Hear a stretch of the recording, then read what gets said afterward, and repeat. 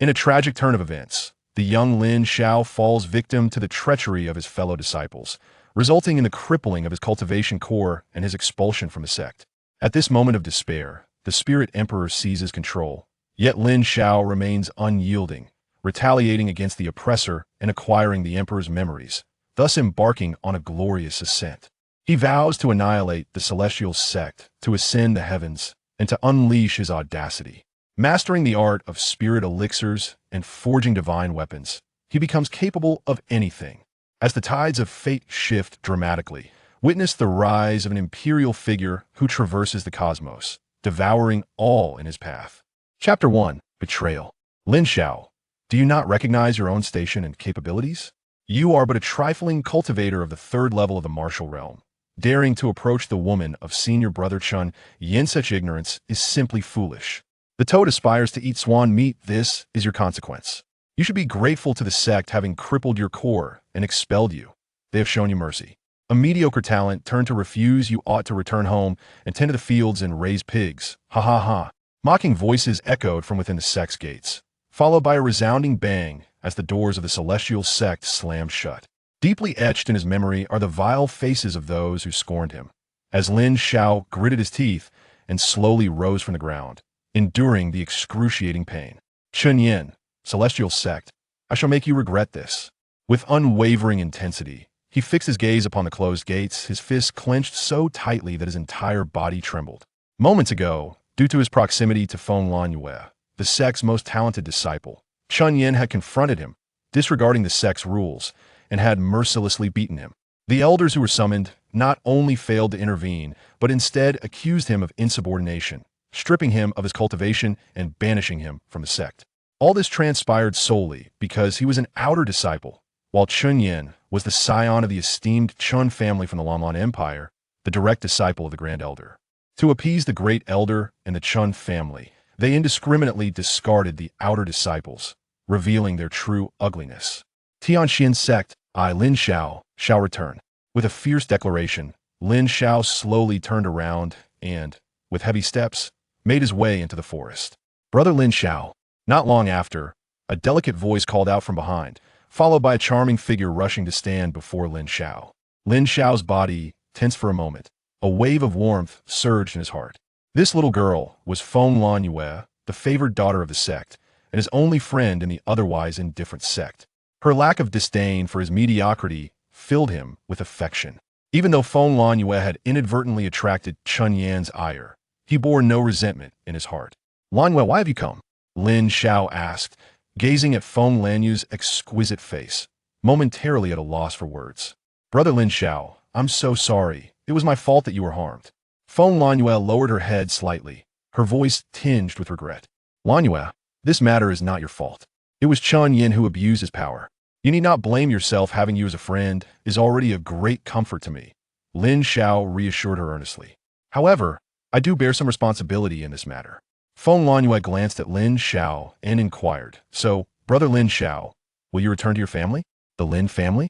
How can I possibly face them? Lin Xiao shook his head in dismay. The Lin family was merely a small clan in order to secure a place for himself in the Tianxian Sect. His father, the clan leader, had persuaded the elders to pool their resources, thus obtaining a singular entry quota. After merely 3 months of initiation, he found himself stripped of his cultivation and expelled from the sect, leaving him bereft of the dignity to return to his family or face his father. Observing Lin Xiao's despondent demeanor, Feng Lanyue paused and said, Brother Lin Xiao, in truth, the destruction of your Dantian is not without remedy. I can seek an audience with Master Yi Fenghua. Perhaps he may be able to assist you in restoring your Dantian. However, it may require that blue stone of yours. The esteemed spirit controller, Yi Fenghua? Lin Xiao was taken aback. Spirit controllers are a profession that surpasses that of martial artists, revered and formidable. They possess the ability to concoct elixirs and manipulate objects. Yi Fenghua is renowned as the foremost spirit controller of the Lanlan Empire, a figure so esteemed that even the emperor must show deference. His capability to restore one's Dantian is indeed within the realm of possibility. Yet, for such a distinguished personage to aid someone as insignificant as him in restoring his Dantian would surely come at an exorbitant cost. That blue stone? Lin Xiao hesitated. This stone was a relic left by his mother, the true nature of which he had never comprehended.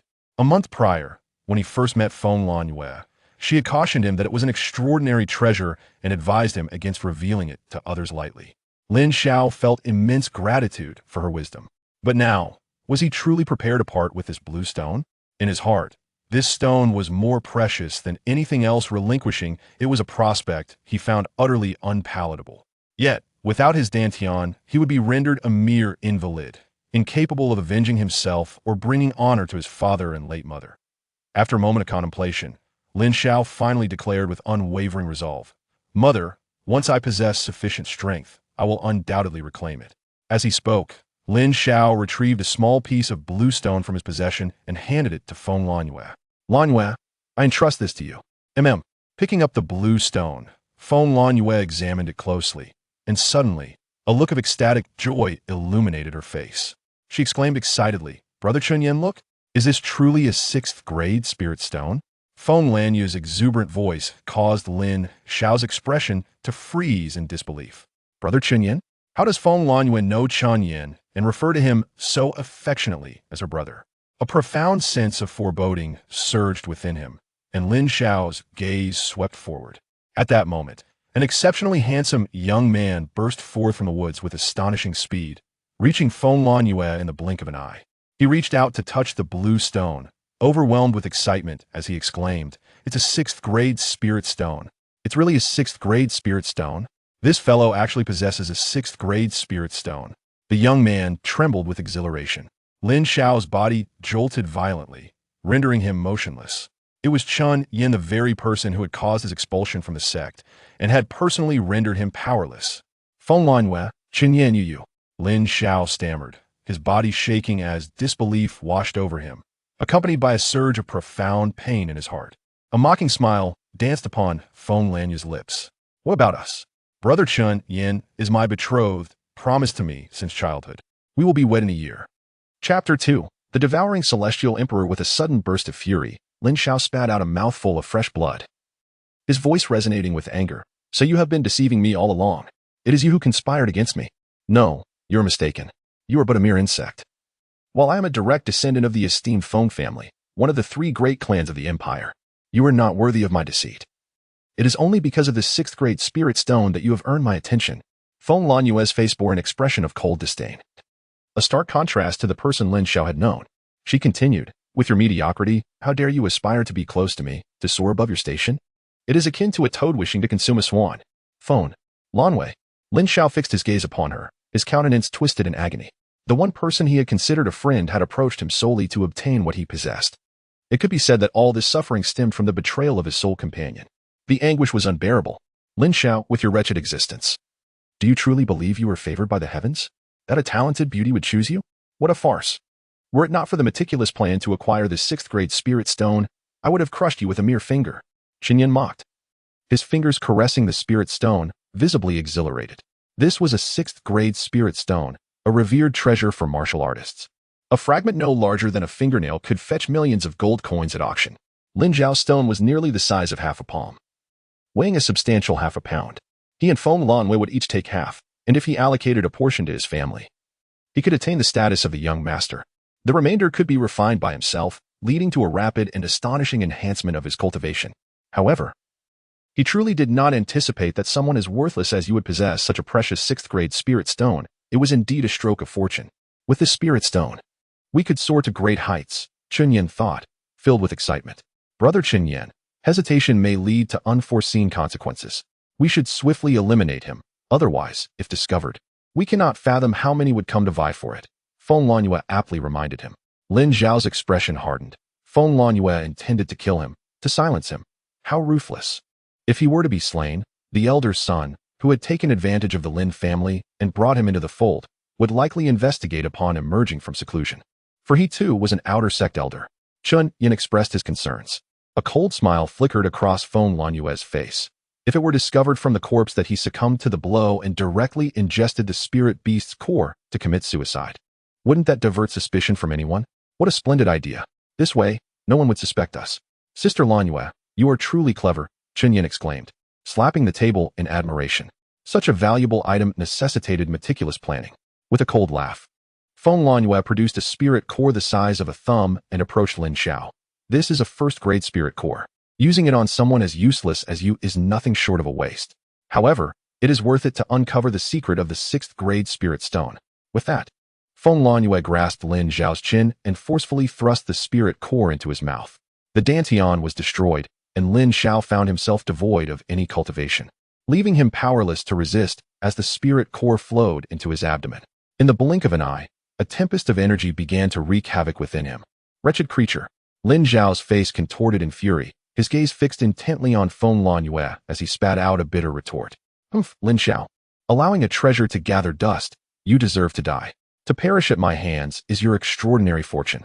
If you possess any spirit in the afterlife, you shall soon witness my rise as a figure of immense prominence within the Feng Lanyue Empire. With a cold sneer, Feng Lanyue turned and walked towards Chen Yin, saying, Brother Chen Yin, within 100 breaths, he will meet his end. Let us depart. Fixating on the two figures as they vanished from his sight, Lin Xiao's heart brimmed with an overwhelming hatred, igniting an insatiable will within him. I cannot die. I must return to the Lin family. To provide my father with an explanation, to offer an account to my clan. I shall personally slay that wretched woman and eliminate Chen Yin, making the elders pay dearly for their actions. In that instant, Lin Xiao's consciousness crystallized to its utmost, manifesting as a small figure within the confines of his mind. However, at that moment, a white figure abruptly appeared before him.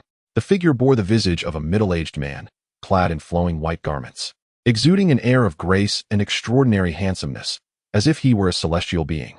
Though he emitted no discernible aura, an intangible, inviolable authority surrounded him, evoking a sense of reverence. Boom! Before Lin Xiao could fully comprehend the situation, the handsome man struck with unparalleled force, delivering a devastating punch to his consciousness. Lin Xiao's consciousness was shattered, dissolving into streams of awareness, utterly vulnerable to attack. The handsome man emitted a hoarse voice, as if he had not spoken for millennia. With a surge of spiritual energy, his dantian revitalized. The striking figure exhaled gently, and a torrent of power surged forth, penetrating Lin Xiao's mind and entering his dantian. Soon, Lin Xiao's body began to restore itself. Henceforth, this vessel shall be under my dominion, the handsome man murmured. Possession. In Lin Xiao's still flickering consciousness, a realization dawned upon him. This enigmatic figure, an unknown entity, sought to consume his awareness and seize his corporeal form after revitalizing his dantian. Should his consciousness be extinguished, he would be irrevocably lost. No, having just been betrayed, I cannot perish. I must personally avenge myself against those scoundrels. Lin Xiao's indomitable will ignited once more. And as his fragmented awareness was drawn towards the handsome man, it coalesced into a distinct form. Lin Xiao clenched his fist and delivered a fierce blow toward the striking figure. Is that all you've got? Humph. The handsome man reacted with astonishing speed, scoffing as he retaliated with a punch that collided with Lin Xiao's strike. Bang! A resounding explosion echoed as Lin Xiao's consciousness was once again dispersed. You cannot extinguish me. After enduring excruciating pain, Lin Xiao's essence reformed, relentlessly charging towards the handsome man. Bang, bang, bang. The two engaged in a fierce battle, Lin Xiao's consciousness shattered countless times. Yet, due to his physical form and unwavering tenacity, Lin Xiao's essence continued to proliferate and coalesce. His consciousness has grown increasingly powerful. In contrast, the handsome man, once formidable, now seems to possess only a faint glimmer of awareness. After barely aiding his physical form in restoring his dantian, the overwhelming weakness of his essence could not be concealed. Unable to recover, his injuries worsened, leaving him battered and bruised, his consciousness on the verge of disintegration. I, possessing a corporeal foundation, can coalesce again, regardless of how many times I may be shattered. Yet you, like water without roots, will face complete annihilation with a single disbandment, irrespective of your past strength. Now, prepare to meet your demise. Lin Xiao erupted with a thunderous roar, delivering a mighty punch that struck the handsome man with tremendous force. No, the handsome man emitted a defiant howl, followed by a resounding explosion. His body disintegrated, transforming into streams of consciousness that scattered in all directions. Lin Xiao opened his mouth and inhaled, drawing in these streams of consciousness, vast memories flooding into his mind. This is the devourer of the heavens, the Celestial Emperor. Lin Xiao was taken aback. Chapter 3. Absorbing the memories of the Celestial Emperor, this individual was known as the Devourer of the Heavens, a 9th-tier spirit controller who once stood at the pinnacle of the continent. Dissatisfied with his imperial status, he led a group to the god and demon graveyard, where he met an untimely demise. However, through a mysterious set of techniques, his spirit endured, manifesting as something akin to a spiritual core. Ultimately, he was discovered not long ago, sold in the marketplace, and eventually fell into the hands of Feng Lanwei. Lin Xiao, under duress, was compelled to consume the Celestial Emperor of Devouring, inadvertently allowing the Emperor to invade Lin Xiao's consciousness with the intent of seizing his corporeal form for rebirth. However, this resulted in a backlash against the Emperor.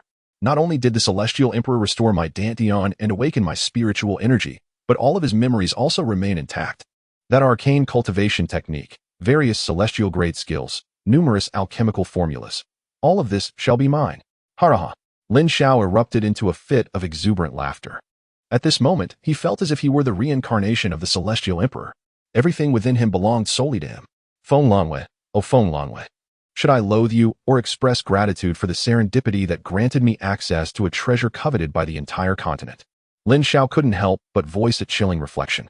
Were it not for the betrayal of the two, he would not have faced such a fate. Were it not for their treachery, he would not have acquired the entirety of the Emperor's legacy. With the restoration of his Dantian, the possession of spiritual energy, and the memories of the Celestial Emperor, he would now be able to rapidly ascend in strength and become a formidable spiritual controller. Lin Xiao's gaze ignited with fervor. Spiritual energy, also known as mental force, is generated by the brain. It can be harnessed to manipulate objects, control others, govern oneself, and command divine energies, as well as facilitate alchemical processes. Those who can wield spiritual energy are known as spiritual controllers, standing above martial artists with terrifying power and esteemed status. The possession of spiritual energy is exceedingly rare, and Lin Xiao awakened his own through the Celestial Emperor of Devouring, a 9th-tier spiritual controller. By becoming a spiritual controller, he would command reverence and awe. As a spiritual controller, he could unleash devastating attacks. As a spiritual controller, he could engage in alchemy, swiftly enhancing his prowess. At this moment, Lin Xiao's blood surged with fervor, while an endless chill coursed through his heart.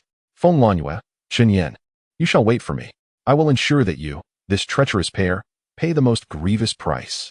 I shall cast you from paradise into the depths of hell. A year from now, I will transform your wedding into a funeral. And as for the elders of the Celestial Sect, you are all condemned. Lin Xiao resolutely vowed, marking the first oath of his life. He would not rest until vengeance was exacted upon those who had wronged him. After a moment, as he regained his composure, Lin Xiao discovered that he was lying in bed. Startled, he slowly sat up, only to realize that he was back in the Lin family residence, in his own room. What? I have been brought back? After a brief moment of astonishment, Lin Xiao couldn't help but reflect, I never expected to return. Surely, my father and family must be deeply disappointed in me. Father, I shall not let you down. Lin family, I will not let you down either. With renewed determination, Lin Xiao fixed his gaze and promptly rose, striding towards the door. As he focused his mind, a surge of spiritual energy emanated from him, enveloping the door, which swung open of its own accord before he even reached it. The ability to manipulate objects with spiritual energy is indeed the advantage of a spiritual controller. With this newfound power, Lin Xiao felt his vision and hearing sharpen. As he stepped out of his room, he soon spotted 3 youths, around 17 or 18 years of age, hastily approaching him. Their conversation reached his ears from a distance. Humph, that good-for-nothing Lin Xiao is draining our entire family's resources. The clan leader still intends to utilize the family's assets to save him. It is nothing short of treachery against our lineage, exclaimed a young man clad in gray, seething with indignation. Since this waste cannot awaken, let us ensure he remains in eternal slumber, the leader among them remarked coldly. Brother Lin Shan, if we eliminate him, will it provoke the clan leader's wrath? Could we face punishment under clan rules? Inquired a youth in black, his expression laced with concern. Punishment under clan rules? Humph. Who among us does not wish to rid ourselves of this useless fool? Letting him perish would be a mercy, Lin Shan retorted angrily. Moreover, with the upcoming clan meeting, the leadership will soon change hands. My father will ascend. Who would dare challenge us then? Besides, if a man has been in a coma for a month and were to die unknowingly, who could possibly suspect us? Brother Lin Shan is right. Originally, it was your elder brother destined for the Celestial Sect. He is the true prodigy of our Lin family. Alas, all of that has been ruined by this waste. The gray-clad youth concurred vehemently. Just as the 3 were consumed by righteous indignation, a youthful figure suddenly appeared before them. I wonder where the 3 of you are hurrying off to? He queried. None of your business. Get lost. Lin Shan barked in anger. But before he could finish his sentence, his eyes widened in shock. Lin Xiao, Lin Xiao, you have actually awakened? The black-clad youth exclaimed, equally astonished. Lin Xiao had been in a coma for an entire month, a fact known to the entire family. They had witnessed it themselves, originally. Eliminating Lin Xiao could have gone unnoticed, yet now he had unexpectedly reappeared before them, full of life. This was utterly illogical. Lin Xiao, do you wish to take my life? Lin Xiao, unperturbed, gazed calmly at Lin Xiao, ignoring the young man clad in black. Lin Xiao, since you are aware of my intentions, allow me to be frank. Indeed, I have come to kill you, to eradicate this bane of our clan. Lin Xiao bellowed in fury, pointing an accusatory finger at Lin Xiao. From a young age, Lin Xiao had overshadowed them, and Lin Xiao had long harbored resentment.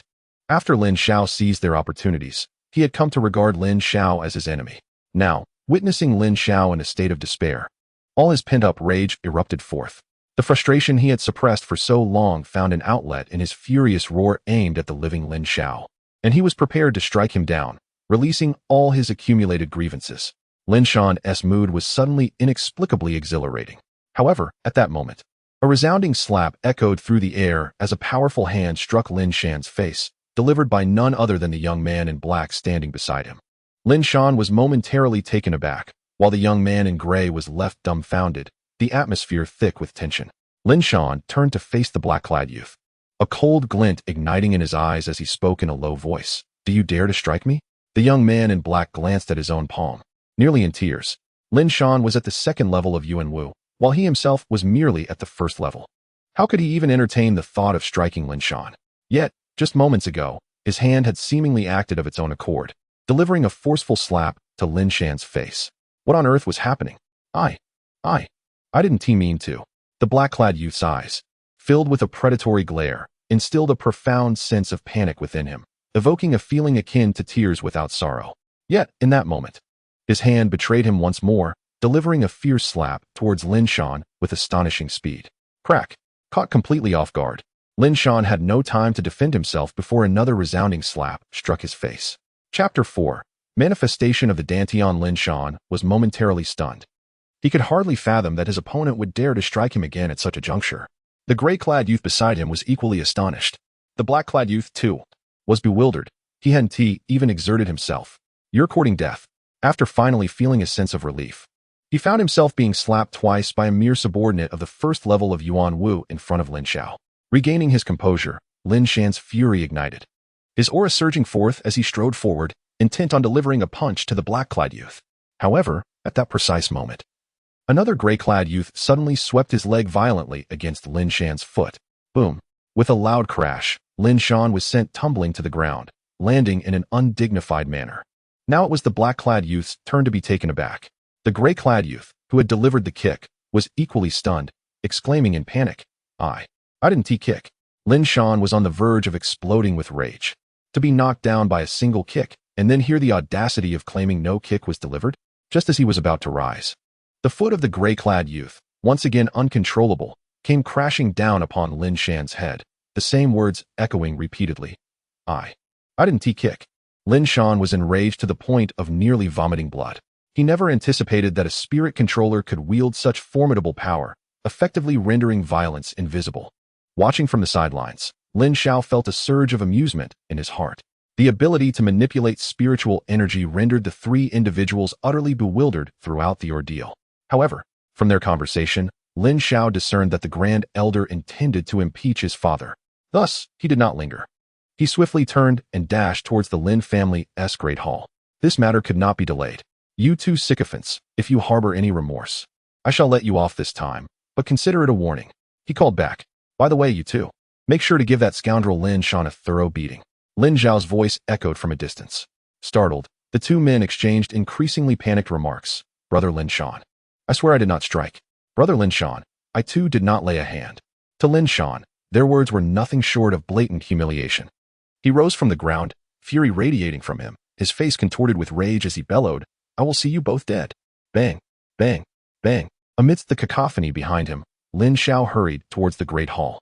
Not far from the entrance, he spotted an imposing middle-aged man striding angrily towards the hall. Fortunately, he had made it in time. Lin Xiao felt a thrill of relief and called out, Father. Lin Zhantian froze momentarily, then abruptly turned around. Upon seeing Lin Xiao bounding towards him, he exclaimed in astonishment, "Xiao, you are awake?" Lin Xiao nodded, eager to reassure his father. He immediately fabricated, "Father, I once acquired a secret technique that allows me to absorb spiritual cores to restore my dantian. My cultivation has now been fully restored." "What?" Lin Xiaotian was taken aback, a look of surprise blossoming on his face. Good, Xiao, follow me. Now, let us see how they dare to impeach me." Lin Xiao nodded, and soon Lin Xiaotian strode into the Lin family's council hall. Within the grand hall, the elder Lin Ba, the second elder, the third elder, and around 20 other family stewards had already taken their seats, as if awaiting something momentous. As Lin Xiao and his father entered, all eyes turned towards them in unison. "Lin Xiao, you're not dead?"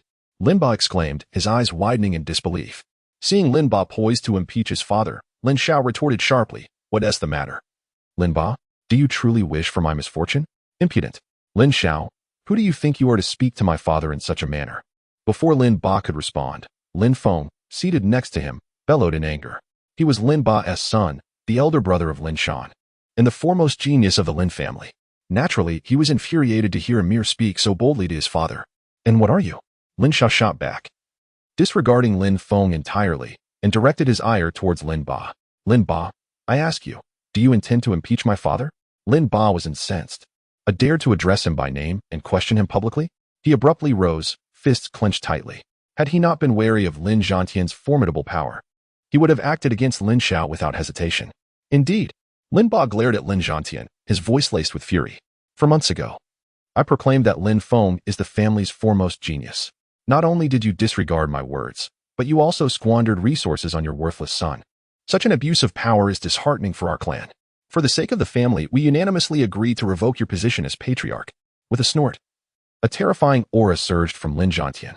He was the sole practitioner of the Xuanwu realm within the Lin family, capable of manifesting his vitality. And the oppressive force he exuded sent a chill through everyone present. "In the entire Lin family, I alone have reached the Xuanwu realm. Without me, how do you intend to contend with the Tang family?" Lin Xiaotian's furious gaze swept across the crowd, eliciting slight shifts in their expressions. The Tang family, another prominent clan in Qingyang City, had long been embroiled in conflict with the Lin family, boasting a master of the Xuanwu realm.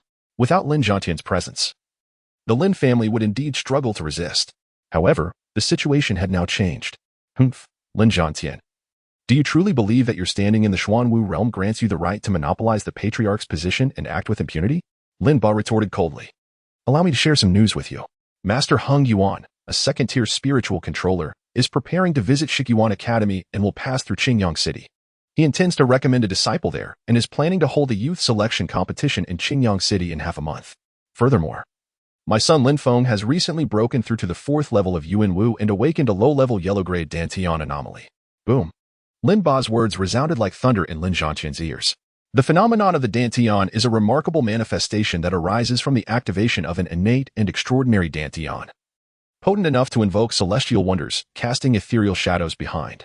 The nature of these shadows reflects the attributes of power contained within the Dantian. The level of the Dantian phenomenon dictates not only one's combat prowess and cultivation speed, but also the potential for future achievements. Those endowed with the Dantian phenomenon exhibit strengths in both combat and cultivation that far surpass ordinary warriors. A primary yellow-tier Dantian phenomenon promises future accomplishments that will surely exceed the realm of celestial martial arts. Moreover, a highly esteemed second-tier spiritual controller is poised to recommend a disciple to the illustrious St. Yuan Academy on the continent, and this candidate is undoubtedly Lin Feng. With such influential connections, the Tang family would never dare to lay a finger on the Lin family. It is no wonder that today, Lin Ba boldly dares to challenge his position with such confidence. The mention of the Dantian phenomenon startled Lin Xiao momentarily, but he quickly regained his composure. With the memories of the devouring celestial emperor, what significance do the Dantian phenomenon and St. Yuan Academy hold for him? Upon witnessing Lin Xiao's reaction, Lin Feng's face twisted into a mocking sneer, taunting, "Lin Xiao, do you now comprehend the chasm that separates us? Once a prodigy, you now stand before me as nothing more than refuse. You are unworthy to enter the family assembly hall. Now, be gone," Lin Feng declared with a chilling tone, his gaze condescending and imperious. Chapter 5. Who is the prodigy and who is the waste? At this moment, the elders and stewards chimed in, their words sharp and scathing as they berated him. "Indeed, Lin Xiao, you are no longer the prodigious talent of the Lin family that you once were. Now, You are merely a worthless entity incapable of cultivation, unworthy of stepping into the Lin family's council hall. Pray, take your leave. What audacity for a waste to dictate terms in the council hall. Depart swiftly. After squandering the family fortune to become a failure, how dare you exhibit such arrogance? If we do not impeach your father, it would be a disgrace to our lineage. Forcing you to leave is already an act of leniency.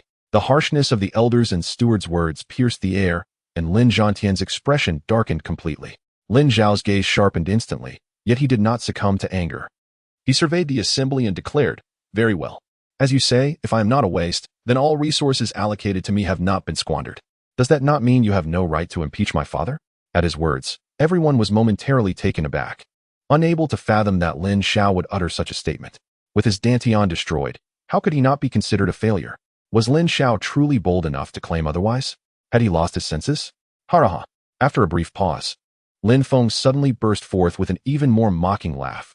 Lin Xiao, your dantian is obliterated. How can you claim not to be a waste? Are you lost in a dream? If you are not a waste, then both you and your father should leave at once. Lin Feng thundered, reveling in his exhilaration. Slap. However, as the words fell, a resounding slap echoed throughout the grand hall, Lin Xiao's palm striking Lin Feng's face with tremendous force. The aura of the third level of Yuanwu erupted from Lin Xiao's being. Now tell me, am I a waste? His thunderous roar reverberated through the hall. At that moment, the entire space became still. Lin Xiao had actually slapped Lin Feng? Had his cultivation been restored? Lin Xiaotian, taken aback, could not fathom that Lin Xiao had managed to showcase his prowess while delivering such a blow to Lin Feng. Impossible! Lin Feng's shriek pierced the air, his gaze turning predatory like that of a ravenous wolf, as he bellowed, "My father confirmed it long ago. How could your dantian possibly have recovered? Was that slap mere illusion?" With a sardonic chuckle, Lin Xiao replied coldly, "Lin Feng, is it not time for you and your father to leave?" It was then that Lin Feng recalled his humiliation, a surge of murderous intent swelling within him as he roared, "Lin Xiao, I will ensure your demise." A thunderous tiger roar erupted, and a colossal phantom of a fierce tiger manifested behind Lin Feng. A faint yellow light blossomed above his dantian, emanating a formidable and overwhelming aura. The manifestation of the black tiger, Lin Feng was harnessing the power of his dantian's manifestation. Is this the might of a manifestation? How terrifying! Even I feel a sense of trepidation. Such fearsome power of the black tiger attributes. It is likely that even a fifth-level Yuanwu would not stand a chance against him. Lin Xiao is doomed. A chorus of astonished gasps erupted from the assembly of elders, and Lin Xiaotian, taken aback, swiftly summoned the innate energy within him, poised for action. Die! Lin Feng bellowed, his fist, imbued with formidable power, raised to strike Lin Xiao. Yet, in that moment, he felt as though he were ensnared, his limbs rendered immobile. In the next instant, Lin Xiao swung his palm with vigor. Slap! A resounding crack reverberated through the grand hall, delivering another blow to Lin Feng's face. He toppled to the ground, teeth scattering, blood gushing forth. What? The onlookers widened their eyes in disbelief, their expressions frozen in shock. The formidable Lin Feng, who had manifested the black tiger's manifestation, had been overturned by Lin Xiao's single strike. What could possibly explain this turn of events? The crowd collectively felt their minds falter. Lin Ba's countenance darkened ominously. Kill me? You dare? Lin Xiao thundered. Lin Feng, now tell me, who is the true genius and who is the waste? How is this possible? Lin Feng, on the brink of madness, screamed, "You are nothing but a waste. How could you possibly defeat me? I have awakened the manifestation of my dantian. I am the foremost genius of the Lin family." Yet, despite unleashing his dantian's manifestation, he found himself utterly powerless against Lin Xiao, pushing him closer to the brink of insanity. He had relentlessly proclaimed Lin Xiao a waste, only to be vanquished by the very individual he derided. What, then, did that make him? Lin Xiao spoke with a frigid tone, "You are but a mad dog. Do not presume that awakening the manifestation of your dantian renders you remarkable. Before me, you are not, but refuse. You were refused before, you remain refuse now. And you shall forever be refuse, perpetually beneath my feet. It is truly laughable that someone of your ilk dares to consider themselves a genius while deriding me as worthless. You are nothing more than a dog raised by dogs." Lin Feng trembled with humiliation, while Lin Ba felt a searing embarrassment. If Lin Feng was merely a dog raised by dogs, what did that make him, an old dog? With disdainful eyes, he had brought this humiliation upon himself. Now, you both shall leave. The command echoed throughout the grand hall, reverberating within the hearts of all present like an unyielding echo. The elders and attendants felt a sudden sting of shame. The phrase "a dog looking down on others" did not apply solely to Lin Feng, but to them as well. They had previously mocked Lin Xiao without reservation, and now their proclaimed genius was being utterly vanquished by the very worthless trash they had scorned. Standing above Lin Feng, Lin Xiao had delivered a resounding blow to their pride, leaving their faces stinging as if they had received a slap. Lin Xiao, you. Lin Ba quivered with fury, pointing at Lin Xiao, nearly at a loss for words. This strike had thoroughly defeated Lin Feng, shattering his long-cherished ambition for the position of clan leader. How could he not be enraged, nearly to the point of spitting blood? Yet, he found himself utterly unable to refute. Humph, Lin Xiao, even if you have defeated me, what of it? You lack the manifestation of a dantian, and your cultivation speed will ultimately pale in comparison to mine.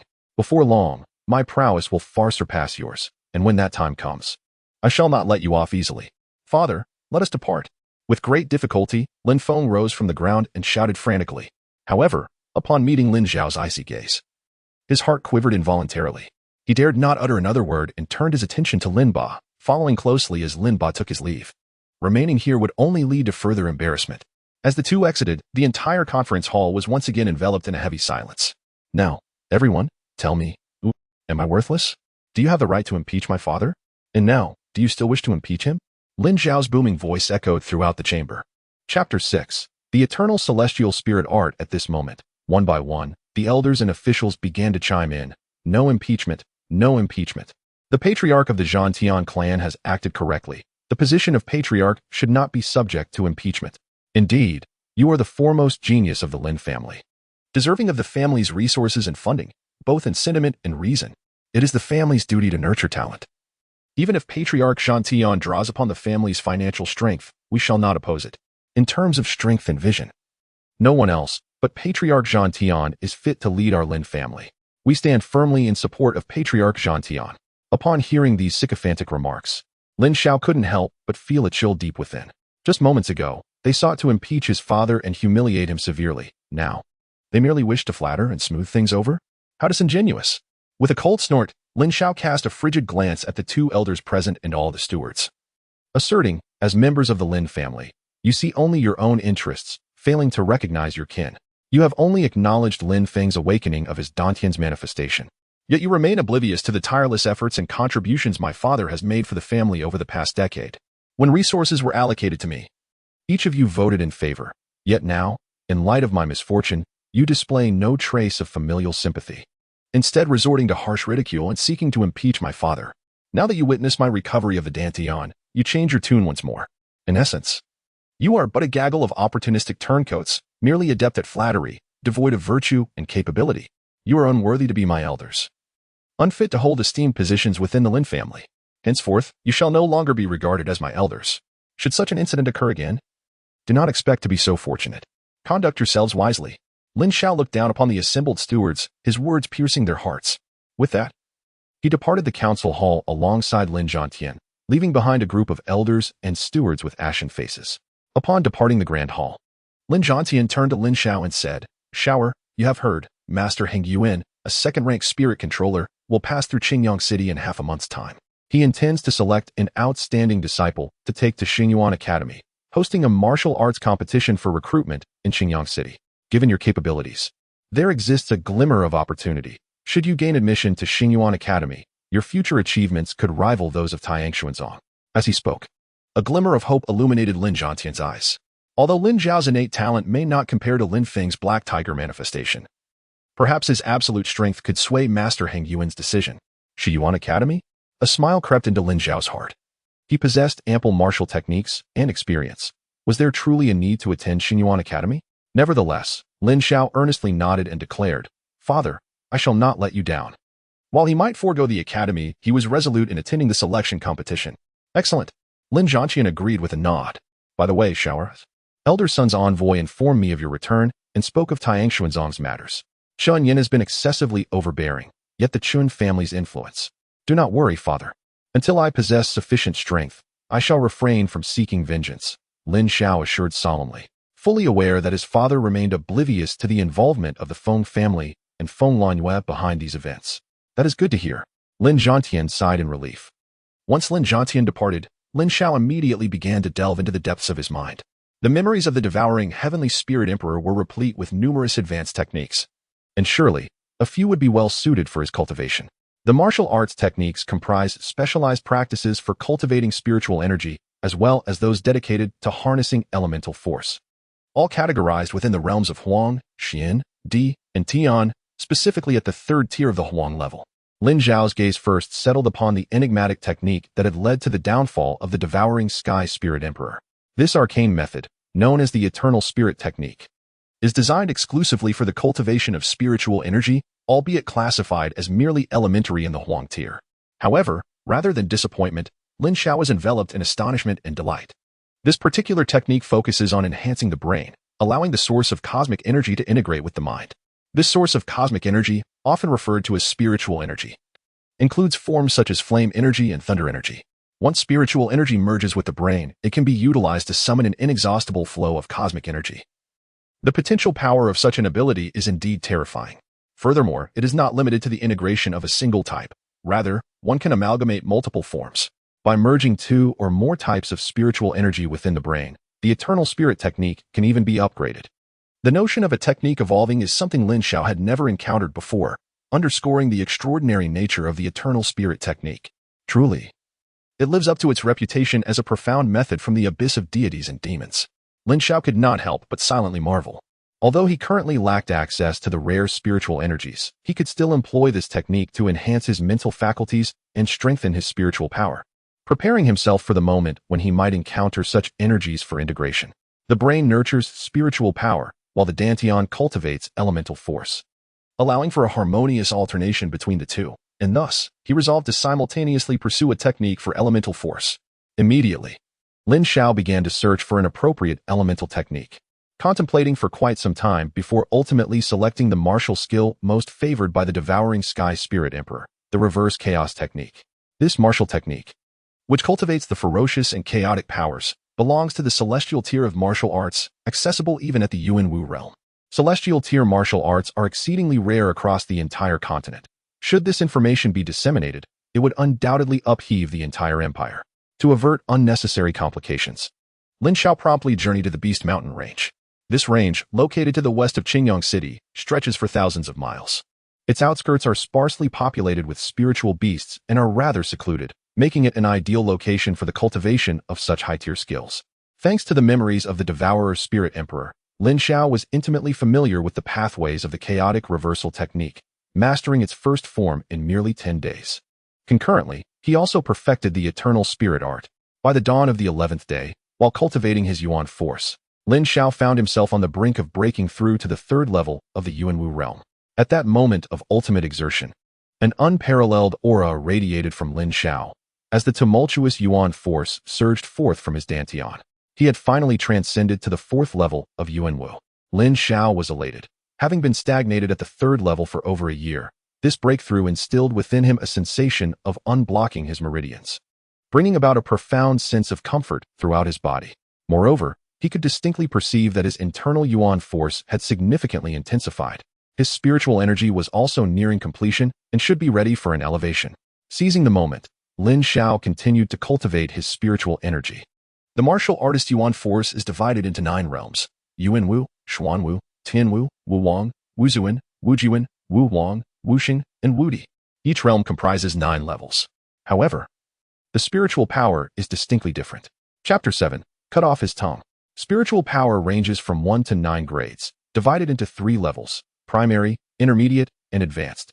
A primary grade spiritual power is equivalent to the 3rd level of Yuanwu, while the intermediate grade corresponds to the 6th level, and so forth. Each breakthrough in spiritual power signifies a warrior's advancement of 3 levels, which is what makes spiritual controllers exceptionally unique and remarkable. With a swift motion, Lin Xiao summoned his spiritual power, manipulating a massive stone to rise into the air and dance around him. Half an hour passed, and as his spiritual energy reached its zenith, Lin Xiao gritted his teeth, focusing intently, and with all his might, he hurled the stone against a tree ahead. The impact was thunderous. The stone shattered upon collision, and a tree as thick as a thigh came crashing down. Simultaneously, a surge of formidable spiritual power erupted from Lin Xiao's exhausted mind. His spiritual power astoundingly advanced from primary to intermediate grade, instantly invigorating him. Intermediate grade spiritual power boasts combat capabilities comparable to the 6th level of Yuanwu. Lin Xiao's heart soared with joy. The sensation of breaking through 3 levels filled him with an unprecedented exhilaration. He glanced ahead, his eyes shimmering with eagerness. It was time to practice his skills. With that thought, Lin Xiao eagerly ventured deeper into the Wan Beast mountain range. After half a day's journey, though he had yet to encounter any spiritual beasts, his gaze was suddenly captivated by a peculiar crimson herb, causing him to halt in his tracks. Could it be fire spirit grass? Lin Xiao's eyes lit up with astonishment. Fire spirit grass is a rare medicinal herb, directly usable for concocting the violent spirit pill. The violent spirit pill, as its name suggests, bestows upon a spirit controller of 3rd rank or below an extraordinary surge in spiritual energy upon ingestion. This remarkable elixir possesses the potential to reverse the tide of battle, significantly amplifying one's power. In critical moments, it can even serve as a lifesaver, rendering it a coveted treasure for every spirit controller. To his astonishment, Lin Xiao discovered a fire spirit herb in this very place. What fortuitous luck! He felt a surge of joy in his heart and hastily plucked the herb, examining it closely. At that moment, a melodious yet commanding voice echoed from another direction. Are you all fools? Can't even find a single item, leaving me to wander here for 2 whole hours. My lady, it is indeed here, but enough of your excuses.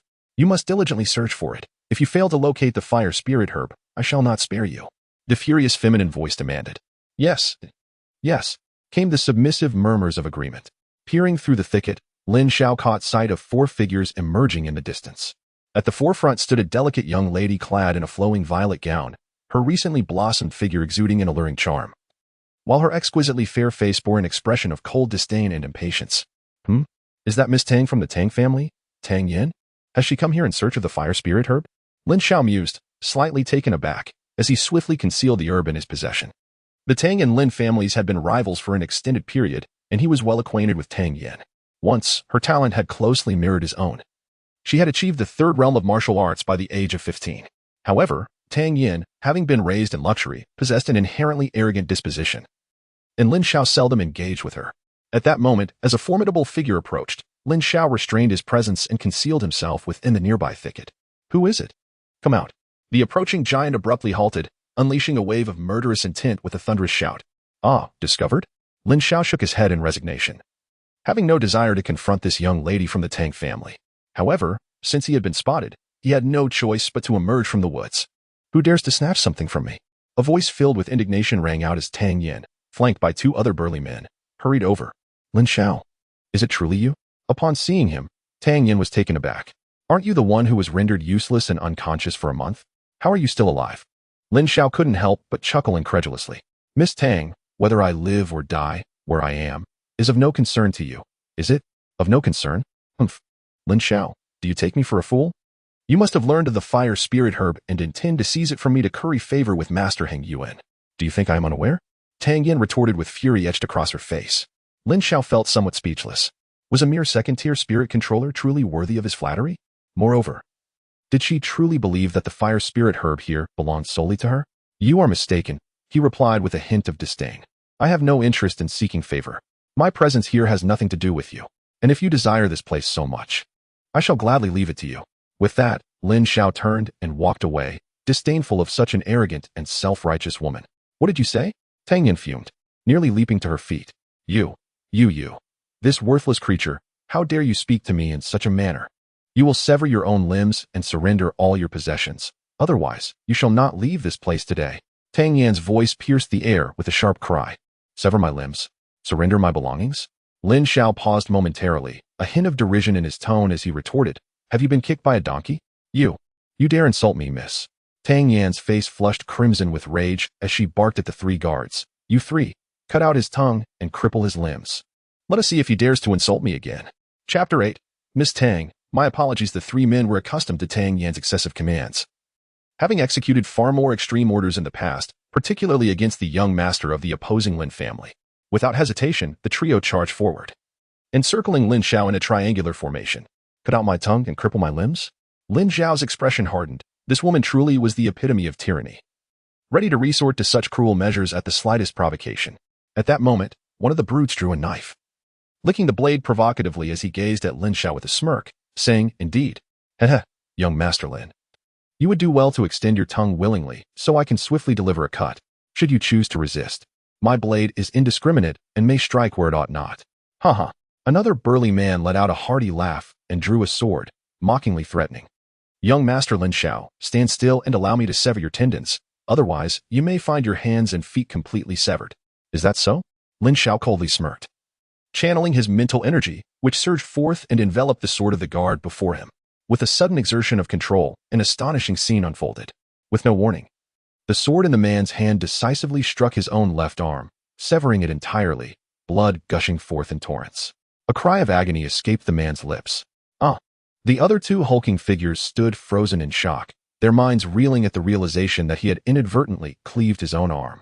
Even Tang Yin, who stood a short distance away, was momentarily stunned. In that fleeting instant of collective astonishment, the man wielding a large knife suddenly brought it down upon his own tongue, resulting in a brutal severing that split his cheek.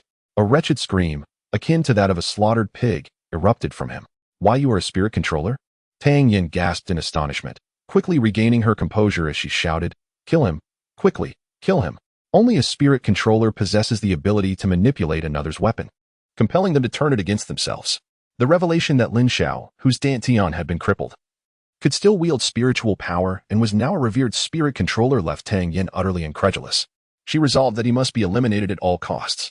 Her cry jolted another burly man from his stupor. He promptly grasped his sword with both hands, resolutely directing it toward Lin Xiao.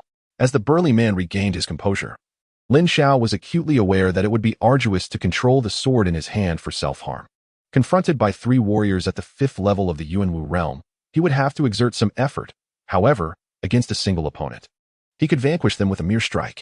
With a fierce and formidable aura surging forth, Lin Xiao strode forward, deftly guiding the burly man's long sword aside with a flicker of spiritual energy, effortlessly evading the attack.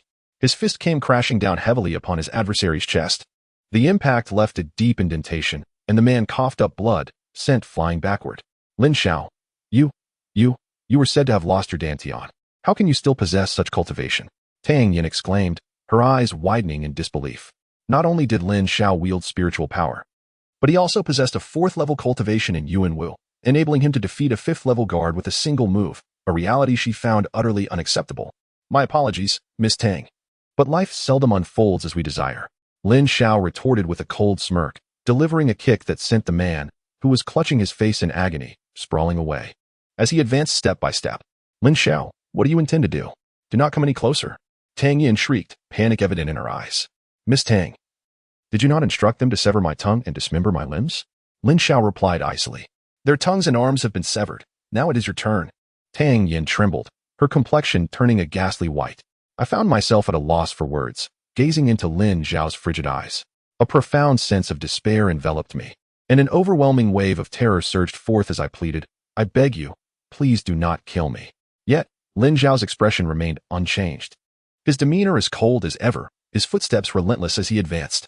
My heart quaked anew, the fear within me intensifying, and I hastily declared, Lin Xiao, my father is the patriarch of the Tang family. If you dare to take my life, he will undoubtedly seek retribution. Furthermore, my brother has awakened an intermediate yellow-grade dantian manifestation. He will not spare you either. Lin Xiao's brow arched slightly at this revelation. He was well aware of Tang Yin, Tang Yan's brother, an 18-year-old who had, just 3 months prior, been at the 4th level of martial arts.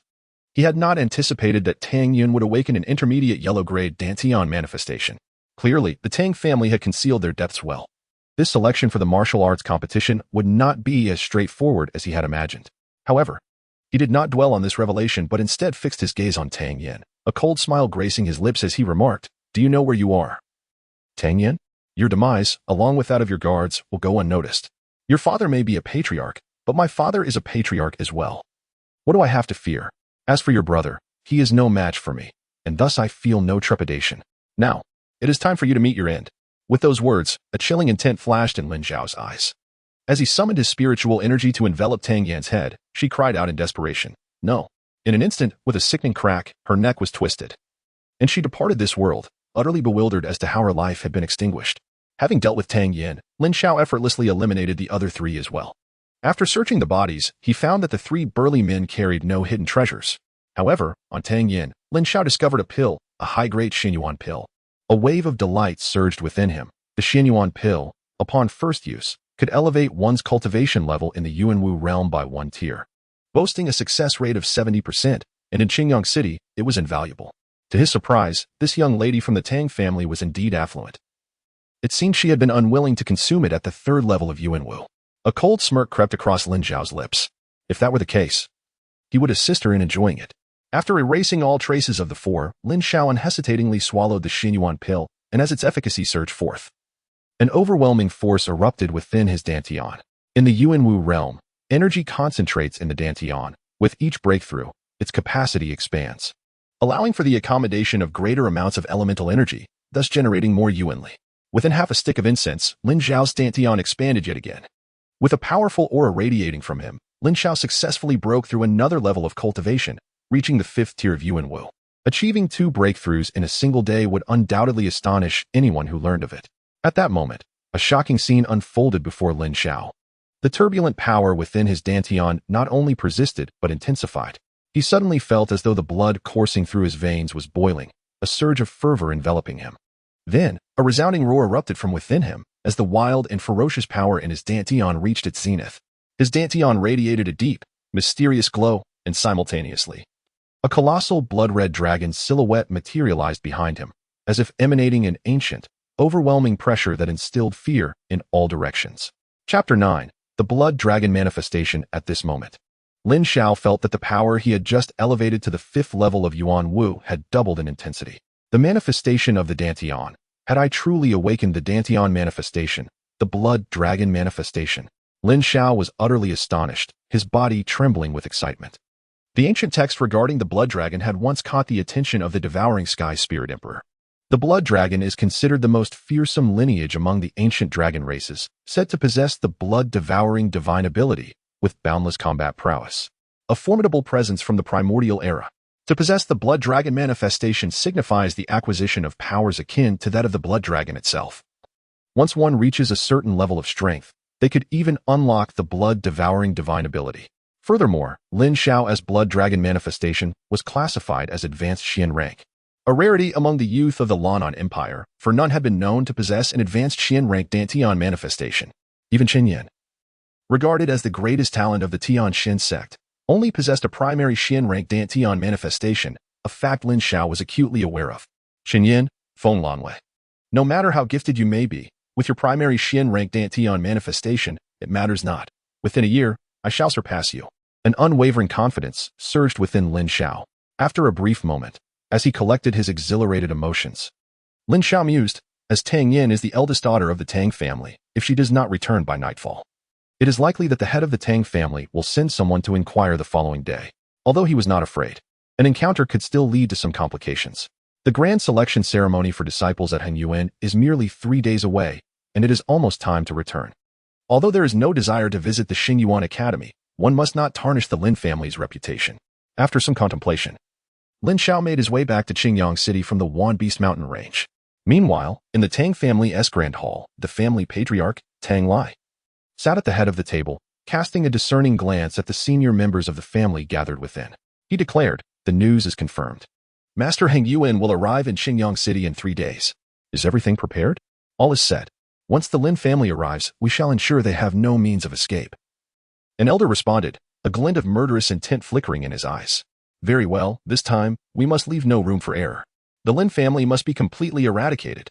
Tang Lai's eyes gleamed with a fierce light, as he anticipated the culmination of years of rivalry with the Lin family. "Father, with Master Heng Yuan's arrival, once I display my mid-level yellow tier manifestation, I will undoubtedly attract his attention. At that point, having Master Heng Yuan intervene would mean the Lin family's annihilation," interjected a young man standing to the side, a proud expression adorning his face. This young man was Tang Lai's son, Tang Yun, and the brother of Tang Yin. However, Tang Lai shook his head and replied, "Spirit manipulators are typically proud and reclusive. They may not choose to act on behalf of our Tang family. We must take advantage of this martial arts selection to draw the Lin family in, ensuring we are thoroughly prepared, leaving them with no chance of resurgence." Tang Yun nodded in agreement, his confidence in his own talents unwavering, convinced that Master Heng Yuan would surely assist him. "By the way, I have heard that Lin Xiao's dantian is not as debilitated as rumored, and he has even defeated Lin Feng." At this moment, Tang Lai suddenly recollected something and couldn't help but inquire. "Lin Xiao? Haha, father, I am no longer the person I once was. To me, Lin Xiao's possession of a dantian or lack thereof holds no significance. Regardless of strength or talent, the youth of the Lin family have no opportunity whatsoever. Tang Yun crossed his arms, expressing his disdain. Once, Lin Xiao indeed posed as a potential rival. However, now, in his presence, whether Lin Xiao possesses a Dantian or has vanquished Lin Feng is of no consequence, utterly insignificant. Tang Li nodded in agreement. His son had transformed beyond recognition and was no longer the minor character who needed to compete with Lin Xiao. As long as the disciples of the Lin family were not favored by Hung Yuan, there would be no issues. He was also certain that the disciples of the Lin family had no prospects. By the way, where has that girl Yin gone? Tang Li then casually inquired. It is said she went in search of the fire spirit grass, intending to present it to Master Hung Yuan for the concoction of the violent spirit pill. She likely returned empty-handed and unwilling. Tang Yin replied, "Utter nonsense. The fire spirit grass is not easily found. The depths of the 10,000 Beasts mountain range are teeming with spirit beasts, making it perilous." Tang Li sighed slightly, then waved his hand, dismissing the matter. "Very well, if she does not return by tomorrow, I shall send someone to retrieve her." In the evening, at the Lin family residence, within Lin Xiao's chamber, he firmly shut the door, retrieving the fire spirit grass and the spiritual wood he had just purchased in the market, his eyes gleaming with determination. Although it was his first time refining medicine, the experiences and insights gained from the sky-swallowing spirit emperor were profoundly familiar to him, and he believed he could succeed in one endeavor. Suppressing his excitement, Lin Xiao endeavored to calm himself. Alchemy was a pursuit coveted by many yet achieved by few. With a thought, the spiritual energy from the sea began to flow forth. The fire spirit herb gradually rose, hovering before him. Subsequently, Lin Xiao guided a piece of spiritual wood to float beneath the fire spirit herb. As the spiritual energies brushed against each other, flames ignited. Spiritual wood was an essential component for any spiritual controller in the art of alchemy. Each medicinal ingredient required the flame born from spiritual wood for its refinement. The mastery of alchemy depended on the precise control of spiritual energy, preventing the medicinal properties from leaking while skillfully managing the size and proximity of the flames, a task of considerable complexity. This endeavor necessitated extensive experience for successful concoction, otherwise, it would require significant investment and accumulation. However, with the experience of a spiritual emperor, Lin Xiao circumvented many pitfalls. Crackle, crackle. The fire spirit herb was gradually refined by the spiritual flames, and after approximately the duration of a fragrant stick of incense, it transformed into a small pool of green liquid.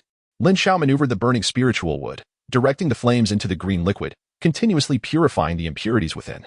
As the spiritual flames undulated, the green liquid diminished, and after an hour, only a fragment the size of a fingertip remained, condensing the elixir. At this moment, beads of sweat dripped from Lin Xiao's forehead as he reduced the flames and concentrated the spiritual energy upon the pure green essence. The essence steadily shrank, and after a brief interval, it ultimately solidified into a nugget the size of a bean sprout. Success! A surge of joy filled Lin Xiao as he extended his hand. With a flicker of spiritual energy, the violent spirit pill gently descended into his grasp. It was only then that Lin Xiao exhaled a sigh of relief. With the Vortex Spirit Pill, one can forcibly elevate their spiritual power by one level, achieving the prowess of a first-grade advanced spiritual force, equivalent to the combat strength of a ninth-tier martial artist. Should danger arise, it serves as a crucial safeguard. Lin Xiao felt a surge of delight within. For the next 3 days, he immersed himself in fervent cultivation. On the morning of the 4th day, a thick mist enveloped the surroundings as Lin Xiao practiced his punches. It seemed as if an inexplicable barrier shrouded his fists. Before they even reached their target, the mist parted on its own, showcasing a tempestuous momentum that surged with his strikes, brimming with intent. At last, he had forged a form of martial intent. A satisfied smile graced Lin Xiao's lips. Possessing the memories of the Spirit Emperor, he understood that this was indeed martial intent. Martial intent embodies the will of martial arts, surpassing one's inherent strength in martial skills and magnitude and potency. Only a select few can comprehend it, marking it as a symbol of extraordinary talent. What Lin Xiao had grasped was a variant known as the Berserker martial intent, fierce and unrestrained, augmenting his power to an unparalleled degree. Xiao, at that moment, a voice echoed through the air. Father? Turning around, Lin Xiao was slightly taken aback to see Lin Zhantian standing at the entrance of the courtyard. Xiao, Master Heng Yuan has arrived in Xingyang City. Today, there will be a selection competition for disciples, choosing from both the Lin and Tang families. The venue is at the Tang family estate. Prepare yourself and make your way to the training grounds shortly, Lin Zhantian instructed.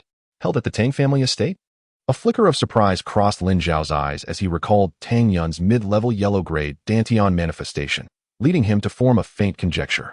Chapter 10. The selection trials commence. I possess the violent spirit pill. Should the Tang family harbor any sinister schemes, I can elevate my spiritual power to the pinnacle of the first tier and attempt to forcibly wield the formidable martial technique of the Swallowing Heaven Spirit Emperor, the Swallowing Heaven Gathering Spirit Finger. At that moment, even if it necessitates a month of convalescence in bed, I shall ensure that the Tang family pays a price they cannot bear. The Swallowing Heaven Gathering Spirit Finger condenses both elemental and spiritual forces, compressing them into a singular point. Upon contact, it detonates with an exceedingly terrifying might. Under normal circumstances, one would require second-tier spiritual power and the Xuanwu realm to execute it. However, one can still forcibly operate it with first-tier advanced spiritual power and at the 5th level of martial arts, albeit at a certain cost. Although Lin Xiao has not practiced it, the Swallowing Heaven Gathering Spirit Finger is the most potent technique of the Spirit Emperor, and it is ingrained in my memory to the point of familiarity, provided I possess sufficient strength. I am confident in my ability to execute it with over 80% certainty. Lin Xiao's gaze turned slightly frigid as he quietly devised a strategy, choosing not to voice his concerns to avoid worrying his father. "Father, I shall accompany you to the training grounds now," Lin Xiao remarked with a slight nod. "Indeed." Lin Zhantian responded with a nod of his own. Before long, the two arrived at the Lin family's training grounds. At that moment, over 20 young individuals, along with a score of stewards and elders, had gathered, representing nearly the entirety of the Lin family's combat strength. At the forefront of the assembly stood Lin Ba and Lin Feng, their faces illuminated with arrogant delight, basking in the flattery of those behind them, exuding an air of dominion. It was as though Lin Ba were the patriarch of the Lin family. Upon the arrival of Lin Xiao and his father, the eyes of the crowd turned towards them, with the elders and stewards regarding them with a hint of disdain. A mere junior dares to admonish them? Lin Feng possesses a yellow-tier initial Dantian anomaly, which will undoubtedly draw the attention of Master Heng Yuan. Once the competition concludes, the position of the Lin family patriarch shall be transferred, and we shall see if Lin Xiao and the others dare to be so arrogant again. A glimmer of rage and murderous intent flashed in the eyes of Lin Ba and Lin Feng, the latter even sporting a cold smirk. Lin Shan's visage bore an expression of anger and suspicion. With the wisdom of the devourer of heaven, Lin Xiao swiftly absorbed the gazes of the assembly. And upon witnessing this scene, a wave of disappointment surged within him. It appeared that the higher-ups of the Lin family had indeed chosen Lin Ba. The nature of a fence-sitter is hard to change. However, the absence of hostility and discontent in the eyes of half the youth present offered Lin Xiao a sliver of solace. Lin Feng has broken through to the first level of cultivation, with the experience and spiritual power of the devourer of heaven. Lin Xiao realized he could effortlessly discern the cultivation levels of others, even when faced with those stronger than himself. If they did not deliberately release their aura, he could still sense their strength intuitively. This was the innate ability granted by the devourer of heaven's experience. The cultivation levels of Lin Ba and the others were laid bare before Lin Xiao's perception. Yet, he regarded Lin Feng's current martial realm of the 5th level with indifference. Now that everyone had gathered, it was time to set forth. Lin Zhantian scanned the crowd and issued a low command, prompting the assembly to stride forth from the Lin residence, heading towards the Tang family. After a brief incantation, a grand entrance appeared before their eyes, adorned with a massive plaque bearing the two prominent characters of the Tang family, exuding a magnificent and imposing presence. Outside the grand entrance, 2 rows of individuals stood with courteous composure. Upon the arrival of the Lin family, an elder at the forefront extended his hand and greeted them with a resonant voice. "Chief Lin, both the clan leader and Master Heng Yuan have been awaiting your presence for quite some time. Please, step inside." Nodding slightly, Lin Zhantian led the Lin family into the Tang residence, making their way towards the martial arts arena. Soon, Lin Xiao and his companions arrived at the Tang family's training ground. The arena was remarkably spacious, featuring a high platform adorned with white jade at its center, exuding opulence. Beneath the platform lay a square arena measuring several dozen feet across, surrounded by rows of seats. At that moment, upon the lavish platform, there was only a single, extravagantly appointed seat, occupied by a slightly gaunt, serene-faced elder with black hair. This elder was clad in a light orange robe, embellished with 2 star patterns that shimmered with an air of nobility. Surrounding his head was a subtle yet distinct aura, imparting a sense of vitality. Throughout the gathering, a proud expression remained etched upon his face, unwavering even as the Lin family entered. A second-tier spirit controller, at the novice level, he appeared remarkably powerful, surpassing both my father and Tang Lai by a considerable margin. Lin Xiao mused inwardly, discerning the rank of spirit controllers from their attire. Such garments were unique to the Spirit Controller Alliance within the Lanlan Empire, with colors ranging from red to orange, yellow, green, cyan, blue, and violet, each signifying a different tier. The crimson robe represented the first tier, while the orange robe denoted the second, with subsequent colors indicating ascending ranks. The hues of the robes signify rank. Lighter shades denote the novice level. Standard colors signify the intermediate level, while darker tones represent the advanced level. The pale orange robe clearly identifies one as a junior second-tier spirit controller, and the 2-star marks further indicate an elevation within that rank. However, the aura emanating from Heng Yuan does not possess the formidable strength of Tang Lai or his father, suggesting that his martial cultivation has yet to reach the Xuanwu realm. Nevertheless, Lin Xiao, endowed with spiritual power, harbors a distinct intuition that Heng Yuan's combat prowess likely surpasses that of the two men. From his seat, one could discern the palpable arrogance of this spirit controller. To the right of the elder on the stage, in the direction Lin Xiao was observing, sat a middle-aged man clad in a purple and gold robe, with a robust physique and striking features. It is evident that this individual is Tang Lai, the patriarch of the Tang family.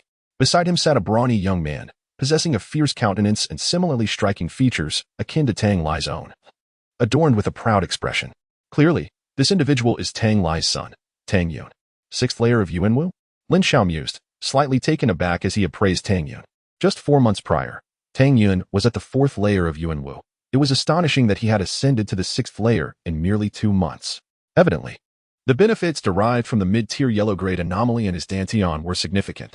At that moment, Tang Yun cast a disdainful glance towards Lin Xiao and the disciples of the Lin family. My apologies for keeping you all waiting.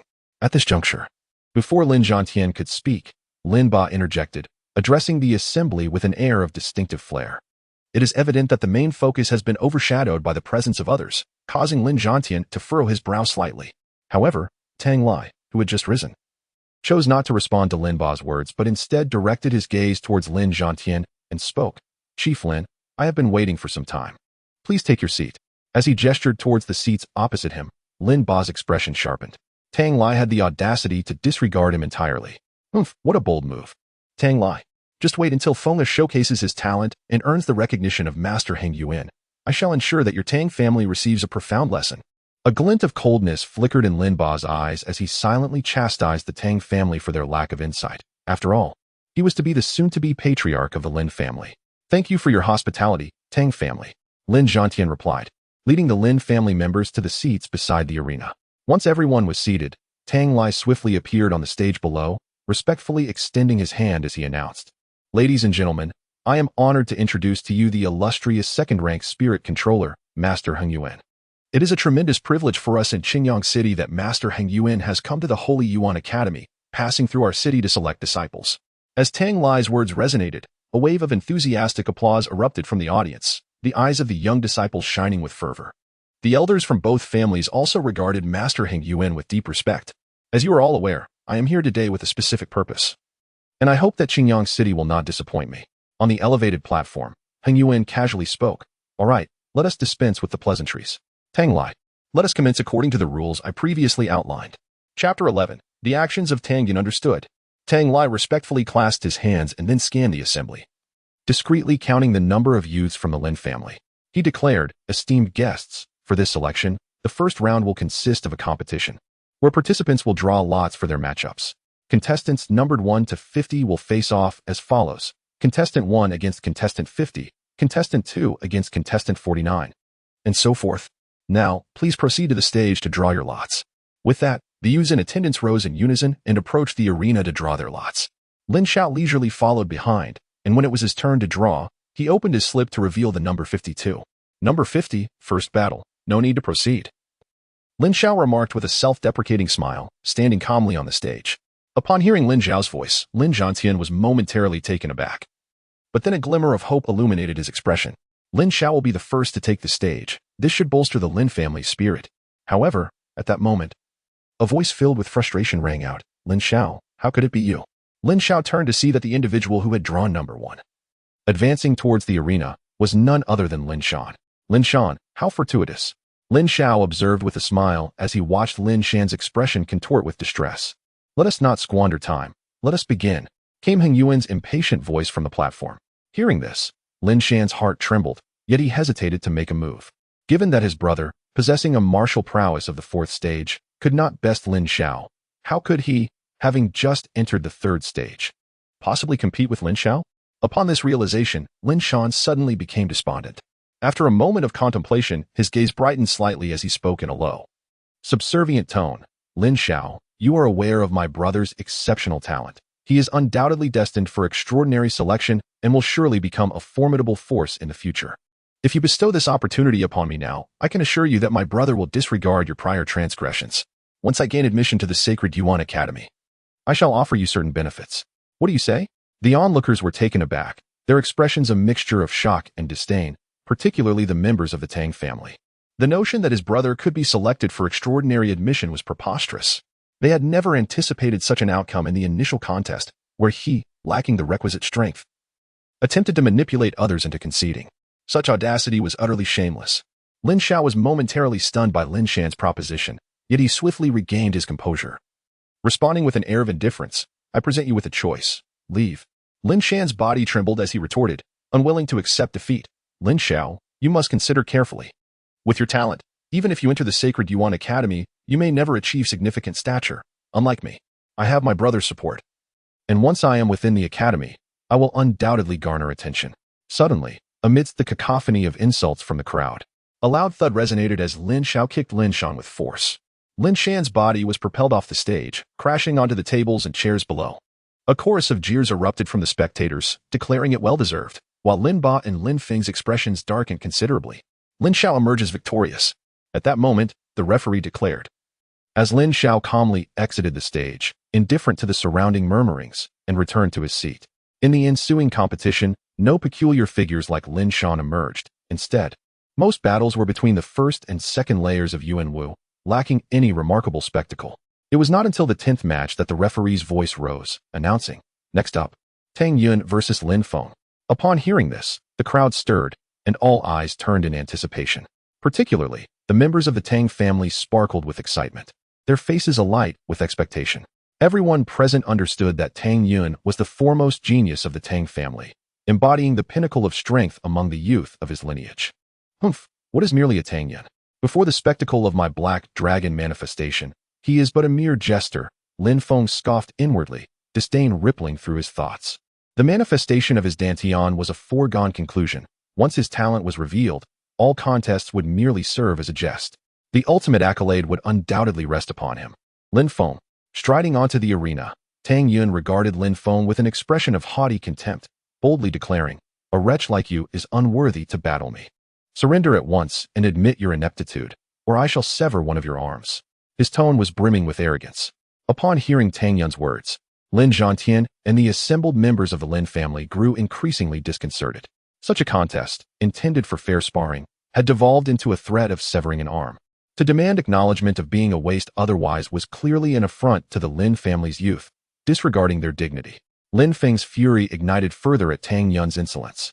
For it was evident that Tang Yun held all disciples of the Lin family, including him, in utter contempt. At this moment, an overwhelming aura emanated from the arena, embodying the formidable presence of the 6th level of Yuan Wu. What? The 6th level of Yuan Wu? The expressions of the Lin family members shifted dramatically, as they had never anticipated that Tang Yun's cultivation would reach such heights, surpassing even Lin Feng at an astonishing pace. Yet, what of the 6th level of Yuan Wu? I possess the extraordinary power of my Dantian's manifestation. He cannot possibly triumph over me, even if by some stroke of luck he were to win. Master Heng Yuan would undoubtedly choose me. Lin Feng clenched his fists, quietly contemplating.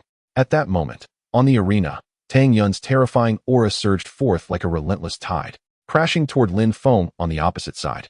In his grasp, a massive blade was raised high, a glimmer of cold light shimmering across its polished surface. The razor-sharp edge aimed squarely at Lin Feng. I shall grant you 3 breaths to contemplate. 3, 2. Tang Yun's menacing voice echoed ominously. Humiliated in such a fashion, Lin Feng's face flushed crimson with shame and fury. Nevertheless, under the weight of Tang Yun's overwhelming presence, his legs involuntarily quaked, and he ultimately surrendered, muttering, I am worthless. I concede. Whoosh. Tang Yun seemed to transform into a fleeting shadow, his long blade crashing down heavily upon Lin Feng's right arm. Thud. Blood gushed forth as Lin Feng's entire arm fell to the ground. Ah! His agonized scream pierced the air. Tang Yun, what have you done? Lin Zhantian erupted in fury, rising from his seat and smashing the table before him into splinters with a single palm strike. The powerful aura of the Xuanwu realm sent the shards scattering violently in all directions. The members of the Lin family also rose in indignation. Lin Feng had already surrendered, yet his arm was severed without mercy. Was this not a blatant disregard for the Lin family? I believe that individuals like you are nothing but a waste of resources. Your very existence is unnecessary, Tang Yun declared with a brazen tone. The members of the Lin family glared in fury, their eyes nearly ablaze with indignation. Tang Yun's actions were nothing short of a blatant provocation toward the Lin family, displaying a complete disregard for their status. Tang Lai. It was merely a contest of martial prowess, yet you resorted to severing a man's arm. What is the meaning of this from your family? Lin Zhantian clenched his fists tightly, reprimanding Tang Lai. Calm yourself, clan leader. It is merely a worthless individual. An arm lost is of no great consequence. Tang Lai remarked with an air of tranquility, seemingly offering solace. He continued, I believe my son acted appropriately. A waste is a waste, and by severing his arm. We are merely conserving your family's cultivation resources. Chapter 12. A Broken Neck You. Lin Zhantian was seething with rage, his aura overwhelming. On the verge of striking, the expressions of the Lin family shifted dramatically. Tang Lai's words signified the Tang family's intent to challenge the Lin family. At that moment, Master Heng Yuan on the platform suddenly interjected, I too concur with Tang Yun. A waste existence is indeed a resource squandered. Let us not dilly-dally, continue the contest. And do so promptly. The countenance of the Lin family members changed once again. What did Master Heng Yuan mean by this? Was he endorsing the Tang family? Or did he perceive their lives as inconsequential? With Master Heng Yuan's statement, Lin Zhantian refrained from acting, suppressing the fury within him. The members of the Lin family likewise hesitated to strike. What now? Are all members of the Lin family nothing but trash, incapable of accepting defeat? At this moment, Tang Yun brazenly declared that if they could not bear to lose, they should leave my Tang family. The expressions of the Lin family members hardened. Frankly speaking, in my eyes, the youth of your Lin family are utterly worthless. Tang Yun disdainfully added. Very well, Tang Yun, you are truly something. Lin Feng, filled with rage, could not help but laugh sarcastically. He had never anticipated that Tang Yun would dare to act so arrogantly in his presence. Casting a furious glance around, he coldly remarked, I, Lin Feng, am determined to see just how formidable the youths of your Tang family truly are. That you feel emboldened to act in such a manner. Master Heng Yuan is certain to recognize my worth. Since Tang Yun is so audacious, I shall not hold back either. Not only Lin Feng, but the elders, stewards, and numerous young members of the Lin family revealed their murderous intent. The Lin family is certainly not a soft target to be manipulated at will. Since the Tang family dares to behave in such a manner, they will respond in kind. To be honest, I have begun to regard Tang Yun with a certain interest, hoping that the disciples of the Tang family do not encounter too many issues. At that moment, Master Heng Yuan spoke leisurely, his demeanor exuding an air of superiority, as if he were prepared to make any decision, demanding absolute obedience from all. Upon hearing this, the expressions of the Lin family members shifted dramatically. Master Heng Yuan seems to favor Tang Yun? Does he wish for the disciples of the Tang family to avoid significant troubles? This clearly implies a bias towards the Tang family. Supporting Tang Yun in severing the Lin family's members while allowing the Tang family to harm the Lin family disciples, yet forbidding the Lin family from retaliating against the Tang family. Such rules are nothing short of disgraceful. Yet, they found themselves unable to express their wrath. The formidable strength of Heng Yuan instilled a sense of trepidation, leaving them reluctant to defy him. Upon hearing the words of Master Heng Yuan, Tang Lai, Tang Yun, and the other members of the Tang family were filled with joy. It appeared that Master Heng Yuan's prior visit to the Tang family had borne some fruit, as the offerings they presented were acknowledged. Indeed, Master Heng Yuan was granting the Tang family a semblance of respect, albeit for what was merely a matter of a single statement. It was merely the 6th level of the Yuanwu realm, yet it had garnered the attention of Master Heng Yuan. Lin Feng was engulfed in a wave of anger, initially intending to assert that he was the prime candidate. However, upon meeting the unassailable gaze of Master Heng Yuan, he felt a tremor within. Silencing his objections as he subdued his emotions and replied with a quiver, rest assured, Master Heng Yuan, we will ensure that no harm befalls the disciples of the Tang family. Listen well, disciples of the Lin family. Master Heng Yuan's intent aligns with ours. We must not allow any misfortune to befall the Tang family as disciples.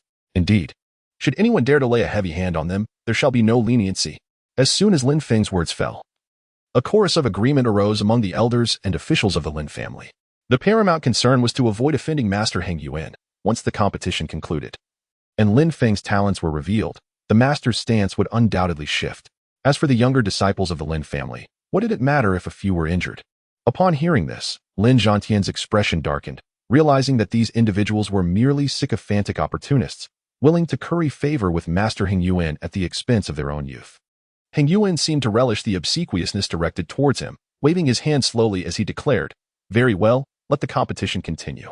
The members of the Lin family wore expressions of sycophancy, while the youth of the Lin clan appeared somewhat bewildered. Only Lin Xiao maintained an unwavering composure throughout.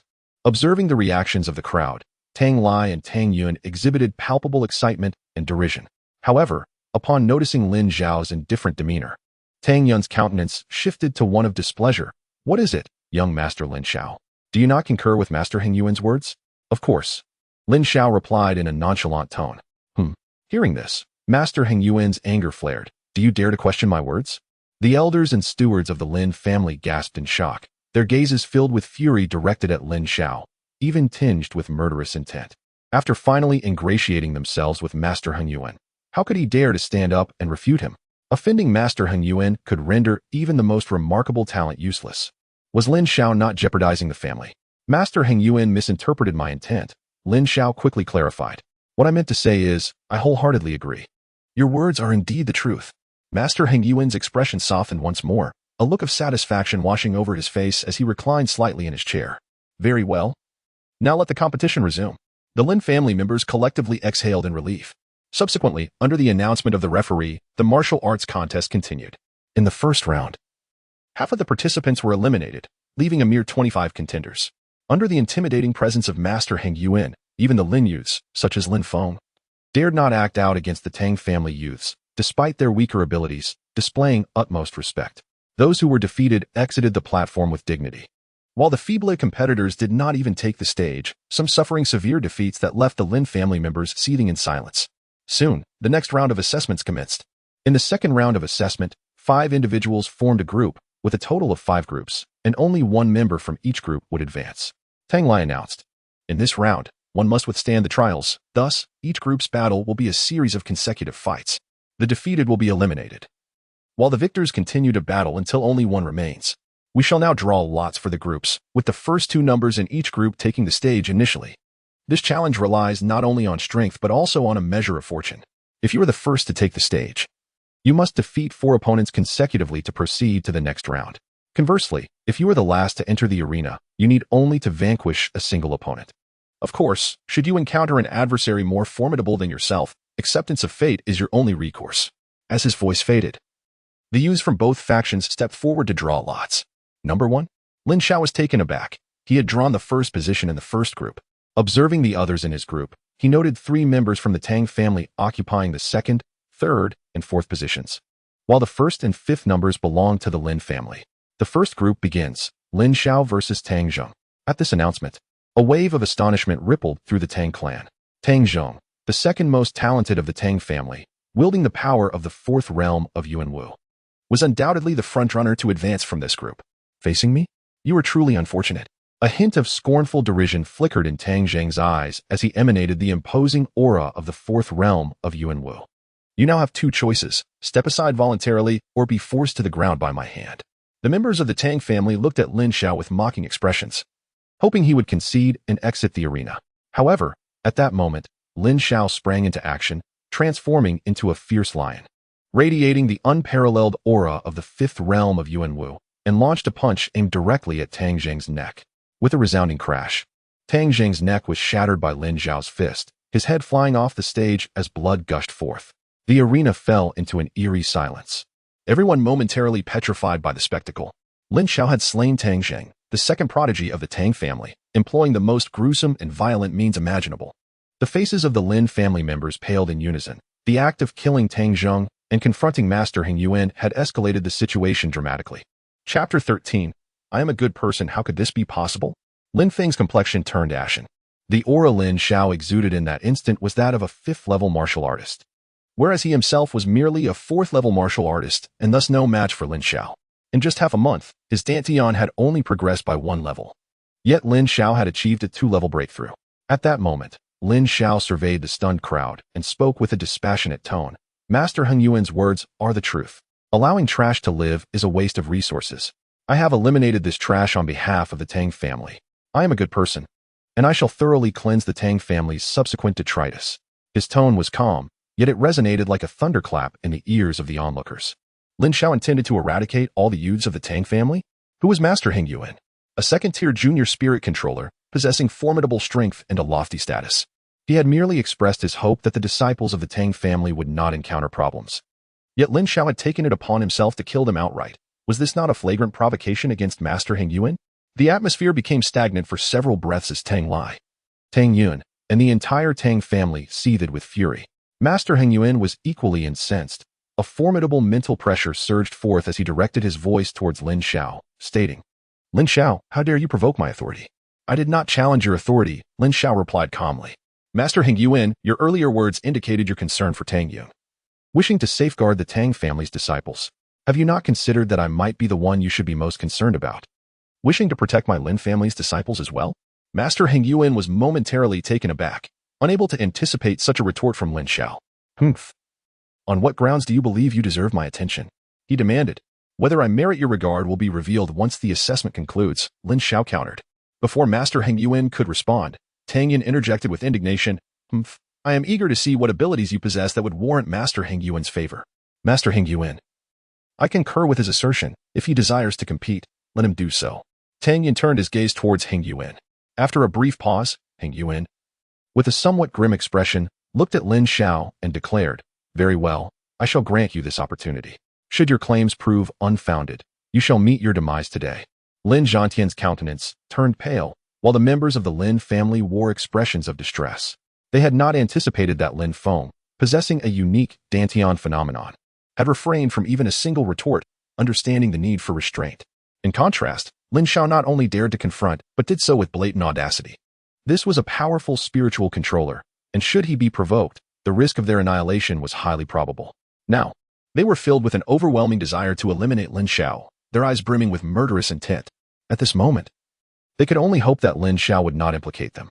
However, Lin Feng's face betrayed a hint of joy.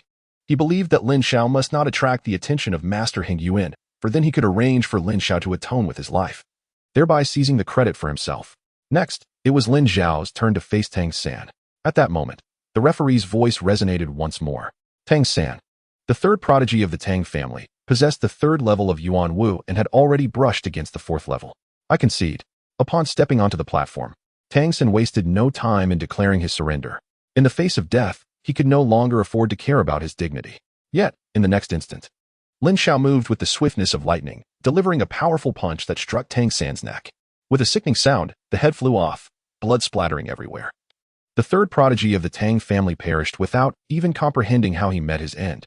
"In my eyes, conceding is worth less than refuse.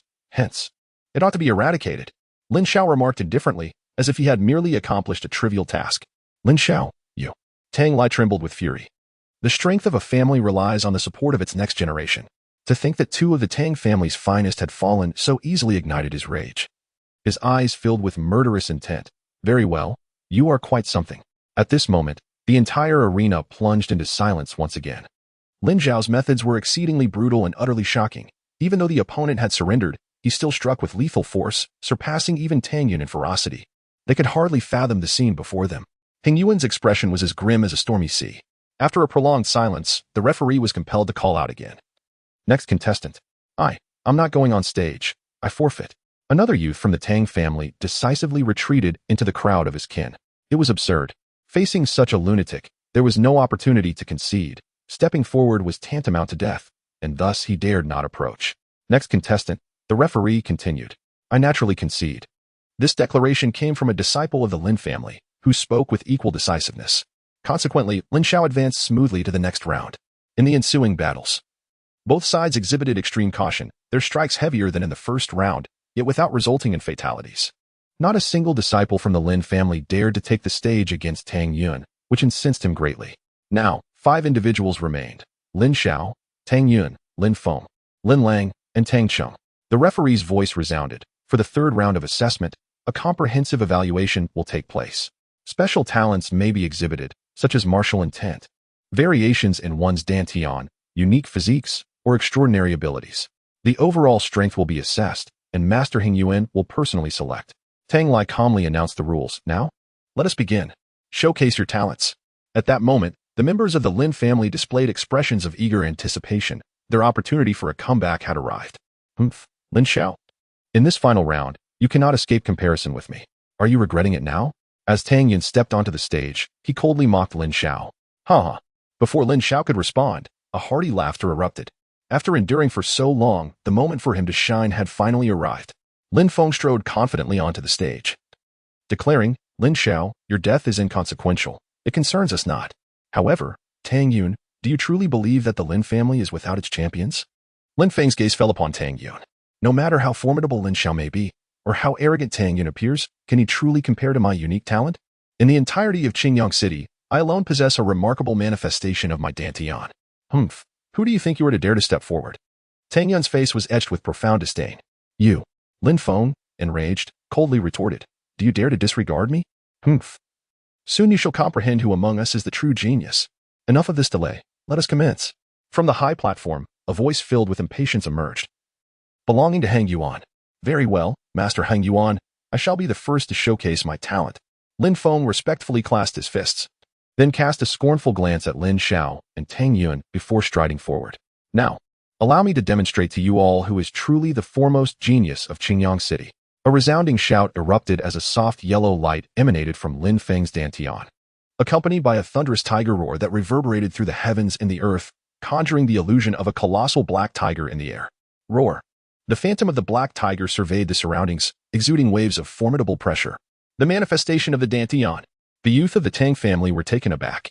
A primary level yellow-grade dantian manifestation is destined to achieve the realm of heavenly martial arts, a status they could only aspire to. It was unexpected that the Lin family harbored a genius with such a dantian manifestation. Even Hung Yuan was astonished, not anticipating that another genius disciple with a dantian manifestation would arise within Qingyang City. Excellent, excellent. Hung Yuan couldn't help but nod in praise repeatedly. Upon hearing Master Hung Yuan's commendation, the Lin family was filled with immense joy. It seemed that their fortunes were finally turning. Thank you, Master Hung Yuan, for your praise. Lin Feng respectfully bowed, then disdainfully cast a glance at Tang Yun and Lin Xiao, bursting into laughter. Ha ha ha. I have showcased my talent. Now, it is your turn. His tone dripped with contempt and mockery. Chapter 14. Tang Yun's talent. Everyone anticipated that Tang Yun would display shock and excessive excitement. But instead, he mockingly retorted, it is merely the manifestation of a trashy dantian. Lin Feng, remember this. Before me, you shall forever remain trash, unworthy even to stand in my presence. Lin Feng's fury ignited. How could Tang Yun disregard his formidable Thunder Tiger dantian manifestation? The members of the Lin family were equally enraged. How could Tang Yun, like Lin Xiao, exhibit such arrogance? Did he possess some hidden trump card? At that moment, Tang Yun made his move. With a single step, an overwhelming aura surged forth, erupting with a thunderous roar. A brilliant yellow light emanated from his dantian, and a colossal black serpent phantom materialized against the backdrop of Tang Yun. Roar. An unmatched pressure swept through the air, wreaking havoc in all directions. The scene before the Lin family was akin to a thunderclap that exploded in their ears. A mid-level yellow tier manifestation. Tang Yun had awakened a mid-level yellow tier manifestation, the Black Serpent. The distinction between mid-level and low-level yellow tier was but a single rank, yet it signified a monumental difference in cultivation speed and future achievements. If it is said that the initial manifestation of the yellow tier will inevitably achieve the first level of heavenly martial arts, then the intermediate manifestation of the yellow tier will undoubtedly reach the 8th and 9th levels, ultimately leading to the prowess of a martial king. Initially, the members of the Lin family believed that Lin Feng's display of the initial yellow tier manifestation would secure him the favor of Master Hang Yuan. To their astonishment, however, Tang Yun possessed an even more formidable intermediate yellow tier talent, with one at the initial level and the other at the intermediate level. It was evident which contender Master Hang Yuan would favor. Lin Zhantian's countenance turned ashen. If Tang Yun were chosen, Lin Xiao would find himself in dire peril. The elders, led by Lin Ba, also transformed from a state of exuberance to one of pallor, having anticipated a turnaround only to be thwarted once more by the Tang family. Lin Feng was left utterly dumbfounded, frozen in disbelief. The atmosphere was steeped in an oppressive silence. In response to the reactions surrounding him, Tang Yun erupted into a fit of jubilant laughter, his gaze sweeping across the assembly before landing mockingly on Lin Feng. Lin Feng, did you truly believe you were the only one with a dantian manifestation? With your meager talents, how dare you flaunt them before me? It is nothing short of self-degradation. His eyes then shifted to Lin Xiao, and you. Don't mistake your brute strength for a ticket to the sacred Yuan Academy. In my presence, you are akin to a worthless wretch with a crippled dantian, devoid of any chance to contest against me. Prepare yourself to face Master Heng Yuan's retribution. Haha. At that moment, Heng Yuan burst into exuberant laughter, astonished to discover such a prodigy within the Tang family. I hereby declare the selection concluded. Tang Yin has secured a place at the Xingyuan Academy. Assisting a genius with a mid-level yellow stage manifestation would undoubtedly yield significant rewards in the future. And bringing someone of such caliber into the fold would also bring ample accolades. This piqued Heng Yuan's interest. His visit to Qingyang City had proven worthwhile. How is this possible? Lin Feng cried out in despair, his incredulity palpable as he bellowed, "You cannot possibly possess a mid-level yellow stage manifestation. This is impossible, absolutely impossible." With a smirk, Tang Yun's lips curled into a sardonic grin.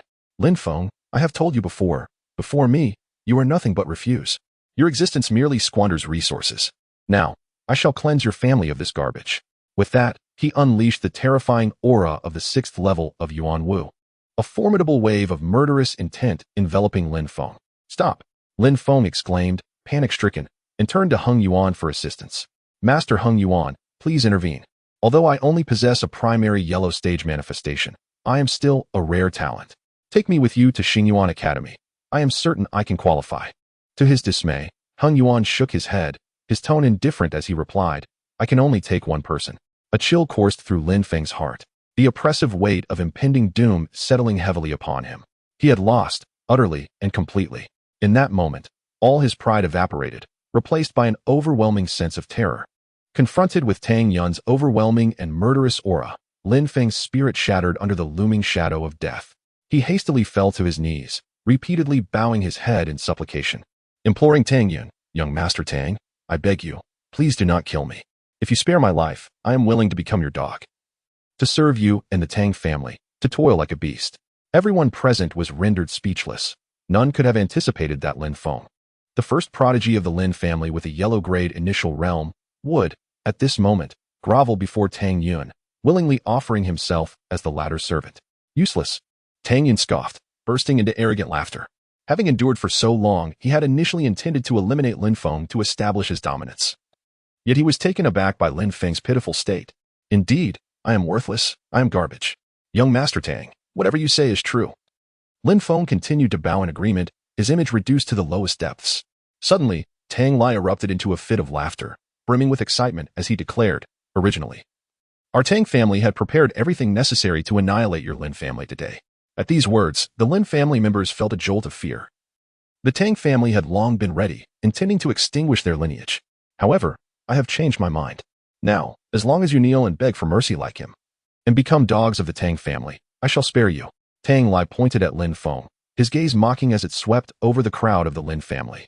The faces of the Tang family members were adorned with mocking expressions. Compelling a group of individuals to kneel and become the dogs of the Tang family was a delight that surpassed even the pleasure of their demise. The Lin family was seething with anger. How dare Tang Lai demand their submission? The gazes of the crowd turned toward Master Heng Yuan. Knowing that with Tang Yin possessing a mid-level yellow tier manifestation, he would undoubtedly align with the Tang family. Moreover, Lin Xiao had previously offended Master Heng Yuan. And should Tang Yin request assistance, it was highly probable that Master Heng Yuan would come to the aid of the Tang family. In such an event, the Lin family could very well face annihilation. "You would do well to comply with his wishes," Master Heng Yuan spoke indifferently, as if addressing a matter of little significance. Upon his utterance, the hearts of the Lin family members quivered. Indeed, Master Heng Yuan was resolutely supporting the Tang family. If he intervened, the Lin family was surely doomed to extinction. The atmosphere hung in suspense for several breaths, with every member of the Tang family gazing at the Lin family with derision.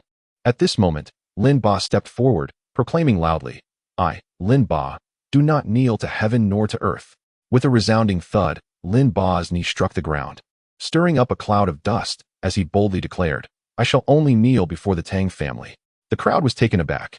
To speak so grandly of not kneeling to heaven or earth, only to then bend the knee while justifying it by stating he would only kneel to the Tang family, was indeed a display of utter shamelessness. "Tang clan leader, I, Lin Ba, implore you to accept me. I am willing to serve the Tang family unto death, just as my son does. I beseech you to show mercy," Lin Ba said, cupping his hands in a gesture of supplication. What was even more astonishing was the sight of Lin Ba kneeling down, prompting the second elder. The third elder, and nearly 20 others from the Lin family to follow suit, each one hastily dropping to their knees as though fearing to be left behind. Please, esteemed Patriarch Tang, show mercy and grant us a chance at survival. We are willing to serve the Tang family like humble beasts of burden. Kindly overlook our past transgressions. And from this day forth, I shall heed only your commands. If the Tang family instructs me to go east, I would never dare to venture west. At your command, I would brave fire and water without hesitation. I implore you, Patriarch Tang, to forgive us. It is our honor to serve the Tang family, and we are elated at the prospect. Please, consider our sincerity and grant us clemency. This scene left Lin Xiao and the disciples of the Lin family utterly dumbfounded, struggling to comprehend the turn of events. Even the members of the Tang family were taken aback. None could have anticipated that the Lin family, one of the two prominent clans in Qingyang City, would witness its elders and stewards kneeling in a fervent plea for mercy, all clamoring to express their submission. This was a complete upheaval of everyone's expectations. Even Tang Lai was astonished. The outcome far exceeded his anticipations. A broad smile broke across his face as he cast a triumphant glance at Lin Xiao, bursting into hearty laughter. "Ahaha, Lin Xiao, do you see this? This is the family you've nurtured for over a decade, a mere assembly of shameless cowards terrified of death." Lin Xiao's fury surged, his eyes ablaze with rage. This was nothing short of a disgrace, an immense humiliation for the family. Yet, he found himself at a loss for words to counter such indignity. Even he found it hard to accept that the upper echelons of the Lin family could be so utterly despicable, all kneeling before their adversary. A profound sense of defeat washed over him. How could he have led this family for over a decade, only to produce such a disgraceful assembly? Lin Xiao was utterly astonished. He had already held these individuals in low regard, yet their level of shamelessness exceeded his expectations. In their desperate bid for survival, they had cast aside all semblance of dignity. At that moment, Tang Lai's gaze intensified as it fell upon the 20 or so young members of the Lin family. He sought to incite a complete betrayal among them, aiming to deliver a decisive blow to Lin Xiao. Before Tang Lai could utter a word, Lin Ba took the initiative to shout, "What are you still standing there for? Do you wish for death? Kneel before clan leader Tang and plead for mercy at once." Chapter 15. Lin Xiao reveals his talent. The crowd was once again rendered speechless. Kneel indeed. At that instant, Lin Xiao was the first to bow, prostrating himself 3 times with fervor, declaring, "I, Lin Xiao, offer 3 deep bows to clan leader Tang, imploring for forgiveness for my failure to kneel sooner. I, Lin Xiao, willingly accept the role of a dog for the Tang family, never to betray them. I, too, am willing to be a dog for the Tang family. Please, clan leader Tang, spare my life." Lin Xiao's 2 lackeys immediately echoed his sentiments. Several other disciples followed suit, kneeling one after another. With their fathers and uncles already on the ground, they found themselves with no choice. A few among them felt immense reluctance and indignation, but the fear of death ultimately compelled them to kneel as well. Thereafter, no disciple knelt down to face death. They were engulfed in fear, their legs trembling yet unable to move, rendering them incapable of such disgraceful submission, betraying their family and acting as mere pawns for others. Among the Lin family, only 11 young disciples remained, including Lin Xiao. As they stood paralyzed, the elders and officials of the Lin family erupted in furious reprimands. "You worthless lot. What are you standing there for? Kneel immediately. Do you wish to await your demise? Bowing to Patriarch Tang is a privilege you should cherish. Hurry and kowtow an apology.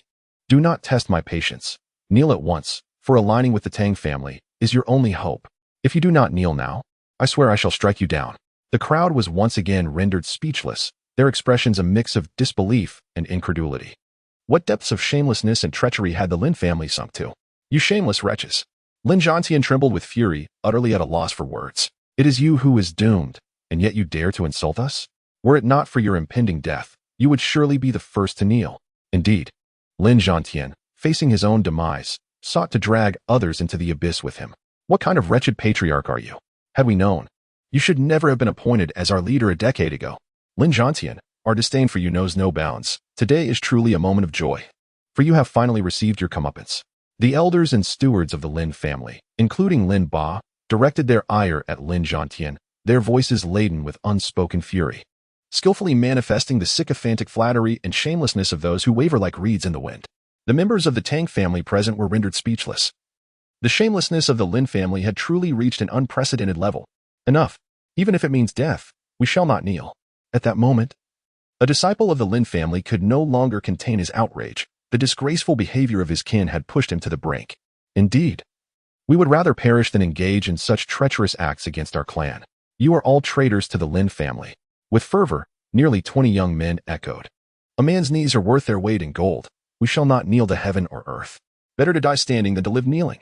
The elders and stewards of the Lin family were incensed, preparing to threaten and scold, when suddenly, Tang Yun burst into hearty laughter. What a commendable stance. Better to die standing than to live kneeling. Now, I shall let you taste the flavor of death. Turning to Hung Yuan, Tang Yun implored, I beseech Master Hung to intimidate Lin Xiao, allowing me to unleash my true power in this slaughter. Proceed without hesitation. Should Lin Xiao dare to retaliate, I shall ensure his demise, Hung Yuan assured. He valued Tang Yun, regarding the others as mere insects, inconsequential to him. Upon hearing this, the expressions of the young members of the Lin family and Lin Xiao underwent a profound transformation. You, the true sons of the Lin family, bring me great solace. Yet, I am deeply sorry for not safeguarding our lineage adequately. Lin Xiao found himself at a loss for words before these young men. He dreaded the thought of them accompanying him to his demise, but what could he possibly say? Should he implore them to kneel and beg for their lives? Such words were beyond his capacity. Leader, we fear not death. We fear betrayal of our clan. Our hearts shall remain forever restless. To kneel and plead for mercy is no different from death itself. We are willing to perish alongside our leader. The valiant voices of the youth of the Lin family resonated, their eyes devoid of any fear, replaced instead with a fervent warrior spirit. Each one stood resolute, embodying indomitable courage, pledging to remain unyielding to the end. Very well, if you seek death, then I shall grant it to you, Tang Yun bellowed. Unleashing the formidable aura of his sixth-tier martial prowess, a wave of murderous intent sweeping forth. Wait. At that moment, Lin Xiao's voice rang out. His silence had been a means to gauge just how many of the Lin family remained resolute. Ultimately, he was not entirely disappointed. 10 young men still stood with the heart of a warrior, unafraid of death, sworn to protect their clan. Humph, Lin Xiao. Were you not quite audacious in your earlier attack on my Tang clan disciples? Do you now find yourself regretting it? Tang Yun spoke with disdain, dismissing Lin Xiao, who, despite being at the 5th tier of martial prowess, was merely a triviality in his eyes. Regret? When have I ever uttered such words? Lin Xiao retorted, disregarding Tang Yun, and turned his gaze towards Master Hung Yuan, stating, Master Hung Yuan, it seems that the 3rd round of the assessment has yet to conclude, hasn't it? Hung Yuan was momentarily taken aback, then furiously exclaimed, Do you comprehend the significance of a mid-level yellow tier manifestation? Do you still wish to finish the assessment? Are you aware of how precious my time is? Lin Xiao, you are but refuse, utterly unworthy of having Master Hung Yuan squander his time on you. Now, repent for all that has transpired. Tang Yun bellowed, preparing to strike. At that moment, however, an overwhelming aura erupted from Lin Xiao, a tempestuous will surge forth, sweeping violently in all directions, causing everyone to feel a fierce intent invade their hearts. It appeared as though a barrier enveloped Lin Xiao's fist, pulsating with ferocity and unleashing a cacophony of tumultuous sound. Martial intent. In that instant, everyone was taken aback. Martial intent embodies the will of martial arts, capable of transcending one's inherent limitations, attainable only through profound comprehension and talent. There were those who had grasped 9 forms of martial intent, ultimately breaking through to the realm of martial emperor and achieving the pinnacle of martial arts. Martial intent symbolizes an exceptional cultivation aptitude. The elders and stewards of the Lin family were utterly astonished. They had never anticipated that Lin Xiao had comprehended the will of martial arts. Lin Xiao was shocked, as were Tang Lai and Tang Yun. Even Master Hung Yuan was taken aback. Among all present, not a single individual had grasped martial intent, yet here was Lin Xiao, so young and already possessing it. One could only imagine the terrifying extent of his comprehension talent. Was his tumultuous martial intent not sufficient qualification? Lin Xiao's gaze swept past Tang Yun, settling on Hung Yuan. However, before Hung Yuan could utter a word, Tang Yun coldly snorted, Humph. Martial intent is a manifestation of later talent, and future achievements are uncertain. Without a powerful Dantian, how many possess martial intent yet remain stagnant at the Yuan Wu level? Can your martial intent possibly compare to my innate talent and the extraordinary manifestation of a mid-level yellow-ranked Dantian?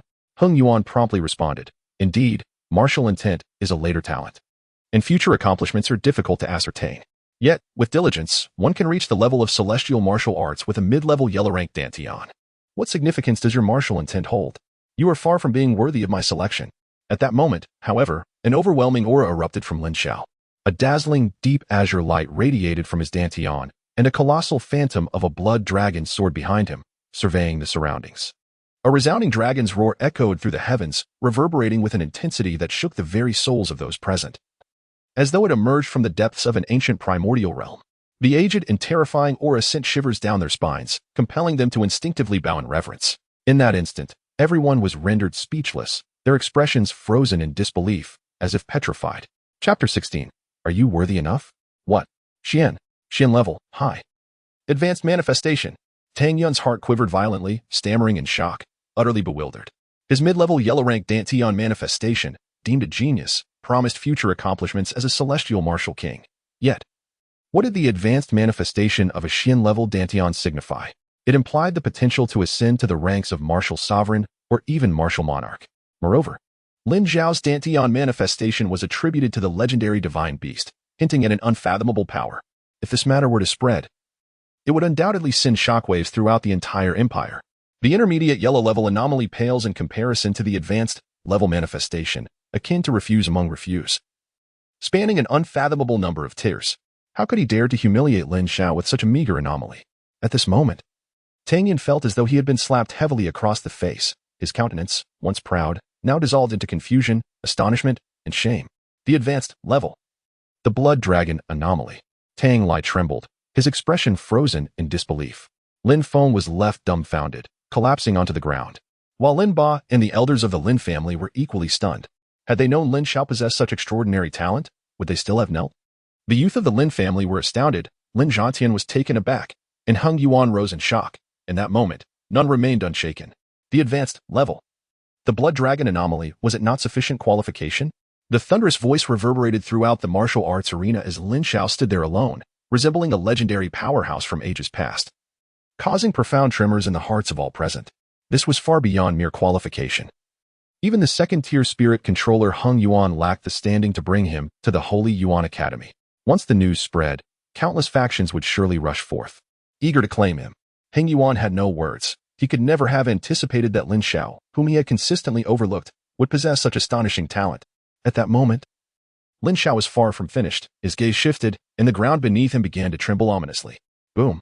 A sound of shattering echoed as the stone platform at the edge of the arena cracked open. With a thunderous boom, a stone slab measuring about 10 feet square was propelled into the air, stirring up a tumult of dust as it soared before Lin Xiao, suspended in midair. A spirit. A spirit controller? My heavens!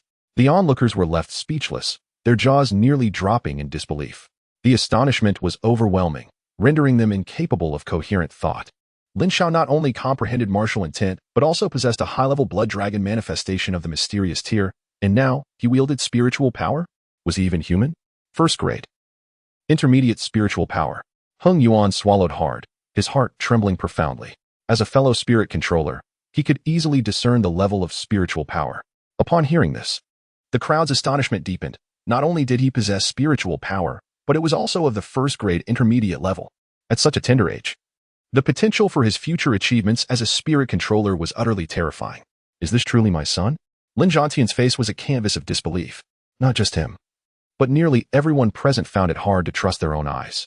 At the age of 15, having comprehended martial intent, awakened a high-level blood dragon manifestation, and possessed first-grade intermediate spiritual power, it was simply surreal, too incredible to fathom.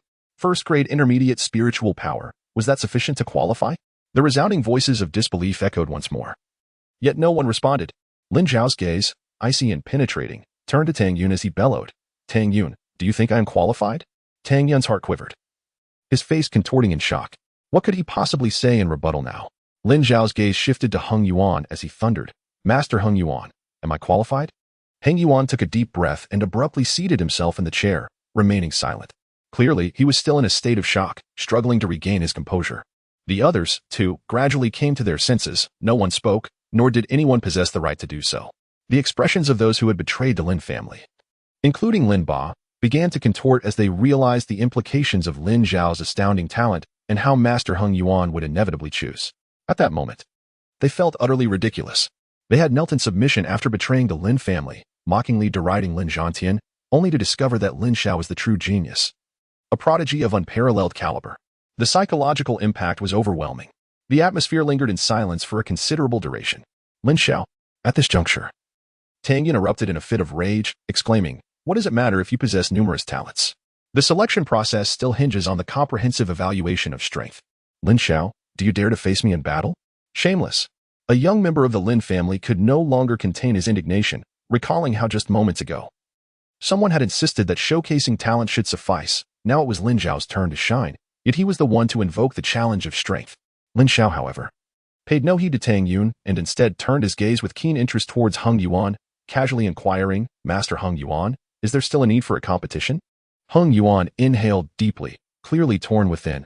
A figure of such caliber, if recommended to the sacred Yuan Academy, would undoubtedly yield immense benefits.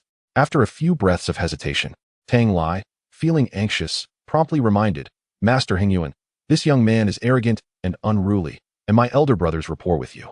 Upon hearing this, Lin Zhantian and others furrowed their brows, suddenly sensing an ominous foreboding. The young members of the Lin family also knitted their brows in concern. Tang Lai's words implied a special relationship between Master Hung Yuan and the Tang family. No wonder he had previously shown such favoritism towards them. However, it remained uncertain how Master Hung Yuan would choose at this juncture. Master Hung Yuan, with a hint of worry, waved his hand and took a deep breath. Feeling conflicted as he addressed Lin Xiao, "Lin Xiao, rules are rules. The selection through competition must still be based on strength. You must compete first."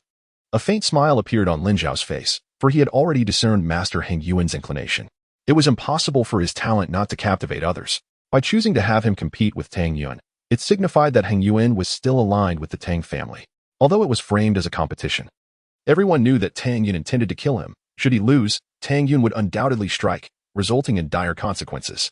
Lin Xiao was unaware of the nature of the relationship between Hung Yuan and the Tang family that led to such a choice. But this decision had already defined his stance towards Hung Yuan. Shower, Tang Yun's cultivation is at the 6th level of Yuan Wu. If he dares to issue a challenge, he likely harbors hidden tactics. Lin Zhantian expressed his concerns. "Father, there's no need to worry. He has his trump cards, and I certainly have mine." Lin Xiao waved his hand dismissively. Lin Zhantian felt reassured. He was well aware of Lin Xiao's strength and transcending levels, and his intermediate-level spiritual power was not inferior to that of Tang Yun. Since Lin Xiao possesses such confidence, he undoubtedly has his own means to cope. "Tang Yun, you are utterly unqualified to compete with me. However, since you are courting death, I shall oblige." Lin Xiao's gaze turned icy, clearly indicating his acceptance of the impending duel. "Wait." At that moment, Hung Yuan, still harboring concerns, interjected, "Both of you are rare talents. In this contest, do not harm one another, or else do not blame me for taking action against a genius." Upon hearing this, a sinister smile crept onto Tang Yun's lips, his eyes brimming with murderous intent. Lin Xiao grasped the implication. Hung Yuan's words seemed directed at both of them, yet his unwavering gaze was fixed solely on Lin Xiao, evidently issuing a warning. He must not kill Tang Yun, but if Tang Yun were to slay him, the consequences would be entirely different. Clearly, Hung Yuan was showing favoritism towards Tang Yun. "Master Hung Yuan, your concerns are unwarranted. Rest assured, I shall not resort to lethal force." A chilling smile also curled upon Lin Xiao's lips. Chapter 17. Shooting at Shadows. Humph. The outcome remains uncertain. Lin Xiao, prepare to meet your demise. Tang Yun, exuding the formidable aura of a 6th-level martial artist, moved with such swiftness that he seemed to transform into a fleeting shadow, launching an assault towards Lin Xiao with breathtaking speed. Yet, Lin Xiao remained motionless, showing no intention to evade or retaliate. The spectators gasped in astonishment. What was Lin Xiao attempting by standing still? "Lin Xiao, perish!" Tang Yun roared, unleashing an unparalleled punch that erupted with such force that the air itself seemed to reverberate, leaving the onlookers in awe. However, the onlookers could only watch as Tang Yun charged past Lin Xiao from a distance. Indeed, he surged forward. A moment of bewilderment ensued among the crowd. How could such a grandiose assault veer off to the side? Absurd. I stand still, and you cannot even land a blow on me. Truly pathetic. Lin Xiao's derisive laughter echoed, prompting the crowd to realize that Lin Xiao was a spirit controller, manipulating Tang Yun's arm and body with his spiritual force. Cold sweat broke out on Tang Yun's brow. This was his first encounter in battle with a spirit controller. He had not anticipated the sheer terror of such a power, rendering him utterly passive. Yet, upon hearing Lin Xiao's taunts, anger surged within him. "Humph, let us see if you can withstand another punch from me," Tang Yun roared, his body twisting as a formidable aura blossomed, amplifying his attack with a ferocity akin to lightning. With a swift motion, Lin Xiao summoned his potent spiritual energy. As Tang Yun closed in, he seized control of Tang Yun's arm. Tang Yun's fist went awry, veering off course, causing him to stumble and dash past Lin Xiao. It was not until he had dashed several paces away that he finally halted. Lin Xiao turned, offering a scornful smile to Tang Yun, his tone dripping with disdain. "Trash. You."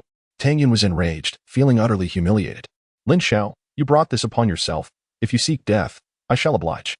With a thunderous roar akin to a beast's, a colossal shadow of a black python emerged, exuding a terrifying pressure that enveloped the surroundings. Tang Yun's aura surged to its zenith. His right foot forcefully propelled against the ground, and he leaped forth like a primordial beast, charging toward Lin Xiao with a speed akin to lightning. Breaking void, universal fist. Tang Yun's thunderous roar echoed, the air resonating with a faint sound reminiscent of thunder. The breaking void, universal fist, was the quintessential martial technique of the Tang family. Classified as a high-tier yellow-ranked skill, it was astonishing that Tang Yun had mastered it. By invoking the black python phenomenon and executing a high-tier yellow martial technique, Tang Yun's strength had at least doubled, and now Lin Xiao found himself in a precarious situation. The crowd erupted in gasps of astonishment. However, as everyone held their breath in anticipation, Tang Yun's foot slipped, causing his entire leg to lift high, subsequently propelling his body backward. With an unmatched fist raised skyward, he elegantly descended after lifting his body a short distance, crashing to the ground. With a soft thud, everyone stood in stunned silence, completely immobilized. Tang Lai's face turned ashen, and the young disciples of the Tang family appeared rigid with shock. Ha ha, what is Tang Yun doing? Is he trying to hit birds in midair? This is absolutely hilarious. Wasn't he supposed to be the most talented individual in Xingyang City? With the black python phenomenon and the breaking void, universal fist, he instead performed a somersault. Truly remarkable. Such a prodigy is indeed a rarity in the world. Ha ha ha. The 10 young disciples of the Lin family erupted into uproarious laughter, feeling immensely vindicated as the previously perilous situation had now reversed in their favor. Tang Yun quickly regained his composure, his face contorted with rage, gritting his teeth as he approached Lin Xiao step by step, summoning all his strength. The spirit controller is indeed an immense nuisance. Whether it is the manipulation of hand movements or the unpredictable kicks, it renders one defenseless. One must concentrate their energy and remain vigilant at all times. As Tang Yun approached, Lin Xiao remained motionless, steadfast until they stood merely 10 paces apart, facing each other. Humph, Lin Xiao, I wonder how long you can endure this. Tang Yun bellowed, suddenly launching an attack with a fierce swing of his fist. Whoosh! His fist struck the side of Lin Xiao, who had been prepared, quickly retracting his hand only to strike again. Whoosh! Whoosh! Whoosh! Tang Yun unleashed a flurry of punches, yet each one merely grazed Lin Xiao's side, failing to land a solid blow. To the onlookers, it appeared as if Tang Yun was flailing wildly while Lin Xiao stood immobile, a mocking expression on his face. As if to say, I stand here unyielding, allowing you to strike. The crowd gasped in astonishment. Indeed, the spirit controller was extraordinary, capable of withstanding such relentless attacks without flinching. After enduring so many attempts, it was now Lin Xiao's turn to retaliate. With a cold smirk, he summoned a torrent of energy from within, his right fist clenched tightly, unleashing a ferocious martial intent as he aimed a powerful strike at Tang Yun's chest. Taken aback, Tang Yun had anticipated this moment and retaliated with a punch of his own. However, his arm was deftly diverted by the overwhelming spiritual force, allowing Lin Xiao's fist to crash heavily into his chest. Bang! Tang Yun was sent reeling, a mouthful of blood erupting from his lips. Is this truly the extent of your power, Tang Yun? Lin Xiao's derisive voice echoed. Lin Xiao, you have forced my hand. Tang Yun, consumed by fury, lost his composure as he retrieved a pill from his possession and tossed it into his mouth. With a soft hiss, as the pill was swallowed, a fierce aura erupted forth, causing Tang Yun's presence to surge dramatically, elevating him to the 7th level of Yuan will. The crowd gasped in astonishment. The violent Yuan pill, a forbidden substance that exacts a toll on the body, can instantly enhance one's cultivation upon ingestion. It was shocking that at this moment, Tang Yun would sacrifice his dignity and health to consume such a potent pill. Lin Zhantian's expression shifted slightly. Roar! Behind Tang Yun, the black python manifestation stirred once more, unleashing a formidable wave of pressure. Furthermore, a sinister wind began to swirl around Tang Yun's hand, the overwhelming force causing the very air to tremble, releasing an infinite aura of murderous intent.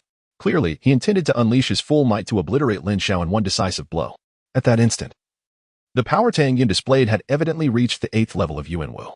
The 8 Desolations Palm, a secret technique of the Tang family that forcibly amplifies one's power. Be cautious. Shower. Lin Zhantian raised an eyebrow, instinctively warning. He had not anticipated that the young master had mastered even this secret skill. Lin Xiao was doomed. In the face of such overwhelming strength, even possessing a high-tier Dantian manifestation would not suffice to contend with the young master. Lin Xiao, with only a first-grade intermediate spiritual energy, could no longer hope to control the young master. The youths of the Tang family erupted in exclamations. Humph! Consuming the violent Yuan pill, invoking the black python manifestation, and unleashing the 8 Desolations Palm, Lin Xiao, your fate is sealed.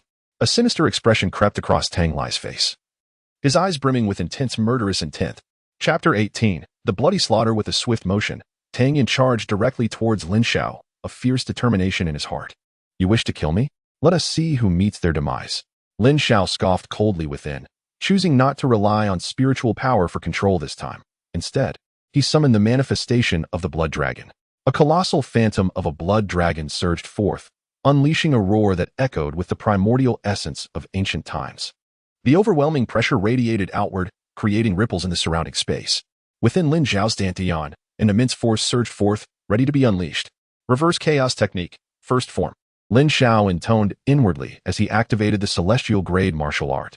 A tempestuous and violent aura erupted, enveloping his fist, which now brimmed with explosive energy.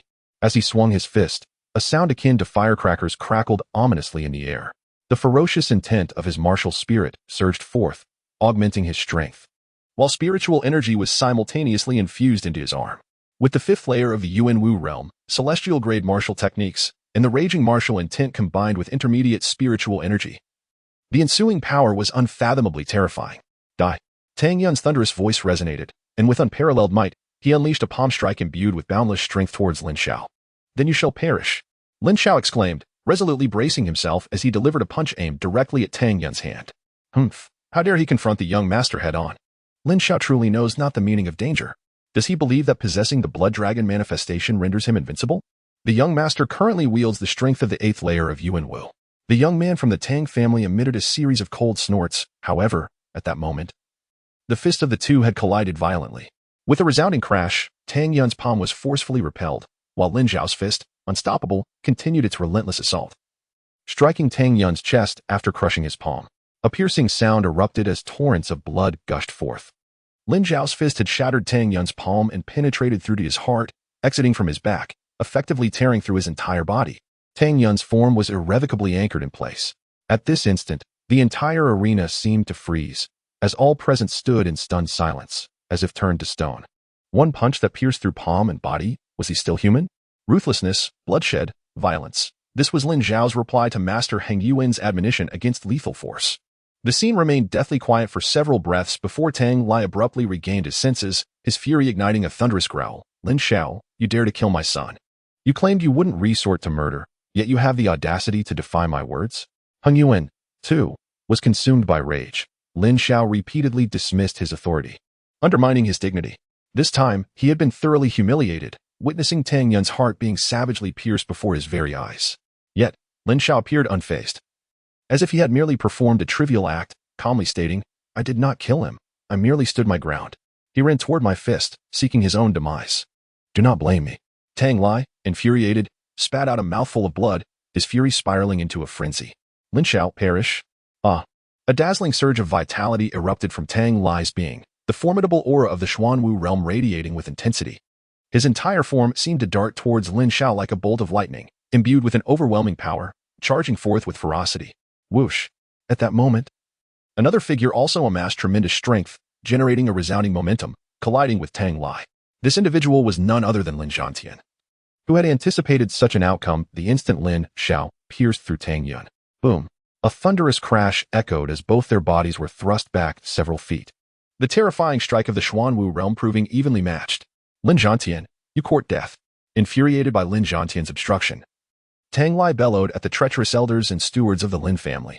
You people of the Lin family, if you wish to survive, come forth and slay Lin Xiaotian, or I shall extinguish every last one of you. The members of the Lin family were taken aback. To confront Lin Xiaotian, he possessed the Xuanwu realm cultivation, a power of unparalleled strength, making it no trivial task to contend with him. The primary concern was that Master Heng Yuan had not made a definitive stance. Who could say whether the dead might be less favorable than the living? Should Master Heng Yuan choose to support Lin Xiao, their actions would indeed lead to their demise. Hesitation enveloped the group as they exchanged glances, none willing to take action. Very well, very well. Tang Lai's gaze sharpened as he shouted into the void. Everyone, assemble and eliminate these individuals. Whoosh, whoosh, whoosh. At that moment, figures emerged from all directions, converging towards the crowd at the martial arts arena, totaling more than 50 individuals.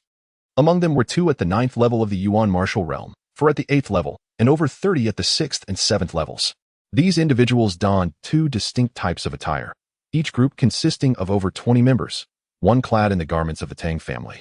The other adorned in various animal hides, each sporting a unified string of wolf teeth as an ornament.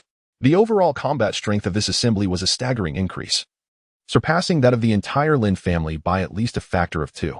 The wolf-tooth mercenaries. Lin Xiao's gaze sharpened. He could hardly believe that Tang Lai had summoned the wolf-tooth mercenaries from Qisang Town.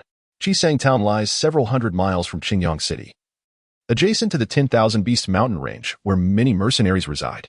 The wolf-tooth mercenaries are the leaders in Qisang Town, and they too have masters of the Xuanwu realm stationed there. To enlist the wolf-tooth mercenaries requires a tremendous price. Lin Xiao could scarcely fathom that.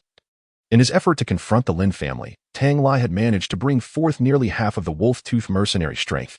Indeed, Lin Xiao, today, I shall ensure that every member of your Lin family pays the price for my son's demise. Tang Lai bellowed. Everyone, heed my command. Annihilate all members of the Lin family, without exception. The elders and stewards of the Lin family trembled in fear, kneeling and begging for mercy. Had they truly betrayed their clan only to face annihilation? Death cannot be reversed. Master Heng Yuan, I pose to you a singular question. Would you prefer a lifeless corpse or a prodigy? At that moment, Lin Xiao's voice resonated, laden with an intense interrogative tone directed at Heng Yuan. Upon hearing this, the group of attackers momentarily halted in their advance. Despite their numbers, the formidable prowess of Master Heng Yuan instilled a sense of trepidation within them. The choice made by Master Heng Yuan would ultimately determine the outcome of this confrontation. Should he side with Lin Xiao, the Wolf Fang mercenaries would possess the authority to disregard their mission, as their previous agreement stipulated the elimination of members of the Lin family without the involvement of other formidable experts. The elders and stewards of the Lin family were filled with profound hope, for only Master Heng Yuan represented their final lifeline. However, Master Heng Yuan, seething with anger, declared, Lin Xiao, what does your talent amount to if you lack restraint? Such recklessness will only lead to your demise. A person like you must not be allowed to flourish. With that, he commanded Tang Lai, proceed with your attack. Chapter 19. The kill of the spirit controller. Everyone was taken aback. Indeed, Heng Yuan had chosen to ally with the Tang family. His bond with them was unwavering, perhaps exacerbated by Lin Xiao's provocation. Kill, Tang Lai bellowed, charging towards Lin Xiao with fervor. The elders and stewards of the Lin family felt a deep tremor of fear within, panic surging through them. Yet, they had little time to ponder, for the mercenaries, driven by greed, rushed forth like ravenous beasts, their blades glistening. The Tang family's warriors, fueled by fury, surged into battle. In that split second, Lin Xiao decisively retrieved the violent spirit pill and swallowed it whole. While he held no concern for the fate of the Lin family elders, he refused to abandon the young men of the Lin family. These youths, with unwavering resolve, represented the future hope of the Lin lineage. After consuming the violent spirit pill, Lin Xiao experienced a sudden surge in his spiritual power, an overwhelming aura emanating from around his head. What? His spiritual energy has skyrocketed by a level. This is the violent spirit pill. Heng Yuan's eyes widened in astonishment as he exclaimed, Lin Xiao, how could you possess a violent spirit pill? Such a rare item. How could a mere first-tier spirit controller have it? At that moment, Tang Lai, who was engaged in fierce combat with Lin Xiao, felt a jolt of alarm. What? The violent spirit pill? Lin Xiao, did you find the fire spirit grass in the 10,000 Beasts mountain range? Indeed, I also encountered your daughter, and, quite incidentally, I killed her. Lin Xiao casually replied, swiftly making his way towards the young members of the Lin family. Roaring in fury, Tang Lai seemed to have lost his sanity as he clashed violently with Lin Xiao. Over the past 3 days, he had dispatched numerous individuals to the 10,000 Beasts mountain range, yet he had received no word about Tang Yin, filling him with an unsettling dread. To his dismay, he discovered that his daughter had been slain by Lin Xiao. The thought of his son and now his daughter both falling to Lin Xiao's hand ignited an inferno of rage within Tang Lai. Clang, clang. Meanwhile, the elders and stewards of the Lin family were forced into a chaotic melee with mercenaries and experts from the Tang family. The sound of clashing swords and metal reverberating through the air. At that moment, 8 individuals charged towards a group of young fighters, while the others focused on confronting the Lin family's elders and stewards. With over 20 youths below the 3rd level of martial arts, 8 were more than sufficient to handle them. A bunch of insignificant pests, perish. At that moment, a robust man of the 6th rank in martial arts raised his large blade high, poised to cleave down upon a young man from the Lin family. Yet, unexpectedly, one of his comrades delivered a heavy strike upon him, his body nearly severed in 2 by the diagonal blow, blood gushing forth wildly. The middle-aged man cast a disbelieving glance at the mercenary, only to collapse lifelessly to the ground. The mercenary who had struck him was momentarily stunned. He had intended to attack another youth, yet his blade had found its mark upon an ally. Crack!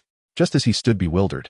His head was violently twisted as if by an unseen force, his neck snapped, and he succumbed to death, eyes wide open in eternal surprise. It was him, the spirit controller. Beware! A nearby giant bellowed in alarm as he beheld the sudden emergence of Lin Xiao. Channeling his inner energy and cautiously assessing his surroundings to guard against any mental manipulation. Attack! Meanwhile, a steward from the Tang family had raised his sword to strike at the young man of the Lin family. At that instant, Lin Xiao's gaze shifted, and the fallen giant's long blade soared into the air, interposing itself beneath the descending sword. Clang! A resounding metallic clash echoed as the steward was forcefully repelled. Astonishment etched upon his face. Almost immediately, the blade darted back towards him with lightning speed, leaving him no time to react. Thud! The steward's head was severed, and he perished without comprehending his demise. Following this, the flying blade continued its deadly trajectory, cleaving through others with relentless precision. Clink, clank, thud, thud. A sudden clash echoed, followed by a series of severed heads soaring through the air. 8 martial artists, all at the 6th or 7th level of their cultivation, lay dead in mere moments. The youth from the Lin family had not even had the chance to react. Their intended assault had been extinguished before it could begin. Staring in disbelief at Lin Xiao, they were struck by the terrifying prowess of a Lin Xiao who had ingested the violent spirit pill. Quickly, go and kill him, roared Tang Lai in a fit of rage. At that moment, a host of formidable experts, numbering over 10, surged forward to attack Lin Xiao. Everyone stand behind me, Lin Xiao commanded, and the 10 young members of the Lin family promptly assembled at his back. Though they possessed fervor and a fighting spirit, facing opponents of the 5th or 6th level was beyond their capability. They would struggle to exchange even a few blows. Charging forward would only lead to their demise. Block! Lin Xiao directed the flying blade towards an elder at the 7th level, but it was parried, sending him staggering backwards. Meanwhile, several adversaries had already advanced to within mere yards of Lin Xiao. Yet, their bodies abruptly lifted into the air, tracing magnificent arcs as they were flung back. Unable to approach him. Bang! Bang! Bang! 3 more assailants were ensnared by Lin Xiao's spiritual power, yanked upwards, and crashed to the ground. The 4th was lifted to a height of 3 or 4 yards before plummeting heavily to the earth, blood spilling from his mouth. With a swift motion, a flying dagger sliced through his throat, severing his head from his body. As the 3 individuals collapsed, their fates mirrored that of the preceding one. Their heads severed by a flying knife, meeting a tragic end. Concurrently, while Lin Xiao commanded the knives to assault several adversaries, another elder from the Tang family, a formidable warrior at the 7th level of Yuanwu, surged from the side, launching a fierce punch towards Lin Xiao. In that fleeting moment, a thunderous dragon's roar erupted, and a spectral blood dragon emerged behind Lin Xiao. He unleashed the first strike of the chaotic reversal technique, an overwhelming force radiating from him. As his powerful fist collided with the elder's, with a resounding impact, Lin Xiao's fist repelled the elder's strike, then penetrated his chest, blood gushing forth in a gruesome spectacle. The consequences were akin to those faced by Tang Yun. The throng of assailants, numbering over a dozen, found themselves unable to approach Lin Xiao, for had perished. And the sole one who dared to close in was met with a fatal blow as Lin Xiao's fist pierced through his body. The remaining few halted in their tracks, trembling with fear, unwilling to advance further. The long-range spiritual power attacks were inescapable, formidable, and terrifying, while in close quarters. Even warriors at the 7th and 8th levels of Yuanwu found their bodies easily pierced by a single blow. The potency of spiritual energy and Yuan power was overwhelming, leaving no avenue for counterattack. Useless, you are all a bunch of worthless fools. Divide and distract Lin Xiao while I take him down. At that moment, Tang Lai bellowed. Upon hearing this, the elder of the Tang family, who had initially gained the upper hand against Lin Ba, swiftly withdrew to assault Lin Xiao. Simultaneously, over 10 skilled fighters advanced to attack Lin Xiao. What began as a 2-on-1 scenario against each elder of the Lin family swiftly transformed into a 1-on-1 confrontation.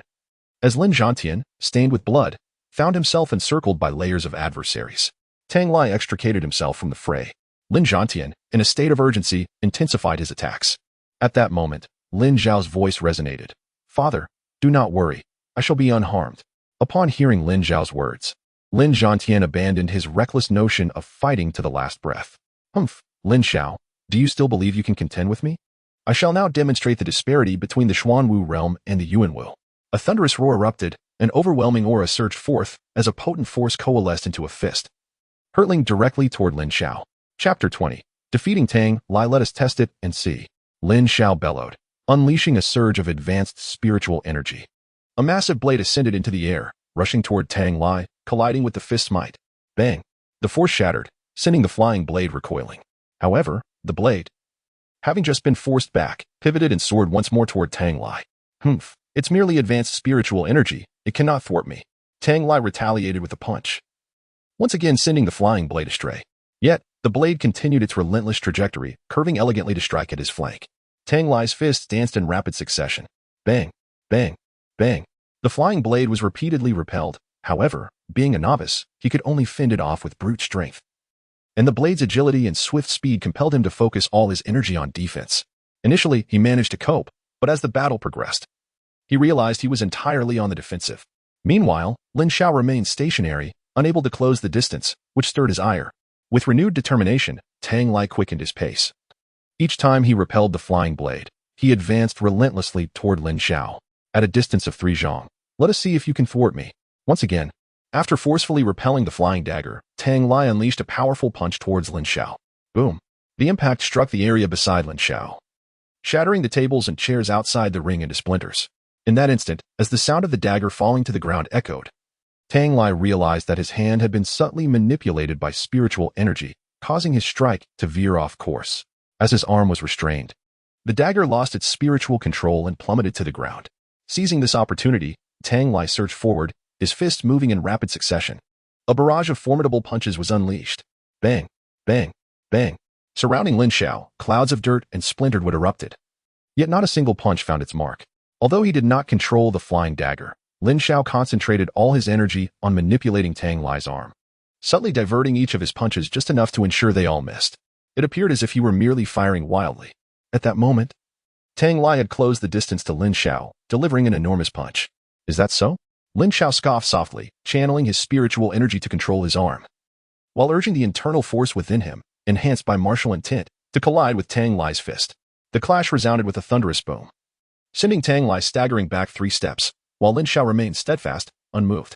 You! Tang Lai gasped in astonishment, not expecting Lin Xiao's combination of spiritual energy, internal force, and martial intent to surpass his own strength. Tang Lai, did you not wish to kill me? Here I stand, unyielding. Why do you hesitate to strike? Lin Xiao sneered darkly. In a fit of rage, Tang Lai prepared to unleash his formidable martial arts skills, only to be abruptly struck by the realization that a surge of spiritual energy had latched onto his mind. This revelation filled him with alarm, compelling him to swiftly channel his vital energy to dispel the foreign force. Beads of sweat formed on Tang Lai's brow. Had he reacted even a moment later, his neck might have been twisted beyond recovery. Lowering his guard in the presence of a spirit controller was an unforgivable transgression. One misstep could spell doom, rendering even the mightiest warrior powerless. Engaging in combat with a spirit controller demanded the utmost vigilance, as a single moment of inattention could lead to one's demise. In that fleeting instant when Tang Lai's vital force repelled the encroaching spiritual energy, Lin Xiao seized the opportunity to dart forward, launching a sudden and powerful punch. The swiftness and cunning of Lin Xiao's attack caught Tang Lai off guard, leaving him unable to defend himself as Lin Xiao's fist struck his chest with a resounding thud. Tang Lai was propelled backwards several paces, a mouthful of blood welling within him. Fortunately, Lin Xiao's spiritual energy had only grasped his mind, lacking the time to channel its potency into his fist, relying instead on the 5th level of martial essence augmented by martial intent. Had the blow been delivered with full force, it would have inflicted grave injury. At that moment, the battle raged on, and the spectators felt an involuntary chill at the sight of Tang Lai being struck. The true terror of a spirit controller was laid bare. Even an advanced first-grade spirit controller could challenge a warrior of the Xuanwu realm. Stung by the blow, Tang Lai refused to underestimate his opponent any longer, remaining acutely aware of his head as he surged forward once more to engage Lin Xiao in combat. Fighting a spirit controller was a constricting and frustrating affair, inhibiting the ability to unleash one's full potential in a truly exhilarating battle. Bang! Bang! Bang! As the two combatants clashed, the disparity in their abilities was scarcely noticeable. Yet, Tang Lai soon realized he was at a disadvantage, his steps being relentlessly forced backward. 8 Desolation's palm. Observing Lin Xiao pouring his full strength into his arms for the confrontation, Tang Lai seized the moment to unleash the forbidden techniques of the Tang family, his power escalating dramatically in an instant. A fearsome fist surged forth, aimed to obliterate Lin Xiao. However, in that fleeting moment, Tang Lai felt as though an invisible hand had seized his leg, causing his body to tilt and his punch to veer off course. Lin Xiao subtly shifted his body, evading the onslaught, and retaliated with a heavy punch to Tang Lai's chest. With a resounding thud, Tang Lai, possessing the same 5th level of Yuan Wu power, coughed up blood and staggered back. It was over. Seizing the opportunity, Lin Xiao surged forward, embodying a frenzied martial intent, his spiritual energy coursing through his arms. A deafening dragon's roar echoed, and a colossal dragon apparition emerged, illuminated by the profound dark light radiating from his dantian, casting Lin Xiao's form as a primordial beast hurtling towards Tang Lai. Reverse chaos technique.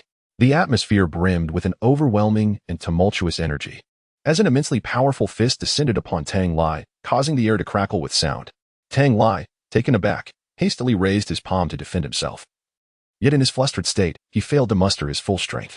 With a thunderous impact, Tang Lai's body was sent flying, a copious amount of blood erupting from his mouth. The onlookers were taken aback. All combat came to an abrupt halt. The esteemed patriarch of the Tang family, Tang Lai, had been defeated by Lin Xiao? Such a notion was almost unfathomable. However, a scene more astonishing than before unfolded. Lin Xiao extended his hand and pointed at Master Heng Yuan, exclaiming, "Heng Yuan, do you now regret your actions?" The crowd was left in a state of disbelief, unable to fathom that Lin Xiao dared to challenge Master Heng Yuan. Heng Yuan was equally astonished, rendered speechless by Lin Xiao's audacity. Yet Lin Xiao was not finished. He berated Heng Yuan further. "Do not presume that being a second-tier junior spirit controller makes you exceptional. You have overstepped your bounds. Now, descend from your pedestal." The resounding command echoed throughout the training ground, leaving everyone in shock. Lin Xiao commanded Master Heng Yuan to come down. Bang! Heng Yuan slammed his palm onto the table before him, reducing it to dust. Immediately afterward, the massive stone that Lin Xiao had previously upturned soared through the air, hurtling towards him. Heng Yuan had made his move. Hiss! The enormous stone halted mere paces from Lin Xiao, suspended in midair. Lin Xiao's spiritual energy enveloped the stone, engaging in a fierce contest against Heng Yuan's own energy. Heng Yuan's gaze sharpened as he leapt down from the platform, advancing step by step towards Lin Xiao. The colossal stone gradually pressed closer to him. At that moment, Lin Zhantian bellowed, preparing to charge forward. "Stop him! Someone restrain him!" Tang Lai, severely injured, shouted urgently. Upon hearing this, dozens of elders and stewards from the Tang family launched their attacks at Lin Zhantian. A battle was imminent, reigniting the fervor of conflict within the training ground. "Brothers, let us annihilate all the disciples of the Tang family." A youthful voice rang out from behind Lin Xiao. "Kill! Kill! Kill!" The echoes of battle resounded as the youths of the Lin family surged forward, their murderous intent palpable in their spirits soaring, charging at the young members of the Tang family. The scene was one of unparalleled intensity. Only Lin Xiao and Heng Yuan remained relatively calm amidst the chaos. As Heng Yuan advanced, a massive boulder continued to close in on Lin Xiao. Chapter 21, The Battle of Spirit Controllers, Part 1. When the boulder was but 10 paces away from Lin Xiao, a resounding crash reverberated as the stone was instantly crushed to fragments. "If you wish to play, then I shall indulge you." A cold, arrogant glint flickered across Heng Yuan's face. He regarded the first-grade high-level spirit power with utter disdain. With purposeful strides, Heng Yuan positioned himself 7 paces from Lin Xiao and drew forth a dagger. With a swift motion, the dagger shot forward like a bolt of lightning, closing the distance to Lin Xiao in an instant. Startled, Lin Xiao hastily channeled his spirit energy into the dagger, attempting to redirect its trajectory. Yet, Heng Yuan's overwhelming spirit power rendered the dagger's speed unmanageable. It grazed Lin Xiao's left arm, tearing through his garments and drawing forth a faint trickle of blood. The dagger zipped past Lin Xiao before curving back, once again lunging towards him. With a swift motion, it slashed across Lin Xiao's clothing. Despite Lin Xiao's reliance on the elixir to bolster his first-grade high-level spirit power, he found himself at a significant disadvantage against Heng Yuan's second-grade initial spirit power. Nevertheless, managing to avoid a fatal strike was no small feat. Heng Yuan, taken aback, had not anticipated Lin Xiao's resilience. Intensifying his spirit power and accelerating the dagger's speed, he unleashed a relentless barrage of attacks that darted around Lin Xiao. Swish, swish, swish. Lin Xiao's garments were riddled with countless gashes, yet each time, he managed to deftly avoid the dagger's lethal strikes. As minutes slipped by, he sensed the diminishing potency of the medicine coursing through him, while his own spiritual energy surged, outpacing the effects of the drug. The dagger could no longer find its mark upon his body, and the distance between it and him steadily increased. With a swift motion, the dagger lunged forward from behind him. Lin Xiao skillfully redirected it just enough to evade his flesh, then commanded the blade to target Heng Yuan. Lin Xiao commenced his counterattack. The dagger whizzed past Heng Yuan, who, with renewed vigor, twisted it back towards Lin Xiao. The air crackled with the sound of the blade as it darted back and forth between the two, slicing through the space surrounding them. Ultimately, Lin Xiao managed to push the dagger a few paces away before launching his own strike towards Hung Yuan.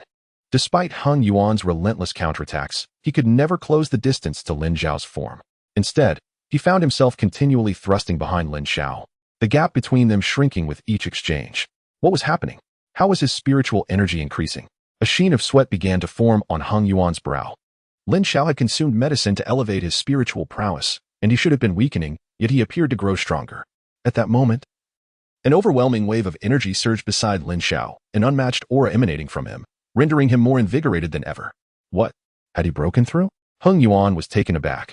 Lin Xiao had unexpectedly ascended to the realm of advanced spiritual energy. He had become significantly more formidable. Lin Xiao felt a surge of joy as his spiritual power ascended to the advanced first grade. The potency of the violent spirit pill had entirely dissipated. His newfound first-grade advanced spiritual power far surpassed the strength he previously maintained through the pill. Astonishingly, his combat capability rivaled that of a novice second-grade spiritual power, and perhaps even exceeded it.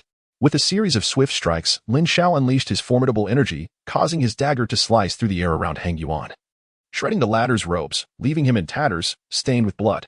The onlookers, engaged in the fierce battle, were taken aback, unable to believe that Lin Xiao could turn the tide and injure Hung Yuan. This revelation deflated the morale of the Tang family, while simultaneously invigorating the Lin family. How could this be possible? Hung Yuan's expression darkened as he hastily drew a small flying dagger and activated it, colliding it against Lin Xiao's dagger. The sounds of clashing metal echoed in the air as the flying dagger and the dagger exchanged blows incessantly. However, it was not long before the point of impact drew perilously close to Hung Yuan. I don't know where your luck comes from. Breaking through to first-grade spiritual power, but you are merely at the 5th level of Yuan Wu. In close combat, you are no match for me. Hung Yuan scoffed, infuriated. After directing the flying dagger to strike Lin Xiao's dagger, he infused his own body with spiritual power, doubling his speed in an instant. And in the blink of an eye, he lunged towards Lin Xiao, delivering a fierce palm strike. This strike was fueled by Hung Yuan's 9th level of Yuan Wu energy, as his spiritual power had already been expended to enhance his speed. As the speed surged, Lin Xiao found himself unable to swiftly redirect his spiritual energy for protection. Instead, he unleashed the ferocious martial intent of the 5th layer of Yuan Wu, coupled with the reverse disruption technique, colliding fiercely with Hung Yuan. A resounding crash echoed as both figures staggered back a few paces, their strike equally matched in power. How can this be? How could the strength of your 5th layer of Yuan Wu be so formidable? Hung Yuan's face contorted in disbelief. Lin Xiao's advanced first-grade spiritual energy surpassed even his initial second-grade energy, and yet, the power of the 5th layer of Yuan Wu could contend with Hung Yuan's 9th layer? Such a meager force could hardly capture the attention of Master Hung Yuan. With a mocking laugh, Lin Xiao advanced boldly, initiating an assault against Hung Yuan. In that fleeting moment, a surge of spiritual energy enveloped Lin Xiao's head. However, his own energy instinctively surged forth, dispersing the encroaching force.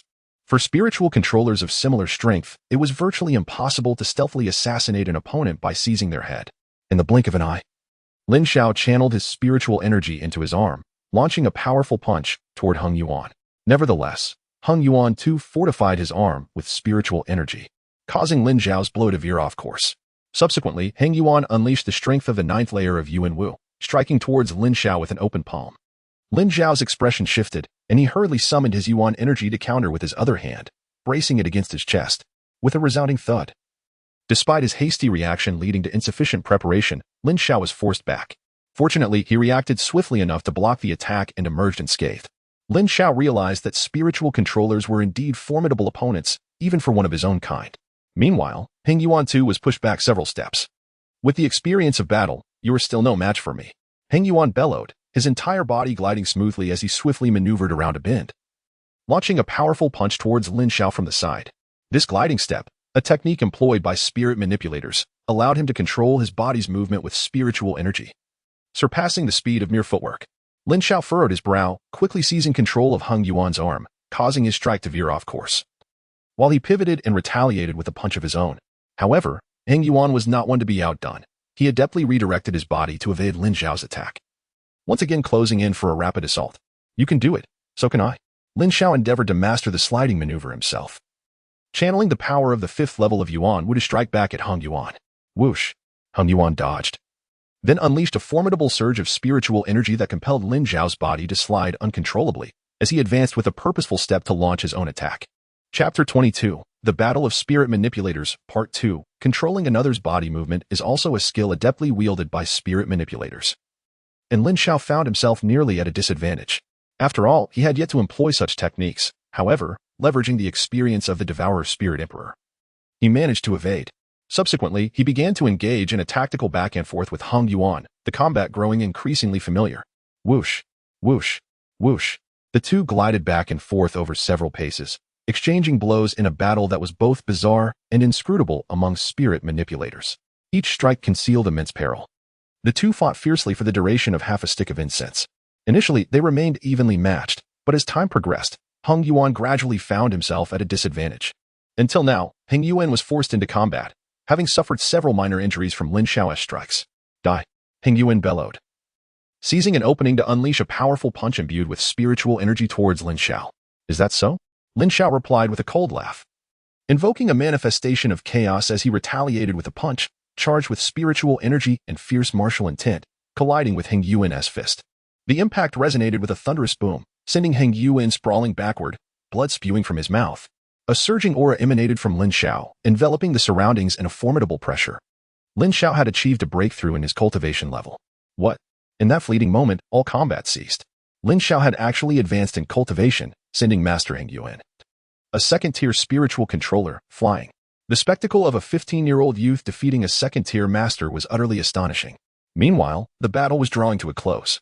After sustaining severe injuries, Lin Xiaotian faced no opposition as he methodically eliminated the more than 10 adversaries surrounding him. The casualties among the Tang family members and the Wolf Fang mercenaries, who engaged Lin Xiaotian, had surpassed 50%. With Lin Xiaotian's involvement, the opposing forces dwindled to less than 10 individuals.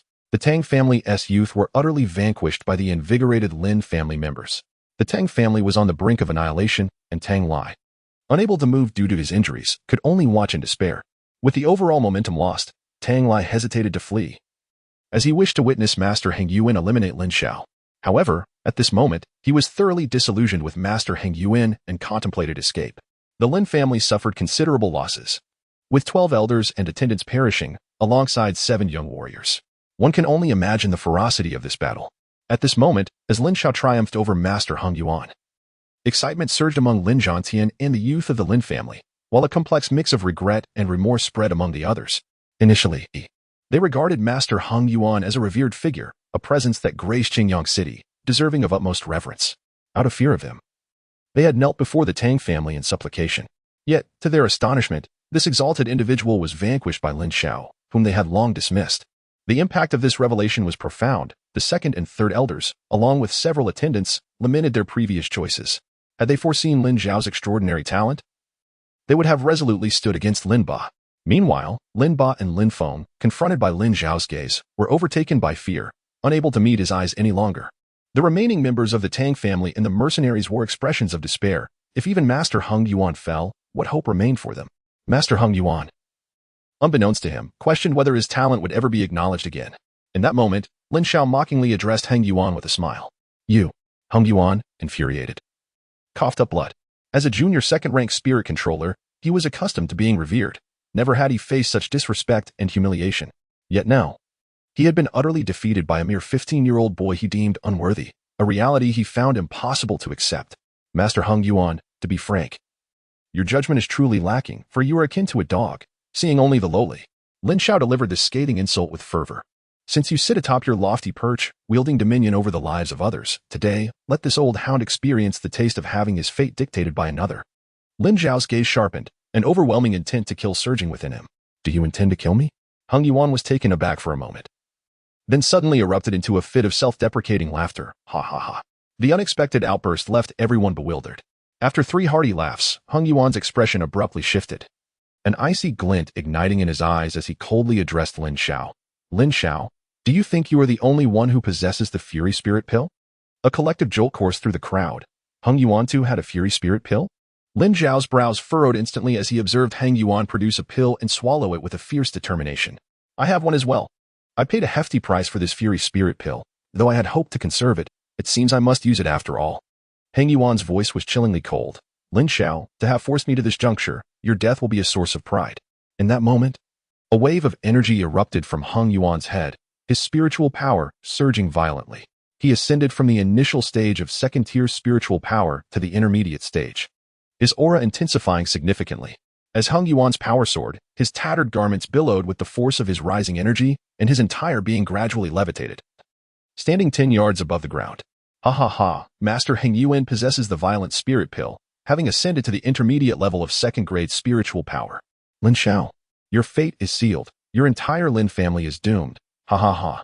In the midst of the Tang family's downfall, a sudden upheaval erupted, causing Tang Lai, who was initially engulfed in despair, to burst into maniacal laughter. How could he remain composed in such chaos? Hope surged within the hearts of the 10 mercenaries accompanying the Tang family, their faces alight with exhilaration. With Master Heng Yuan's breakthrough, they would escape death while their adversaries faced total annihilation. Controlling oneself in midair? Lin Xiao gasped in astonishment. The art of spiritual control encompasses several stages: controlling objects, controlling others, and self-control, which represents the foundational abilities. Upon reaching the second grade, one can achieve self-control in midair, maintaining bodily equilibrium. Whether this ability is classified as primary, intermediate, or advanced spiritual power depends solely on the practitioner. Clearly, Heng Yuan had attained intermediate spiritual power, enabling him to control himself in midair. However, such control does not equate to flight. To achieve true flight, one must reach the third grade. Realizing that Heng Yuan had attained the ability to control himself in midair, Lin Xiao understood that his advanced first-grade spiritual power could no longer contend with Heng Yuan's prowess. The disparity in their levels was simply too vast. He resolved to attempt that technique. Lin Xiao secretly made up his mind to harness the most familiar and powerful attack method of the devouring Sky Spirit Emperor, the devouring Sky Condensation Finger. This technique gathers all the elemental energy from the Dantian, channeling it to the fingertips. By infusing all spiritual power into his fingers, he would merge and compress these two forces into a singular point before unleashing it. Yet, a moment's lapse could lead to self-destruction, presenting tremendous danger. If not for his profound familiarity with the devouring Sky Condensation Finger, Lin Xiao would not dare to take such a risk. Sizzle. With a sneer, Lin Xiao's body surged with a power as vast as the ocean, all converging towards his fingertips. His fingers resembled a black hole, voraciously absorbing the boundless essence of the universe. Simultaneously, the spiritual energy within his mind flowed into his fingers like a whale consuming its prey. Yet, the surface of Lin Xiao remained eerily silent, devoid of any detectable aura. An astonishing strike was quietly brewing. Chapter 23. The Might of the Celestial Gathering Finger. Ha ha ha. Lin Xiao, what do you intend to use to contend with me now? Heng Yuan observed Lin Xiao, who was in a state of shock and disbelief, and laughed heartily. His spiritual energy surged forth as a massive blade on the ground levitated before him. As I mentioned earlier, no matter how exceptional your talent may be, if you lack restraint, you are destined to perish. Now, prepare to meet your end. Heng Yuan bellowed, his voice resonating like thunder. The flying blade before him seemed to embody boundless strength, akin to a colossal mountain. With a mere movement, it unleashed a sound that pierced the air. Not good. Lin Zhatian's brow furrowed, ready to rush forward. However, at that moment, Lin Xiao extended his finger forward and gently tapped, causing a tremor deep within his very soul. With a swift motion, a beam of light shot forth from Lin Xiao's fingertip, releasing an overwhelming and tempestuous aura that made the very heavens tremble. In that instant, every onlooker felt a shiver run through their hearts, overwhelmed by shock and dread. This beam of light seemed to be infused with unimaginable power, as if it could shatter the firmament and annihilate the world.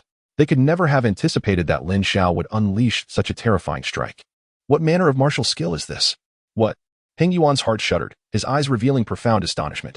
How could a 6th-level Yuan Wu practitioner, one who wields advanced spiritual power, possibly execute such a formidable blow? How could it be? Whoosh. At that moment, the light darted forth at the speed of light, instantly colliding with the flying dagger that had just been propelled away. In an instant, a thunderous roar erupted, akin to the divine thunder of the heavens, unleashing an earth-shattering cacophony. An overwhelming force detonated, sending forth a dazzling brilliance, while waves of energy surged forth like an ocean, sweeping powerfully in all directions. The unparalleled and terrifying fluctuations reverberated through the cosmos, and the ensuing shockwave sent everyone on the ground, including Lin Xiao himself, tumbling away. This strike was extraordinarily powerful, far exceeding anyone's expectations, leaving all in a state of shock. It is unfathomable to consider that, had this explosion occurred at ground level rather than in the sky, none would have escaped unscathed. Furthermore, it is easy to envision that Heng Yuan would have been reduced to mere ashes. Indeed, as the waves of energy subsided, nothing remained in the air, and the ground had transformed into a desolate wasteland, with no trace of Heng Yuan to be found. It was evident that he had turned to dust. Moreover, Those present had suffered significant injuries, with several unable to rise. Terrifying, this strike was truly dreadful. An act beyond the capabilities of a mere first-tier spiritual controller. Even a second-tier spiritual controller would be incapable of such a feat. Even Lin Xiao was taken aback. When had Lin Xiao mastered such a formidable technique? He had never heard of it before. Lin Xiao himself was astonished in attacking others. He had not anticipated that the backlash would injure him as well. The power of the swallowing sky-gathering spirit finger exceeded his expectations. Just as the crowd was still in shock, Tang Lai swiftly consumed a pill, and his severely wounded body was instantly revitalized.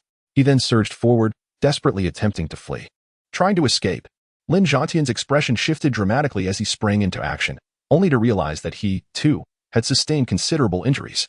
He stumbled, nearly losing his balance. "Father." "There's no need to pursue," Lin Xiao called out urgently. Given his father's current condition, he would be unable to catch up. And he himself had already exhausted all his internal energy. "But, Xiao, you must understand, the Tang family has a branch in the Spirit Beast Forest.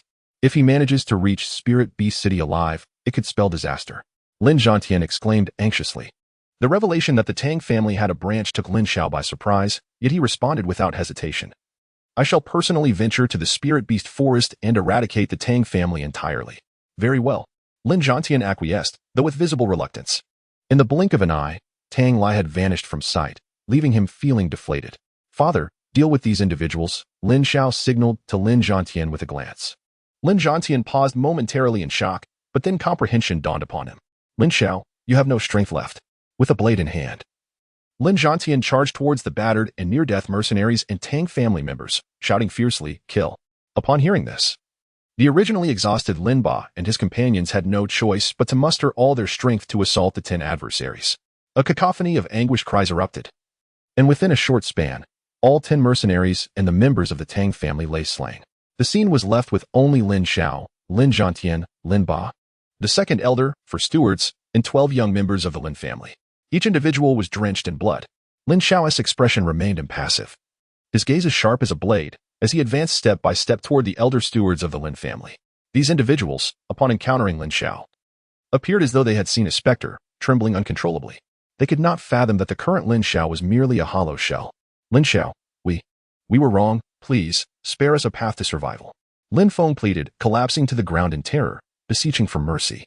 At this moment, Lin Ba, disregarding any semblance of dignity, also fell to his knees, imploring, "Indeed, Lin Xiao, it was our fear for our lives that led us astray. I, Lin Ba, vow henceforth to protect the clan leader, Lin Xiao, with all my might, never to defy again." At the utterance of the clan leader, "I would brave the mountains of daggers and seas of flames, unhesitatingly. I implore you to grant us this chance. After all, we are still members of the Lin family."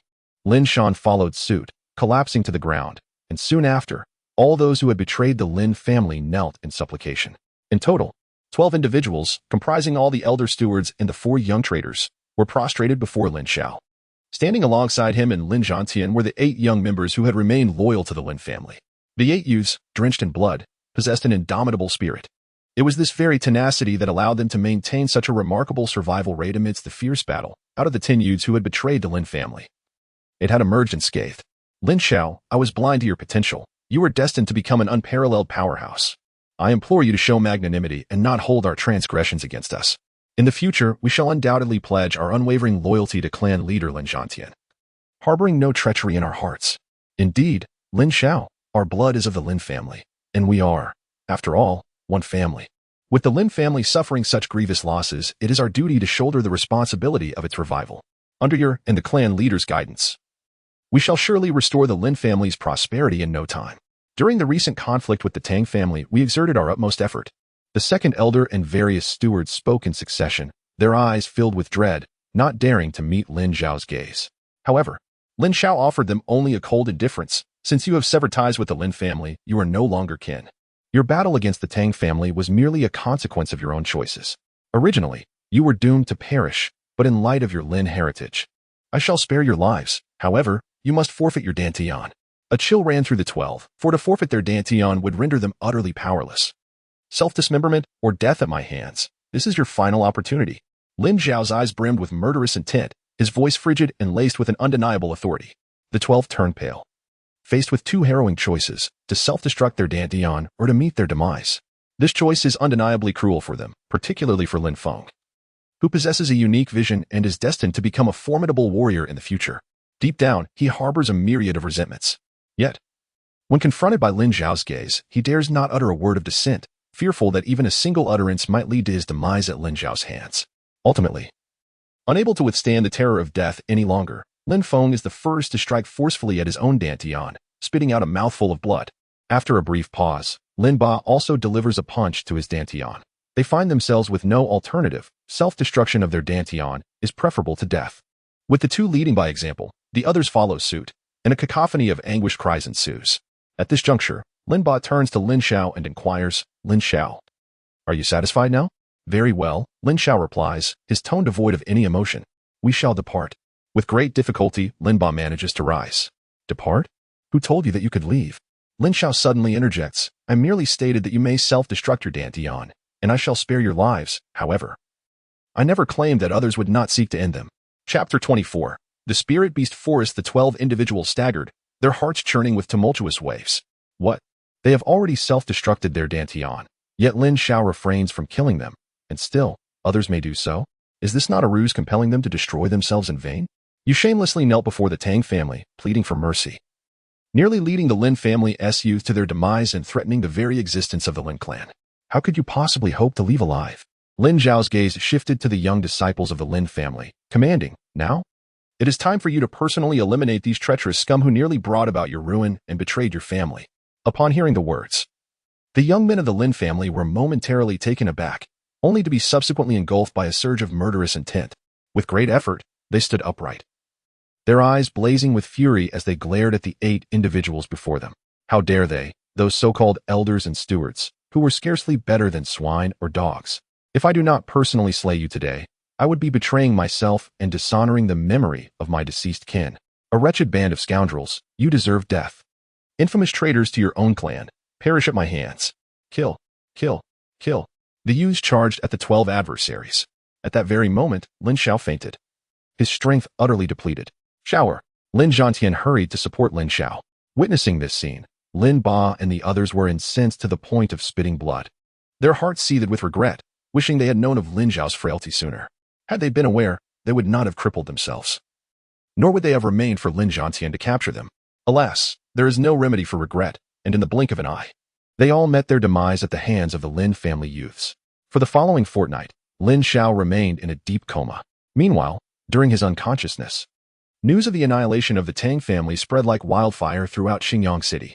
However, due to Lin Zhantian's subsequent breakthrough in cultivation and his swift recovery, he managed to tidy up the aftermath, ensuring no one became privy to Heng Yuan's demise or Lin Xiao's identity as a spirit controller. All that was known was that the Lin family had eradicated the Tang family, thus securing their dominance over Xinjiang City. The possessions of the Tang family, from the grand hall to the secret chambers, were thoroughly plundered by the Lin clan. One morning, as gentle sunlight streamed through the window and illuminated the bed, Lin Xiao's eyes gradually fluttered open. As Lin Xiao gradually regained consciousness, Lin Zhantian, who stood nearby, exclaimed with delight, "Shower, you have awakened." Father?" Lin Xiao replied, momentarily taken aback. He blinked, gazing at Lin Zhantian, and instinctively inquired, "How long was I unconscious?" All he could recall was the overwhelming exhaustion that had caused him to faint, only to awaken lying on a bed. "You have been in a stupor for half a month," Lin Zhantian responded. Lin Xiao was slightly astonished. He had not anticipated lying incapacitated for such an extended period. The overwhelming exertion required by the swallowing heaven-gathering spirit finger had taken a severe toll on him. He resolved never to wield it recklessly again, for it could lead to his own downfall, rendering him vulnerable to others' whims. Fortunately, his body had fully recovered without any significant harm. Sitting up slowly, Lin Xiao inquired, "Father, has this matter spread beyond us?" Seeing Lin Xiao's vibrant spirit, Lin Zhantian felt a weight lifted from his heart and replied, "Rest assured, I have managed the aftermath of the Tang family's affairs. Apart from our Lin family and the escaped Tang Lai, no one else is aware." That is a relief, Lin Xiao thought to himself, relieved that no word had reached Qin Yinfeng or Lan Yu, which would have drawn relentless pursuers upon him. Additionally, we discovered a tubular piece of black mysterious iron in the Tang family's secret chamber, Lin Zhantian continued. "Black mysterious iron?" Lin Xiao exclaimed in surprise. Black mysterious iron is a rare metal, known for its hardness and weight, making it an excellent material for crafting high-grade weaponry, though it is seldom traded. The tubular form of the black mysterious iron might have been crafted by its forger to achieve a suitable weight, but for Lin Xiao, it held a different significance. Once, the Celestial Devourer Emperor acquired a set of martial arts notes known as the Mountain Crumbling Pipe Record, classified as a low-tier Earth-level martial skill. This technique employs weaponry akin to heavy iron tubes, crafted by a formidable master skilled in the use of such heavy implements. Given Lin Xiao's current prowess, the only celestial-level martial skills he could cultivate were the Celestial Devouring Spirit Finger and the Reversal of Chaos Trio. Since this rare weapon was indeed suitable for the Mountain Crumbling Pipe Record, he resolved to practice it. A look of delight graced Lin Xiao's face as he promptly exclaimed, quickly, "Take me to see it?" Nodding in agreement, Lin Zhantian led Lin Xiao swiftly toward the Lin family's secret chamber. Within the secret chamber of the Lin family lay all the treasures collected from the Tang family, including techniques, martial arts, and weaponry. As for the techniques and martial arts, Lin Xiao held no interest. Upon entering the chamber, his focus immediately shifted to the black alloy iron tube. Looking down at the hollow iron tube, which was as thick as his forearm, Lin Xiao's eyes sparkled with excitement as he reached out to grasp it, only to feel his arm grow heavy, nearly causing the black alloy iron tube to slip from his grasp. This iron tube must weigh at least 1,000 pounds. Truly an exceptional weapon. Overjoyed, Lin Xiao promptly accepted it. Turning to glance at the equally exhilarated Lin Zhantian, Lin Xiao suddenly inquired, "By the way, father, does the Tang family still maintain a branch in the Spirit Beast Forest?" At the mention of this matter, Lin Zhantian's brow furrowed slightly, for it was indeed a concern that weighed on his mind. Indeed, the Tang family of Qingyang City had been driven out from the Spirit Beast Forest. And though Tang Lai had not contacted the branch for over a decade, he was still the legitimate heir of the branch of the Tang family. Lin Zhantian briefly explained. A look of concern etched upon his face. "The downfall of the Tang family in Qingyang City weighs heavily on my mind. I fear that the main branch of the Tang family may send formidable experts to seek vengeance. According to your uncle's report from a few years ago, a formidable Tianwu expert has emerged from the main branch of the Tang family, securing a position as the second strongest force within the Spirit Beast Forest." My uncle? Lin Xiao was momentarily taken aback, having never heard of the existence of such a relative. Lin Zhantian, slightly taken aback by Lin Xiao's question, wore a look of reminiscence. "Your uncle was once destined for the position of clan leader, but before your grandfather passed away, he designated that position to me, leading your uncle to withdraw voluntarily. Moreover, the emergence of the Tang family at that time made him sense danger, prompting him to head directly to the Spirit Beast Forest. You were still young back then, so I refrained from sharing this with you. Now, your uncle should have established a considerable presence by now," Lin Zhantian remarked with a hint of nostalgia.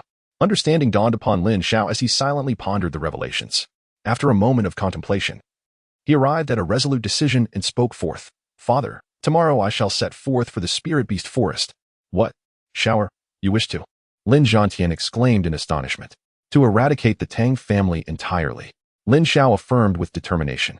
"However, let us not underestimate the overall power of the main branch of the Tang family. They possess a Tianwu expert among them." Lin Zhantian expressed his deep concern. With a shrug, Lin Xiao chuckled lightly and replied with ease, "Father, have you forgotten that I am a spirit controller? Even an intermediate second-tier spirit controller can be vanquished. The distance from Qingyang City to the Spirit Beast Forest takes about 3 to 4 months, and along the way, I shall also hone my skills. By the time I reach the Spirit Beast Forest, my strength will be quite formidable. Trust me, father, I shall not undertake any endeavor without assurance." Lin Xiao added thoughtfully. After a brief pause, Lin Zhantian took a deep breath and said earnestly, "Xiao, I believe in you. If even Lian Hengyuan could be slain, what else could he doubt?" "Thank you, father." Lin Xiao nodded. With plans to eliminate Feng Lanwei and Chen Yin in a year, he needed to make the most of his training time. Subsequently, Lin Xiao concocted a reason for his imminent encounter with a tremendous opportunity, casually dismissing the matter of becoming a spirit controller and his explosive growth in power. Moreover, he spent a day meticulously inscribing a plethora of martial techniques, spanning Huang, Xian, and D levels, all of which he presented to his father, who was overjoyed and could hardly sleep that night from excitement. On the following day, Lin Xiao bid farewell to the Lin family, shouldered the black iron pipe and a simple satchel, and departed from Qingyang City. The Spirit Beast Forest, you say? Upon exiting Qingyang City and gazing at the vast horizon, a glimmer of anticipation flickered in Lin Xiao's eyes. However, before embarking on his training in the Spirit Beast Forest, he first intended to crush the Wolf Fang mercenaries. A hint of murderous intent curved at the corner of Lin Xiao's mouth. Chapter 25. I wish to annihilate the Wolf Fang mercenaries. The black iron pipe, weighing 1,000 pounds, accompanied Lin Xiao on his journey. Apart from practicing the art of the crumbling mountain pipe, He bore the weight of the iron pipe on his back at all times. Initially, this burden proved exhausting, yet after a fortnight, his physique adapted to the formidable weapon. Carrying it became as effortless as a casual stroll. His martial skills and the crumbling mountain pipe had also seen modest progress. One day, under the radiant sun, beams of light filtered through the forest, illuminating the surroundings. Following the map, Lin Xiao trekked forward, having already entered the vicinity of Qingsang City, where the spiritual beasts abounded. Suddenly, he sensed the presence of others. With a discerning gaze, he scanned the area ahead and soon spotted a group of over a dozen individuals approaching. Among them was a young woman, approximately 15 or 16 years of age, adorned in a flowing red dress that accentuated her beauty and alluring figure, exuding an extraordinary charm. The rest of the group consisted predominantly of robust men, clad in either tiger or leopard skins, their muscular forms bared. Emanating a savage and barbaric aura, clearly a band of mercenaries accustomed to the perils of battle. Lin Xiao assessed their cultivation levels, ranging from the 3rd to the 9th tier of Yuanwu. As the group neared, Lin Xiao made no attempt to conceal himself, instead boldly advancing towards them. "Who are you?" they demanded, abruptly halting in their tracks, drawing their swords in defense. However, upon sensing the 3rd tier Yuanwu energy radiating from Lin Xiao, they relaxed their stance. "If I were to say that I merely passed by, would you believe me?" Lin Xiao surveyed the group with a nonchalant tone. Upon hearing this, a man in his 30s with a hooked nose immediately scoffed. How could a mere 3rd-level martial artist survive in the forest? I suspect he is undoubtedly a member of the Wolfang mercenaries, here to scout. We have lost so many brothers in our pursuit of the bloodthirsty demon wolf. If he relays any information to the Wolfang mercenaries, our sacrifices would be in vain, serving only as a garment for others. Another burly man clenched his muscular arms, his eyes glinting with murderous intent. "Indeed, the bloodthirsty demon wolf belongs to us. Captain, I propose we eliminate this brat, just in case." The hooked-nosed man suggested to a middle-aged man in a lion hide coat, who appeared to be in his 40s. The lion hide man contemplated, scrutinizing Lin Xiao from head to toe. However, at that moment, a young lady in a red dress interjected, "No need for that. He doesn't seem like a threat. Let him join us, and we'll keep an eye on him, ensuring he has no chance to inform the Wolfang mercenaries." The hook-nosed man was momentarily taken aback and quickly urged, "Miss Hua, do not forget, you are here as a hired hand." The young lady shot him a glare. "But this concerns our lives." The hook-nosed man, unwilling to concede, attempted to voice his concerns but was interrupted by the middle-aged leader. "Maza, no need for further discussion. I believe this lad shows no signs of a mercenary's demeanor. Let him stay." The middle-aged man remarked that after years of being a mercenary, his powers of observation were certainly sharp. Lin Xiao appeared to him as someone who had never ventured beyond his doorstep. With the captain having spoken, those with dissenting opinions fell silent. Only a hawk-nosed man, referred to as Maja, wore an expression of fury, barking at Lin Xiao. "Boy, you should quickly express your gratitude to Miss Hua and Captain Zhao, or else you would already be facing Yama. However, let me make myself clear. If you are a spy for the Wolfang mercenaries, we will ensure that your suffering is beyond imagination." Maja glared at Lin Xiao menacingly. "No need for that, young brother. Where are you headed?" Zhao Shi inquired gently, addressing Lin Xiao. Throughout the exchange, Lin Xiao maintained a calm demeanor, replying softly, "Qingsang Town." "Perfect. We are the Hushi mercenaries from Qingsang Town. This young lady is our employer, Miss Hua Ruyin from the pharmacy. Recently, a 1st-tier high-level spirit beast, the bloodthirsty demon wolf, has been causing trouble, resulting in the loss of many of our brothers. If you accompany us, once we capture the bloodthirsty demon wolf, we can all return to Qingsang Town together."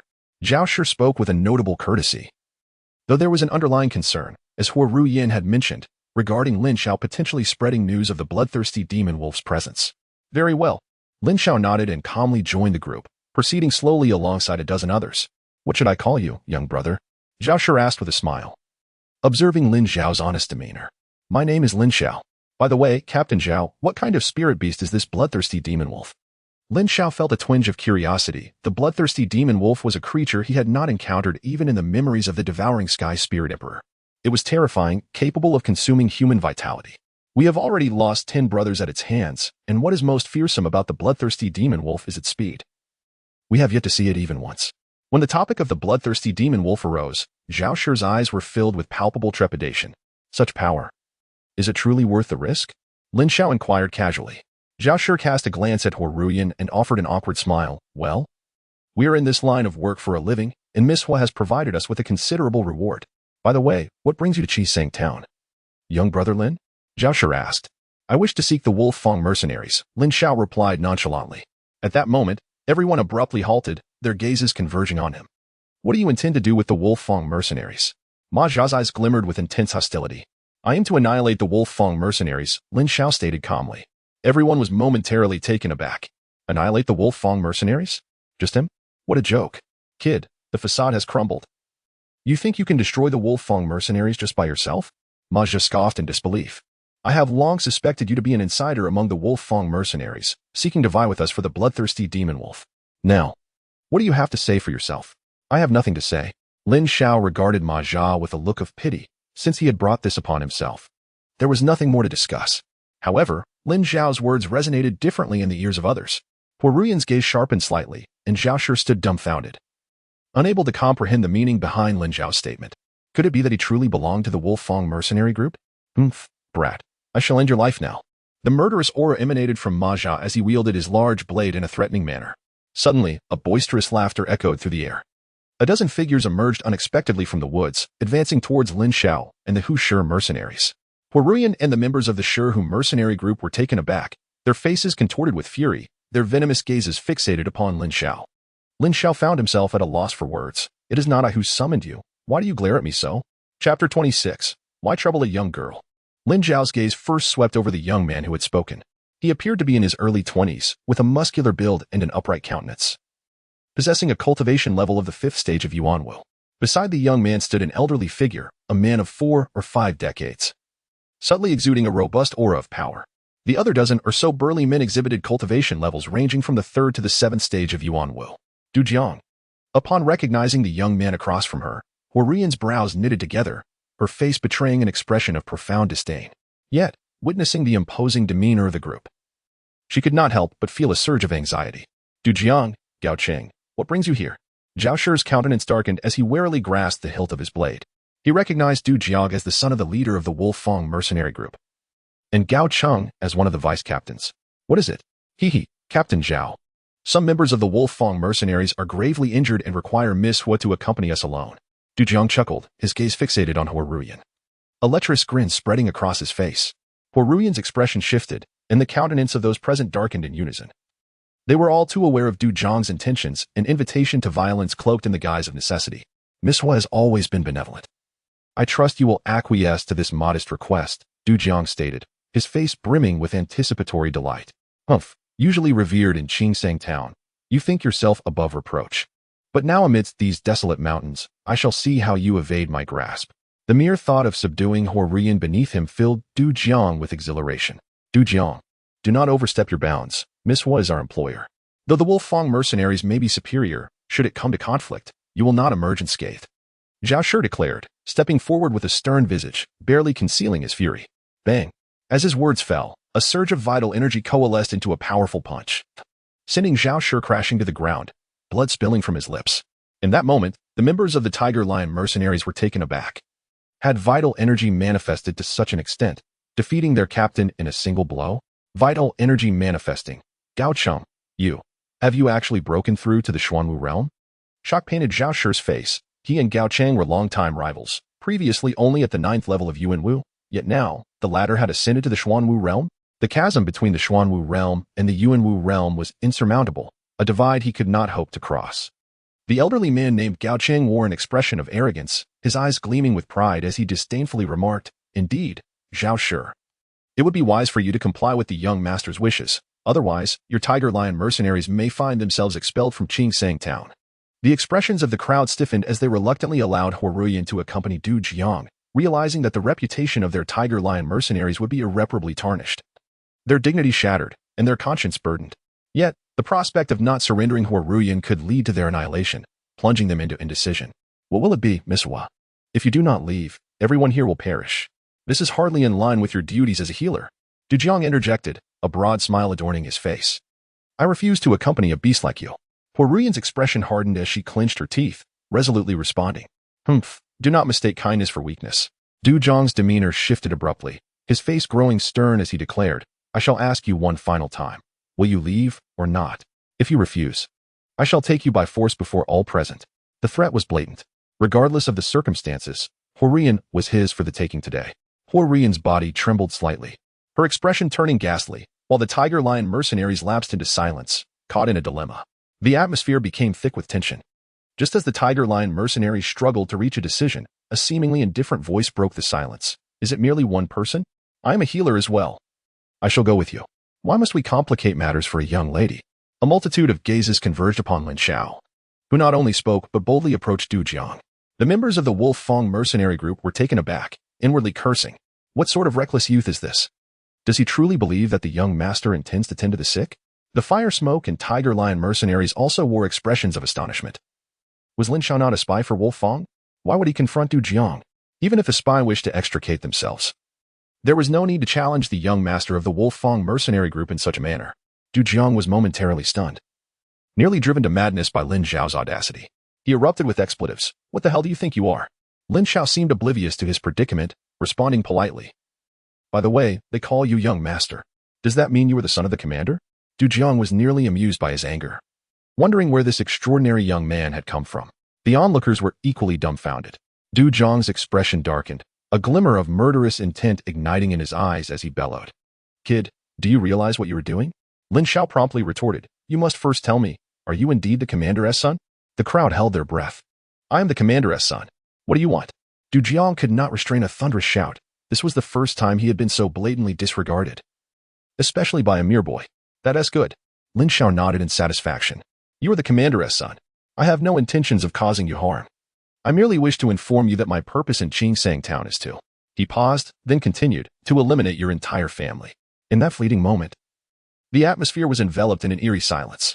Everyone's eyes widened in disbelief, questioning whether their ears had betrayed them, whether it was the fire-like presence of Huo Ruyun, Zhao Shi, Ma Jia, and the members of the Tiger Lion mercenary group, or Du Jiang, Gao Cheng, and the Wolf Fang mercenary personnel. All were left in a state of shock by Lin Xiao's audacious declaration. The silence lingered for several breaths, until a cacophony of raucous laughter erupted from the ranks of the Wolf Fang mercenaries. Ha ha ha. What did he just say? He actually claims he will annihilate the entire family of the young master. This is utterly hilarious. Ha ha ha. A mere third-tier martial artist daring to utter such words. This kid must be delusional, right? Not just delusional, but utterly beyond redemption. This is the funniest joke I have ever heard. Ha ha ha.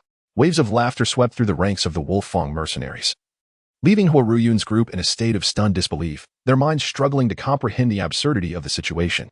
They never anticipated that this fool would stoop to such a level, brazenly uttering such words before them, and even daring to speak so boldly in front of Du Jiang, a veritable madman without regard for his own life.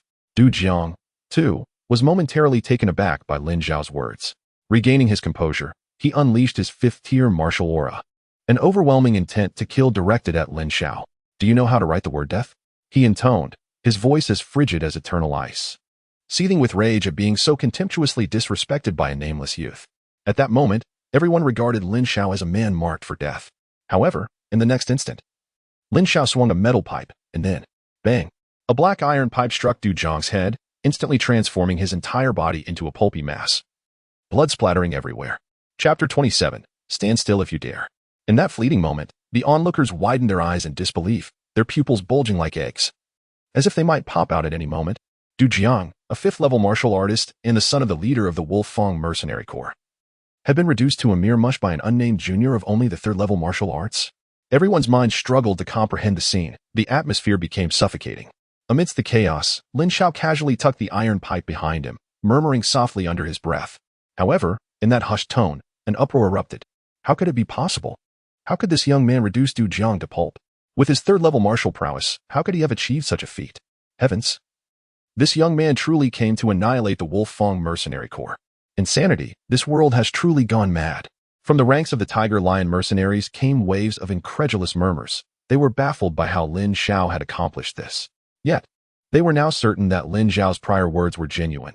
He had indeed come to obliterate the Wolf Fang mercenary corps, to eradicate Du Jiang's entire family. You actually killed young Master Du Jiang? Gao Cheng's stuttering voice rang out, filled with disbelief and immense fury. The entire Wolf Fang mercenary corps erupted in wrath, for slaying the leader's son marked the gravest incident in their history. An overwhelming wave of murderous intent surged forth towards Lin Xiao. However, Lin Xiao stood undaunted, and his subsequent words shattered their composure. Do you know where his father is? Everyone was momentarily stunned, but Gao Cheng erupted with fury. You brat, go die. A thunderous roar resonated, as Gao Cheng transformed into a frenzied beast, poised to attack Lin Xiao. Yet at that instant, Lin Xiao's voice boomed. What is so impressive about the Xuanwu realm? If you dare, stand still and let me crush you with a single blow. Gao Chen was infuriated beyond reason, and the members of the Wolf Fang mercenaries were equally incensed. Stand still for you to smash us? Who in their right mind would do that? Yet, in the next moment, a shocking scene unfolded. Gao Cheng truly stood motionless as Lin Xiao brought down his weapon with reckless abandon. With a sickening splatter, Gao Cheng's brains erupted, and his body was instantly reduced to a mass of flesh. In that fleeting moment, everyone was rendered speechless, as if turned to stone.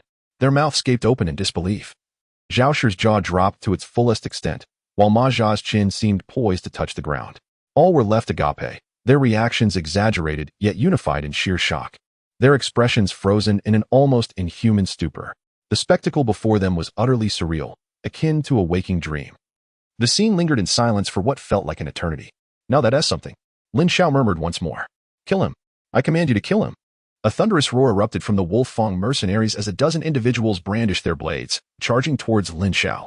With a resounding clash, Lin Xiao wielded the heavy mountain-crushing iron pipe, striking forcefully against the first assailant's massive sword.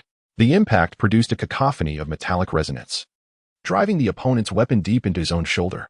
Simultaneously, Lin Xiao's iron pipe penetrated a critical area, resulting in the instantaneous demise of half the adversary's body. The sounds of clanging and thudding echoed through the air. In swift succession, Lin Xiao's iron pipe danced through the fray, each swing reminiscent of a formidable mountain, crashing down upon the weapons of his foes. One by one, the heads and shoulders of the Wolf Fang mercenaries were obliterated, with each strike claiming a life. Within mere moments, all of the mercenaries lay lifeless, their remains a gruesome sight. The members of the Tiger Lion mercenaries were now visibly struck with horror. What manner of being are you? Zhao Shi stammered, his face etched with fear. I am Lin Xiao, he began, but Zhao Shi found his words stifled. At that moment, Ma Zha, standing nearby, suddenly erupted in panic, exclaiming, Lin Xiao, how could you dare to kill Du Jiang? You have brought disaster upon us. Oh, is that so?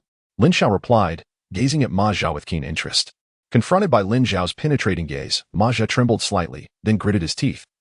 Speaking with a mix of fear and anger, do you have any idea how formidable the leader of the Wolf Fang mercenaries is?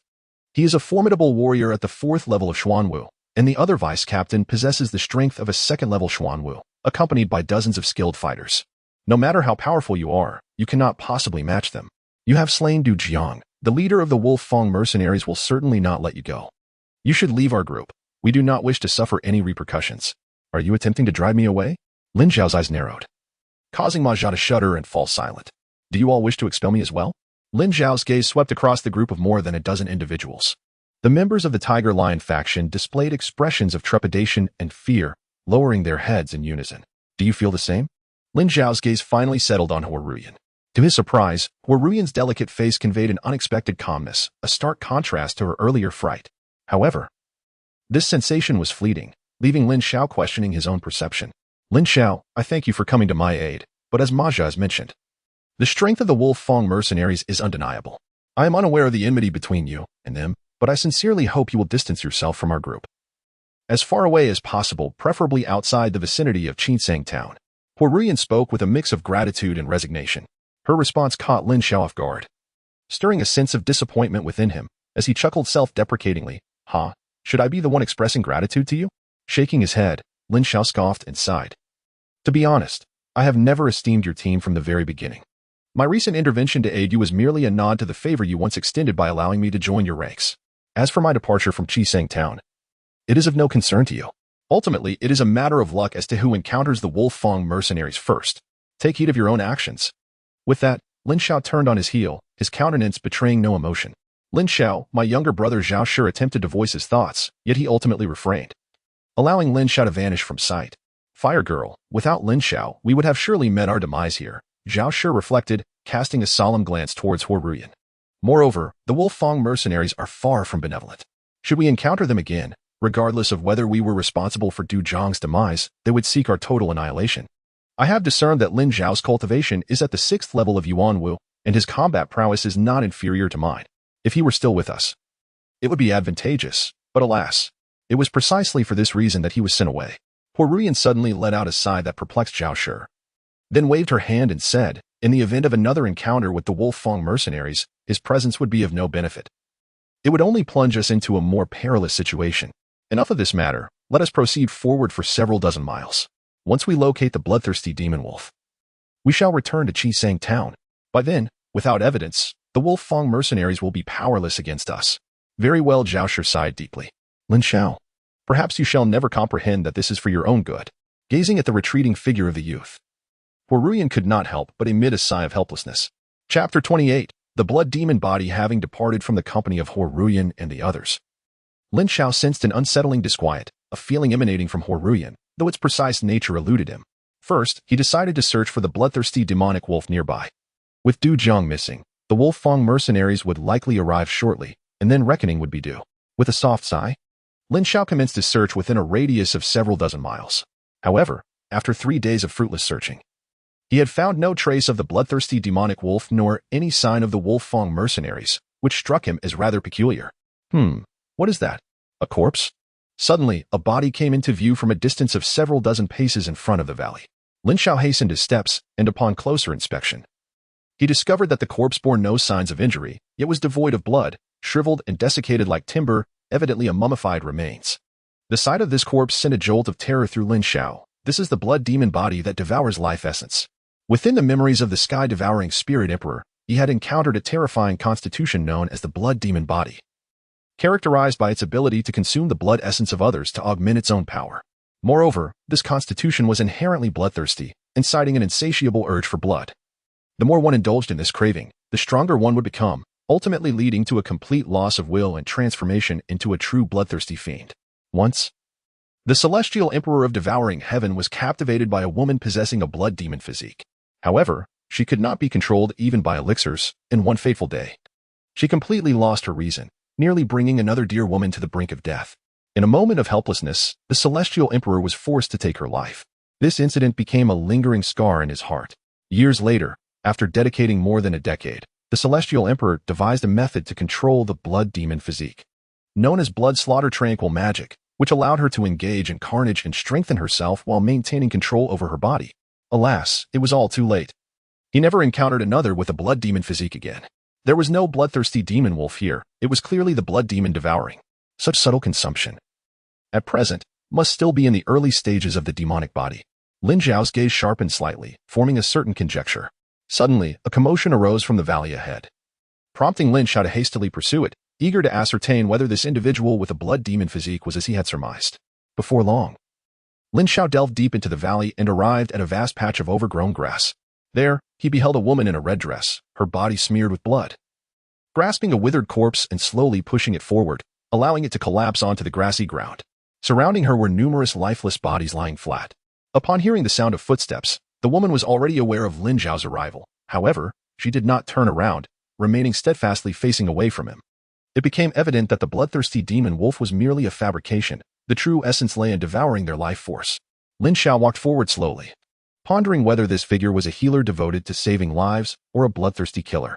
You shouldn't be here, the woman remarked with a tone of indifference. This individual was none other than the employer intent on slaying the bloodthirsty demon wolf, Huoruyan. Ignoring her, Lin Xiao approached Huoruyan, inquiring, "Is this the reason you wish to drive me away?" "Perhaps," Huoruyan replied with a slight nod, gradually turning around. A hint of crimson graced her stunningly beautiful face, her eyes gleaming a deep red, exuding a chilling aura that lent her an unusual, tragic beauty. "Lin Xiao, originally, I had no intention of killing you," she declared. "Huh? Do you truly believe you can take my life?" Lin Xiao scoffed dismissively. At that moment, Huoruyan's aura erupted forth, imbued with a sin of blood. Her power surged dramatically, escalating from the first level of Yuan Martial to the second, then the third, until it finally stabilized at the 9th level. With faint indications of nearing a breakthrough into the Xian martial realm, Lin Xiao couldn't help but be astonished, at merely 15 or 16 years of age. Possessing the cultivation of the 9th level of Yuan martial marked her as an extraordinary talent. Moreover, Huoruyan's ability to restrain such levels of power explained why he had been unable to discern her true strength. As Huoruyan prepared to strike, Lin Xiao hastily cleared his throat twice and said, "Ahem, even if you are at the 9th level of Yuan martial, you are still no match for me. As you can see, my ability to slay a first-level Xian martial practitioner was not mere chance, and we could very well become allies without resorting to violence." "Allies?" Huoruyan was momentarily taken aback, letting out a self-deprecating chuckle. Heh. The blood demon body thrives on blood, grows stronger through it, and is inherently bloodthirsty. My friends will inevitably perish by my hand. Lin Xiao forced a dry laugh and directly stated, What if I told you I possess a technique that can control the blood demon body? Would you believe me? Huoruyun shivered slightly, a flicker of intrigue igniting in her eyes, yet she soon shook her head. How could that be possible? Such a technique does not exist. The blood demon body incites an insatiable thirst for blood each time it is utilized. If one fails to consume blood energy for an extended period, the body succumbs to a parched state, typically occurring once a month, Lin Xiao said softly. Initially, the required amount is minimal, but as one consumes more blood energy, their power escalates, demanding an ever-increasing supply, until ultimately, one is engulfed by malevolence, losing all rationality and becoming a bloodthirsty fiend. The most potent influence on your will is the malevolence within the blood. If one can transform the rampant fury and all traces of malice within the blood energy into their own will, then the more blood energy consumed, the stronger the will becomes. You would be able to control the blood demon body at will. The more slaughter, the mightier the strength, and the more formidable the will, ensuring one never loses their way.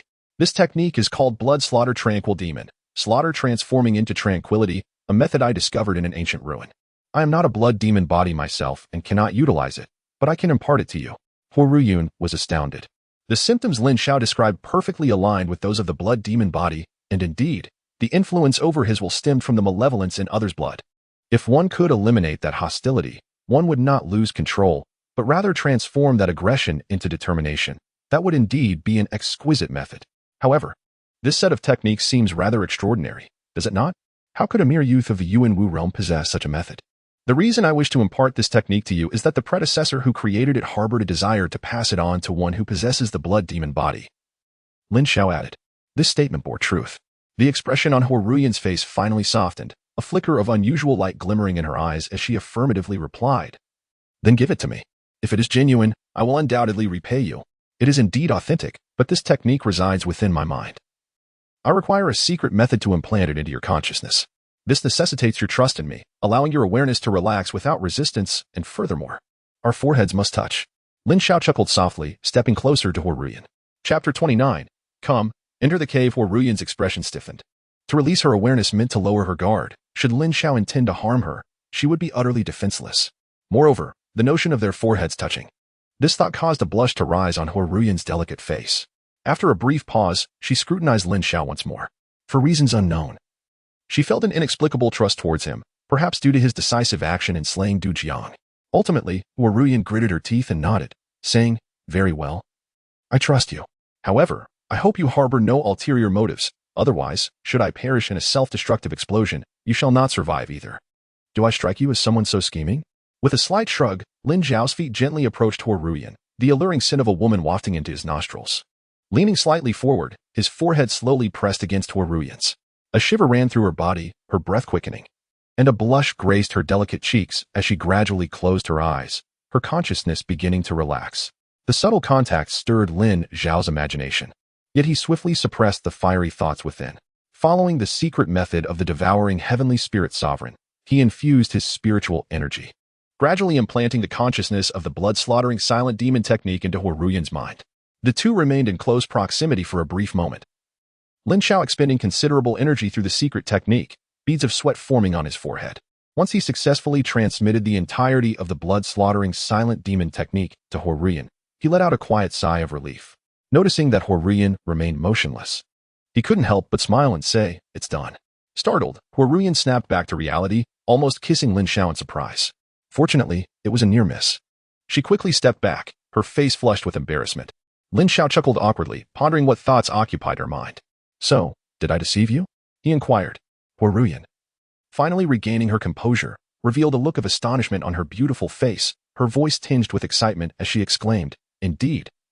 This technique truly has the power to purify malevolence. My blood demon physique has been salvaged. Lin Xiao, with a teasing smile, appraised Huoruyun's curvaceous figure and jested, So, how will you repay me? Upon catching sight of Lin Xiao's malevolent gaze, Huoruyun's face instantly flushed with a mix of embarrassment and anger. What I meant by repaying you was, Fine, follow me, there is a cave ahead. Huoruyun bit her lip, reluctantly uttering these words. What? Enter a cave? Lin Xiao felt a bit bewildered, thinking he was merely jesting, and wondered if this girl was serious. Noticing the wicked glint in Lin Xiao's eyes intensifying, Huoruyun's face turned crimson. In a fit of anger, she stamped her foot and retorted, What are you thinking about? I discovered an ancestral cave here, which may contain extraordinary treasures. If it weren't for you imparting the blood slaughter silent demon to me, I wouldn't even consider sharing it with you. Ancestral cave? Lin Xiao chuckled awkwardly, his heart leaping with excitement as he promptly followed her. Before long, they arrived at a cliff's edge in a valley. After traversing along the stone wall for a while, a cave entrance indeed came into view. The entrance was barely wide enough for two people, shrouded in darkness. After lighting 2 torches, Lin Xiao and Huoruyan stepped inside. However, after advancing about 10 meters, they encountered a dead end. A stone wall loomed ahead, devoid of anything remarkable. This can't be the cave, can it? Lin Xiao gazed at Huoruyan in astonishment. Upon closer inspection, he realized it was not merely a wall. It was a stone door. Huoruyan pointed at the rough stone surface, explaining that without careful observation, one might not discern it as a door. This door has no mechanism, and due to my insufficient strength, I cannot open it, Huoruyan elucidated. Surely the ancestors would not have left a cave unapproachable to their descendants? Lin Xiao shook his head, channeling his spiritual energy to scan the stone door. However, there were no signs of any mechanisms present on the door. Furrowing his brow, he then directed his gaze around the surrounding stone walls, ultimately discovering a tiny crevice half a foot away from the stone door. Upon probing with his spiritual energy, he found that the crevice extended half a foot deep and contained a hollow space with a stone lever inside. He had found it. Lin Xiao was elated. Had he not been a spiritual controller, he likely would have never located it, nor would he have been able to manipulate the lever. Where? Huoruyan exclaimed in astonishment. You found it without even moving? Lin Xiao pointed to the wall and explained, within this crevice, there exists a stone lever. But it requires spiritual energy to probe and control. What? Huoruyan was taken aback. You are a spiritual controller? No wonder she had been unable to find it after searching tirelessly. It was evidently a mechanism designed exclusively for spiritual controllers. What shocked her even more was the revelation that Lin Xiao was indeed one of them. With a subtle nod, Lin Xiao focused his spiritual energy on the stone lever.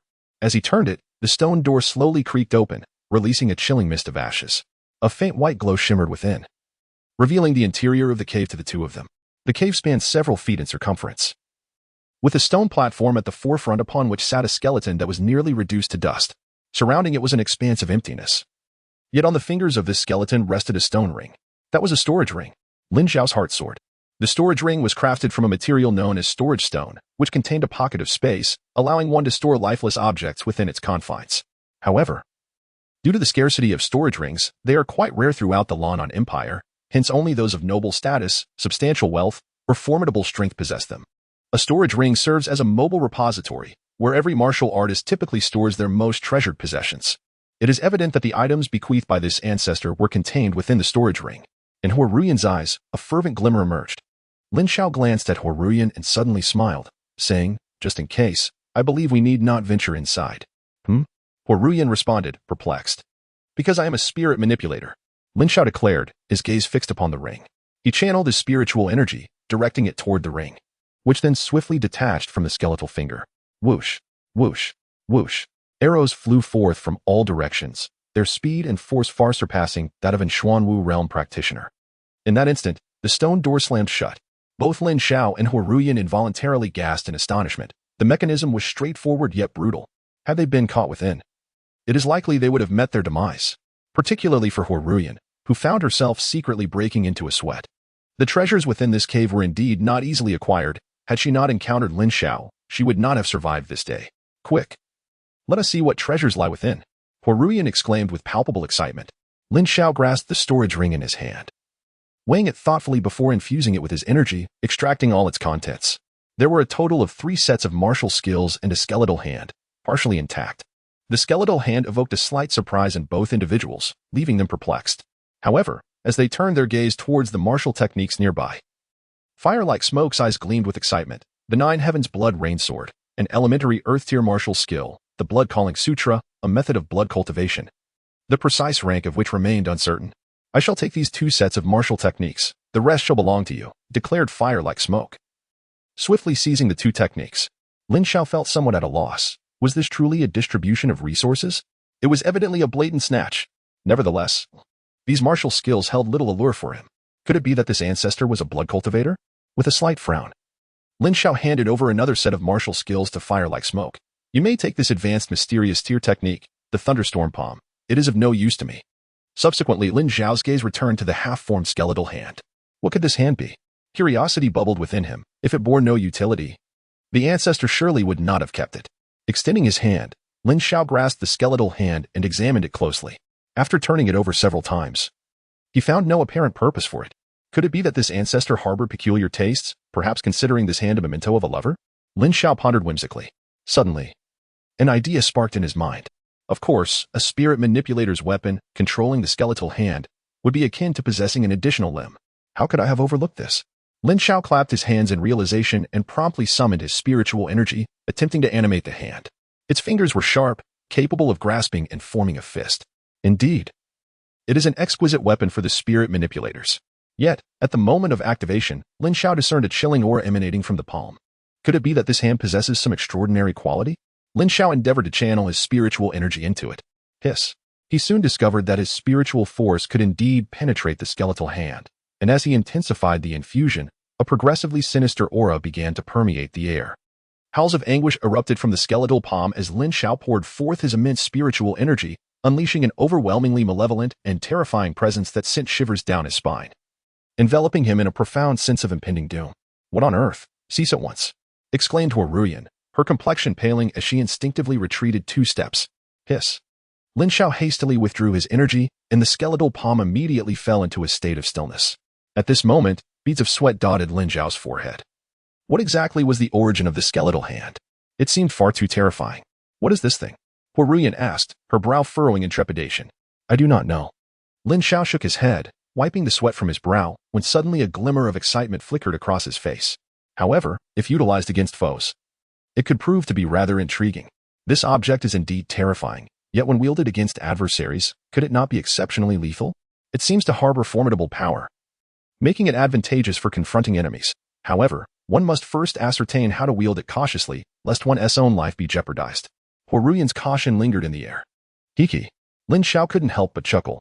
He wasn't foolish enough to bring harm upon himself. If he were to display his powers, it would be done from a distance. With delight, he promptly stored the skeletal hand within his storage ring, which, of course, belonged to him. Huoruyan had no objections, as she had acquired 3 sets of martial skills, making it a lucrative endeavor for her. Naturally, Lin Xiao shared the same sentiment. He had struck a significant bargain. For the skeletal hand was indeed the true treasure of this ancestor. With such a formidable relic, it was likely that this ancestor was an extraordinary spirit controller. After pondering silently, Lin Xiao turned to Huoruyan and said, These items are not trivial. Having taken the belongings of our ancestor, we should pay our respects. All right. Huoruyan nodded lightly and immediately bowed towards the stone door, offering her reverence. However, at that moment, Lin Xiao's brow furrowed in concern. Someone is approaching? How is that possible? This place is hardly known to anyone. Could you be mistaken? Huoruyan was startled. Indeed, they were rapidly drawing near, and the numbers were significant. Lin Xiao asserted confidently. As a spirit controller, his hearing was far superior to that of Huoruyan. We must leave at once, he urged, uncertain of their identities, realizing that being trapped inside could lead to complications. Nodding in agreement, Huoruyan followed Lin Xiao as they rushed out of the cave. At that moment, they indeed spotted a large group converging upon the mountain corner, consisting of at least 40 to 50 individuals, all glaring intently at the 2 of them. In the crowd's periphery, several familiar figures emerged. Huoruyan's expression hardened, her icy gaze directed towards a few individuals ahead. With barely concealed anger, she inquired, Zhao Shi. Ma Jia, were you the ones who lured the Wolfang mercenaries here? Ha ha, Huoruyan, indeed. Allow me to enlighten you.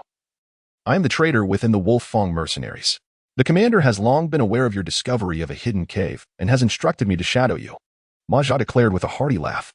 How did you know I had uncovered the cave? I confided this to only one person. Huoruyan's face flushed with rage as she realized Ma Jia, who previously insisted Lin Xiao was the true traitor, was the real deceiver himself. Are you referring to your sister? She is already beneath my bed, ha ha ha ha. Ma Jia chuckled triumphantly. You scoundrel. Huoruyan seethed. Her teeth clenched and her complexion reddened. Commander Zhao, have you also allied with the Wolfang mercenaries? At this moment, Lin Xiao spoke, his gaze fixed on Zhao Shi. Initially, Zhao Shi had left a favorable impression on him, yet if he had indeed turned to the Wolfang mercenaries, the outcome would only be one, death. Lin Xiao, how is it that you are with her? Zhao Shi exclaimed, his eyes revealing a mix of fear and anger directed at Huoruyan. Lin Xiao, I am not one to cower in fear. However, you must be aware that she is the bloodthirsty demon wolf, a sorceress who devours the life force of others. Zhao Shi pointed accusingly at Huoruyan, reiterating, I have allied with the Wolfang mercenaries solely to eliminate this witch, for otherwise, the entire Qing Seng town shall suffer. Moreover, many more shall perish at her hands. Lin Xiao remained silent. From Zhao Shi's perspective, his assessment was indeed accurate. He even perceived Zhao Shi as somewhat righteous. Zhao Shi had allied himself with the Wolfang mercenaries, not out of fear for his life or sincere loyalty, but rather to eradicate the blood demoness. Humph. Do you think the blood on your hands is any less than mine? Fire, like smoke, soon interjected with a cold sneer. I am the blood demoness. Yet I never consume an ordinary person. I devour only those mercenaries, like you, whose hands are stained with blood. Have you finished your words? At that moment, a thunderous roar erupted from the middle-aged man standing at the center, clad in wolf skin and adorned with 2 large strings of wolf teeth around his neck. His physique was akin to that of a leopard, his visage fearsome, and his eyes glinted with a predatory light, glaring at Lin Xiao as if he wished to devour him whole. Zhao Shi's brow furrowed instantly, urging Lin Xiao, a demoness is a demoness. Her insatiable hunger cannot be altered. Lin Xiao, you must leave. Our target is this demoness. Leave? Do you think that is feasible? The middle-aged man shot a glare at Zhao Shi, then turned his furious gaze upon Lin Xiao. Lin Xiao, do you comprehend what you have done? What have I done? A peculiar expression flickered across Lin Xiao's face. The middle-aged man's countenance was veiled in murderous intent, his voice dark and foreboding. You have slain my son, Du Lang. Indeed. But do you know why I had to kill him? Lin Xiao retorted coldly. Because, a month ago, you sent people to Qingyang City to besiege my Lin family. Du Lang was momentarily taken aback. Lin Xiao, from the Lin family of Qingyang City? Here to seek vengeance? The other members of the Wolfang mercenary group were equally astonished. Zhao Shi and the others from the Tiger Lion mercenaries finally comprehended why Lin Xiao had boldly proclaimed his intent to annihilate the Wolfang mercenaries upon his arrival. It was evident that a profound enmity lay between them. Yet, what of it? In my eyes, the Lin family of Qingyang City is but a mere swarm of ants. Du Wolf's eyes bulged with fury as he coldly declared that he would not regard a mere disciple of the Lin family as a threat. Is that so? Lin Xiao chuckled softly, proclaiming, your son is dead. You, Du Wolf, consumed by rage, found himself at a loss for words. The individuals you dispatched are all dead as well. Now, it is your turn. Lin Xiao continued. A wave of astonishment swept through the crowd. Everyone sent to Qingyang City had perished? Now he dared to threaten the captain? Such audacity. Humph. Just a mere warrior of the 6th tier dares to speak so brazenly. I shall see how you intend to kill me. Du Wolf, filled with unrestrained fury, unleashed his formidable aura of the 4th tier, a torrent of unmatched murderous intent surging forth. At that moment, Huorian furrowed her brow, a surge of bloodlust emanating from her, her complexion turning an alarming shade of crimson, her eyes transforming into a deep scarlet. Striding forward, her presence intensified with each step. She urged, Lin Xiao, you are no match for him. I will hold him off. You must flee. Humph, what a bold Huorian, invoking the bloodthirsty demon wolf, which has claimed the lives of many of my Wolfang mercenaries. I shall capture you in Qingsang town and expose your true identity before all, bringing you disgrace and burning you alive. Du Wolf retorted with a cold snort, waving his hand to command, seize her. At this moment, figures wielding blades surged forward. I would never allow a woman to stand in my way while I fled. Lin Xiao stepped forward, positioning himself beside Huorian, offering her an awkward smile. You. Huorian, infuriated, exclaimed, how could he still play the hero and smile at her at such a critical moment? Du Lang was a formidable warrior at the 4th level of Xuanwu. No matter how strong they were, how could they possibly contend with Du Lang? Chapter 31. The Wolfang mercenaries crack. Crack. Crack. Just then, the first row of advancing Wolfang mercenaries had their heads twisted abruptly, one after another, their bodies collapsing to the ground. As many as 7 or 8 men fell, utterly unaware of how they met their demise. You are a spirit controller. Du Lang gasped in astonishment, completely caught off guard by this revelation. The others were equally stunned, realizing that this young man was a terrifying spirit controller who had, in the blink of an eye, dispatched 7 or 8 individuals. Zhao Shi and Ma Zhao were left dumbfounded. Finally comprehending why the initial Xuanwu 1st-level warriors and Du Jiang remained motionless while Lin Xiao struck them down, it was because Lin Xiao was a spirit controller, manipulating their very bodies.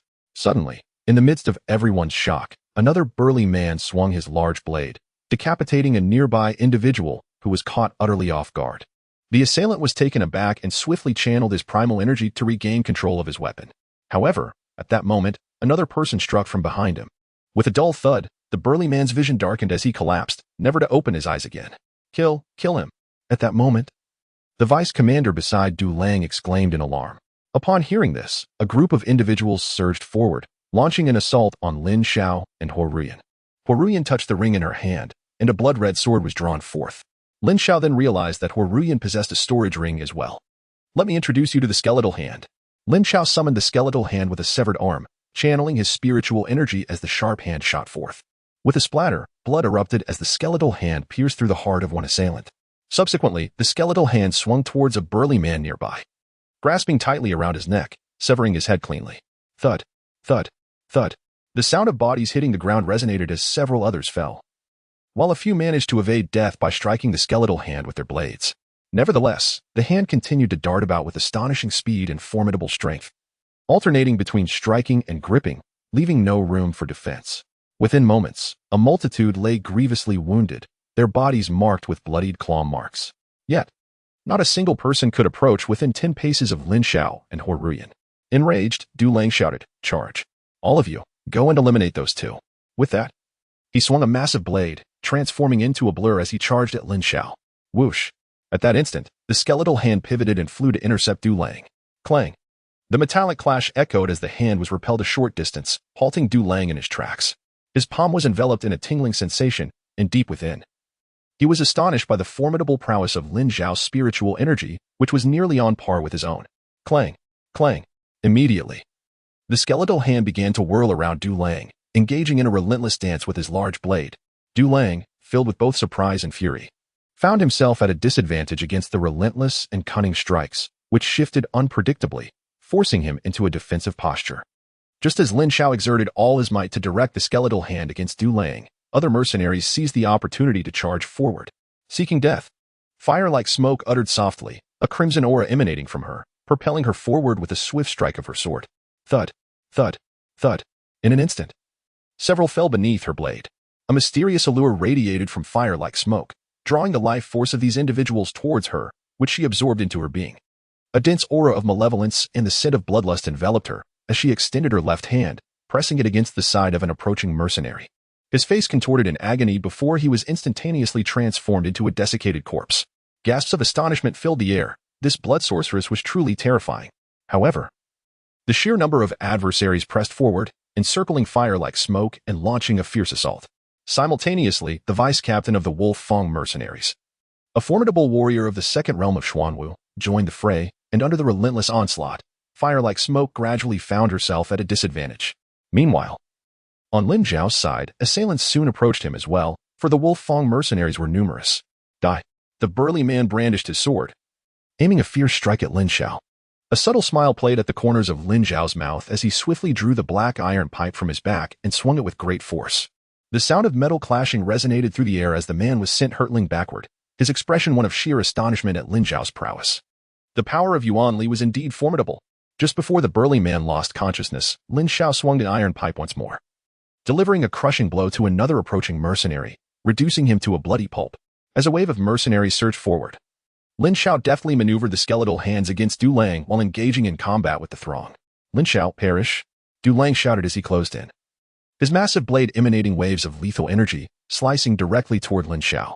Quickly, Lin Xiao seized his control over the skeletal hands, allowing them to fall to the ground as he channeled his energy into his arm, brandishing the iron pipe to meet Du Lang's blade. A jarring metallic clash echoed as both combatants were forced back several paces by the sheer force of their collision. Undeterred, Du Lang launched another assault. Lin Xiao deftly manipulated Du Lang's arm, causing the blade to slice through the air, and then struck with his iron pipe. What? Du Lang's expression shifted as he pivoted, narrowly evading Lin Xiao's strike. At that moment, another adversary, a martial artist at the 7th level of Yuanwu, charged toward Lin Xiao. In an instant, Lin Xiao summoned his energy, sending the assailant flying through the air. However, under the relentless assault of Du Lang, Lin Xiao could not allocate much energy to deal with the mercenaries nearby, focusing primarily on Du Lang himself. After all, Du Lang's formidable strength was evident. Surprisingly, Lin Xiao managed to hold his ground against a group of adversaries, which left everyone astonished. Indeed, a spirit controller was exceptionally difficult to contend with. At this moment, several mercenaries from the Tiger Lion group, including Zhao Shi, stood by in stunned silence, showing no inclination to intervene. Ma Zhao was also observing the scene. In his estimation, Lin Xiao would soon be vanquished by the captain, yet despite the passage of time, Lin Xiao remained unscathed. Meanwhile, Huoruyan was drenched in blood, having already claimed the lives of over 10 foes, but the battle remained perilous. Bang! With a powerful strike, Huoruyan sent the vice captain staggering back, only to face an incoming blade aimed at her. In a moment of urgency, she raised her sword to block the attack. The clash resonated as she was knocked back, spitting blood. Soon after, more adversaries charged toward her. Be careful. Lin Xiao glanced at Huoruyan, his brow furrowing, and swiftly maneuvered his body to parry the attacks from a throng of assailants rushing toward her. Bang, bang, bang. Just as the blades were about to strike Huoruyan, they veered off course, crashing into the ground. In the midst of her staggering retreat, Lin Xiao caught Huoruyan before she fell. Are you all right? He inquired. I'm fine. Huoruyan replied, but as soon as she finished speaking, she coughed up a mouthful of blood. You call that fine? Lin Xiao chided, quickly regaining control of his body and hastily retreating with Huoruyan in tow. Lin Xiao, your demise is upon you. Let us see how you escape. Kill them. As the two of them were on the brink of collapse, Du Lang roared fiercely, charging towards Lin Xiao and his companion, his furious cries reverberating. I shall use your heads as offerings for my son-ass burial. Simultaneously, the other members of the Wolf Fang mercenaries surged towards Lin Xiao. What should we do? Huoruyan, in a state of urgency, looked up at Lin Xiao and inquired. My strength is comparable to that of Du Lang, and there are too many adversaries. I cannot protect you in the chaos. Thus, there is but one solution. Let us test the power of this skeletal hand. As Lin Xiao spoke, he summoned his spiritual energy, causing the hand that had fallen to the ground and been disregarded to rise once more, hurtling through the air towards the throng of enemies. Instantly, Lin Xiao infused it with a tremendous amount of spiritual power. In that moment, a chilling wail, reminiscent of the torments of the netherworld, echoed forth, sending shivers down the spine. A terrifying aura of malevolence permeated the air, as an ominous white mist billowed out, enveloping the advancing Du Lang and his men in a frigid embrace. Chapter 32. The Evil of the Skeletal Hand. What? Feeling a cold wind and a dreadfully ominous presence sweeping behind them, Du Lang and his companions turned pale, their hairs standing on end as they hastily spun around. There, they beheld a gigantic hand hovering ominously in the air above them, resonating with ghostly sounds and radiating waves of malevolence, causing the very space to tremble. What manner of entity is this, that it inspires such terror? Each individual involuntarily gasped in horror. Du Lang, your time has come. At that moment, Lin Xiao's thunderous voice resounded, and from the skeletal hand, a brilliant white light surged forth, unleashing a vast and malevolent force that roared like an ocean, sweeping forth waves of ominous white energy in all directions. No. Du Lang let out a horrified cry as a terrifying power enveloped a group of individuals. In that instant, Lin Xiao hastily ceased channeling his spiritual energy into the skeletal hand, desperately struggling to control his own body while retreating like a wisp of smoke. Hiss, hiss. As the dreadful force descended upon the group of Wolf Fang mercenaries, all sounds ceased, and the atmosphere was thick with an overwhelming, terrifying presence. Nearby, Zhao Shi and the other Tiger Lion mercenaries, including Ma Jia, remained at a safe distance, untouched by the sinister energy. Once the tumult had dissipated and they beheld the scene ahead, Ma Jia collapsed onto the ground in shock. Zhao Shi and the other three could not help but draw in a sharp breath, their bodies trembling involuntarily, their faces etched with profound terror. Even Lin Xiao and his companion were momentarily stunned by the spectacle before them, as they realized that the Wolf Fang mercenaries had been reduced to mere skeletons, their numbers decimated in an instant. This. Lin Xiao opened his mouth in astonishment, utterly taken aback. To turn an entire group into skeletons with a single strike, was that skeletal hand not truly terrifying? A chill crept into Lin Xiao's heart. In Lin Xiao's embrace, Huoruyan's eyes widened in sheer astonishment. However, regaining her composure and realizing she was still in his arms, her cheeks flushed a deep crimson as she hastily wriggled free and stood upright, murmuring, I'm fine now. Thank you for saving me. Lin Xiao chuckled softly. Then, with a flicker of his spiritual energy, he retracted the floating skeletal hand without a second glance, stowing it within his storage ring. What shall we do with the 5 of them?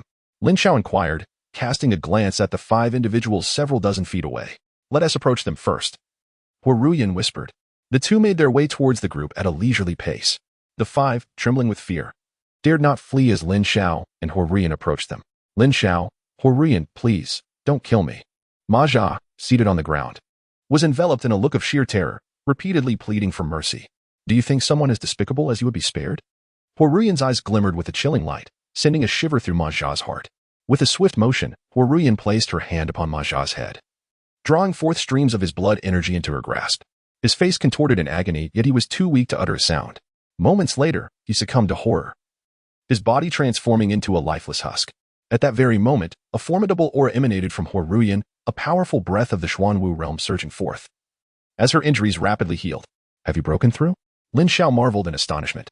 After a single battle and the consumption of one more soul, she had directly ascended to the Xuanwu realm? This was astonishingly swift.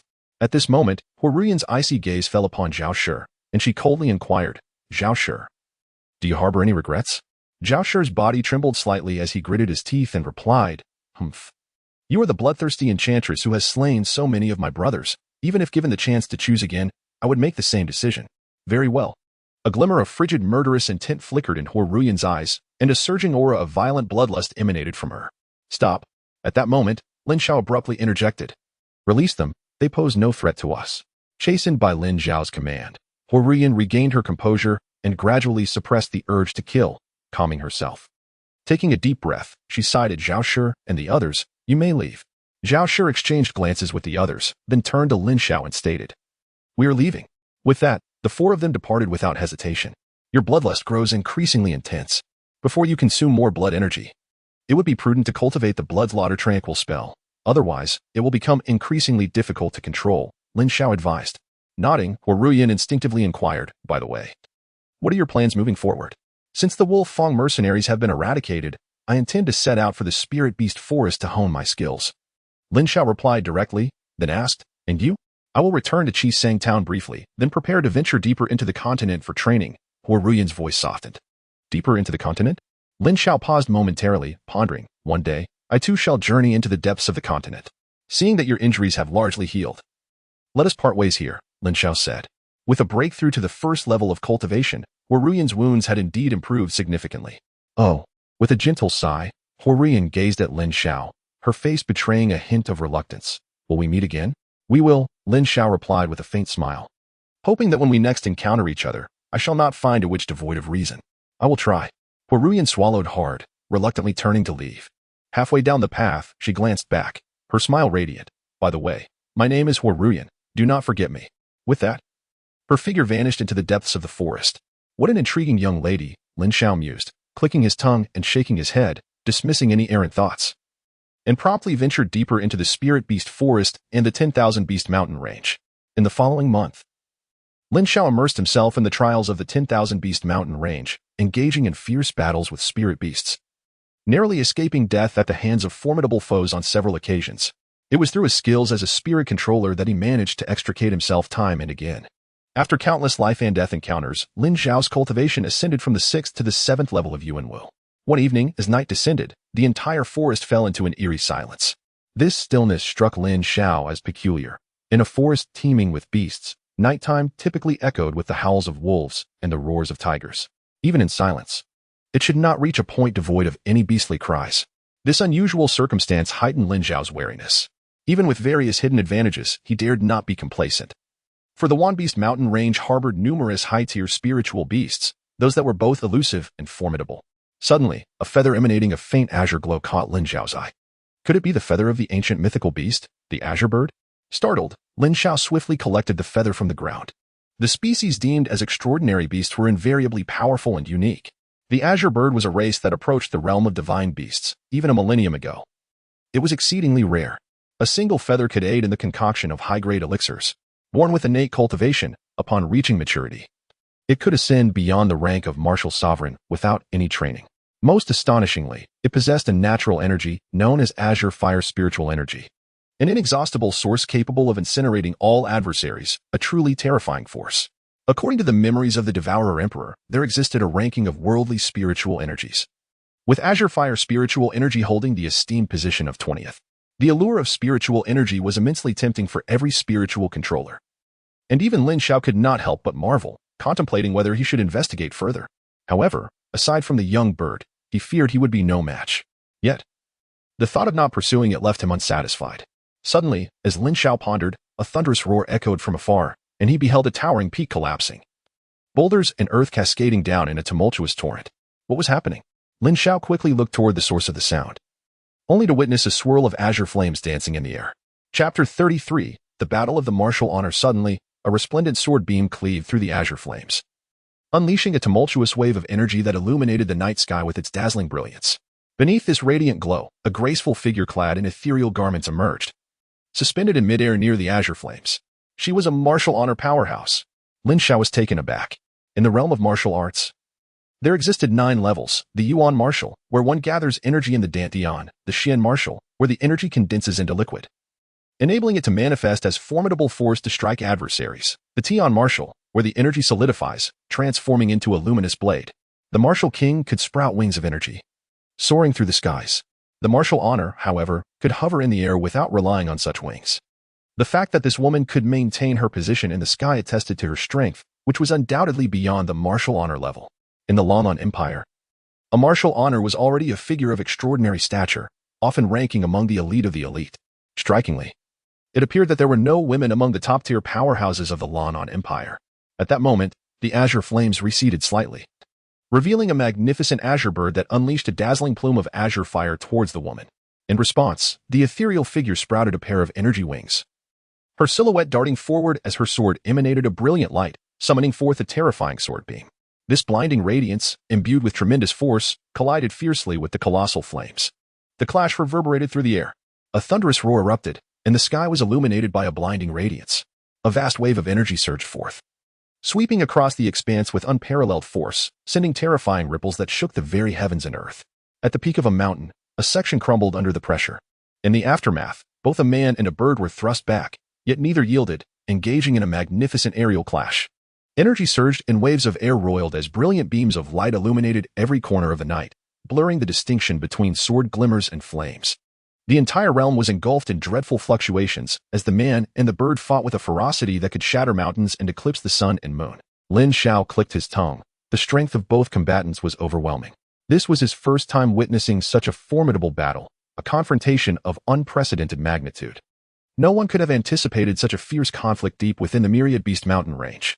The battle raged on for half an hour, escalating to a fever pitch. At that moment, the woman bellowed at the azure bird, "Submit to me, and I shall spare your life." "Humph, how dare a lowly human insult me? Today, I shall show you who will meet their end." The azure bird responded with a furious, feminine voice, erupting in a torrent of azure flames, radiating an overwhelming heat. A thunderous cry reverberated through the air as the azure bird opened its sharp beak, unleashing a fire seed the size of a thumb. In an instant, a torrent of flames surged forth, roaring with an intensity that seemed poised to consume the very heavens, as if intent on incinerating all existence. The overwhelming heat cascaded forward with a terrifying ferocity. The azure fire spirit energy. Lin Xiao gasped in astonishment. That fire seed, akin to a spark, was indeed the azure fire spirit energy, a primordial force of nature birthed by the azure bird itself, the source of its flames. This energy represented the bird's greatest reliance and its innate spiritual essence. Once unleashed, it would undoubtedly inflict severe damage and diminish its power. The fact that the azure bird had been forced to resort to its innate energy was a testament to the formidable nature of the enigmatic woman in the dark attire. At that moment, the dark-clad woman beheld the azure bird's release of the azure fire spirit energy, and her expression shifted dramatically. She swiftly raised her sword with both hands, preparing to unleash her most formidable attack. With a whisper, a colossal shadow of a ghostly lotus materialized behind her, emanating an aura so terrifying that it made the very fabric of reality tremble, casting an unmatched pressure across the surroundings. In that fleeting instant, the woman's aura reached its zenith. With a single, sweeping strike, a magnificent beam of sword light radiated with blinding brilliance, imbued with staggering power, aimed directly at the azure fire spirit energy. Boom!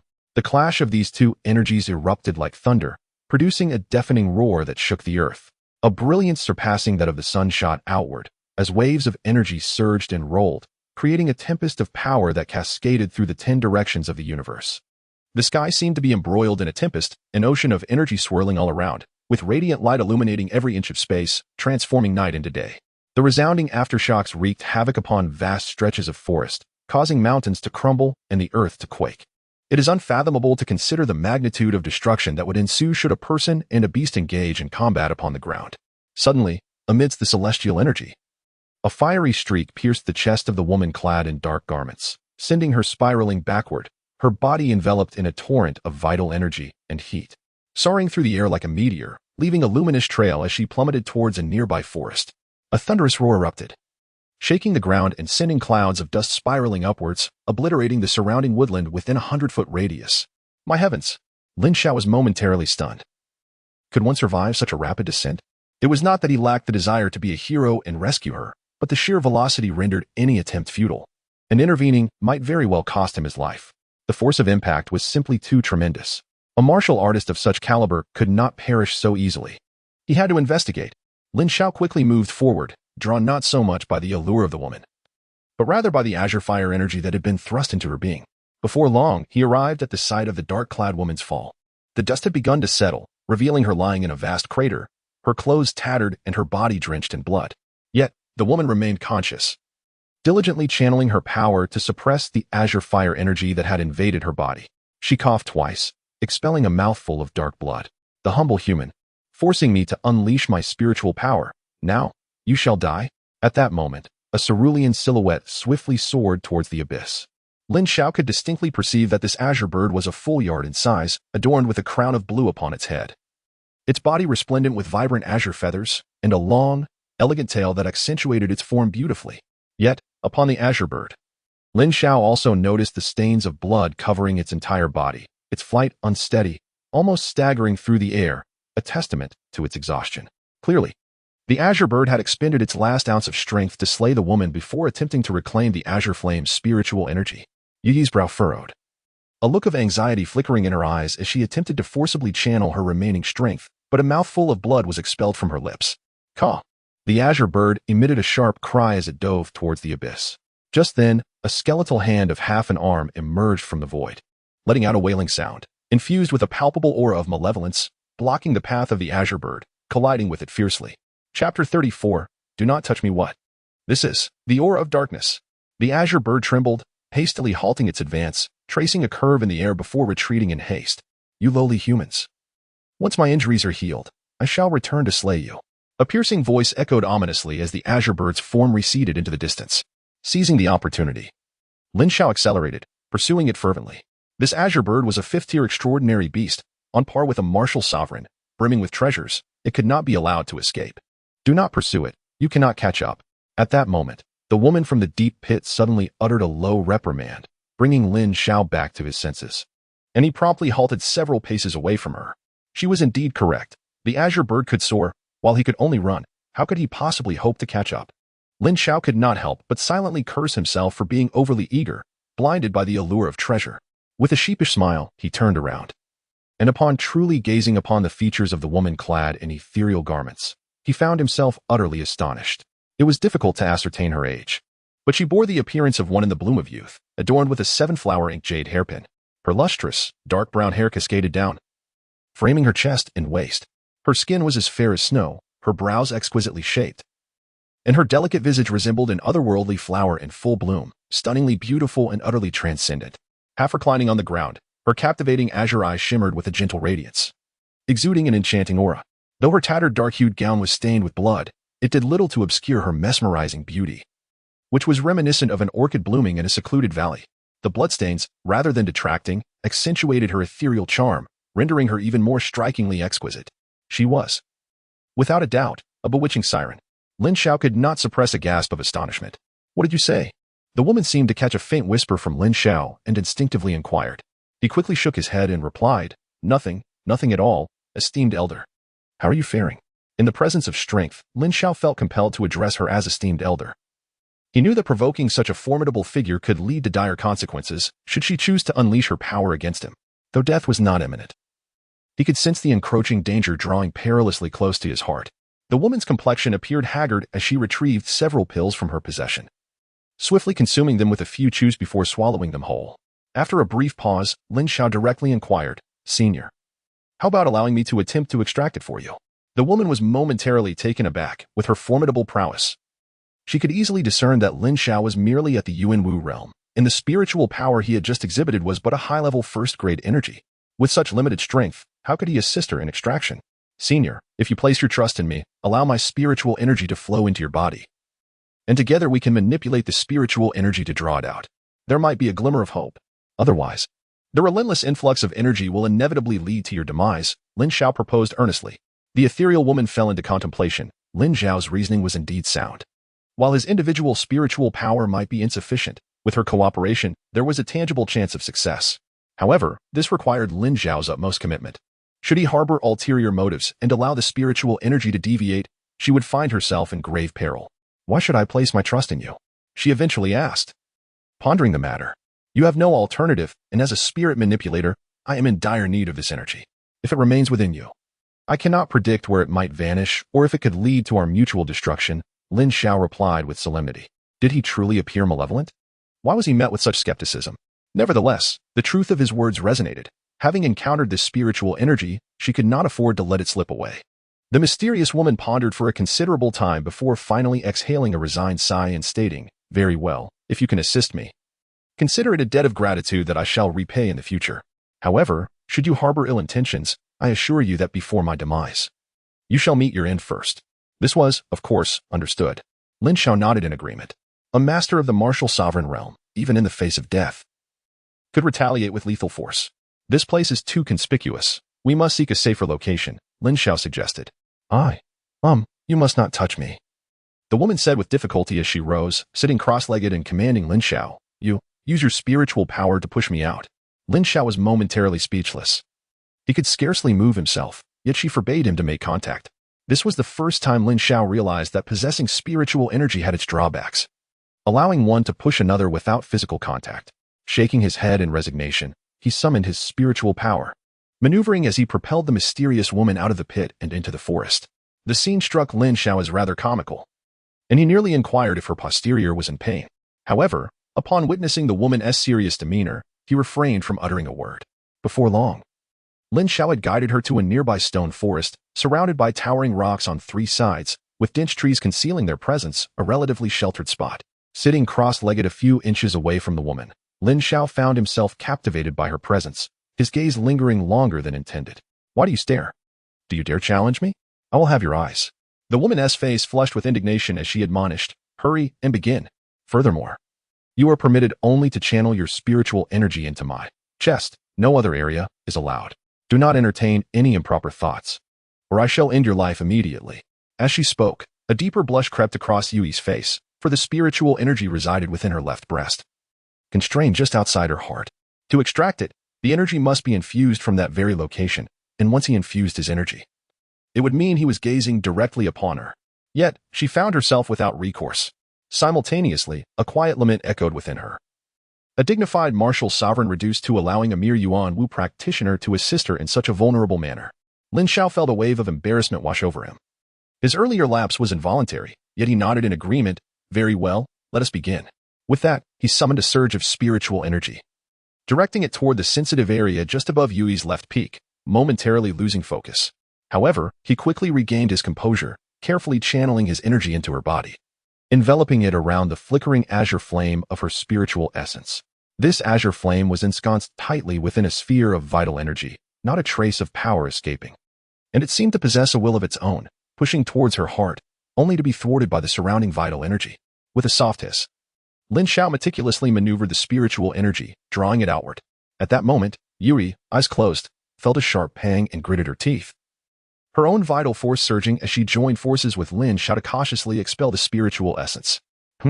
Insignificant humans. Attempting to extract the azure fire spirit energy is utterly futile. You shall merely await your demise, consumed by its flames. At this moment, a consciousness emerged from the azure fire spirit energy. Chapter 35. Extricating the azure fire spirit energy. The consciousness of the azure bird. Lin Xiao furrowed his brow, realizing that the spirit energy was being compelled towards the heart due to the interference of the azure bird's consciousness. A mere bird dares to speak so arrogantly. Let us see how long you can withstand my resolve. Lin Xiao projected a focused consciousness, intensifying his control over the spirit energy. The slightest movement of the energy demanded immense strength. After a quarter of an hour, Lin Xiao managed to shift the azure fire spirit energy only a fraction of an inch. At this juncture, he was drenched in sweat, yet gritting his teeth. He persisted in manipulating the energy. It was not until half an hour had elapsed that he finally drew the azure fire spirit energy to the surface of his body. This is dire. Lin Xiao's brow creased with concern, for his spiritual power was nearly depleted. Open your mouth. At that moment, sensing the spirit energy pushing inward, the ethereal woman swiftly opened her eyes and spoke. As Lin Xiao opened his mouth, the ethereal woman flicked her finger, sending a pill into Lin Xiao's mouth. A spirit restoration pill? Lin Xiao was overjoyed. The spirit restoration pill was a remedy for replenishing spiritual energy. He had not anticipated that this woman possessed such an elixir to aid a spirit controller. Simultaneously, the ethereal woman also flicked a pill into her own mouth, evidently forcing her own elemental energy into action. After swallowing the spirit restoration pill, Lin Xiao immediately felt invigorated, his spiritual power rapidly replenished. After a short while, he managed to gradually draw the uppermost portion of the azure fire spirit energy to the surface. Sizzle! In that fleeting moment, a surge of azure flames erupted, incinerating the garments of the ethereal woman. There could be no relaxation, otherwise, all efforts would be in vain. Lin Xiao promptly cautioned her. The woman gritted her teeth, concentrating all her vital energy into the azure fire spirit. Should she disperse any of her essence to extinguish the flames surrounding her, it would allow the spirit energy to surge back into her body, rendering her previous efforts futile. A mere flicker of energy emerged, a minuscule flame that posed no threat to the warrior's skin, yet in no time, the azure fire had completely consumed her upper garments. Not only that, the tiny azure flames gradually descended, devouring her lower attire as well. The sight before Lin Xiao sent a tremor through him. Shortly thereafter, his own clothing was ignited by the radiant heat, ultimately reduced to ashes. At that moment, the woman's face flushed crimson, and she shyly closed her eyes, intensifying her vital force to compel the spirit energy. After a brief span of time, the spirit energy merely extended slightly beyond her surface. Is there any recovery elixir? Lin Xiao inquired. Indeed. The woman reopened her eyes, and Lin Xiao's entire form came into her view, causing her to feel an unparalleled shyness. Just give me 3. Lin Xiao urged hastily. With a flick of her hand, she propelled 3 recovery elixirs into Lin Xiao's mouth, while she herself consumed another to replenish her vital energy. Then closed her beautiful eyes once more. Hiss, hiss. Swallowing 3 spirit rejuvenation pills, Lin Xiao was on the verge of reaching his limits, causing a tumult in his mind. He promptly thrust his head forward, his brow pressing against the woman. You. She involuntarily shuddered. Do not overthink. Allow me to assimilate it into my consciousness. Lin Xiao urged hastily. Yet, despite his words, the sensation compelled him to entertain chaotic thoughts. Fortunately, Lin Xiao's composure was formidable. The woman gritted her teeth and refrained from speaking further, though her breath quickened. Under the potent effects of the elixir, coupled with the woman's intensified efforts, Lin Xiao took a moment to extract the azure fire's spiritual energy from her body and channel it into his own mind. Should the spiritual energy penetrate the mind of one who was not a highly skilled cerebral manipulator, it would likely result in instantaneous demise. However, Lin Xiao was different. Not only had he trained his mind, but he had also cultivated the eternal celestial spirit technique. This technique was unparalleled for refining spiritual energy, and combined with the experiences of the celestial emperor of devouring spirits in suppressing such energy, he avoided catastrophe. Nevertheless, it was perilously close, under the influence of the elixir. He concentrated and intensified his spiritual force, rapidly refining the energy. At that moment, the woman spewed a copious amount of blood and then fainted, collapsing against Lin Xiao. At this juncture, he could not afford distractions and focused entirely on merging and refining the spiritual energy. You dare to refine the spiritual energy. An enraged voice echoed in Lin Xiao's mind. I shall ensure your demise. The consciousness of the blue bird seized control of the spiritual energy and began to resist Lin Xiao. Lin Xiao's head throbbed with excruciating pain. Yet he gritted his teeth and persevered. After an hour had elapsed, he completely refined the spiritual energy, integrating it into his mind like a seed sown within his consciousness. Suddenly, a piercing shriek emanated from the essence of the bluebird, only to vanish into silence.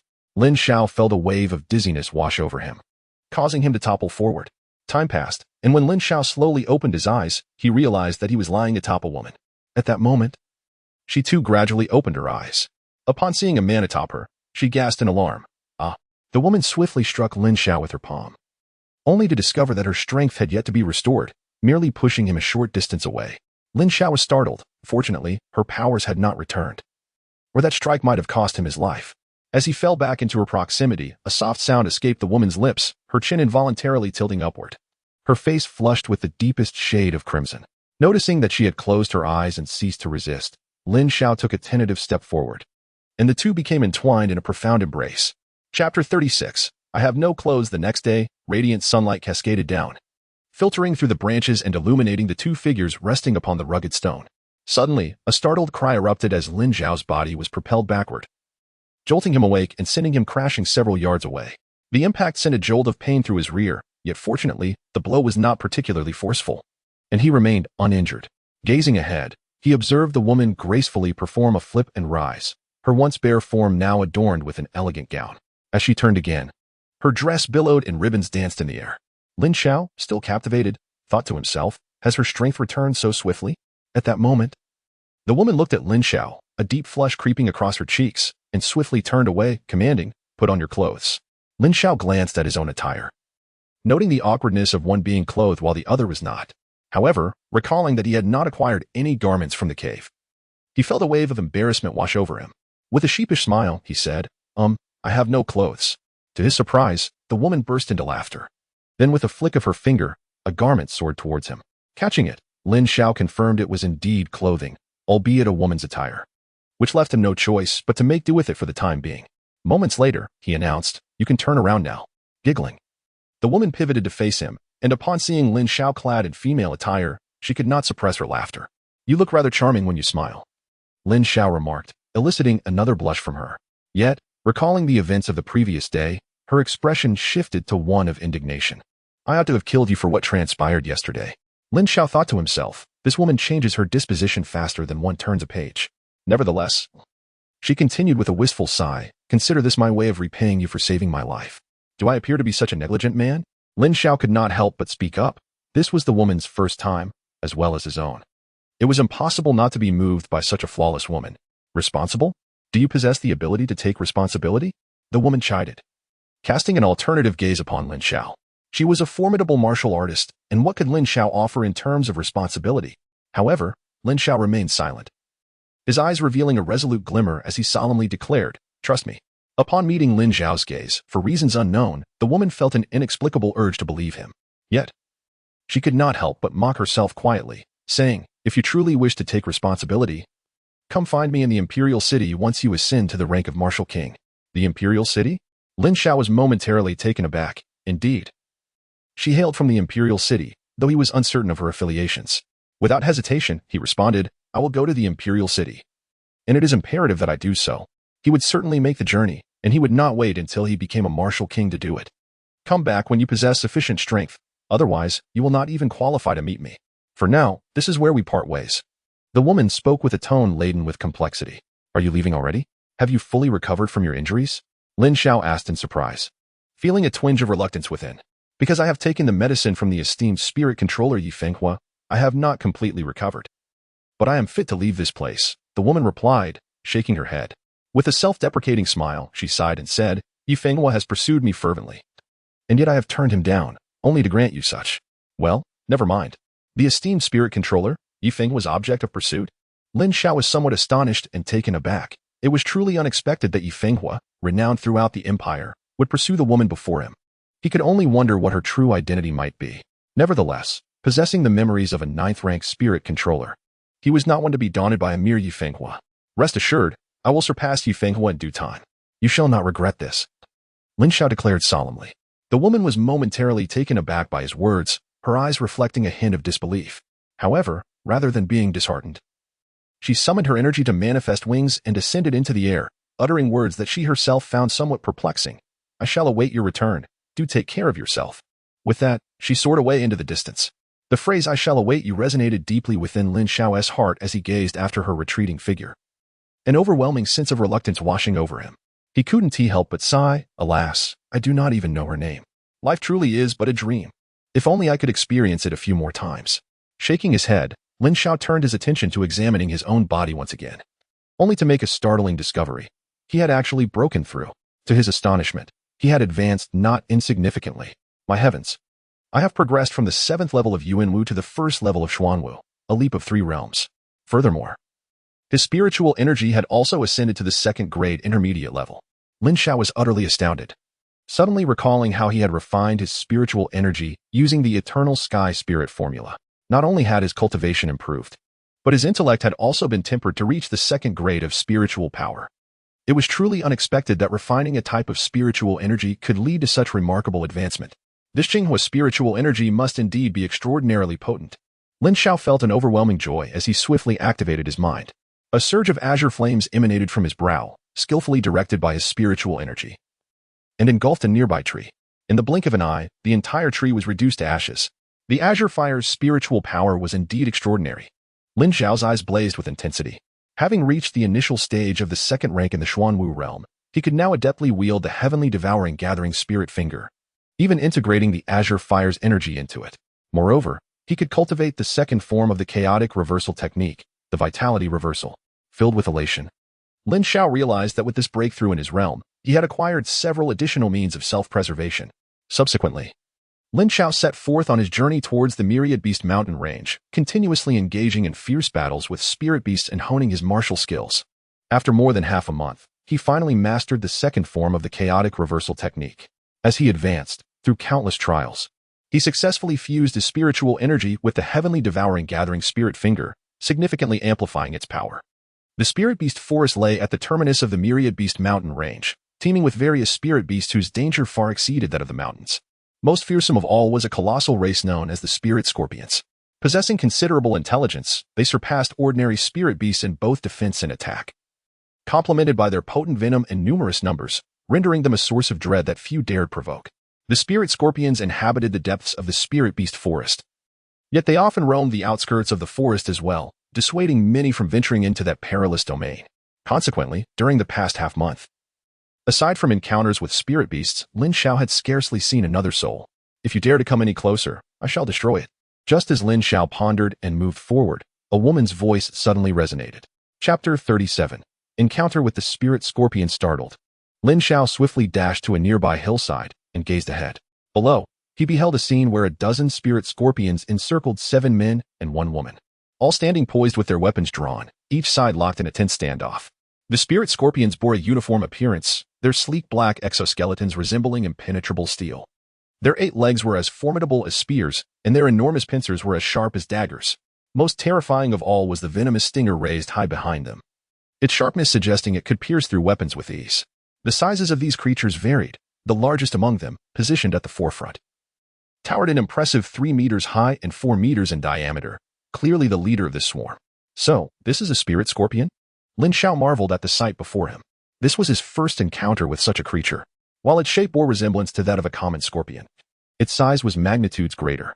Sensing the aura emanating from the foremost spirit scorpion, Lin Xiao felt a wave of relief wash over him. Fortunately, it was merely a first-tier advanced spirit beast. A first-tier advanced spirit beast was akin to a martial artist at the 9th level of the Yuan Wu realm, posing little threat to Lin Xiao himself. However, for the 8 individuals present, it represented a substantial danger.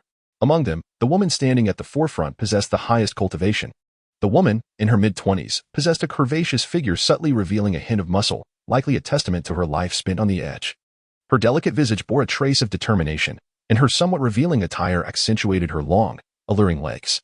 This formidable lady was at the 8th level of the Yuan Wu realm, wielding a sword in one hand while clutching an object in the other. Facing the ethereal scorpions ahead, her countenance betrayed no fear, clearly marking her as a woman of iron will. The others, however, were all below the 7th level of Yuan Wu, some even as low as the 3rd or 4th level, placing them at a stark disadvantage against the scorpions, whose 8 limbs and venomous stingers outmatched them in both number and rank. At that moment, a swarm of scorpions brandished their elongated, venomous tails, poised to strike at any moment as they advanced ominously towards the group. Evidently, the scorpions were undeterred by the iron-willed beauty's words. "Beasts, we are near the spirit beast city, and should you dare to attack, the members of the Iron Gang will not let you go unpunished." One young man among the 8, filled with trepidation, bellowed defiantly, gripping his large blade tightly.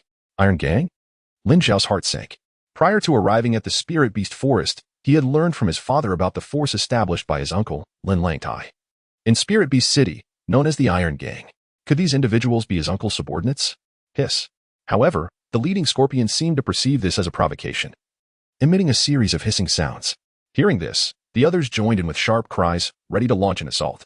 The expressions of the 8 transformed drastically as they prepared to retaliate. Just as both parties were poised to launch a fierce assault, an untimely voice of a youth echoed from behind them. Wait a moment. Instantly, a group of spirit scorpions and 8 individuals froze in surprise. They then beheld a boy of around 15 or 16 years striding toward them, positioning himself between the 2 factions. Is it not rather shameless of you to bully the few with your numbers? Lin Xiao remarked coolly, gazing at the spirit scorpions before him.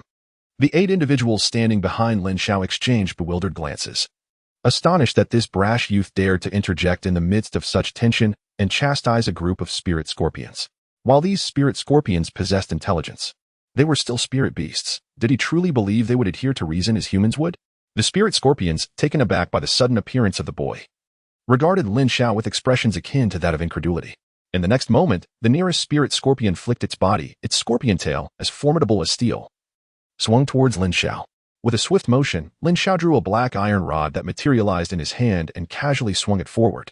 A resounding clash of metal reverberated through the air as the scorpion's tail, encased in iron, was shattered by the blow, sending its entire form hurtling away. At that moment, everyone was stunned by this unexpected turn of events. This boy was astonishingly powerful, able to sever a spirit scorpion's tail with a single strike. Who was he? His explosive strength rivaled that of the spirit scorpions themselves. Hissing in dismay, the two nearest spirit scorpions recovered from their shock and launched themselves at Lin Xiao in succession. Clang! Clang! With but two resounding clangs, the two spiritual scorpions were sent flying into the distance. This youth possesses remarkable strength. Observing the effortless defeat of the two scorpions, the iron-blooded beauty could not restrain her astonishment. Perhaps this young man might aid us in overcoming our predicament. A nearby youth interjected, his countenance revealing a glimmer of hope. The group nodded in agreement, yet unease crept into their hearts as they recalled that the leading scorpions possessed advanced first-tier strength. No matter how formidable a 15 or 16-year-old might be, could he truly surpass an advanced first-tier scorpion? As they watched Lin Xiao send the two scorpions hurtling away, the leading scorpion's tail quivered ominously, and its 6 eyes glimmered with a sinister light before it let out a furious shriek and charged at Lin Xiao. Attack! The iron-blooded beauty commanded, ready to engage. However, Lin Xiao's voice rang out with surprising clarity. Everyone, stand down. He wishes to challenge me one-on-one. To gang up on him would be to tarnish the dignity of our humanity. The iron-blooded beauty was momentarily taken aback, incredulous that he would insist on defending human dignity at such a moment. This is not merely a contest. Just then, a piercing sound erupted as Lin Xiao's iron rod collided with the leading scorpion's massive pincers. Bang! The onlookers gasped as the leading scorpion was sent reeling several feet, shattering a small mound of earth and unleashing a cloud of dust. Everyone stared in disbelief, astonished by the outcome. An advanced first-tier scorpion had been so easily struck down by this young man? Just how powerful could he truly be? A group of ethereal scorpions was momentarily stunned by the sudden strike. At that moment, the leader of the scorpions burst forth from a muddy pit, emitting a piercing shriek, before charging fiercely at Lin Xiao once more. Nearby, 2 other mid-level ethereal scorpions reacted swiftly, hastening to converge with their leader for a coordinated assault.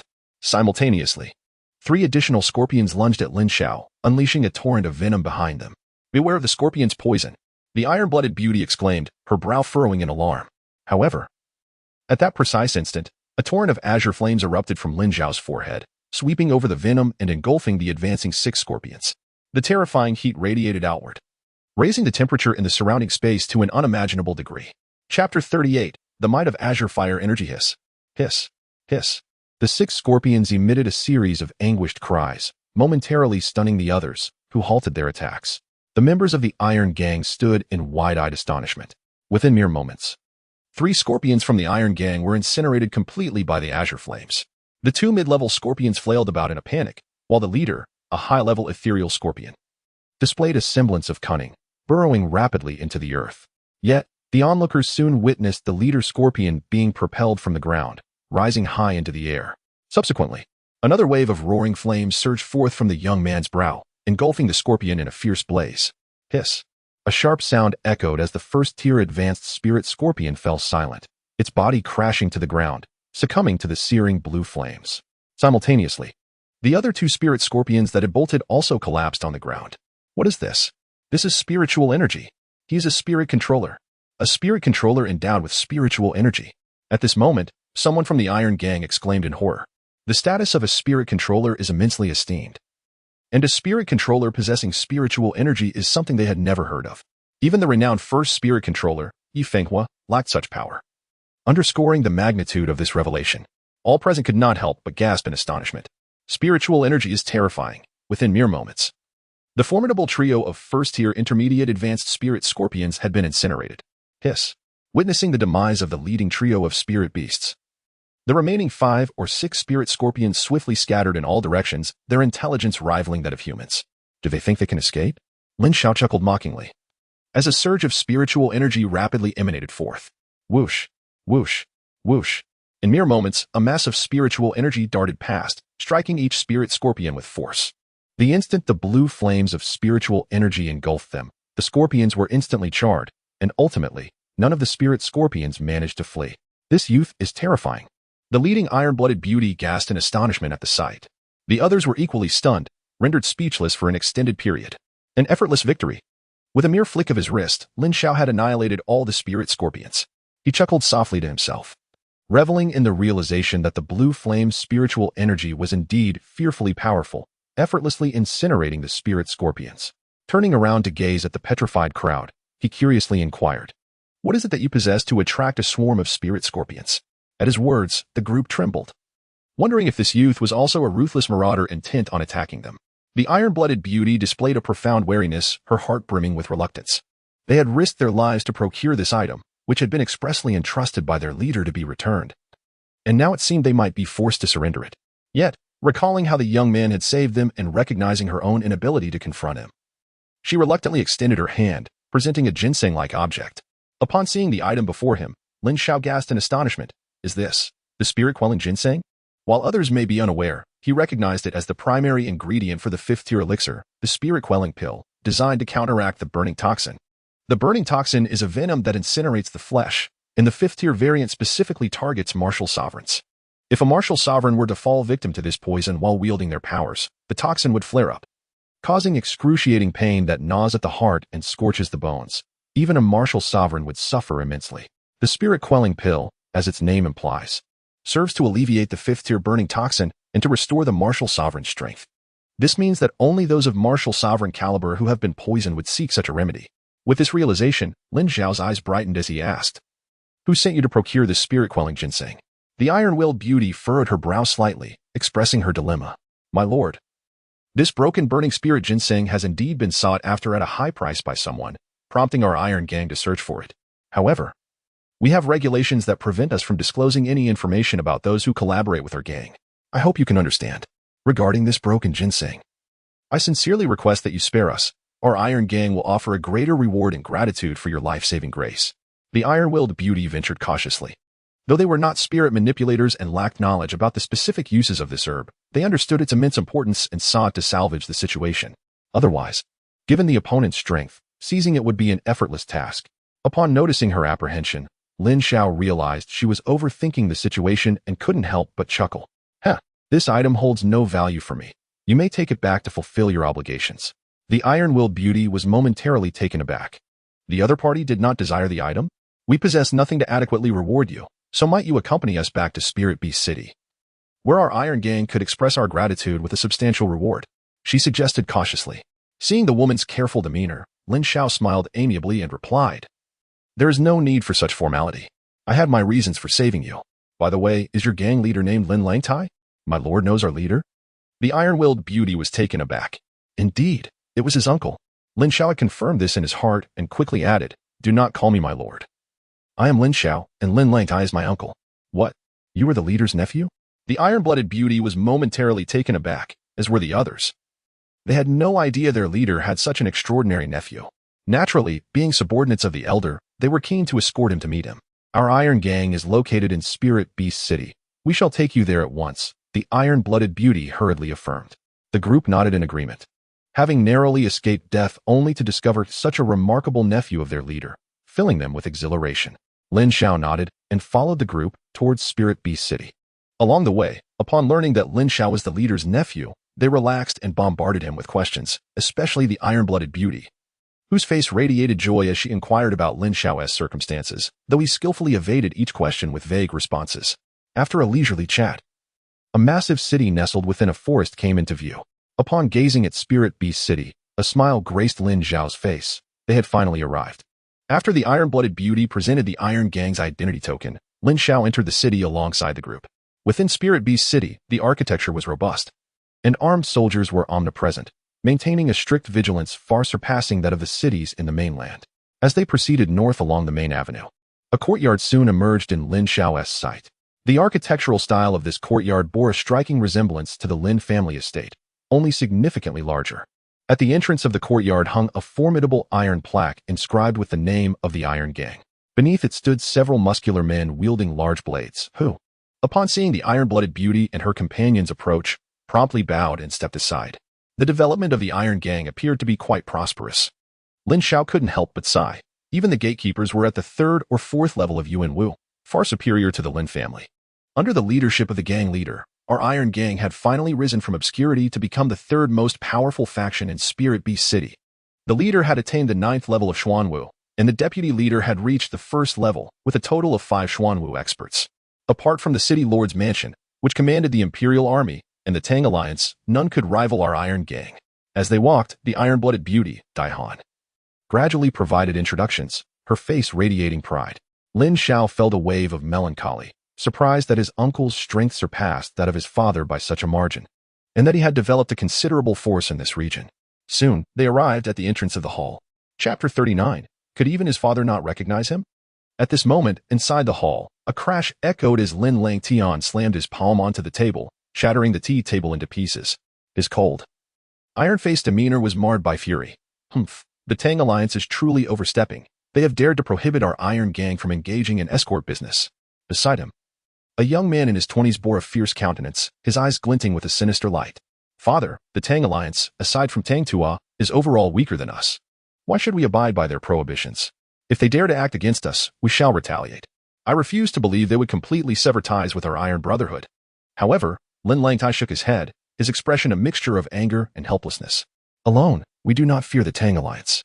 But I cannot fathom why the city lord's mansion has intervened in such an unjust manner. Clearly, they intend to marginalize our Iron Brotherhood. Outside, Lin Xiao and Dai Han overheard the conversation within, and Lin Xiao furrowed his brow slightly. It appeared that not only was the Tang family of Qingyang City targeting the Lin family, but the local Tang family was also causing considerable trouble for the Iron Brotherhood. This time, they likely faced significant challenges, as the escort business for the entire city was nearly the Iron Brotherhood's primary source of income. Boss. After a moment's hesitation, Daihan ultimately knocked on the door and spoke up. Come in. A deep voice resonated from within. As the door swung open, 2 figures came into Lin Xiao's view, a middle-aged man and a young man of 25. The middle-aged man was robustly built, his body a tapestry of powerful muscles, and his dark skin made him appear almost like a man of iron, exuding an aura of explosive strength. His resolute visage was marked by a fierce demeanor. Without needing to guess, Lin Xiao recognized him as his uncle, Lin Langtai. Beside Lin Langtai stood a young man who bore a slight resemblance to him, albeit with a more sinister expression and a hint of cunning.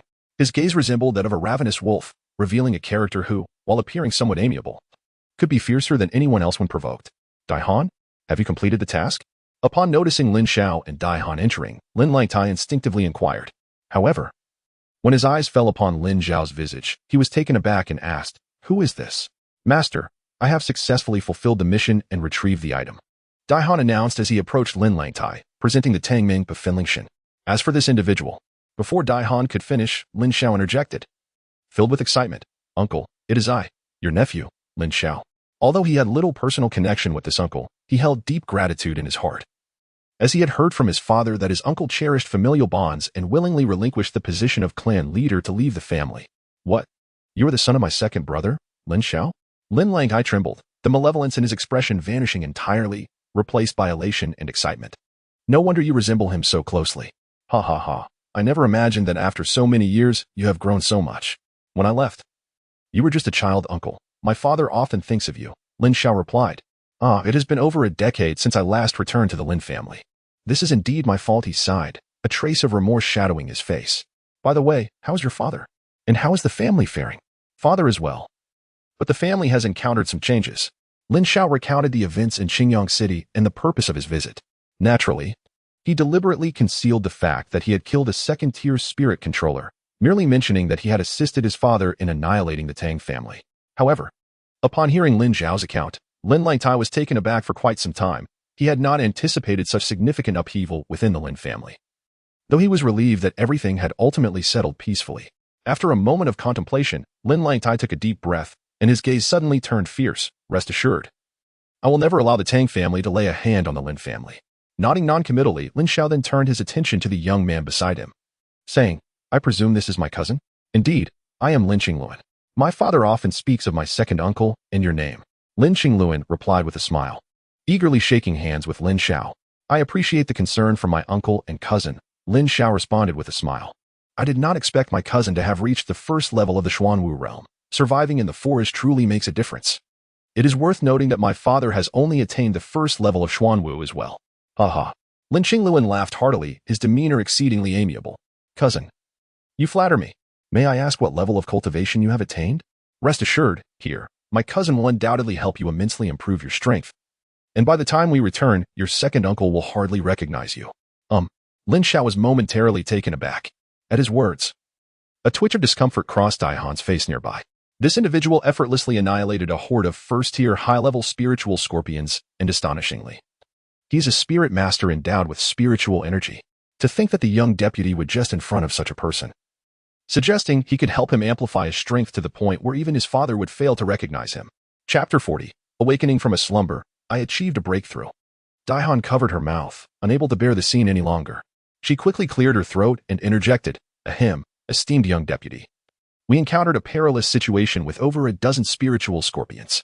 If it weren't for Master Lin Xiao's intervention, we might not have returned at all. Oh, cousin.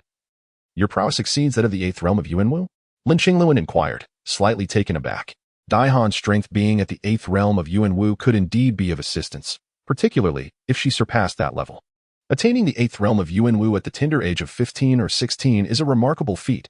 He himself had not reached such cultivation at that age. Young deputy, among that swarm of spiritual scorpions were several mid-tier first-level scorpions and one high-tier first-level scorpion, all of which were eradicated by Master Lin Xiao alone. Daihan added, unable to contain herself. Moreover, Master Lin Xiao is also a spirit master with spiritual energy. What? Both Lin Qingluan and Lin Langtai gasped in astonishment. Nearly leaping from their seats, Lin Qingluan instinctively blurted out, cousin, may I inquire about your current cultivation level? With an awkward smile, Lin Xiao responded modestly. I am at the same level as my cousin, at the 1st realm of Xuanwu, with spiritual power at the initial stage of 2nd tier. As for my spiritual energy, it was an unexpected acquisition. Lin Qingluan's face involuntarily twitched. Lin Langtai was equally astonished, at merely 15 or 16 years of age. Possessing the 1st level of Xuanwu and being a 2nd-grade spirit controller, he wielded spiritual energy that even the foremost spirit controller, Yi Fenghua, lacked. What extraordinary talent must this be? Now they comprehended that in their confrontation against the Tang family, it was not Lin Zhantian who was orchestrating events, but rather he himself. Even Daihan, who had witnessed Lin Xiao in action, was taken aback. Initially believing Lin Xiao to be at the 9th level of Yuanwu with 1st-grade spiritual power, he had grossly underestimated his capabilities. The atmosphere lingered in silence for a while, before Lin Langtai took a deep breath and nodded with admiration. Well, my younger brother has indeed raised a remarkable son. At that moment, Lin Qingluan awkwardly burst into laughter. Ha ha ha.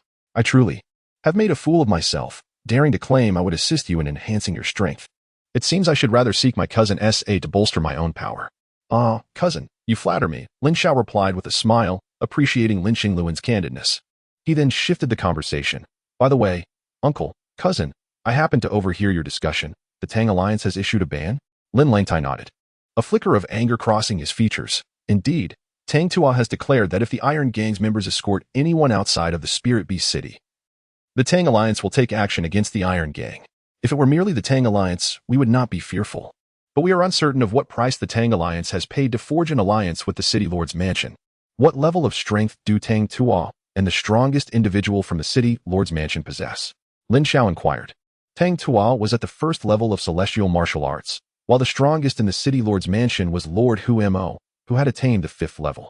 The military force of the City Lord's mansion was composed of imperial troops specifically trained to defend against the invasion of spirit scorpions, far beyond what the Iron Gang could contend with. If they sided with the Tang Alliance, we and the Iron Gang would undoubtedly face grave troubles. A trace of helplessness flickered across Lin Langtia's face. The disparity between the 1st and 5th levels of celestial martial arts was indeed significant. After a brief pause, Lin Xiao spoke. Uncle, during this period, please adhere to the wishes of the Tang Alliance and prepare in secret. Rest assured, I shall deal with Tang Tua. And as for the City Lord's mansion, I believe there is someone who can assist us. Oh, who might that be? Lin Langtai inquired, somewhat astonished. How could Lin Xiao, having just arrived in the Spirit Beast Forest, possibly know someone capable of negotiating with the City Lord's mansion? The buyer of the broken burning spirit ginseng from the Tang Alliance. Lin Xiao replied, Uncle, allow me to deliver this item. He is undoubtedly a hidden master, and I am confident in my ability to secure his assistance. Oh, it is indeed said that he is an extraordinary individual. But why would he assist us without any reason? Lin Langtai questioned, puzzled. Uncle, have you forgotten? I am a 2nd-tier spirit controller, possessing something he desires. Lin Xiao smiled, reassuring his uncle. Oh, very well, ha ha ha. Lin Langtai exhaled with relief and burst into laughter. His confidence in Lin Xiao grew, knowing that a 2nd-tier spirit controller wielded spirit energy. If the city lord's mansion did not take a side, then the Tang alliance would be unable to act against them. That day, Lin Xiao, along with Lin Langtai, Lin Qingluan, and the senior members of the Iron Gang, indulged in a night of unrestrained revelry, drinking to their heart's content. The following day, as the drowsy Lin Xiao gradually opened his eyes, the sun was already shining directly upon him. Since being expelled from the Tianqin sect, he had seldom experienced such relaxation. Lazily sitting up, Lin Xiao instantly felt an unprecedented sense of ease. After meditating for a while, he managed to expel the lingering effects of alcohol. At that moment, the vital energy within him surged vigorously. As the boundless essence of the heavens and earth flowed towards him from all directions, permeating his body and converging in his dantian. With each passing moment, the liquid vitality in his dantian increased incrementally. Suddenly, a powerful aura emanated from Lin Xiao, marking a significant breakthrough in his cultivation from the first level of Xuanwu to the second level. Could a mere nap lead to such advancement? Lin Xiao was momentarily taken aback. But then joy surged within him. To awaken from slumber and achieve a breakthrough felt astonishingly effortless. Yet, he understood deep down that it was due to the burdens he carried from Feng Lanwei and Shen Yin, which had compelled him to practice diligently without such relaxation. This rare moment of ease allowed his body to release its potential and attain a breakthrough. Noticing the commotion, Lin Langtai and Lin Qingluan, believing something unusual had transpired, approached with a hint of intoxication. They arrived just in time to witness Lin Xiao's moment of triumph. Coming to a halt several paces away, Lin Langtai stared in astonishment and finally exclaimed, "Lin Xiao, you have broken through?" Lin Xiao was somewhat taken aback by the unexpected presence of the two. And with an awkward smile, he remarked, "Well, it seems that way. I'm not quite sure what happened. I just took a nap and then experienced a breakthrough." The two were left utterly speechless. How could one simply wake from slumber to achieve such a remarkable feat? After years of diligent cultivation, they had never encountered such a stroke of fortune.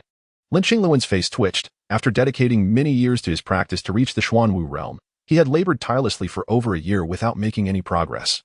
While Lin Xiao had been at the first level of Xuanwu just the day before, only to awaken and find himself at the second level. This was undeniably disheartening. The comparison was infuriating. After teasing the two, Lin Xiao smiled and departed, soon arriving at a herbal shop in Spirit Beast City, as introduced by Lin Langtai. Upon glancing around the exterior of the shop, Lin Xiao was taken aback, unlike the ostentatious and lavish establishments surrounding it. This shop bore no name and exuded an aura of antiquity. Stepping inside, he found the interior to be quite desolate, with only a bare-chested man displaying evident anger as he scrutinized the prices of the herbs. Meanwhile, an elderly man with a head of white hair lounged lazily on a chair at the front counter, eyes tightly shut, and it was uncertain whether he was asleep. Is this how one conducts business? The prices here are a solid 30% higher than those at other shops. The bare-chested man complained vehemently. If you wish to buy, do so. If not, kindly leave, the old man replied with a hint of irritation, his ears evidently keen despite his languid demeanor. I must say, what an extraordinary individual. Engaging in business this way, it is only a matter of time before he shuts his doors for good. Although the bare-chested man possesses a robust physique, he dares not intimidate the silver-haired elder, for the local apothecary is backed by the city lord's authority, having operated for over a decade. Have you ever seen me close my shop? The elder retorted. The bare-chested man fell silent, letting out a grunt as he turned and strode out of the door. Chapter 41. The mysterious elder. Witnessing this scene, Lin Xiao found himself both amused and exasperated. This elder certainly exhibited some peculiarities. Were it not for his knowledge of the elder's background, one might easily mistake him for a fool. The same medicinal herbs are priced 30% higher than in other shops. Who would choose to patronize such a place? It is no wonder the shop is so desolate. Noticing that the elder showed no intention of opening his eyes, Lin Xiao refrained from disturbing him. He first glanced over the clearly priced herbs in the cabinet, many of which were common healing remedies. It was little surprised that they remained unsold. However, after taking a brief tour around the cabinet, Lin Xiao suddenly discovered that on the very bottom shelf lay a piece of transparent wood, known as crystal wood. This unique wood, from its branches to its leaves, is entirely transparent and grows in the forest. Unless one examines it closely, it is rarely recognized, and few are aware of its existence. Lin Xiao was able to identify it at a glance because this crystal wood can be used to concoct a particular elixir, the concealment pill. Among the myriad types of martial artists' innate abilities, there exists the concealment phenomenon. Those who possess this ability can render themselves invisible, eluding detection by the naked eye. This ability is exceedingly formidable. Whether in attack or movement, it confers a tremendous advantage. The concealment pill, in particular, is a substance that endows its user with the ephemeral ability to obscure their presence, often employed as a last resort in perilous situations. Moreover, the concealment pill serves a significant purpose in assassination. During the reign of the Celestial Emperor, there existed an assassin organization that possessed a plethora of these pills and dominated its territory. Although the concealment pill is classified as merely a low-grade second-tier elixir, the rarity of its ingredients renders it relatively unknown. Should an aficionado come across it, the price could soar to hundreds of thousands, even millions. The more skilled the practitioner, the more valuable the concealment pill becomes. On the wooden cabinet, a mere 30,000 gold coins were marked, devoid of any name, stirring excitement within Lin Xiao. It seemed that the old man was unaware of the true nature of this item, pricing it at a few thousand, likely only recognizing its uniqueness. Fortunately, no one else appeared to possess knowledge of its worth. After a moment's contemplation, Lin Xiao suppressed his eagerness, feigning ignorance toward the translucent wood, and began to examine other sections. After a thorough inspection, he found no precious herbs until his gaze alighted upon the last row of the medicine cabinet. There lay the ethereal flower, the heartroot, the 5-flavor mushroom, and the second-tier spirit core, ingredients for both the Chuangshuan pill and the Tishuan pill. Altogether, these could yield 10 Chuangshuan pills and 1 Tishuan pill. Lin Xiao was once again astonished. These herbs were of the highest quality. A single Chuangshuan pill could significantly enhance the success rate for a 9th-level martial artist seeking to break through to the Xuanwu realm. In the marketplace, one could sell for hundreds of thousands of gold coins. The Tixian Dan, being a first-time use elixir, is capable of enhancing the cultivation of practitioners in the Xuanwu realm, and its price is not much different from that of the Chongxian Dan. To one's surprise, the old man with white hair operated a pharmacy that offered such precious medicinal materials. However, upon observing the prices attached to these materials, it became evident that they were indeed justifiable. A single dose would cost around 80 to 100,000, and when combined with the expenses for auxiliary materials, the cost would far exceed that of a finished pill. Even for a spirit controller, it would be quite a challenge, as every alchemist faces a certain rate of failure. Should they encounter 1 or 2 mishaps, the exorbitant cost of the materials could lead to significant losses. Moreover, in this forest region, where could one find a spirit controller? The white-haired elder's display suggested that it had been years since anyone had made a purchase. Yet, this fortunate opportunity had fallen into Lin Xiao's hands. A single Tixian Dan could elevate his strength by 1 level, and 10 Chongxian Dan would undoubtedly double the power of the Iron Gang. How splendid! With a silent chuckle, Lin Xiao promptly gathered all these medicinal materials. After completing this acquisition, he proceeded to sweep through the remainder of the shop. Indeed, he was clearing the shelves. It was only when he had nearly emptied half of the pharmacy that he finally stowed the transparent wood into his spatial ring. The prices of these materials were not as steep as the previous few, but they were still among the most sought-after healing herbs in the Spirit Beast Forest, and their cumulative value was not insignificant. Just then, the elder, reclining in his chair, voiced a skeptical inquiry. "Young man, with so many materials, do you have the means to pay?" Lin Xiao replied succinctly, "I have no money. Yet you take so many items." The white-haired elder, infuriated, opened his eyes wide and directed his ire towards Lin Xiao. It was the first time he had encountered such a brazen junior who would attempt to take things without payment. Was this not akin to robbery? How audacious for someone to dare pilfer from his establishment. Yet, Lin Xiao, with a subtle smile and an air of calm, responded, "I have something you desire. The broken burning spirit ginseng discovered by the Iron Gang has fallen into my possession. However, in the spirit of goodwill towards the Iron Gang, I have come to offer it to you." The elder's brows instantly furrowed with intrigue. Lin Xiao continued, his expression one of delight. "My selling price will first offset the amount owed to the Iron Gang, followed by the value of these medicinal herbs. Of course, should you refuse, I shall not sell you the broken burning spirit ginseng, and I will return all the herbs to you, compensating you double for the hiring fees. Are you toying with me?"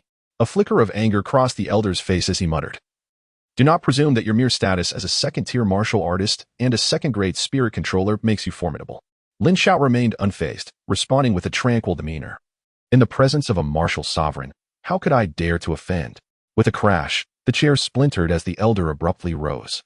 His previously languid frame now imbued with a commanding presence, a glint of lethal intent flashing in his eyes as he coldly queried, "Who are you?" With a swift motion of his spiritual power, Lin Xiao caused the door of the apothecary to close on its own. Fixing his gaze upon the elder, he calmly said, "Senior, please do not take offense. My intrusion is not out of malice, but rather a desire to engage in a transaction with you.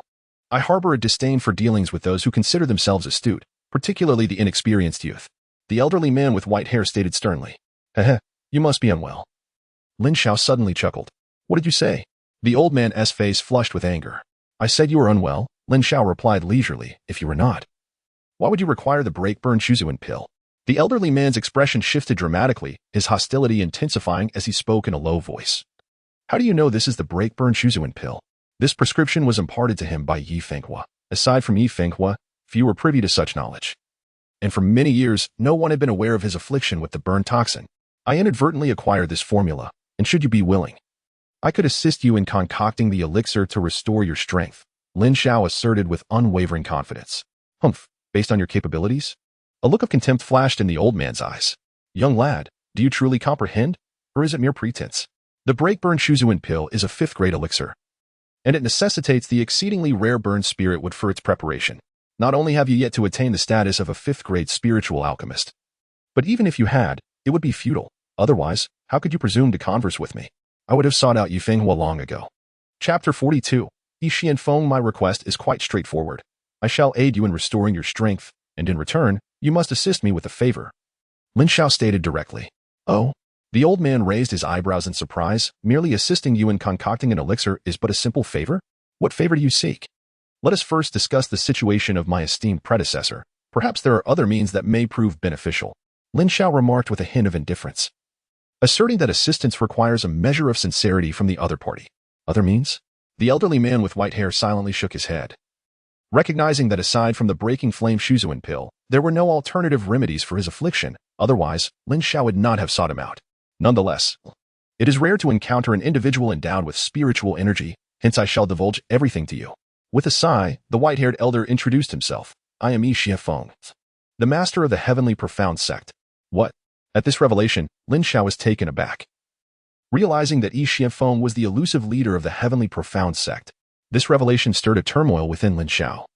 He understood that this elder was a person of great influence, capable of causing tremors throughout the Lan'an Empire with a mere stamp of his foot. Yet, he never anticipated that he would be in the presence of the sect's master. If he were to disclose his intent to eliminate the foremost talent of the heavenly profound sect, it could potentially incite the ire of the elders, particularly the Grand Elder. Would Yi Xianfeng still be inclined to assist him? Of course, Yi Xianfeng remained oblivious to the tempest of thoughts swirling in Lin Xiao's mind and continued, initially. I was in seclusion within the heavenly profound sect for an extended period. However, on one occasion, after venturing out and exerting my martial prowess, I was suddenly beset by discomfort, my body racked with excruciating pain, as if I had been seared for an entire month. The agony was unbearable. As he recounted the torment he endured, Yi Xianfeng could not help but shudder. Subsequently, I consulted Yi Fenghua, who informed me that I had been afflicted by a rare poison known as burning toxin, which suppresses one's martial prowess. Once the martial energy is invoked, it unleashes an excruciating sensation akin to being consumed by flames from within. To unravel this poison, one can only rely on the break-burning, dispelling reverence pill. In pursuit of the elusive ingredients for this remedy, and to evade those who seek to do me harm, I have clandestinely taken refuge within the spirit beast forest, confiding in no one. Yi Xianfeng is also aware that Lin Xiao's inquiries reflect his sincerity. To speak plainly, over the years, the severity of this burning poison has escalated, rendering not only the powers of a martial sovereign difficult to wield, but even my martial king abilities provoke its onset. A bitter pang surged within Yi Xianfeng. What a lamentable fate it is for one of his stature, a martial sovereign, to be incapacitated from employing even the strength of a martial king. Yet, contemplating the agony induced by this poison, he would refrain from utilizing powers beyond that of a martial king unless faced with life and death peril. More gravely, the poison has penetrated deeper, and in a few years, it may not only preclude the use of martial king strength but could also incite the manifestation of celestial martial or even profound martial powers. Ultimately, if he reaches a point where even the Yuan martial powers cannot be summoned, how would he differ from a mere invalid? Should the antidote remain elusive by that time, it could very well herald his demise. Indeed, it is the burning poison. Fortunately, it has not yet reached a terminal stage. Upon hearing Yi Xianfeng's account, Lin Xiao was assured that it was indeed the burning poison, yet thankfully, it had not progressed to a grievous condition. Alas, while it may not be at a critical juncture, the quest for the ingredients of the break-burning, dispelling reverence pill remains arduous, and even if obtained, it would be exceedingly challenging for Yi Fenghua to concoct it, as the burning spirit wood is tenfold more elusive. Yi Xianfeng expressed his exasperation, remarking, "It is indeed fortunate to encounter someone like you, endowed with spiritual energy. However, I wonder if I shall even survive until you reach the status of a 5th-tier spiritual controller." Generally, 5th-tier medicinal concoctions require the expertise of a 5th-tier spiritual controller to craft. Even those with formidable skills in alchemy must possess at least a 4th-tier advanced spiritual controller. Although Lin Xiao possesses spiritual energy, he still has a long way to grow. Despite Lin Xiao's extraordinary talent, it may take considerable time before he matures. Nevertheless, having hope is ultimately better than despair. Signory, I actually have 2 additional formulas to counter the burning poison. At this juncture, Lin Xiao is candid with Yi Xianfeng, stating, moreover, they are merely third-tier beginner medicinal concoctions. Upon hearing this, it was as though a thunderclap reverberated through Yi Xuanfeng's mind. After years of arduous searching for the burning spirit wood and other medicinal materials, he now learned that this burning poison could be resolved with just third-tier beginner concoctions. Furthermore, there were 2 options available. Yi Xuanfeng's body trembled slightly, his gaze filled with hope as he composedly inquired, what are the 2 medicinal concoctions? Lin Xiao did not keep him in suspense, promptly responding, the first is a third-tier beginner concoction, the ant transformation pill, which necessitates the primary ingredient, the green leaf shadow ant. This ant is diminutive, being 10 times smaller than a common ant, and typically resides alone within damp, shadowy green leaves, making it exceedingly rare. Upon hearing this, the excitement of Yi Xianfeng was abruptly doused as if he had been splashed with cold water. An ant that is 10 times smaller than a common ant and dwells in dark, damp foliage? The prospect of locating it seemed akin to searching for a needle in a haystack. What about the second option? Yi Xianfeng could not help but inquire. The second option involves employing poison against poison, which is relatively simpler, Lin Xiao responded. It is also a type of a third-grade beginner elixir, known as the Heavenly Demon Poison Dissolving Pill. It requires the blood and scales of the Heavenly Demon Scorpion as its primary ingredients, which are indeed easier to procure. The Heavenly Demon Scorpion is a variant within the spiritual scorpion race, possessing the most formidable bloodline of its kind, known for its terrifying combat prowess and extreme ferocity. In the past, during the reign of the devouring Sky Spirit Emperor, he encountered one such heavenly demon scorpion, which had reached the martial saint level. Its strength was formidable. One of the emperor's friends was grievously wounded and ultimately perished at the hands of the scorpion. In a fit of rage, the devouring Sky Spirit Emperor pursued it for 5,000 miles before finally slaying it. The heavenly demon scorpion is among the races that the devouring Sky Spirit Emperor held in the utmost dread. Within the Spirit Beast Forest, there exists a martial venerable level heavenly demon scorpion, whose power is exceedingly fearsome. It once wreaked havoc in the Lin Empire, leaving countless experts in its wake, flooding the land with blood and instilling terror throughout the empire. The mere mention of the heavenly demon scorpion's name evokes trepidation in the hearts of all. This is also the reason why the human race has been unable to eradicate the spiritual scorpion race completely. Upon hearing the name of the heavenly demon scorpion, Yi Xianfeng instinctively drew a sharp breath. Given the current state where he dares not unleash even a fraction of his martial king power, he would never have approached it, even in his prime. Let us go with the first option, he said, shaking his head, feeling quite helpless. With a sigh, Lin Xiao remarked, very well. I shall note down this auxiliary herb for you. This green leafing dew ant possesses a subtle fishy aroma, has a body resistant to toxins, and favors resting upon leaves tainted with poison, such as those found near snake dens or scorpion lairs. In truth, it is not exceedingly difficult to locate. Upon hearing this, Yi Xuanfeng's eyes brightened. With the mention of ascent and scorpion nests, the search area has been considerably narrowed. Furthermore, I shall record the auxiliary herbs for you. While they are not overly elusive, they do require a bit of time to procure. Lin Xiao picked up the pen from the table and inscribed both types of auxiliary herbs. However, given his limited understanding and lack of trust in Yi Xianfeng, Lin Xiao decided to note down a particular hidden toxin among the auxiliary herbs. This hidden toxin refers to a substance that is harmless in itself but can become highly toxic if it remains concealed within the body for an extended period and encounters a specific other herb. Should Yi Xianfeng honor his word, it would be well, but if he were to turn against him, Lin Xiao would not be merciful. He would ensure that Yi Xianfeng experiences the antidote only to become poison once more. As his gaze swept over the page of herbs, Yi Xianfeng frowned. This Lin grass is exceedingly rare. To my knowledge, during the era of the Lin Empire, only a handful of individuals possessed it, and it was valued at an astronomical price. Isn't that even simpler? With the collection amassed by the esteemed martial sovereign back in the day, surely he could afford at least one specimen of Lin grass, Lin Xiao countered, choosing not to elaborate further. By the way, Signory, this burning toxin is colorless and odorless, only revealing its presence after 5 to 8 years of infiltration into the body. I suspect someone has targeted you long ago. I wonder who that person might be. Lin Xiao inquired, filled with curiosity. In truth, Lin Xiao harbored a suspicion that Yi Xianfeng, as the master of Celestial Sect, might be a target of the elder's ambitions, possibly resorting to poison to seize power. If such were the case, it would simplify matters when confronting Qin Yin in the future. However, this remained merely conjecture, and the true culprit was known only to Yi Xianfeng.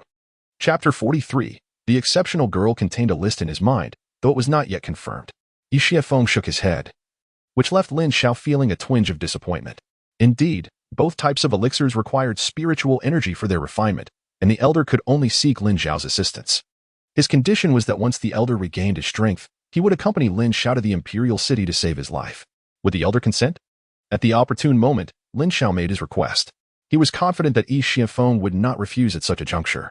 To save your life in the imperial city? Xiefeng paused slightly, perplexed by the request. What was Lin Xiao planning? Nevertheless, he dismissed any overthoughts. He could hardly believe that Lin Xiao could entangle him. A formidable warrior, in trouble. While he might not dare to boast about sweeping through the imperial city, rescuing a junior was certainly within his capabilities. Very well, I agree. Xiefeng nodded in affirmation. It is settled. Lin Xiao smiled faintly and said, then I kindly ask you to gather the necessary herbs promptly. In 6 months. I am confident I can refine the elixirs, and I will need your assistance by then. Lin Xiao was quite self-assured regarding this matter. With 9 months remaining until Qinyan's marriage to Feng Lanwei, the journey from Spirit Beast City to the Imperial City would require at least a month or 2. Thus, he must refine the elixir within approximately 6 months. With his current cultivation pace, coupled with the experience of the devouring Sky Spirit Emperor, he possesses the confidence to advance to the advanced second-tier spiritual power within this time frame. Once he achieves this breakthrough, he will be capable of producing third-tier elixirs. For his spiritual power surpasses that of others at the same tier. Naturally, if anyone were to learn that he aims to ascend from initial to advanced second-tier spiritual power within just 6 months, they would undoubtedly consider him deranged. It is well known that others often require several years, or even a decade, to accomplish such feats. The thought of advancing 2 levels in half a year is almost unfathomable. As for whether Xiefeng would keep his promise, he harbored no concerns. Should he fail to do so, the released poison would revert, and it would not merely be a matter of casually wielding power. Can he truly refine it in 6 months? Xiefeng was taken aback, wondering if this individual was deceiving him. Yet, after a moment's contemplation, a flicker of joy surged within him. Since Lin Xiao had confidently declared 6 months, even if he fell short of that, a year would undoubtedly suffice. A year would be swifter than he had anticipated. Regarding the medicinal herbs, as long as he could locate the green leaf shadow ant, the remaining ingredients would easily be gathered within 6 months. Very well, I shall devote myself wholeheartedly to sourcing the herbs within this time frame. Xiefeng affirmed earnestly, nodding emphatically. As for the broken flame spirit ginseng, I will keep it in reserve for now. Lin Xiao promptly handed over the broken flame spirit ginseng to Xiefeng, ensuring that he was prepared for any eventuality. Xiefeng accepted the broken burning spirit ginseng, and dared not utter a single word regarding the matter of taking the medicinal materials from the apothecary. After all, Lin Xiao is now his esteemed ancestor, and he could not afford to offend him in any way. There is nothing amiss. I shall take my leave, and should any matters arise, I will return to pay you a visit. With a respectful fist salute, Lin Xiao turned to depart, and with a mere flick of his spiritual energy, the tightly shut door swung open of its own accord. Senior. At that moment, just as Lin Xiao had taken 2 steps forward, a striking figure entered the apothecary. This young woman, perhaps in her mid-teens, possessed a stunning beauty, her exquisite features radiating grace, adorned with a hairpin of azure jade. Her hair was styled in a princess-like manner, and she wore a flowing green silk gown that exuded an air of nobility and haughtiness with every step she took. Upon entering, the girl cast an arrogant glance at Lin Xiao before hastily striding towards Xiefeng. Upon reaching Xiefeng, the girl produced an ancient wooden box, intricately carved, and opened it to reveal a rich aroma wafting forth, so potent that even Lin Xiao, lingering by the doorway, could sense its alluring fragrance. Senior, this is the finest Qianling Tianjing tea prepared by my father for you. Allow me to brew a cup for your enjoyment. Her tone was filled with utmost reverence as she retrieved the tea set, carefully pouring water and preparing a full pot for Xiefeng. However, Xiefeng merely shook his head, and with a flick of his wrist, a set of martial arts techniques appeared in his aged hands. With a sigh, he spoke. "Hu girl, I appreciate your care over the years, but you need not come again.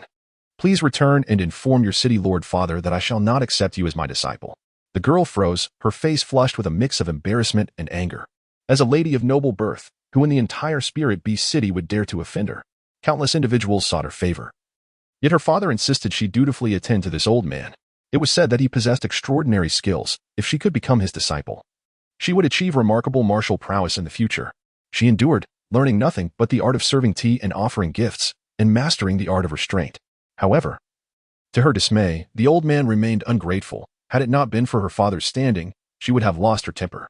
Clenching her teeth, she ultimately restrained herself and said, "Very well, I shall certainly convey your words to my father.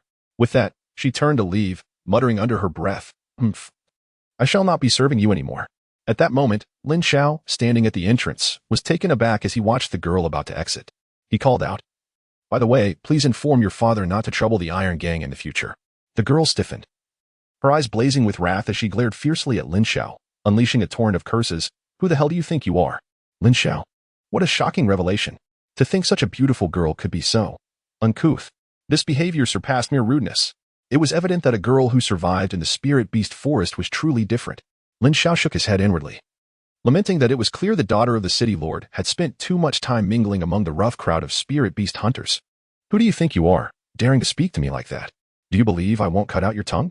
The girl shouted at Lin Xiao, her tone reminiscent of a burly man wielding a meat cleaver, albeit with a hint of youthful innocence in her voice.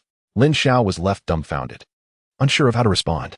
Behind him, Yixiefeng was equally astonished, realizing that the girl's previous politeness had merely been a facade. It was fortunate that he hadn't accepted her as a disciple, otherwise, he would be left wondering who was truly serving whom. "What is the matter? Lost your tongue? Kneel down and apologize to me." The girl yelled again at Lin Xiao.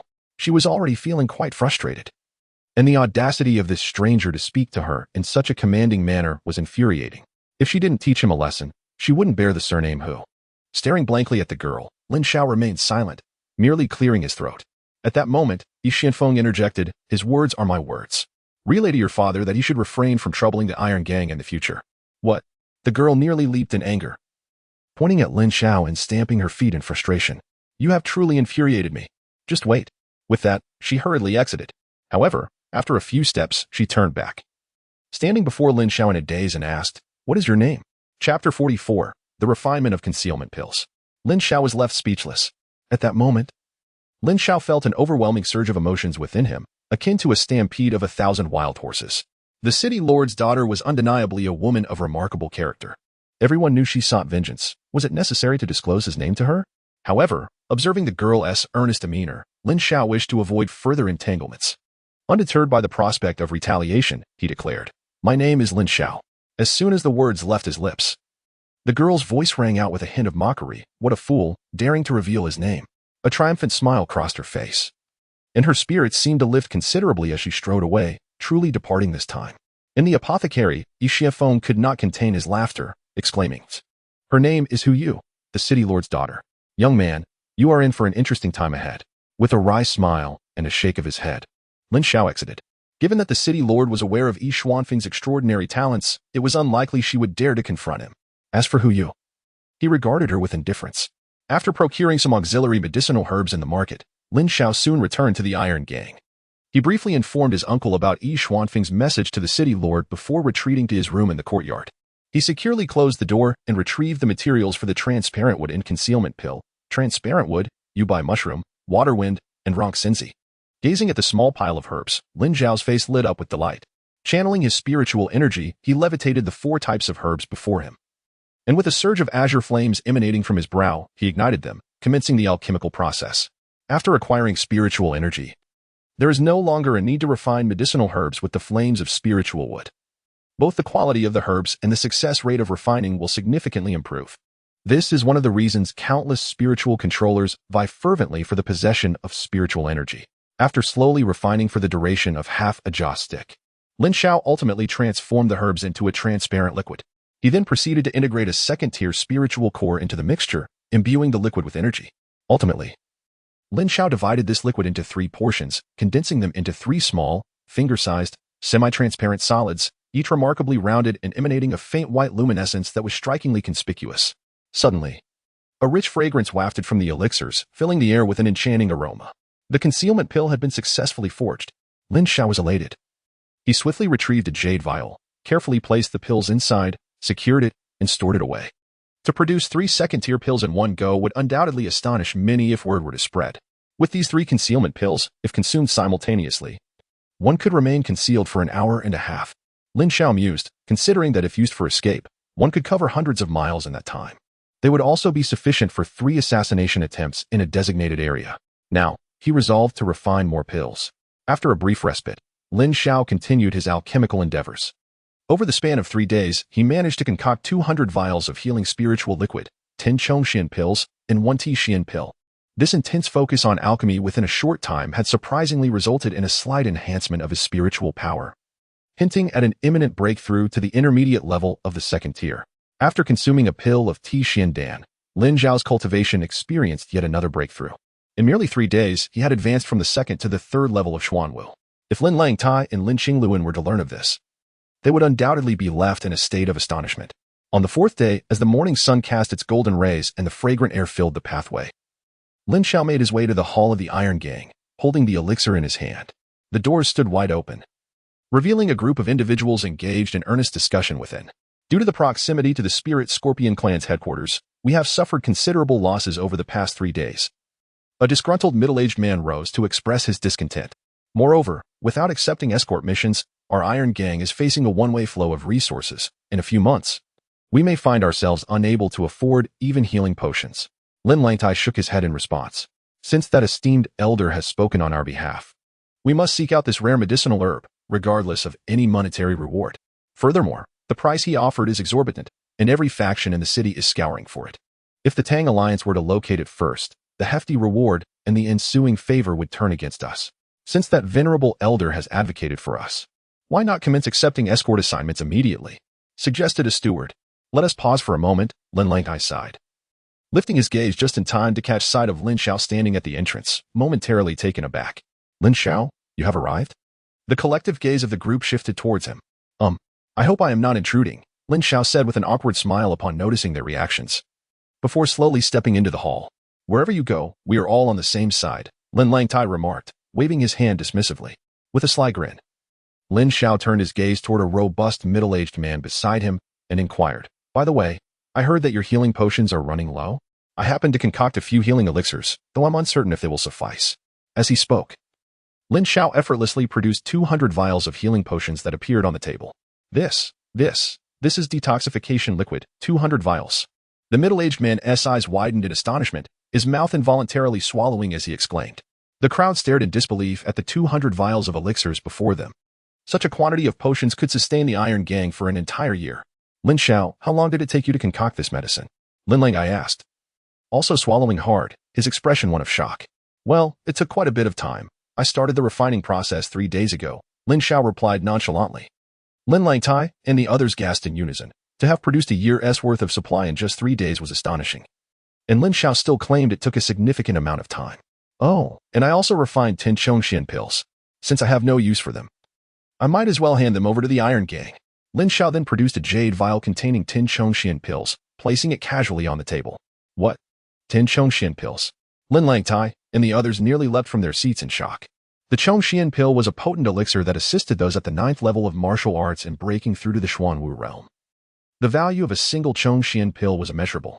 One pill could fetch upwards of 100,000 gold coins, a sum that likely surpassed the Iron Gang's annual profits, and yet they were scarcely available on the market. Unexpectedly, Lin Xiao produced 10 pieces of the Chongxian Dan, leaving several individuals utterly astonished, nearly breathless. Lin Langtia's voice quivered as he spoke. Isn't this a bit too extravagant? With these elixirs handed over to the Iron Gang, he could forge 5 to 10 Xuanwu masters, thereby exponentially amplifying the gang's power. At that point, would the Iron Gang still fear the Tang Alliance? Chapter 45. Devouring Heavenly Spiritual Energy. Uncle, we are family, so there's no need for formality. These elixirs are merely a trifling matter for me, and besides, these medicinal materials were casually gifted to me by a senior. If you wish for more Chongxian Dan in the future, simply gather the necessary materials and come to me. I shall refine as many as you require, Lin Xiao remarked with a carefree smile. However, to the ears of the others, it sounded as if thunder had struck. The notion of refining as many elixirs as one could procure materials for sent shivers down their spines. Indeed, being a spirit controller is the most lucrative profession. Their arduous toil over the years pales in comparison to the value of a single elixir he could casually concoct. Since that is the case, I shall gratefully accept, Lin Langtai declared with fervor. Rest assured, with these 10 Chongxian Dan, I will ensure that the Iron Gang produces an additional 10 Xuanwu masters. He excitedly stored all the elixirs within his storage ring, although there is a certain failure rate associated with the Chongxian Dan.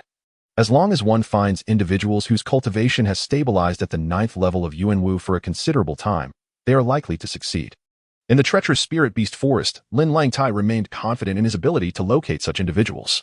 Chief, how can our Iron Gang possibly have 10 members at the 9th level of Yuanwu? A hawkish-nosed middle-aged man inquired, unable to suppress his curiosity. For a martial artist, what holds the greatest allure? It is nothing less than the enhancement of one's strength, particularly the prospect of acquiring a potion that could elevate a 9th-level Yuan Wu to the realm of Xuanwu. Who, I wonder, among our ranks in Spirit Beast City, could possibly resist such temptation? Lin Xiao retorted. How did I not think of that? The middle-aged man exclaimed, clapping his hands. Tai-Ying, you were tasked with covertly enticing the 9th-level Yuan Wu warriors of Spirit Beast City. Lin Xiao commanded. Understood. Tai-Ying nodded solemnly. Report. At that moment, a loud commotion erupted outside, and a well-built young man rushed in hastily. What is the matter? Lin Xiao furrowed his brow. Chief, our team has discovered a scale deep within the forest. The youth quickly presented a scale, stained with dried blood, red and black in color, roughly the size of a thumb. A scale? Lin Xiao paused momentarily. What is so remarkable about a single scale? The others shared similar expressions. Finding an unidentified object in the forest was not an uncommon occurrence. However, upon seeing the scale presented by the youth, Lin Xiao's pupils widened in shock, and he exclaimed, "This is a scale from the Celestial Demon Scorpion." What? A wave of astonishment swept through the group. The Celestial Demon Scorpion, renowned throughout the Lan Empire, was a notorious entity traversing the Spirit Beast Forest. Surely, they were aware of the fearsome reputation of the Celestial Demon Scorpion. Yet, it had never paid heed to mere mortals like themselves. After years of toil in the Spirit Beast Forest, they had never heard of the Celestial Demon Scorpion making an appearance. To their astonishment, the scale they had stumbled upon was indeed from the Celestial Demon Scorpion. Could it be that the Celestial Demon Scorpion has sustained an injury? Lin Xiao exclaimed in astonishment. In a one-on-one confrontation, there was likely no one in the entire Lan Empire capable of inflicting harm. He could scarcely fathom the identity of the individual who could wound such a fearsome being as the Heavenly Demon Scorpion. Let me see. Lin Xiao hastily responded. Upon receiving Lin Xiao's nod, the young man promptly handed the scales over to Lin Xiao. As he grasped the scales of the Heavenly Demon Scorpion, Lin Xiao's expression shifted dramatically, and he exclaimed, "The devouring celestial energy. This is the essence of the devouring celestial energy." The devouring celestial energy was once possessed by the devouring celestial emperor and ranked 11th on the celestial energy list. The top 10 energies had long vanished from the Tianxia continent for millennia, and the 11th ranked devouring celestial energy could be deemed the most formidable energy across the entire continent.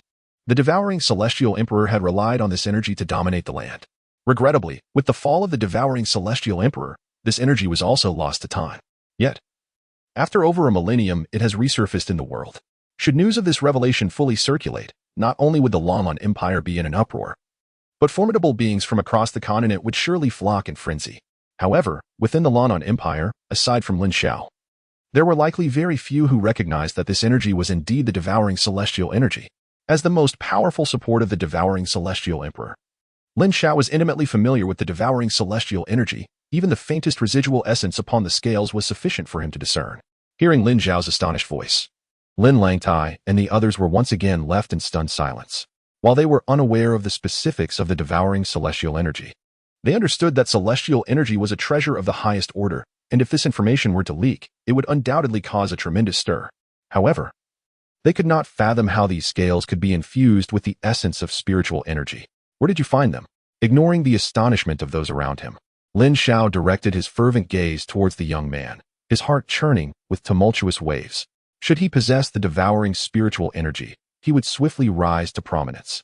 We stumbled upon it at an opening in the forest, and additionally, we excavated a concealed tunnel beneath that very entrance, the young man replied after glancing at Lin Xiao. What lies within that tunnel? Lin Xiao exclaimed, hastily inquiring. The young man shook his head. It has yet to be fully unearthed, but it is of great significance. Hence I was dispatched by the captain to report back.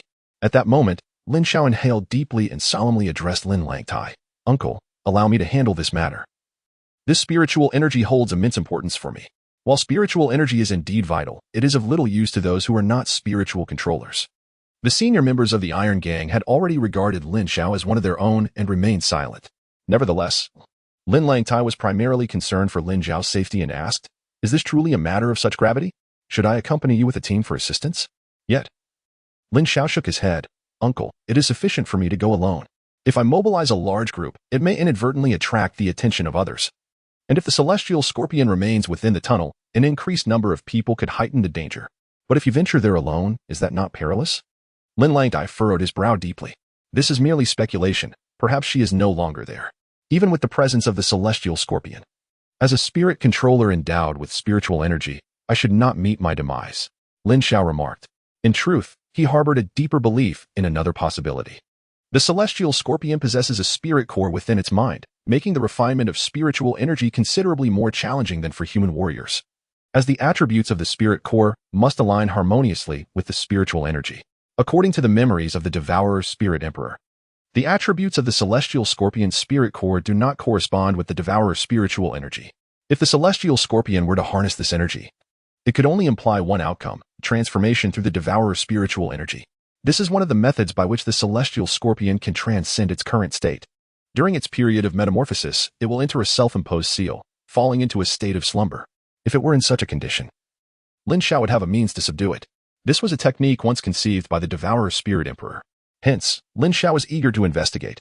Should this indeed be the case, he would possess a formidable ally with a fearsome reputation, and he could utilize the celestial scorpion's blood and scales to alleviate the burning poison afflicting Yi Xianfeng. At that moment, he would have two martial sovereign bodyguards, which filled Lin Xiao with exhilaration. Very well, let Wang Cheng accompany you, but do exercise caution. Observing Lin Xiao's determination, Lin Langtai realized he could not sway his decision and ultimately acquiesced. Nodding, Lin Xiao promptly set forth with the young man, venturing into the depths of the forest. Chapter 46, a matter of great importance, handled by one individual. After 3 days of travel, a mound of excavated earth soon came into Lin Xiao's sight. If one does not observe closely, these mounds of earth appear as mere hills, naturally compacted and adorned with patches of grass, making it difficult to discern any anomalies within. However, long before reaching the mounds, Lin Xiao sensed an exhilarating aura that stirred his very blood, an essence of the devouring sky spirit energy. A surge of excitement coursed through him, prompting him to quicken his pace towards the mounds, where 4 figures materialized before him. Among them, there was a large hole descending vertically, reminiscent of a well. Beside the opening lay a knife embedded to its hilt, its handle connected to a thick rope that extended downward. Who are you? Upon Lin Xiao's arrival, the 4 drew their blades, their eyes glinting with a frigid malice. Aside from the higher-ups of the Iron Gang, many ordinary members had never encountered Lin Xiao, and these 4 were no exception. We are allies, we are allies. At that moment, Wang Cheng hurriedly approached. Upon seeing Wang Cheng, the 4 members visibly relaxed, with one burly man in gray asking in astonishment, Wang Cheng, didn't I instruct you to return to Spirit Beast City for assistance? Where are the others? Wang Cheng, slightly embarrassed, introduced, this is the young master Lin Xiao, the leader's nephew. This matter is of great importance, and he is here to handle it alone. The 4 were momentarily taken aback. Of such significance, and yet entrusted solely to him? What was the current situation regarding this tunnel? Lin Xiao, unfazed by their reactions, fixed his gaze on one of them and spoke with indifference. Though there were little expectations for Lin Xiao, he was nonetheless the nephew of the leader. The burly man in gray had no choice but to respond. We have just uncovered a cavern below, but there is a stone door that they are attempting to open. Before he could finish his sentence, Lin Xiao leapt into the well. The man and the others were taken aback, astonished that he had jumped down before he had even completed his words. Goodness, it's a drop of 7 or 8 zhong. He must not have injured himself. One young man remarked skeptically. What concerns me more is the possibility of being attacked by the captain and the others, the gray-clad man said as he hastily grasped the rope and jumped into the well. Wang Qing, what on earth is happening here? After the 2 had leapt down, one young man turned to Wang Qing in confusion. Logically, such a significant discovery as a cavern should warrant a formidable team from the Iron Gang. Yet here we have only a mere boy. I have no idea. It was the leader's insistence to send him, Wang Qing replied, his expression one of resignation. At this moment, Lin Xiao had safely landed at the bottom of the well, standing firmly on the ground. Before him lay a vast cavern, measuring several dozen zhong in circumference and towering 7 or 8 zhong high, its moon-white stone walls surrounding him. Inside the cavern, stone beds and tables were present, yet devoid of any possessions. 7 figures stood within, relentlessly assaulting the stone door of an adjoining chamber, which bore no signs of damage. Upon hearing Lin Xiao's landing, the 7 ceased their attacks and swiftly turned to face him. As they beheld the unfamiliar visage of Lin Xiao, their eyes glinted with murderous intent, their weapons raised defensively. This was a primal instinct honed through years of training. At that moment, another figure descended, stumbling slightly as he stood beside Lin Xiao. Captain, it's our own. A reinforcement sent by the leader, exclaimed the burly man in gray. What? Just him alone? The man referred to as the captain expressed his astonishment, believing he had misheard. Indeed, there is only one, the man in gray replied, somewhat disheartened. Why was he summoned? Another young man, without surprise. remarked that Lin Xiao did not appear to be a formidable expert. Well, let's handle it ourselves. The captain shook his head in disappointment, however. Since he was sent by the leader, he refrained from further comment. Raising his weapon, he turned to strike the stone door. Allow me, Lin Xiao interjected calmly, stepping forward. The group was momentarily taken aback, and the captain regarded Lin Xiao with a hint of anger. If we cannot breach it, how could you possibly open it? Crack. Before he could finish, Lin Xiao placed a hand on the stone wall, which caved in slightly, and the stone door began to rotate open slowly. The captain's eyes widened in disbelief, mirrored by the astonished expressions of the others. They had searched for quite some time without discovering any mechanism. How had Lin Xiao found it in the blink of an eye? In truth, for Lin Xiao, it was a task of remarkable simplicity. Upon entering the cave, his spiritual energy began to sweep across the walls, and at the location of the mechanism, he sensed the presence of a unique blood aura from a wounded demon scorpion, clearly indicating that it had activated this very mechanism. Once the stone door swung open, a vast stone chamber emerged before them, engulfed in an impenetrable darkness that seemed to exude an inexplicable, ominous aura.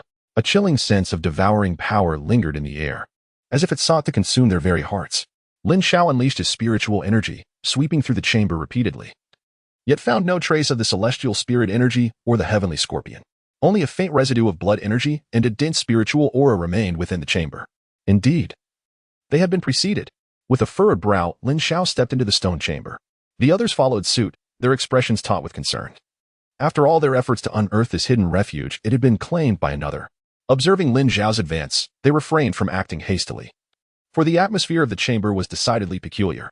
The floor was a single massive slab of black stone, and as Lin Xiao reached the center, he noticed a half-foot deep recess before him, evidently the original resting place of the celestial spirit energy, now entirely vacant.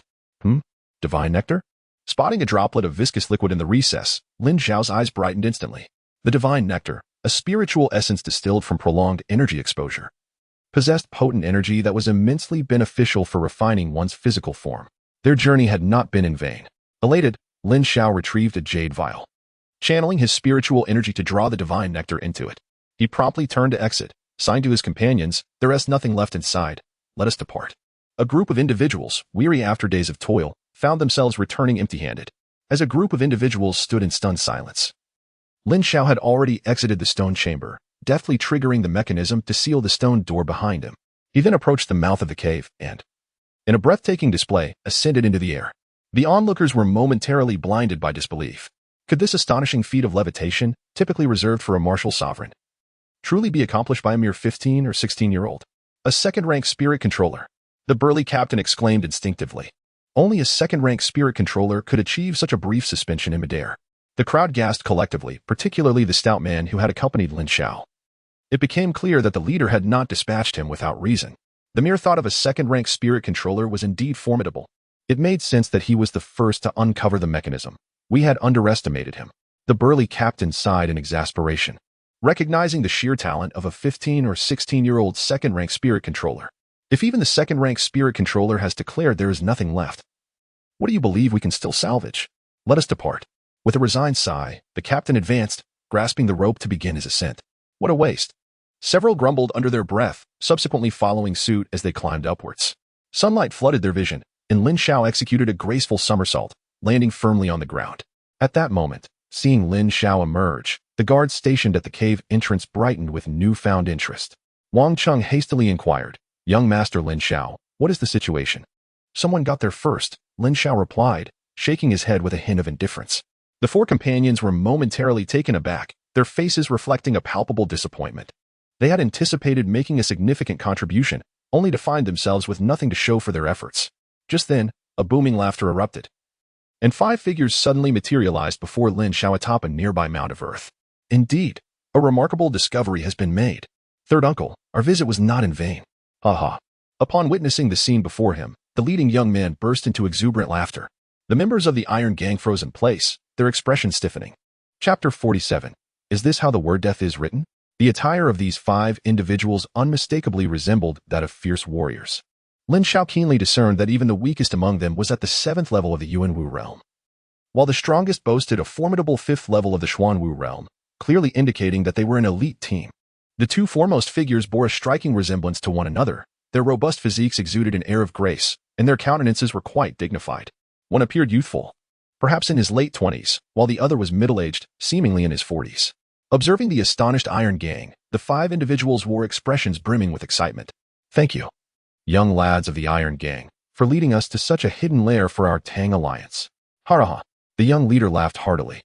Who dares to act with such audacity before the Iron Gang? At that moment, a thunderous shout erupted from the well, and the burly captain of the Iron Gang suddenly sprang forth, landing with an imposing presence upon the muddy ground, stirring up a cloud of dust with undeniable authority. However, upon seeing the 5 individuals before him, his expression darkened instantly. Tang Xiaohu, Tang Biao.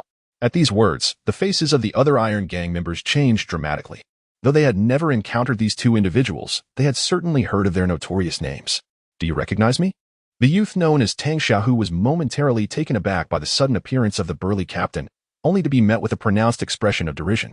Very well, he declared, I, Tang Xiaohu, shall be audacious here. Now, pray tell, what do you intend to do? How did you discover this place? The burly captain did not respond directly. Instead, a look of deep suspicion and caution flickered in his eyes.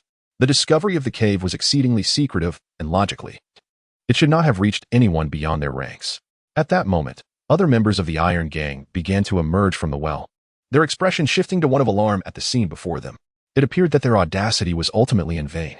Tang Xiaohu, with a mocking smile, proclaimed, Since you are all destined to perish, allow me to clarify your demise. For the past month, our Tang Alliance has dispatched individuals to shadow each of your Iron Gang-s sorties, seeking a pretext to strike against you. Alas, you have proven so cowardly as to avoid escorting personnel outside the city. However, it is fortuitous that our efforts were not in vain. You have finally uncovered a cave here. Should any treasures lie within, you shall all become esteemed figures within our Tang Alliance. Ha ha ha. A tremor of unease rippled through the group, their faces laden with dread. The Tang Alliance had been tracking the Iron Gang with the intent to eliminate them. Amidst this tension, only Lin Xiao maintained a facade of calm. He turned to Wang Qing and quietly inquired, Who are these 2? Tang Xiaohu is the son of the leader of the Tang Alliance, possessing strength at the 9th layer of Yuan Wu. The other is Tang Biao, the leader's 3rd brother, the 3rd in command of the Tang Alliance, with a cultivation at the 5th layer of Xuanwu. Wang Xianqing lowered his voice, his eyes revealing a profound wariness. The strength of the Xuanwu 5th layer was something they could not possibly contend with. Were they not the nephew and brother of Tang Lai? Lin Xiao paused slightly, a faint smile curling at the corners of his mouth before bursting into laughter. Ha ha ha. This laughter from Lin Xiao left everyone momentarily stunned. How could this fellow react with joy upon hearing the names of the 2? Did he not comprehend the terrifying nature of the Xuanwu 5th layer? The members of the Iron Gang were bewildered, and even the 5 from the Tang Alliance were left in shock. What the hell? Are you out of your mind? Tang Xiaohu could not help but curse, astonished that someone facing death could still laugh heartily. Lin Xiao shook his head, the mockery on his face akin to that of Tang Xiaohu moments before, and taunted, No, I am laughing at you for delivering yourself right to me. Tang Xiaohu was momentarily taken aback, then seethed. Just because of you? Boy, do you even know how to write the word death? As he spoke, the aura of the 9th layer of Yuan Wu surged from Tang Xiaohu, and he leaped high into the air. Indeed, he soared high. Then, he came crashing down towards the ground. Bang! With a thunderous sound, Tang Xiaohu's body struck the earth, sending a spray of dirt into the air. A group of people stood gaping in astonishment. Is that how you write it? Lin Xiao remarked with a laugh. A spirit manipulator, 2nd rank beginner. Tang Biao's expression changed, hastily channeling his energy, ready to engage in combat. You are actually a spirit manipulator. Tang Xiaohu rose from the ground, his face a mixture of astonishment and fury. As the esteemed young leader of the Tang Alliance, he found himself the victim of a cruel jest. The 4 who had been guarding the cave entrance, unaware of the unfolding events, were equally taken aback, unable to fathom that Lin Xiao was, in fact, a spirit manipulator. Even those who had some inkling of the situation, such as the burly team leader, were astonished. The power of a spirit manipulator was indeed formidable, capable of delivering an overwhelming blow to Tang Xiaohu without lifting a finger. Indeed, I am a spirit manipulator. Since you are so eager to learn how to write the character for death, allow me to demonstrate, Lin Xiao remarked with a smile.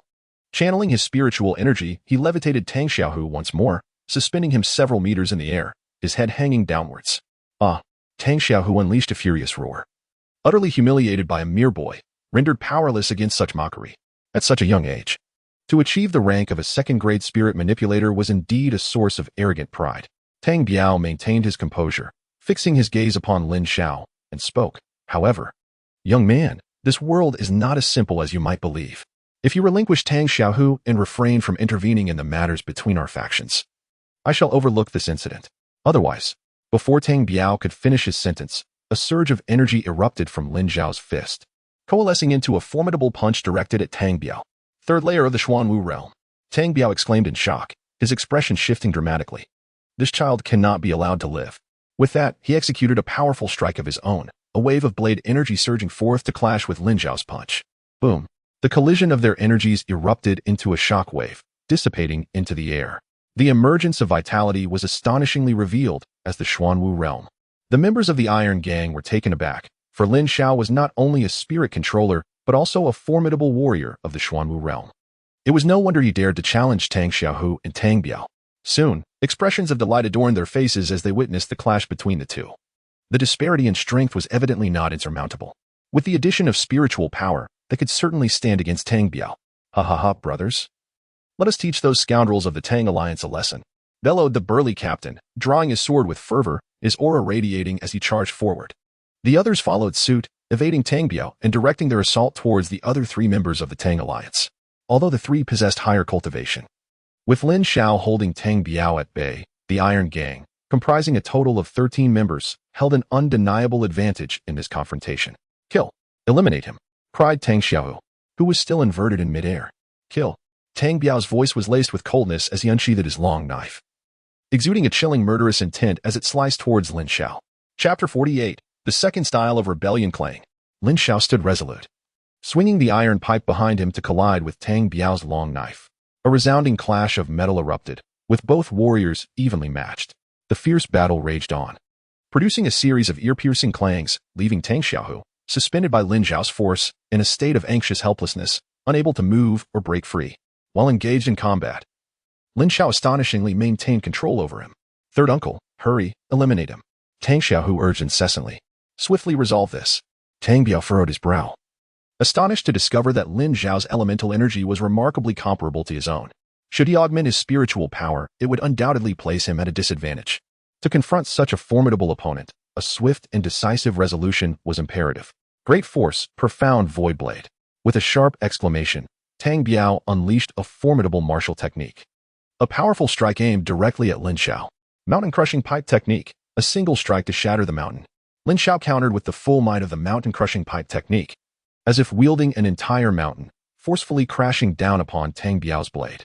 A thunderous clash erupted, and Lin Xiao felt a surge of numbness in his hands. The black iron pipe nearly slipped from his grasp, causing his entire body to stagger back several paces. Lin Xiao was taken aback. The display of power at the 5th level of the Xuanwu realm was indeed extraordinary. No wonder Tang Biao was so audacious. He possessed the capability to back up his bravado. In the wake of their intense collision, Lin Xiao found himself momentarily bereft of control over his spiritual energy, and Tang Xiaohu's body was sent crashing into a nearby sand mound, sending a plume of dust into the air. Meanwhile, Tang Biao was not faring much better.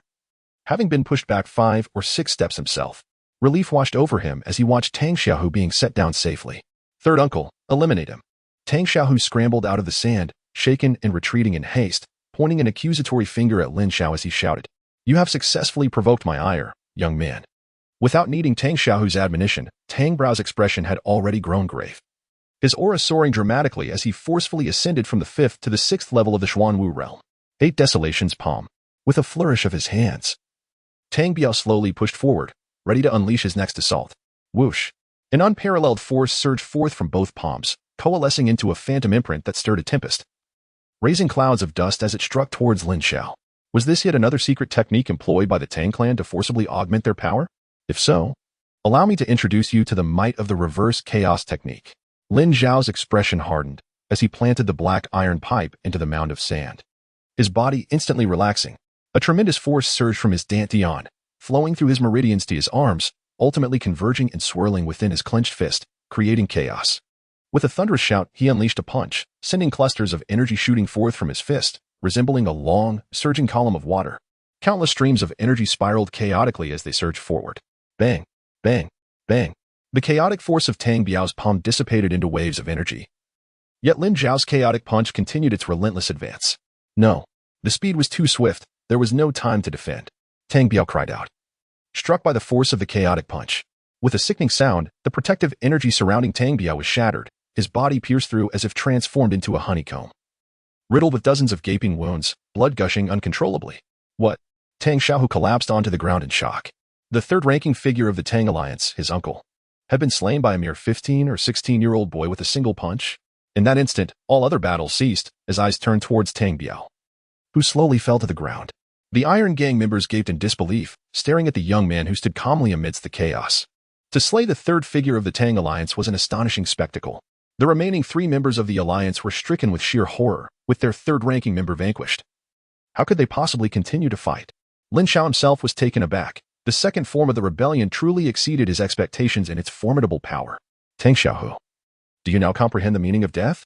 Suddenly, Lin Xiao turned his gaze towards Tang Xiaohu, a smile gracing his lips, revealing a radiant expression. Tang Xiaohu's heart quaked, fear flooding his eyes. Young master, please, spare me. My father is the leader of the Tang Alliance and a formidable Tianwu master. If you take my life, he will assuredly seek vengeance upon you. Fool, Lin Xiao uttered quietly, and in an instant, a skeletal hand shot forth from his grasp, hurtling towards Tang Xiaohu with astonishing speed. No. With a swift motion, Tang Xiaohu's body was pierced through in the blink of an eye. The onlookers were left in disbelief. The leader's son had been dispatched so effortlessly? Wang Qing and the others shivered at the thought. With the deaths of Tang Biao and Tang Xiaohu, matters had escalated dramatically. Those 3, can you eliminate them? At that moment, Lin Xiao's gaze fell upon a group of individuals. Yes, we can slay them. I will annihilate all 3 without leaving a trace. The burly captain bellowed.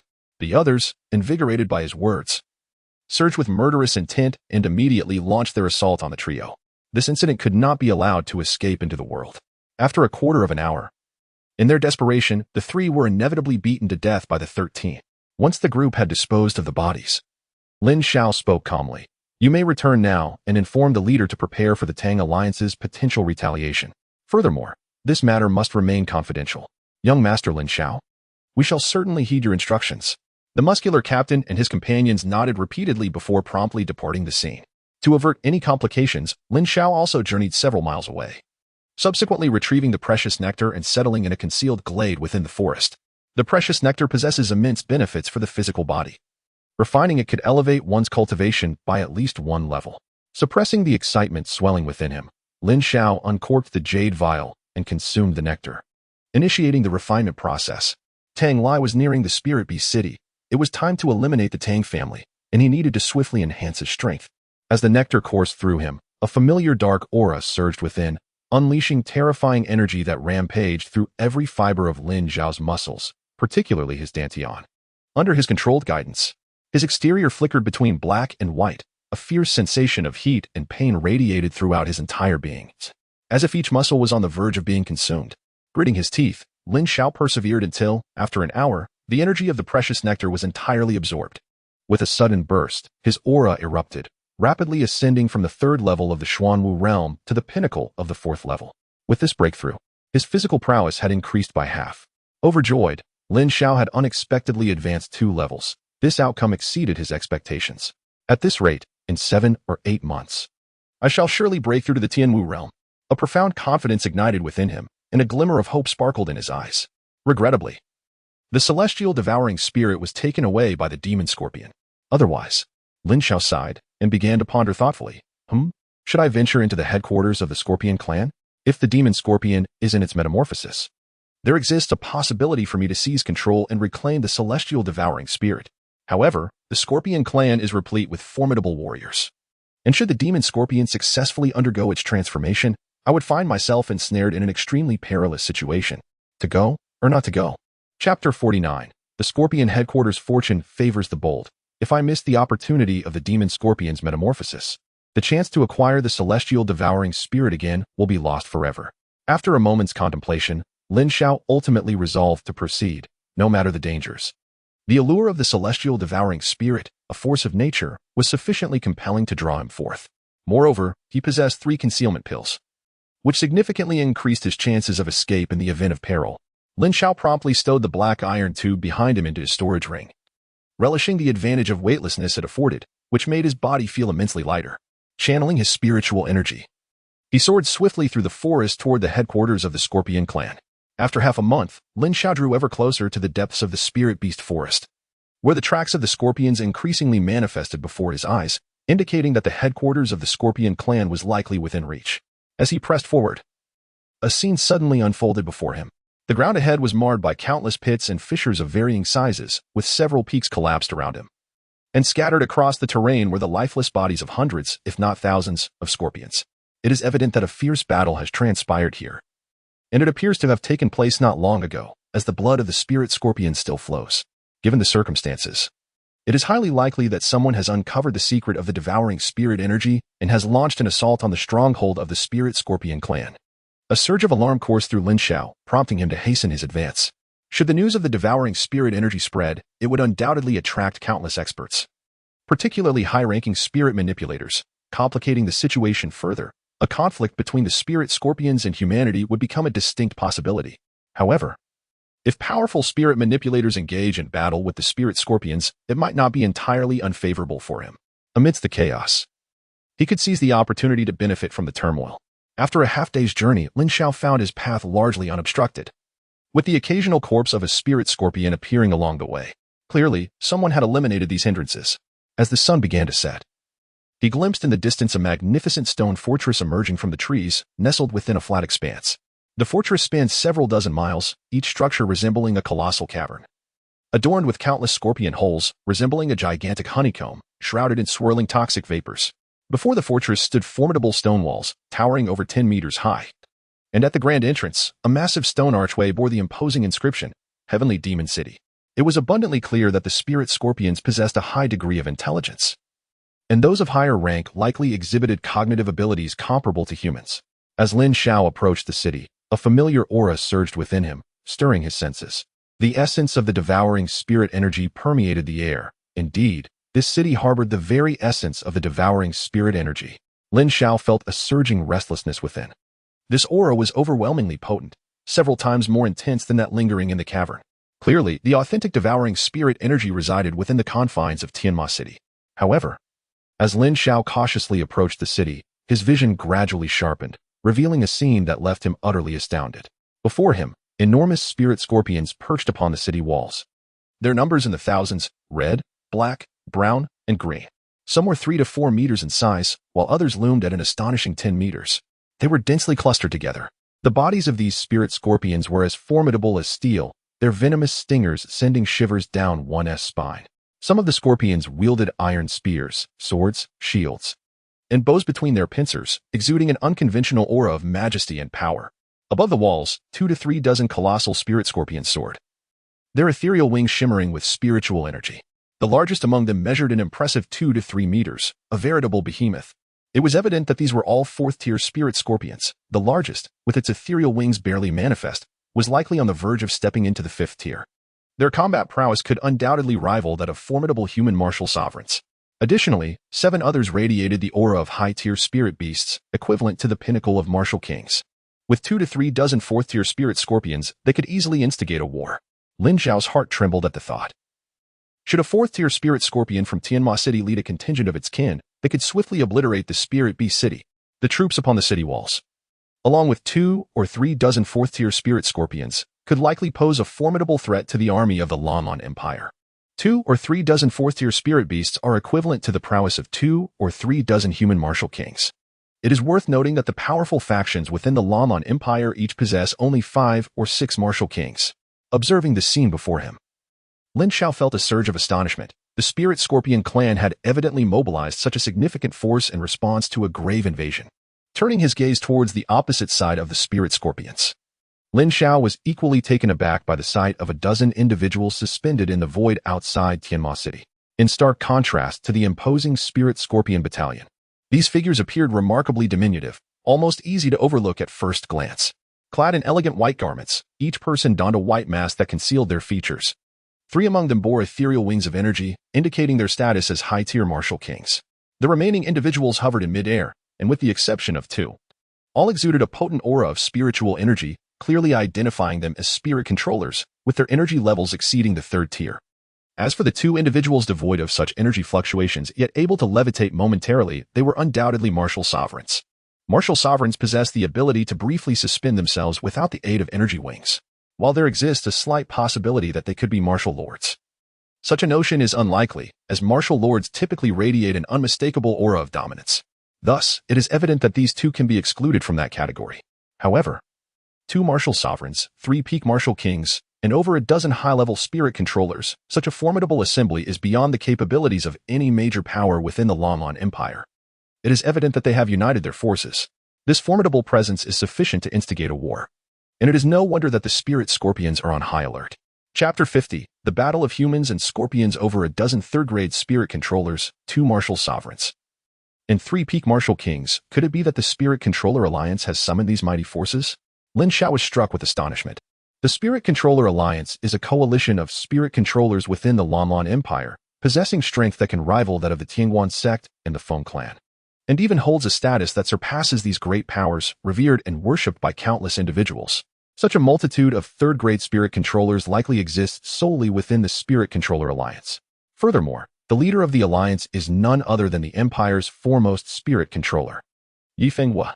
With the charisma of Yi Fenghua in the alliance, it is entirely plausible they could muster such immense strength to summon 2 martial sovereigns and 3 peak martial kings. Aside from the Spirit Controller Alliance, Lin Xiao struggled to conceive of any other group possessing such formidable power. The only conceivable reason for rallying such a multitude of powerful beings to assault the Spirit Scorpion clan must be the allure of the devouring celestial energy.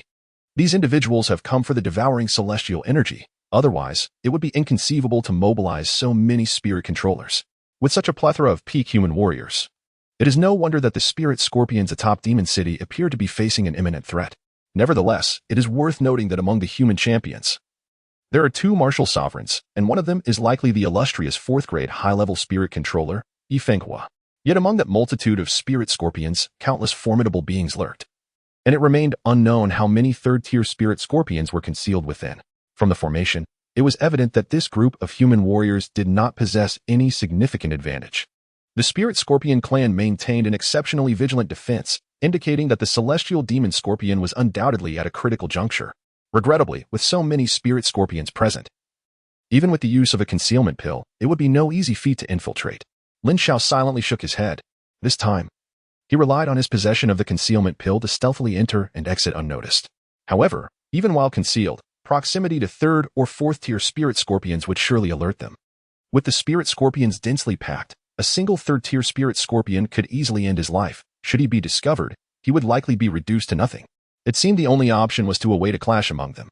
Lin Xiao sighed deeply. Chaos was his only opportunity to infiltrate this fortress, since negotiations had failed. Then let there be battle. At that moment, among the humans, the figure at the forefront spoke in a detached, middle-aged voice. And then a dozen warriors surged forward with a thunderous roar. In the void, 20 to 30 feet of spirit scorpions unleashed a ferocious beastly roar, releasing billowing clouds of toxic gas, and the densely packed swarm of spirit scorpions charged forth to attack. Boom, boom, boom. At that instant, a violent momentum erupted as 2 martial sovereigns, 3 peak martial kings, and the numerous spirit controllers sprang into action. A dazzling array of sword and blade lights erupted from the hands of 5 elemental cultivators, illuminating the recently fallen darkness as if it were broad daylight. Countless formidable and unparalleled spiritual energy imprints, along with weapons controlled by this ethereal force, stirred up a tempest, unleashing eerie howls as they surged towards the city walls. The might of over a dozen superlative warriors was unmatched, seemingly intent on obliterating everything in their path.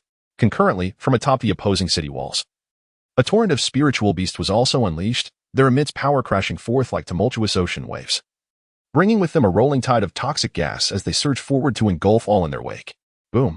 A thunderous cacophony erupted, the collective force of thousands of spiritual scorpions launching a terrifying assault. Even the 2 esteemed martial sovereigns atop the Longmon Empire, alongside a cadre of high-tier spiritual manipulators, found their strength overwhelmed and shattered by the relentless energy that surged and roiled forth. "Disperse the attack!" exclaimed the middle-aged leader, his brow furrowing as he issued a commanding shout, swiftly retreating while charging towards the city walls. The other seasoned experts, without awaiting further instruction, scattered in an instant, their protective energies and spiritual force surging as they deftly evaded the most direct onslaught, racing towards the walls from various angles. Meanwhile, Lin Xiao, hidden within the depths of the forest, felt an energy hurricane howl past overhead, the powerful winds uprooting trees with ease. He was taken aback by the sheer ferocity of the gathered force, had it been directed parallel to the ground rather than skyward. It was likely that both the forest and himself would have been utterly annihilated. In the midst of a celestial clash, mortals inevitably suffer. To evade the ensuing waves of energy, Lin Xiao swiftly retreated a distance, consuming a detoxifying elixir and patiently awaiting the peak battle. anticipating the opportune moment to infiltrate the city of heavenly demons and reap the benefits. As the formidable human warriors dispersed, enormous flying spiritual scorpions, accompanied by several skilled scorpion warriors and a multitude of their kind, launched relentless assaults on the human champions. Even the non-flying scorpions leaped into the air to attack, their colossal forms and sheer numbers overwhelming individual human fighters. Nevertheless, the human warriors deftly maneuvered amidst the onslaught of scorpions, rising and falling with agility, their seemingly diminutive bodies unleashing terrifying bursts of energy. Radiant beams of light erupted from their hands, unleashing waves of formidable power in a continuous barrage. Notably, the spiritual controllers exhibited remarkable prowess. A single spiritual controller could contend against countless scorpions. Those that charged in were repeatedly hurled back into their own ranks, causing chaos as scorpion pincers struck their comrades. The battle was marked by its peculiar and intricate dynamics. One spiritual controller could rival several human warriors of the same tier, and a group of them possessed even more formidable strength. Among them was a middle-aged man, single-handedly engaging the largest and most powerful fourth-tier advanced spiritual scorpion, alongside 3 additional fourth-tier scorpions and scores of their kin, continuously throwing them aside. His combat prowess was on par with that of 2 other formidable martial sovereigns. It is likely that such power belonged to the esteemed first spiritual controller, Yi Fenghua, who stood on the precipice of attaining 5th-tier spiritual controller status, his face obscured, perhaps to shield the other members of the spiritual controller alliance. The 2 other formidable warriors were besieged and assaulted by several 4th-tier spirit beasts, a swarm of 3rd-tier spirit scorpions, and a multitude of their kin, engaging in a relentless battle. Chapter 51. The Black Iron Heavy Scorpion. Boom, boom, boom. The resounding echoes of explosions were incessant, with dazzling blades of light and soaring sword energies illuminating the heavens. The clashing of metal resonated continuously, radiating brilliant luminescence that brightened the 10 directions of the universe. An oceanic surge of energy roared tumultuously through the void, with unparalleled waves of power trembling the very fabric of the world. The combatants fought fiercely, plunging the realm into chaos and obscuring the sun and moon. The intensity of the conflict was truly extraordinary, leaving Lin Xiao in awe, as this was indeed an eye-opening experience. After a considerable duration, the human warriors began to falter, progressively overwhelmed by waves of spirit scorpions that encroached upon them. Portions of the city wall had already been rendered barren. It was at this moment that Lin Xiao noticed numerous gaps appearing on the wall. His gaze shifted, and with a flick of his hand, he retrieved an invisibility pill from his storage ring and swallowed it, with a soft hiss, as the invisibility pill was completely refined. Lin Xiao felt a mysterious force surge forth from his dantian, coursing throughout his entire being. Looking down at his hands, he was astonished to find that they had vanished from his sight, rendered entirely transparent. Not only that, but his entire form was undetectable to the naked eye. The invisibility pill emanated an inexplicable power, seemingly imbued with light attributes, rendering him invisible and indeed miraculous. As long as he did not approach any formidable adversaries, he would likely remain undetected. A quiet joy surged within Lin Xiao as he suppressed his aura, channeling his spiritual energy to accelerate his movements, deftly evading the chaotic energy waves of several battles and racing towards the city walls from the side. After a brief interval, he arrived at a corner of the ancient city wall. He glanced around, activating his spiritual energy to lift his body into the air, ascending to a level parallel with the wall. With a gentle press of his palms against the stone, he effortlessly flipped himself, landing gracefully upon the battlements. At this location, he found himself on a post. Gazing into the city, he beheld a magnificent array of stone cave structures sprawling across the landscape for miles. The colossal caverns, each measuring 100 feet in circumference, were unimaginably sturdy, their entrances densely clustered. Toxic vapors billowed forth from within these openings, and the proximity elicited a prickling sensation upon his scalp. All of these edifices encircled the largest circular stone hall, which stood apart from the others. Unlike the myriad entrances of the caves, this hall possessed only a single stone door situated directly below, now firmly shut. The imposing stone hall, spanning 1,000 feet, was black in color, shimmering under the bright moonlight with a lustrous metallic sheen, as if cast entirely from metal, impenetrable as a fortress. Surrounding the hall was an expansive plaza, where a formidable middle-aged spirit controller had already soared into the sky, several hundred feet above the plaza's edge. Intercepted by 2 4th-tier spirit scorpions, a tumultuous surge of power erupted in all directions. Roar, roar, roar. At that moment, a scene that astonished Lin Xiao unfurled before him. Before him, thousands of ebony scorpions emerged in perfect formation from either side of the circular metallic palace. Each creature stood an impressive 7 to 8 zhang tall, their bodies enveloped in a pitch-black sheen akin to iron. In their left pincers, they wielded shields, while their right pincers grasped formidable black blades, exuding an aura of formidable power. With each deliberate step, a resounding thud echoed through the air. Roar, roar, roar. Each scorpion seemed to bear the weight of several thousand pounds, and as the throng advanced in unison, they produced a rhythmic sound reminiscent of thunder, sending tremors through the ground that Lin Xiao could feel from a distance. These were the black iron heavy scorpions. Lin Xiao was taken aback. Black iron, forged from a substantial compression of fine iron, while not on par with black alloy iron, possessed remarkable hardness and weight, making it exceedingly difficult to destroy. The black iron heavy scorpions represented a unique breed among scorpions, their entire forms as resilient as black iron itself, impervious to weaponry. Each adult black iron heavy scorpion weighed several thousand pounds, forming an elite battalion distinguished by unparalleled defense and strength among their kind. Coupled with their iron shields and large blades, their defensive and offensive capabilities were exponentially enhanced. Each one was akin to a heavily armed warrior. And the collective might of thousands was truly terrifying. It was not just Lin Xiao who felt this way. Even the seasoned spirit controller among them would find it challenging to approach the metallic palace. This must be the personal guard of the celestial demon scorpion, making any attempt to near the stone edifice exceedingly difficult. Lin Xiao shook his head inwardly. The stone palace was tightly encircled by the black iron heavy scorpions, and even cloaked in stealth, evading them to charge towards the stone edifice was an insurmountable task. Moreover, the metallic stone palace remained entirely sealed, rendering any attempt to enter it unnoticed utterly impossible. It appeared that waiting was the only option. Lin Xiao furrowed his brows, pondering silently. Boom. At that moment, the middle-aged spirit controller had already dashed to the edge of the square, manipulating his spiritual energy to redirect two fourth-tier spirit scorpions towards the stone palace. Two dazzling beams of brilliance sliced through the air, aimed at the structure. One beam struck the black iron scorpion squad, toppling several of them, though their momentum was ultimately halted by others in formation.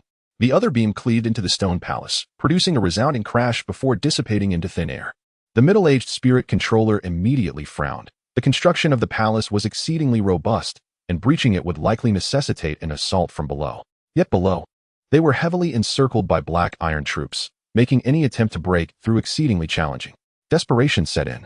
The middle-aged spirit controller gritted his teeth, prepared to battle against two massive fourth-tier spirit beasts and a cadre of spirit scorpions, gradually advancing toward the stone palace. Observing the speed of the middle-aged spirit controller's attacks, Lin Xiao's brow knitted tighter. The stone palace needed to be breached from below, and with two fourth-tier spirit beasts launching an assault, at this rate, he would exhaust his concealment elixir before the spirit controller could gain entry. He had to devise a method to swiftly locate the celestial demon scorpion. Lin Xiao found himself deep in thought, when suddenly he sensed the presence of the devouring sky spirit serpent intensifying. Instantly, Lin Xiao's eyes brightened. Chapter 52. The Emergence of Devouring Sky Spiritual Energy. HM? The aura of the devouring sky spiritual energy is not emanating from within that stone palace? His gaze swept across a distant spot, where a modest rockery pool, merely a few dozen yards in size, came into view. The specific location of the celestial devouring spirit energy was unexpectedly there. Lin Xiao was instantly elated, hastily channeling his spiritual power to control his descent towards the ground below the city walls. Upon landing, he swiftly made his way down a slanted path, heading directly towards the pool. Navigating around colossal stone caves, Lin Xiao arrived at the rockery pool in just a brief moment. Sensing a profound aura of celestial devouring spirit energy emanating from beneath the rockery pool, Lin Xiao's heart surged with excitement. Indeed, this was the essence of the celestial devouring spirit energy. This was its location, with the stone temple openly guarding it while the pool lay concealed. The celestial demon scorpion proved to be exceedingly cunning. Had it not been for the celestial devouring emperor's centuries of accumulated energy, it is likely that no one would have discovered this place. Lin Xiao glanced up at the middle-aged spiritual controller engaged in battle, and a silent sigh escaped him. He wondered what the man's feelings would be if he were to break through the palace only to find the celestial demon scorpion was not within. Yet, he did not dwell on the middle-aged man's plight. Turning back, he took a deep breath and cautiously submerged himself in the water. The pool was over 10 yards deep, and on the side at the bottom, Lin Xiao spotted the entrance to a tunnel, which was also filled with water. However, the unmistakable aura of celestial devouring spirit energy assured Lin Xiao that it was indeed present within. Fixing his gaze, he held his breath and swam into the tunnel.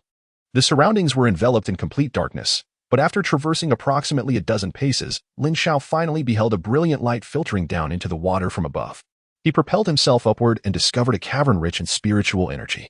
The cave was modest in size, roughly 7 or 8 paces in diameter and 3 or 4 paces in height, yet its walls were smooth and luminous, adorned with various spiritual herbs, making it an ideal locale for cultivation. His current position was merely a small pond within this cavern. Indeed, it was a hidden paradise. Lin Xiao was overjoyed and cast a sweeping glance around, noting the absence of the celestial demon scorpion. However, upon a stone slab, he encountered a large expanse of blood-drenched crimson scales. At the center of these scales lay a red cocoon, approximately the size of a fingertip, from which a dense aura of darkness and devouring spiritual energy emanated, growing increasingly potent. As the dark essence thickened, the cocoon gradually darkened as well. The demonic lord's transformation from red to black signified that the celestial demon scorpion was nearing its metamorphosis, poised for a successful evolution. Once this transformation was complete, the celestial demon scorpion would ascend to the 6th tier, its power dramatically amplified. However, it would be compelled to forcibly expel the devouring spiritual energy, subsequently succumbing to weakness and entering a self-sealing phase. Lin Xiao was inwardly astonished. Due to the long-standing enmity between the devouring spirit emperor and the celestial demon scorpion, the former had gained profound insights into the latter during its lifetime. Following its evolution through the harnessing of spiritual energy, the celestial demon scorpion would enter a unique self-sealing period, akin to a newly emerged insect breaking free from its chrysalis, necessitating time to mature before emerging anew. This was the method by which the celestial demon scorpion utilized spiritual energy for its transformation. As the chrysalis was shed, the formidable celestial scorpion ascended to a higher echelon of power. This renowned 5th-tier celestial scorpion, infamous throughout the Long'an Empire, was poised to reach the 6th tier following this breakthrough. At this moment, Lin Xiao refrained from immediately emerging from the pool, for the celestial scorpion was on the verge of a successful metamorphosis. The aura emitted by a 6th-tier spirit beast was beyond his capacity to endure, compelling him to maintain a safe distance. Should the celestial scorpion detect him at that critical juncture and turn its wrath upon him rather than expelling spiritual energy, he would find himself in peril. Indeed, after a brief moment, a terrifying aura and wave erupted from the dark chrysalis, radiating outward in all directions. Lin Xiao hastily submerged himself to evade the shockwave. A subtle tremor coursed through his body, followed by a familiar and unsettling aura that enveloped him. The devouring spiritual energy. Lin Xiao's heart raced, and the veins on his forehead throbbed as, in that fleeting instant, an inexplicable consuming force enveloped him, abruptly lifting him out of the water. What unfolded before him left Lin Xiao astounded. In the air ahead, a mass of black, flame-like energy writhed and twisted, resembling an enigmatic creature. The overwhelming pressure and aura nearly suffocated him, as that dreadful consuming power enveloped him entirely, drawing him rapidly toward the dark energy. The closer he drew to this ominous force, the more he felt as though every fiber of his being was on the brink of being devoured. In that fleeting moment, Lin Xiao cast a glance at the position of the celestial scorpion. There, upon a stone platform stained with blood, stood a motionless black cocoon. Only then did Lin Xiao breathe a sigh of relief. Clearly, the celestial scorpion, having just ascended to the 6th tier, had not transformed into its scorpion or human form. Instead, it had swiftly expelled the celestial devouring energy and had once again succumbed to a self-imposed slumber. Gritting his teeth, Lin Xiao immediately began to channel the eternal celestial technique. This technique, acquired from the demon god graveyard, although currently a rudimentary yellow-tier energy skill, possessed the ability to suppress spiritual energy. A surge of spiritual power erupted, causing the dark energy surrounding the celestial devouring energy to instantly shatter, revealing a black ember-like entity that floated before Lin Xiao. Joy surged within him as he swiftly harnessed his spiritual power to control this ember-like energy, propelling it toward his forehead, where it merged into his consciousness. Chapter 53. Refining the celestial devouring energy. With a sudden hiss, Lin Xiao's mind erupted in turmoil, as terrifying energy ravaged his consciousness. Concurrently, he activated the eternal celestial technique, utilizing the experience gained from the celestial devouring emperor and his prior refinement of the azure fire energy to suppress the celestial devouring energy, facilitating its adaptation and integration with his mind, thereby beginning the refining process. This endeavor was fraught with peril. A moment's inattention could lead to catastrophic failure. Fortunately, the location was concealed, and the celestial scorpion remained in slumber, sparing Lin Xiao's struggles from disturbing it. Otherwise, any slight movement of its body could send him into a frenzy, resulting in immediate demise. The terrifying spiritual energy retaliated against his mind, even as he sought to refine it. Like a seed nestled within the recesses of his mind, another strain of azure fire spiritual energy, now wholly under Lin Xiao's dominion, instinctively exuded a repulsive force. This energy resisted the assimilation of the devouring sky spiritual energy into his consciousness, significantly complicating the process of refining the latter. Generally speaking, it is exceedingly rare for anyone to simultaneously refine two types of spiritual energy, as the magnitude of their inherent energy and the resulting repulsion is immense. Encountering two types of spiritual energy within one's mind could even lead to catastrophic mental explosion. However, the enigmatic technique known as the Eternal Sky Spirit Art remarkably diminishes the repulsion between energies, allowing for their harmonious integration, thereby enabling an individual to refine multiple types of spiritual energy concurrently. Furthermore, upon successful refinement, the two energies can be fused into a singular entity, which is the most mysterious aspect of the Eternal Sky Spirit Art. Naturally, Lin Xiao did not aspire to merge both energies at once. Instead, he gritted his teeth, focusing intently on the refinement process. The devouring sky spiritual energy was indeed terrifying, far more so than the azure fire spiritual energy by countless magnitudes. As time passed slowly, Lin Xiao dared not relax for even a moment, enduring the refining process with unwavering determination. The energy of the devouring sky spiritual energy not only surged through his mind, but also relentlessly assaulted his body, inflicting immense agony. It was not until 3 days and nights had elapsed that the spiritual energy was fully refined, becoming an integral part of him. At this moment, a terrifying surge of spiritual power emanated from Lin Xiao's consciousness, radiating outward in all directions. Simultaneously, a dreadful aura enveloped him, evaporating every drop of sweat from his body. As Lin Xiao's cultivation surged remarkably, he ascended from the 4th level of the Xuanwu realm to the 5th, and then to the 6th, breaking through 2 stages before finally coming to a halt. His spiritual power also advanced from the initial 2nd tier to the intermediate 2nd tier. Exhaling deeply, Lin Xiao felt an undeniable thrill bubbling within him. The celestial devouring spirit energy, arguably the mightiest spiritual essence in millennia, had been secured by him. Should the adept spirit manipulators outside become aware of this, it would likely infuriate them to the point of spitting blood. His strength had significantly increased. With the celestial devouring spirit energy, once he broke through to the 3rd tier as a spirit manipulator, he would be able to unleash another celestial martial technique. The celestial devouring technique, one of the most formidable methods wielded by the celestial devouring spirit emperor. A smile of joy graced Lin Xiao's lips as confidence surged within him. His eyes sparkling with fervent light, celestial devouring spirit emperor, I, Lin Xiao, shall once again inherit your brilliance and surpass you. Once he emerged and fused the 2 types of spiritual energies, he could elevate the rank of the eternal celestial spirit technique, leading to yet another exponential enhancement of his prowess. The glimmer of hope in Lin Xiao's eyes intensified. This step was crucial for his revenge. However, his emotions soon settled, and his gaze shifted towards the black cocoon on the stone platform, a size akin to 2 thumbs. He silently exhaled in relief. Fortunately, he had not awakened the fiend within. Stepping forward, Lin Xiao approached the stone platform, observing a pile of blood-stained scales from the celestial demon scorpion. With a flick of his hand, he collected these scales into his storage ring. Suddenly, he turned his gaze towards the pool of blood seeping beneath the stone platform, still exuding a metallic scent. He retrieved an empty jade vial and, with a subtle manipulation of his spiritual energy, the crimson liquid transformed into a stream that flowed into the vial. Let us not waste it. A faint smile graced Lin Xiao's lips. For the blood and scales of the celestial demon scorpion were the primary ingredients in concocting the antidote for the celestial demon toxin. This would provide an immediate solution for Yi Xuanfeng's predicament. Now, he had resolved that issue as well. A cunning smile flashed across Lin Xiao's face as he gazed at the black cocoon before him, his eyes glimmering with profound hope. A spirit controller can manipulate the minds of others, but it typically requires a minimum of 5th-tier spiritual power and the condition that the opponent's spiritual consciousness is weaker.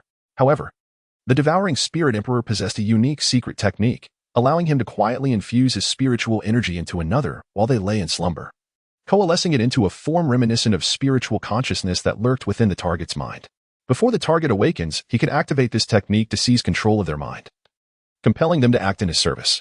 This technique was, in essence, a transformation derived from the principle of subjugation, enabling a spirit controller with lower spiritual energy to dominate someone of greater power. It was during his ascent to the 8th tier of spirit controller that the devouring spirit emperor encountered a slumbering martial sage, from whom he devised this method of subduing the strong with the weak, ultimately bending the martial sage to his will for several tasks. Moreover, with an eye towards future generations, the devouring spirit emperor refined this technique, granting even those who had yet to reach the level of mind control the capacity to exert influence over others. However, this secret technique is not without its flaws. It can only exert control over the target for a mere quarter of an hour. Once that time elapses, the individual will inevitably awaken. Thus, employing this technique necessitates ensuring that the target remains in a state of slumber until the awakening is passed, which may require a span of several months before it can be utilized again. If the target awakens prematurely, they will immediately sense that they have been manipulated, leading to perilous consequences. Furthermore, the more frequently this technique is employed, the greater the likelihood of the target awakening, ultimately leading the Celestial Devourer to determine that it can be executed no more than 10 times. Exceeding this limit will result in inevitable awakening. In summary, this secret art possesses the capacity to control individuals who are several times more powerful than oneself. Yet it carries significant risks and must be enacted while the target is in a state of slumber.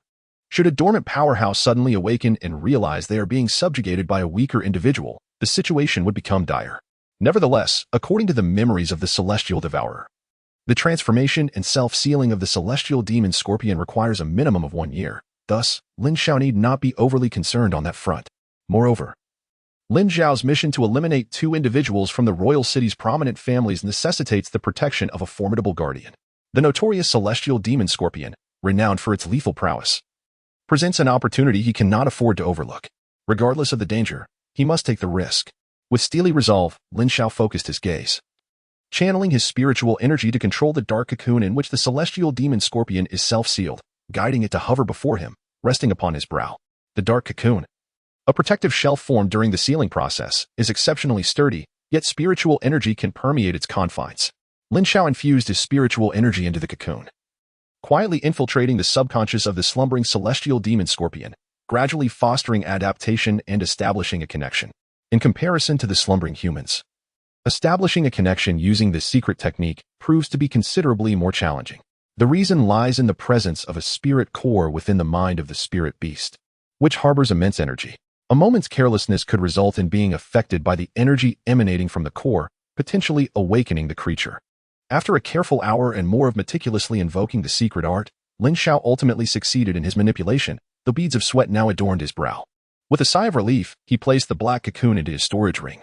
The storage ring, unable to contain living beings, posed no issue as the heavenly demon scorpion, having entered its cocoon, emitted no discernible aura, thus not consuming any space within the ring. However, should it be roused, the ring could shatter at any moment. He could not guarantee that the heavenly demon scorpion would remain in its meditative state. It could awaken at any time. This meant that Lin Xiao carried an exceedingly perilous item on his person, the awakening of which could threaten his very life. Truly, fortune favors the bold. Wiping the sweat from his brow, Lin Xiao let out a long sigh, yet his face also revealed a hint of joy.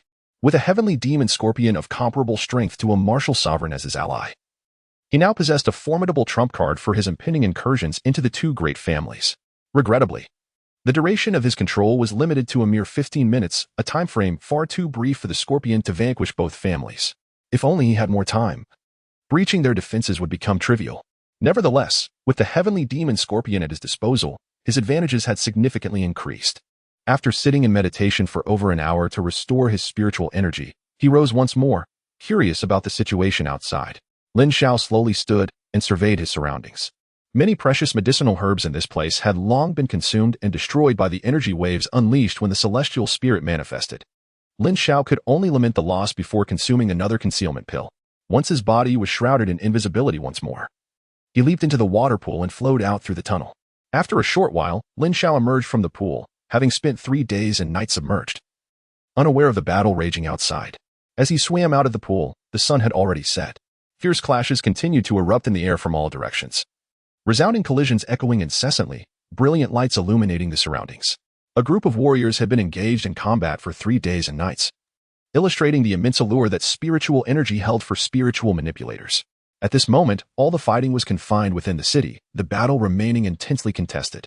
The forces of the Laman Empire relied on formidable strength and the advantage of flight, while the scorpion spirits depended on sheer numbers. However, the ranks of the powerful among the scorpion spirits had diminished, as many of the 4th-tier spirit beasts had lost their ability to fly. Nevertheless, both the human side and the horde of scorpion spirits were drenched in blood, clearly having ignited their true fighting spirit. The immense stone hall was riddled with cracks, teetering on the brink of collapse. Lin Xiao summoned his spiritual power to ascend into the air, surveying the surroundings of the stone hall. A significant number of the black iron heavy scorpions guarding it had fallen, yet thousands still surrounded the area, with bloodied scorpion spirits continuously joining the fray. At this moment, a group of formidable human warriors had shifted their focus to assaulting the upper reaches of the palace rather than the lower sections, significantly diminishing the efficacy of the black iron heavy scorpion guards. Suddenly, near the metallic palace, a middle-aged spirit controller ingested a pill, letting out a powerful roar that sent a swarm of spirit scorpions scattering. With great determination, he lunged towards the obsidian stone palace. A longsword shot forth, imbued with unparalleled spiritual energy, piercing the air and striking the massive black stone edifice above.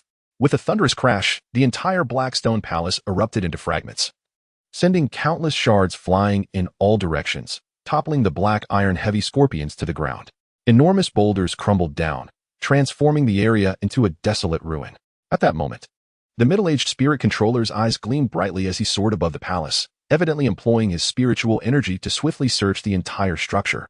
In mere moments, as he traversed from one side of the wreckage to the other, he suddenly halted, unable to suppress a mouthful of blood that erupted from his lips. He had been deceived. The other human warriors were left in utter disbelief. After enduring a grueling battle for 3 days and nights, they had finally breached the Blackstone Palace, only to realize that they had targeted the wrong location. Anger surged among them. After all, they were among the pinnacle of the Lanlan Empire's elite. Yet they had fought for so long without even confirming their objective. Should this incident become known, they would surely become the subject of mockery. Some had even perished, having paid a tremendous price, only to end up with nothing. At this moment, the colossal spirit scorpion at the forefront emitted a derisive sound. And with a thunderous roar, the distant echoes of a stampede resonated from all directions, accompanied by a swirling cloud of dust sweeping in from the horizon. Nearby, a throng of spirit scorpions became invigorated, their aura surging as they launched into a frenzied assault. We wished to escape, yet none could remain behind. The middle-aged man cast a sweeping glance at the others and bellowed, "Leave. Damn it, the army of spirit scorpions has arrived." A martial artist's expression shifted slightly as he uttered a low exclamation, retreating in tandem with the middle-aged man. Witnessing this scene, the others furrowed their brows, attacking while simultaneously moving toward the city's outskirts. Missing the opportunity, no matter how reluctant, they had to depart. Dreadful. Lin Xiao furrowed his brow and hastily landed, racing toward the city walls. The approaching army of spirit scorpions was innumerable. Should they surround the demon city, his escape would become exceedingly difficult. As he sped onward, fortunately, the spirit scorpion army had yet to establish a besieging formation, allowing Lin Xiao to evade them and finally exit the confines of Demon City. Thank goodness. Lin Xiao sighed with relief, glancing back at the distant army of spirit scorpions converging upon Demon City before turning to head towards Spirit Beast City. Having been away for half a month, it was likely that Tang Lai had already arrived at Spirit Beast City. It was time to return and deal with the Tang Alliance. As for the dozen or so human powerhouses, Lin Xiao was utterly unconcerned. After several days, Lin Xiao ultimately traversed safely beyond the realm of spirit scorpions, and a glimpse of an ancient forest peripheral city appeared before him. At last, he had returned. With a faint smile, Lin Xiao followed the entering crowd into the Spirit Beast City. To gain entry, one must first present their identity or pay a fee. At that moment, a guard obstructed Lin Xiao's path. Nonchalantly, he produced the identity badge of the Iron Gang, a token of considerable weight in Spirit Beast City. Upon seeing the badge, the guard's expression shifted dramatically as he shouted, "He is one of the Iron Gang. Seize him at once." At this command, a group of guards swiftly drew their swords and surrounded Lin Xiao. Furrowing his brow, an ominous premonition surged within him, and the aura of the Xuan Wu erupted from his being. The guards were immediately sent sprawling by the overwhelming force. A Xuan Wu expert. The guards trembled in disbelief. They had never anticipated that a mere youth from the Iron Gang would possess such formidable power. Casting a glance at the guard who had initially blocked him, Lin Xiao took 2 steps forward, an intense killing intent enveloping him. With a frigid tone, he demanded, "Tell me, what is happening? Why are you attempting to apprehend a member of the Iron Gang?" Chapter 55. Encirclement of the Iron Gang confronted by Lin Xiao's palpable murderous aura. The guard quaked with fear, a suffocating sense of death looming over him. He was acutely aware that any delay in his response could cost him his life. "My lord, please spare me. We are merely following orders and do not know the specifics. However, it is said that the son and brother of the Tang Alliance leader have been captured by members of the Iron Gang.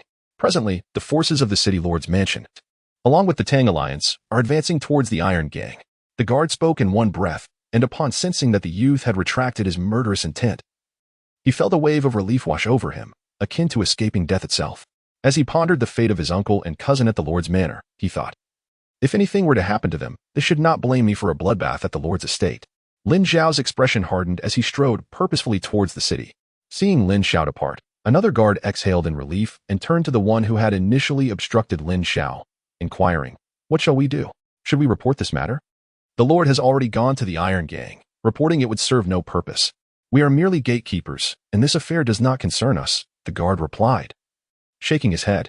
He was no fool. While the Xuanwu warriors posed little threat to the Lord's manor, a mere flick of their hand could easily cost them their lives. Should the youth become aware of this and make a hasty escape, they would undoubtedly meet their demise. At this, the others nodded in agreement. At the Iron Gang's courtyard, the forces of the Lord's Manor and the Tang Alliance, numbering around 200, stood in confrontation with 100 men from the Iron Gang at the entrance. Tang Tua, what is the meaning of this? Lin Langtai demanded with a furious countenance. Lin Langtai, hand over my son and my third brother. Tang Tua shouted back, his anger palpable. Tang Xiaohu and Tang Biao had ventured to investigate a cave discovered by the Iron Gang but had not returned for several days. After sending out search parties to no avail, Tang Tua suspected it to be a scheme by the Iron Gang. It was either the Iron Gang's vice leader, Taiying, or Lin Langtai himself who had apprehended the two.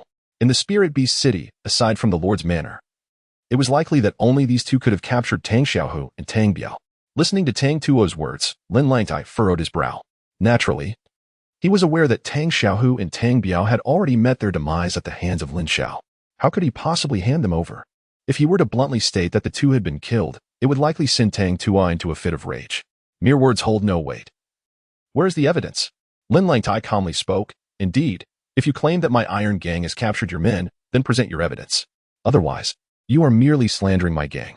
Beside Lin Langtai, the hot-tempered Taiying was far less composed, directly shouting at Tang Tua.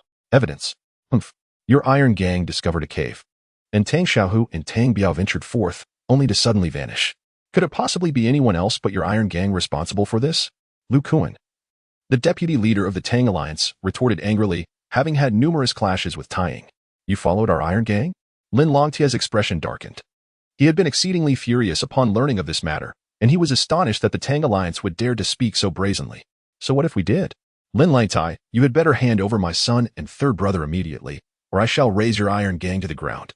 Tang Tua stepped forward, unleashing a terrifying aura of Tianwu, suffused with a palpable sense of murderous intent. Lin Longtia's gaze sharpened, and he turned to the middle-aged man observing the scene from the back of the Tang Alliance, addressing him, Lord Hu. The Lord's Manor has always refrained from intervening in the conflicts between the factions of Spirit Beast City. May I inquire as to why you stand at our Iron Gang's doorstep? Huemo chuckled softly, his tone nonchalant as he remarked, Indeed, my lordship does not interfere with the affairs of the factions. However, in the interest of maintaining the tranquility of Spirit Beast City, I find it necessary to intervene. I have no desire for matters to escalate. Thus, given that your two factions have already stirred quite a ruckus, it is imperative to prevent any threat to the safety of others. With that, Huemo gestured, and thousands of troops suddenly mobilized, toppling the Iron Gang's stone walls and surrounding them from all sides, effectively encircling an area of several hundred meters. Therefore, you shall resolve your conflicts here today, until one of the factions is utterly annihilated. Upon hearing this, the members of the Iron Gang froze in disbelief. To settle the disputes of the two factions until one was extinguished? Today, the Tang Alliance was clearly intent on obliterating the Iron Gang. Observing the overwhelming display of force from the lordship, it was evident that this was not an effort to uphold stability, but rather to assist the Tang Alliance. Once the two factions engaged in combat, at a critical moment, they would likely strike and annihilate the Iron Gang. Lin Langtai, I grant you 10 breaths to surrender your people, or do not blame me for being merciless.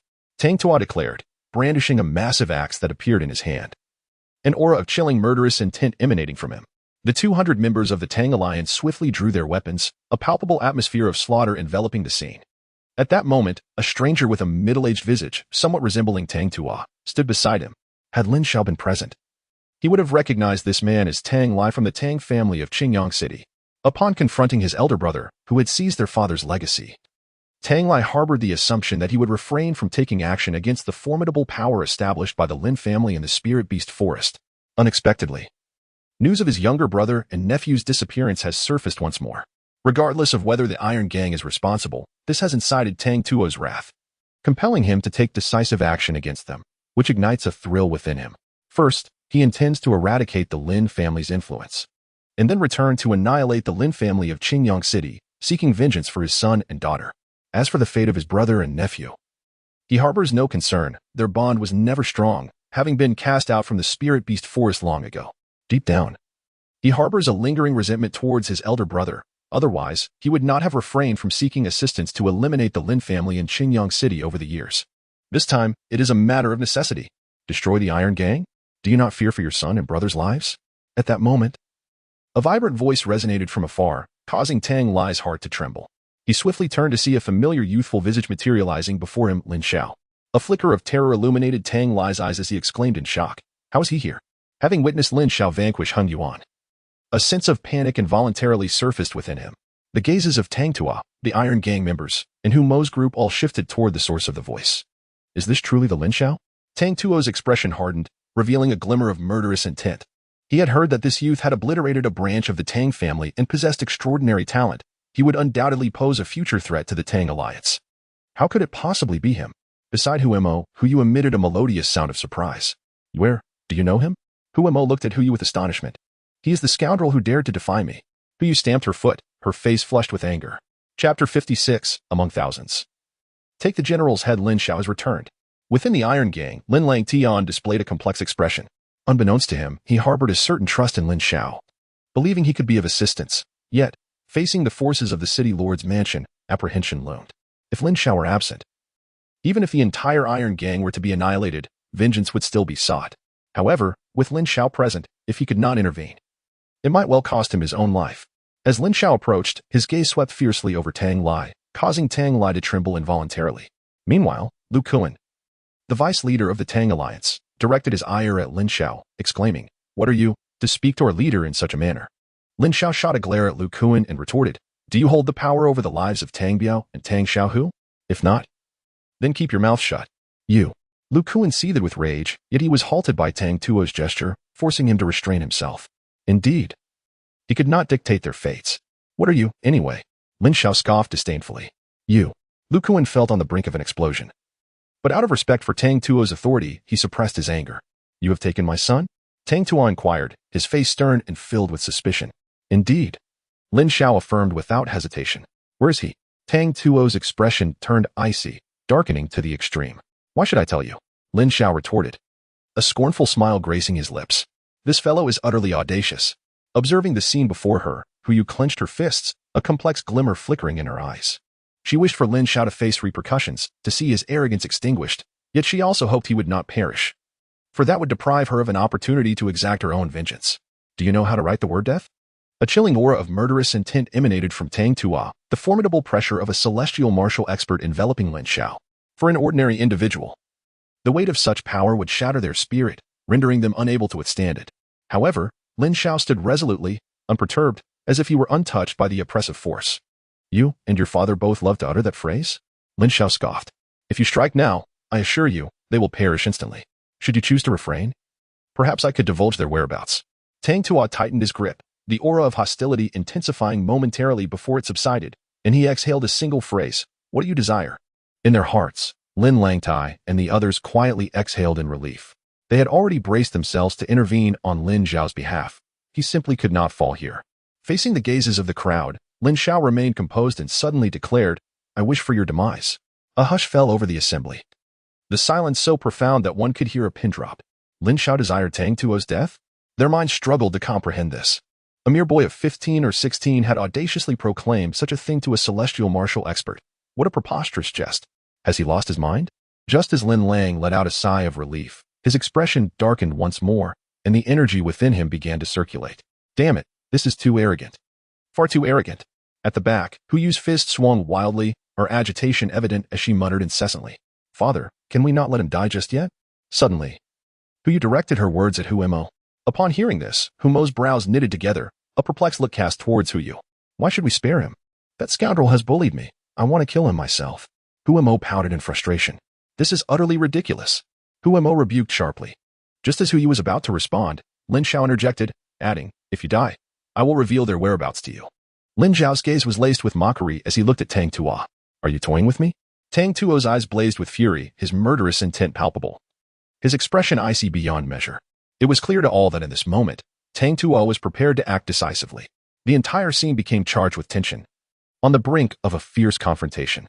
Elder Yi, how much longer will you hide? Are you waiting for the Iron Gang to be annihilated before you show yourself? Lin Xiao's voice rang out as he fixed his gaze on a small grove adjacent to the Iron Gang courtyard. His abrupt words left everyone momentarily stunned. Was there yet another master concealed here? Just then, a voice of complaint emerged. and an elderly man in a brown robe with white hair stepped out from the nearby woods. Upon catching sight of the elderly figure, the members of Tang Ming stiffened in their expressions, particularly Tang Tua.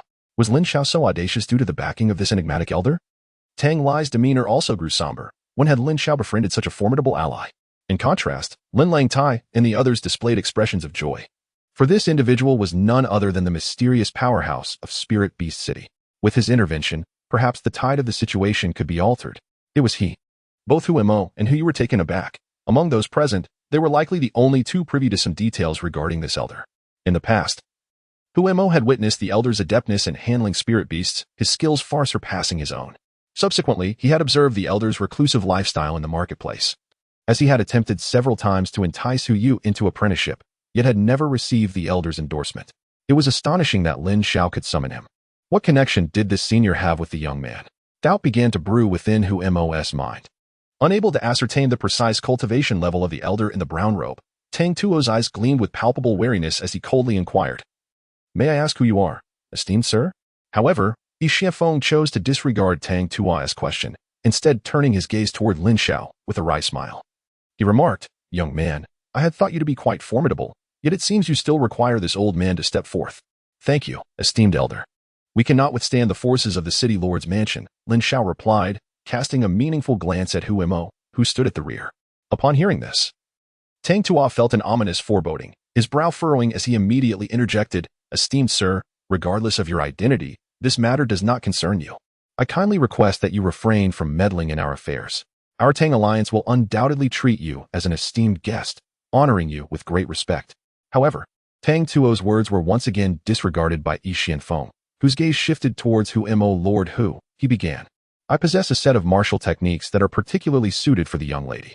If you would be so gracious as to grant me favor, I shall impart these techniques to her." Tang Tuo's expression froze at that moment. "Oh, what martial technique might that be?" Hu Mo inquired, his demeanor slightly stirred. "It is an advanced assassination technique of the Xian rank, known as the charge technique. Within 100 zhang if one's strength surpasses that of the opponent. It is a skill capable of claiming the head of a general amidst a sea of 10,000, Yi Xianfeng remarked, stroking his beard with a knowing look. Upon hearing this, Hu Mo's gaze sharpened. The enigmatic elder was evidently implying that his own power exceeded Hu Mo's. Possessing an assassination technique that could swiftly end his life within 100 zhang. Even with thousands of troops at his command, this was clearly a threat. The expressions of Tang Tua and his companions also stiffened once more. Chapter 57. Enticing the lord of the city. Esteemed elder, this is a conflict between two factions. Although this martial technique is formidable, our city lord's manor has always refrained from involving itself in disputes between alliances. This puts me in a rather difficult position." Hu Mo replied, somewhat troubled, as he began to channel his inner energy, heightening his vigilance to its utmost. "There is no need for the city lord's manor to intervene. It suffices for you to refrain from aiding the Tang Alliance throughout this matter." At this moment, Lin Xiao spoke up, presenting a grand temptation. "Moreover, if the city lord is willing to grant this favor, I am confident that within a year, I can refine an ascension pill for him. The ascension pill has the ability to elevate one's martial prowess by a full realm. And for every formidable warrior in the heavenly martial realm who has yet to experience its benefits, this is an immeasurable allure. It is essential to understand that as one progresses, the path to advancement becomes increasingly arduous. Each elevation in the heavenly martial realm demands considerable time. Thus, the existence of a pill capable of facilitating direct breakthroughs is something sought after with great fervor. However, the ascension pill is a third-tier elixir. Not only is it exorbitantly priced, but it is also rarely found in places such as the Spirit Beast Forest. "What did you say? You can refine an ascension pill for me within a year?" Hu Mo exclaimed in astonishment. He had been stuck at the 5th level of the heavenly martial realm for 3 long years, his cultivation stagnant. Upon hearing Lin Xiao's words, it felt as though a thunderclap had erupted in his ears. "Indeed, I am a 2nd-tier spirit controller. A year is sufficient for me to break through to a 3rd-tier spirit controller," Lin Xiao affirmed, nodding. From Hu Mo's reaction, it was evident that he had never consumed an ascension pill, thus it was an enormous temptation for him. Given the intention to facilitate the Lin family's development in the Spirit Beast Forest, he had decided to leverage the city lord's influence. Which is why he promised such a substantial benefit to Hu Mo. A 2nd-tier spirit controller. Hu Mo was taken aback once more. Lin Xiao, at merely 15 or 16 years of age, had already attained the status of a 2nd-tier spirit controller? Such talent is truly staggering. It is worth noting that spirit controllers are exceedingly rare. Not a single one exists in the entirety of the Spirit Beast Forest. Upon hearing Lin Xiao's words, Tang Lai from the crowd of the Tang Alliance felt a sudden shock deep within him. Just 3 months prior, Lin Xiao had only broken through to the first rank of advanced spiritual power. How could he have ascended to the second rank in such a brief span? This pace was astonishingly rapid. If he were to continue growing at this rate, what would become of them? Beside him, Tang Tua was equally taken aback. Observing Tang Lai's reaction, he realized that Lin Xiao had indeed made this breakthrough in the past 3 months, which intensified his resolve to eliminate Lin Xiao. Today, without fail, he must ensure Lin Xiao does not survive. Otherwise, the repercussions would be dire. The others were similarly astonished. To be a second-rank spiritual controller at the age of 15 or 16 was a position of immense value. However, Lin Langtai and his companions were already aware that Lin Xiao was a junior second-rank spiritual controller, so they were not overly surprised. In fact, had they known that Lin Xiao was now a mid-level second-rank spiritual controller, their expressions would have mirrored those of the others. After a moment of astonishment, they pondered another question. Despite Lin Xiao's extraordinary talent, achieving a breakthrough from the second rank to the third within a year seemed implausible. This was nearly an impossible feat. Doubt spread among the crowd, and Humo's face bore a look of skepticism as he blandly inquired, "How can I trust you?" Upon witnessing Humo's reaction, Yi Xianfeng smiled and replied, "Lord Hu, I can assure you of the veracity of his words, for in a year, he will enable me to regain the strength of a martial king." The moment this statement was uttered, the crowd erupted in astonishment once more. The elder, seeking to restore the power of the martial king, implied that he once held that title, but due to certain circumstances, he is currently unable to wield such strength. With Lin Xiao's assistance, he believes that within a year, he can regain his former prowess. This undoubtedly marks him as a formidable expert, regardless of his current might. Should this elder reclaim his powers in a year, the individuals present would likely find themselves incapable of withstanding even a single blow from him. To provoke his wrath would certainly lead to death. In truth, not only must he restore his martial king's strength, but he also seeks to unlock the power of the martial sovereign. Yi Xianfeng himself harbors doubts, even with the heavenly demon detoxification pill. He is uncertain if he can immediately summon the might of a martial sovereign, given the depth of his poisoning, which may require some time to fully recover. Nevertheless, there is no need to reveal his identity as a martial sovereign to those gathered. Simply stating his intention to restore his martial king's strength suffices. What? Restoring the power of the martial king? Huemo was greatly astonished. Indeed, this individual is a master of the martial king realm.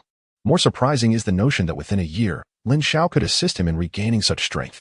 He harbors no doubt that someone capable of restoring the power of a martial king in a year could also concoct a ascension pill. Moreover, he believes this elder has no reason to deceive him. Advancing my own cultivation is a daunting task. I require the aid of a spirit control master. The allure of increasing one's strength is immense for any martial artist, and whether or not it is genuine, I must take a chance. Huemo has quietly resolved that the benefits offered by the Tang Alliance pale in comparison to the temptation of enhancing his strength. Turning against the Tang Alliance entails minimal loss. In this manner, one could also evade the attacks from Yi Xianfeng, achieving a dual advantage. This transaction is certainly not a loss. No wonder this young man is so audacious. It turns out he is a spirit controller. Humph. So what if he is a spirit controller? He is not the only one of his kind in the entire empire. Beside him, Hui was momentarily taken aback. Once again muttering indignantly. With a long sigh, Huemo directed his gaze towards Lin Xiao and said, "Very well, I shall temporarily place my trust in you. I will not involve myself in the conflict between the two factions." The city lord, Tang Tua, in a hurry, attempted to interject, only to see Huemo wave his hand dismissively. Enough, no need to elaborate. The city lord's manner has always refrained from meddling in factional disputes. As I said, you may resolve this on your own. For the safety of others in Spirit Beast City, I shall not withdraw my forces just yet. Tang Tua stiffened. Humo's words seemed to convey a similar sentiment, yet covertly, the city lord's manner was poised to assist the Tang Alliance. Moreover, while the Tang Alliance had previously held confidence, the emergence of an elder who even Huemo regarded with caution had drastically altered their prospects. Well then, young man, my matters are concluded. This is a dispute belonging to your two factions. It is best that you resolve it yourselves. I, with my frail old bones, shall refrain from participation. With that, Yi Xianfeng stepped back a few paces, folding his arms and adopting a spectator's stance. With his prowess, he could naturally discern the overall strength of the Iron Gang. Upon hearing this, Tang Tua and the others felt a surge of joy, with this senior not offering assistance. The odds were evidently more favorable for the Tang Alliance, especially since they possessed a formidable Tianwu expert. Even though they were down one of their Xuanwu experts, they could manage without the senior's aid. Lin Xiao smiled faintly, gazing at Lin Langtai, and inquired, "Uncle, Does the overall strength of the Iron Gang suffice to contend with the Tang Alliance? Lin Langtai was momentarily taken aback. He had not anticipated that the situation could be so swiftly altered by Lin Xiao. As long as the city lord's mansion remained uninvolved, the Iron Gang had no reason to fear the Tang Alliance. Simultaneously, he could not help but marvel at the allure of a spirit controller, which was indeed extraordinary. Dealing with the Tang Alliance is absolutely feasible, Lin Langtai asserted confidently, and the members of the Iron Gang behind him were invigorated, their fighting spirit soaring. Humph. Your Iron Gang has no heavenly martial experts and is outnumbered by us 2-1. Let us see how you contend with the Tang Alliance. At this moment, Tang Tua bellowed, his murderous intent surging forth, directly enveloping Lin Xiao. Lin Xiao was supposed to concoct medicine for the two, if he were to be killed. Would a corpse carry more weight before the city lord than himself? Meanwhile, the members of the Tang Alliance unsheathed their blades, an overwhelming aura of slaughter permeating the atmosphere. As the battle was on the verge of eruption. Chapter 58. Awe-inspiring presence. Suddenly, from within the Iron Gang, an array of auras emanated from 15 formidable Xuanwu experts, converging upon Tang Tua. What? Tang Tua exclaimed, startled. How is it possible that your Iron Gang has gained 10 more Xuanwu experts? The expressions of the members of the Tang Alliance also stiffened. Was it not the case that the Iron Gang only possessed 5 Xuanwu experts? How could they now have increased by 10? The Tang Alliance comprises merely 3 individuals, and with Tang Biao having vanished, only 2 Xuanwu experts remain, including Tang Lai. There are merely 3 Xuanwu warriors and 1 Tianwu. How could they possibly contend against 15 Xuanwu masters? Even if the Tang Alliance boasted an excess of 100 members, their overall combat prowess would be comparable to that of the former Iron Gang. In this confrontation, the Tang Alliance evidently finds itself at a disadvantage.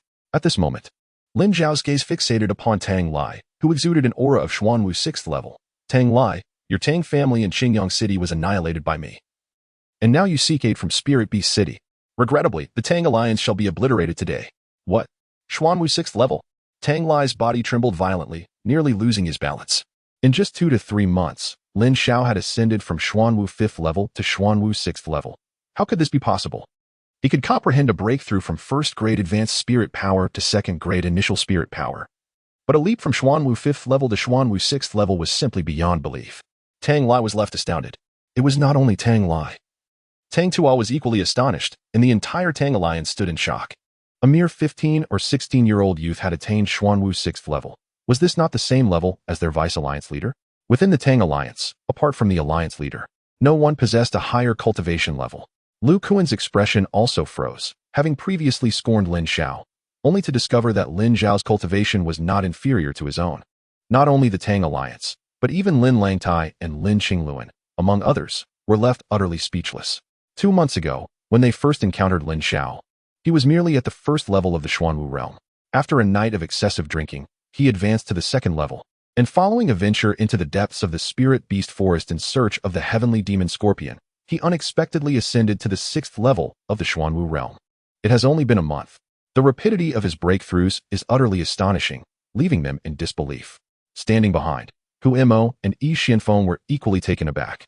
For Hu Mo, a lad of merely 15 or 16 years, possessing the prowess of the 6th level of Xuanwu was nothing short of incredible. No wonder that enigmatic elder held Lin Xiao in such high regard. He was undoubtedly the most prodigious genius Hu Mo had ever encountered. As for Yi Xianfeng, he was even more astonished, for just a month prior, he had seen Lin Xiao at the 2nd level of Xuanwu. Now, within the span of a mere month, Lin Xiao had achieved the 6th level. Even during his own prime, he could not have matched such rapid advancement. A true prodigy. Yi Xianfeng exhaled heavily, harboring even greater hopes for Lin Xiao. How could it be? How could this fellow be so formidable? Hu Yu's eyes widened in disbelief. She had initially contemplated teaching Lin Xiao a lesson, but now, confronted with a 6th level Xuanwu master, how could she, with her 5th level Yuanwu cultivation, hope to contend with him? An overwhelming sense of helplessness washed over her. Amidst the astonished gazes of the crowd, a cold smile crept across Lin Xiao's lips as he addressed Tang Lai, who stood not far away. Tang Lai, last time I allowed you to escape. This time, I assure you, there will be no escape. Startled, Tang Lai quickly turned to his brother Tang Tua, fear evident in his voice as he exclaimed, "Brother, this boy must not be spared.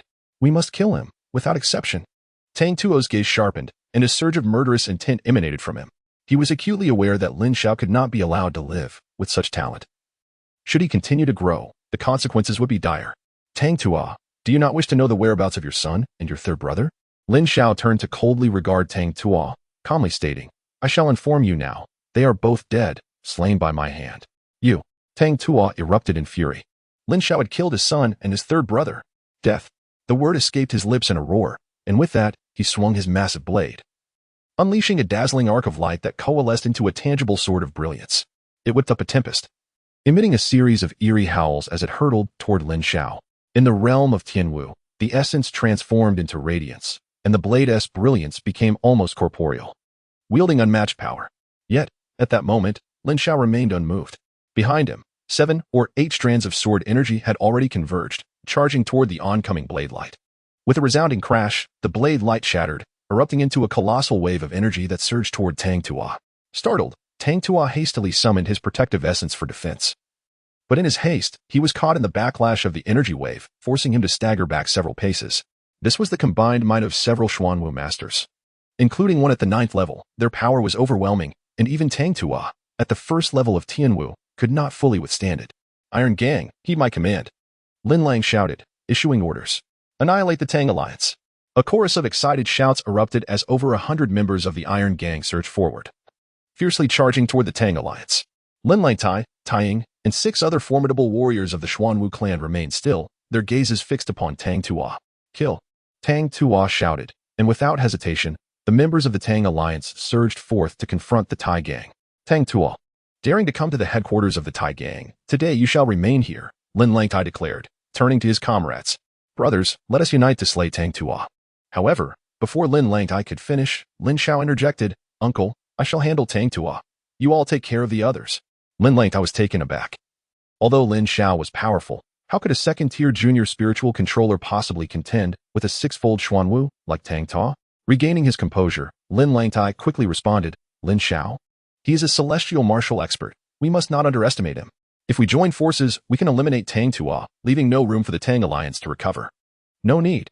Lin Xiao transformed into a fleeting shadow, swinging a metal pipe with great force as he charged forward. "Humph, do you think you can slay me? Do I appear to be a soft persimmon?" Seeing Lin Xiao approach alone, Tang Tua erupted in fury, channeling his energy into his massive blade, which he swung fiercely to collide with Lin Xiao's pipe. A resounding metallic clang echoed, yet Tang Tua remained steadfast, while Lin Xiao was pushed back a distance of several feet. "Do you now comprehend the disparity between us and the celestial martial realm?" Alas, it is too late. Tang Tua's aura surged as he stepped forward, unleashing a tremendous force with his unrivaled blade aimed directly at Lin Xiao. In the midst of Lin Xiao's retreat, this series of movements flowed seamlessly, infused with Tang Tua's celestial martial power, intent on overwhelming Lin Xiao in a single strike. "Be careful." Lin Lang Tai was taken aback. After all, there was a significant disparity between the powers of Tianwu and Xuanwu at the 6th level. It was evident that in this direct confrontation, Lin Xiao had suffered a setback, and the subsequent fierce strike posed the greatest threat. As Chapter 59, the might of the heavenly spirit energy unfolded. Just as Lin Lang Tai rushed forth, Tang Tuo's great blade had already descended upon Lin Xiao. In response, Lin Xiao swung the iron pipe once more, determined to see if Tang Tua could withstand another blow, vowing to draw blood with this strike. A sinister smile crept across Tang Tuo's face as the tremendous force of his blade collided violently with the iron pipe. The resounding clang of metal echoed, a jarring sound that reverberated through the air. The overwhelming power sent a tingling sensation through Tang Tuo's hands, causing him to stagger back several steps, nearly losing grip on his weapon. In stark contrast, Lin Xiao remained rooted in place, unmoving, a mocking smile gracing his features. How could this be possible? Tang Tua was astonished. His strength at the 1st level of Tianwu seemed insufficient against Lin Xiao's prowess at the 6th level of Xuanwu. The enhancement of spiritual energy rendered Lin Xiao's power superior to his own? This thought instinctively crossed Tang Tuo's mind. Lin Xiao was a spirit manipulator, capable of amplifying his strength. However, with no time to ponder, Lin Lang Tai and the others, who had initially feared for Lin Xiao's safety, had already charged in. The close-range onslaught of blades and weapons rained down upon him with ferocity. Just moments ago, Tang Tua had nearly struck Lin Xiao down, leaving them in a state of panic, their attacks frenzied and relentless. Clang! Clang! Tang Tua was forced to parry with his blade, retreating under the barrage. After a brief hesitation, Lin Xiao's gaze shifted towards Lu Kuan, who was currently engaged in battle with the Iron Eagle, their strengths seemingly evenly matched. In the realm of the Tang Alliance, the situation for the others in the Xuanwu realm was nearly one of being besieged by the Iron Gang, rendering any assistance from him unnecessary. In stark contrast, the Yuanwu realm was predominantly occupied by the Tang Alliance, often finding themselves in a situation of 2 against 1. Let me test the devouring spirit energy on you. A gleam of determination flickered in Lin Xiao's eyes. The devouring spirit energy was the strongest trump card of the devouring spirit emperor and marked the inception of Lin Xiao's rise. Ordinarily, such a formidable and precious asset should be preserved as a last resort, only to be unleashed in dire circumstances, for countless individuals coveted it. However, with the demon scorpion that could propel him beyond the martial sovereign realm as his contingency, he felt no need to conceal his prowess. Even if the foremost spirit controller, Yi Fenghua, were to arrive, he would likely prove impervious to any threat. Thus, he resolved to ascend with unyielding might. With a swift incantation, a surge of black energy erupted from his brow, shrouding the surrounding space of several dozen feet in an eerie darkness. An overwhelmingly terrifying aura swept forth, an unmatched pressure radiating in all directions, instilling an inexplicable dread in the hearts of all present. In that instant, all combat ceased abruptly. It was as if an unseen force tethered every individual, making them feel as though a colossal entity loomed before them, poised to consume them whole, causing their hearts to tremble involuntarily. The onlookers gasped in astonishment, their bewildered gazes converging upon Lin Xiao. Before him, a mass of pitch-black energy, akin to a fusion of black flames and dark water, pulsated erratically, resembling a monstrous entity engaged in a chaotic dance. The undulating black flames loomed large, comparable to the combined size of 4 or 5 individuals. Upon witnessing the swirling mass of black energy, an involuntary shudder rippled through the hearts of the onlookers, as if they were standing before a menacing beast poised to devour them whole, causing every hair on their bodies to stand on end. My heavens, what is this? It is spiritual energy. In the back, Huemo was taken aback, his face etched with disbelief. Lin Xiao possesses spiritual energy? It was at this moment that he finally grasped the true reason behind Yi Xuanfeng's unwavering faith in Lin Xiao. Beside him, Hu Yu's mouth had fallen agape in astonishment. Good grief. Yi Xuanfeng's eyes widened in shock, as if they might pop from their sockets. Wasn't Lin Xiao only endowed with azure fire spiritual energy? How could another form of spiritual energy suddenly manifest? To possess 2 forms of spiritual energy, surely I am not dreaming. Yi Xuanfeng shook his head in disbelief. Even possessing a single type of spiritual energy was unheard of within the entire Lanlan Empire prior to Lin Xiao's emergence. And 2 types of spiritual energy, which are inherently contradictory, had never been documented as coexisting in a single individual. After a few moments of realization, Yi Xuanfeng confirmed he was indeed awake. Murmuring in awe, "This is extraordinary, truly extraordinary. The Lanlan Empire is bound to be stirred into a frenzy. Spiritual energy? How can this be possible?" Among the crowd, the recently pacified Tang Lai gaped, his incredulous gaze fixated upon the terrifying, pulsating black flames. It has only been 3 months since he emerged, and Lin Xiao's strength has surged by more than 10 levels. Now, he wields this formidable spiritual energy. Such luck and opportunity seem almost too divine to comprehend. Is it possible that I am to be hunted down by him once again? Tang Lai couldn't help but shiver, a foreboding sensation creeping into his heart, and fear glimmered in his eyes. Lin Xiao's presence grew increasingly terrifying in his mind. Not far away, Tang Tuo was equally astonished, his brow furrowed tightly. The sheer power of Lin Xiao had already left him in shock. Coupled with his spiritual energy, he feared that even he might not stand a chance against Lin Xiao. Go! Lin Xiao bellowed, unleashing the devouring heavenly energy that surged forth like a dancing shadow, darting towards a member of the Tang Alliance. No! The warrior cried out in terror, only to be engulfed by the dark flames, consumed entirely. After that, there was no trace of his voice or presence. Whoosh, whoosh, whoosh. The devouring heavenly energy continued to swirl towards others. As it approached within 10 feet, these individuals were irresistibly drawn by an overwhelming force, unable to escape. And one by one, they were swallowed by the black flames. Although the dark flames were no larger than 4 or 5 human figures, they had already devoured 7 or 8 people without revealing even a trace of them. Those consumed by the black flames vanished entirely, as if swallowed by an unfathomable abyss. Sizzle! Just then, as it swept past a formidable warrior of the 2nd level of the Xuanwu realm, he unleashed a blade of energy against the black flames.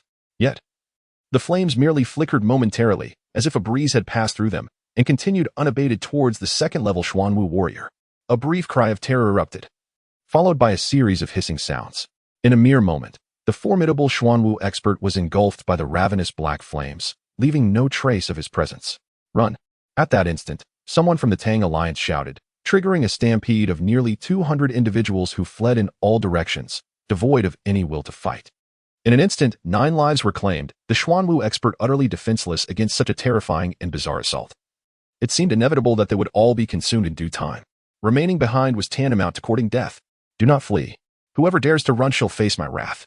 All members of the Tang family, heed my command and stand against the Iron Gang. At this moment, Tang Tua, too, was seized by panic and shouted loudly. Yet, his words fell on deaf ears as nearly 200 people erupted into chaos, scattering in every direction. This sudden turn of events startled the Iron Gang members. What was meant to be a decisive battle had not even commenced before the enemy collapsed in disarray. In fact, Lin Xiao himself was taken aback, realizing that the power of the swallowing heaven spirit was far beyond his expectations. Witnessing the unfolding scene, Huemo and the others behind him were left dumbfounded. After a brief pause, Huemo suddenly bellowed, "All guards, heed my command. For the stability of the Spirit Beast City, not a single soul is to escape."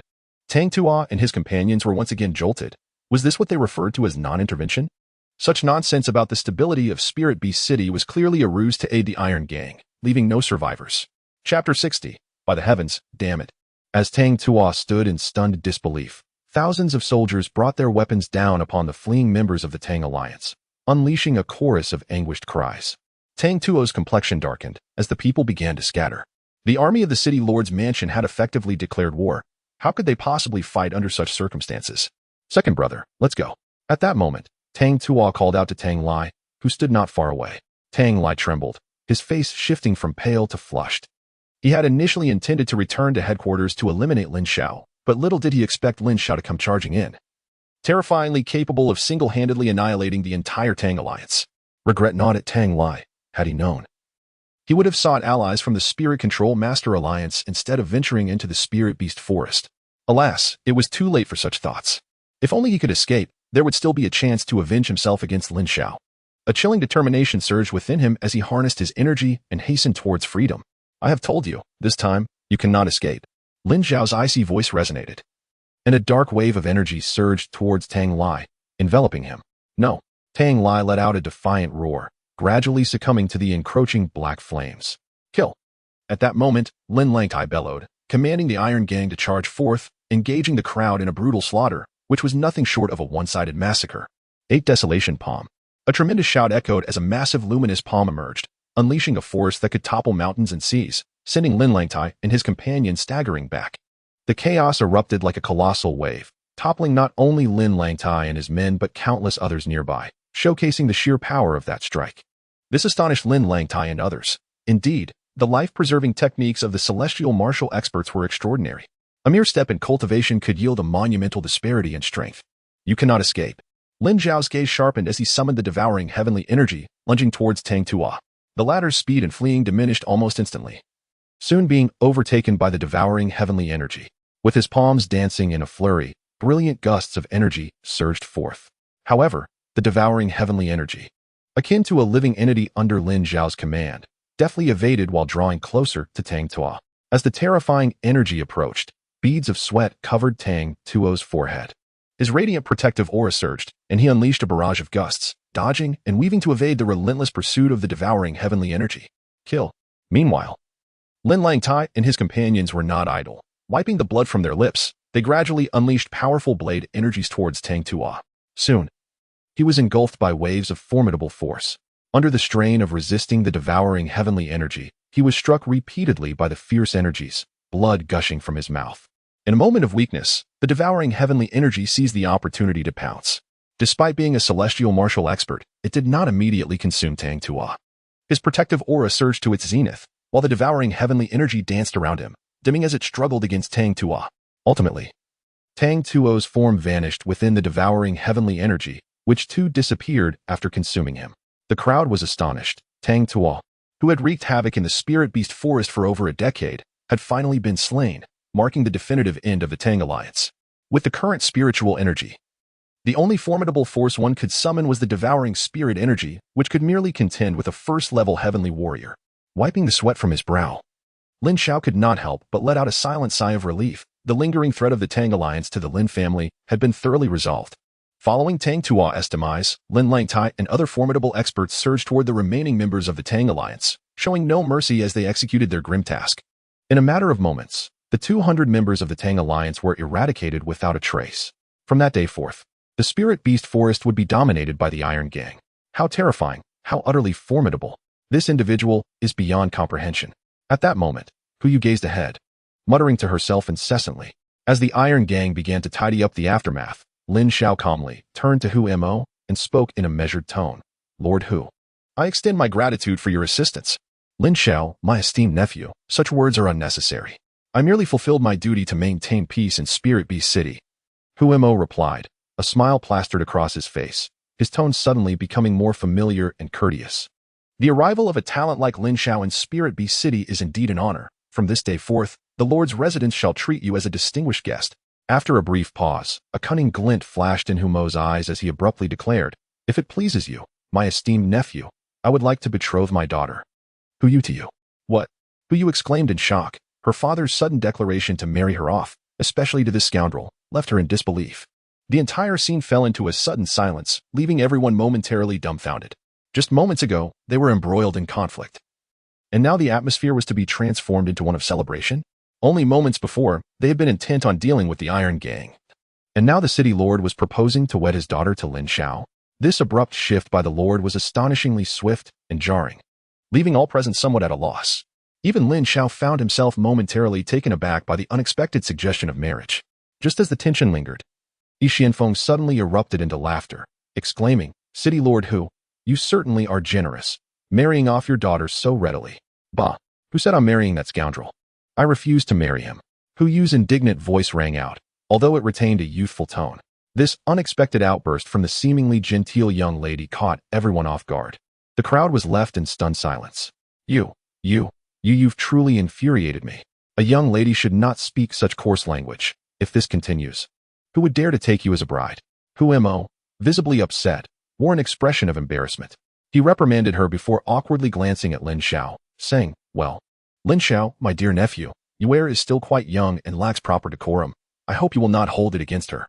The predicament was compounded by the fact that the daughter of a prominent city lord was currently making such a scandalous remark, leaving him in a most uncomfortable position. Ha ha. Yi Xianfeng once again erupted into laughter. The two of them had long been acquainted. Do you both know each other? Hu Mo asked Lin Xiao, slightly taken aback. I have had the pleasure of a brief encounter with Miss Hu Yu.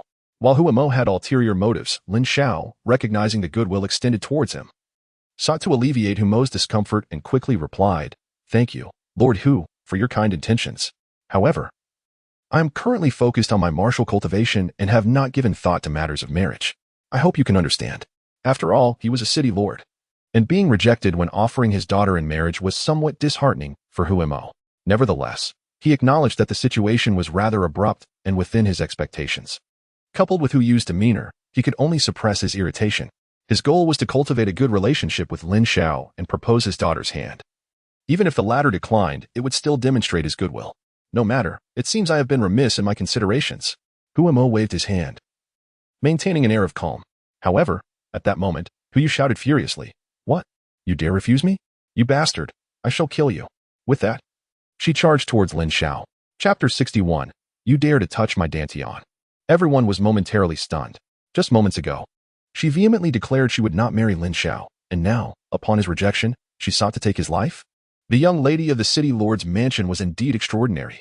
The onlookers could not help but murmur among themselves, as Hu Yu approached Lin Xiao and threw a punch. He unleashed his spiritual energy, causing her strike to veer off course. Damn it! In a fit of rage, Hu Yu launched a flurry of attacks. Yet, none of her strikes landed on Lin Xiao. It appeared as though she was merely flailing about, or perhaps more accurately, standing before Lin Xiao in a theatrical display of fury. What a farce! Yuer, come back to me at once. Hu Mo bellowed. Today, his daughter was truly embarrassing him. Humph! How dare you reject me, you scoundrel? Just you wait. One day, I shall make you pay. With a fierce glare directed at Lin Xiao, Hu Yu shook her small fist and turned to leave. It was infuriating that she couldn't land a hit. Just then, Lin Xiao suddenly grasped her delicate hand, holding her firmly in place. Hu Yu's cheeks flushed crimson as she turned to Lin Xiao, her voice laced with indignation. What do you think you're doing? The onlookers were equally startled. Lin Xiao had unexpectedly seized Hu Yu's hand. What was happening? Hu Mo was momentarily taken aback, but soon a hint of joy crossed his face as he silently mused. Ah, the youth. Your Dantian. Lin Xiao exclaimed in surprise. But before he could finish his thought, Hu Yu shouted in anger. What? You dare to touch my Dantian? Lin Xiao. The crowd gasped. At this, Hu Yu's face turned a deep shade of red. You're overthinking it. Lin Xiao was at a loss for words. Bewildered by the thoughts swirling in the young girl's mind, he directly stated, I merely wish to inform you that you possess an extraordinary dantian, and I can assist you in activating it. What? Yuer has an extraordinary dantian. Lin Xiao's unexpected revelation regarding Hu Yu took Hu Mo by surprise. He understood the significance of the manifestation of the dantian. With such an anomaly, Hu Yu's future cultivation could advance at an astonishing pace, reaching heights beyond his own grasp. Are you truly speaking the truth? Hu Yu, initially filled with indignation, fell silent and inquired with astonishment. Here, take this.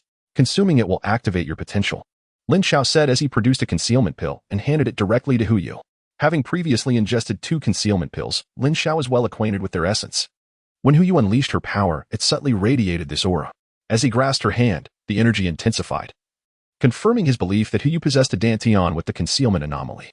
Many individuals, despite having a dantian anomaly, remain unaware of their innate gifts until they reach a certain age, level of cultivation, or encounter a fortuitous event that meets the necessary conditions for activation. Similarly, consuming a pill with equivalent effects can also awaken the dantian anomaly. Although Hu Yu exhibited a somewhat capricious temperament, often resorting to vulgarity, her core nature was not malevolent. Utilizing the Hu family to forge a formidable sanctuary for the Lin family in the future was not a disadvantage. With the protection of the Celestial Scorpion and Yi Xianfeng, coupled with her own strength, the instances where Lin Xiao would require the concealment pill would likely be few. You aren't trying to poison me, are you? Hu Yu asked, peering curiously at the translucent pill, her voice laced with skepticism. With the city lord's forces present, how could I dare administer poison to you? This is a rare second-grade pill, immensely valuable. You would be remiss to decline it. As Lin Xiao attempted to retract his hand, Hu Yu suddenly intervened, swiftly seizing the elixir and consuming it in one decisive motion. Hu Mo, who stood behind, changed his expression dramatically. Originally, he intended to personally inspect the elixir upon acquiring it, but Hu Yu had taken matters into her own hands and ingested it directly. It is not uncommon to encounter schemes involving poisons to manipulate individuals. Should Lin Xiao harbor ill intentions, Hu Yu would be at his mercy, thereby placing herself under control. Yet now that she had swallowed the elixir, it was too late to reverse the situation. All he could do was hope that Lin Xiao had not tampered with it. Otherwise, should anything happen to Hu Yu, he would ensure that Lin Xiao faced dire consequences. Moments after Hu Yu ingested the concealment pill, a deep, mysterious glow erupted from her dantian, and a nearly invisible, translucent humanoid figure materialized behind her. In an instant, Hu Yu vanished from the sight of everyone present. Hu Mo was taken aback, his expression one of disbelief. He had clearly witnessed the emergence of a profound glow from Hu Yu's dantian, indicating a high-level dantian phenomenon. Yet she had suddenly disappeared. What could this possibly mean? The others stood in stunned silence, equally bewildered by the spectacle of her abrupt disappearance. Just as they grappled with the unfolding events, a clear and earthy voice rang out before Lin Xiao, eliciting both surprise and amusement. I can actually conceal my form. Hu Yu exclaimed with excitement. Indeed, this is the phenomenon of concealment. You have successfully refined the concealment pill and activated a high-level dantian phenomenon, Lin Xiao remarked. In truth, he was inwardly astonished that the phenomenon activated by Hu Yu was of the advanced Xian rank, matching the level of his own blood dragon manifestation, a rarity within the Lanlan Empire. The concealment phenomenon. Huh. A hearty laugh erupted, and Lin Xiao felt a gust of wind rush towards him. With a flicker of his spiritual energy, the wind was redirected to the side. You. How did you know I was concealed? Hu Yu scoffed, suppressing her aura and launching an attack at Lin Xiao from another angle. Lin Xiao summoned his spiritual energy, effortlessly moving Hu Yu's body aside, which only fueled her fury. She charged at him repeatedly, yet each time, Lin Xiao's control over his spiritual energy thwarted her, leaving her unable to even touch a single hair on his body. Eventually, Lin Xiao seized control of Hu Yu's form, lifting her into the air. Let me go? Release me, you scoundrel. Hu Yu's furious cries rang out, followed by her ceasing the activation of her phenomenon, her form appearing suspended in midair. Although she had concealed herself, her aura could still be perceived by someone of superior cultivation, rendering her concealment nearly meaningless in the presence of such power. Lin Xiao remarked, channeling his energy to gently lower Hu Yu back to the ground. You dare to look down upon me, you rascal. Just wait. I am of the advanced Xian rank. My cultivation will surpass yours sooner or later, and I will make sure to teach you a lesson then. Hu Yu gritted her teeth, pointing an accusatory finger at Lin Xiao before angrily striding over to Hu Mo. Cease your nonsense at once, and promptly express your gratitude to young Lin Xiao. Hu Mo trembled with excitement, fully aware of the significance of a high-level Xian stage manifestation. In the entire Lanlan Empire, it was unheard of for anyone of the younger generation to possess such an extraordinary Xian stage Dantian manifestation. His gratitude towards Lin Xiao is profound, even if Lin Xiao were to withhold the ascension pills in the future. His casual handling of the Tang Alliance had already been worth it. Impossible, unless that brat apologizes to me. Hu Yu stubbornly pouted. Chapter 62. Goodness, you old man, you. Hu Mo fumed in frustration. There is no need for formalities, City Lord. If you are willing. I hope you will look after my Lin family and the Iron Gang in the future. As for the ascension pills, I assure you, once the medicinal materials are prepared, I will fulfill my promise within a year, Lin Xiao stated at an opportune moment. There's no rush at all. Even if the pills cannot be refined. It is sufficient that my daughter has activated the high-level Xian stage manifestation. This far surpasses the small favor you rendered earlier, rest assured. The matters concerning the Lin family and the Iron Gang will henceforth be my city lord's concern, Hu Mo replied repeatedly, revealing his true intentions. To further press Lin Xiao would indeed be excessive. Moreover, forming a connection with a prodigy like Lin Xiao would only yield benefits for the city lord's mansion. Then I shall trouble the city lord. Please rest assured regarding the ascension pills, Lin Xiao replied. Very well, then I shall shamelessly accept your offer. Within a year, the city lord's mansion will certainly prepare the materials for the ascension pills, Hu Mo said, a smile he could hardly conceal spreading across his face. Ahem. At that moment, standing aside, Yixiafeng could not help but cough twice, feeling somewhat embarrassed as he spoke. Well, Lord Hu, if you do not mind, this old man would like to take Miss Hu as my disciple. Before Hu Mo could react, Hu Yu erupted in fury, cursing loudly. How dare you, old man? You drove me away not long ago, and now you wish to accept me as your disciple? Absolutely not. I shall never agree. Yixianfeng felt a wave of embarrassment wash over him. When had it come to this? That the esteemed leader of the Tianxian sect would be rebuffed by a mere child? Yet, he had indeed rejected Hu Yu previously, having thought her talent to be lackluster, showing no inclination to take her as a disciple. However, the situation had shifted dramatically with her extraordinary manifestation at the advanced Shen rank. This was an opportunity he had not encountered since assuming his role. Thus, even if it required a measure of audacity, he was determined to accept Hu Yu. Child. The elder was once a martial king. Hu Mo sighed. Although, given Hu Yu's current talent, it seemed somewhat excessive for a martial king to be her master. Hu Mo also felt a twinge of anger at Yi Xuanfeng's earlier dismissal of Hu Yu. Nevertheless, offending Yi Xianfeng was not an option. For he was a former martial king, likely on the verge of regaining his strength. A martial king ranks among the pinnacle of power within the Lanlan Empire, and it would be unwise to incur his wrath. Having him as a master would not be a misfortune after all. A martial king does not possess the qualifications to be my master, unless he reaches the realm of martial sovereign. Otherwise, I shall never submit to him. Hu Yu resolutely declared, cutting off any further discussion. Hu Mo's face displayed an apologetic smile as she was about to say something to Yi Xianfeng. However, Yi Xianfeng spoke first. Very well, should I attain the rank of a martial sovereign one day, you must take me as your master. Hu Mo was momentarily taken aback. Could it be that he was once a formidable martial sovereign? Perhaps he was simply too proud to admit it. Ultimately, she speculated within herself. Considering that he had previously rejected Hu Yu, perhaps offering her a way to save face. City Lord, there is no need for concern. Please take your leave. I will arrange for someone to deliver the medicinal list. Our Iron Guild has matters to attend to, and we shall express our gratitude to the City Lord's residence on another occasion, Lin Xiao interjected. Very well, I shall not impose further. Lin Xiao, in the future, I would be honored to host a banquet at the City Lord's residence to express my thanks. Lin Langtai, should you require anything, do not hesitate to seek my assistance. The City Lord's residence is always open to you. As he spoke, Hu Mo cupped her hands towards Yi Xianfeng and said, Senior, I take my leave. Yi Xianfeng nodded in acknowledgement. Immediately, Hu Mo waved her hand, commanding, withdraw. Upon hearing this, the thousands of troops from the City Lord's residence retreated in unison. City Lord, safe travels, and no need for formalities. Lin Langtai clasped his fist at Hu Mo, nodding in response. Hu Mo turned to Hu Yu and reminded, You err. It is time for us to depart. Lin Xiao, I shall certainly come to settle accounts with you.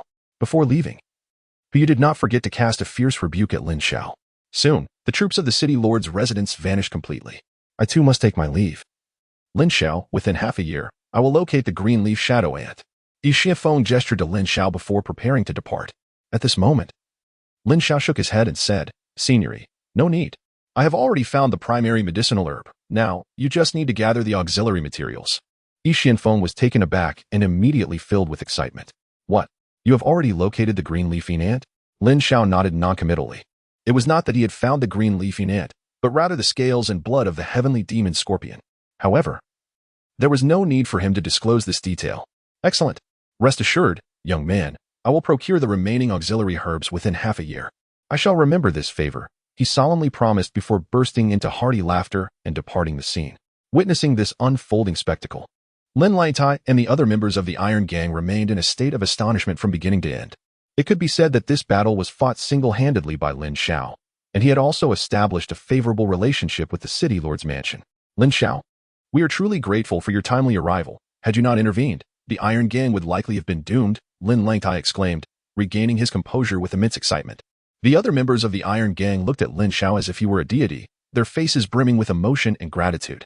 Uncle, there is no need for such formality. We are all family here, Lin Xiao replied with a smile, easing the atmosphere slightly. By the way, Uncle, let us move indoors. I have matters to discuss and would appreciate your assistance. Very well. Lin Xiao nodded eagerly and turned to say, Tai Qingluan, I leave this place in your hands. Prepare the finest banquet for tonight. Absolutely. Leave it to me. Tai enthusiastically patted his chest, and Lin Qingluan nodded in agreement. The aftermath of 200 corpses and valuables was to be handled by two individuals, Lin Xiao and Lin Xiao, who swiftly entered the hall and closed the door behind them. Lin Xiao turned directly to Lin Xiao and stated, Uncle, in 6 months, I intend to eliminate certain individuals, which may attract the formidable forces behind them. For the safety of the Lin family, I would like you to send a trusted confidant to Qingyang City to facilitate the discreet relocation of my father and the entire Lin family to the Spirit Beast Forest. What? Lin Xiao exclaimed in astonishment. A family relocation? What could possibly be so grave? He furrowed his brow and inquired, Lin Xiao, who exactly are you planning to kill? The individuals who once conspired against me, Uncle. You need not worry about this matter. I am capable of handling it myself, Lin Xiao replied resolutely.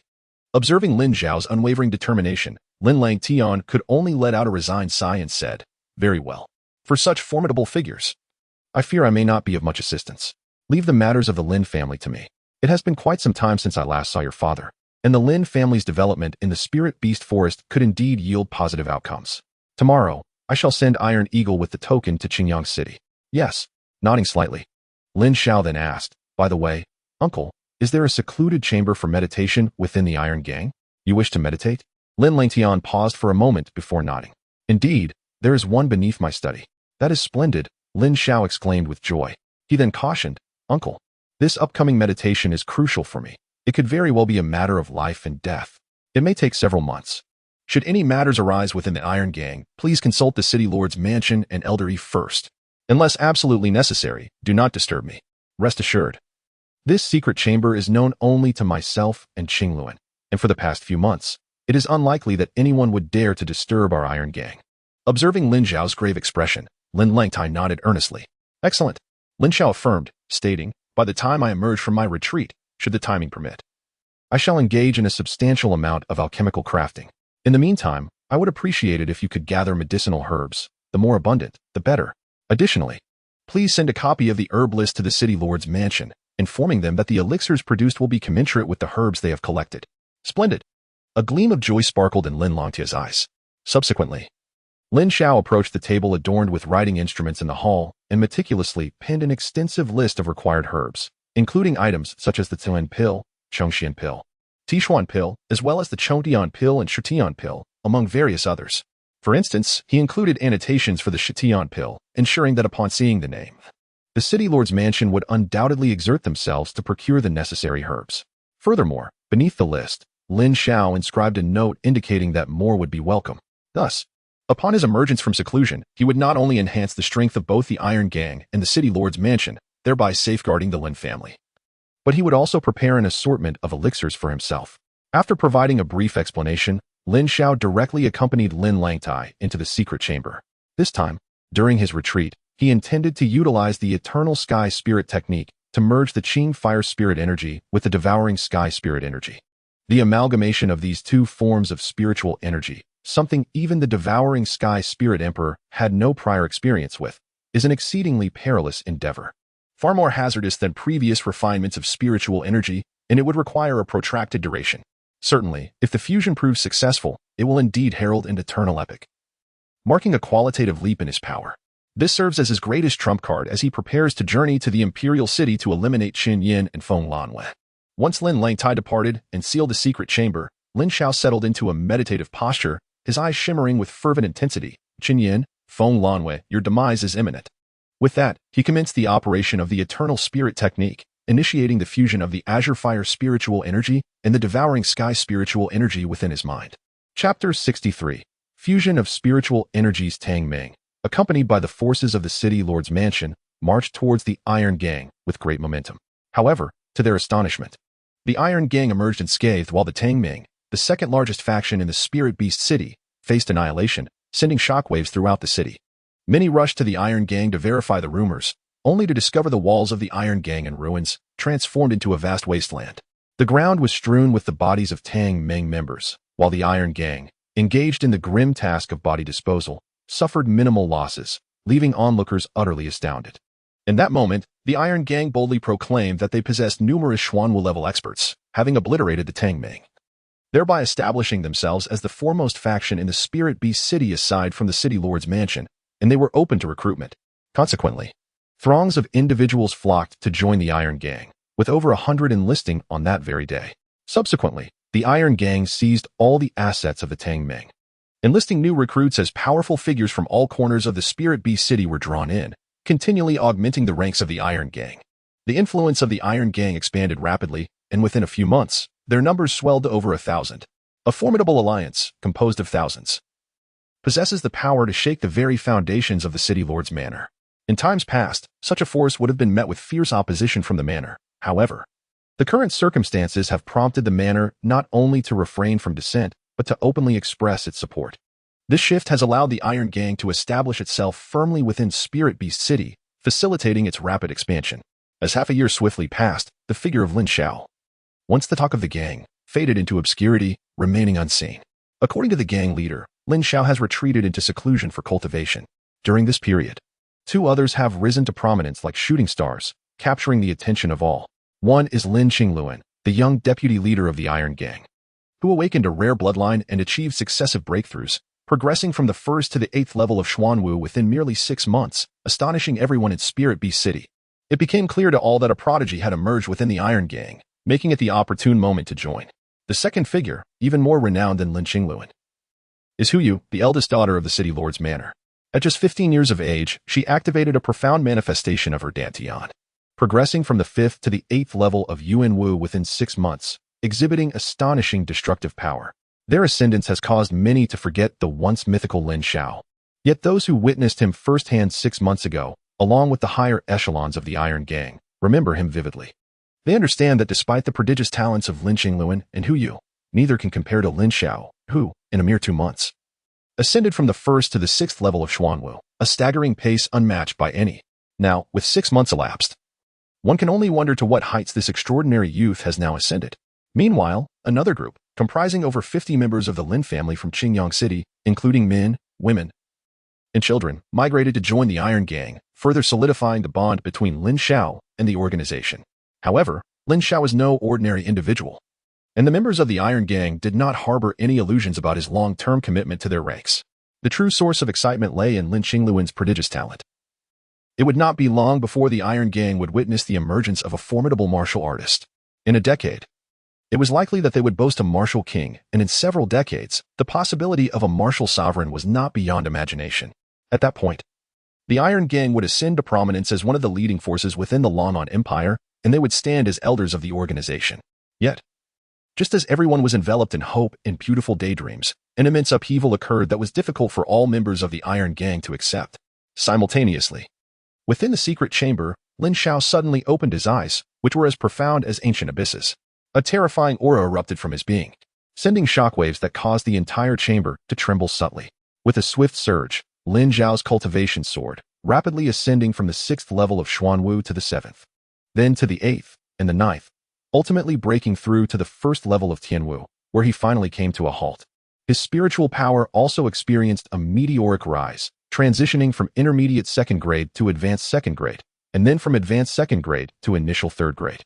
The 1st grade spiritual power was equivalent to the 3rd level of cultivation, thus, he had leapt across 2 grades, representing a breakthrough of 6 levels in an instant.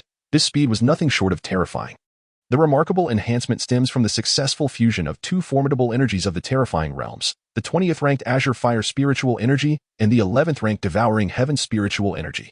This amalgamation manifested as a blue-black seed, merging within Lin Xiao's consciousness. At the moment of this successful fusion, not only did his cultivation and spiritual power experience a significant elevation, but an unprecedented awareness also surged into Lin Xiao's mind. Could it be that the eternal heavenly spirit art has ascended? Lin Xiao was suddenly taken aback, for within his consciousness, the eternal heavenly spirit art had indeed transformed from a novice level of the yellow tier to an intermediate level of the Xian tier spiritual technique. This enigmatic art could indeed be upgraded. The eternal heavenly spirit art, utilized for refining the mind and assimilating the spiritual energies, would yield even more potent spiritual power with the elevation of its rank. Likewise, his ability to refine and merge spiritual energies had also intensified. The next endeavor could involve the fusion of 3 types of spiritual energies. Moreover, alongside this upgrade, an energy attack martial technique emerged, the hand that covers the sky. By channeling spiritual power to harness spiritual energy, one could condense a colossal hand of energy to strike at adversaries. Although classified as an intermediate-level martial technique of the Xian tier, the energy formed from spiritual energy transcends the ordinary boundaries of martial techniques. With this newfound capability, he now possessed an additional trump card. Furthermore, upon reaching the 3rd tier of spiritual power, he would be able to wield the renowned energy martial technique of the Devouring Heaven Spirit Emperor, the Devouring Heaven technique. Lin Xiao's eyes sparkled with brilliance as he embraced the upgraded eternal heavenly spirit art, stepping into the ranks of 3rd-tier spiritual controllers, thereby acquiring 2 sets of energy martial techniques propelled by spiritual power, one derived from the mysterious art and the other a signature method employed by the Devouring Heaven Spirit Emperor utilizing Devouring Heaven spiritual energy. The Devouring Sky Technique, a formidable celestial-grade martial skill created by the Devouring Spirit Emperor, adeptly harnesses the ethereal energy of the heavens for devastating attacks. Furthermore, upon attaining the celestial martial realm, one may cultivate numerous elemental martial techniques. However, in the case of the 3 disturbances technique, many of these skills are perceived as superfluous, rendering the urgency to master them unnecessary. Pausing momentarily, Lin Xiao regained his composure and cast a glance around. Instinctively reflecting, it has been half a year since I merged my spirit energy. Surely, my father and the Lin family have relocated to the Spirit Beast Forest by now. It is time to venture forth and ascertain their whereabouts. With that thought, Lin Xiao activated the mechanism and emerged from the secret chamber into Lin Longte's study. Due to the stringent separation between the secret chamber and the study, the activities within each remain undetected by the other. Thus, for the past 6 months, Lin Langtai had frequently visited the study, oblivious to Lin Xiao's progress, and Lin Xiao remained unaffected by his father's comings and goings. Upon stepping into the celestial martial realm, Lin Xiao discovered a new ability blooming within his consciousness, spiritual awareness. The function of this awareness is akin to that of ethereal energy, while ethereal energy can project a force to scan the immediate surroundings. Spiritual awareness operates on a broader scale, enabling swifter exploration than its ethereal counterpart. Gazing towards the threshold of the room, Lin Xiao summoned his spiritual awareness to sweep through the space, detecting no guards outside. He stepped forward and gently pushed open the door. Creak. As the door swung open, a brilliant beam of sunlight pierced his eyes, causing Lin Xiao to instinctively shield them with his hand, a testament to his prolonged confinement within the secret chamber. It seems I have grown unaccustomed to the light, he mused with a chuckle, before striding confidently out into the world beyond. Lin Xiao's foremost destination was the hall, where Lin Langtai, the leader of their faction, often spent his time, either in training or in the hall itself. As Lin Xiao approached the entrance of the open hall, he peered inside to find his father, Lin Zhantian, his uncle, Lin Langtai, and several high-ranking members of the Iron Gang, 10 individuals in total, sitting there with grave expressions, seemingly at a loss. Chapter 64. The incident with Lin Qingluan. Sensing the heavy and oppressive atmosphere within, Lin Xiao felt that something was amiss. Furrowing his brow, he immediately broke the silence. Father. Upon hearing his voice, all present were taken aback, their gazes swiftly directed towards the entrance. Lin Zhantian was the first to rise, astonished. Xiao, you have emerged from seclusion? After more than 9 months apart, Lin Zhantian noticed a newfound resolve etched upon Lin Xiao's face. The others were equally astonished. After half a year, the youth before them was now an enigma, leaving them uncertain of the extent of his prowess. Lin Xiao nodded and inquired, Father, has everyone from the Lin family arrived here? Lin Zhantian replied, They are all present, settled within the Iron Gang. He alone was in attendance, as this matter pertained to the upper echelons of the Iron Gang. Upon learning that his family had relocated here, Lin Xiao felt a quiet sense of relief. However, noticing the worry etched on Lin Longtia's face, he slightly furrowed his brow and asked, "Uncle, has something happened?" Lin Xiao. "It is good that you have emerged from seclusion." Lin Langtai sighed and began to explain. "Your cousin Qingluan awakened the bloodline of reincarnation shortly after your retreat, gaining both power and notoriety." The concept of the reincarnation bloodline left Lin Xiao in silent astonishment. This rare bloodline, endowed with the attributes of reincarnation, is so unique that even the erudite devourer spirit emperor had never encountered it. The rarity and innate talent associated with such a bloodline are indeed remarkable. It was unexpected that the Lin family would possess such a mysterious lineage. However, merely yesterday, a black-clad figure of the celestial martial realm had abducted it. This individual was a formidable opponent at the first level of the celestial martial realm. I had engaged him in combat but failed to secure Qingluan from his grasp, leaving only this fragment of fabric. Lin Longtia's eyes reflected a hint of regret as he pointed to a piece of black cotton cloth on the table. Lin Xiao picked up the torn edge, gazing down at it. Upon closer inspection, he discerned a peculiar design resembling both a spider and a bloodline. He shook his head subtly and inquired, "This must belong to a certain faction or organization. Did neither the city lord nor elder recognize it?" Lin Langtai shook his head in response, stating, "We have already visited the city lord's mansion, but no one could identify it. As for elder, he left 2 weeks ago in search of a crucial medicinal ingredient and will not return for another fortnight." Upon hearing this, Lin Xiao pondered for a moment before concluding, "It is likely due to my cousin awakening the reincarnation bloodline. If it were merely a kidnapping, my cousin should not be in imminent danger. During this time, we should send people to investigate around Spirit Beast City. Once Elder E returns, with his extensive experience and connections, even if he cannot discern this emblem, he will certainly be able to uncover the truth." Lin Xiao held confidence in Yi Xuanfeng's investigative abilities, for he was a martial arts master who had witnessed much in the realm of the Lanan Empire. Moreover, with the extensive connections of the sect leader of the Heavenly Profound Sect, investigating the emblem of an organization should not pose a significant challenge. Capturing individuals at the rise of Lin Qingluan, rather than resorting to assassination, could eliminate the vigilance of the Iron Gang's forces near Spirit Beast City. Lin Xiao speculated on two possibilities. Firstly, the figure in black might desire Lin Qingluan to join a certain faction, which, if not intended for harm, could be beneficial for Lin Qingluan. Secondly, the revival of bloodlines may hold some value for them. Regardless of the circumstances, Lin Xiao was resolute in ensuring Lin Qingluan's safety. No matter who it was or which faction was involved, should anything befall his cousin, they would undoubtedly regret it. Lin Xiao thought to himself, his eyes gleaming with a cold light. It seems this is the only course of action available. Lin Longtia's face also bore an expression of helplessness. Early that morning, he had already dispatched someone to investigate the news regarding this emblem, yet the search yielded no leads, making it rather bleak. They could only await Yi Xuanfeng's return. "Rest assured, I will certainly rescue my cousin," Lin Xiao solemnly vowed, then added, "By the way, I am curious, how have the Iron Gang and the City Lord's mansion fared in their preparations for medicinal herbs over the past 6 months?" The Iron Gang has indeed prepared a substantial quantity of medicinal herbs, while the City Lord's mansion should not be lacking either. "I shall promptly send someone to notify the City Lord's mansion to deliver the herbs," Lin Langtai replied, subsequently summoning a young man and instructing him to head to the City Lord's mansion, while also commanding another individual to proceed to the Iron Gang's apothecary. "Shower, you summoned us to the Spirit Beast Forest. You do not intend to seek revenge, do you?" At this moment, Lin Zhantian asked with some concern, having realized Lin Zhao's intentions upon hearing that Lin Xiao wanted the Lin family to relocate. Upon hearing Lin Zhantian's words, the others were taken aback, astonished to discover that Lin Xiao bore such a heavy burden. Their curiosity piqued. They wondered who would dare to offend such a formidable individual as Lin Xiao. Lin Longtia's expression grew solemn. He had previously heard Lin Xiao mention that this journey would not be straightforward. Lin Xiao, however, paid no heed to the astonishment of those around him. Instead, he focused on his father, nodding without reservation, and spoke with a grave tone. "Father, there are certain matters that, even if alternatives exist, must be confronted. This is something I must undertake. Rest assured, I will prepare adequately to ensure my survival." Nevertheless, Lin Zhantian remained deeply concerned. After all, the target was the direct descendant of the 3 prominent families, Chen Yin.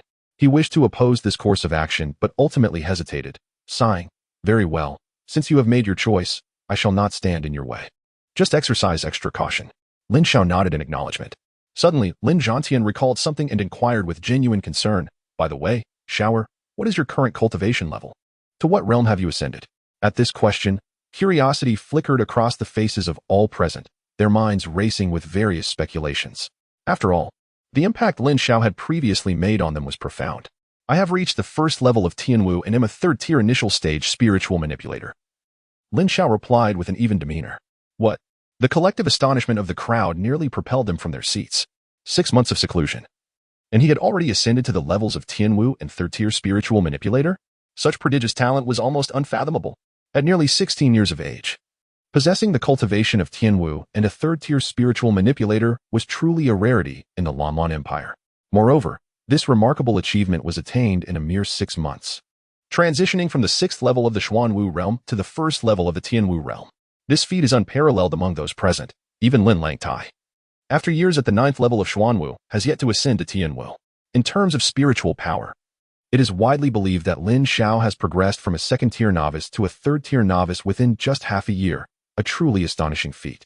Cultivating spiritual energy is inherently challenging, and the number of spiritual controllers is exceedingly rare.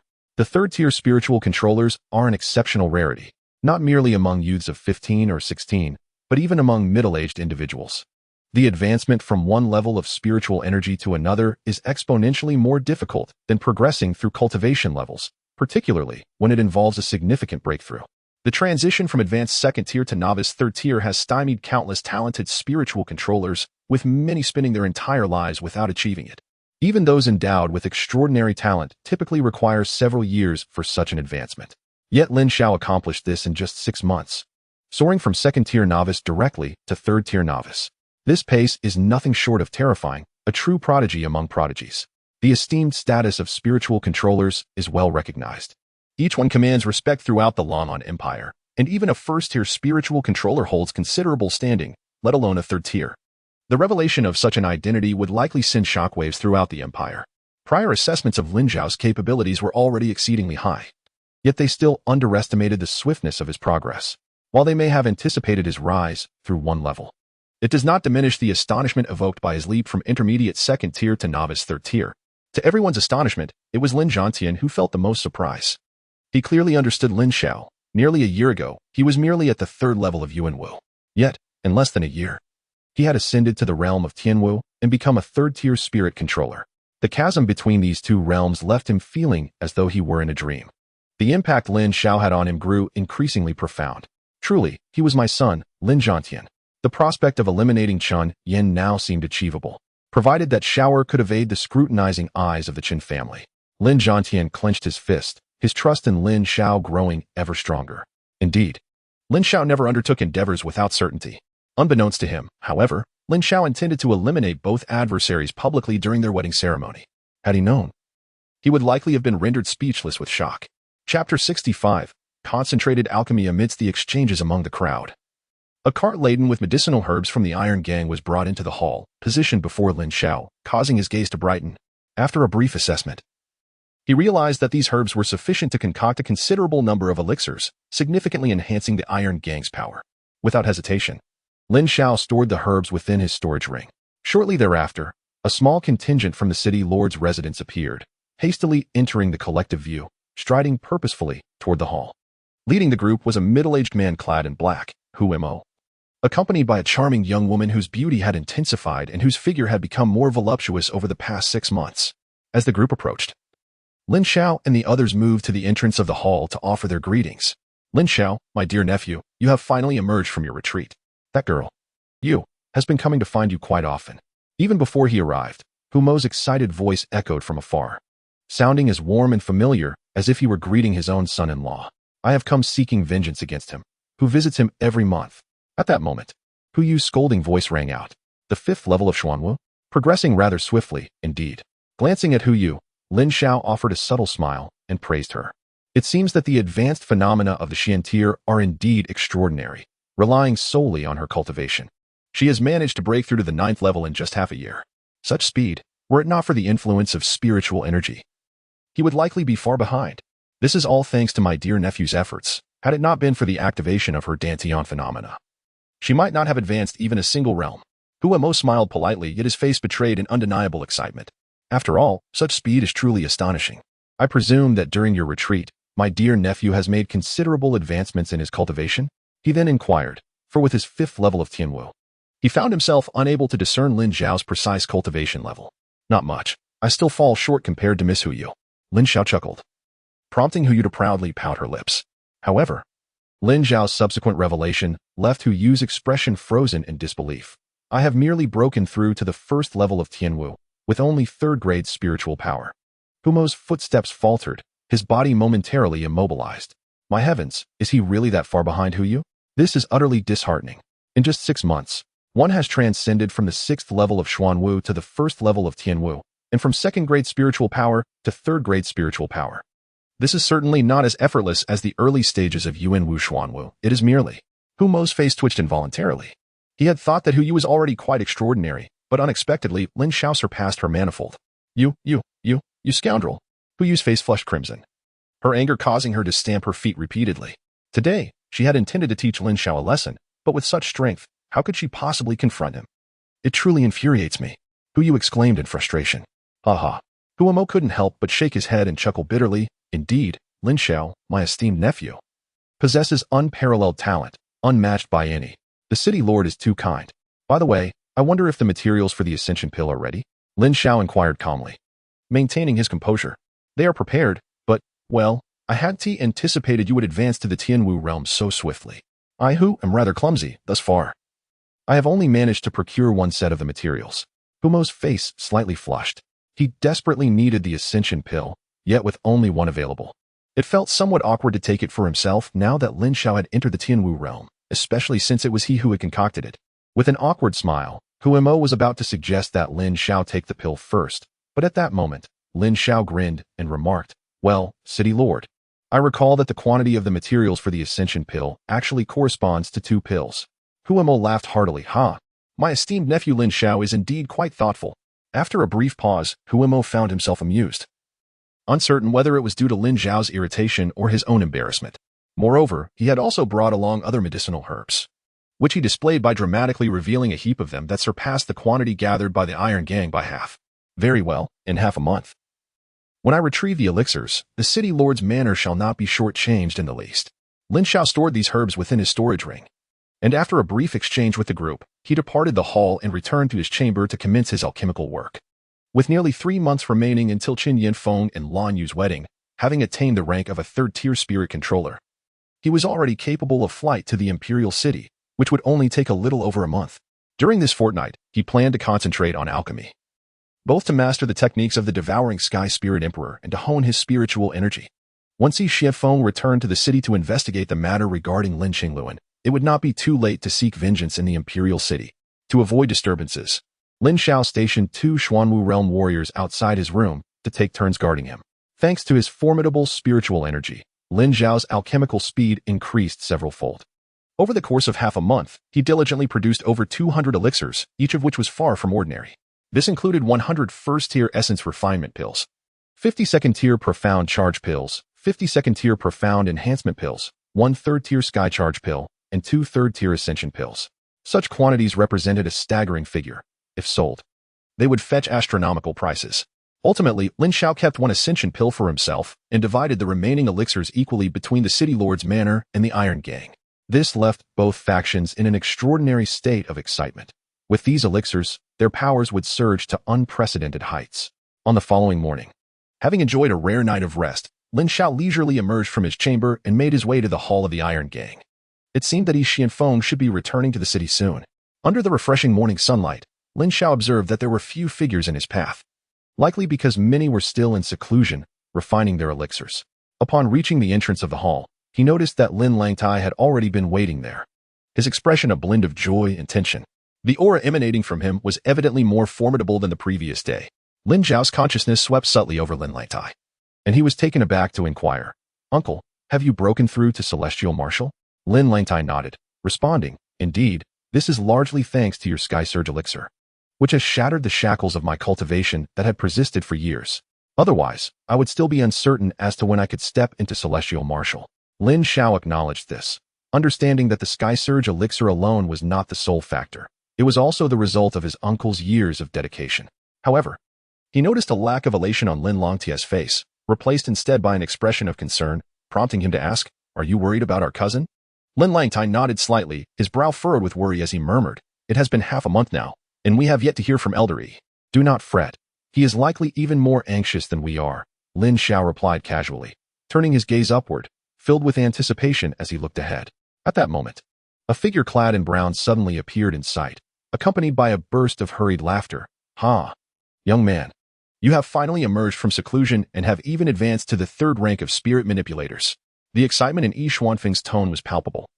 He had initially anticipated waiting a year, but to his astonishment, Lin Xiao had broken through to the third rank of spiritual power within merely half that time. His shock, however, was swiftly overshadowed by exhilaration. As he watched Yi Xuanfeng stride toward him, Lin Xiao spoke, Senior Yi, I have been awaiting your arrival.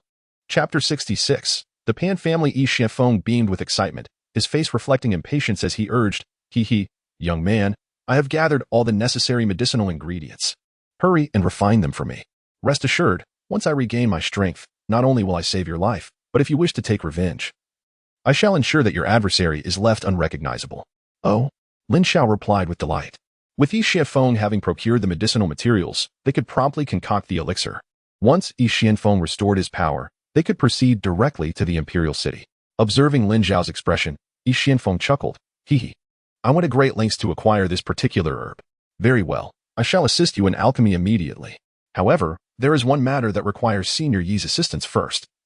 Lin Xiao stated, gesturing to Lin Langtai, who promptly retrieved a fragment of fabric.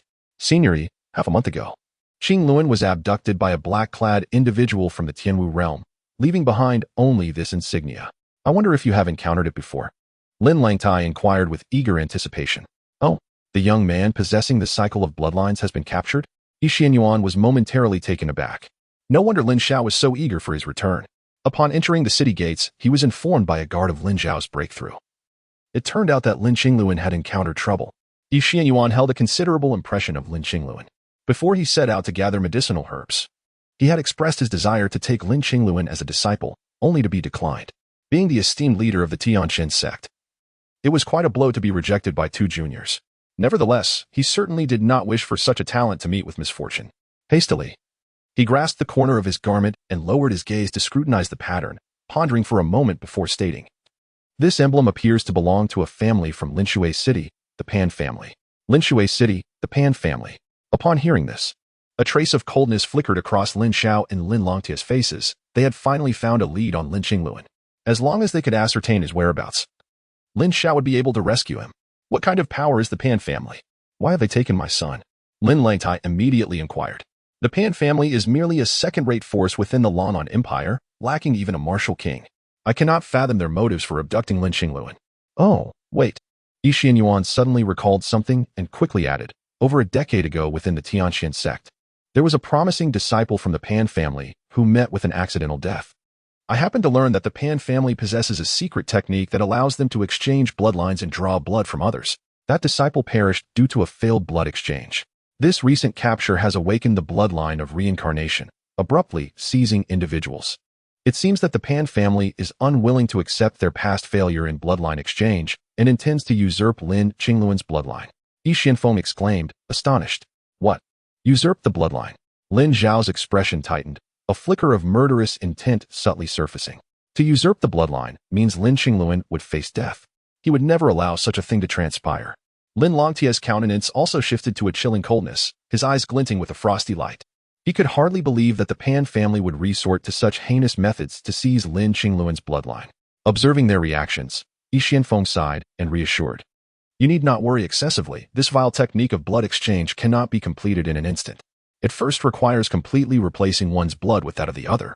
One must fill a blood pool of half a zhang with the opponent's blood to facilitate the exchange. Only after the blood adapts to the body can the bloodline be swapped.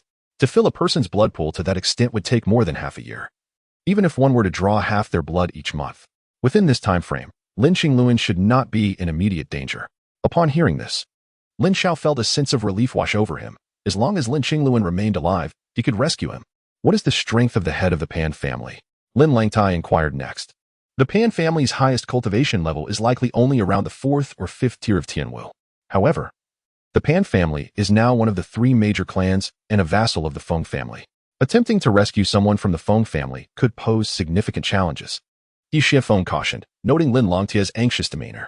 The Feng family, however, Upon hearing Yi Xuanfeng's words, the one who reacted most intensely was not Lin Langtai, but rather Lin Xiao.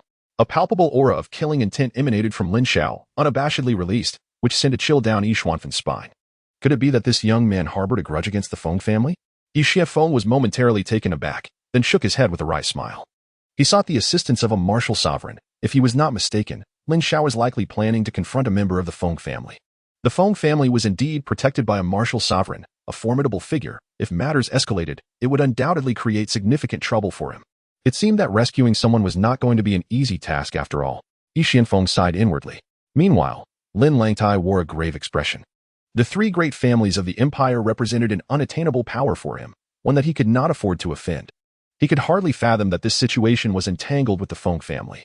Just as Lin Langtai was lost in his thoughts, Lin Xiao took a deep breath and solemnly spoke. Uncle, there is no need for you to worry. I shall handle this matter. Rest assured, I will certainly bring my cousin back. However, the Feng family is one of the three great families of the empire. Isn't it too perilous for you to go alone?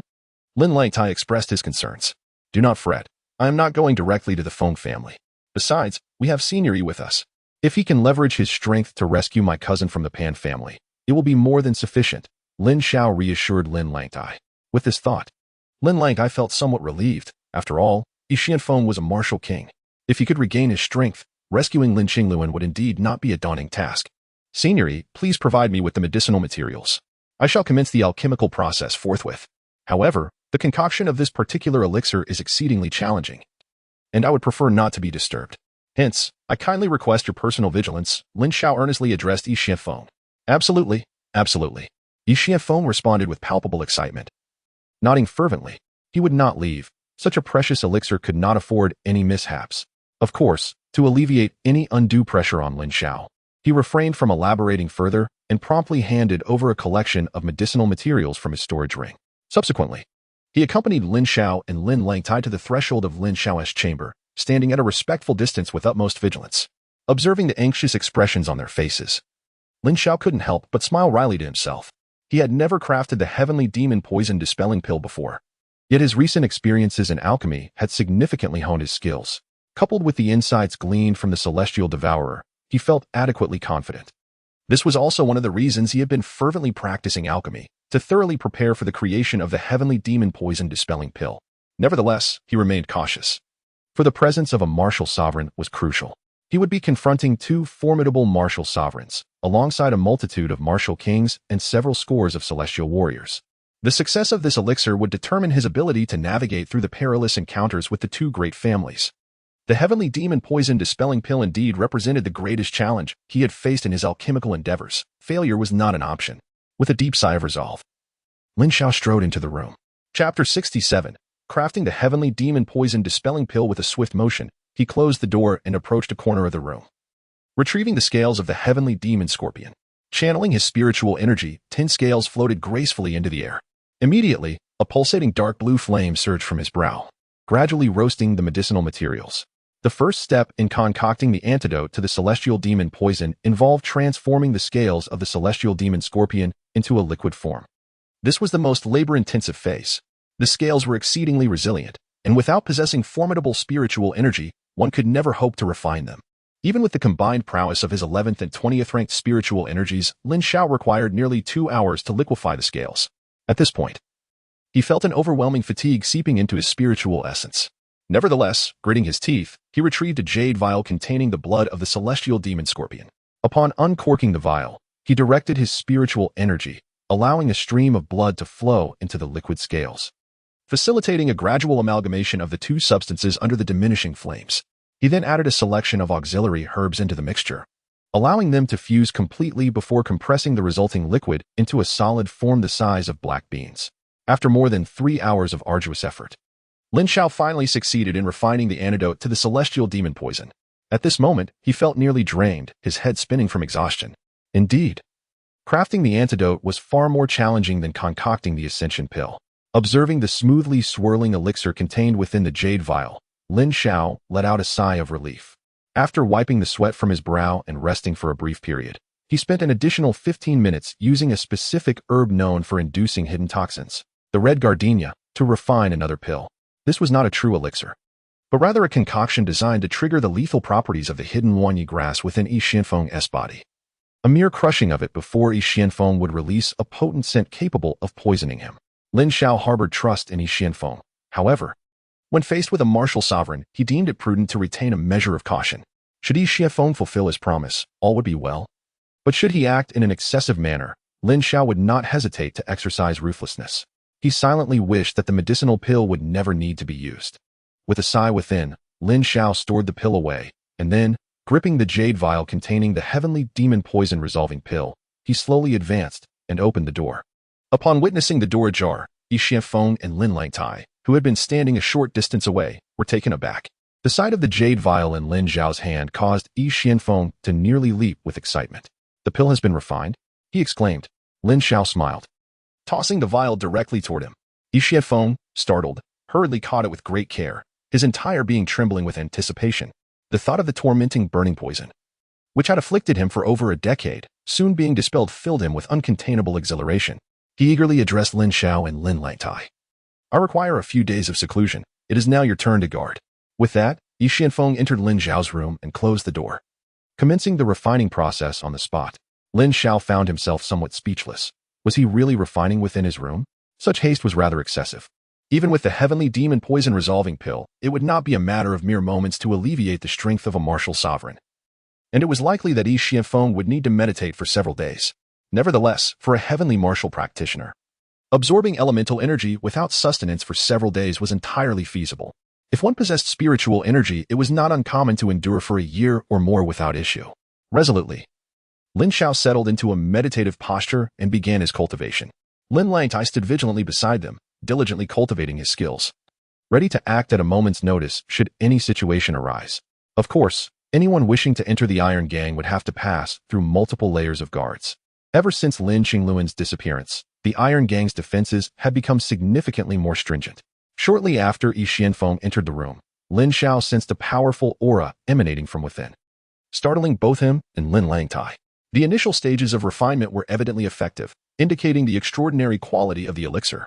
However, it was not long before the formidable aura dissipated, only to re-emerge after some time. 3 days and nights passed, during which many had gathered, including Lin Zhantian and several high-ranking members of the Iron Gang. To avoid disturbing Yi Xianfeng, Lin Langtai dismissed most of the visitors, leaving only Lin Zhantian and 5 Xuanwu masters in attendance. "Is it not over yet?" Lin Langtai inquired with a hint of apprehension as the third night descended. It seemed they had encountered a significant obstacle this time. Lin Xiao casually replied that in the previous days, a powerful aura had emerged within mere hours. Yet on this third day, an entire day had passed without any such manifestation. Could it be that the brewing of the Martial King's power is underway? Lin Zhantian questioned. "Martial King? Huh." Lin Xiao chuckled silently, for what they were witnessing was far beyond that. It was clearly a martial sovereign. The realm of a martial king was an unattainable domain, marking the threshold into the ranks of true powerhouses. Among the pinnacle of the empire's might, there existed only 5 martial kings. Lin Langtai could not help but let out a long sigh. It seemed the path to becoming a martial king was nearly insurmountable. He feared that in this lifetime, he might never attain such heights. "Do not worry, for I shall ensure that both my father and uncle become martial kings as well," Lin Xiao declared with unwavering confidence. As a prodigious spirit manipulator, he possessed the requisite capabilities. The two nodded in agreement, their eyes gleaming with hope. While the aspiration to become martial kings may seem fantastical, they harbored no doubts about placing their faith in Lin Xiao. Time was on their side. With Lin Xiao at their helm, perhaps one day, they might indeed achieve such greatness. Suddenly, Lin Xiao's brow furrowed, and he sprang to his feet, casting his gaze forward. "What is it?" Lin Langtai inquired, concern etching his features. 4 individuals are approaching, and they are all formidable experts of the heavenly martial realm, Lin Xiao replied, his eyes fixed ahead. "What?" Lin Langtai, along with Lin Zhantian and the 5 surrounding experts of the profound martial realm, were taken aback by Lin Xiao's words, their gazes snapping forward in unison. At that moment, 4 masked figures clad in black emerged from the entrance of a nearby courtyard, standing before them. Each of these 5 individuals wielded a sword. "Who are you?" Lin Langtai demanded, his expression sharpening as he summoned his energy, wary of the newcomers. Upon stepping into the heavenly martial realm, he discerned their prowess, 2 at the first level, 1 at the second, and 1 at the third level of the heavenly martial realm. This quartet represented an undeniably formidable assembly, having effortlessly circumvented the Iron Gang's layered defenses. The 5 experts of the profound martial realm hastily converged towards Lin Xiao and his companions. "We are here to kill you." A figure clad in black exhaled softly, and the 4 approached with unwavering confidence, advancing step by step. "I am from the Iron Gang. It seems we have no grievances between us, correct?" Lin Xiao spoke, his right hand gripping a knife, the energy within him beginning to circulate. The black-clad individuals maintained their calm demeanor, responding in a serene tone. "Originally, you need not face death, but alas, last time you tore apart that which should not have been disturbed. You are members of the Pan family." Lin Xiao's body jolted, a surge of murderous intent emanating from him. With a swift motion, he ignited a signal flare, which soared into the night sky, bursting forth in a dazzling display of brilliance that radiated in all directions. Chapter 68. Return to the pinnacle. This was an urgent signal from the Iron Gang. Upon witnessing the flare's illumination, all members of the gang would hasten to the scene. As long as reinforcements from the Iron Gang continued to arrive, their combined strength, numbering in the hundreds or thousands, alongside Lin Xiao and Lin Xiao, both at the Heavenly Martial Realm, would suffice to confront 4 initial-level Heavenly Martial practitioners without fear. Moreover, upon seeing this emergency signal, the City Lord's residents would swiftly dispatch aid, with whom Mo's arrival, the situation would undoubtedly undergo a significant transformation.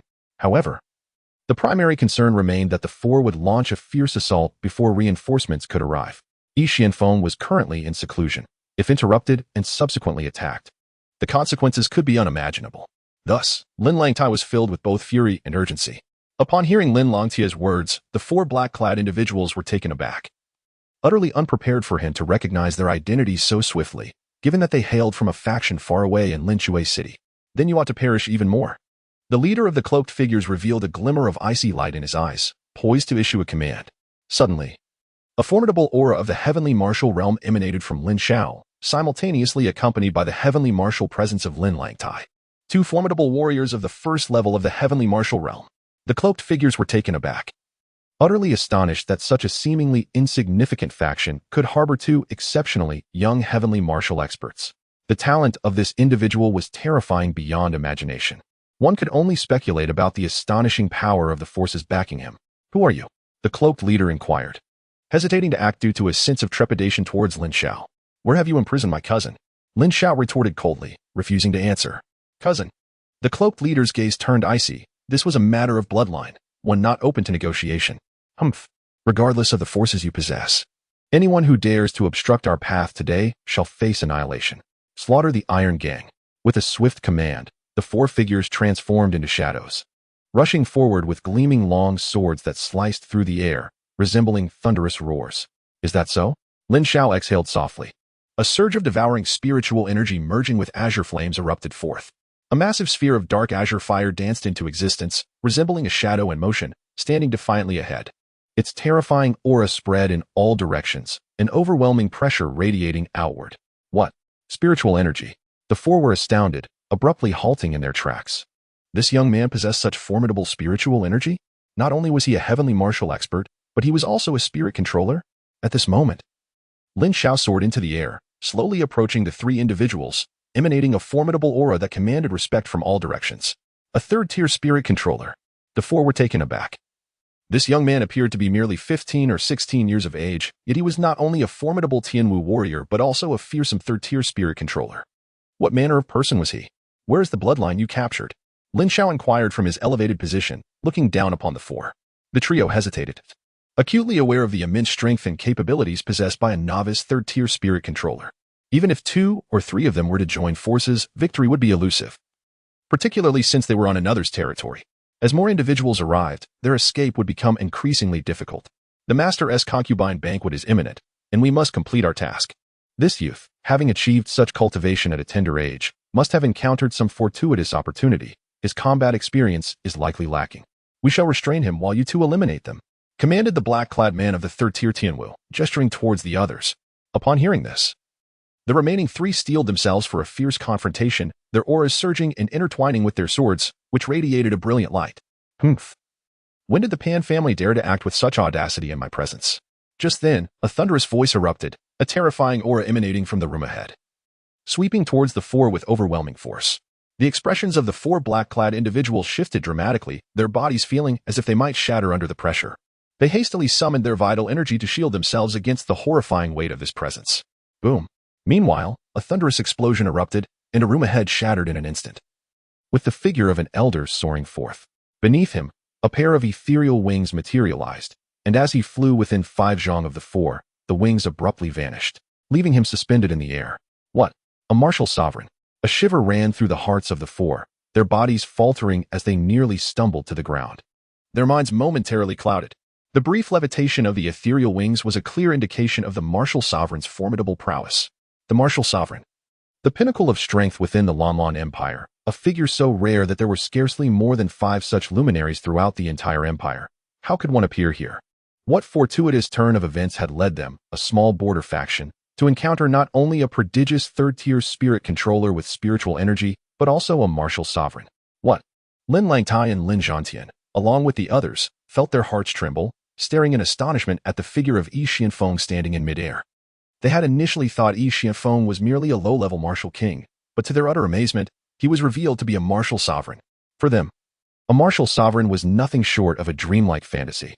Not only were the heads of the black-clad men buzzing, but even Lin Xiao and Lin Langtai found themselves in a daze. The old man had finally dispelled the burning poison, reclaiming his true identity as a martial sovereign. Ha! Yi Xianfeng erupted into jubilant laughter, reveling in the moment before turning to Lin Xiao and saying, "Boy, tell me, how shall we deal with these four?"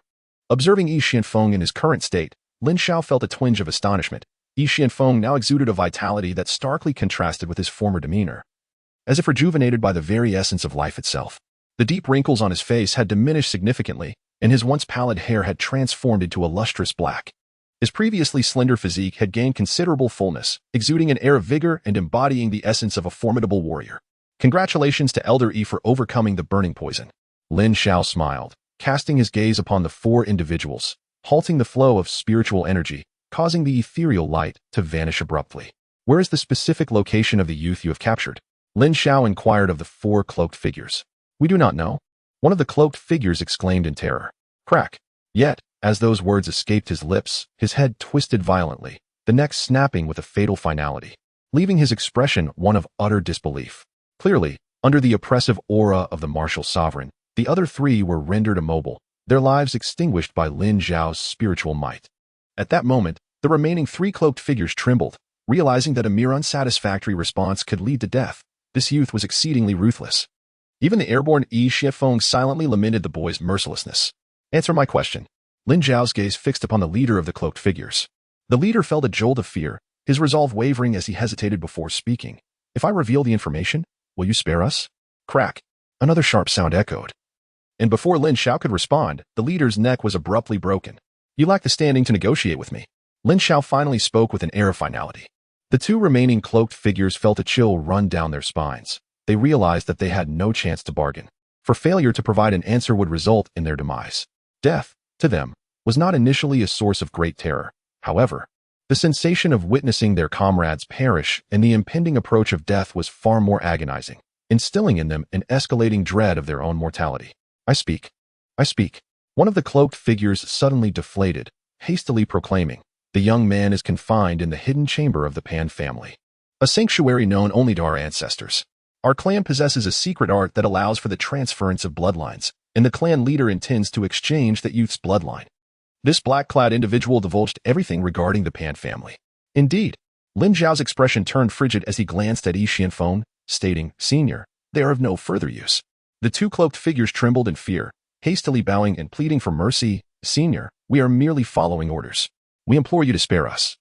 We are willing to serve you faithfully." Bang! Before their words could fully dissipate, 2 beams of light erupted forth, striking the pair and piercing their hearts, blood gushing forth as their lifeless bodies collapsed to the ground. At that moment, a throng of Iron Gang members began to converge from all directions. However, by now, Lin Xiao and Yi Xianfeng had already descended to the ground, and the Iron Gang members, upon arriving, were met with the sight of 4 corpses laid before their leader, leaving them in a state of bewilderment. They had not arrived in time. The matter had already been resolved. As Lin Langtai scanned the surrounding crowd of the Iron Gang, he began to explain, not long ago, 4 formidable warriors of the Celestial Martial Realm launched a surprise attack, which prompted the urgent summoning of all of you. However, they have already been dealt with by Elder Yi and Lin Xiao, and the situation is now under control. You may all disperse. Upon hearing Lin Langtai's words, The crowd grasped the gravity of the situation, for invaders of such a formidable caliber posed a dire threat, which justified the urgent signal from the leader. Fortunately, the crisis had been averted by Lin Xiao and the mysterious elder, igniting further curiosity about Yi Xuanfeng's identity. At that moment, a voice rang out, and a dozen skilled individuals rushed towards them, their attire revealing their affiliation with the City Lord's mansion. The leader of this group was none other than City Lord Huemo. "Ah, it has been resolved?" Huemo inquired, halting as he observed the corpses strewn upon the ground. Due to the earlier abduction of Lin Xingluan by the Celestial Martial Warriors, the City Lord's mansion had heightened its vigilance. Upon hearing the commotion, Huemo had immediately summoned a cadre of experts and ordered the main force to hasten their arrival.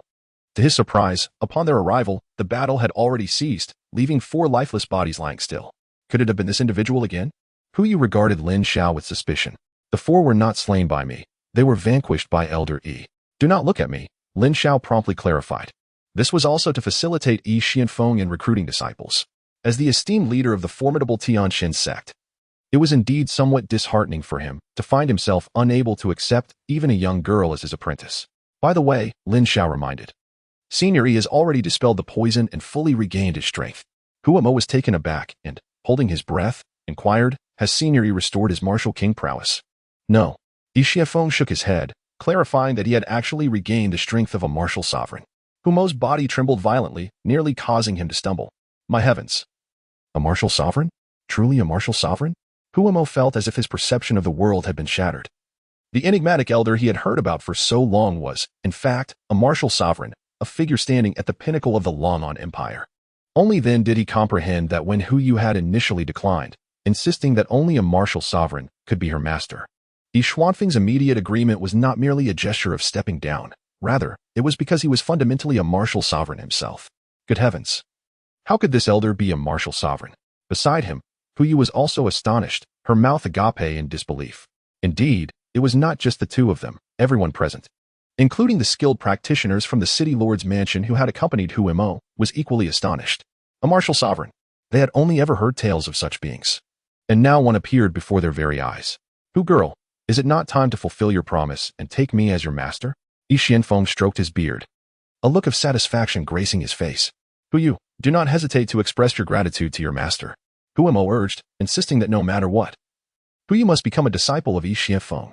With a martial master like the esteemed warrior as her mentor, who would dare to challenge the authority of the City Lord's residence in the future? Most importantly, under the guidance of such a martial expert, Huyu's future accomplishments are boundless. "Very well, I shall keep my word. Today, I will take you, old man, as my master," Huyu said after a moment of hesitation. Yi Xuanfeng's face turned a shade of green. Who was truly taking whom as a disciple here?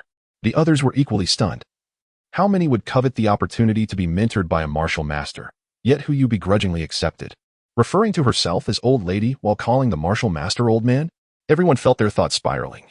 Realizing that the young lady of the City Lord's residence was indeed extraordinarily headstrong, if she were to truly become a disciple of the martial master, the consequences would be. "Elder Yi, please forgive my daughter. She is simply spoiled," Huemo hastily interjected, offering an apology before scolding Huyu. "You err. Quickly greet your master and perform the rites of apprenticeship." Reluctantly yielding under Humo's pressure, Huyu finally acquiesced. "Master." Upon hearing Huyu address him as master, Yi Xianfeng's expression softened, realizing that taking on an apprentice was indeed a challenging endeavor. With a deep sigh of relief, he waved his hand dismissively, saying, "The formalities of apprenticeship are unnecessary. From this day forth, you shall be my disciple, Yi Xianfeng. Should anyone dare to harm you, I shall not hold back." Everyone was taken aback. It seemed that Yi Xianfeng held a great fondness for Huyu. Despite her repeated transgressions, he did not seem to mind, even dismissing the formal rites of apprenticeship. However, to everyone's surprise, Huyu suddenly erupted in anger, exclaiming, "What, old man?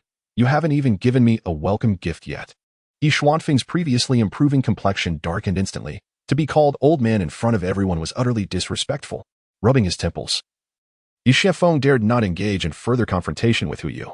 He quickly produced a set of martial techniques and tossed it to Huyu, stating, "This is the technique capable of claiming the head of a general among thousands, the charge technique, a high-level Xian rank martial art." Upon hearing this, the crowd was taken aback. They had yet to even possess mid-level Huang rank martial arts. High-level Xian rank martial arts were unheard of in the entire region. This was undoubtedly a magnificent gift, and the acceptance ceremony was exceedingly generous, befitting a martial sovereign. Hu Yu's eyes sparkled with excitement. The last time Yi Xianfeng bestowed upon her was merely a mid-level Huang-rank martial art. This was her first encounter with a high-level Xian-rank technique. Thrilled, she accepted the martial art, briefly scanning it before joyfully storing it in her storage ring, saying, "Thank you, old man master." Yi Xianfeng was momentarily taken aback. After granting such a substantial favor, it was a challenge to hear her precede master with old man. Elder Yi. At that moment, Lin Xiao spoke up. Realizing that with Yi Xianfeng as a martial sovereign, a weight had been lifted from his heart. With Yi Xuanfeng's assistance, Lin Xiao's vengeance should pose little difficulty. However, there lingered a hint of concern regarding Yi Xuanfeng's true identity. After bowing respectfully, he inquired, among the 10 formidable figures of the Lamon Empire, whom do we hold in such high esteem? May I ask which one a senior represents? Upon hearing Lin Xiaotian's words, a profound silence enveloped the gathering. The illustrious 10 powerhouses of the empire sparked immense curiosity about Yi Xuanfeng's identity. Chapter 70. The astonishing identity of Yi Xianfeng. Yi Xianfeng, unperturbed by Lin Xiaotian's unexpected query, stroked his beard and surveyed the crowd. His gaze ultimately settled on Hu Yu, as he proudly declared, "I am Yi Xianfeng, the head of the Celestial Sect." Boom. Yi Xuanfeng's proclamation reverberated through the ears of those present like a thunderclap. The Celestial Sect, a coveted force that countless individuals yearned to be associated with, stood as one of the titanic entities within the empire.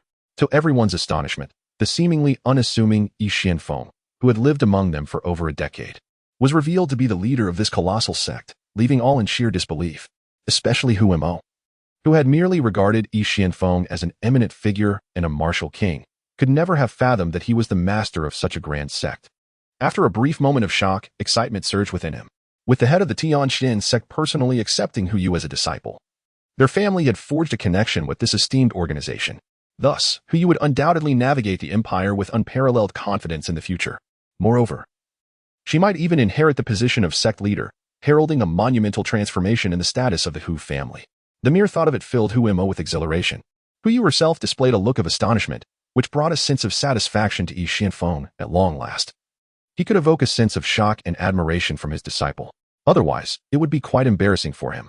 On the other hand, the members of the Iron Gang were equally astonished, yet among them, Lin Xiaotian's reaction was markedly different. Lin Xiaotian's body trembled, his face revealing a mixture of shock and apprehension. What? The Heavenly Xian Sect, the sect leader, Lin Xiao, intends to kill the current foremost disciple of the Heavenly Xian Sect. Does this not place Lin Xiao in an exceedingly awkward position? How could Yi Xianfeng possibly assist Lin Xiao in slaying the most promising disciple of his own sect? Moreover, not only would he not lend aid, but he might also impede Lin Xiao, which would be profoundly detrimental to him. Hearing the tone of Lin Xiaotian, the experienced Yi Xianfeng furrowed his brow slightly, turning to the anxious and apprehensive Lin Xiaotian, and inquired, "Might I ask if the Lin clan leader harbors any grievances against our Heavenly Xian Sect?" Upon hearing this, the crowd fell into a momentary silence. Could it be that the renowned genius Lin Xiao's father had a vendetta against the Heavenly Xian Sect, or perhaps Lin Xiao himself? The atmosphere grew somewhat awkward. "It is not my father who bears grievances against the Heavenly Xian Sect. Rather, it is I who do," Lin Xiao interjected, surveying the gathering with a glance. "Esteemed guests, I sincerely appreciate your assistance. If there are no further matters at hand, I kindly ask you to take your leave." Upon hearing Lin Xiao's words, everyone couldn't help but let out a sigh. They had been curious to uncover the nature of Lin Xiao's conflict with the Heavenly Xian Sect, yet now he wished to send them away. However, they understood. For it was a personal vendetta, intertwined with certain secrets, rendering it entirely reasonable for some matters to remain undisclosed. The guards of the Lord's Manor received orders to return. At that moment, Hu Mo spoke aloud. "Yes." The assembled responded, turning to depart. Yet, Hu Yu remained in place and said, "Father, you may leave first. I am now a disciple of the Celestial Sect, and my master's affairs are my own." Hu Mo appeared somewhat awkward, glancing at Lin Xiao and offering a sheepish smile. "Perhaps I should stay as well?" Noticing Lin Xiao's lack of opposition, Hu Mo issued another command. "Feng Mu, take your men back to the manor." A middle-aged man beside him nodded vigorously and promptly led the elite of the Lord's Manor away from the Iron Gang. Lin Langtai also waved his hand, instructing the members of the Iron Gang to depart. The scene was left with only Lin Xiao, Lin Zhantian, Lin Langtai, Yi Xianfeng, and the father-daughter duo of Hu Mo. As they traversed a narrow path, they arrived at the grand hall of the Iron Gang. Once everyone was seated, Lin Xiao took a sip of tea and slowly began to speak. "Senior Yi, to be candid, I indeed have a considerable grievance with the Celestial Sect." "Oh, pray tell. Which fool has offended you, young man?" Speak freely, and I shall ensure that scoundrel pays dearly. Yi Xianfeng replied, his voice laced with anger. The foremost genius of the heavenly profound sect, the direct disciple of the Grand Elder, and a scion of the esteemed Qin family, Qin Yan, conspired with several elders to obliterate my Dantian and expel me from the sect. Subsequently, Qin Yan sought me out again, compelling me to ingest a spirit core, intent on leading me to my demise. Had it not been for my fortuitous fate, I would not be seated here now. Lin Xiao recounted the events with a calm demeanor, yet a glint of frostiness flickered in his eyes. Upon hearing Lin Xiao's words, Lin Langtai and the others were taken aback, utterly astonished that Lin Xiao had encountered such adversity. Lin Zhantian was equally shocked. It turned out that Lin Xiao's consumption of the spirit core was shrouded in deeper implications. Even Yi Xianfeng furrowed his brow. Having initially thought that offending Lin Xiao merely involved a common figure from the heavenly profound sect, perhaps a mere outer sect elder. However, Lin Xiao's revelation unveiled the fact that he was the foremost disciple of the sect, a direct apprentice of the Grand Elder, and a progeny of one of the three prominent families. This matter was indeed of grave significance. After a moment of contemplation, Yi Xianfeng, not immediately responding to Lin Xiao, inquired, "What do you wish to do?" "Eliminate Qin Yan and incapacitate those elders." Lin Xiao's voice grew frigid, his eyes shimmering with a chilling light. A collective gasp arose from the crowd. To slay the foremost genius of the heavenly profound sect, a direct disciple of the Grand Elder, a scion of one of the three great families. Such an act was truly astonishing and unprecedented. If this were truly the case, it would undoubtedly send tremors throughout the entire Long'an Empire. Lin Xiao, and indeed the entire Lin family, would find themselves relentlessly pursued, with anyone associated with Lin Xiao facing dire consequences. A solemn atmosphere enveloped the group, their concerns shifting towards Yi Xianfeng, whose grave gaze was met by theirs. What decision would Yi Xianfeng arrive at? His brow furrowed deeply, for as the sect master, he was acutely aware of the intricate stakes involved. Over the past decade since leaving the sect, the elder had been at the helm, a testament to his esteemed position within the sect. The high-ranking elder, valuing both his dignity and Qin Yan's innate talent, would never allow another to harm his disciple. Should Lin Xiao take action against Qin Yan, the elder would undoubtedly oppose him with all his might. Furthermore, should he choose to support Lin Xiao, it would place the Tianxin sect at odds with the Qin family, a significant power within the empire. Such enmity would pose substantial challenges and threats to the Tianxin sect, potentially inciting turmoil among the empire's various factions. Conversely, if he refrained from aiding Lin Xiao, he would be deemed ungrateful. Without a response from Lin Xiao, Yi Xianfeng spoke gravely. Must it truly come to murder? Is there no alternative? Qin Yan must die. Lin Xiao replied without hesitation, a wave of murderous intent emanating from him. The expressions of the others grew even more serious, as Lin Langtai and Lin Zhantian regarded Yi Xianfeng with a newfound trepidation. They could sense Lin Xiao's intense bloodlust, and based on their understanding of him, they knew that once Lin Xiao made a decision, it would be immutable. The fate of Lin Xiao and their destinies hinges upon Yi Xuanfeng's decision. Will he concur or oppose? Lin Langtai and Lin Zhantian felt a tightening in their hearts, their anxiety palpable. Even Hu Mo and Hu Yu appeared noticeably tense. Chapter 71. Lin Shui City. After a prolonged moment of contemplation, Yi Xianfeng took a deep breath and suddenly declared, "I act with integrity and am grateful for kindness shown to me. Therefore, I support you in this matter." Lin Zhantian and the others were momentarily taken aback, their previously taut hearts now releasing a sigh of relief. Even Lin Xiao was slightly astonished by Yi Xuanfeng's stance. After all, this was a matter that could potentially plunge the entire Tianxuanzong into peril. It was surprising that Yi Xianfeng had only pondered for a brief time before deciding to stand by his side. Yi Xianfeng truly is a venerable and esteemed figure worthy of respect. Thank you, esteemed elder. Your kindness will forever be etched in my heart. Lin Xiao expressed sincerely, clasping his fist in gratitude.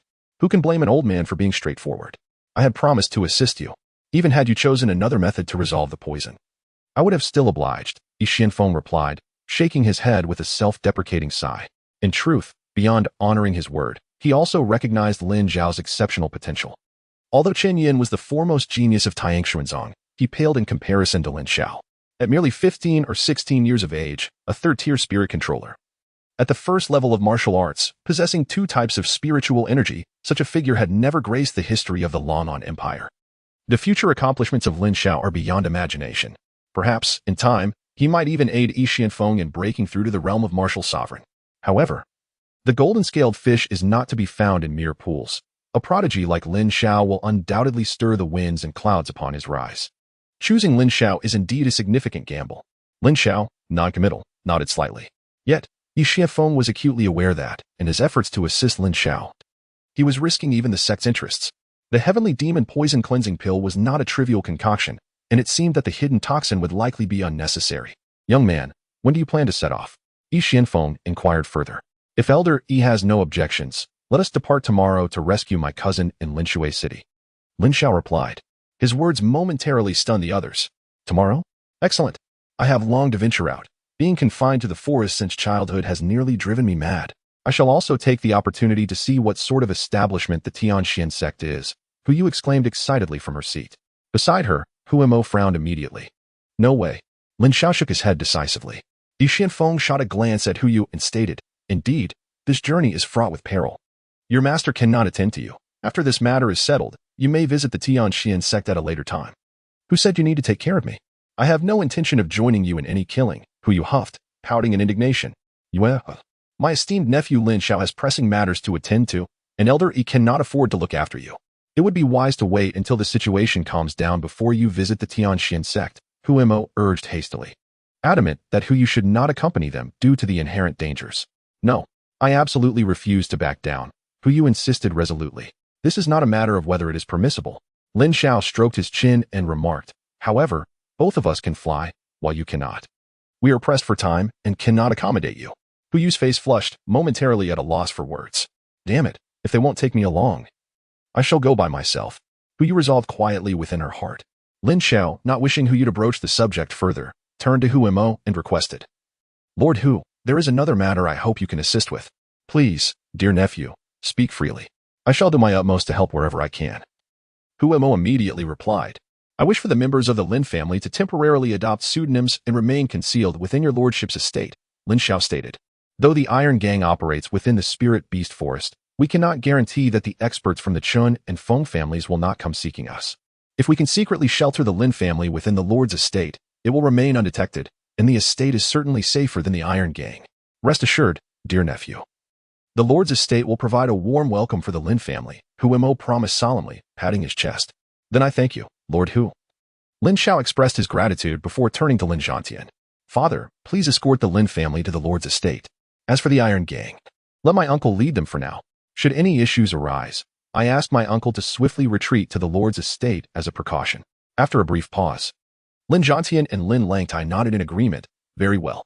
Subsequently, having made the necessary arrangements, Lin Zhantian led the entire Lin family to the Lord's estate that night, accompanied by the Lord himself.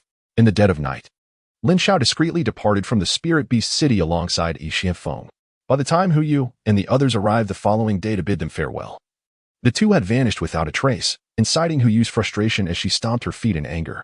As a third-grade spirit controller, capable of flight, Yi Xianfeng transformed his energy into wings, enabling them to soar directly to Lin Xiao City. They skillfully navigated through treacherous forests and mountains inhabited by ferocious beasts, reaching their destination in just over a month. Lin Xiao City, named for its proximity to the Long River, is strategically located near the Imperial City, serving as a vital passage for travel from the east to the west, both by land and water. Due to its significant position, it is perpetually guarded by a formidable military presence. Prior to entering the city, Lin Xiao, wishing to remain inconspicuous until the wedding of Feng Longwei and Chen Yan, applied a rare powder known as the Mixture of Disguise, which he had prepared earlier in Spirit Beast City.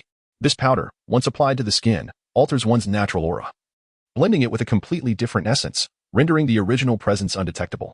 Although the ingredients for the Mixture of Disguise are quite ordinary, the formula and method of preparation are exceedingly obscure, known to very few across the entire continent, let alone in the Longmon Empire. Thus, Lin Xiao was not concerned about being discovered. However, there is a drawback to using this powder. It is black in color, and once applied, it seeps into the skin, leaving a darkened hue that does not appear particularly elegant. However, Lin Xiao remained utterly indifferent to this, donning a black iron mask to conceal his visage, revealing only his brow and chin, exposing the dark skin beneath. Anyone who beheld him would never associate it with his true identity, thus allowing him to blend seamlessly into the surroundings. Moreover, the Celestial Emperor possessed exceptionally unique methods of concealing his aura, rendering even those of far superior cultivation unable to detect him. Yet, Lin Xiao sought thoroughness, transforming his entire demeanor to ensure utmost discretion, thereby eliminating any possibility of suspicion regarding covert investigations. On the other hand, Yi Xianfeng found no such necessity, He merely wore a mask. For a martial venerable, concealing one's presence was a feat achievable by only a select few, and he was not one to fear scrutiny, as few dared to investigate him. With their disguises in place, the two discreetly entered the heavily fortified Lin Xiao city. The city was a bustling hub, alive with the sounds of commerce and the throngs of people traversing its streets, creating a lively atmosphere. In terms of both population and expanse, Lin Xiao city dwarfed Spirit Beast City, and in terms of prosperity, the latter could not begin to compare. However, the weather in Lin Xiao city was refreshingly pleasant. Even in the heat of summer, a cool breeze wafted through the air. At long last, I have returned. Yi Xianfeng sighed contentedly as he surveyed the bustling crowd, a smile gracing his features. Lin Xiao city was merely a few days' journey from the imperial city, and upon reaching Lin Xiao city, they were almost within the realm of the imperial capital. Even Lin Xiao, emerging from the forest into the inland city, felt a renewed sense of vigor. However, he had no time for further reflections and casually seized a passerby to inquire about the location of the Pan family. Initially, the middle-aged man, who was held back, harbored no positive sentiments towards Lin Xiao, who wore a mask. However, upon the utterance of the words Pan family, his demeanor instantaneously transformed into one of reverence. Gazing at Lin Xiao with admiration and respectfully stating, "The Pan family is located to the north of Lin Xiao city. Proceed along the main road to the right and walk north for 2,000 zhang." "Thank you," Lin Xiao replied. "Not at all, young sir. Are you perhaps going to the Pan family to celebrate the acquisition of a concubine?" The middle-aged man inquired with a smile, his face adorned with obsequiousness. For ordinary individuals like him, even if they could not forge a connection with a powerful entity such as the Pan family, leaving a favorable impression on those associated with them was indeed a stroke of good fortune. After all, those who gain entry into the Pan family are prominent figures in society. The head of the Pan family is acquiring a concubine? Lin Xiao was momentarily taken aback, astonished by the revelation. Observing Lin Xiao's reaction, the middle-aged man realized that he was not among those invited to the Pan family. Without an invitation, one could not even cross the threshold of the Pan family, rendering him inconsequential, and he felt foolish for having lowered himself to offer flattery. Such a waste of time. With a dismissive wave of his hand, the middle-aged man departed. Lin Xiao paid no heed to the man's departure. Self-preservation is merely the survival instinct of ordinary folk, and he bore no ill will towards him. Is the head of the Pan family truly acquiring a concubine? Casting his gaze towards the northern direction, a fierce glint flashed in Lin Xiao's eyes. Noticing the murderous intent etched upon Lin Xiao's face, Yi Xianfeng couldn't help but shake his head. Sympathy reflected in his expression as he remarked, "The head of the Pan family must be quite unfortunate to acquire a concubine at such a time. It seems this joyous occasion may soon turn into a tragic affair." Chapter 72. Are you joking with me? In the city of Lin Xiao, there were originally 4 prominent families. However, ever since the head of the Pan family, Pan Yangshua, became a vassal of the Feng family, the Pan family's enterprises shifted from a balanced distribution among the 4 families to a dominating control of 70% of Lin Xiao's industries. The prowess of the Pan family also far surpassed that of the other 3 families, rendering them a formidable force in Lin Xiao. On this particular day, as Pan Yangshua was to take a concubine, various factions from Lin Xiao and neighboring cities flocked to offer their congratulations, causing the main street to become utterly congested. As Lin Xiao and Yi Xianfeng entered the principal thoroughfare of Lin Xiao, they were nearly engulfed by the throngs of people. Upon approaching the silhouette of the Pan residence, the two discreetly changed their course and, after extricating themselves from the crowd, soared over the walls of the Pan estate from a more distant angle, stealthily infiltrating within. Although the Pan family was heavily guarded, with patrols constantly surveying every corner, Lin Xiao and Yi Xianfeng's abilities allowed them to evade detection with ease. They split up to explore the premises, spending nearly half an hour investigating but failing to uncover the Pan family's secret chambers. At this moment, they found themselves at an impasse. "There's no other option," Lin Xiao mused, his eyes narrowing slightly. "The head of the Pan family has yet to commence the ceremony, which presents an opportune moment for us." Yi Xianfeng chuckled in agreement. After quietly departing from the rear courtyard of the Pan estate, the two made their way back to the main thoroughfare leading to the front gate. Above the entrance, a majestic character for Pan swirled with an imposing presence, while several martial artists clad in celebratory red robes stood guard, meticulously inspecting each group entering the Pan residence and verifying their invitations. At that moment, Lin Xiao paused, realizing with a start that he seemed to possess no invitation. However, for a master of spiritual manipulation, this was hardly a formidable challenge. As I gazed upon a group of 5 approaching from behind, I noticed a young man at the forefront, a prestigious invitation tucked into his waist. As he cast his disdainful eyes towards Lin Xiao and his companion, who stood by the roadside, scrutinizing the invitations of guests entering the venue, His expression was steeped in contempt. It seemed that some individuals lacked the courtesy of possessing an invitation yet still sought to linger here for the sake of spectacle. What a farce. Did they think that donning a mask would spare them from embarrassment? As the young man brushed past Lin Xiao, his gaze dripped with scorn. He cast a fleeting glance at Lin Xiao before proceeding with an air of superiority. Lin Xiao, however, offered no response, merely concealing a smile. With a subtle flicker of his spiritual energy, the invitation was deftly extracted from the young man and swiftly landed in Lin Xiao's grasp, who then infused it into his storage ring, seamlessly securing the precious document. Senior Yi, let us proceed, Lin Xiao said with a smile directed towards Yi Xianfeng, trailing behind the group ahead.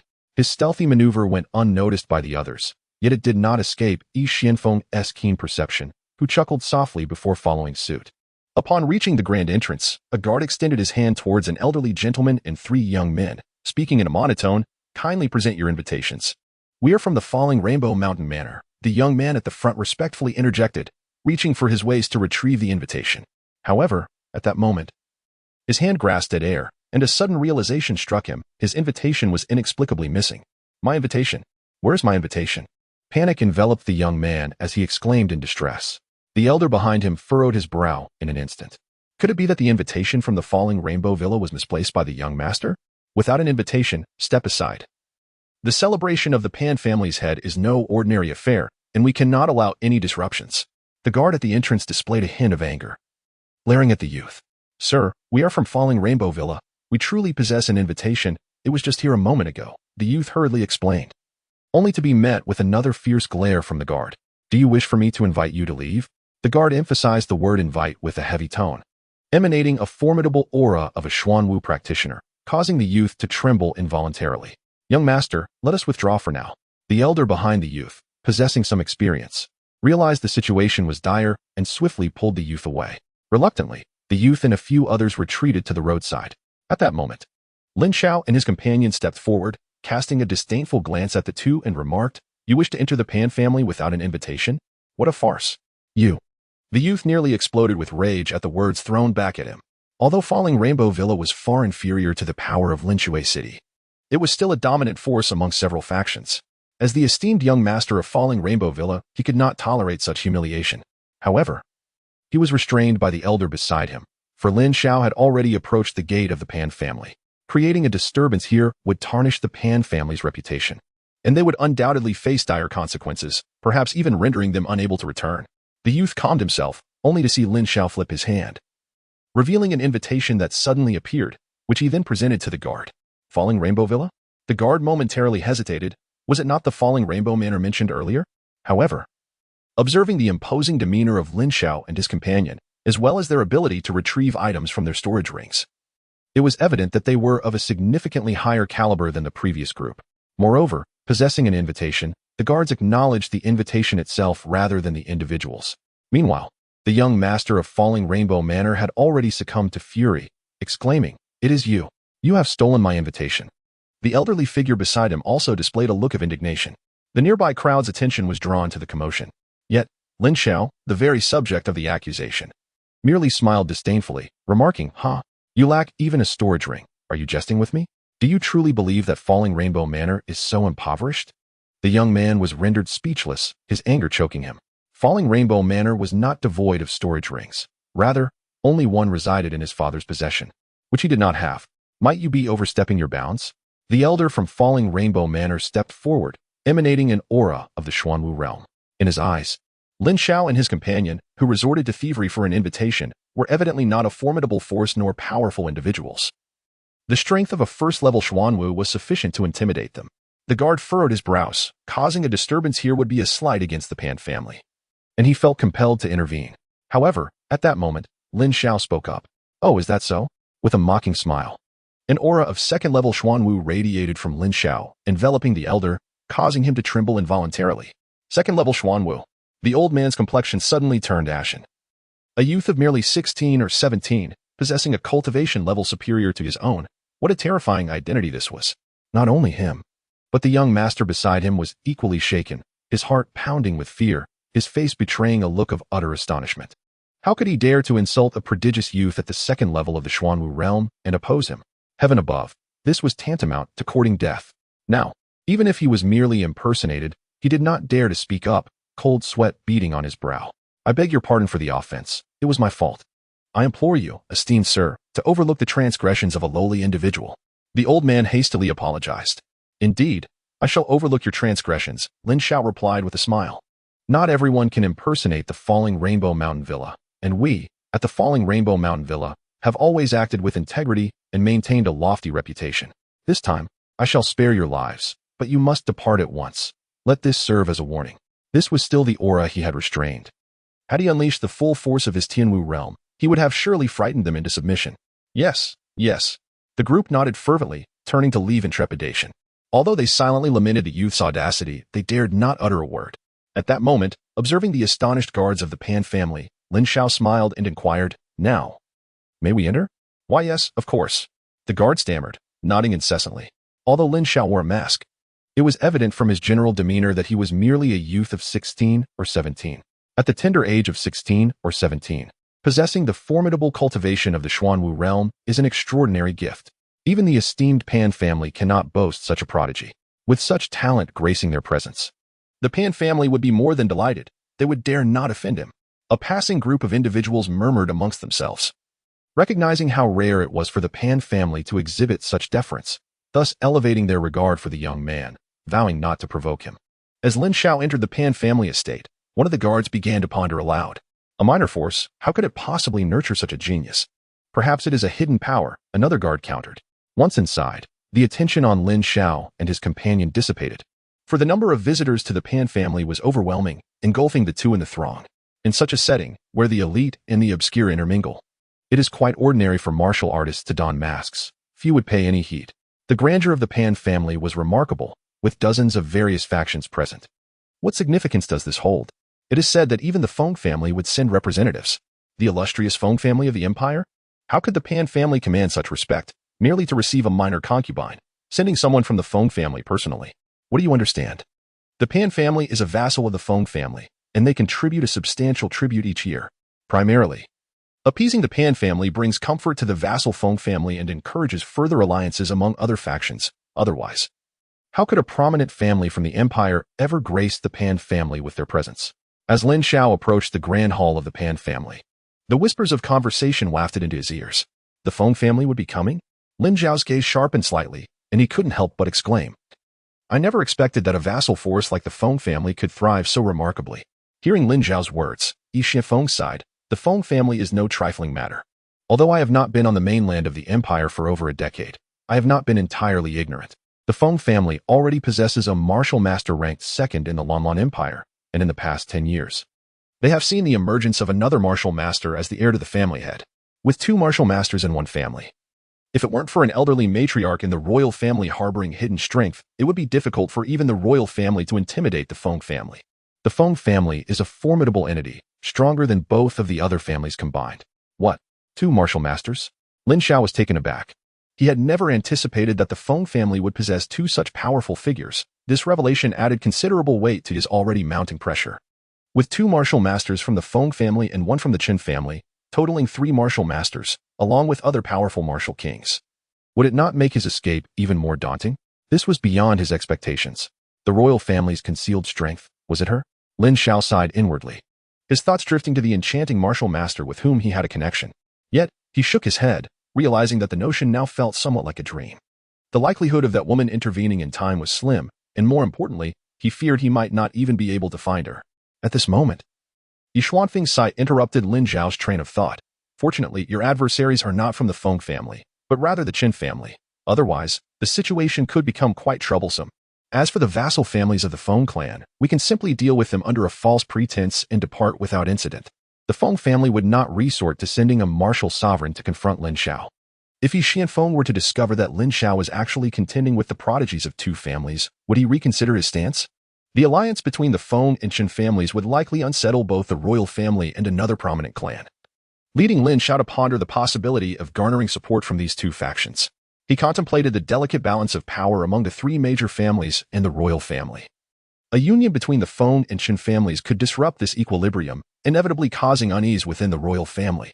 The Zhou family, another influential clan, would also be disinclined to see the Feng and Qin families unite. If Lin Xiao were to sabotage their alliance, he might gain the backing of both factions. However, given his opposition to both families, he mused whether the royal family and the Zhou family would indeed assist him after successfully undermining the union. After much deliberation, Lin Xiao resolved to seek an opportunity to negotiate with both families. If he could persuade them to aid him in extricating himself from his predicament, his chances of success would significantly increase. Pausing momentarily, Lin Xiao and his companion soon arrived at the staircase adorned with a red carpet leading to the grand hall, where an array of congratulatory gifts was displayed. Each faction entering the hall was required to present offerings first. Lin Xiao and his companion were not in attendance to deliver gifts. That was out of the question. They quietly followed behind a group of individuals, and upon witnessing the substantial tribute presented by this faction, they proceeded to enter the hall. The middle-aged man who came to present a congratulatory gift was momentarily taken aback, casting a dubious glance at Lin Xiao and his companion. However, considering that no one would dare to arrive empty-handed before the Pan family, he assumed that Lin Xiao and his companion were part of the influential faction. Upon entering the grand hall, they were greeted by walls of crimson and roofs of golden tiles, with intricately carved beams and spaciousness that was nothing short of magnificent. The opulent carpets adorned the expansive floor, and the meticulously arranged tables and chairs exuded an air of elegance. At the far end of the hall stood an elderly man with hair streaked in white, donning a celebratory red robe. Beside him was a stunning young woman, her face radiant with joy. The elderly man's gaze swept across the attendees, and upon counting the seated guests, he nodded in satisfaction, his face brimming with smiles. At such an advanced age, the audacity to gather such a crowd for the purpose of taking a concubine was indeed shameless. Lin Xiao could not help but murmur to himself as he observed the Pan family head. The young concubine's expression of excitement clearly indicated that her union with the head of the Pan family was voluntary, rather than forced. It appeared that the Pan family head was quite prosperous, able to attract such a beautiful woman to willingly marry a man of his years. Meanwhile, at the entrance before Lin Xiao, a master of ceremonies stood with numerous welcoming maidens. The master of ceremonies was meticulously checking the invitations from various factions. Lesser factions were not announced, while only those of some renown were called aloud. As for Lin Xiao's relatively obscure falling Rainbow Mountain villa, it naturally fell into the background, and he was led to a corner where he shared a table with 5 individuals from another minor faction. A cold glance was cast towards the head of the Pan family, and with Lin Xiao's keen awareness, he discerned the cultivation level of the Pan family head to be at the 5th level of heavenly martial arts. With an air of nonchalance, Lin Xiao lifted the tea from the table and drank it down in one swift motion. Opposite him sat a rugged middle-aged man who, with a courteous gesture, inquired, "I am Bao Tu, the head of the Bao family in Huangshan Town. May I ask which faction you two hail from?" "I am Haimu, a member of an inconspicuous clan, merely here to witness the spectacle," Lin Xiao replied, taking a delicate sip of tea. Since the gentleman had posed a question, he felt compelled to respond, albeit with a fabricated name that seemed fitting for his current guise. "Ah, young brother Haimu, you are too modest. If our Bao family were indeed remarkable, we wouldn't be seated here," Bao Tu retorted with a hint of self-deprecation, sighing, "Alas, we do not possess the qualifications that other factions enjoy. We can only consider this an opportunity to broaden our horizons." That said, Huangshan Town is but a small settlement several hundred miles from Linshui City. The fact that we have been invited by a prominent family like the Pan family has left us astonished. Upon our return to Huangshan Town, we shall have tales worth boasting about, he continued, a smile illuminating his face. For a faction like theirs, being able to attend the Pan family's gathering was indeed a rare privilege. Lin Xiao, with a faint smile, reflected that Huangshan Town was not unlike the previous Lin family, and that Bao Tu's strength was merely at the first level of Xuanwu. If the former Lin family had been granted the opportunity to engage with such influential figures, their return would surely be filled with stories of grandeur to inspire and encourage the younger disciples for quite some time. Lord Ming Yukai, the mayor of Linshui City, has arrived. At that moment, the resounding voice of the master of ceremonies echoed throughout the hall, and the entire assembly fell into a hushed silence, all eyes turning towards the entrance of the grand hall.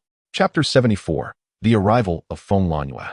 Lin Xiao instinctively looked over as well, and at that moment, he beheld a corpulent old man with a glistening visage entering, accompanied by several guards. "Ha ha, Master Pan, you are truly a paragon of vitality in your advancing years," exclaimed Ming Yukai, his rotund form causing his features to seem as though they might swallow his eyes whole, as he smiled at the head of the Pan family. Such an appearance was hardly reminiscent of his name. Gazing at the portly Ming Yukai, Pan Yangshua, the patriarch of the Pan family, felt a chill coursing through him. Ming Yukai had certainly siphoned off considerable resources from the Pan family. In the city of Linshui, although the Pan family held a dominant position, they still had to regard the opinions of the city lord's residents, which represented the authority of the royal court. However, Pan Yangshuo was himself an astute fox. Even if he harbored discontent, he would never allow a hint of it to surface. With a gracious gesture, he forced a smile and remarked, "Haha, City Lord Meng. You jest, please come in." With that, Pan Yangshuo invited the esteemed City Lord Meng to a special wooden table on the elevated platform. "The head of the Gao family from Gaoming City has arrived." The master of ceremonies' voice rang out once more, heralding the arrival of yet another powerful faction. Upon hearing the mention of the Gao family, Pan Yangshuo was momentarily taken aback. Gaoming City, a somewhat remote power in the north, bore a strength comparable to that of the Pan family and had previously been embroiled in intense rivalry with them. However, following the rise of the Pan family's vassals, a certain distance still remains between them and the Gao family. The invitation has been sent, initially anticipated to merely send a representative. Little did he expect the head of the Gao family to arrive in person. Pan Yangshuo's heart swelled with joy, realizing the extent of his influence had grown remarkably. Haha. The head of the Pan family remained steadfast and unyielding, standing tall even in old age. "We all dare not approach," the head of the Gao family exclaimed, his laughter ambiguous, oscillating between praise and veiled sarcasm. "It is an honor for my Pan family that you have come personally. Please, do enter." Pan Yangshuo responded with a forced smile, engaging in brief pleasantries before ushering the Gao family head to the guest of honor's seat. Subsequently, various factions entered the banquet, including the heads of the three prominent local families, many of whom harbored reservations towards Pan Yangshuo and the Pan family, though they dared not express their sentiments openly. Master Wenren Liang, head of the Spirit Control Alliance of Lin Xiao City, has arrived. At that moment, a resounding voice silenced the entire hall once more. All eyes turned toward the entrance, where a tall, well-groomed elder clad in a simple robe entered, each step exuding the dignity and elegance of his stature. "Haha. I did not expect Master Wenren to grace us with his presence. It is indeed a tremendous honor for me. Truly a tremendous honor." Pan Yangshuo beamed with delight. Although the Pan family held significant power in Lin Xiao City, there existed one faction that could not contend with the Spirit Control Alliance. This alliance spans across major cities. Specializing in alchemy and occupying a foremost position in the cultivation realm, their strength formidable enough to rival that of the three major families and other significant powers. Moreover, no force dares to provoke the Spirit Control Master Alliance. Consider this. Approximately 70 to 80% of the elixirs available in the market originate from the Spirit Control Master Alliance. If the alliance were to refuse to supply a particular faction with elixirs, the subsequent losses would be unimaginable. Without the support of these elixirs, one's cultivation would stagnate, and no faction would willingly hinder their own advancement.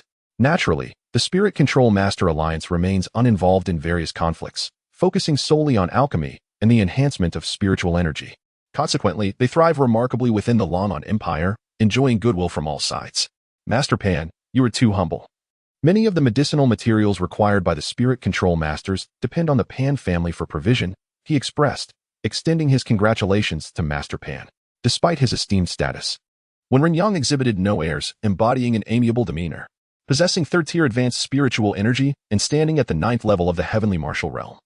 He is indeed a remarkable individual. In the crowd behind, Lin Xiao couldn't help but silently marvel. Such combat prowess could very well rival that of a martial king. No wonder Pan Yangshuo appeared so exhilarated. The arrival of someone wielding the power of a martial king undoubtedly commands immense respect. Who would have thought that even the sub-alliance leader of the Spirit Control Master Alliance would attend? Today, they truly witnessed a grand spectacle. Lin Xiao gazed up at Wenren Liang, while the young man beside him, Bao Tou, couldn't suppress a click of his tongue, his face radiating admiration. The youth next to him displayed astonishment, genuinely awed by the experience. "Pfft, merely a third-tier Spirit Control Master," sneered Yi Xiafeng, who was preoccupied with his meal. For a martial sovereign, a third-tier advanced Spirit Control Master is indeed not of great significance. Upon hearing this, Bao Tou and the others were taken aback. Could this fellow be feigning superiority? Observe his demeanor. He hardly resembles a master of his craft. However, the members of the Bao clan merely pondered this in silence, refraining from voicing their thoughts. At that moment, a resounding voice pierced through the crowd. "The young master of the Feng family, Miss Feng Lanwei, has arrived." Amidst the throng, a striking figure emerged, capturing the attention of all. This young woman, approximately 16 years of age, donned an exquisite, flowing red gown adorned with a train. Her hair was elegantly styled atop her head, and her delicate visage appeared to have shed its youthful innocence, radiating a hint of mature allure. Her beauty was captivating, her figure graceful, and an extraordinary aura emanated from her, exuding an air of nobility that felt almost unattainable. Upon witnessing this figure, Lin Xiao felt as though he had been struck by lightning. His body stiffened momentarily, and his gaze sharpened, glimmering with a cold intensity. He fixated on the enchanting woman before him, who resembled a radiant star surrounded by admirers, her gentle laughter echoing in the air. Yet, as Lin Xiao's expression shifted, the countenance he had masked transformed into one of profound darkness, akin to ancient ice, enveloped in an unparalleled chill. This woman was none other than Feng Lanwei, the one who had conspired against him a year prior, resulting in his expulsion from the sect and the humiliation he had endured, nearly costing him his life. In the span of a year, Feng Lanwei's appearance and demeanor had evolved into something strikingly regal and extraordinary. Nevertheless, Lin Xiao could still sense the cunning and treachery that lingered beneath her surface. With the aid of her 6th-grade spirit stone, she had transformed into the heir of the Feng family, rising like a comet and gaining renown throughout the empire. Surely, this past year had been one of great splendor for her. As for himself, he was relentlessly honing his skills, dancing on the edge of peril, enduring countless trials of life and death. All of this was for her. At this moment, a tide of boundless rage surged within Lin Xiao. His fists clenched so tightly that his body trembled, an aura of ferocity emanating subtly from him. "Hey, kid, what's going on?" At that moment, Feng, startled, called out urgently. The voice, tinged with resentment, broke through Lin Xiao's fury, drawing him back to reality. He took a deep breath, allowing his tumultuous emotions to settle. "It's nothing, just recalling some matters," Lin Xiao sighed softly and inquired. "By the way, Signory, do you have any means to discern her cultivation level?" At this point, even he could not fathom the extent of Feng Lanwei's powers. Chapter 75. The invitation from Feng Lanwei. Feng shook his head. "She possesses something that conceals her cultivation. Even I cannot perceive it. Is she becoming increasingly enigmatic? One could only hope her strength is not as terrifying as feared." Lin Xiao sighed again, a sense of unease gripping his heart.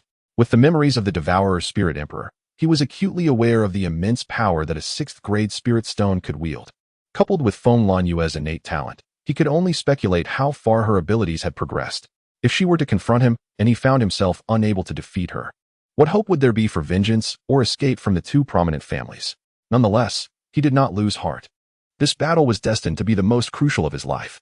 Observing your reaction, it appears that this woman is indeed the one you referred to, who was ruthlessly beaten by Chun Yin upon encountering a female.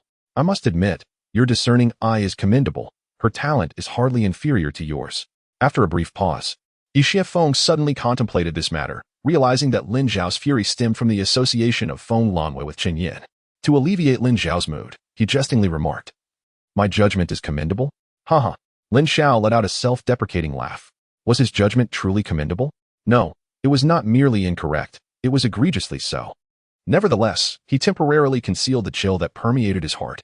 "Ha ha ha, young Master Feng, I never anticipated your personal visit. It truly brings great honor to the Pan family."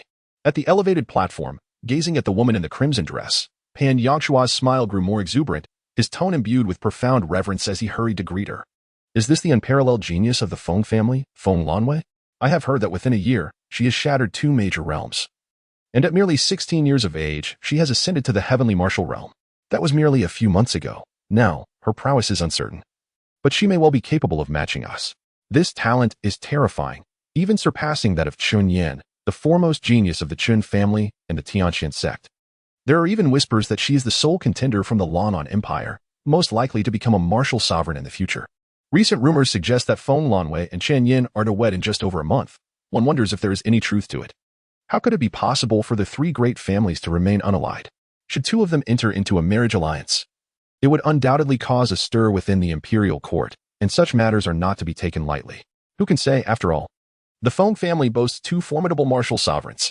Such an extraordinary beauty, to win her hand would be worth enduring decades of hardship. Hush. Keep your voice down. Do you wish to invoke the ire of Missing Feng? Fortunately, she did not overhear. That said, when it comes to marrying Feng Lanwei, it seems the only contender could be Chun Yin. With his initial manifestation of a mystic tier ability and having entered the heavenly martial realm in his 20s, he is indeed a prodigious talent. The 2 of them are a matchless pair, unrivaled throughout the entire Lan'an Empire. At this moment, whether on the high platform or below, a myriad of discussions arose, each voice brimming with admiration and awe. The renown of Feng Lanwei has skyrocketed in recent months. The heavenly martial realm, you say? Listening to the murmurs of the crowd, Lin Xiao mused quietly. Given their elevated starting point, combined with the resources of their prominent families and the 6th-grade spirit stones, their attainment of such cultivation is hardly surprising. However, it remains uncertain which stage they have reached within the heavenly martial realm. Regardless, both are formidable adversaries in his eyes. It can be said that confronting them would be akin to fighting with his back against the wall. This girl is indeed a prodigy of her generation. Yet when compared to you, she seems to fall slightly short. Beside Lin Xiao, Yi Xianfeng subtly emitted a faint and concealed aura between the two, a sound that only Lin Xiao could discern. Perhaps so, Lin Xiao sighed. However, now that the genius of the Feng family has arrived, accompanied by a formidable warrior at the third level of the martial king realm, and with various factions present, taking action could lead to considerable complications, Yi Xianfeng remarked, his brow slightly furrowing. Senior Yi, as a dignified martial sovereign, surely you are not intimidated by a mere martial king? After all, we are presently masked. No one will recognize us, Lin Xiao retorted. A hint of embarrassment crossed Yi Xuanfeng's face as he muttered under his breath, you rascal. There are but a few martial sovereigns in the entire Long'an Empire, and once I reveal myself as a member of the Tianqin sect, it will not be difficult to deduce my identity. Nonetheless, even the entire Feng family would think twice before provoking our Tianqin sect. Then let us await the chaos. Lin Xiao responded. At this moment, Feng Lanwei fixed her gaze ahead and replied in a calm tone, Master Pan, you are too kind. I am merely here on the orders of the family head. Her voice was melodious, noble, and approachable, evoking a refreshing breeze that stirred a sense of reverence within those present. Only Lin Xiao truly understood the duality of Feng Lanwei. He was acutely aware that beneath her exquisite exterior lay a venomous and ruthless nature. Ah, young Master Feng, Elder Feng Shan, please come in, Master Pan exclaimed, his smile wide as he welcomed the two onto the elevated platform.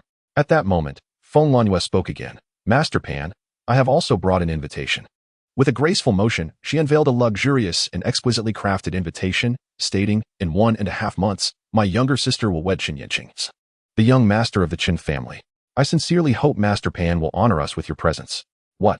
The words of Feng Lanwei reverberated through the grand hall like a thunderclap, shaking the hearts of all present. The rumors proved true.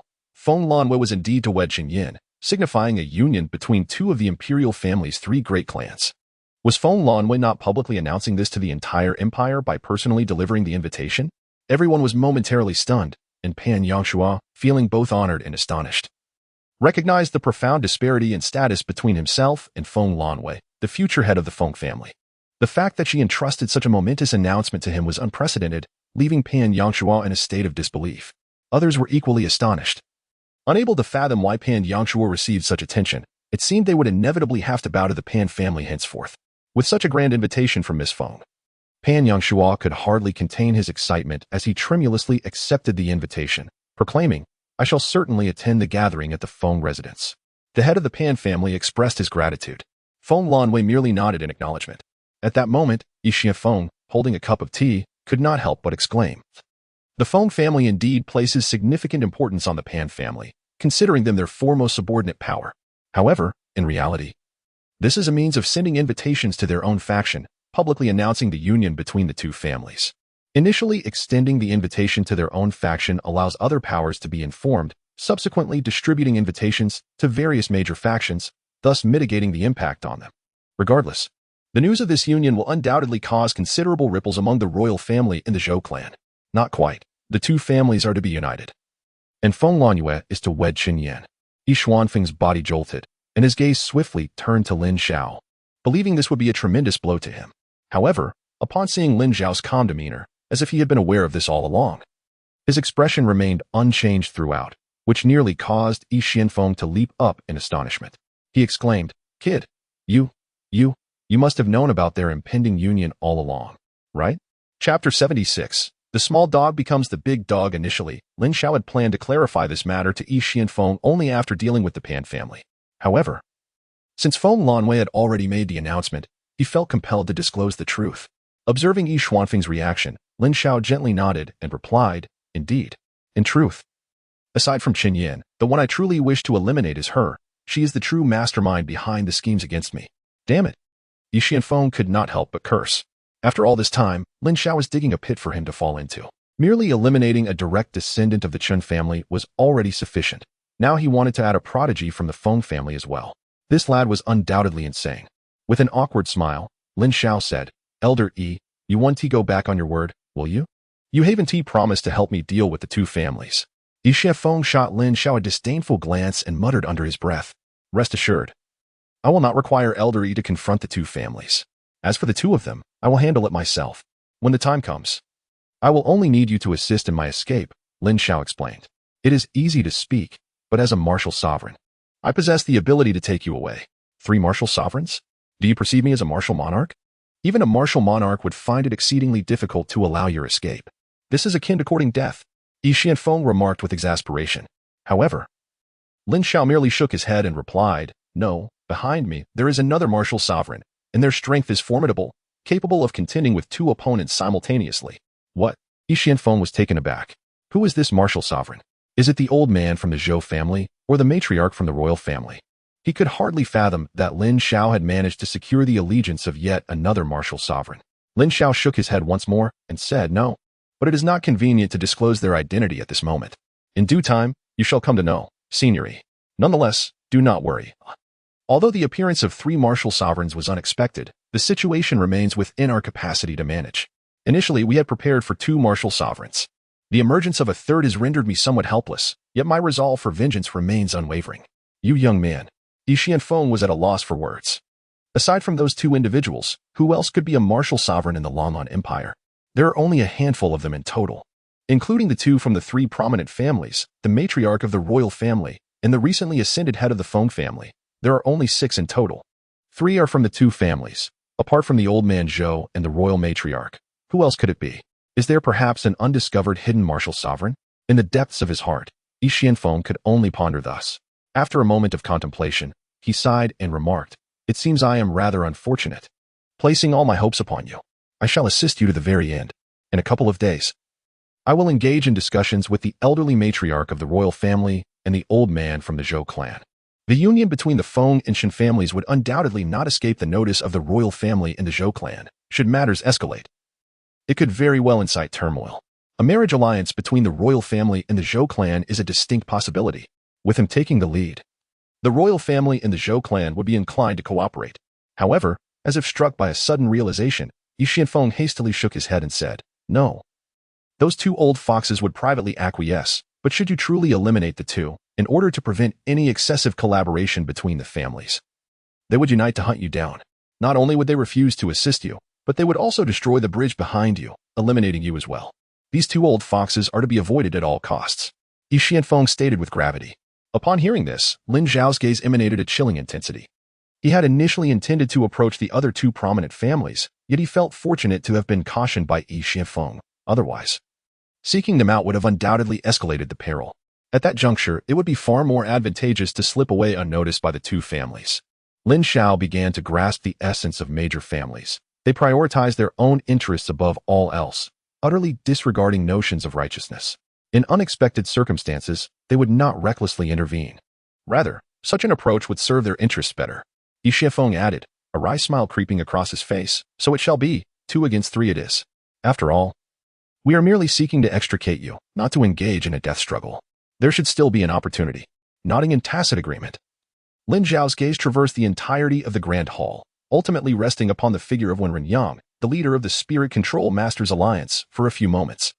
At this moment, the individuals within the Grand Hall were engaged in hushed whispers, contemplating the potential ramifications that might arise from the union of the 2 prominent families. However, for their relatively insignificant factions, the impact would likely be minimal. Pan Yangshua surveyed the crowd with an air of exuberance and proclaimed, the Feng family has graciously extended an invitation to me, which I consider a stroke of immense fortune. I trust that many of you share my admiration for the Feng family. As the crowd, momentarily stunned into silence, began to regain their composure, Pan Yangshua continued, I propose that all of you join me in serving the Feng family. Of course, not every faction present possesses the standing to serve the Feng family. So let us first serve the Pan family until the time comes when we may offer our allegiance to the Feng family. Upon hearing this, the expressions of those assembled shifted dramatically, and an oppressive silence enveloped the room. To serve the Pan family first before earning the right to serve the Feng family? Was this not a veiled suggestion for them to become vassals of the Pan family? A chill descended upon the attendees. The euphemistic notion of service was, in truth, akin to being subservient to the Pan family. Which faction of any merit would willingly accept such a role? Certainly, the Pan family was poised for expansion. And should they refuse to serve, they might find themselves forcibly incorporated into the Pan family's domain. Pan Yangshua's voice resonated ominously, and the atmosphere became thick with an unmistakable sense of foreboding. It was clearly a blatant threat, should they decline to submit to the Pan family. They risked being assailed and absorbed into its territory. At this moment, everyone finally comprehended the true purpose behind Pan Yangshua's gathering for the reception of his concubine. The act of taking a concubine subtly implied the consolidation of power. At this juncture, Feng Lanyue, present among them, silently nodded in agreement, covertly endorsing Pan Yangshua's actions. The lesser factions present clearly lacked the qualifications to serve the Feng family. However, with the Pan family strengthening itself by aiding the Feng family, such an outcome could only be beneficial. Of course, this assertion excluded the spirit control masters and the city lord's mansion, as these two entities represented the paramount powers of the Lanman Empire. Neither the Pan family nor even the Feng family could ever be subservient to them. Pan Yangshua's focus was directed towards the other factions present. He hoped that amidst the auspicious occasion of his concubine's reception, everyone would reflect thoroughly and provide him with a response upon their departure.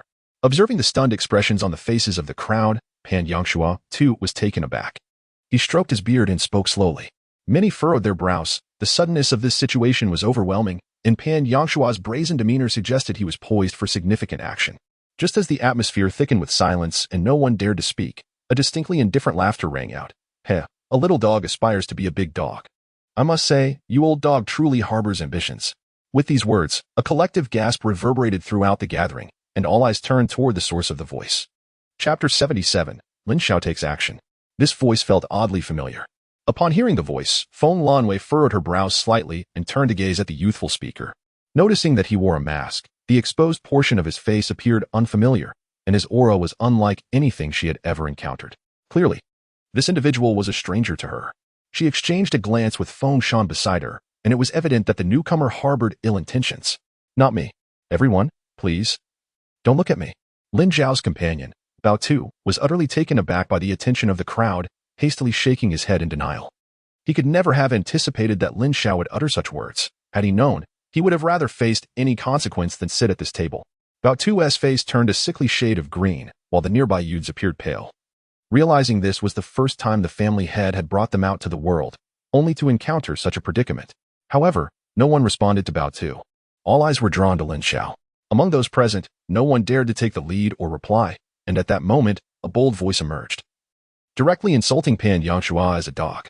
Remarkably, it was only a 16-year-old boy. The assembly glanced between Lin Xiao and Pan Yangshua, curious to see how the latter would react. The most striking change in expression was undoubtedly that of Pan Yangshua, who had moments ago exuded confidence and authority. Believing no one would dare speak up, and if they did, it would only be from a slightly troublesome faction like that of the city lord of Gaoming. He had already prepared his retort. Yet, unexpectedly, someone else had the audacity to speak out. The one who spoke was an inconspicuous youth, who unabashedly insulted him by calling him a dog. This provoked a darkening of Pan Yangshua's expression, with a murderous intent flickering in his eyes. Is it not rather inappropriate for you to utter such words? Pan Yangshua replied, his voice steady yet laced with a chilling rasp.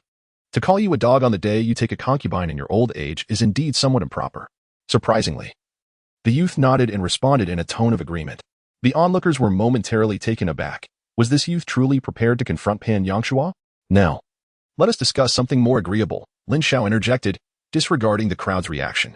He rose and walked deliberately toward Pan Yangshua, halting when he was several paces away. Then, he calmly posed a question. About 2 months ago, did your Pan family not capture a youth possessing the bloodline of reincarnation? The crowd gasped in astonishment. The Pan family had indeed captured a youth, and this boy had come specifically regarding that matter? What was this bloodline of reincarnation, and what extraordinary talent did it entail? Upon hearing Lin Xiao's words, Pan Yangshua's expression darkened to its utmost depths, a cold glint igniting in his eyes as he furiously retorted, I must say, your rationale for disrupting my occasion is rather ludicrous. Today marks the celebration of my concubinage. I could spare your life if you were to abandon your cultivation and kneel in apology. Otherwise, Pan Yangshua's fingers tapped rhythmically on the table as he coldly stated, death. Huh. In the face of Pan Yangshua's threat, Lin Xiao exhibited no signs of fear. Instead, he let out a derisive laugh. Since the other party was unwilling to relinquish the youth, it appeared that force was the only recourse left. I shall not conceal my thoughts. In my eyes, you have always been merely a dog belonging to the Feng family. Lin Xiao stated unabashedly. Humph. Upon hearing this, the crowd collectively inhaled sharply, for these words not only struck a blow to Pan Yangshua's dignity, but also to the Feng family's reputation. This youth truly possesses audacity. Very well, very well. Pan Yangshua's face turned as cold as eternal ice, his eyes blazing with fury as he gestured with his hand. The experts of the Pan family emerged swiftly from all directions, encircling Lin Xiao. The others hastily vacated their seats, distancing themselves from the encirclement. Pan Yangshua's icy gaze fixated on Yi Xianfeng, who was seated at the same table as Lin Xiao, and he coldly declared, "Sir, step forth, or he shall soon meet his demise here." At that moment, Bao Tu and the others stumbled, nearly falling from their chairs, and quickly moved aside to establish a clear boundary from Lin Xiao and Yi Xianfeng. "Kiki." Yi Xianfeng chuckled softly, leisurely finishing his tea, and remarked, "I am merely sharing a table. This matter does not concern me." "Humph, a mere junior dares to challenge me?" Pan Yangshua retorted coldly, noting that they were at the same table, asserting that it could not be irrelevant. His gaze sharpened as he stated, "In that case, I shall kill him and see whether you intervene."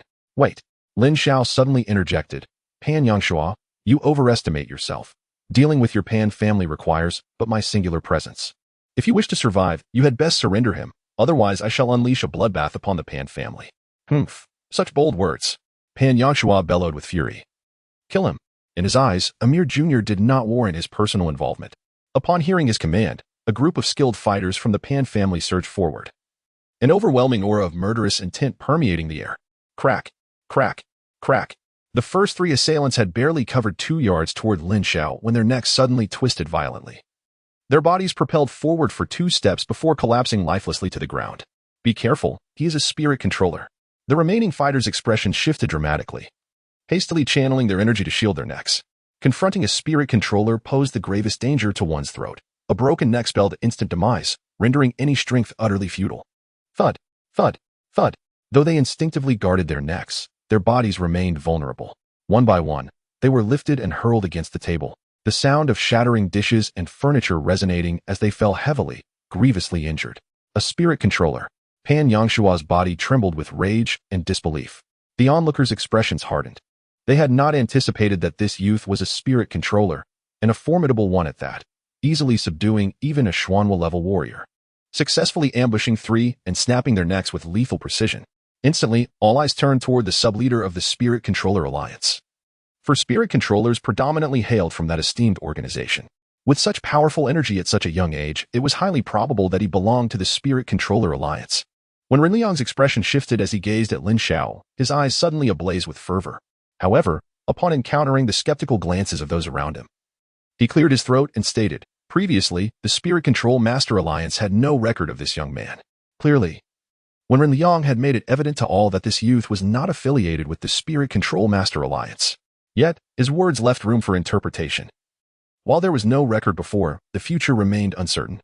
As a 3rd-tier advanced Spirit Control Master, when Ren Liang discerned that the spiritual energy Lin Xiao had just exhibited was at least 2nd tier, a rarity for a lad of 16 or 17 within the Alliance. If given the opportunity, he would wish to recruit the boy into their ranks. No wonder you dared to cause trouble and commit murder. It turns out you are a 2nd-tier novice Spirit Control Master. Nevertheless, regardless of your abilities, the Pan family is not a place for your arrogance.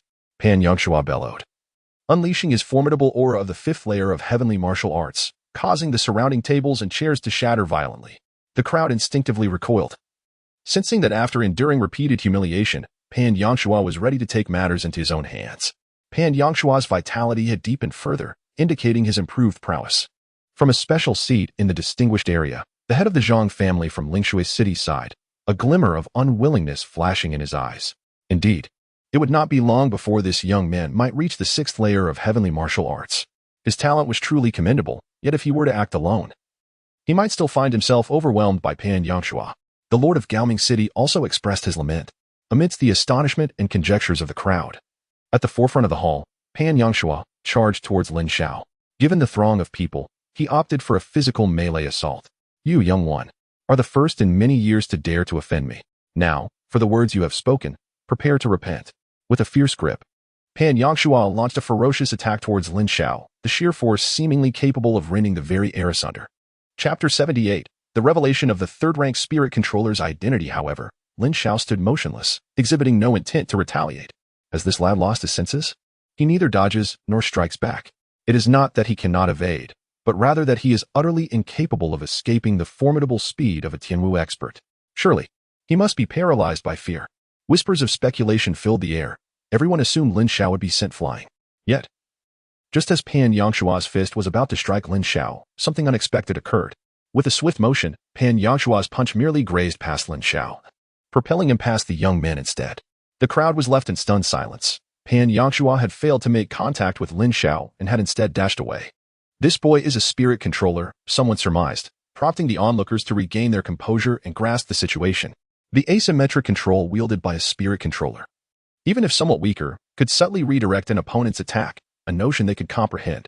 However, having witnessed this once, it was unlikely they would see it again. The spectators mused quietly to themselves. Indeed, the disparity in strength between the two was insurmountable. Even with spiritual energy at his disposal, evading a single strike was one thing. But it was inconceivable to fall prey a second time under the watchful gaze of his opponent. Humph, let us see how many of my moves you can evade. In a fit of rage, Pan Yanshua pivoted, channeling his energy, and with the ferocity of a lion, he unleashed another powerful punch towards Lin Xiao. In a breathtaking moment, Lin Xiao's form suddenly soared into the air, causing Pan Yangshua to miss his mark once more as he propelled himself forward. This spectacle left the onlookers in awe. To control one's body midair undoubtedly required at least intermediate or advanced spiritual power, elevating their perception of Lin Xiao even further. Within the Grand Hall. It is unwise for me to unleash my aura. Do you truly believe that you can evade my strikes simply by taking to the air? What a farce. Pan Yangshua chuckled inwardly, his energy surging forth from his dantian. He stepped forward, raising his right fist with sudden ferocity, and a brilliant radiance erupted before him. The dazzling light of his punch resembled a column of illumination, embodying unmatched power as it surged forth with a cacophony of howls, directly cascading towards Lin Xiao's position. However, in that fleeting instant, amidst the resplendent glow, the spectators beheld Lin Xiao's form darting sideways with lightning speed, deftly evading Pan Yangshua's onslaught. A thunderous crash reverberated as the roof of the Pan family hall was torn asunder, revealing a gaping hole through which sunlight streamed down. Yet, the eyes of all present were not fixated on the breach above. Instead, they were riveted upon Lin Xiao, each face reflecting sheer astonishment. The third-rank spirit controller. Witnessing Lin Xiao's ability to command flight, Pan Yangshua's body quivered, his expression betraying disbelief as the energy within him came to an abrupt halt. His eyes reflecting a profound apprehension. A third-rank spirit controller, indeed, held a status that surpassed his own. Moreover, the individual before him was merely a youth of 16 or 17 years. The sheer magnitude of such formidable spiritual power at such a tender age was a testament to an extraordinary talent. At that moment, Pan Yangshua comprehended the true foundation of this youth's arrogance, possessing the qualifications to engage him in combat as a third-rank spirit controller. What weighed heavily on his mind was the possibility of formidable forces or influential figures backing this young man. Otherwise, how could such a terrifying genius have been nurtured? Not only Pan Yangshua but also Feng Lanyue and Feng Shan, standing nearby, were equally astonished. While third-rank spirit controllers were not particularly rare in the imperial city, those under 20 years of age were exceedingly uncommon. The cultivation of a novice third-rank spirit controller was equivalent to the third layer of martial arts, and in asymmetric combat could even intimidate those at the fifth layer. Uncle Shan, should we intervene? Feng Lanyue inquired, her gaze sharpening. This individual's spiritual talent was on par with that of Yi Yu and his companions. Should an alliance be formed, it would greatly benefit the Feng family. Furthermore, the Pan family had been rather overbearing of late, so allowing this youth to exert some pressure on them would be wise. If Pan Yangshua proved inadequate, they could then take action. Feng Shan replied affirmatively. Meanwhile, at a distance, another figure was more exhilarated than anyone else, the sub-leader of the Spirit Controller Alliance, Wen Rinliang. Having served as the leader of the sub-alliance for quite some time and guided numerous young talents, I have yet to encounter a prodigy like Lin Xiao. At the tender age of 16, he has already attained the status of a third-tier spiritual manipulator, a remarkable feat that holds immense significance for the Spiritual Manipulator Alliance. If we can incorporate him into our ranks and nurture his potential, we might witness the emergence of another figure akin to Yi Fenghua. Notably, Yi Fenghua had not reached the third tier at such a young age. Moreover, what excites Wen Renliang even more is the upcoming alchemy competition for spiritual manipulators next month. This prestigious event will open its doors to all spiritual manipulators under the age of 30 across the entire Lan'an Empire, offering generous rewards and the attention of esteemed masters and powerful factions. Almost all of the young spiritual manipulators in the Empire will flock to participate. Those who secure a position within the top 50 will be recognized as the elite of their generation, while those who reach the top 10 will be regarded as paragons, holding unparalleled status. Historically, the Spiritual Manipulator Alliance has dominated the top 10, but competition among the various sub-alliances is fierce. The Lin Xiao City sub-alliance has not had a representative in the top 10 for many years. This time, they have dispatched a second-tier senior spiritual manipulator, who has little hope of breaking into the top 10. However, if Lin Xiao were to represent the Lin Xiao City sub-alliance, the chances of securing a top 10 position would greatly increase. Consequently, when Ren Liang's excitement caused his body to tremble, he swiftly resolved in his heart that should Lin Xiao encounter any danger, he would intervene to rescue him and then act as a mediator between the two parties. No matter the cost, he was determined to claim Lin Xiao for himself. Who exactly are you? At this moment, Pan Yangshua hesitated to launch an immediate counterattack. Instead, he cautiously inquired of Lin Xiao, "Who sent you to kill me?" In response, Lin Xiao deftly maneuvered his hand, summoning a skeletal hand that abruptly materialized, transforming into a fist that surged violently towards Pan Yangshua.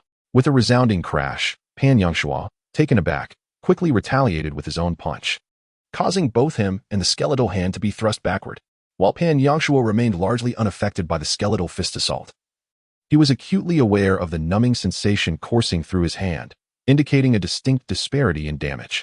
Without hesitation, the skeletal fist morphed back into a hand, once again advancing toward Pan Yangshua. "My dear sir, our Pan family has not wronged you. Why must you press us so?"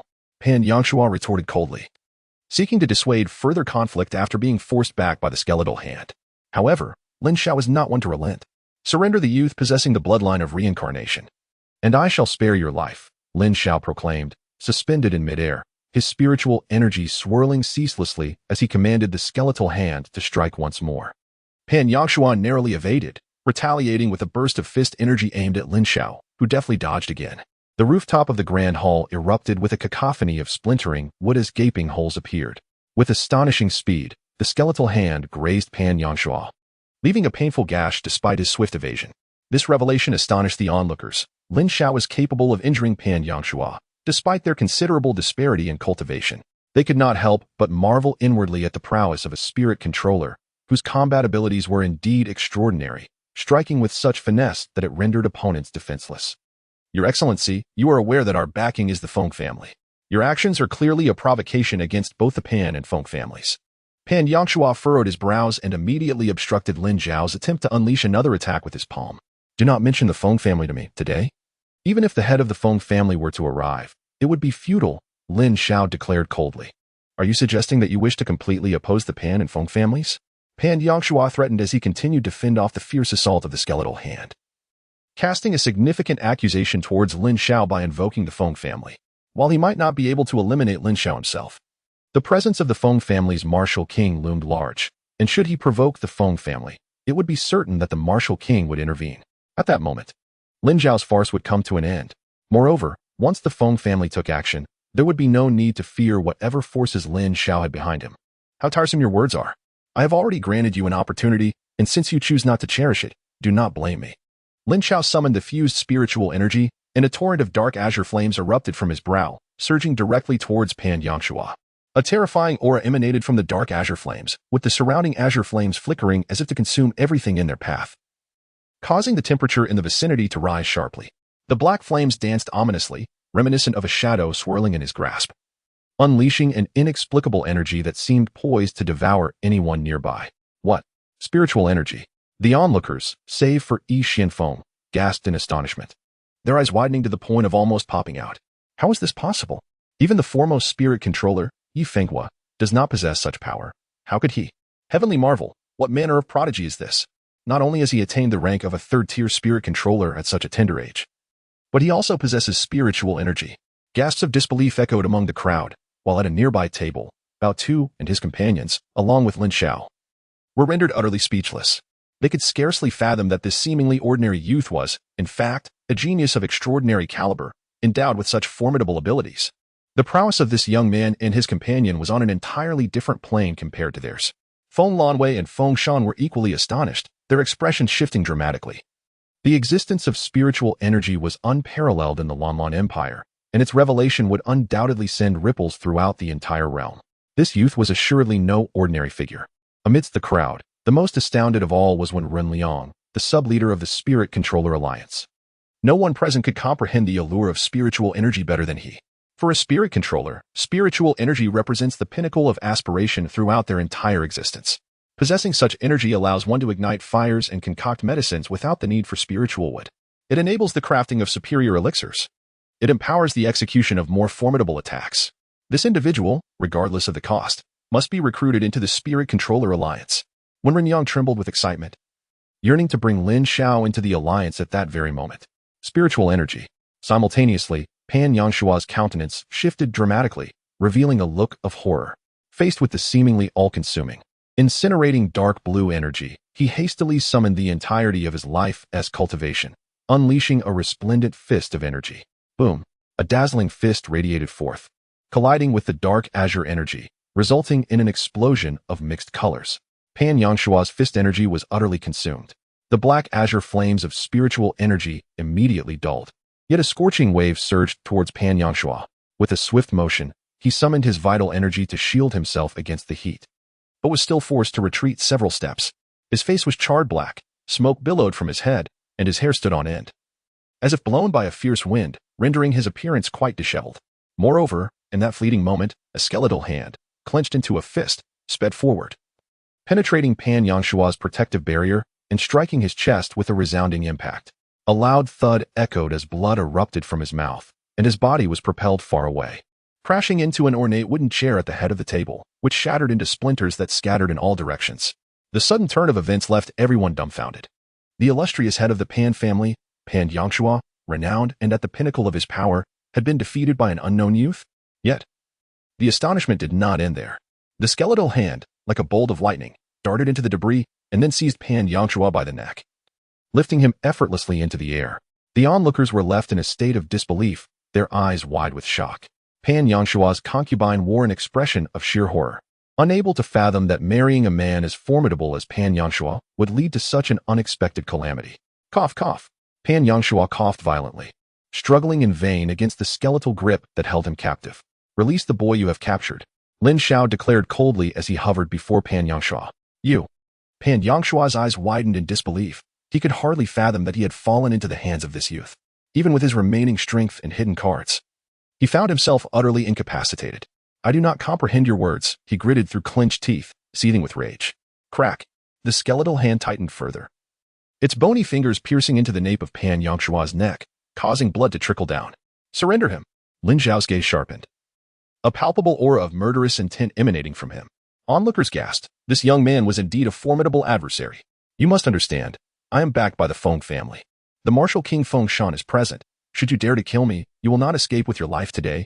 Pan Yangshua grunted through his agony, his resolve unwavering. Since you seek death, I shall oblige. Lin Xiao's eyes narrowed, radiating a chilling glare. Sir, I implore you to show restraint. Just as Lin Xiao was about to make his move, Feng Shan stepped forward, unleashing an overwhelming aura of a martial king that bore down upon Lin Xiao. It was well known that Pan Yangshua's support came from the Feng family. If he were to be slain before Feng Lanwei and a martial king, it would be a significant affront to the Feng family's honor.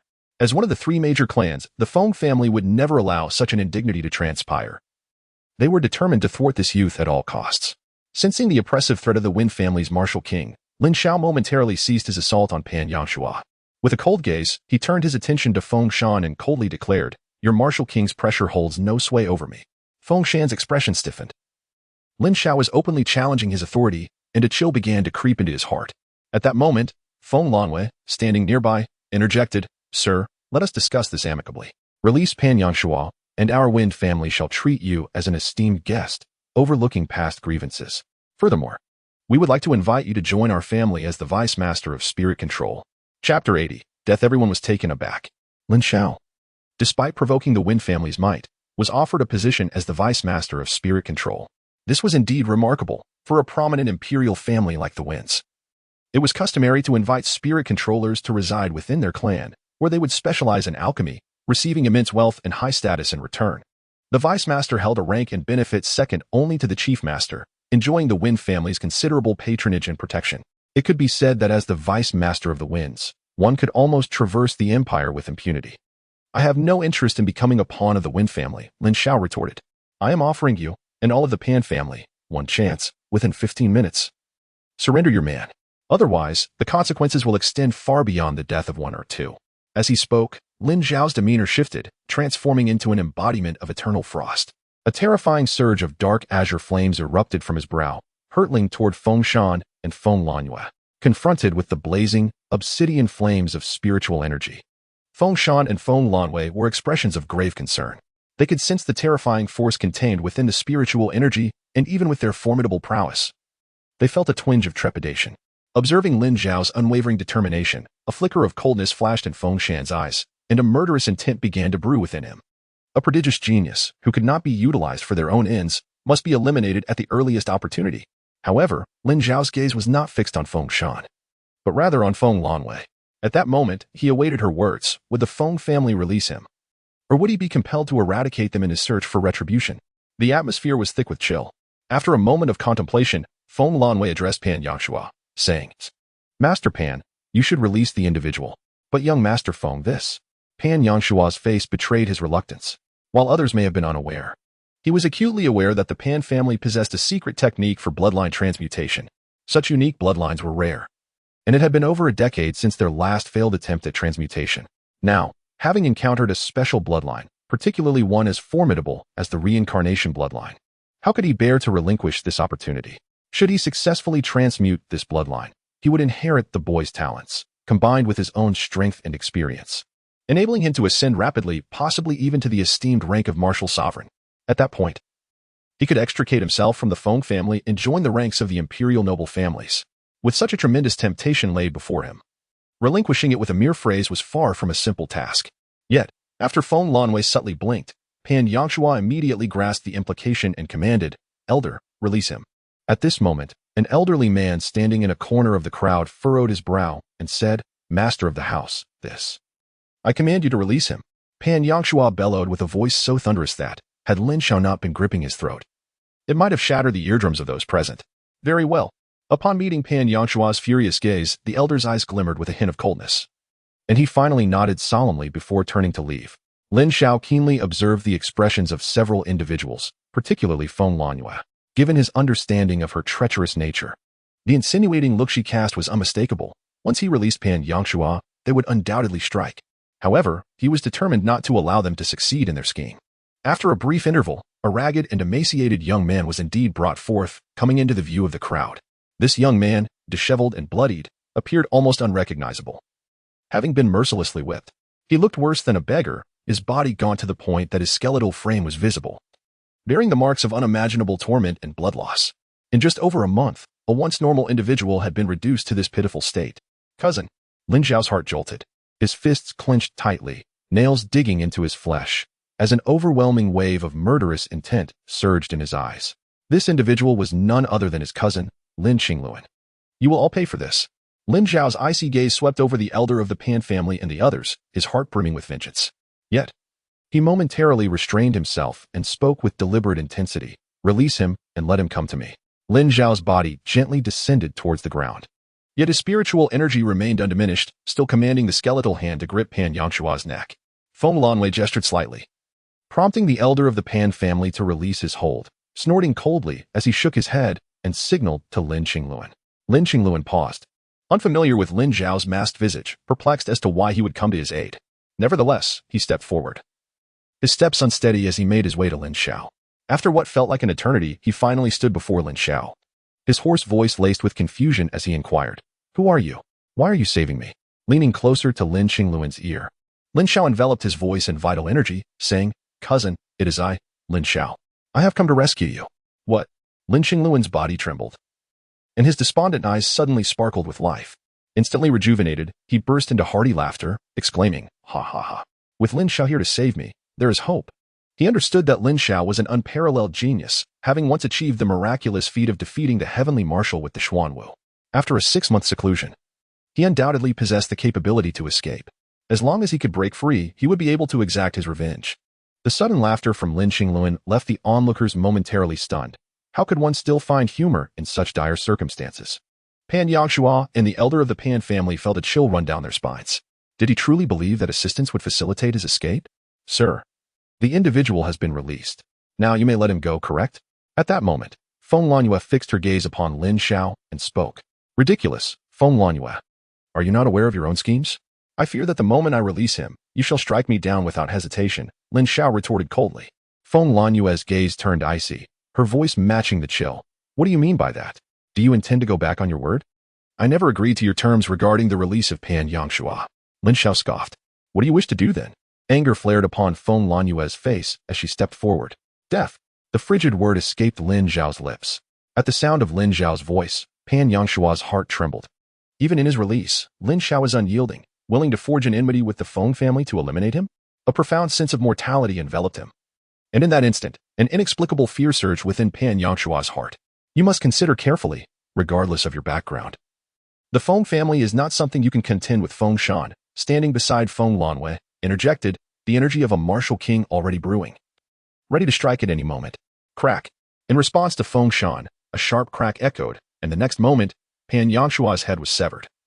Blood gushing forth as his lifeless body plummeted from the air. Chapter 81. How dare you treat my disciple this way in that instant? The entire scene fell into a hushed silence. The sound of a pin dropping could be heard.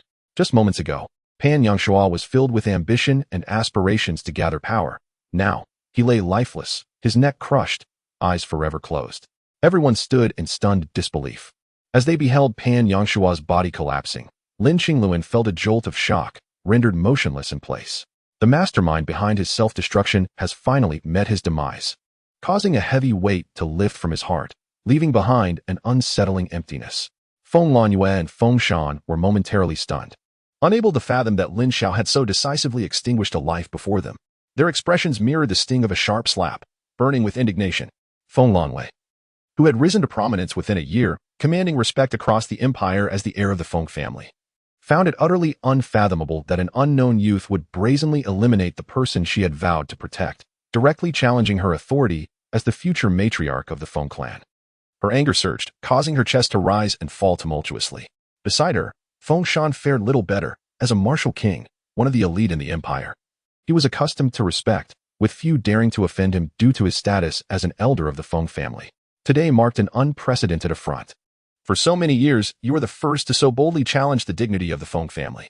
His furious gaze seemed ready to ignite, the aura of a martial king radiating from him as he prepared to strike at Lin Xiao. Halt. At that moment, a figure of noble stature swiftly appeared before Lin Xiao, astonishing everyone present.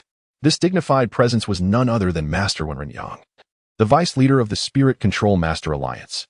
Even Lin Xiao was taken aback. At such a critical juncture, Wenren was intervening to save him. Wenren, what do you mean by this? Feng Shan's voice turned icy as he addressed the master with a stern reprimand. Elder Feng, this individual possesses boundless potential in spirit control techniques, and our Spirit Control Master Alliance desires him. I implore you, on account of our long-standing acquaintance, to grant him clemency. The Spirit Control Masters will compensate the Feng family with elixirs. Wenren spoke with an air of calmness. It was evident that he had long made this decision. Otherwise, he would not have remained so composed in the face of a martial king from the Feng family. This matter would not be resolved easily. Witnessing this scene, the onlookers were taken aback. At that moment, the vice president of the Spirit Control Master Alliance was daringly demanding a person from the Feng family. Despite the potential for conflict, Master Wenren, are you jesting? Feng Lanwei could not help but interject. This is no jest. We of the Spirit Control Master Alliance are resolute in our decision.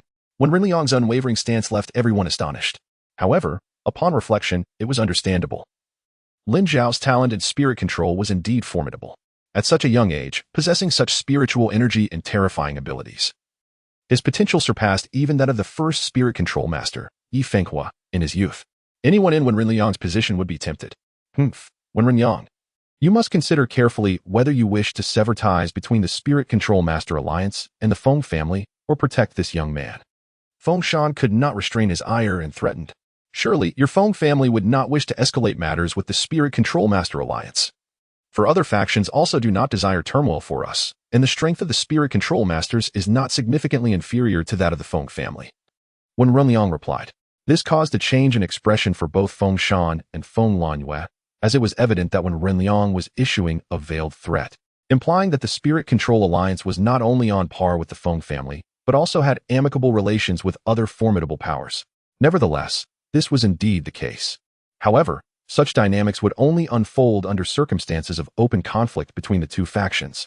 At present, neither of them would yield to a third-grade senior spirit controller.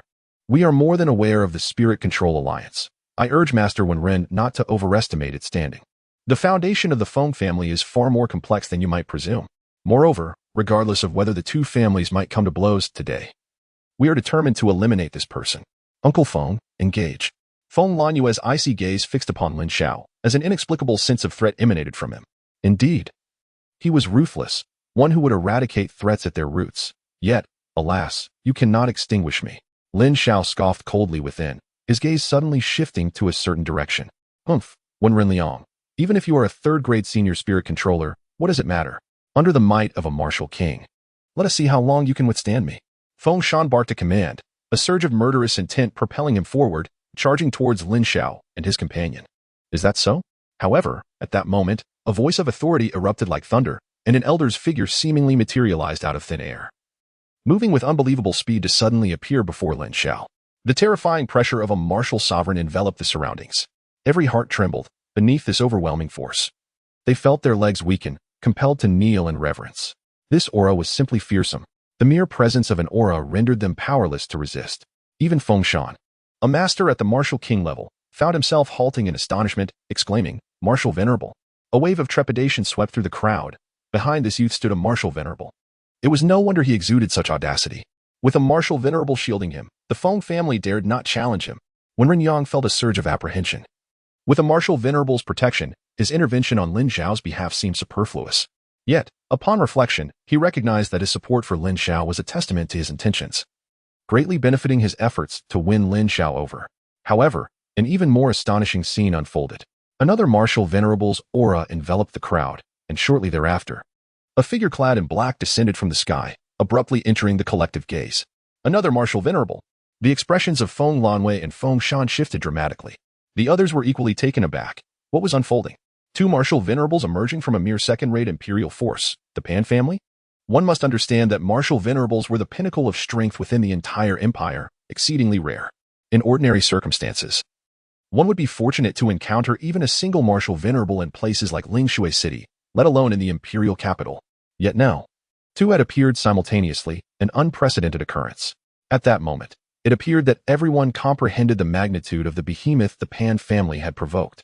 Simultaneously, not only was the crowd astonished, but even Lin Xiao and Yi Xianfeng shared the sentiment, for they did not recognize this individual.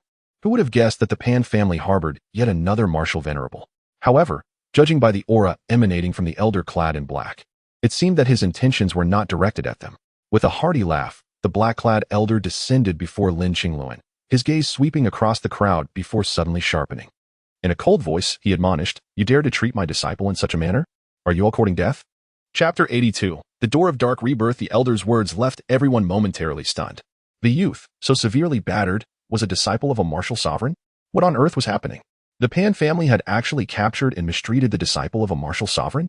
At that moment, aside from the Grand Elder, the others in the Pan family were utterly unaware of Lin Qingluan's capture, and they felt an overwhelming urge to weep in despair. What kind of reckless actions had the higher-ups of the Pan family taken? They had even captured a disciple of a martial sovereign. Was this not inviting their own annihilation? Even the Grand Elder felt a tremor in his heart, realizing he had no inkling that the youth was a disciple of a martial sovereign. Had he known, he wouldn't have dared to spill a drop of his blood even if given 100 lifetimes. Now, he yawned a roar at Pan Yangshua. Lamenting that his demise was one thing, but dragging him down as well was intolerable. At that precise moment, Lin Xiao, standing beside the martial sovereign, furrowed his brow and retorted, "Who is your disciple?" "Of course, it is the one with the bloodline of rebirth. Aside from him, none other possesses the qualifications to be my disciple. Ever since I discovered him, I have remained hidden here. Had you not come, I would have taken him away myself," the black-clad elder declared, pointing at Lin Qingluan.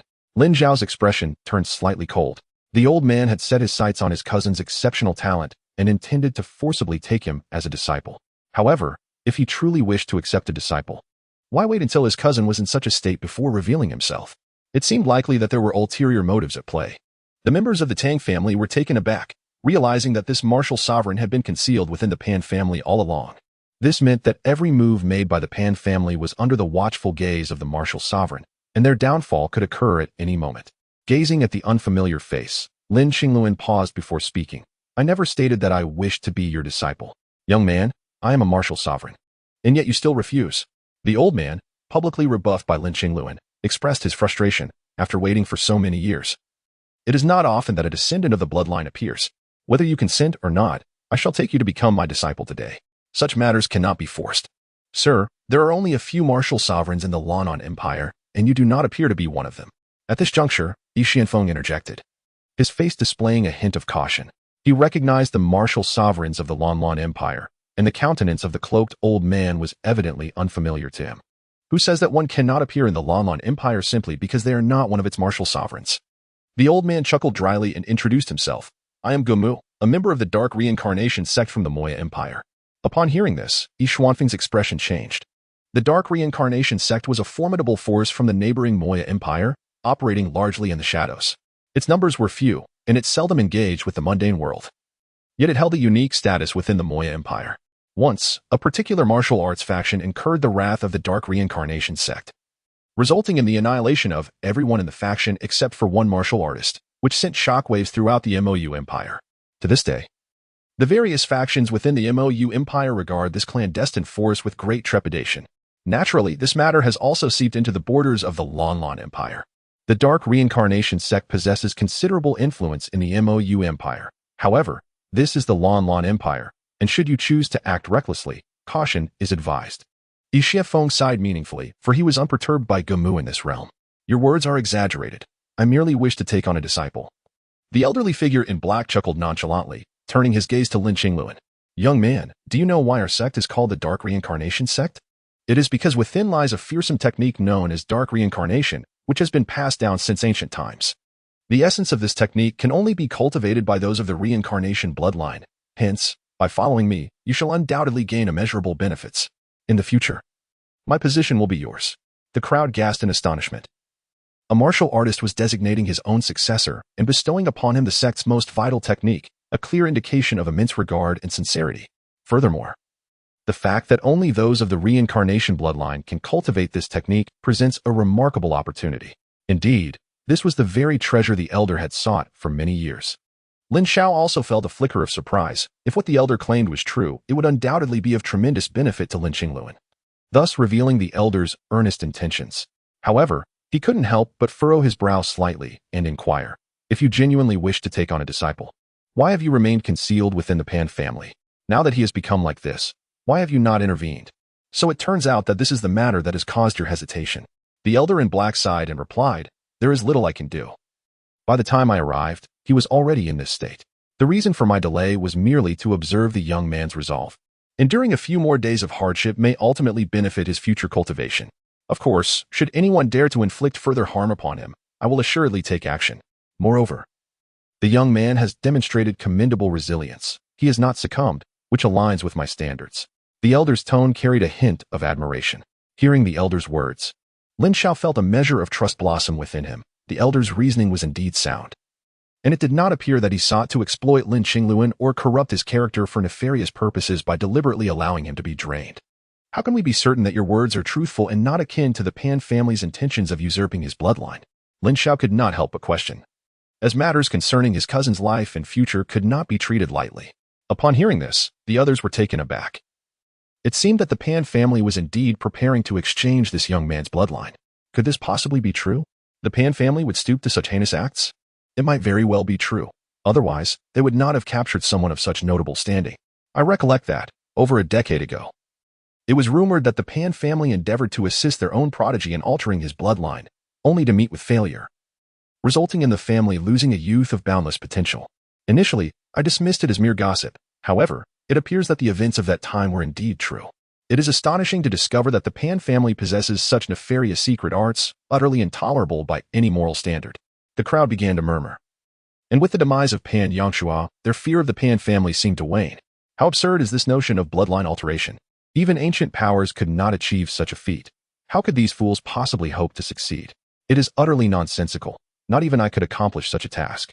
The elderly man in black derided disdainfully. The members of the Pan family were taken aback. If even ancient powers could not achieve this, did that not imply they were courting their own demise? I am willing to become your disciple, but you must agree to fulfill a task for me as a token of our meeting. At this moment, Lin Xiao also spoke up. Having navigated the Iron Gang for many years, he possessed discernment. The elderly man in black was not harboring ill intentions toward him. Joining the Dark Reincarnation Sect would indeed confer significant benefits upon him. Upon hearing this, the elderly man was momentarily taken aback. But then a look of excitement spread across his face. You may speak your mind. Your master will surely grant your request. Ha ha ha. With Lin Qingluan's words, he effectively expressed his willingness to become the man's disciple, and the prospect of gaining a disciple with the bloodline of reincarnation naturally thrilled him. As for the task Lin Qingluan requested, it would not pose a challenge for a martial sovereign like him, so he had little cause for concern. This matter is... Lin Qingluan paused, directing his gaze towards Lin Xiao. Chapter 83, The Alchemy Competition. Help him with the task, Lin Qingluan suddenly exclaimed. Long before he awakened his lineage, his father had informed him that once Lin Xiao emerged from his seclusion, he was to eliminate an individual who posed a potential threat to the entire Lin family. Hoping that he could rise swiftly and assist Lin Xiao.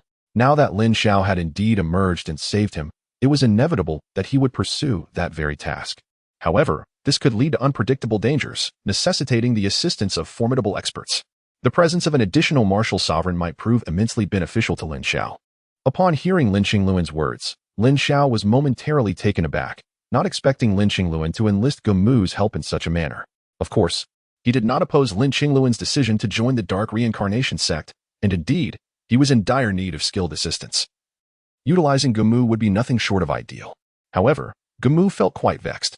As the task he had promised to his disciple now entailed aiding another, what sort of arrangement was this? Wasn't all the benefit being bestowed upon someone else? Nevertheless, having already agreed to the conditions set forth by Lin Qingluan, he would reluctantly lend his aid. Young man, do you require assistance? Gomu inquired. His gaze fixed on Lin Xiao. Indeed, assistance was essential, but this matter warranted a private discussion.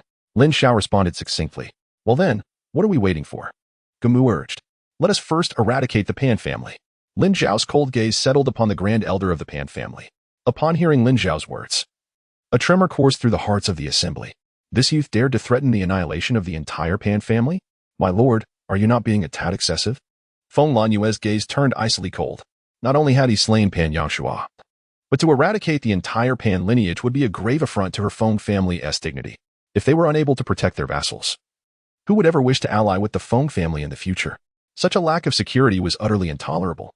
If you possess the capability, come and stop me. Lin Xiao merely retorted. You. Feng Lanyue's anger flared, though she had no intention to act. With two martial sovereigns present, they were hardly a match. Any attempt to engage would only result in humiliation. However, being astute, she quickly devised a countermeasure, sneering as she proposed, since you were so confident. Why not engage in a duel with me? Should you prevail, you may do as you wish with the Pan family. But if you lose, you shall not harm a single soul from the Pan family. Huh. Lin Xiao also let out a cold laugh, responding, our fates are destined to intertwine in combat. Though not today. As for their lives, they lack the merit to serve as stakes. The Pan family had sent individuals to eliminate both his uncle and father. Had he not been present, they might have succeeded. Now, facing the same threat towards his cousin, Lin Xiao could not let this transgression go unpunished. At the very least, he would not spare the high-ranking members of the Pan family who were aware of these machinations. Lin Xiao's declaration sent a wave of panic through the Pan family members. Was their clan truly facing extinction? No. Just then, a dissenting voice emerged, and to everyone's astonishment, it was the aggrieved party, Lin Qingluan, who spoke up. Lin Qingluan's eyes ignited with a chilling light as he fixated intently on the elder of the Pan family. In a frigid tone, he declared, they shall be left to me to eradicate personally. Sooner or later, I shall return for vengeance. The crowd gasped in astonishment. It was not difficult to envision that a person possessing a unique bloodline, who had also taken a martial sovereign as their mentor, would undoubtedly be capable of exacting revenge in the future.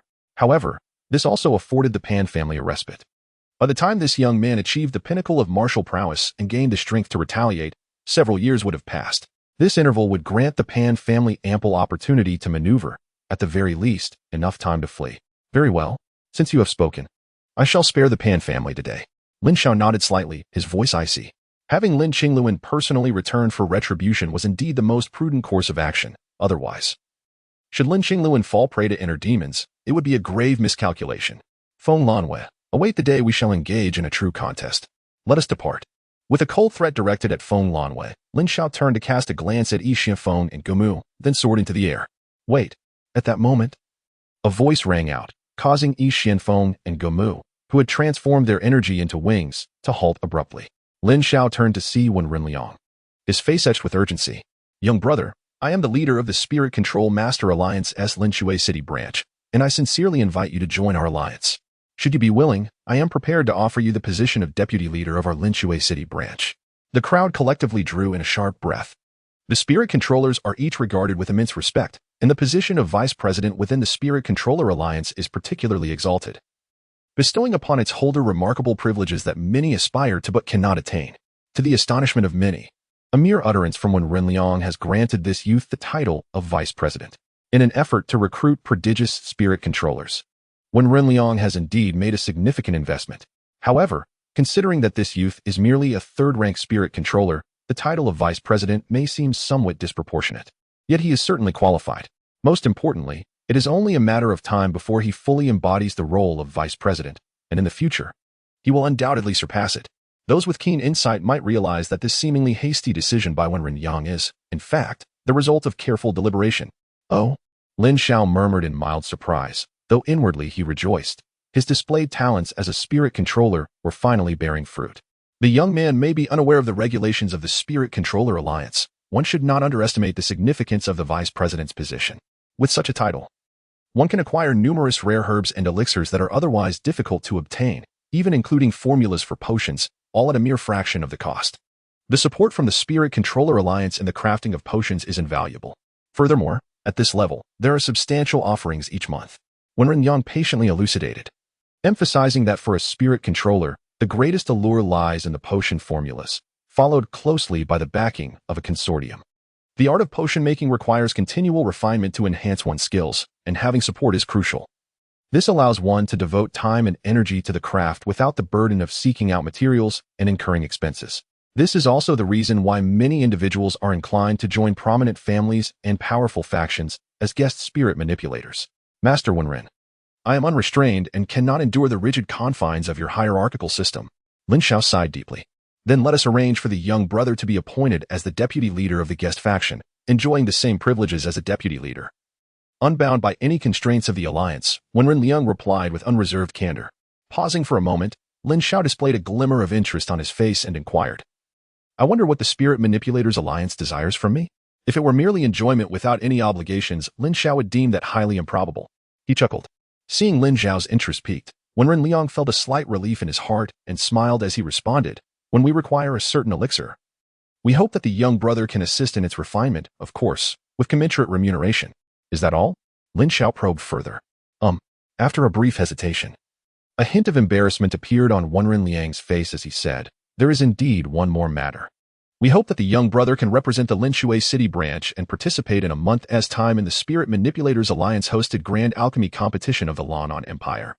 Held every 3 years. Oh? Lin Xiao was momentarily taken aback and asked, I wonder what benefits are to be gained from participating in this competition?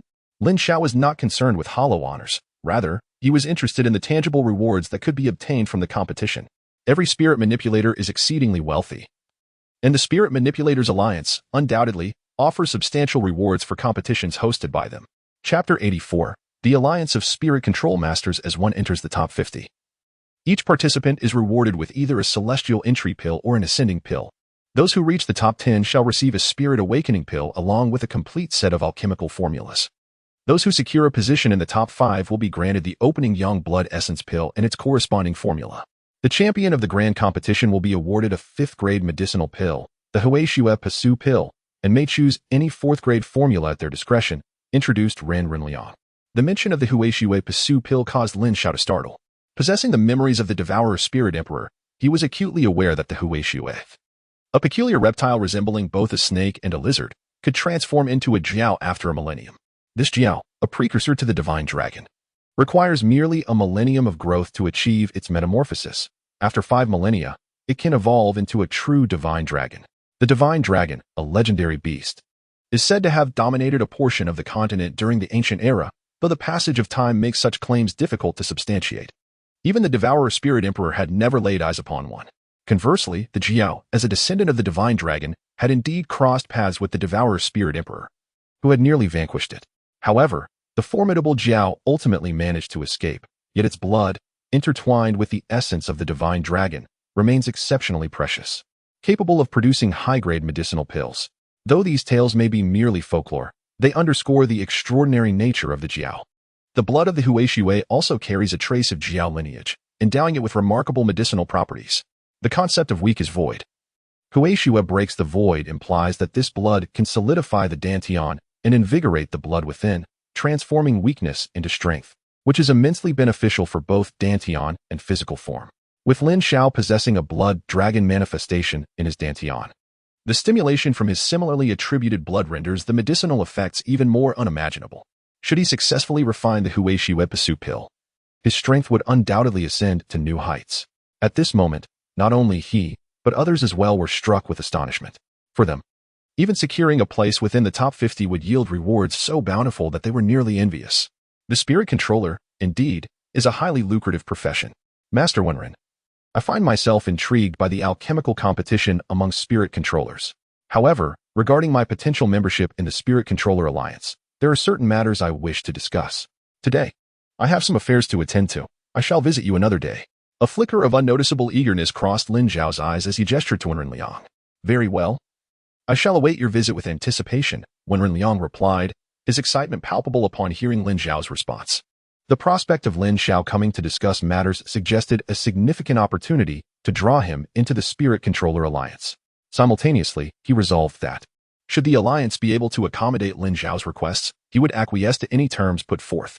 Master Wenren, I bid you farewell. We must take our leave, Lin Xiao said, offering a respectful bow. With that, he soared into the air, while Gamu lifted Lin Xingluan. As the four departed towards the partially ruined rooftop of the Grand Hall, leaving the various factions in stunned silence. What had begun as a celebration had swiftly transformed into a somber affair. Before the Feng family, the young man who had slain Pan Yanshuo not only departed effortlessly, but might also ascend to the position of honorary vice leader of the Spirit Controller Alliance. The Feng family had indeed been dealt a harsh blow. As for whether they would seek revenge afterward, that was a matter for another time.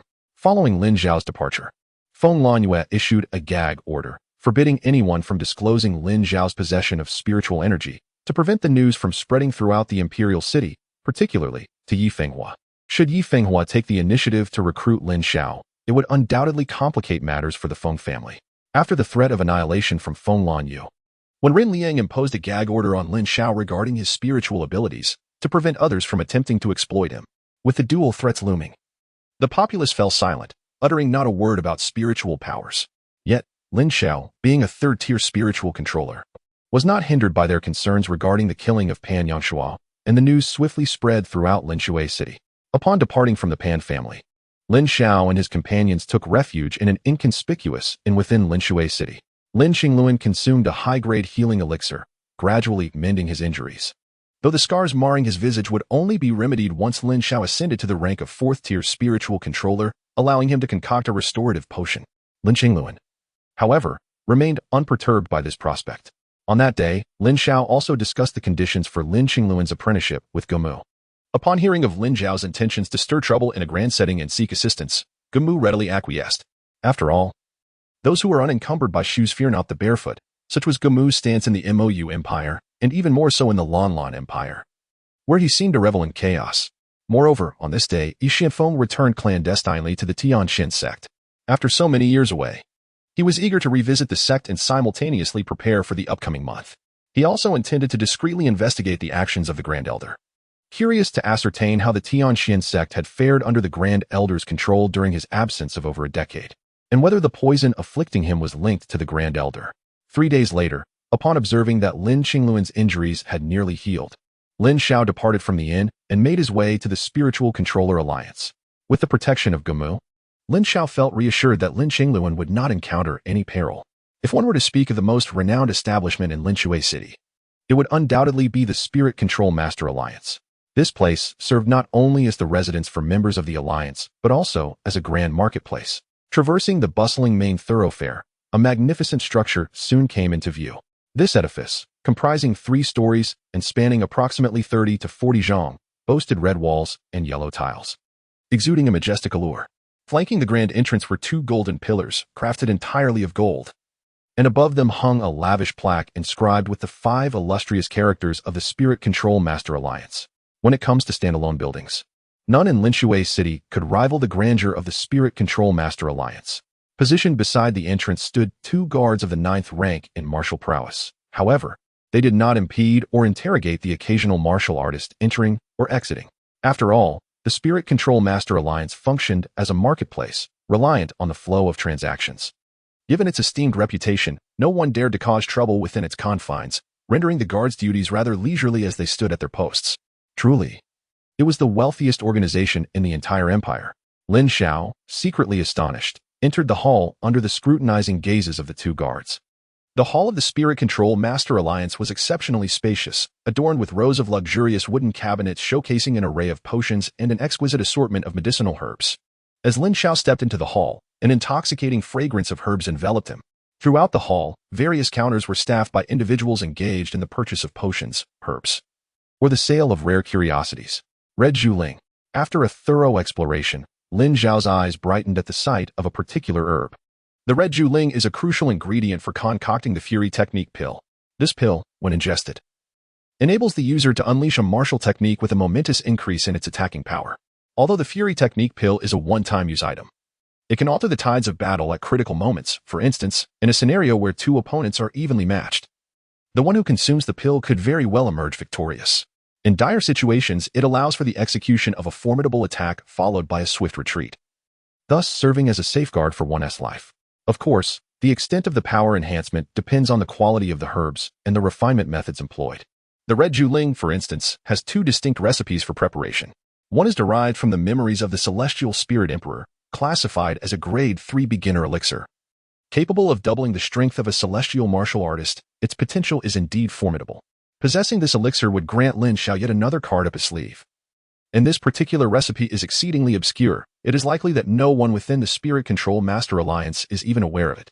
The alternative recipe is a more conventional one, categorizing it as a Grade 2 beginner spirit herb, which only offers a power enhancement of 10 to 30. While it does have its merits, it becomes less effective if there's a significant disparity in strength between opponents.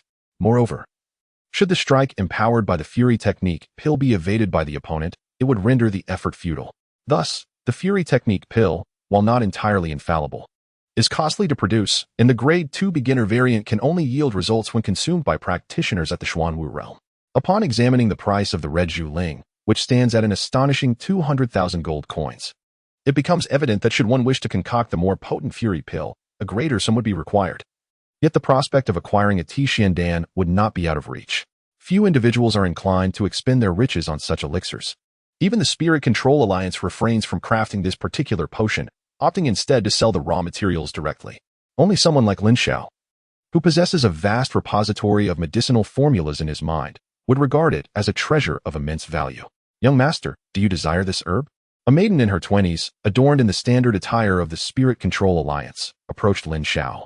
Noting the intensity of his gaze lingering upon the red Zhuling for an extended period, she was one of the receptionists on the first floor. Those permitted to work within the Spirit Control Alliance either hailed from influential backgrounds or had undergone rigorous selection. Clearly, she belonged to the latter category. The monthly earnings of the Alliance are substantial, primarily derived from commissions, particularly when it comes to selling these rare and costly potions, which yield higher commissions. Thus, observing Lin Xiao's interest in this herb, despite harboring doubts about his purchasing power, she approached him with a glimmer of hope. I shall take this red Zhuling. Lin Xiao's calm voice caught the elegantly attired maiden off guard, her countenance suddenly brightening with joy. This transaction marked her first significant sale since joining the Spirit Control Alliance not long ago. She then courteously addressed Lin Xiao, esteemed young master. Please proceed to the counter to settle the payment. Suddenly, a delicate voice interrupted, accompanied by the approach of two figures from within. Chapter 85. Apologizing to her before me stood a pair, one male and one female. The woman, in her early 20s, possessed an extraordinarily voluptuous figure. Her stunning beauty, combined with her flamboyant attire, rendered her irresistibly alluring. Beside her, the man, appearing to be in his late 20s, was clad in a deep orange robe made of an exquisite material, exuding an air of nobility and elegance. Adorning his robe were two resplendent star insignias, from which a unique aura subtly emanated. It was evident that this was the distinctive garb of a spirit controller, with the dark hue signifying a high status. This man was a second-tier advanced spirit controller, a remarkable talent at such a young age, his esteemed position undeniable. His gaze unmistakably reflected this, throughout. Whether directed at Lin Xiao or the service woman beside him, it bore an expression of arrogance and palpable disdain. Brother He-sun, I desire this red Zhu spirit. The woman cooed after casting a contemptuous glance at Lin Xiao, her sultry eyes fixed on the man named He-sun. Casting a fleeting glance at the red Zhu spirit, Sun's brows furrowed slightly, his reluctance evident yet unvoiced. He responded with an air of indifference.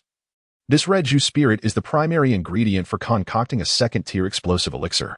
Even if I were to refine it, it would only enhance 1 or 2 tenths of strength, hardly of great utility. What do you need it for? I do not care. I simply want it, the woman insisted. Nuzzling against Sun's arm, her voice a soft lilt that even Lin Xiao found unsettling. Though somewhat unwilling, Sun replied in a measured tone, then by it. Ah, brother Yun, you are so handsome. My admiration for you knows no bounds. The young woman, brimming with excitement, hastily addressed the attendant in splendid attire, commanding, "Wrap this up for me. I shall take this red Zhu Ling." Her tone bore an unmistakable air of authority. The attendant, momentarily taken aback, hesitated and replied, "Miss, sir, this red Zhu Ling has already caught the eye of this gentleman." "What? Are you blind? How dare you compare him to me? What is he? That he could possibly rival me?" Upon hearing the attendant's words, the exquisite woman erupted in fury, chastising her. "You wretched girl. Do you even know who Brother Yun is? He is a steward of your Spirit Control Alliance, the son of the vice leader." At this revelation, the attendant trembled, her complexion instantly paling. Having only recently arrived, she was unaware of Yun's stature. She could never have fathomed that the man before her was indeed the steward of the Spirit Control Alliance and the son of its vice leader. "How dare you speak to this dandy while disregarding us? You are committing an affront." The beautiful woman scolded vehemently, casting a heavy accusation upon the attendant. The attendant, sensing the gravity of the situation, dared not retort. She quickly lowered her head and apologized. "Miss, I am sorry. You have misunderstood. That was not my intention." "Misunderstood? I heard it with my own ears. What does not my intention even mean? Do you think I am slandering you?" The young woman continued her tirade. The attendant, thoroughly intimidated, kept her gaze lowered, unable to face the exquisite woman. The young woman, visibly infuriated, stomped her foot in frustration, turning her gaze towards Yun. She spoke with a tone that was both delicate and indignant. "Yun, dear brother, look at this servant girl nurtured by your Spirit Control Alliance. She does not even recognize you." Yun furrowed his brow slightly. Who in the Spirit Control Alliance of Lin Xiao City would not know him? The words from the elegantly dressed woman were clearly an affront to his dignity. Drawing a deep breath, Yun slowly articulated, "You shall no longer work at the Spirit Control Alliance." The woman in fine garments trembled violently, rendered speechless.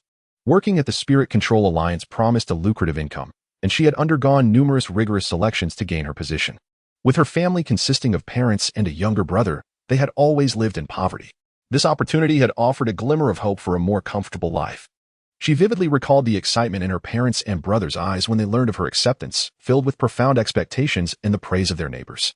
The thought of being expelled from the Spirit Control Alliance shattered her dreams, leaving her to ponder how her parents would react and how others would perceive her, as well as the scorn directed at her family.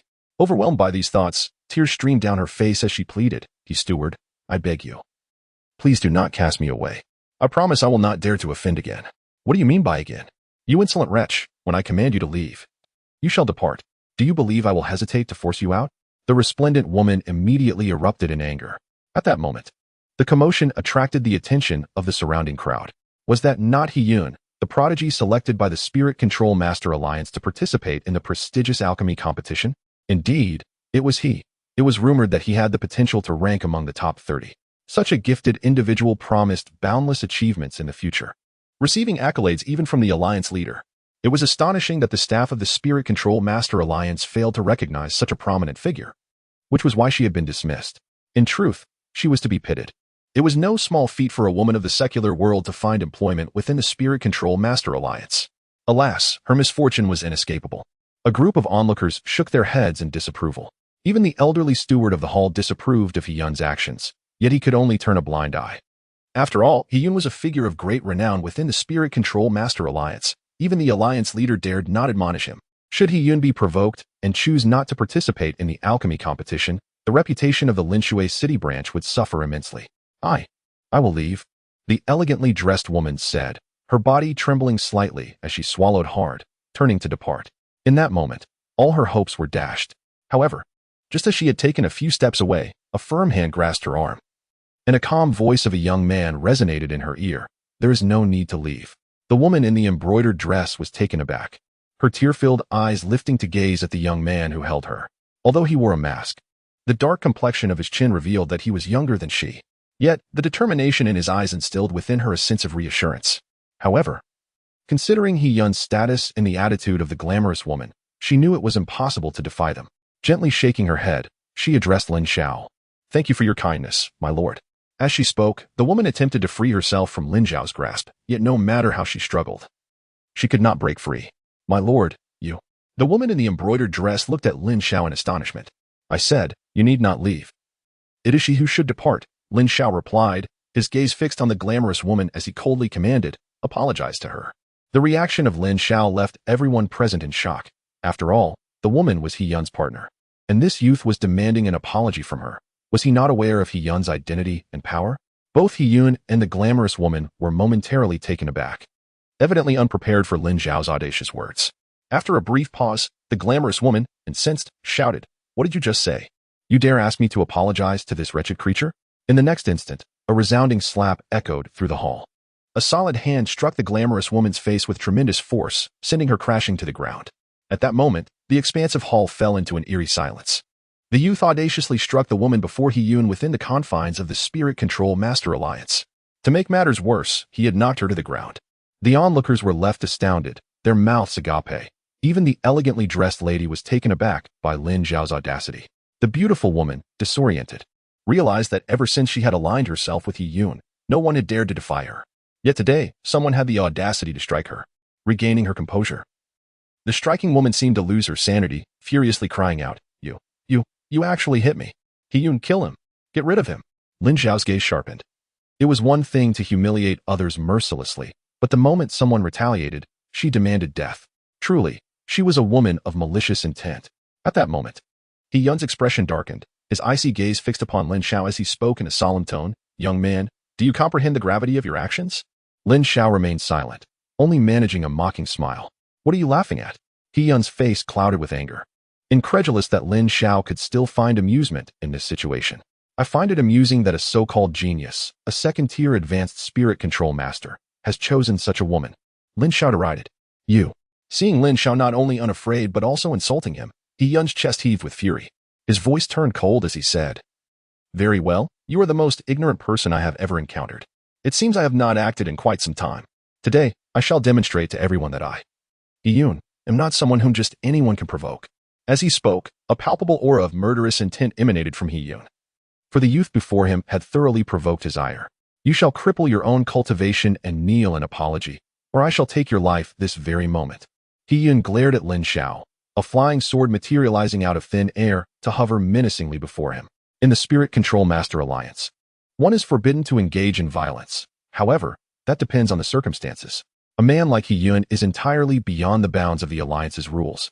It seems he has been pushed to his limits. This young man is doomed. This youth, an audacious fool from who knows where, dared to strike He Yun's woman and defy him, exhibiting a blatant disregard for his own life. Such reckless behavior, coupled with an inability to perceive the gravity of the situation, warrants his demise. One can only hope he realizes the precariousness of his situation and promptly kneels in apology. Otherwise, he shall soon find himself lifeless, all for the sake of a stranger, which is hardly worth it. The crowd murmured amongst themselves, indifferent to Lin Xiao's fate, each person adopting the demeanor of a spectator to this unfolding drama. At that moment, the elegantly dressed woman beside Lin Xiao was struck with terror. Unsure of how to react, faced with the menacing He Yun, she hesitated to intervene, feeling a pang of guilt. Had she departed sooner, perhaps this young man would not find himself in peril. Yet Lin Xiao remained composed, a mocking glint in his eyes as he regarded He Yun, responding coolly. "You have dwelled too long in your own radiance, oblivious to the fact that someone as short-sighted and insular as you has no right to participate in the alchemical competition." As He Yun's fury surged, a chill enveloped him even further. He spoke in a grave tone. "It seems you will not shed tears until you see the coffin. Rest assured, I shall not kill you immediately. Instead, I will cripple your dantian and torment you slowly, allowing you to comprehend the gravity of the adversary you have provoked today." With that, a flying dagger suddenly shot forth, aimed directly at Lin Xiao's dantian. "Stop." At that moment, a thunderous voice echoed from above, accompanied by a terrifying aura that descended upon them. He Yun's dagger was abruptly halted before Lin Xiao's dantian. At the sound, all eyes turned towards the staircase leading to the second floor, where a dignified and imposing elder descended with purposeful strides. "He Yun, are you seeking death?" The elder thundered in wrath as he confronted He Yun. "Alliance leader." He Yun's heart trembled. Typically, the Alliance leader spoke to him with a degree of civility, but today, the elder's fury was palpable. Was it his violent actions within the alliance that had breached the rules? Surely, a mere infraction could not warrant such ire, a notion that left Hiyun bewildered. Alliance leader, this man is arrogant and audacious, daring to strike within the Spirit Control Master Alliance and insulting me with his words. I merely sought to discipline him on behalf of the alliance. Hiyun lowered his head, addressing Wenren Yang. Although Wenren Yang was usually calm, his wrath was formidable, instilling fear in Hiyun, who never dared to oppose him. Indeed, Alliance leader, this individual appears to be a wild breed from who knows where, having the audacity to strike me down upon arrival. The exquisite woman on the ground quickly chimed in, feigning grievance. Silence. Wenren Yang bellowed, and then turned to Hiyun with fury, stating, Hiyun, you need not participate in the alchemy grand competition. What? Hiyun's heart quaked violently, leaving him momentarily stunned. Wenren Yang was forbidding him from entering the competition? Did I not hear you correctly? I shall repeat. You, Hiyun, have had your qualification for the Spiritual Control Master Alchemy Grand Competition revoked. Wenren Yang raised his voice once more, his words resonating throughout the entire hall of the Spiritual Control Master Alliance. This proclamation struck the audience like a thunderclap, reverberating in their ears. At first, nearly everyone thought they had misheard, but upon the second declaration, it became unequivocally clear the leader of the alliance was indeed rescinding Hiyun's opportunity to compete. This left the crowd utterly bewildered. In the entirety of Lin Xiao city, there existed no one below the age of 30 who surpassed Hiyun in the art of spiritual control. The youth competition was pivotal for the honor and status of the entire Lin Xiao city branch, and yet, at this critical juncture, the leader chose to strip Hiyun of his qualification. Why? Even Hiyun himself was rendered speechless, his heart trembling with disbelief. Securing a place in the Alchemy Grand Competition would have garnered him the Alliance's attention, significantly elevating his resources and status within the organization, and consequently benefiting his father, who would be revered by countless individuals. The Alchemy Grand Competition represented his aspirations, his very sky. Yet at this moment, that sky was crumbling, as Wenren Yang threatened to shatter his dreams. Unbeknownst to Hiyun, the destruction of his ambitions paralleled the moment when the fate of the embroidered-clad woman was similarly obliterated. Leader, why is this so? Is it truly because I wish to eliminate this wretch? A cold glimmer flickered in Hiyun's eyes as he spoke with a menacing countenance. Indeed, it is precisely because of him. Henceforth, in the name of the esteemed leader of the Spirit Control Alliance, I shall expel you from our ranks. Wenren Yang declared resolutely. You are exceeding your bounds, Wenren Yang.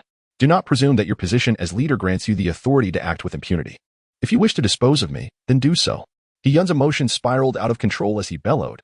What is he compared to me? How dare you make such a comparison? With a disdainful scoff, a terrifying aura emanated from Wenren Yang, enveloping Hiyun. A surge of spiritual energy was wielded forcefully, striking Hiyun's face with a resounding slap. Hiyun staggered, nearly collapsing to the ground. Wenren Yang, you? His eyes sparkled with a chilling fury, staring incredulously at Wenren Yang. However, in the next moment, Hiyun found his own hand constricted around his throat, under an unseen control. Chapter 87. Have you lived long enough to be akin to a dog? If you speak out once more, I shall not hesitate to end your life. A malevolent aura radiated from Wenren Yang. Over the years, the Spirit Control Alliance in Lin Xiao City had not produced a single noteworthy genius. After much effort to recruit Lin Xiao, it was thwarted by Hiyun's reckless interference. Should Lin Xiao harbor any grievances and choose not to participate in the alchemical competition, it would spell a tremendous loss for the Alliance. Contemplating this, Wenren Liang's previously restrained malice surged forth, his eyes glinting with lethal intent. Observing Wenren Liang's demeanor, Hiyun's heart quaked violently. At this moment, he comprehended that if he dared to provoke further, Wenren Yang would undoubtedly take his life. He could never have anticipated that the usually gentle and self-praising leader would suddenly transform into such a figure. At that moment, the striking woman on the ground was utterly stunned, unable to fathom how the situation had escalated to this point. Noticing that Hiyun remained silent, Wenren Liang's emotions began to ease, and he turned to Lin Xiao, offering an awkward smile as he said, I apologize. Over the years, I have been too lenient with the Spirit Control Alliance, which has led to the recent events. I hope you can forgive me, and I wonder if my actions might still meet your approval. Upon hearing this, the hearts of those present trembled. The leader was actually apologizing to this young man, and his tone bore the weight of a request. What was the relationship between this youth and the leader? The striking woman was already in disbelief, and Hiyun was equally astonished. Lin Xiao was taken aback as well, realizing that Wenren Yang had even gone so far as to revoke the only spot for a youth in the upcoming alchemy competition to win him over. After a moment of surprise, Lin Xiao replied, Master Wenren, I am truly flattered by your words. You're jesting, young brother. The current state of the Spirit Control Alliance is indeed my fault, and I hope you will not hold it against me, when Ren Liang replied with an awkward smile. The crowd was stunned once more. Were they truly hearing Wen Renliang express apprehension towards Lin Xiao? Master Wen Ren, are you not afraid that I might refuse to join the Spirit Control Alliance with such a gamble? Lin Xiao inquired, a hint of amusement gracing his expression. Oh, my intention is merely to demonstrate my sincerity, and I sincerely hope you will reconsider, Wen Renliang chuckled. Wen Renliang chuckled awkwardly, his face betraying a hint of embarrassment. Faced with a figure like Lin Xiao, he could only speak the truth. Upon hearing this, everyone understood that the leader of the Spirit Control Alliance was inviting the young man to join their ranks, and in a desperate attempt to prevent rejection. He was even willing to revoke He Yun's qualification to compete and expel him from the alliance. Who was this youth that could compel such a high-ranking leader to adopt such a posture? The elegantly dressed woman beside Lin Xiao was equally astonished. She had never imagined that Lin Xiao had any connection to the leader, whom she regarded as an exalted being. Wen Renliang, what are you doing? Release my son at once. At that moment, a booming voice echoed through the air, accompanied by the swift approach of an elderly figure. This was an elder with black hair, appearing to be in his 50s or 60s, donned in a formal yellow robe. His features bore a resemblance to He Yun, with a wide face that naturally exhibited a fierce expression. As he beheld the scene before him, his eyes glinted with cold light, and his visage grew even more menacing. Father! Upon seeing the elder in the yellow robe, He Yun's face lit up with joy, and he called out eagerly, He Ming. Wen Renliang's expression tightened slightly as he said, Your son is arrogant and seeks to commit violence within the Spirit Control Alliance. His character is vile. By the authority vested in me as leader, I have expelled him from the alliance, and his qualification to participate in the alchemy competition is no longer his. At these words, He Ming was momentarily taken aback, but his anger surged forth immediately. Wen Renliang, have you lost your mind? Participating in the alchemy competition is a matter concerning the entire Spirit Control Alliance of Linshui City. It is not solely within your purview. Release my son at once. Whether I release him or not is not a decision for me to make. Wen Renliang's gaze turned towards Lin Xiao, adding, This ultimately depends on whether the young brother agrees. What? He Ming was so enraged that he nearly leapt to his feet, his furious glare fixed on Lin Xiao, his eyes brimming with palpable murderous intent. How dare he compare his worth to my son's life? Upon witnessing He Ming's reaction, Wen Renliang, fearing the escalation of conflict, sighed and remarked, I believe you father and son should sincerely apologize to the young brother. You've lived so long only to be reduced to this. You expect me to apologize to this boy? He Ming wore a look of incredulity. As the esteemed vice president of the Spirit Control Alliance and a third-tier intermediate spirit controller, how could he be asked to apologize to a mere youth? To him, Wen Renliang seemed utterly mad. Yet, Wen Renliang remained unperturbed, his demeanor calm as he elongated his tone and stated, Do you know how Pan Yangshuo met his demise 3 days ago? He was killed by him. Boom.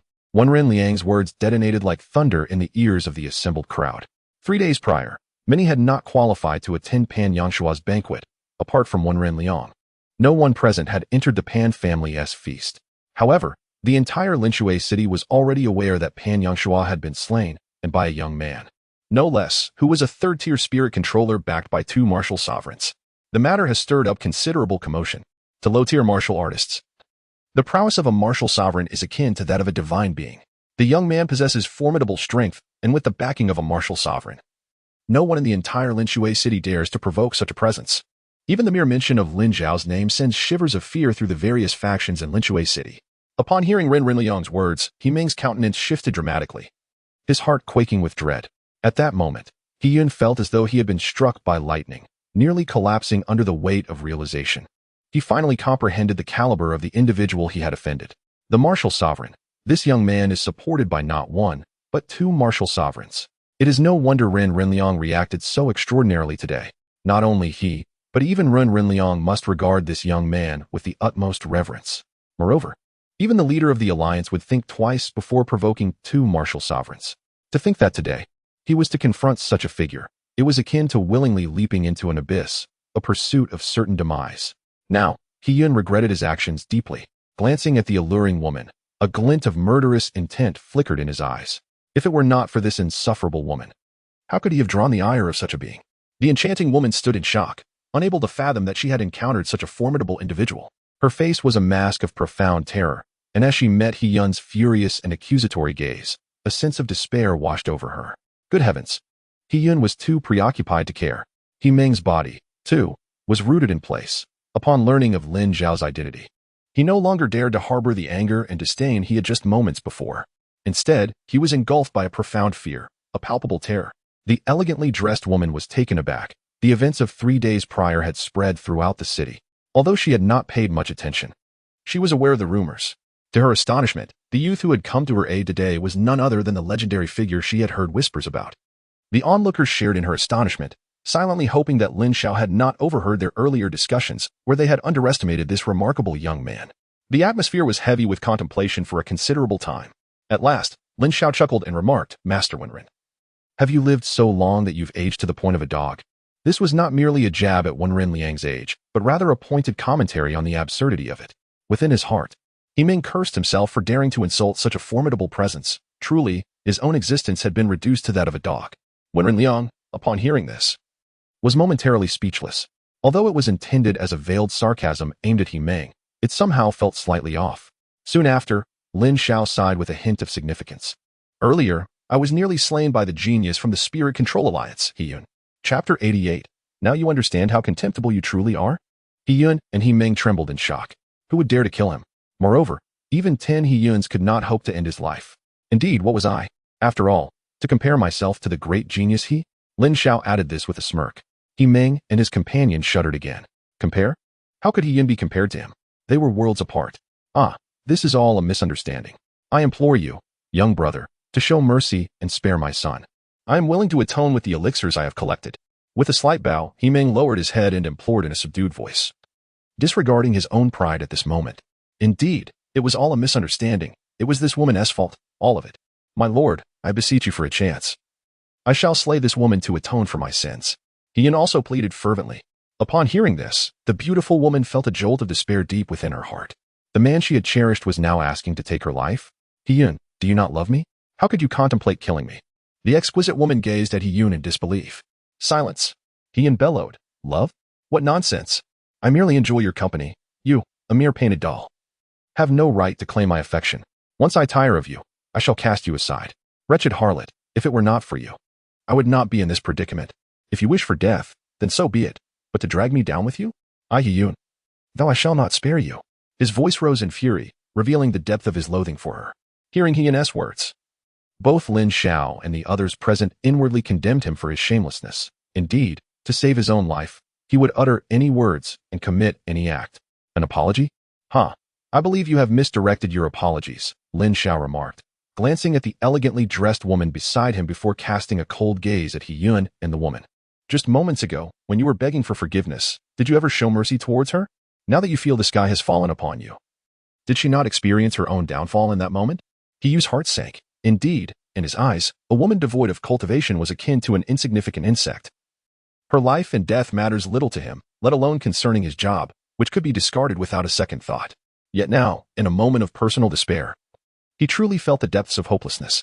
As for you, Lin Xiao's gaze fell upon the resplendent woman on the ground, stating, earlier, I offered you the opportunity to apologize to her. Regrettably, not only did you refuse, but you also intensified your insults. Ideally, both of you should meet your demise. But in consideration of Master Wenren, I shall refrain from taking extreme measures. If you both renounce your cultivation, your survival will depend on whether you can obtain her forgiveness. Lin Xiao's voice bore a chilling tone, his words leaving no room for negotiation. This was his final boundary. Were it not for Wenren Liang's reputation, he would have indeed killed them both, unperturbed even by the presence of the third-tier intermediate spirit controller, He Ming. Upon hearing these words, both He Yun and the beautiful woman felt a shiver of fear within. Subsequently, the beautiful woman displayed a look of gratitude, hastily rising to her feet. She implored the elegantly dressed woman with tears streaming down her face. I am willing to renounce my cultivation. I apologize, I was wrong to insult you. I am the truly despicable one. I beg you, I implore you to spare my life. Among those present, she was the weakest. For Lin Xiao to kill her would require little more than a mere flick of his tongue, thus her fear surpassed that of anyone else. To salvage her life was already a stroke of fortune. At this moment, Lin Xiao's gaze shifted towards He Yun. He Yunjin, having released his spiritual energy, coughed twice and collapsed before the elegantly dressed woman, disregarding his dignity as he repeatedly bowed his head in supplication, pleading, I am willing to forfeit my dantian. I apologize. I should not have expelled you from the Spirit Control Master Alliance. I swear I will restore your former position. No, I will ensure you ascend to even greater heights. I promise I will never trouble you again. On the contrary, I will honor you. I beseech you, grant me one chance, spare my life. Compared to my life, my Dantian is of little consequence. Moreover, as a spirit control master, even if my Dantian is destroyed, I still possess spiritual energy, which may slightly affect my future progress and power, but will not significantly diminish my strength. The sudden turn of events rendered the elegantly dressed woman bewildered. She was merely an ordinary person devoid of any cultivation, utterly unaccustomed to such circumstances. In truth, she only wished to remain within the Spirit Control Master Alliance and did not seek an apology from either of them. Furthermore, for someone like Hyunjin, this situation held little weight for Lin Xiao, yet for her, it represented a tremendous status. No, that won't be necessary, the woman stammered. Ah. It's of no use hearing your apologies, Lin Xiao interjected, echoing her sentiments. This caused both individuals to pale, their pleas growing more fervent. I beg you. I implore you. No, that is not what I meant. The elegantly dressed woman remained at a loss, as she had no intention of conveying Lin Xiao's meaning. Cough, cough. At that moment, Lin Xiao cleared his throat twice and interjected, Hyn. As a second-tier senior spiritual controller, I presume your wealth is considerable. An apology should not merely consist of empty words. Upon hearing Lin Xiao's remarks, Hyn paused, swiftly comprehending the implication. He replied, I am willing to offer half of my wealth as an apology. Before Hyn could finish, Lin Xiao coughed again, interrupting him. This startled Hyn, who hastily retrieved his storage ring and said, This is my storage ring, containing everything I have collected. All the treasures within are yours, as an apology. I beseech you to forgive me. Jean E., taken aback, hesitated to accept, as this was the wealth of a second-tier senior spiritual controller, a thought she dared not entertain. However, recognizing his sincerity, Lin Xiao suggested, let him off this time. Very well, Jean E. acquiesced, nodding in agreement as she accepted the storage ring. At that moment, she had lost all autonomy, relying entirely on Lin Xiao's judgment. The wealth contained within could sustain a family of 4 for a lifetime, a notion Jean E. scarcely dared to contemplate. Thank you, my lord, thank you, miss. Hyn expressed his profound gratitude repeatedly. Miss, my lord, then I. The glamorous woman was left speechless, realizing that her possessions paled in comparison. Now you understand your own worth, do you? Do not assume that being held in high regard by others elevates you. Without their support, you are nothing. Lin Xiao remarked disdainfully, casting a weary glance at the glamorous woman. Now, you two may proceed to sever your Dantian. Thank you, my lord, thank you. My lady. The resplendent women expressed their profound gratitude once more, momentarily disregarding everything else. Though the act of abandoning their own energy meridians was daunting, they ultimately gritted their teeth and, amid agonizing cries, rendered their own energy centers useless. Let us conclude this matter here. In my opinion, she is still unfamiliar with the Spirit Control Master Alliance, so it is best for her to focus on her responsibilities for now and ascend in rank once she acclimates. As for this Crimson Spirit, Lin Xiao remarked, casting a glance at the Crimson Spirit. Feel free to take it, my young brother, when Ren Liang promptly responded. I am most grateful, Master Wenran. Lin Xiao nodded appreciatively, unceremoniously storing the Crimson Spirit within his storage ring. He then addressed Wen Liang, Master Wenran. I believe we should find a quiet place to converse. At that moment, Lin Xiao's tone was remarkably calm, as if nothing had transpired, rendering it trivial. Excellent. Please.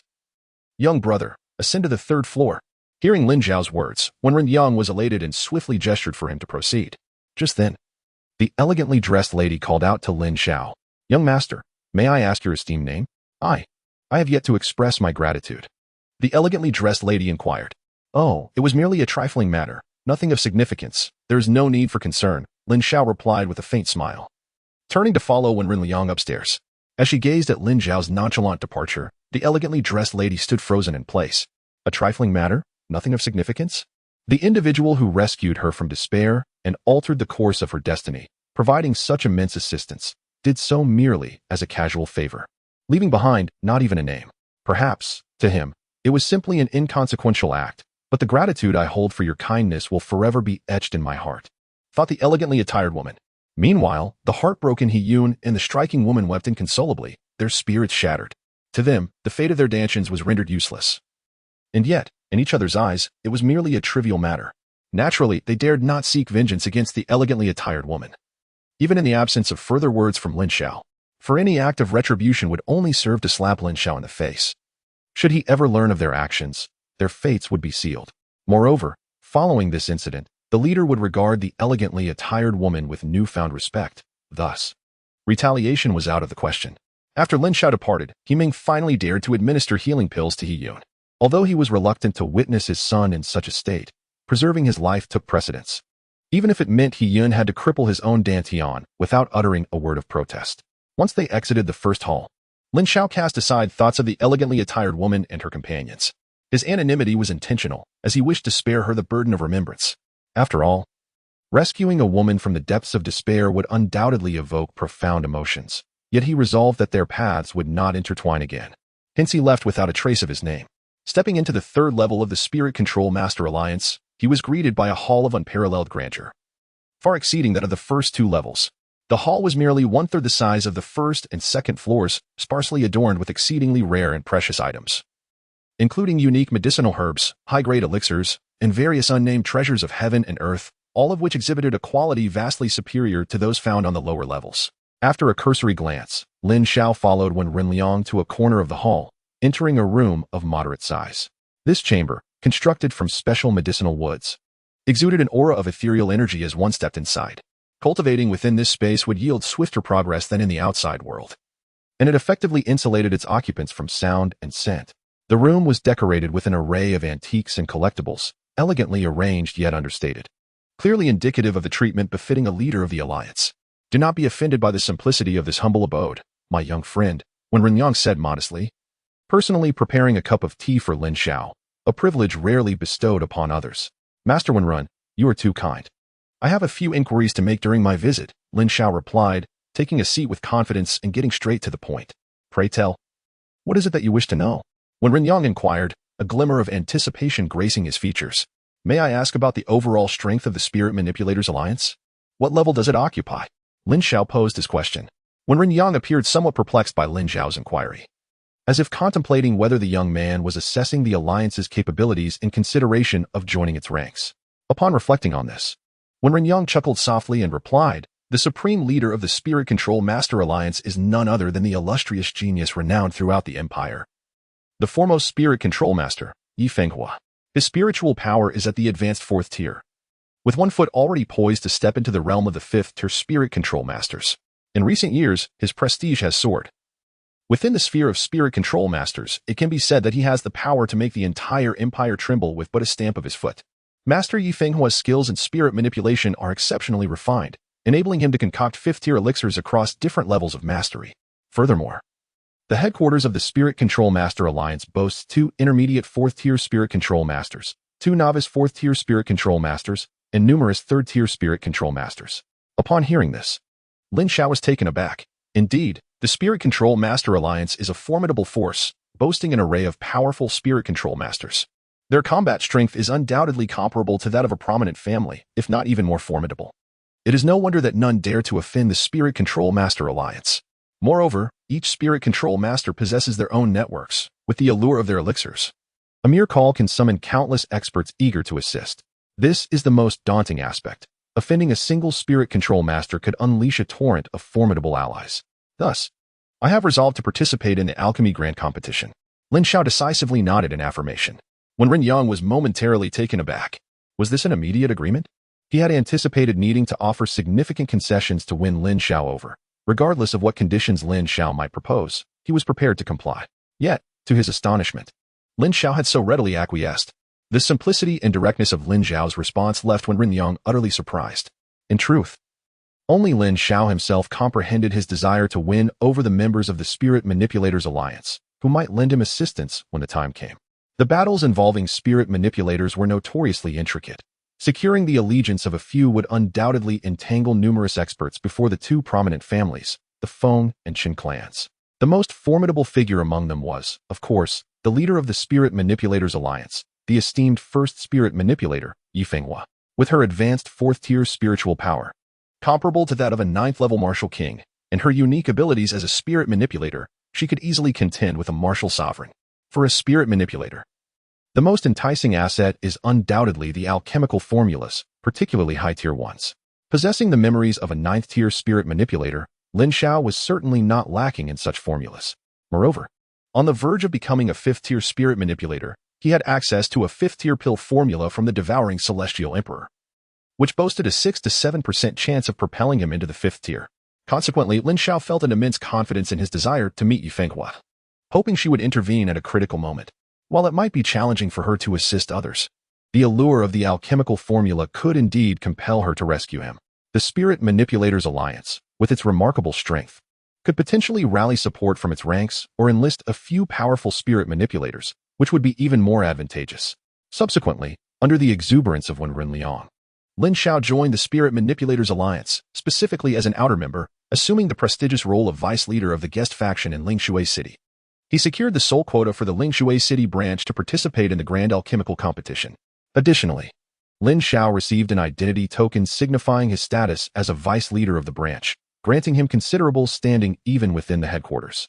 Certainly, as a mere guest, Lin Xiao did not partake in the assessment for the identity of a spirit controller and thus lacked the distinctive attire associated with the Spirit Controller Alliance. This nominal title held little significance for him. Meanwhile, hundreds of miles away in the imperial city, at the Feng residence, a breathtakingly beautiful woman clad in ethereal garments sat upon an ancient fragrant wooden chair, listening intently as a stunning young girl recounted her experiences from 3 days prior. This captivating young lady was none other than Feng Lanyu, the heir of the Feng family. Upon concluding her tale, Feng Lanyu noticed a flicker of uncertainty cross the face of the ethereal woman. Oh, spirit energy akin to black-blue flames? The woman paused, a fleeting shadow of sorrow flitting across her features as she internally shook her head, pondering, perhaps I am overthinking this. The azure fire spirit energy he possesses, pure azure flames, could not possibly belong to him. Observing the enigmatic expression on the woman's face, Feng Lanyu tentatively inquired, Matriarch, how should we address this individual? Chapter 90. Arrival at the Imperial City. The Pan family poses merely a trivial matter for us, Feng family, the ethereal woman replied slowly. Moreover, they are backed by 2 martial sovereigns, which does not significantly tarnish our family's reputation. Every minor clan would be reluctant to forego allegiance to a formidable power over such matters. For now, let us set this aside. There is no substantial conflict, and it is unnecessary to antagonize a mysterious force that possesses martial sovereigns. The expression on Feng Lanyue's face was one of considerable reluctance, yet before Yi, she refrained from disputing and ultimately nodded in acquiescence, saying, very well. Observing Feng Lanyue's discontent, Yi further elaborated, this individual possesses spiritual energy, and it is highly likely he will participate in the alchemist competition for spirit controllers, potentially securing a place among the top 10. When that time comes, many will seek to cultivate his influence. As you are aware, the significance of a spirit controller to a faction is paramount. Our Feng family must endeavor to forge alliances. Where it is unfeasible, we shall transform hostility into harmony. Sighing, Feng Lanyue replied, all right, I shall strive to ease relations and avoid conflict with him. Yui nodded slightly and continued, in this upcoming alchemist competition, various factions will deploy substantial resources to ally with the top 10 prodigies. Our Feng family shall not be an exception. This task shall fall to you. As your reputation is currently flourishing, and with your impending nuptials, your prominence is undeniable. Coupled with the conditions the Feng family has prepared, you should surpass many competitors. She added, as for Yi Fenghua's nephew, Yi Yu, while there exists a possibility of forging an alliance, it is nearly impossible to expect him to serve the Feng family entirely. There is no need to press the matter. Yi further clarified, Yi Fenghua is the leader of the Spirit Controller Alliance, and naturally, his nephew will remain within its ranks. Should Yi choose to become a guest spirit controller for the Feng family, it would solely be due to her influence. Furthermore, Yui harbored no romantic feelings for Yi Fenghua since her encounter with a young man in the 10,000 Beasts mountain range. Her relationship with Yi Fenghua had grown increasingly awkward. Were it not for the interests of her family, she would be disinclined to allow Yi Fenghua's nephew to serve as a guest spirit controller for the Feng family. As for the top 10 young alchemists in the other alchemical competitions, they are the unparalleled prodigies of spiritual control within the entire empire, destined for boundless prospects as spiritual controllers. The art of alchemy inherently demands immense resources for cultivation, and no one wishes to squander their time and energy scouring for medicinal materials or laboring to acquire them. Thus, in every youth spiritual controller competition, all of the top 10 invariably align themselves with various factions, often taking on roles as esteemed guests.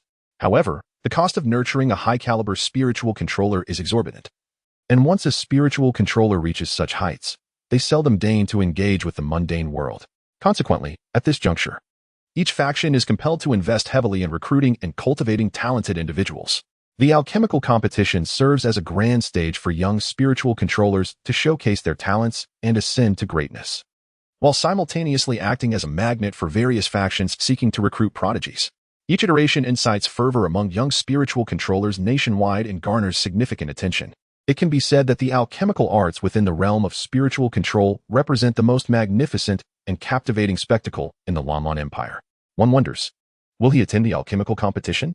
At this moment, the woman in the ethereal garment pondered, her eyes reflecting a glimmer of hope intertwined with a hint of resignation.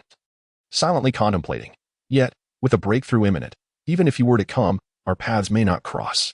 I can only wish for him to venture further. With a deep sigh, the woman turned to Feng Lanwei and instructed, by the way, during this alchemical competition, should you encounter an individual possessing azure flames of pure spiritual energy, please keep an eye out for them on my behalf. Unbeknownst to her, he is your... Feng Lanwei was taken aback, her voice laced with tentative inquiry.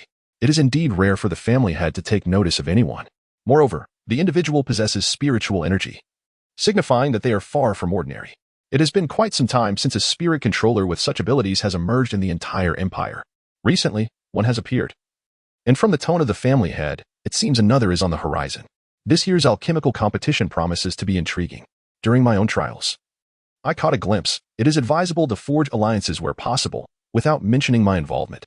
The woman in the dark attire cast a sidelong glance at Feng Lanwei, merely skimming over the matter, yet inwardly, it stirred considerable tumult within her. By the way, there is a matter I must convey to you, the woman continued. I am on the verge of a breakthrough and will need to enter seclusion, likely for about a month. I should emerge before your wedding, for the time being. You and the elder will need to collaborate on family affairs. Although you are somewhat young, your strength is commendable, thus it is time for you to gradually assume responsibility. Upon hearing this, a subtle glimmer of joy crossed Feng Lanwei's face as she promptly nodded, assuring, I shall not disappoint the family head. Indeed, the woman in dark attire nodded in satisfaction. In Lin Xiao City, for the following 2 weeks, Lin Xiao remained wholly absorbed in alchemy. Despite being a primary third-grade spirit controller with experience and formulas from the Celestial Devourer, the competition stipulates that participants must be under 30, placing Lin Xiao at a clear disadvantage in terms of age. Moreover, it has come to my attention through the words of one Ren Liang that a prominent contender for the championship is Yi Yuhua, the nephew of the esteemed spirit controller Yi Fenghua. At the tender age of 25, Yi Yu has already attained the status of a third-tier intermediate spirit controller, marking him as a prodigious talent endowed with the illustrious bloodline of Yi Fenghua. Although Yi Yu maintains a low profile, his reputation in the imperial city rivals that of Chun Yin and Feng Lanwei, particularly with the imminent commencement of the alchemy competition, which has gradually brought Yi Yu into the public eye. It won't be long before his name resonates throughout the empire. This individual stands as a formidable rival to Lin Xiao, especially considering that Yi Yu possesses a level of spiritual energy that surpasses Lin Xiao by a full tier, presenting a significant challenge for Lin Xiao to triumph over him in an alchemical duel. When Ren Liang, however, did not anticipate that Lin Xiao would regard Yi Yu as a competitor. In his view, merely securing a position within the top 10 would be an exceptional achievement for Lin Xiao. After successfully concocting a third-tier explosive technique pill, when Ren Yang has generously provided Lin Xiao with a plethora of medicinal materials over the past month and a half, even sharing some of his own formulas and alchemical techniques. While Lin Xiao possesses the experience of the sky-eating spirit emperor, he has also gleaned valuable knowledge from Ren Yang. Furthermore, utilizing the resources from the Spirit Controller Alliance, Lin Xiao has diligently crafted numerous third-tier spirit replenishing pills and origin replenishing pills, both of which are beneficial for sustaining strength during extensive exertion. Additionally, he has prepared various healing elixirs for the purpose of vengeance. With merely 7 days remaining until the alchemy competition, when Ren Yang escorted Lin Xiao and Gamu to the imperial city, in order to avoid any potential repercussions, Lin Xiao earnestly requested that Lin Qingluan remain in Lin Xiao City. The journey from Lin Xiao City to the imperial city is not extensive. Within 3 days, the trio had successfully arrived at their destination. The imperial city, Lin Xiao, have arrived. Gazing from afar at the vast and magnificent architectural complex, emotions surged uncontrollably within Lin Xiao's heart. His icy gaze fixated on the imperial city, subsequently sweeping across the mountains to its right. There lay the esteemed sect of the Mingxing Empire, the Tianxian sect, situated beyond the imperial city. Once, his family had paid a tremendous price to send him to the Tianxian sect, igniting within him a flicker of hope for martial arts. However, upon entering the sect, he was met with the stark indifference of the martial world, a realm where strength dictated everything, and the weak were preyed upon.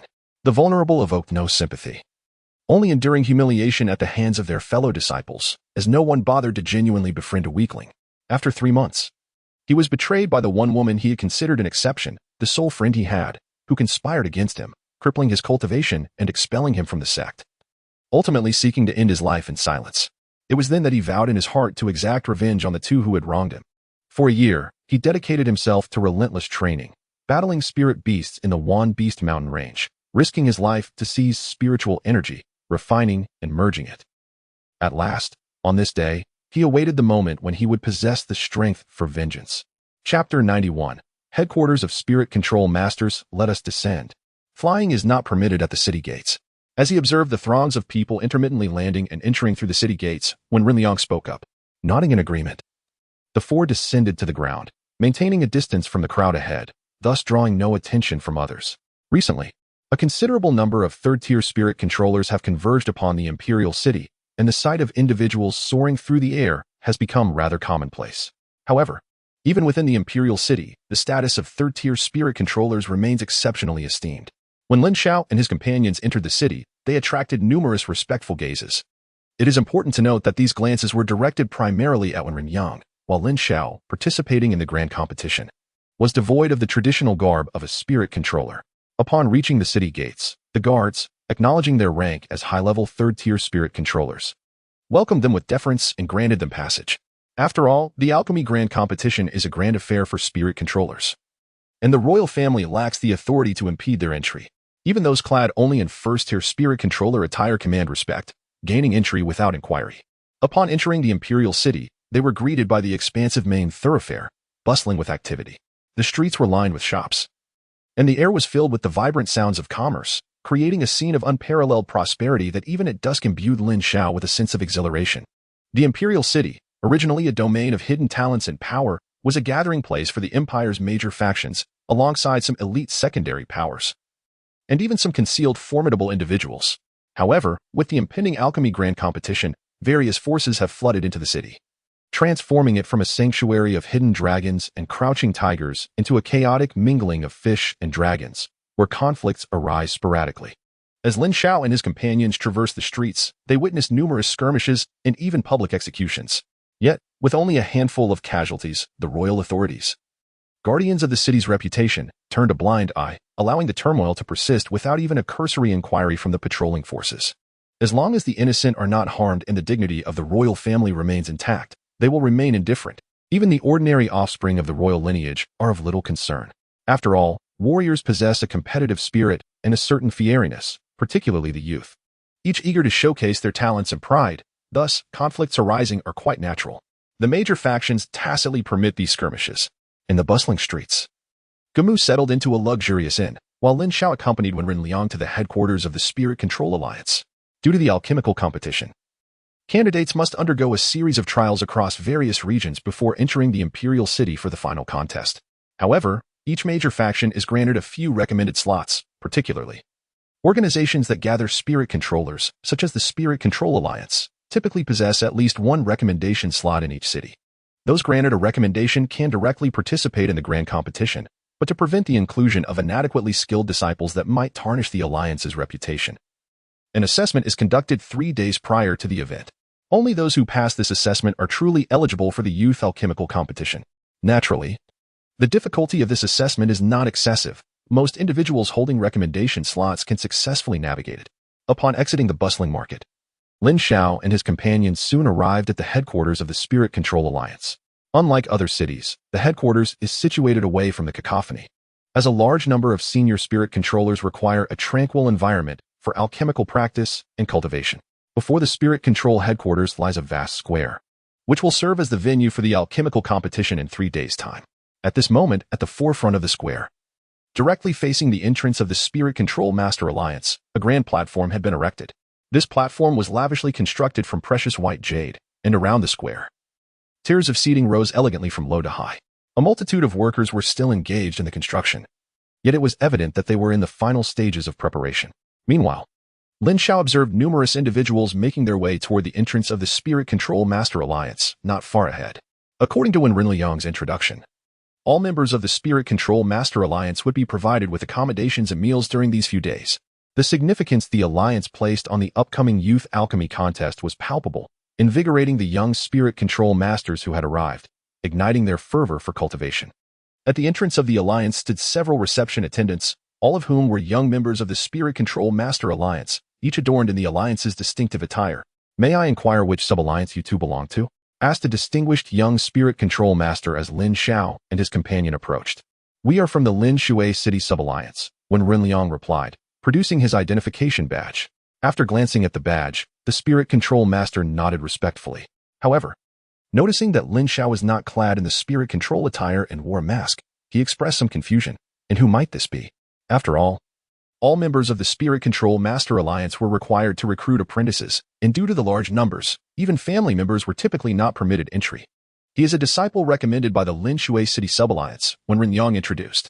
At this moment, Lin Xiao did not put the gatekeeper Spirit Controller in a difficult position. Instead, he presented his identity badge. Seeing Lin Xiao's tender age, yet wielding the badge of a guest vice leader, the young Spirit Controller was momentarily taken aback, before promptly saying, "Please follow me." "Haha. Wen Renliang, what a coincidence, you have just arrived in the Imperial City." Just then, a hearty laugh echoed through the air. "Ha, Wen Renliang. I wonder what kind of disciples your Lin Xiao City branch has brought this time. Oh, he isn't even wearing the Spirit Controller attire? Could it be that his rank is too low for him to dare don it?" Ha. Another elder's voice resonated, laced with an excited mockery. Frowning slightly, Lin Xiao turned around, only to behold 4 figures before him. One was an elderly man with graying hair, alongside another elder with black hair. Both were third-grade advanced Spirit Controllers, adorned in dark yellow Spirit Controller robes. Beside them stood 2 exceptionally beautiful young women. To the right of the elder with graying hair was a slightly older woman, approximately 22 or 23 years of age, draped in a purple gauze dress. Her figure was graceful, her beauty exuding a natural allure, unmistakably a captivating beauty. On the left of the black-haired elder stood another younger woman, clad in an orange Spirit Controller robe, although her attire did not possess the same seductive charm as that of the woman in purple gauze. It was nonetheless exquisitely splendid, a specially crafted Spirit Controller garment for women by the Spirit Controller Alliance. The young woman in the orange dress, approximately the same age as Lin Xiao, around 15 or 16 years, had only recently begun to mature. With her ruby lips and pearly teeth, her bright, clear eyes, and her small, round face, she radiated an undeniable charm. Upon encountering the 2 elderly men, Wu Ming and Pang Pe, Wen Renliang was momentarily taken aback. His face quickly contorting into a frown as he coldly muttered, "I never expected to encounter these 2 old fossils here. Who are they?" Lin Xiao inquired softly.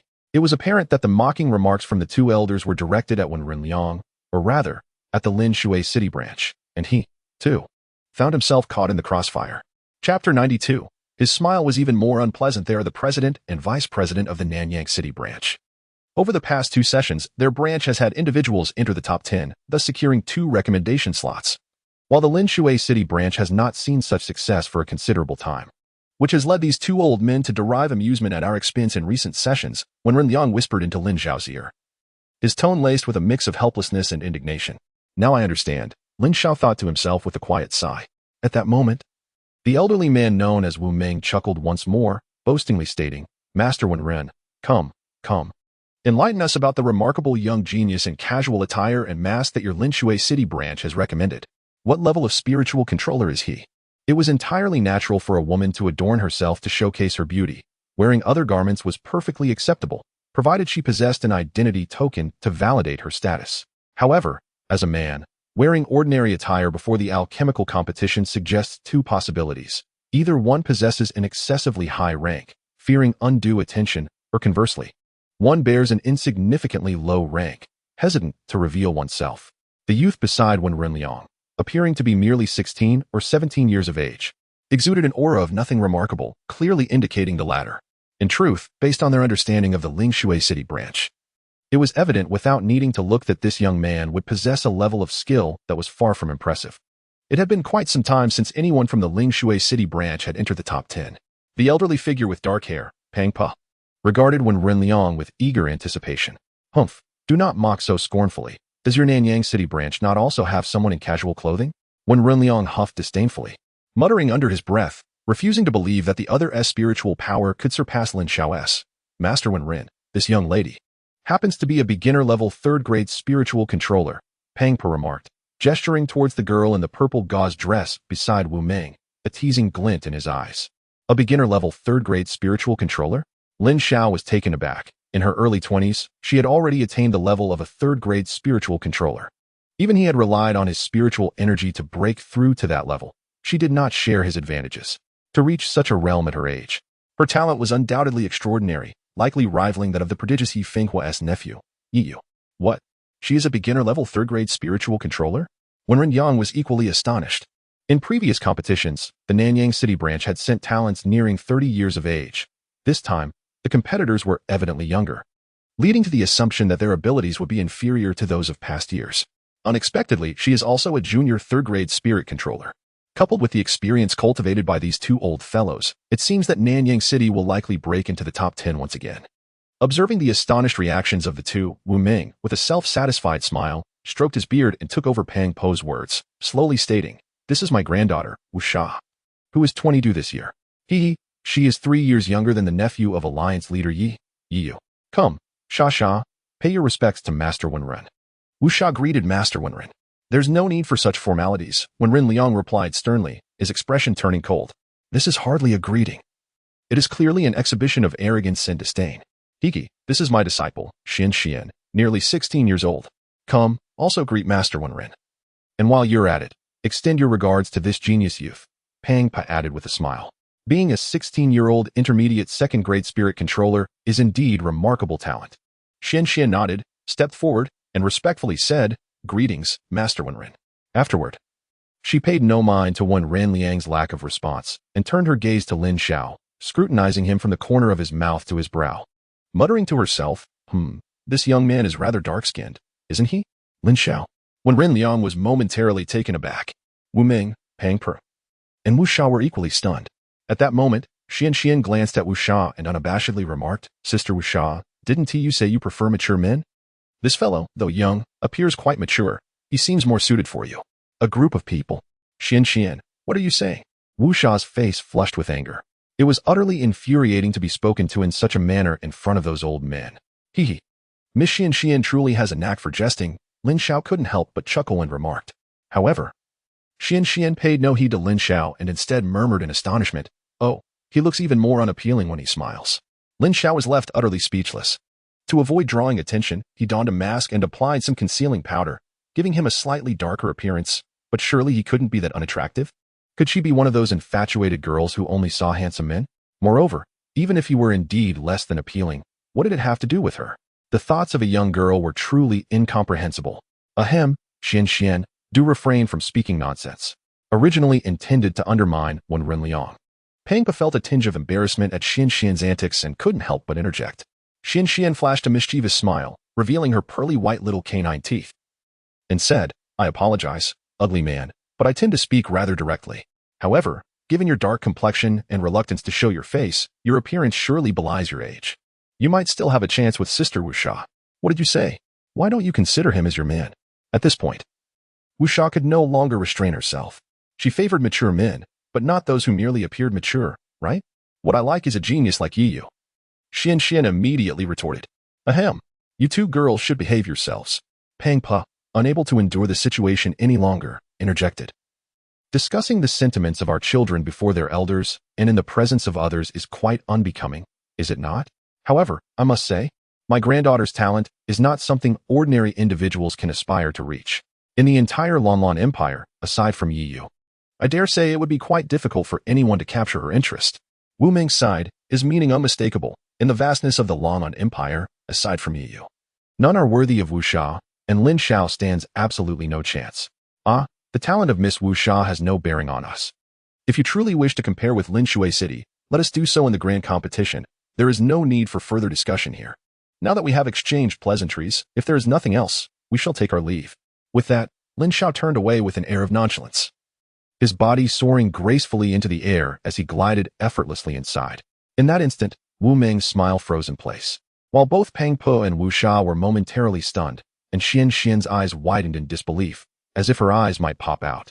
To be able to fly signifies one is a third-tier spirit controller. How could this be? The four were left in a state of bewilderment. Particularly, Wu Ming and Pang Po, who had coldly mocked the Lin Shui City branch for its inability to produce talent, boasting instead about their own exceptional disciples and granddaughter. Only to find that this seemingly ordinary youth from Lin Shui City was, in fact, a third-tier spirit controller at the mere age of 16. The expressions on Wu Ming and Pang Po's faces felt as though they had been soundly slapped, a burning sensation of embarrassment washing over them. Wu Xiao was taken aback. Just moments ago, she held a certain disdain for the youth, yet now his extraordinary talent was evidently far superior to her own. Xian felt similarly. The astonishment was not confined to the four of them. Even the young attendants at the entrance were momentarily blinded by the revelation. They had encountered third-tier spirit manipulators before, but never had they seen one so young. At that moment, a jubilant laughter erupted, shattering their astonishment. Chapter 93, A Conversation Among the Youths Indeed. The measure of strength lies in the contest. The Nanyang City branch eagerly anticipates your competition with us from the Lin Xiao City branch. The delight on Wenren Liang's face was palpable as he turned to enter the Spirit Manipulator Alliance, feeling as though he were floating. How could this be? Just 16 years old. Wu Ming murmured, swallowing hard, unable to suppress his awe. The leader, Yi Fenghua, had only reached the third tier at 19. A feat surpassed by this young man, let alone his nephew. Wu Ming gazed at the figure disappearing into the distance, lost in thought. We truly misjudged this time. The Lin Xiao City branch has fortuitously stumbled upon a rare gem. Pang Po's eyes sparkled with admiration, wishing fervently that Lin Xiao were his apprentice. At the age of 16, he had already attained the rank of a third-tier spirit controller. If he continued to progress at this rate, he was destined to become another Yi Fenghua, perhaps even surpassing him. The mere thought sent Wu Ming into a fervor. This young man must be befriended, and if the opportunity arises, he should be drawn to our side. As he spoke, his eager gaze shifted towards Wu Xiao, causing her to blush and awkwardly remark, "Why are you looking at me? I have no connection with him.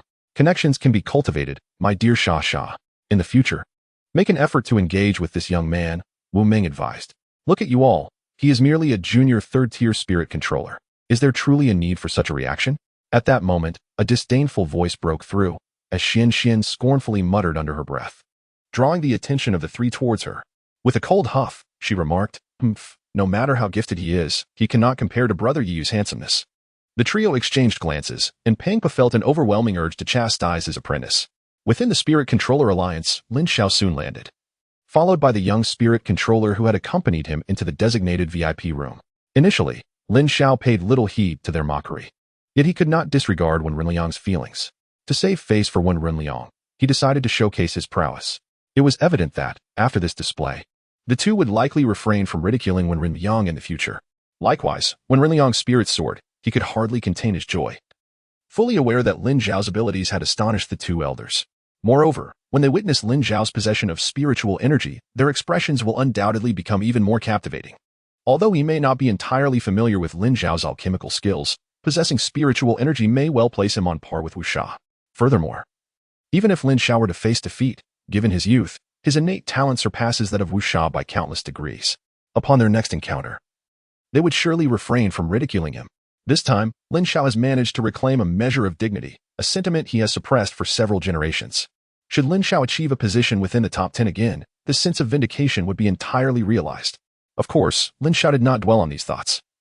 Upon returning to his chamber, he quietly engaged in his cultivation, indifferent to the influx of spiritual controllers settling into the nearby quarters.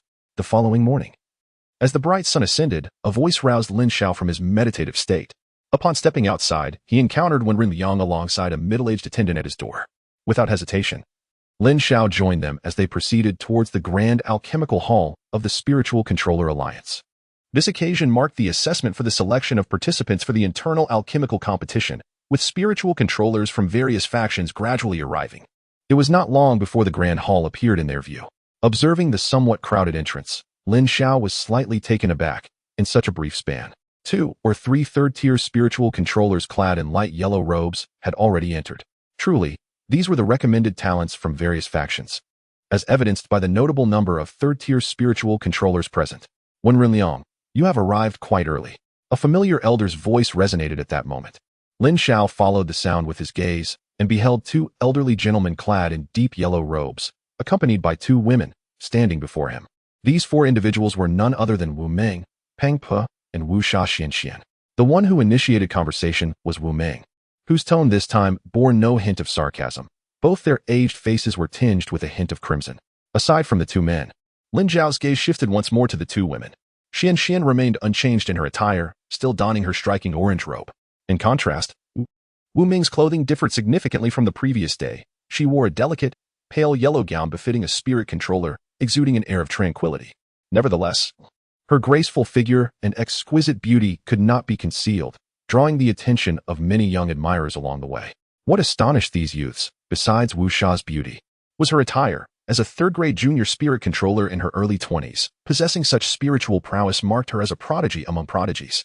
Upon seeing the two, when Lin Xiao was momentarily taken aback, then burst into hearty laughter. Ah, what a fortuitous encounter. Now, witnessing the two in a state of excitement rather than gloom, he reflected on how he once dreaded their presence but now found himself wishing to see them at every turn.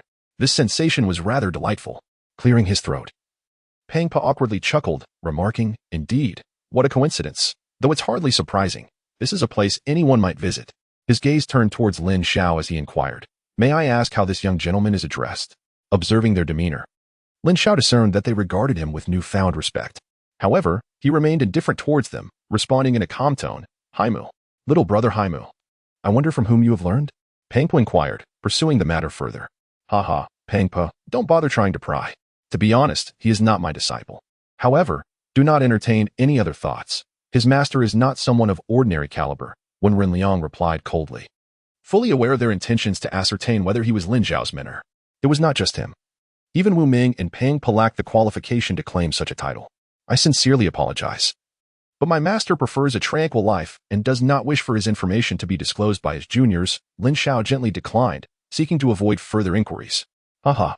Anyone capable of taking little brother as a disciple must indeed be a remarkable person, far beyond our humble comparisons," Wu Ming chuckled, his perception and attitude towards Lin Xiao having undergone a significant transformation since the previous day. He then glanced at Wu Sha and said, "Sha, you young ones should come over and have a good chat." "Me?" Wu Sha was taken aback, her grandfather's words clearly indicating a desire to matchmake her with this young man. The thought caused her cheeks to flush. "Hey, ugly guy, why are you still standing there? Does Sister Sha have to come over to you?" At that moment, Xian suddenly called out to Lin Xiao, taken aback by her words. Lin Xiao was momentarily stunned, questioning how this was any of his concern, as he was not the one lost in thought moments ago. Originally, the conversation among Wu Ming and the others was quite subdued, and the onlookers nearby could not discern what was being said. However, with Xian's sudden exclamation, the attention of the crowd shifted. Their curiosity piqued as they wondered about the identity of the young man who had befriended a prodigious girl, a third-tier spirit controller. Upon observing the familiarity between the two parties' elders, they speculated that it must be the result of their elders' influence, collectively sighing at the boy's remarkable fortune. Third-tier primary spirit controller? At that moment, a voice of astonishment from an elderly man drifted over from a short distance away. Upon hearing this, the crowd turned their heads in unison, and Lin Xiao instinctively followed the sound. He beheld a tall, slender elder clad in a formal green robe standing not far off, momentarily stunned before hastening towards them. A fourth-tier intermediate spirit controller. Lin Xiao gasped, recognizing the significance of the green robe, which indicated the elder's rank. Standing in close proximity to a fourth-tier intermediate spirit controller filled him with an overwhelming sense of depth and complexity. "Vice Alliance leader Lu Zheng? It has been quite some time," Wu Ming exclaimed, a flicker of excitement crossing his face as he called out. "Wu Ming, is this your granddaughter?" The Vice Alliance leader inquired, his gaze sweeping over Wu Sha with a hint of fervent admiration. "Indeed it is," Wu Ming nodded, a sense of pride blooming within him at the Vice Alliance leader's astonished expression. "A lineage of dragons and phoenixes, how proud the elders must be." "Greetings, Vice Alliance leader." Wu Sha promptly greeted. "Please, no need for formalities," the Vice Alliance leader exclaimed, visibly excited. "The last time I saw you, your spiritual energy was merely at the intermediate first rank. I am astounded by your remarkable progress over the past 5 years. Your praise is unwarranted." Wu Sha replied with a nod. The Vice Alliance leader smiled and nodded repeatedly. Glancing at Wu Ming, he remarked, "Indeed, Wu Ming, you have a splendid granddaughter.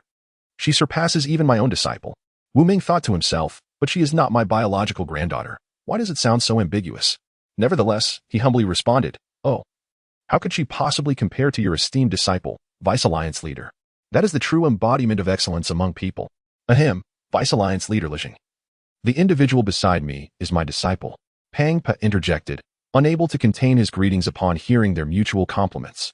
At just 16 years of age, with a bone age of that rank, she is already an intermediate second-rank spiritual controller. Such talent is indeed commendable. It appears that the development of your Nanyang City branch is thriving. The Vice Alliance leader continued to praise, causing astonishment among the surrounding youths. They had not anticipated that the Vice Alliance leader of the main alliance would be so approachable. Ahem, Vice Alliance leader Lixing, I hope all is well.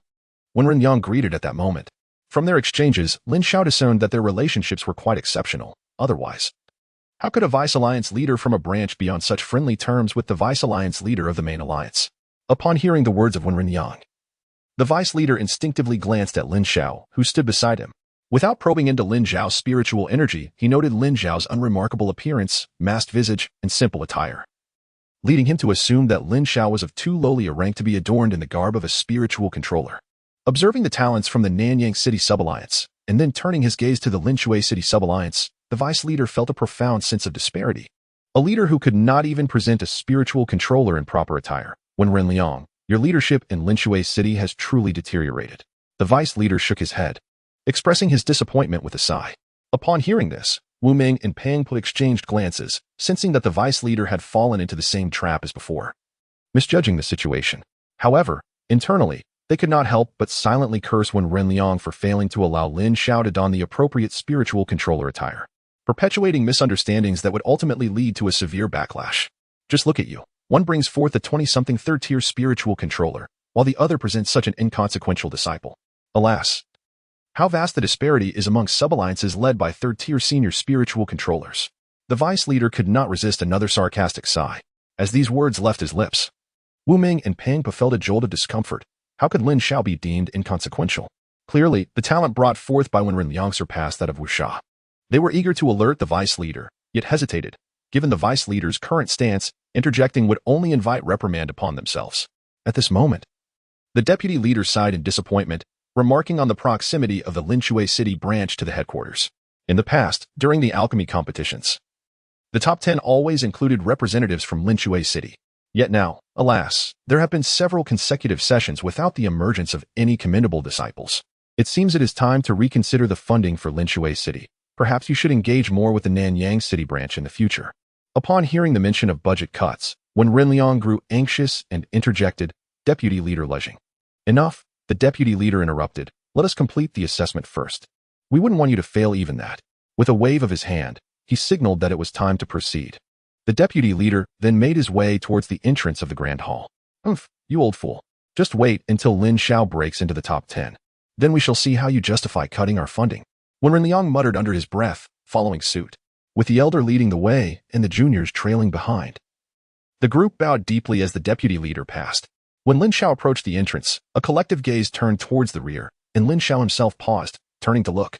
At that moment, a magnificent carriage slowly approached the grand hall, drawn by 5 powerful golden-haired steeds. The carriage was extravagantly crafted, entirely gilded, adorned with various golden ornaments that shimmered brilliantly in the morning light, creating an awe-inspiring spectacle.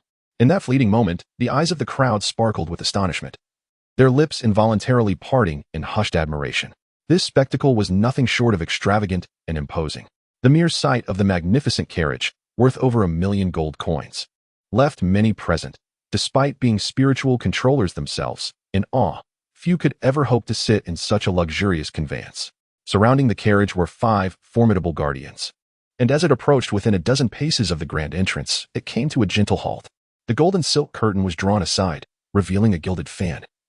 And shortly thereafter, a dashing young man clad in a golden robe gracefully emerged, fanning himself. This man, appearing to be in his late 20s, exuded an extraordinary aura, his handsome visage imbued with a hint of maturity. With each step, he radiated an air of noble elegance, a presence that could utterly captivate the hearts of young maidens. He was Prince Mengsheng. In the imperial city, only a prince could command such an opulent carriage. Truly, as one of the 4 prominent young lords, his demeanor is such that even I find myself in humble admiration. How preposterous! You? He is a 3rd-grade junior spiritual controller, far surpassing you in appearance, status, and allure. Prince Mengsheng is simply breathtaking. The crowd buzzed with excitement, as extraordinary young men and women alike gazed upon him with starry eyes, their infatuation palpable. The charisma, strength, and stature of this man compelled admiration and adoration from all. At that moment, Mengsheng's gaze turned toward the grand hall's entrance. He bowed slightly, clasped his hands in greeting, and spoke with refined elegance. Master, wow, he is exceptionally handsome, rivaling my brother Yiyu. However, I still prefer my brother Yiyu. Sister Wu Sha, this prince is yours to claim. Beside Lin Xiao, Xin clasped her hands beneath her chin, her face adorned with a lovesick expression as she exclaimed in admiration. Wu Sha, the deputy leader, revealed a smile. Gazing at the remarkably handsome Meng Sheng with appreciative nods, her voice imbued with a unique charm as she remarked, "Here he comes, aha. You young people should engage in meaningful conversation." As she spoke, the deputy leader cast a glance at Wu Sha, her eyes shimmering with an unusual light, gesturing for Wu Meng and the others to enter the grand hall, leaving behind the three young individuals, Wu Sha, Xian Xian, and Lin Xiao.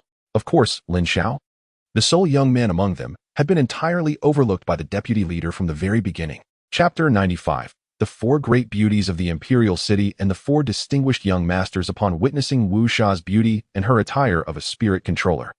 Meng Sheng's eyes instantly sparkled with intrigue. This woman not only possessed breathtaking beauty but was also merely in her early 20s. Having already attained the status of a junior third-grade spirit controller, an innate talent far surpassing his own by countless measures. No wonder his master encouraged him to engage in meaningful dialogue. "Meng Sheng, brother." Just as Meng Sheng was about to approach to greet her, a melodious female voice unexpectedly broke through the air. Following this, two stunning figures emerged into the sight of all present. Both young women were in their 20s. One donned a flowing aquamarine gown, radiating extraordinary grace, while the other wore a delicate white dress, exuding sweetness and charm. Their appearance captivated the attention of everyone in the vicinity. Among the four beauties of the Imperial City, there are two, Zhou Ruoyi and Chen Qing'er. Indeed, the Imperial City is a gathering of exquisite beauty. Such enchanting appearances are rare to behold. If one could win the affection of even one of the four beauties, it would be a lifetime achievement. Yet, how naive it is to think so. The four beauties and the four young masters are not mere figures of simplicity. Both of these ladies are second-tier advanced spirit controllers, a talent that is not easily matched by ordinary individuals. Indeed, among the four beauties, apart from Feng Lanyue and Yi Yu, the remaining three are siblings. Zhou Ruoyi's brother is Zhou Xiong, Chen Qing'er's brother is Chen Yan, and Princess Meng Ying is the sister of Prince Meng Sheng. To win over any one of these beauties, one must also contend with a young master. And these individuals are not easily manageable by us mere spirit controllers. Moreover, I have heard that Zhou Ruoyi harbors feelings for Prince Meng Sheng. Zhou Xiong is fond of Chen Qing'er, and Meng Ying is enamored with Yi Yu. Such intricate relationships make it exceedingly complex. To pursue one beauty, one must navigate the affections of at least two young masters. A group of people buzzed with discussions, each young man yearning for the four beauties. However, they all possess lustful hearts but lack the courage to act, for the talents and backgrounds of each of the four beauties are indeed formidable. Upon learning that Chen Qing'er is the sister of Chen Yan, Lin Xiao's gaze instantly turned frigid, his eyes shimmering with a cold light.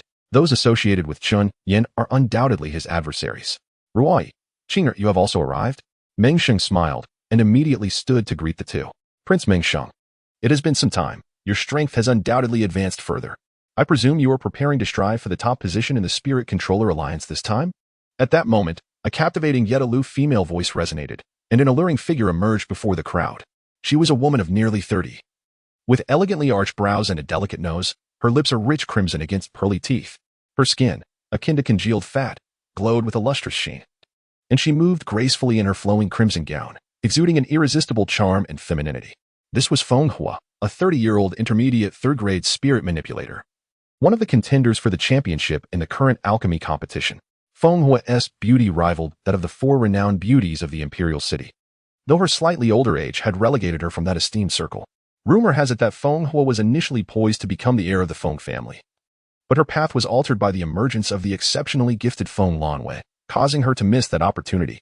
Had circumstances been different, she might have been the future head of the Feng family. Feng Hua's talents in spirit manipulation would have encumbered her with trivial matters had she become the heir, hindering her cultivation, although her innate abilities were somewhat inferior to those of Yi Yu. Achieving the status of an intermediate third-grade spirit manipulator at the age of 30 is exceedingly rare. Moreover, she is a disciple of the deputy leader of the Spirit Manipulators Alliance, ensuring that her participation in this alchemy competition will undoubtedly elevate her reputation. Indeed, apart from Yi Yu, it seems unlikely that anyone could rival her. I have also heard whispers that Feng Hua harbors affections for Yi Yu, and their rivalry in the alchemy tournament adds an intriguing layer to this tale. Is this true?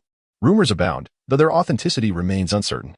Yet, a man like Yi Yu, who attracts the attention of countless women, inevitably finds any interest from a woman of beauty swiftly circulated.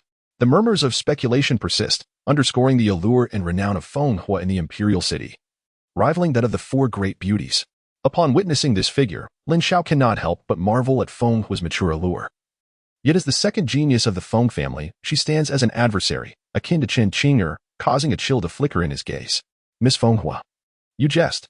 With you and Yi Yu around, how could I possibly claim the spotlight?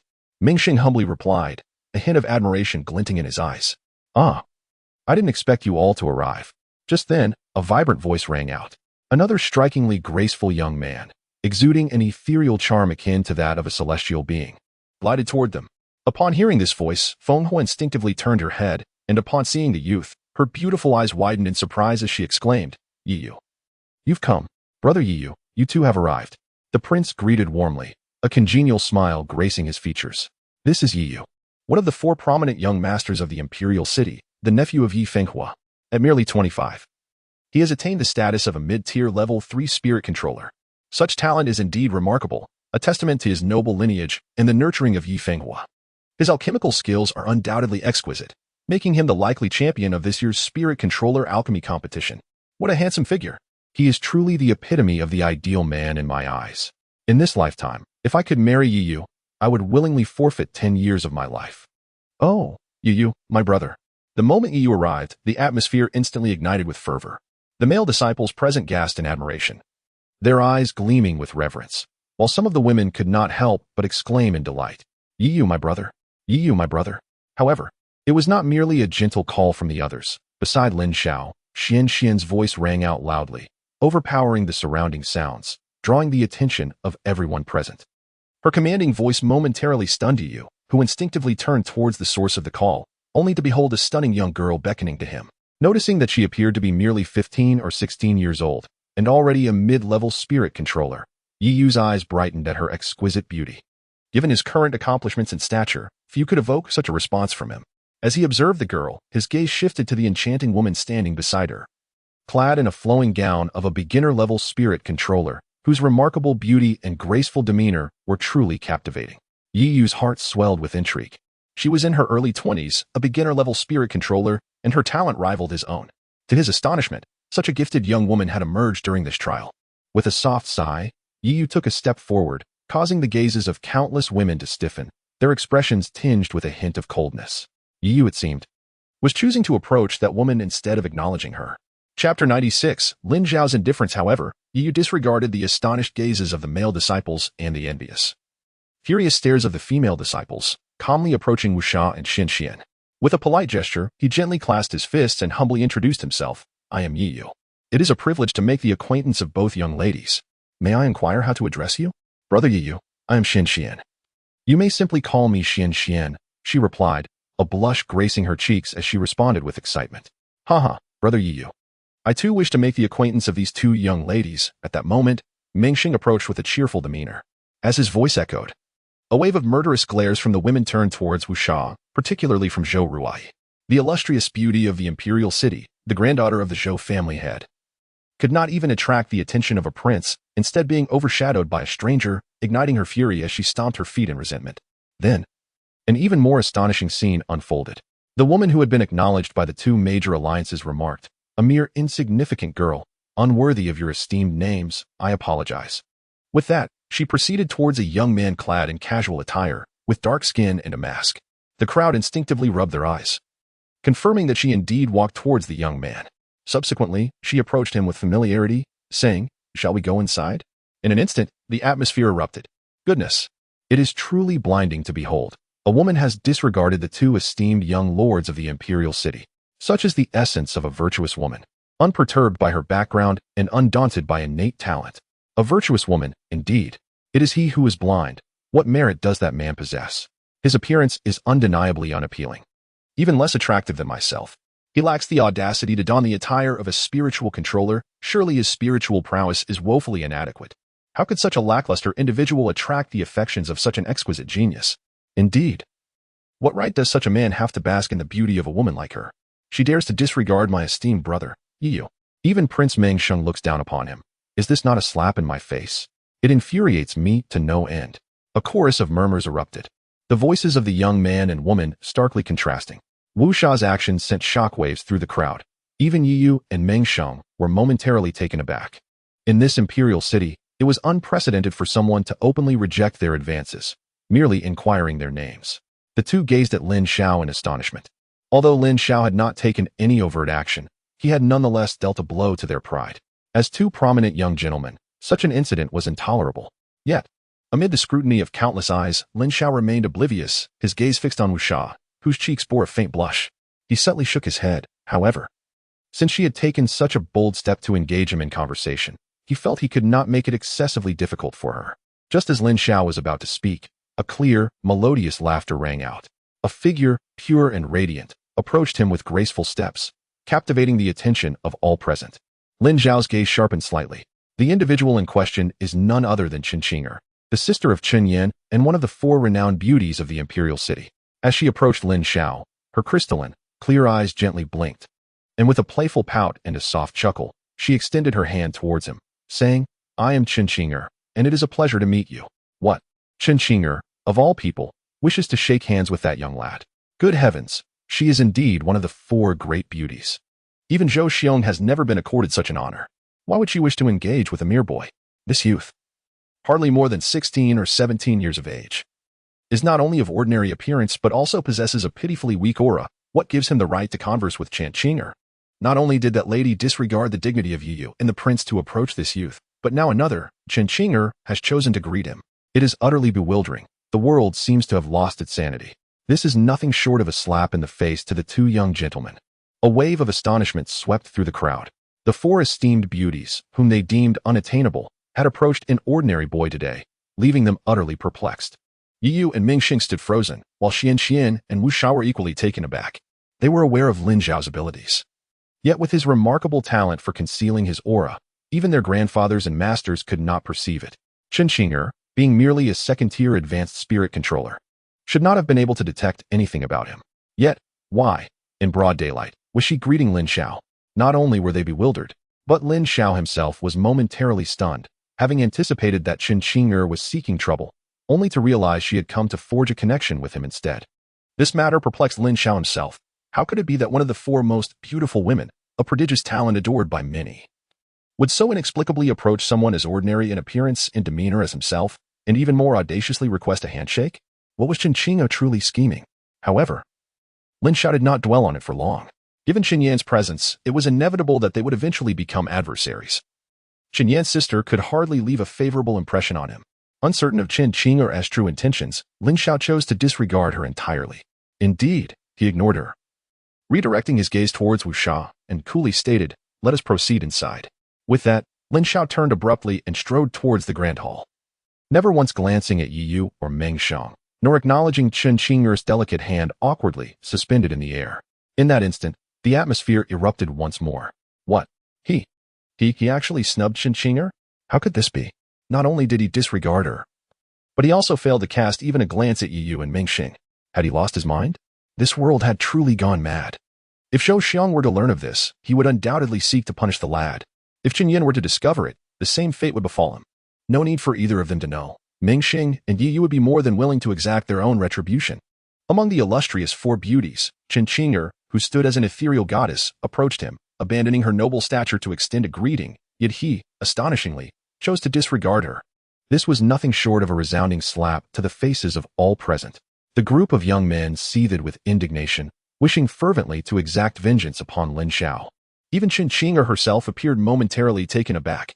Her demeanor was devoid of any disrespect, and her intention was merely to alleviate the tension. Yet, he rejected her overture, leaving her utterly confounded. Furthermore, the expressions of Yu and Meng Xiang soured considerably. This youth had not only struck Qin Qing'er's pride, but had also affronted theirs. The two distinguished young lords of the imperial city had been openly snubbed, with one even disregarding the attention of two beautiful women. This was an affront layered upon another. Halt! Just as Lin Xiao was about to step into the grand hall, a commanding voice resonated.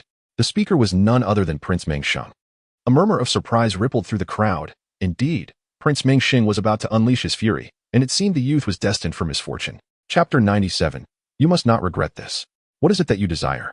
Lin Xiao inquired, his pace gradually halting as he turned to face the prince, his tone unperturbed. Did you not hear? We were engaged in conversation with this young lady, the prince asserted, his voice imbued with an undeniable authority. Lin Xiao remained composed, unaffected by the prince's imposing presence, and calmly retorted, Did you not notice that this young lady does not wish to converse with you? And did you not observe that Qin Qing'er is speaking to you? Beside him, Yu could no longer contain his indignation, expressing his discontent. Did you not see that I have no desire to engage in conversation with him? Lin Xiao maintained his previous tone in response. Do you? Even if both of you possess remarkable self-restraint, it is evident that you are thoroughly incensed at this moment. Do you know who we are? At last. Mingxing's demeanor darkened. Who you are is of no concern to me. If there is nothing further, I shall take my leave. With a nonchalant remark, Lin Xiao turned and strode toward the grand hall, stepping inside amidst the astonished gazes of the crowd. How audacious you are to speak to us in such a manner within the imperial city. You were the first to do so. Do not regret this later. Meng Sheng exclaimed, exhaling in disbelief, nearly amused at the absurdity of the situation. There is no need for regrets when the assessment occurs. He will comprehend the vast chasm that lies between us. Yu sighed coldly and proceeded toward the grand hall. At that moment, the throng of individuals began to filter in one by one. That insufferable Heimu dared to insult my brother Yu and has now implicated my sister as well. Xian fumed, stamping her foot as she made her way into the grand hall. Inside, a group of elders sat in solemnity, though the events unfolded outside. They observed everything with clarity. Wenren Yang, what sort of individuals have you brought here to offend so many influential figures at once? I cannot be held accountable for this. At this moment, the deputy leader sighed suspiciously at Wenren Liang. The deputy leader, a member of the Spirit Control Alliance, recognized that this incident occurred at the headquarters of the Alliance, particularly involving his own disciple. If you remain indifferent, Wenren Liang countered, the news will spread, causing dismay among all disciples of the Spirit Control Alliance and tarnishing your reputation. If I must involve myself in the affairs of juniors, that would truly diminish my standing, the deputy leader declared, waving his hand resolutely. This matter, you shall resolve on your own. I shall not concern myself with a talentless youth who lacks practical understanding. Wenren Yang retorted in anger. The individuals I brought are certainly not devoid of talent. Deputy leader, they are all juniors. Once the assessment concludes, you should lend a hand to smooth things over. Otherwise, when Heimu emerges, their very lives may be at stake. Given our friendship, we cannot allow Wenren Liang to be so humiliated, interjected Wu Meng, attempting to mediate. Indeed, while Wenren Liang may be rather irksome, we must not compromise our values of cherishing relationships, Pang Pa chimed in. Today must truly be an unusual day. For both of you are advocating for Wenren Liang. The deputy leader, taken aback by their responses, paused momentarily before sighing. Very well. Since you both plead on his behalf, I shall speak for him after the assessment. However, these individuals are not all my disciples. Whether they heed my words remains uncertain. Wenren Liang nodded nonchalantly. At this moment, stepping through the grand hall's entrance, Lin Xiao and Wu Sha were the first to stride inside. You have certainly incited a great deal of animosity, Lin Xiao remarked, casting a sidelong glance at Wu Sha. The notion of a femme fatale rang true. Her mere presence beside him seemed to draw both Yi Yu and the prince into their orbit. Naturally, he would not bow or ingratiate himself to anyone, which inadvertently provoked the ire of two young gentlemen. Moreover, there was another enchanting beauty, Chen Qing'er, whose sudden appearance could potentially summon trouble from Zhou Xiong and Chen Yin. Once she stepped onto the scene, complications were likely to ensue. This was not merely a matter of allure, it was perilous, and if she became a true femme fatale, the consequences would be dire. Yet, Lin Xiao remained unfazed, despite his reluctance to cultivate enmity with the royal family or the Zhou clan. He would not hesitate to retaliate should they overstep their bounds. He had little faith that, when the time came for him to act against Feng Lanwei or Chen Yin, the leaders of the Zhou family and the royal court would disregard the larger picture in their response to him. In a moment of urgency, he felt compelled to act. Although both individuals were formidable, he held no affection for them and wished to avoid entanglements. Wu Sha softly expressed her apologies. I will seek my grandfather's assistance. He is quite familiar with the deputy leader. Perhaps his intervention can ease the tension between you. No need, Lin Xiao replied, shaking his head. They are not in a position to threaten me. Soon, he ventured further into the grand hall, where he observed a series of small chambers ahead, presumably the designated areas for the forthcoming assessments. In the grand hall, a group of venerable elders sat in attendance, led by the deputy alliance leader, Wenren Yang, Wu Ming, and Peng Pi, who were seated closely beside him, signifying their esteemed status. Lin Xiao halted his steps upon encountering the peculiar gazes of these elders. Meanwhile, a throng of individuals trailing behind him had also arrived. Despite harboring reservations about him, they concealed their sentiments, bowing respectfully towards the front. The time had come for an internal assessment, a prerequisite for participating in the grand competition scheduled in 3 days. With a calm gaze sweeping across the assembly, Lu Zhenghamo began to speak. Today, the assessment project is quite straightforward. the refinement of medicinal materials, specifically the Jiao Yin Mu. This wood serves as a crucial ingredient for numerous elixirs, yet it contains a plethora of impurities that necessitate 9 rounds of refinement to eliminate completely. However, this task proves exceedingly challenging. In the annals of the Spirit Control Master Alliance, no one has yet achieved this feat at the 3rd-tier Spirit Control Master level. The highest recorded accomplishment remains with Alliance leader Yi Fenghua, who managed to refine it 7.5 times. Therefore, the benchmark for passing the assessment is set at 3 successful refinements. Now, you may each enter your respective chambers to commence the refinement process. Inside, you will find both Spirit Wood and Jiao Yin Mu, and you will have half an hour to complete your task. Upon hearing Lu Zhenghongmao's pronouncement, Lin Xiao cast a sweeping glance around the hall. Notably, among the group of young individuals under 30, there were as many as 15 3rd-tier Spirit Control Masters, including himself. No wonder when Ren Yang expressed concern about his ability to secure a place among the top 10. Moreover, after enduring the trials and tribulations, the Spirit Controllers from various regions have been meticulously sifted through competitions. By the time of the alchemy contest, it is likely that there will be more than 20 3rd-tier Spirit Controllers. For an ordinary novice 3rd-tier Spirit Controller, ascending into the top 10 presents a formidable challenge. Of course, aside from Yi Yu and Feng Hua, all others present are also novice 3rd-tier Spirit Controllers. At this moment, a total of over 50 disciples casually selected a partition and entered. Soon you will realize the vast chasm that separates us. Your recent actions were exceedingly foolish. As Yi Yu passed by Lin Xiao, he disdainfully scoffed. Indeed, brother Yi Yu, I stand with you. Let this unattractive fellow comprehend the disparity between you. Xian also gestured mockingly before following closely behind Yi Yu into a partition. Hee, I hope you fail even the assessment. Mingsheng deliberately walked past Lin Xiao, turning to sneer. However, both Yi Yu and Mingsheng, along with Xian, were completely disregarded by Lin Xiao, who maintained a tranquil demeanor throughout, uttering not a single word. It is truly perplexing how someone as worthless as you dares to overlook my brother Mingsheng, rejecting Qing Er's goodwill. Just wait. You will soon have your reckoning. Zhou Ruai approached in anger, threatening Lin Xiao. Ruai, let it be. This young man may harbor some misunderstanding towards me. Chen Qing Er interjected, waving her hand, her gaze toward Lin Xiao filled with perplexity, before promptly leading Zhou Ruai toward the partition. Daring to disregard Yi Yu. You are indeed the first. How amusing. Coincidentally, Feng Hua passed by, a fragrant aroma wafting into Lin Xiao's nostrils. Feng Hua's voice, laced with allure, bore a hint of anticipation in her gaze. Observing individuals pass by him, Wu Sha, with a face full of apologies, encouraged, do your best. Do not let these people down. How fortunate to have the attention of so many promising contenders. I shall do my utmost. With a soft chuckle and a sigh, Lin Xiao took a step forward, casually selecting a room to enter. Upon closing the door, he found a diminutive red wooden branch adorned with multicolored spots, alongside a substantial piece of spiritual wood. Lin Xiao smiled faintly, storing the spiritual wood within his storage ring, and immediately commenced channeling his spiritual energy, causing the Jiao Yin wood to levitate in the air. Subsequently, a surge of suppressed spiritual energy erupted from his brow, pulsating and igniting beneath the Jiao Yin wood. Outside the room, a group of elders engaged in casual conversation, awaiting the proceedings. To avoid disrupting the assessment, no one was permitted to probe into the compartments. After half an hour had elapsed, disciples began to emerge one after another from the compartments. Most wore smiles, while a few bore expressions of concern. Yi Yu, Mingsheng, and others also exited with satisfied smiles. However, when everyone had emerged, only one room remained closed, its interior flickering with a dance of flames. Was it that Blackwood? Wu Ming furrowed his brow in surprise, exclaiming, the 2nd-tier Spirit Controller has already emerged. Why is Haima still not out? Could there have been some issues during the refinement? When Ren Liang's gaze remained fixated on the compartment where Lin Xiao was situated, his fists clenched beneath the table, beads of sweat forming on his brow.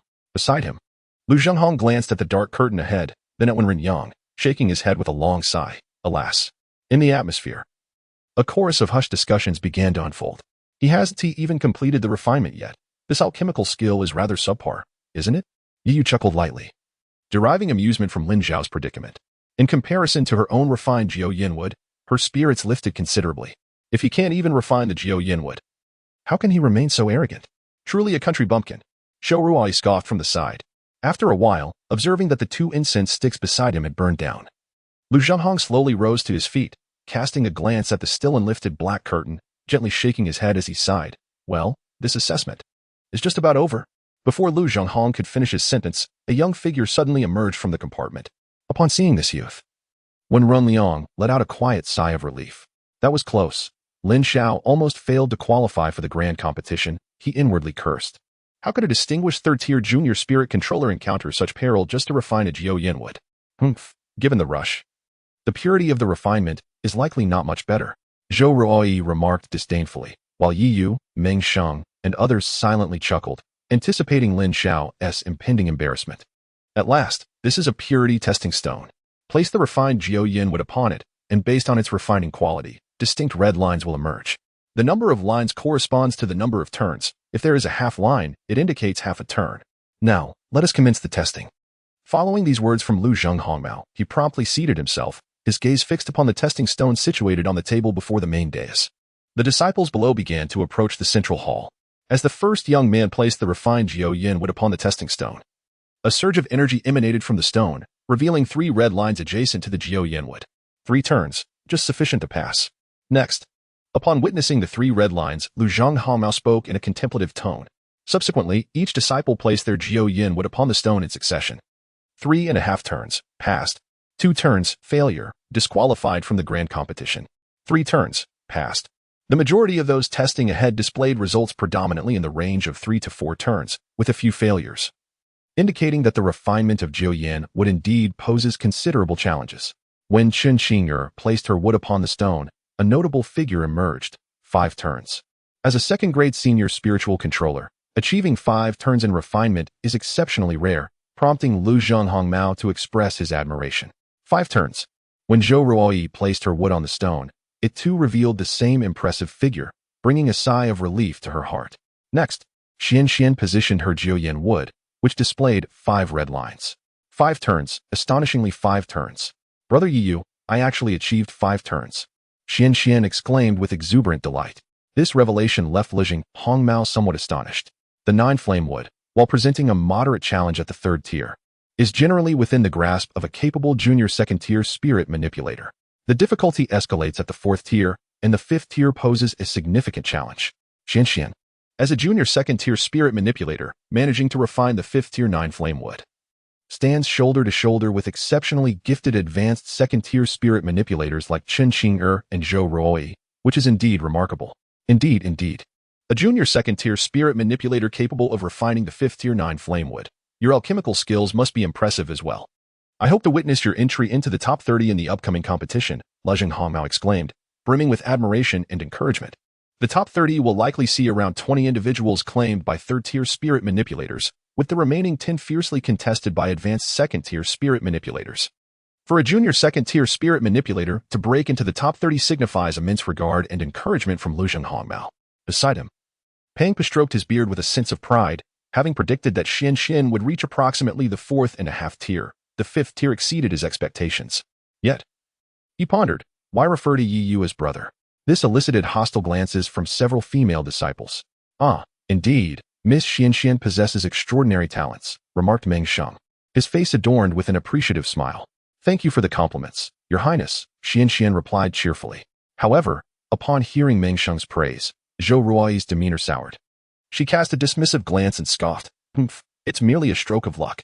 In the alchemical competition, one cannot rely solely on a single successful refinement of 9-flame wood to achieve a commendable outcome. Chapter 99. The interplay of luck and skill. It remains uncertain whether the alchemy competition would mirror this scenario, potentially relying on fortune as well.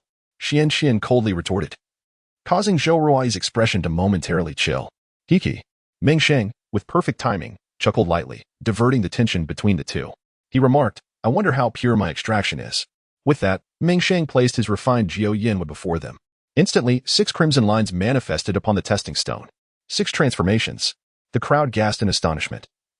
This was the highest peak recorded among the numerous disciples tested thus far.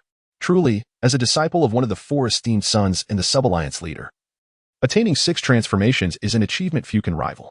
Typically, novice 3rd-tier spirit manipulators can only reach 5 transformations or 5.5. Achieving 6 transformations indeed necessitates an exceptionally advanced level of spirit manipulation. The chorus of admiration prompted a satisfied nod from the sub-alliance leader. This was not mere flattery. Reaching 6 transformations is a formidable accomplishment, especially considering that even the legendary Yi Fenghua had only achieved 7.5 transformations in his prime. I wonder if some individuals can even match half of my results, Ming Xing mused, his gaze drifting toward Lin Xiao, whispering softly, inciting yet another wave of indignation among the onlookers. However, Lin Xiao merely smiled in silence, which only fueled their ire further. With the presence of the sub-alliance leader, there was little time to squander. The testing proceeded in succession, and after several more evaluations, even numerous novice third-tier spirit manipulators could only reach 5 transformations or 5.5. None could match Ming Xing's extraordinary height. Until then, only Yiyu, Fenghua, and Lin Xiao remained on the scene. Everyone had to acknowledge the formidable difficulty of refining the 9-flame wood and the exceptional talent of Ming Xing. Whether the remaining 3 could surpass the 6th transformation depended on their abilities, yet, in the eyes of the onlookers, it seemed there were only 2 contenders left, Yiyu and Fenghua, while Lin Xiao was largely overlooked by the crowd. It's our turn now, Yiyu remarked with a smile, glancing at Fenghua. I'll go first. With a light sigh, Fenghua stepped forward and placed the 9-flame wood onto the testing stone. Sizzle, sizzle. A series of crimson lines emerged, and after the 6th line, a half line appeared. 6.5 transformations. The crowd gasped in astonishment, as a mid-tier spirit manipulator of the 3rd rank, she indeed surpassed Ming Xing by half a transformation. It is worth noting that as one ascends, the difficulty of refinement increases significantly, and this half transformation had already surpassed Ming Xing considerably. Miss Fenghua is truly remarkable. 6.5 transformations. One would be hard-pressed to find even a high-tier 3rd rank spirit manipulator capable of such a feat. Yiyu smiled at Fenghua in admiration. Hee, how can I compare to you, brother Yiyu? I suspect you may not fall short of me, Fenghua replied with a calm smile, her strength being quite comparable to Yiyu's, though she did not perceive him as inferior. Only the test will reveal the truth, Yiyu said with a gentle smile, turning his gaze towards Lin Xiao. Let's see just how vast the gap between us truly is. With a hint of disdain directed at Lin Xiao, Yiyu approached the testing stone, retrieving a piece of fiery redwood and slowly placing it onto the stone. Sizzle, sizzle. The crimson lines appeared rapidly, and within a mere 2 or 3 breaths, 7 vivid red lines emerged. This phenomenon elicited gasps of astonishment from the crowd.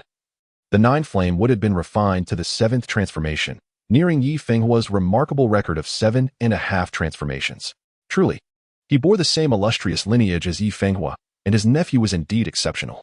Just as the crowd was about to voice their astonishment, another red line manifested, continuing until half a line appeared, prompting the aura on the testing stone to cease. 7.5. This achievement matched Yi Fenghua's refining record from his prime. At that moment, the crowd once again drew in sharp breaths. 7.5 transformations had not been witnessed for many generations. It seemed that the Lanlan Empire was poised to unveil another Yi Fenghua. Gazing at the figures on the testing stone, Lu Zhenghong couldn't help but exclaim. 7.5 transformations within the entire Spirit Control Master Alliance. Even among 3rd-tier senior Spirit Control Masters, none could attain such a feat in the past.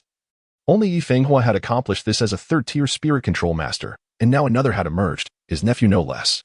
One could only imagine that Yiyu's future achievements would undoubtedly draw perilously close to those of Yi Fenghua, and perhaps, in time, he might even surpass him. Brother Yiyu is so handsome. Xian clapped her hands in delight, her expression brimming with infatuation and excitement.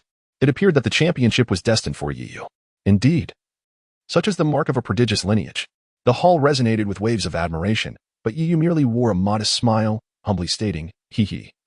It's merely the refinement of 9 flamewood. It signifies little. Having concluded his words, his gaze turned toward Lin Xiao, his face adorned with a pronounced sarcasm.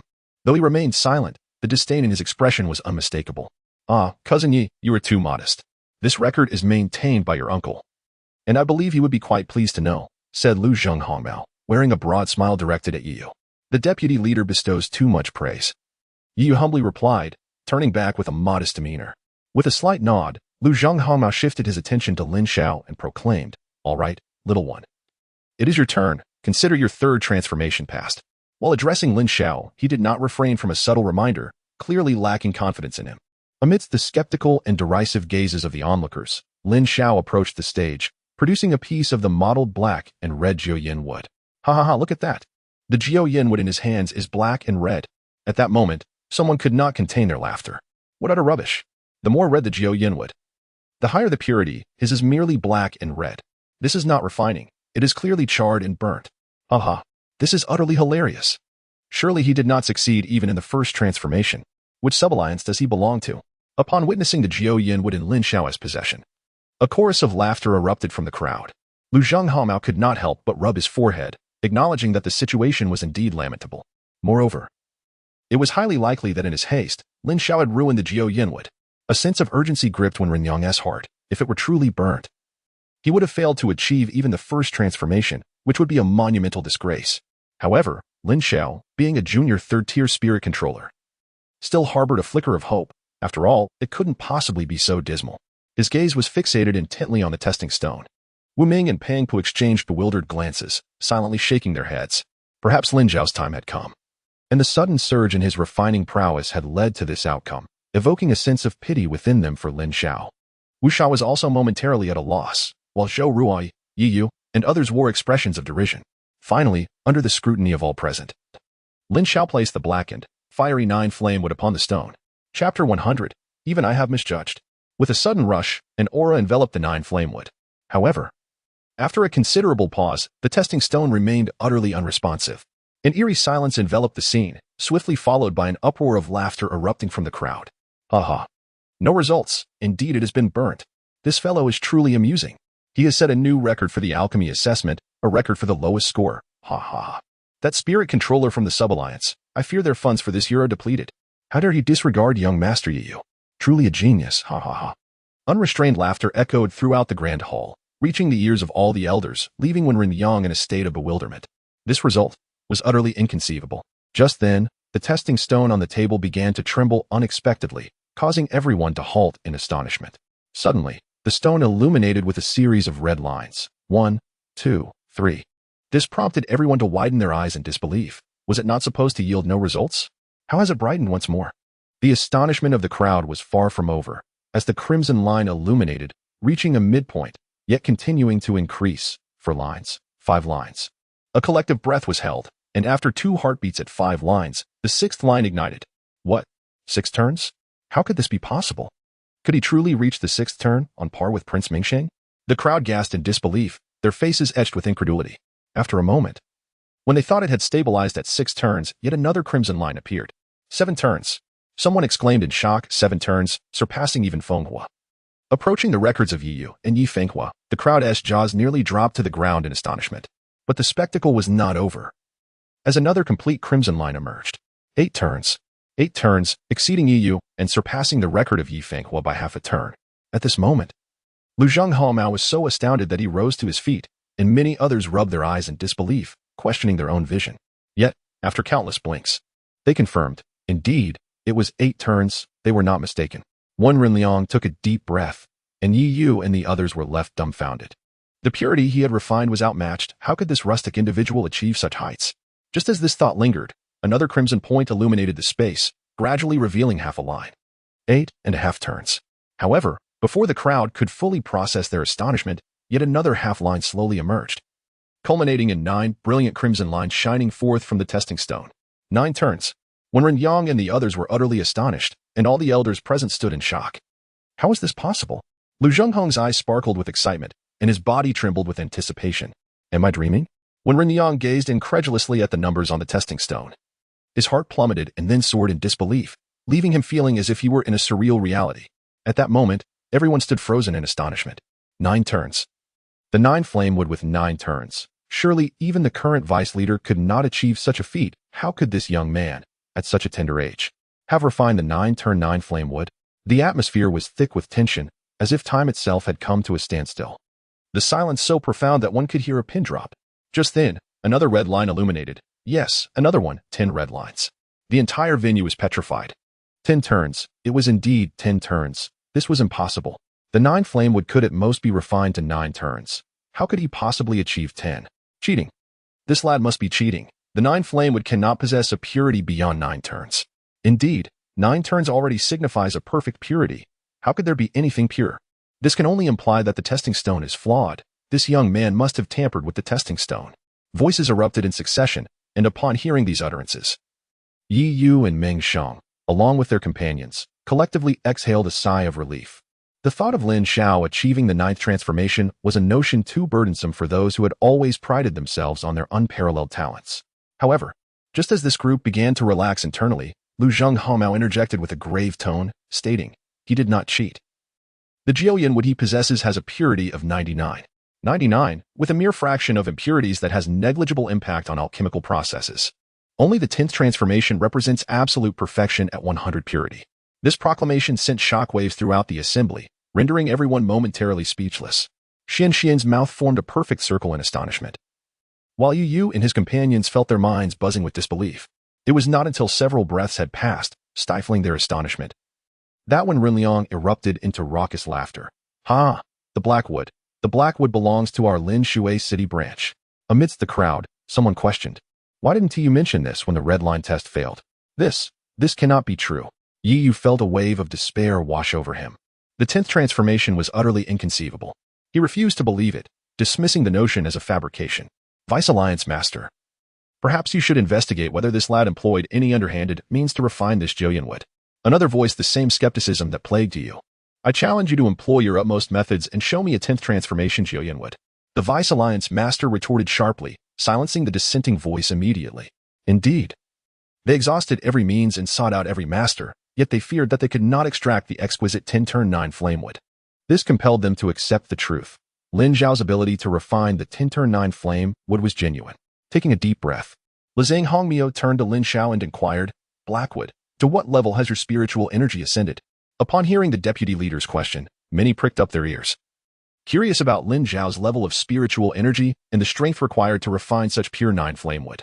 With the deputy leader himself asking, Lin Xiao no longer concealed the truth and replied nonchalantly, "I am but an apprentice with merely primary 3rd-tier spiritual energy, not as high as young Master Yu." The crowd was taken aback.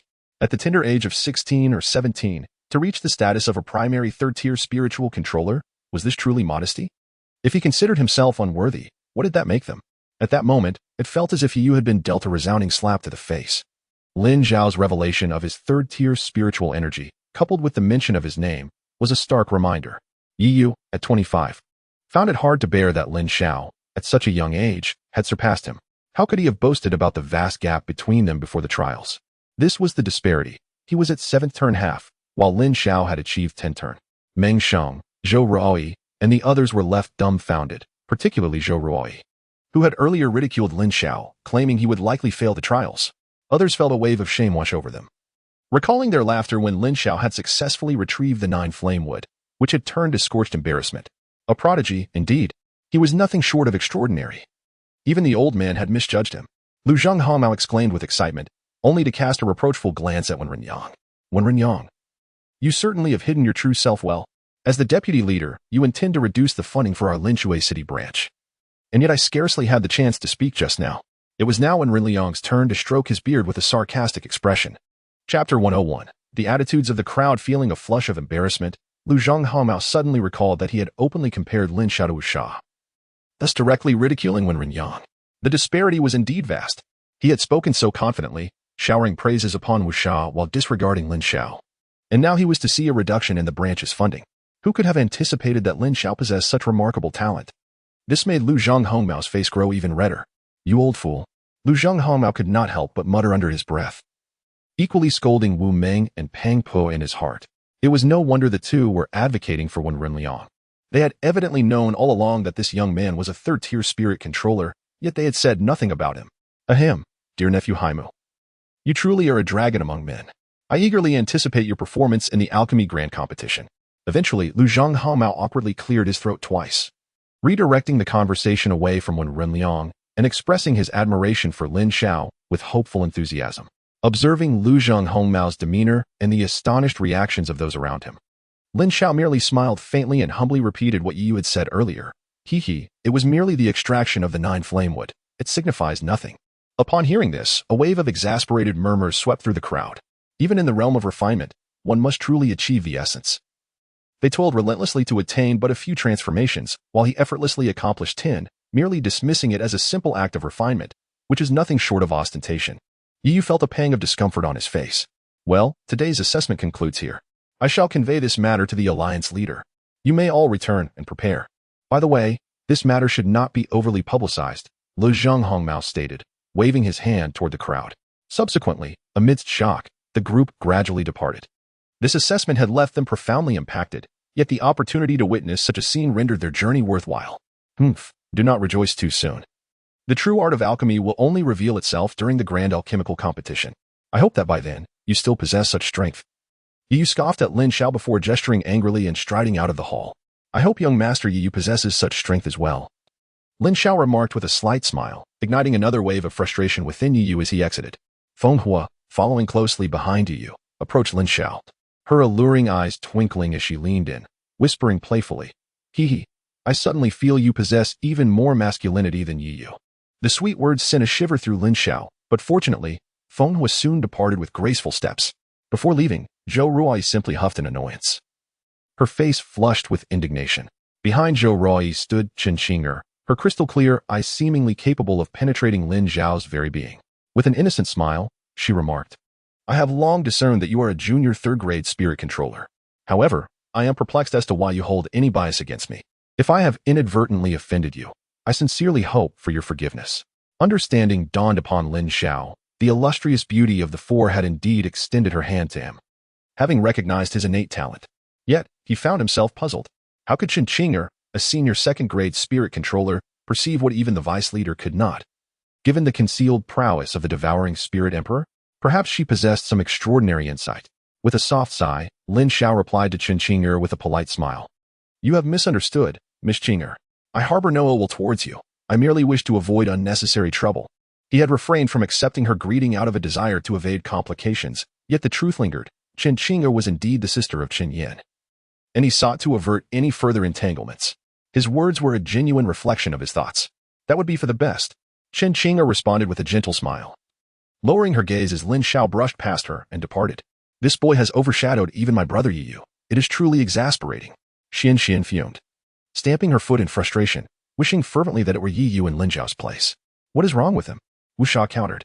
Well, she hesitated, initially thinking of the talent of her most admired Yu, yet recalling Lin Xiao's earlier demeanor, she stammered, It's just. He is not as handsome as brother Yu. However, in the grand contest of alchemy, he would undoubtedly be no match for brother Yu. Xian added with a knowing smile. The Haima brothers certainly know how to keep their depths concealed. At that moment, laughter erupted as Prince Mingxing approached Lin Xiao with a jovial demeanor. Oh, I am the first to dare speak to Prince Mingxing in such a manner. Lin Xiao remarked with a hint of sarcasm. Mingxing chuckled awkwardly, a touch of remorse evident in his tone as he said, I was unaware of Brother Haimu's remarkable talents earlier, and I apologize for my thoughtless words. I hope you can overlook my indiscretion. Truly, a testament to royal demeanor. Lin Xiao mused inwardly, recalling how just half an hour ago, they were at odds, and now, upon recognizing his talents, their attitudes had shifted dramatically. Nevertheless, he could empathize with those born into royalty. Leveraging one's potential and lineage is essential in the realm of power. Moreover, after developing enmity with Chanfeng, he had no desire to further antagonize the royal family. Your Highness, you overstate my character. I am not one to hold grudges. If others consider me a friend, I shall reciprocate with sincerity. If they see me as an adversary, I will respond in kind. Lin Xiao replied earnestly. The royal family, of course, regards Brother Haimu as a friend. Mingxing chuckled lightly, then leaned in closer, whispering, My sister, Meng Ying, is also one of the four great beauties of the imperial city. I believe she would be eager to meet you. When you find the time, I hope you can visit the city so that we may properly entertain you. Noticing Lin Xiao's inclination to decline, Mingxing quickly added, By the way, a significant portion of the current imperial city is under her influence. His sister wields power? Lin Xiao was slightly taken aback. It was Mingxing's sister who held the power, not Mingxing himself. Perhaps there would be an opportunity to meet her someday. A faint smile graced his lips as he replied, Then I shall await the esteemed arrival of the Haimu brothers. Mingxing, filled with delight, waved his golden fan and departed. One by one, a group of individuals left in astonishment. After Lin Xiao was graciously entertained by Lu Zhonghongmao, he ultimately exited the assessment hall of the Spirit Control Master Alliance with Wenren Liang. Although the disciples did not openly discuss Lin Xiao's matters, they still engaged in hushed conversations about it. Meanwhile, the disciples outside the Spirit Control Master Alliance swiftly relayed the news back to their families. In the Zhou family, Zhou Ruai indignantly recounted the events of the competition assessment, embellishing the details for Zhou Xiong, who was so furious that he nearly leapt from his seat. What? Qing'er took the initiative to greet him? And even offered a handshake? Zhou Xiong demanded incredulously. Indeed. Zhou Ruai nodded. Moreover, that fellow disregarded Sister Qing'er entirely. What? Zhou Xiong's fury intensified. Naturally, he was unwilling to allow Lin Xiao to shake hands with Chen Qing'er, having pursued her openly for so long. He could not even touch her, so how could a mere country bumpkin presume to do so? Yet, to make matters worse, this young man, who had seemingly disregarded the opportunity, wore an air of disdain, which only fueled Zhou Xiong's anger further. This implies that the woman pursued by Zhou Xiong is, in the eyes of that young man, merely an object of disdain. This is truly a slap in Zhou Xiong's face. Humph. Once he leaves the Spirit Control Master Alliance, I shall teach that young man a lesson, regardless of his so-called talent in alchemy. I will not be swayed by such pretenses, Zhou Xiong declared angrily. Zhou Ruai nodded in agreement, her spirits lifted. Chapter 102. Aiming for the top 10. Meanwhile, at the Feng family residence. Upon returning, Feng Hua was immediately queried by Feng Lanyue about the examination results. Although Feng Hua was somewhat reluctant, she did not conceal the details regarding the alchemy assessment and spoke candidly, eager to see Feng Lanyue's reaction. After hearing Feng Hua's words, Feng Lanyue was taken aback and exclaimed, "Haimu, it truly is him. Do you know him?" Feng Hua inquired, puzzled. "My affairs are of no concern to you. The family head has instructed us to cultivate a favorable relationship with him," Feng Lanyue replied coolly. "I understand," Feng Hua responded, slightly taken aback. "By the way, what movements have the royal family and the Zhou family made recently?" Feng Lanyue promptly asked. The royal family and the Zhou family have been in close contact. Yet no significant actions have been taken, Feng Hua replied. No actions are preferable. A flicker of determination crossed Feng Lanyue's countenance, revealing the poise of a future leader despite her youth. "If anything arises, I trust that Sister Feng Hua will inform me at the earliest opportunity." "Certainly." Feng Hua nodded slightly, exhaling softly as she turned to leave. Pausing at the threshold, she inwardly mused, "Humph. She hasn't even assumed the role of family head, yet she begins to issue orders to me." Suddenly, Feng Hua strode away. He paused momentarily, but could not evade the keen gaze of Feng Lanyu, who, with a chilling sigh, remarked, "Feng Hua, I am aware of your grievances towards me. Were it not for your utility to our family, the Feng clan would undoubtedly not tolerate your presence." Meanwhile, the affairs of the royal family and Lin Xiao had also reached Meng Ying's ears, and she, in turn, relayed this matter to an elder. This elder was a figure of the royal family, the most formidable individual in the Lan Empire, a ninth-tier martial sovereign, known as Empress Dowager Meng Shi. With an appearance reminiscent of a frail old woman, she sat delicately upon an ancient wooden chair in the palace's secret chamber. Her lips, lined with deep wrinkles, began to move gently. The Feng and Chen families are making such a grand display of marrying their two heirs. They must possess some hidden cards. Our royal family has not seen a contender for the martial sovereign title for many years. If I were still around, the Feng and Chen families could be managed. But should the day come when I am no longer here, with the ambitions of those two old men, our royal family's position may very well be at risk. Shaking her head slowly, Mengshi let out a resigned sigh. "Grandmother will surely live long, like the mountains," Menging interjected. "Even the martial emperor has his time of passing. How much more so for me? There is no need to comfort me. I am acutely aware of my circumstances. If I cannot transcend to the martial monarch level, I fear I shall not endure for many more years." With a shake of her head, Mengshi replied to Meng Ying, "Thus, for the royal family to maintain its legacy, it must continuously attract talent and not become complacent. If this individual does not make an appearance, Yi would be the optimal candidate. However, this person's talent is likely superior, if not equal, to that of Yi. Should we manage to win him over, we must exert our utmost efforts. If the situation appears unfavorable, we must eliminate him before he rises to prominence." Ying understands. Meng Ying immediately nodded. "By the way, how's the assassination of Qin Yin and Feng Lanwei progressing?" A slow voice once again emanated from Mengshi. Ever since the announcement of their marriage, Qin Yin and Feng Lanwei have remained within the clan, leaving no opportunity for action.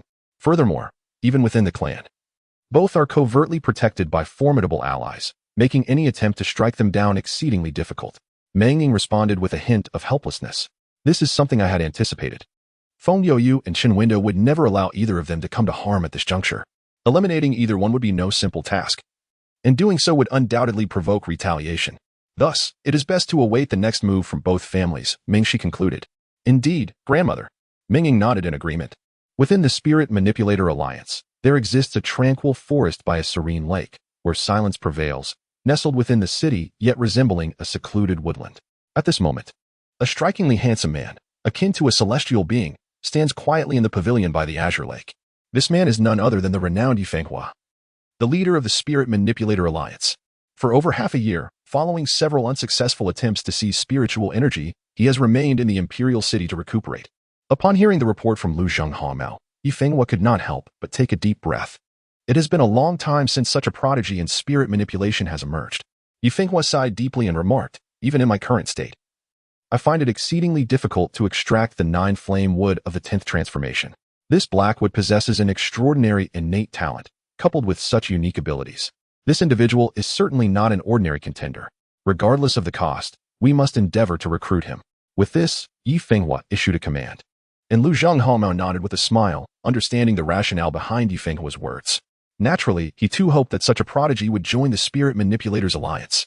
However, standing beside them, Yi Yu was less than pleased, harboring a palpable animosity towards Lin Xiao.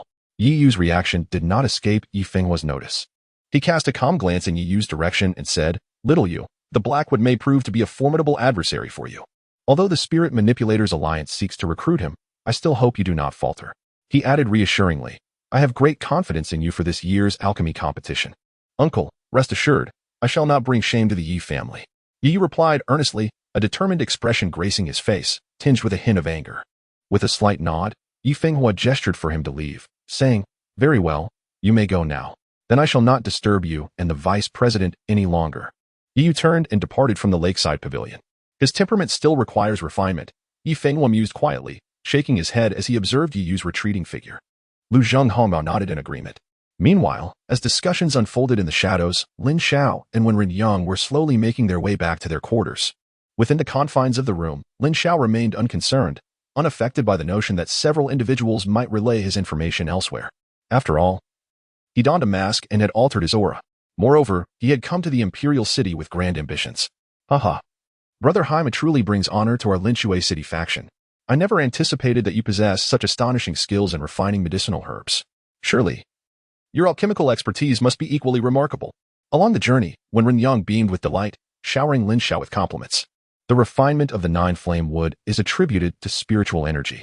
In the upcoming alchemy competition, I shall strive to secure a place among the top 10. Lin Xiao stated calmly, intending to reassure Wen Renyang. His aspirations, however, extended far beyond mere top 10 aspirations. I have faith that you will make it into the top 10. Wen Renyang affirmed with a vigorous nod. Even though the achievement was commendable, extracting the 10th transformation 9-flame wood was no simple feat. Lin Xiao's ability to refine it using spiritual energy implied that he could also concoct high-grade elixirs. At this moment, Wen Renyang's confidence in Lin Xiao was unwavering. The top 10 was within reach. Observing Lin Xiao's composed demeanor, Wen Renyang suddenly recalled something. His expression shifting as he turned to Lin Xiao. By the way, in the coming days, the Imperial City's medicinal herb market will host a trading event, where one can exchange herbs, elixirs, and other rare treasures. If you have some free time, perhaps you could accompany Wu Sha and Xian Xian for a stroll. You might uncover some hidden gems. Wen Renyang cautioned, of course, if you choose to attend, one must exercise caution, for the trading fair is unregulated. A veritable mlang of individuals, and many adept practitioners lurk in the shadows. The mention of the trading fair caused Lin Xiao to pause momentarily. Before he responded with a subtle nod, I shall go, but bringing 2 companions would attract too much attention. I will attend alone later. The young brother preferred to remain inconspicuous, which was indeed prudent. Wen Renyang nodded slightly, yet inwardly lamented, Wu Ming and Pang Po. It is not that I am unwilling to assist you. Whether your granddaughter and disciple find their way is contingent upon their own efforts. As the sun began its descent, Lin Xiao finally stepped out, attired in unremarkable garments, his face concealed behind a black iron mask that revealed only his darkened chin and brow, exuding an air of cold detachment. Exiting the Spirit Control Master Alliance, he traversed several streets until he arrived at the bustling alchemy market. Perhaps due to the refreshing evening breeze, the streets were alive with throngs of people, vendors renting shops, street hawkers of all ages displaying their wares, each fervently calling out, hoping that their long-held treasures, or even items collected by chance, would catch the eye of an eager buyer. Meanwhile, those wandering the streets in search of medicinal herbs sought various suitable items to meet their needs. In this realm, many transactions are conducted using elixirs, a fact that Lin Xiao has come to comprehend. Although his collection of elixirs is modest, he possesses several third-tier replenishing and spiritual elixirs, alongside second- and third-tier healing potions. While these elixirs are not exceedingly rare, their worth is nonetheless considerable. As Lin Xiao ambled past various herbal stalls, his gaze fell upon a peculiar greenish-black fruit displayed on the ground of one vendor's booth. It glimmered with a reflective sheen, reminiscent of a gemstone, and appeared remarkably smooth and lustrous. To his astonishment, this was the green flame evil fruit. Lin Xiao was taken aback, never anticipating that such a rare item would be available at a roadside stall. The green flame evil fruit is a primary ingredient for the 4th-tier elixir known as the thunderous evil fire elixir. The mere presence of such a high-grade material is of significant value and is seldom encountered. Moreover, while most elixirs are primarily designed to enhance strength, power, or facilitate healing, there exists a rare category of elixirs intended for offensive purposes. The thunderous evil fire elixir, also referred to as the violent elixir, is one such concoction. Crafting this elixir is notably demanding. It necessitates ingredients that harbor and absorb energy. Due to the volatile nature of these ingredients, any misstep could result in a catastrophic explosion, potentially endangering the alchemist's life. Consequently, offensive elixirs are exceedingly scarce and exorbitantly priced, often selling for countless times more than other elixirs of equivalent grade. Naturally, due to their extreme rarity, such offensive elixirs are virtually non-existent in the marketplace. The thunderous evil fire pill is indeed an exceptionally rare and aggressive medicinal concoction, classified as a fourth-tier elixir. The materials used in its creation harbor immense power, which, when combined with a substantial infusion of spiritual fire during the refining process, condenses into a pill the size of a mung bean. Once infused with spiritual energy, it detonates with tremendous force. The explosive might of a fourth-tier thunderous evil fire pill is sufficient to injure even a martial king. A pill capable of inflicting harm upon a martial king possesses the potential to threaten their very existence. The mere rumor of such a pill could incite madness among many. One can only imagine the extraordinary value of the primary ingredient, the green flame evil fruit. Thus, upon encountering this precious green flame evil fruit, Lin Xiao felt a surge of excitement, despite his current inability to concoct fourth-tier pills. However, if this invaluable green flame evil fruit were not to be auctioned but instead displayed for sale, it is conceivable that the vendor might remain unaware of its true worth, perhaps drawn only by its alluring appearance.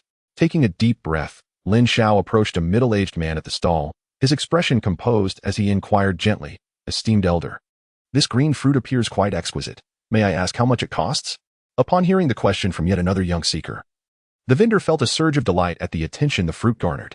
However, after scrutinizing Lin Xiao's attire, he shook his head inwardly and replied, "Young man, this item is not merely beautiful, it is not something that can be purchased with money."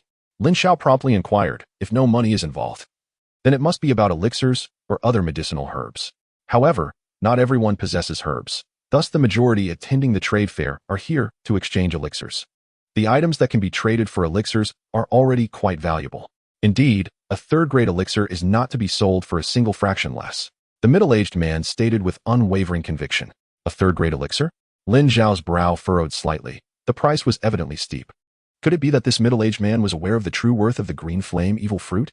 Senior, while it is true that the appearance of this fruit is somewhat appealing, medicinal herbs are ultimately for refining potions. Surely, you are asking for too much. Does this fruit possess some extraordinary utility? Lin Xiao feigned ignorance and asked deliberately. "Ha, I am not certain of its utility either. However, I obtained this item from deep within the mountains, and it is imbued with a considerable essence, undoubtedly extraordinary. Moreover, to procure this fruit, I nearly fell victim to a spirit serpent, so there is no room for negotiation.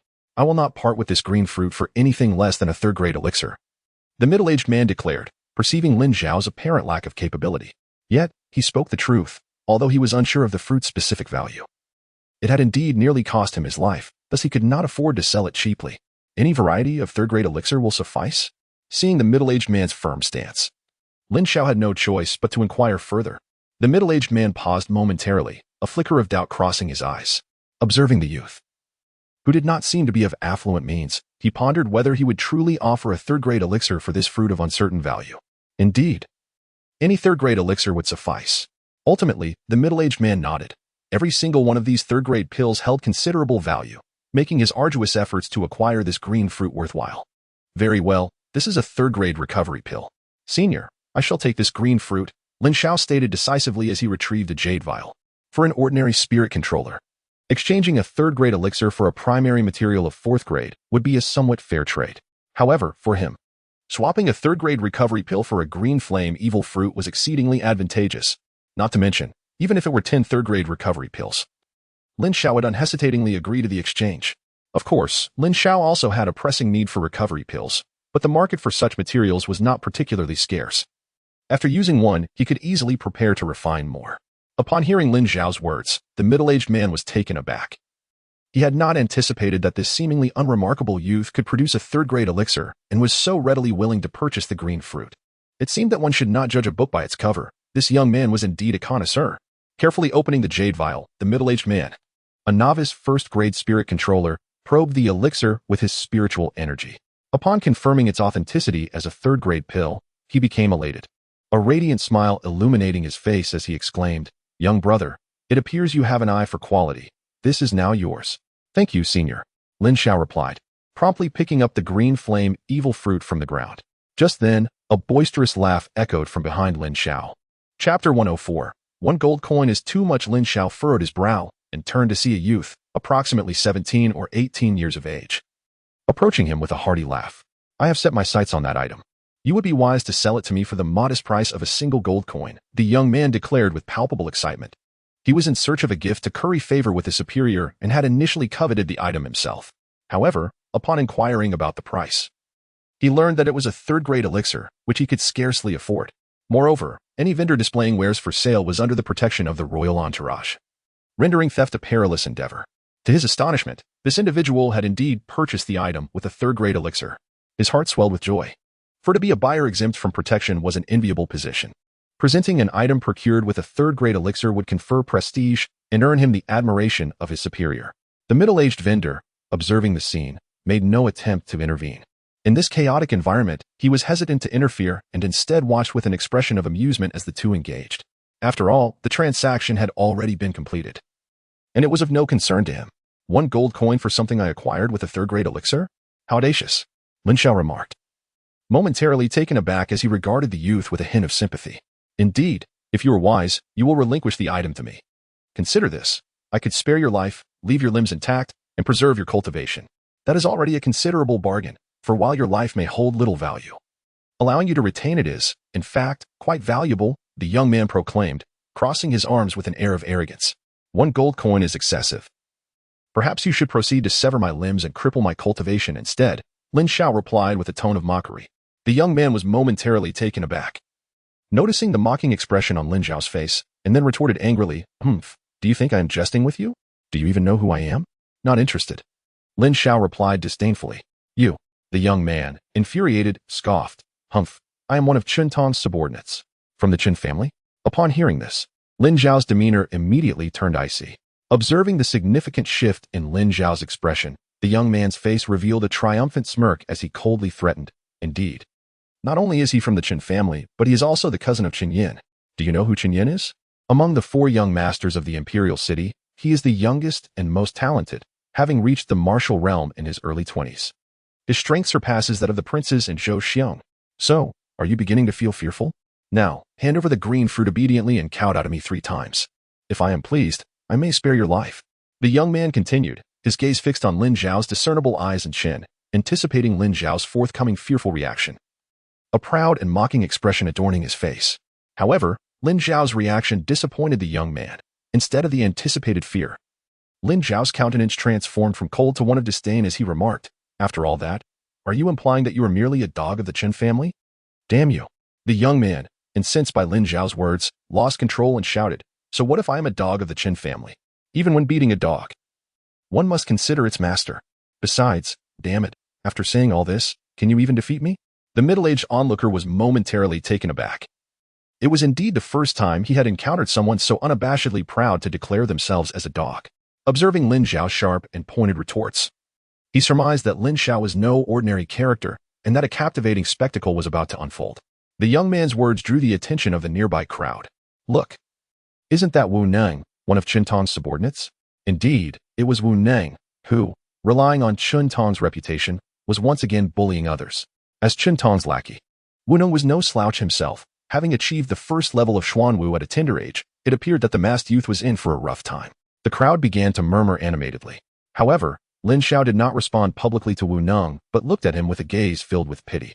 "I shall grant you 3 breaths of time. Should you fail to kneel and bow your head, I will make you regret ever entering this world."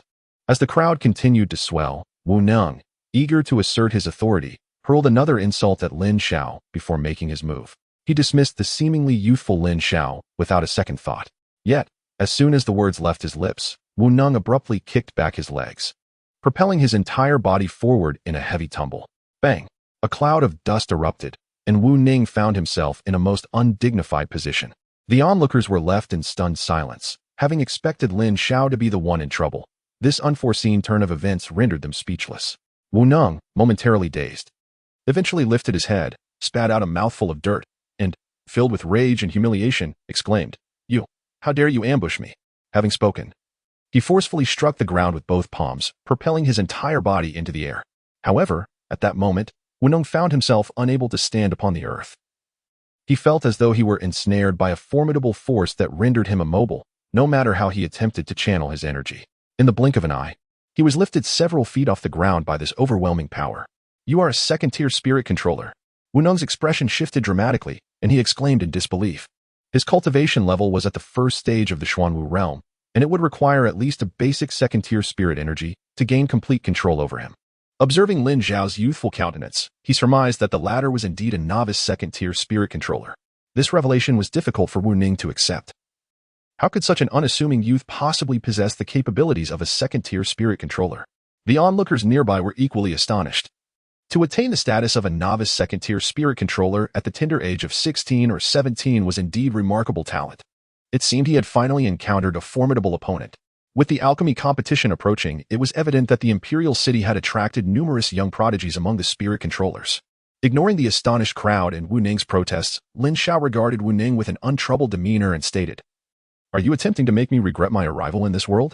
A shiver ran down Wu Neng's spine, for reasons unknown. He felt an inexplicable fear when meeting Lin Xiao's calm gaze. Yet, being one of Qin Tong's subordinates, he was accustomed to instigating trouble rather than being intimidated. It was inconceivable for him to yield to an unknown youth, and so he rose from the ground, threateningly addressing Lin Xiao. "You had better release me, or else." Before he could finish his sentence, Wu Neng's body crashed heavily back to the ground, accompanied by a scream reminiscent of a slaughtered pig. Bang! Wu Neng's legs were restrained, causing him to crash heavily onto the ground, a cloud of dust rising around him. A mouthful of fresh blood escaped his lips. The onlookers gasped in shock. Even Qin Tong's followers dared to take action. This young man is indeed ruthless. "Leave at once, or you will find it impossible to leave." Lin Xiao's voice turned icy as he commanded. "You." Wu Neng was instantly filled with indignation, but upon recalling the pain in his backside, he quickly suppressed his anger. He began to crawl up from the ground, feeling as though his legs had gone numb from the agony in his rear. Nevertheless, he slowly maneuvered his way out, rolling and dragging himself along. "You will regret this." Before departing, Wu Neng could not resist issuing a threat to Lin Xiao. Bang! Ah! As he turned, Wu Neng collapsed back onto the ground, letting out a wail akin to that of a slaughtered pig. "What did you say?" Lin Xiao inquired. A tremor coursed through Wu Neng's heart as he instinctively reached for his backside, quickly muttering, "Nothing, nothing at all." He dared not speak further, secretly regretting having threatened Lin Xiao before his exit. He thought it would be better to wait until he could summon someone to deal with him. "Leave." Lin Xiao uttered a single word. I'm going right now." Wu Neng struggled to rise from the ground, hobbling as he clutched his rear while making his way out, his appearance pathetically pitiable. After having been beaten, Wu Neng would undoubtedly report back to Qin Tong, embellishing the tale. What difference would it make to prevent his departure? Were they to kill Wu Neng right here? The consequences could indeed be dire. The only course of action is to promptly vacate Fengshe Street and depart from the imperial city. Indeed, this young man is no fool. Having struck Wu Neng, he surely anticipates a way out. However, it seems Qin Tong has also arrived at the trading event, leaving one to wonder if an escape is still feasible. Yet, this young man continues to tread down the street? Whether it is fearlessness or mere youthful folly, it certainly promises an intriguing spectacle, and thus, I shall follow him. A chorus of hushed whispers arose, yet Lin Xiao paid no heed to the murmurs surrounding him, advancing leisurely into the thoroughfare as if naught had transpired. Qin Yan's younger brother, Qin Tong? He fears not even Qin Yan, so why should he fear Qin Tong? Should the latter overstep, he would not hesitate to act decisively here. Before long, Lin Xiao indeed heard a cacophony of voices rising, and as the crowd's discussion swirled, he turned to behold a path parting before him. Two figures approached, one of whom was unmistakably Wu Neng, limping with evident agony etched upon his face, a testament to his recent injuries. The other figure, of a similar age to Wu Neng, exuded a more formidable presence. Concurrently, the clamor of speculation intensified. Wu Neng had come with Qin Tong, and this young man was surely in peril. Qin Tong, a prodigy of the 7th level of Xuanwu, posed an insurmountable challenge even for a mere junior spirit controller, let alone an intermediate one. The exuberance of youth. A second-tier novice spirit manipulator, such talent, should any misfortune befall him, would indeed be a great loss. Qin Tong has never been one to act lightly. Let us see if this young man can endure. Should he plead for mercy, perhaps there is hope, but if he remains obstinate, he may find himself in dire straits. amidst the murmurs of the crowd. Chen Tong followed Wu Neng, soon standing before Lin Xiao. With a dismissive gaze, he scrutinized Lin Xiao and inquired with a nonchalant tone, "Are you the ugly creature who took my subordinate's medicinal herbs and even assaulted him?" Lin Xiao was momentarily taken aback, taking Wu Ning's herbs and attacking him. When did those herbs belong to Wu Ning? Wu Ning, bearing a hint of pain on his face, cast a fearful glare at Lin Xiao. One hand on his rear while the other pointed accusingly at Lin Xiao, asserting, "That's right, boss. This brat stole my things. And I even mentioned your name when he beat me up. What do you wish to do?" Lin Xiao did not retort, but calmly observed the two as they enacted their little drama, inquiring lightly, "What do we wish to do?" Chen Tong crossed his arms, mocking, Their essay saying, "One must consider the master when striking a dog. Not only have you assaulted my dog, but you also stole my belongings meant for me. What do you think we wish to do?" "I see now." Lin Xiao feigned enlightenment, nodding gently as he spoke. "You wish for me to steal your belongings again and then beat you up once more?" Everyone was rendered speechless by Lin Xiao's words.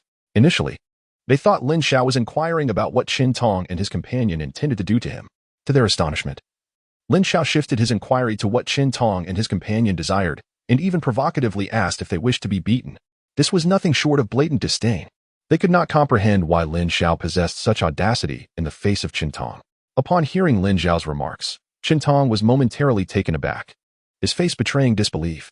He, a genius of the 7th level of Xuanwu and a cousin of Qin Yin, was accustomed to being revered wherever he went. He had never before been disregarded in such a manner. Unexpectedly, he found himself the subject of mockery by a mere youth. Anger swiftly washed over Chen Tong's face, his eyes narrowing as he addressed Lin Xiao in a low, menacing tone. "Very well, you are the first to openly provoke me, Chen Tong, in a long time. Humph. Having angered the boss, your fate will be even more dire." Meanwhile, Wu Ning secretly reveled in the situation, with Chen Tong present. Lin Xiao's defiance was precisely what he had hoped for.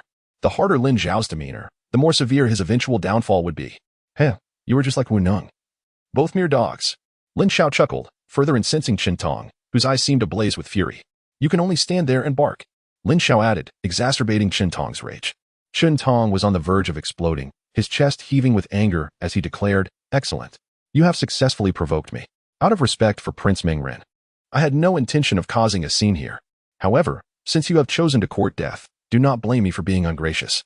As he spoke, an overwhelming aura of the 7th level of Xuanwu emanated from Chen Tong, a chilling intent to kill radiating from his being. "What is happening? What is happening?" At that moment, a voice rang out, and a group of individuals clad in military attire pushed through the crowd. "This is the royal marketplace. Who dares to cause a disturbance here?" The leader of the soldiers bellowed, as the alchemy competition approached and conflicts had become frequent. Initially, they wished to remain uninvolved. But seeing the crowd gathering in such numbers, he felt compelled to intervene. He was curious to discern which audacious youth had drawn such a crowd. However, as his gaze swept across the onlookers and landed on Chen Tong's figure, along with the ferocious anger etched on his face, his expression froze momentarily, quickly replaced by a forced smile. "Young Master Chen, it is you. I was unaware that someone had provoked you. Should anyone dare to create chaos in the royal marketplace, with just a word from young Master Chen, we shall undoubtedly have that insolent wretch executed." The leader thumped his chest, pledging fervently. This was not merely an assertion of the royal authority, it was, in fact, an embarrassment to the royal reputation. As the patrolling guards were clearly acting according to Chen Tong's demeanor, it must be acknowledged that, for these lowly soldiers, Chen Tong indeed held significant influence. "I, Chen Tong, am the troublemaker, and you wish to execute me?" Unexpectedly, Chen Tong retorted without reservation, evidently enraged. He had intended to confront Lin Xiao, only to be interrupted by this band of insignificant soldiers. "Young Master Chen, how can you say such things? Had we known it was you, not even 1,000 of us would dare to disturb you." The leader of the guards felt a slight tremor in his heart and bowed repeatedly. Though they were part of the royal entourage, they were merely low-ranking soldiers and dared not offend Chen Tong, a friend of Prince Mengren. "When have I ever needed your assistance?" Chen Tong thundered at the crowd. "Get lost at once. We're leaving. We're leaving." The guards nodded fervently, hastily retreating from the scene. The onlookers marveled quietly, acknowledging Chen's authority, as even the royal guards were ordered away so easily. "Did you see that, kid? My boss commanded the royal guards to leave. And they did. What do you think will happen to you?" Wu Ning boasted loudly to Lin Xiao. "Now, do you regret it?" Chen Tong asked solemnly, his gaze fixed on Lin Xiao, searching for a hint of panic in his eyes. Chapter 106. Disregarding others' interference to send the royal guards away, young Master Chen. "You are indeed impressive." Lin Xiao feigned astonishment. A single dog sending off a pack of pups is certainly surprising. You seek death. Shintong roared in fury, a palpable aura of menace radiating from him as he lunged towards Lin Xiao. However, at that moment, a powerful female voice rang out, commanding, "Stop."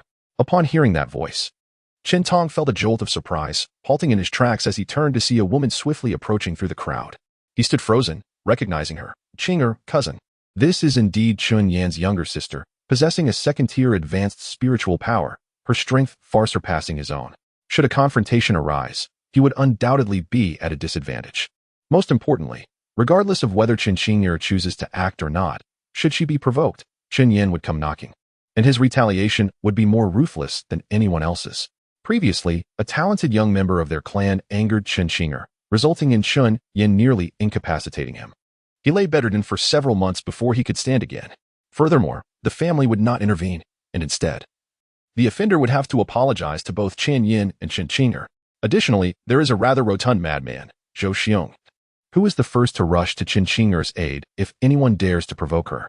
He is, without a doubt, a complete fool, unafraid to confront any prince or nobleman who lacks strength greater than his own. Thus, in the presence of this graceful and gentle lady, Shintong dared not display even the slightest hint of defiance. Observing the approaching beauty, the crowd gasped in astonishment. This was none other than Qing'er, one of the 4 renowned beauties of the imperial city and the second genius of the Qin family. Who would have thought she would attend this trading event? If Qing'er were to intervene with Shintong, it could lead to an unfavorable outcome. Cousin Qing'er, what brings you here? Shintong managed to force a smile that was more akin to a grimace, addressing Qing'er with utmost respect. However, Qing'er did not even spare him a glance. Instead, she promptly approached Lin Xiao, offering an apology with a polite demeanor, saying, "Young Master He Mu, I sincerely apologize for the laxity in our clan's teachings. I assure you that I will ensure these individuals are properly disciplined upon my return. I hope you can forgive us." What? The onlookers widened their eyes in disbelief. What is the situation? Qing'er actually bowed and apologized to that young man? In the imperial city, what stature does Qing'er possess? Countless individuals yearned to approach her. Yet today, she chose to apologize to this lad? It is utterly perplexing. One cannot fathom what is transpiring. Qintong and Wu Ning were equally dumbfounded, their eyes nearly popping out in disbelief. How could this be possible? Could it be that Qing'er has developed an affection for this boy? Yet, that seems even more implausible. Gazing at the apologetic Qing'er, Lin Xiao was momentarily taken aback. He had not anticipated encountering her at this juncture. In front of so many witnesses, she lowered her status and reputation to offer him an apology, and he could not overstep his bounds. After all, his adversary was Chun Yin, not Qing'er. Of course, had it not been for this, Qintong would not have dared to harbor murderous intent towards him. The outcomes for both would have been dire. In other words, Qing'er was interceding on behalf of the two. With a sardonic smile, Lin Xiao remarked, "It is of no consequence, truly, they merely wish to kill me. It is nothing serious." The corner of Qing'er's mouth twitched slightly. They were about to commit murder. And he dismisses it as trivial. Had she arrived any later, the lives of those two would surely have been in jeopardy. Moreover, Miss Qing, it seems we are not particularly acquainted. Let us consider this matter settled, and for my affairs, it would be best if Miss Qing refrains from intervening in the future. Upon hearing this, the crowd erupted in astonishment. What did I just hear? He actually rejected the goodwill of Miss Qing? How many people yearn for a chance to be close to her, yet he dares to turn down her kindness? How absurd. Is he blind? Such a stunning beauty. And he claims they are not acquainted, dismissing her concerns as trifles. Qing'er saved his life. What folly! Has this young man lost his senses? This world is truly mad. Not only Qintong, but I too feel an urge to confront this fool. The murmurs of discontent were nearly unrestrained. Had Qing'er not been present, many would have rushed to teach Lin Xiao a lesson. After all, she is one of the 4 great beauties of the imperial city. Their goddess, and yet this impertinent youth rejected her. Qing'er, this boy is incredibly ungrateful. Step aside, allow me to give him a proper reprimand. Qintong's face turned a deep shade of purple with rage. He could tolerate being interrupted by Qing'er, but Lin Xiao's disrespect towards her only fueled his fury. However, the ire he expected to unleash was met with an icy glare from Qing'er, who admonished him fiercely, "If you wish to avoid trouble, then leave." Qintong was left speechless, his indignation trapped within. Ignoring the reactions of Qintong and the others, Qing'er turned her attention to Lin Xiao. Expressing her sincere apologies, "I truly regret the situation concerning Qintong." After a brief pause, she continued, "It seems we are caught in some misunderstanding?" Lin Xiao shook his head and replied coolly, "There is no misunderstanding. I merely prefer that others refrain from meddling in my affairs. The crowd was left astounded by Chen Qing'er's protective stance towards this youth, who audaciously rebuffed her concern as meddlesome. At this moment, no longer glancing at Chen Qing'er, Lin Xiao directed his gaze towards the furious Chen Tong and the bewildered Wu Ning, coldly declaring, I shall grant you 3 breaths' time to vacate my sight. Otherwise, bear the consequences. Chen Tong was seething with rage. Had it not been for Chen Qing'er shielding him, he would have charged forward to exact vengeance on Lin Xiao. The audacity of his threat to command him to leave was infuriating, igniting a tempest of fury within him. However, as he met Chen Qing'er's piercing gaze, a chill ran down his spine, compelling him to suppress his anger. He retorted to Lin Xiao, just you wait. With that, Chen Tong stormed away, and Wu Ning, still in a state of confusion, limped after him. Observing the departing Chen Tong, Lin Xiao cast one last glance at Chen Qing'er and said, Miss Qing'er, it's all right, I shall take my leave. He then proceeded forward without a backward glance. Chen Qing'er was momentarily taken aback, a sense of defeat washing over her. Was she truly so unappealing? Why did this young man regard her with such indifference? Hey, I'm here looking for medicinal herbs as well, surely. It's acceptable for us to collaborate? After a brief pause, Chen Qing'er suddenly spoke up. Suit yourself, Lin Xiao replied apathetically. Consequently, Chen Qing'er hurried after Lin Xiao, leaving the onlookers agape. What was transpiring? Was this a case of Chen Qing'er pursuing him? The normally unattainable beauty among the 4 great beauties was now seemingly courting a mere youth. Such an unprecedented occurrence would inevitably give rise to rumors throughout the imperial city in no time. Lin Xiao naturally disregarded the thoughts and gazes of the onlookers, effortlessly making his way through the crowd parting before him. However, after taking only a few steps, he noticed that Chen Tong and Wu Ning had returned, accompanied by a young man clad in imperial robes. Behind them trailed a formidable royal patrol, advancing with an air of intimidation towards his direction. In Chapter 107, Are You a Pig? Prince Mingren. Chen Qing'er furrowed her brow slightly. Mingren was one of the royal princes. Although his talent and strength paled in comparison to Meng Xiang's, he nonetheless represented the royal lineage and held a status on par with hers. Furthermore, Mingren possessed the strength of the 9th level of Xuanwu, comparable to her own advanced 2nd-tier spiritual power. Mingren and Chen Tong shared a close relationship, and his return alongside Chen Tong suggested that he was undoubtedly here to support him. What do you intend to do, Chen Tong? Chen Qing'er's gaze sharpened as she confronted him. Cousin Qing'er, I harbor no ill intentions, Chen Tong replied. It is merely that this individual has seized another's belongings and assaulted them, thus violating the rules of the market street and disrespecting the authority of the royal family. The royal guards are merely here to uphold justice. He pointed an accusatory finger at Lin Xiao, placing a heavy charge upon him. Chen Tong felt compelled to heed Qing'er's words, yet he believed she could not extend her authority over a prince. Contemplating the need to teach the audacious youth a lesson, a smug expression crept onto Chen Tong's face. At this moment, the eyes of the onlookers gleamed with renewed interest. After being scolded by Chen Qing'er, Chen Tong had summoned a prince, signaling that a captivating spectacle was about to unfold. In the present moment, they are all, in essence, quietly supporting Chen Tong, not for any particular reason, but simply because this youth is exceedingly arrogant. Chen Qing'er's attempt to approach him was met with disdain, and many are eagerly anticipating this impudent young man receiving a severe reprimand. Casting a dismissive glance at Lin Xiao, Mingren turned his gaze toward Chen Qing'er and spoke in a nonchalant tone. Indeed, this individual has provoked the dignity of our royal family. Our royal guards must act impartially, and I hope Miss Qing'er will refrain from intervening in this matter. Chen Qing'er frowned slightly and replied, Prince Mingren, I believe there is a misunderstanding. Heimu is my friend, and I would appreciate it if you could show him leniency for my sake. Miss Qing'er, I have already conducted a thorough investigation. The evidence is irrefutable.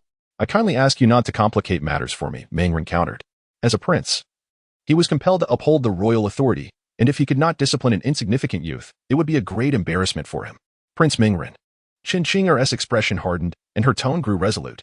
Yet before she could finish her words, Lin Xiao interjected, Miss Qing'er, I appreciate your goodwill, but I shall handle this matter myself. Chen Qing'er slightly furrowed her brow and quietly cautioned, Hey Mu, this person is the 3rd prince, and his status within the royal family is significant. Engaging in conflict with him may lead to considerable trouble. However, Lin Xiao seemed oblivious to her warning and slowly advanced.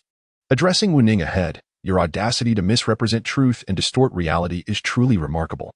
Wu Ning, I am inclined to inquire regarding that green fruit. Do you possess a 3rd-grade elixir? Wu Ning's face flushed instantly, for it was common knowledge that he was merely a subordinate of Chen Tong. Not only he, But even Qintong would find it exceedingly difficult to procure a third-grade elixir. In stark contrast, Lin Xiao was a second-grade spirit controller.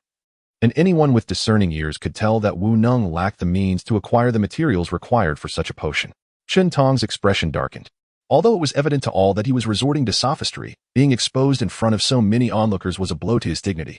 Ignoring the embarrassed and furious expressions of Wu Neng and Qintong, Lin Xiao turned his attention to Meng Ren and calmly inquired, "Prince Meng Ren, may I ask if you are a friend of Qintong?" Meng Ren was no fool and recognized that Lin Xiao posed no significant threat.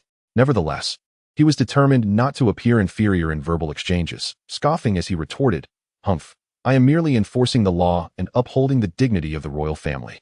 This has nothing to do with personal relationships." "Nothing to do with it?" Lin Xiao was momentarily taken aback before swiftly shifting his tone, chastising such an obvious matter. "And you still allowed yourself to be deceived? Are you a fool?" As soon as the words were uttered, a profound silence enveloped the scene, punctuated by the sound of gasps echoing throughout. To dare call Prince Meng Ren a pig was a bold move indeed. Meng Ren himself was momentarily stunned. He had not anticipated that someone would openly insult him in front of everyone. After all, he was a prince, a figure few would dare provoke. Yet today, an unknown youth had brazenly labeled him as a pig. Contemplating this, a surge of uncontrollable fury welled up within him, darkening his countenance. In a voice dangerously low, he seethed. "What did you say? Have the audacity to repeat that?" It was evident to all that Prince Meng Ren was on the verge of wrath, and Lin Xiao was bound to face dire consequences. Qintong and Wu Neng, momentarily taken aback, could not conceal the delight that spread across their faces. To insult Prince Meng Ren as a pig could only lead to severe repercussions for Lin Xiao. Chen Qing furrowed his brow, not out of concern for Lin Xiao's safety, but rather for the potential ire of the royal family that Lin Xiao might incite. This was far from a favorable situation for him.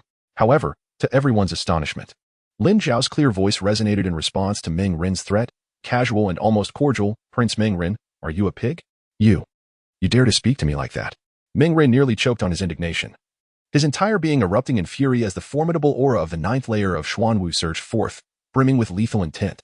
His right fist clenched tightly, ready to unleash a devastating blow upon Lin Xiao. "Stop." At that moment, a sharp, commanding voice rang out, reverberating through the air.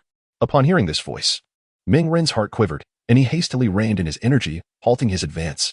A collective gasp resonated through the crowd, taken aback by the unexpected interruption at such a pivotal moment.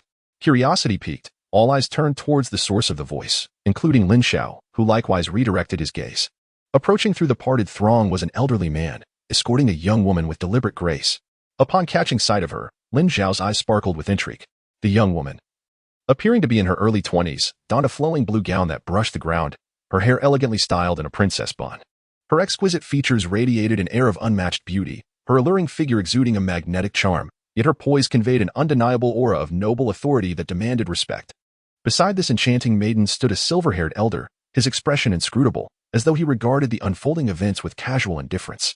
A palpable simplicity surrounded him, devoid of any ostentatious presence. Yet, at a glance, he emanated an enigmatic profundity. Clearly, he was an exceptionally formidable expert, tasked with the protection of this captivating lady. The mere thought of him being a martial king sent a shiver through Lin Xiao. The elder's elusive strength suggested he was at least on par with that rank. It was evident that any individual worthy of being guarded by such a powerful figure was far from ordinary. Meng Ying. A tremor of reverence and trepidation coursed through Meng Ren's heart at the sight of her, his countenance reflecting a respect that surpassed even Chen Tong's reaction upon encountering Chen Qinger. "Princess Meng Ying," gasped Chen Tong, Wu Neng, and the surrounding spectators, their astonishment palpable. It is widely known that Princess Meng Ying, supported by the formidable Empress Meng, she of the Lanlan Empire, wields a considerable portion of imperial authority, making her a prominent figure within the royal family.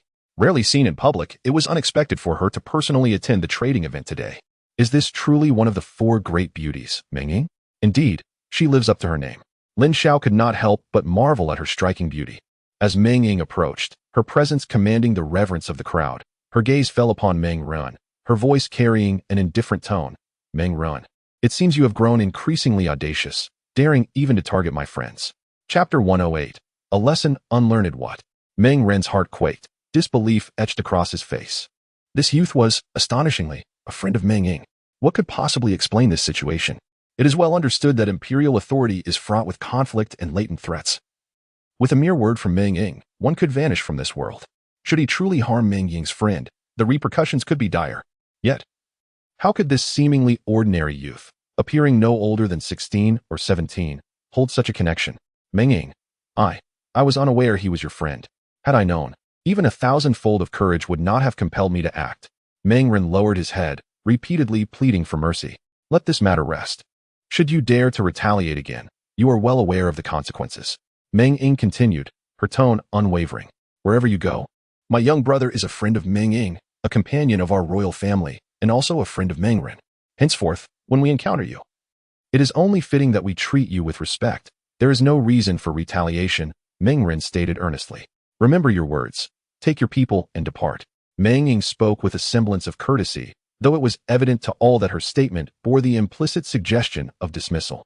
Breathing a sigh of relief internally, Meng Ren nodded repeatedly. I shall leave at once. I shall leave at once. With that, he cast a furious and bewildered glance at Qin Tong. Qin Tong felt a tremor in his heart. Who exactly was this youth? Not only did Qin Qinger intervene on his behalf, but even Meng Ying spoke in his favor. It dawned on Qin Tong the magnitude of the individual he had inadvertently provoked, and a twinge of regret surfaced within him. If this person did not possess substantial backing, such reverence from the two would be inconceivable. Qin Tong, you may also take your leave. Qin Qinga chastised. I shall depart. I shall depart. Qin Tong replied, turning to exit alongside Meng Ren and his entourage. However, they had scarcely taken a few steps when a resounding voice echoed from a distance. Which scoundrel is Haimo? The crowd froze momentarily, bewildered by the sudden arrival of another. Amidst their astonishment, a formidable and portly youth approached with a fierce expression. Upon recognizing his face, the onlookers were momentarily taken aback, only to subsequently cast their gleeful gazes towards Lin Xiao, who stood beside Qin Qing. Clearly, they had discerned the significance of this young man's presence. The individual in question was none other than the formidable Xiong Han, one of the 4 young masters, and the heir of the Zhou family, Zhou Xiong. Upon catching sight of Zhou Xiong, Qin Qinger immediately furrowed her brows, her countenance betraying a look of distress. Even Meng Ying's expression turned slightly troubled. Zhou Xiong had arrived. It seemed this fellow was doomed. The group, originally preparing to leave, halted in their tracks, their faces lighting up with excitement and their malicious gazes directed at Lin Xiao. Zhou Xiong was known for his indiscriminate demeanor. It was hard to see how Lin Xiao could evade him this time. As Zhou Xiong strode toward Lin Xiao with an imposing presence, Lin Xiao felt a chill wash over him. Time and again, he had been provoked. Did these individuals truly believe him to be so easily bullied? Are you Haimo? Zhou Xiong demanded, his tone imperious as he approached within mere yards of Lin Xiao. Do you have business with me? Lin Xiao retorted, his demeanor far from cordial. You refuse to shake hands with my beloved. Zhou Xiong bluntly confronted him. You madman! Qin Qing exclaimed, her face flushed with anger. Zhou Xiong, indeed a brute, could utter such words without hesitation. Moreover, his statement not only implied that she was enamored with him, but also insinuated that Lin Xiao's refusal to shake hands was a matter of great significance, leaving bystanders to misconstrue the situation. Such utter nonsense. If you believe that to be true, then so be it, Lin Xiao replied, his tone neither warm nor cold. It was no wonder that Zhou Xiong was so unpopular with Qin Qinger. He spoke without the slightest consideration. Qin Qinger found herself momentarily stunned, as Zhou Xiong clearly sought an excuse to instigate trouble. To her surprise, Lin Xiao confronted him directly. However, recalling Zhou Xiong's formidable strength, she swiftly cautioned Lin Xiao in a hushed tone. He is at the 4th level of Tianwu. You are no match for him. Do not engage. Very well, indeed. She, a woman whom even I cannot touch, dares to reject me. Today, I shall make you understand, young man, that some individuals are not to be disregarded. With that, Zhou Xiong unleashed his intimidating aura, his fists clenched, charging at Lin Xiao like a ferocious beast. Zhou Xiong, halt. At that moment, a delicate voice rang out, followed by a figure suddenly appearing before Lin Xiao. A hand casually extended, blocking Zhou Xiong's advance. With a soft sound, the hand of the silver-haired elder firmly grasped Zhou Xiong's fist, rendering him immobile. Young Master Zhou, the princess requests that you cease your actions, the elder said calmly. Zhou Xiong was momentarily taken aback. He understood that the personal guard beside Meng Ying was a formidable martial king. If he were to act, he would certainly be unable to contend with Lin Xiao. However, Zhou Xiong was not one to back down easily. With a furious glare directed at Meng Ying, he exclaimed, Meng Ying, do you wish to intervene in this matter as well? I apologize, young Master Zhou, but Lin Xiao is my friend. I kindly ask you to remain calm.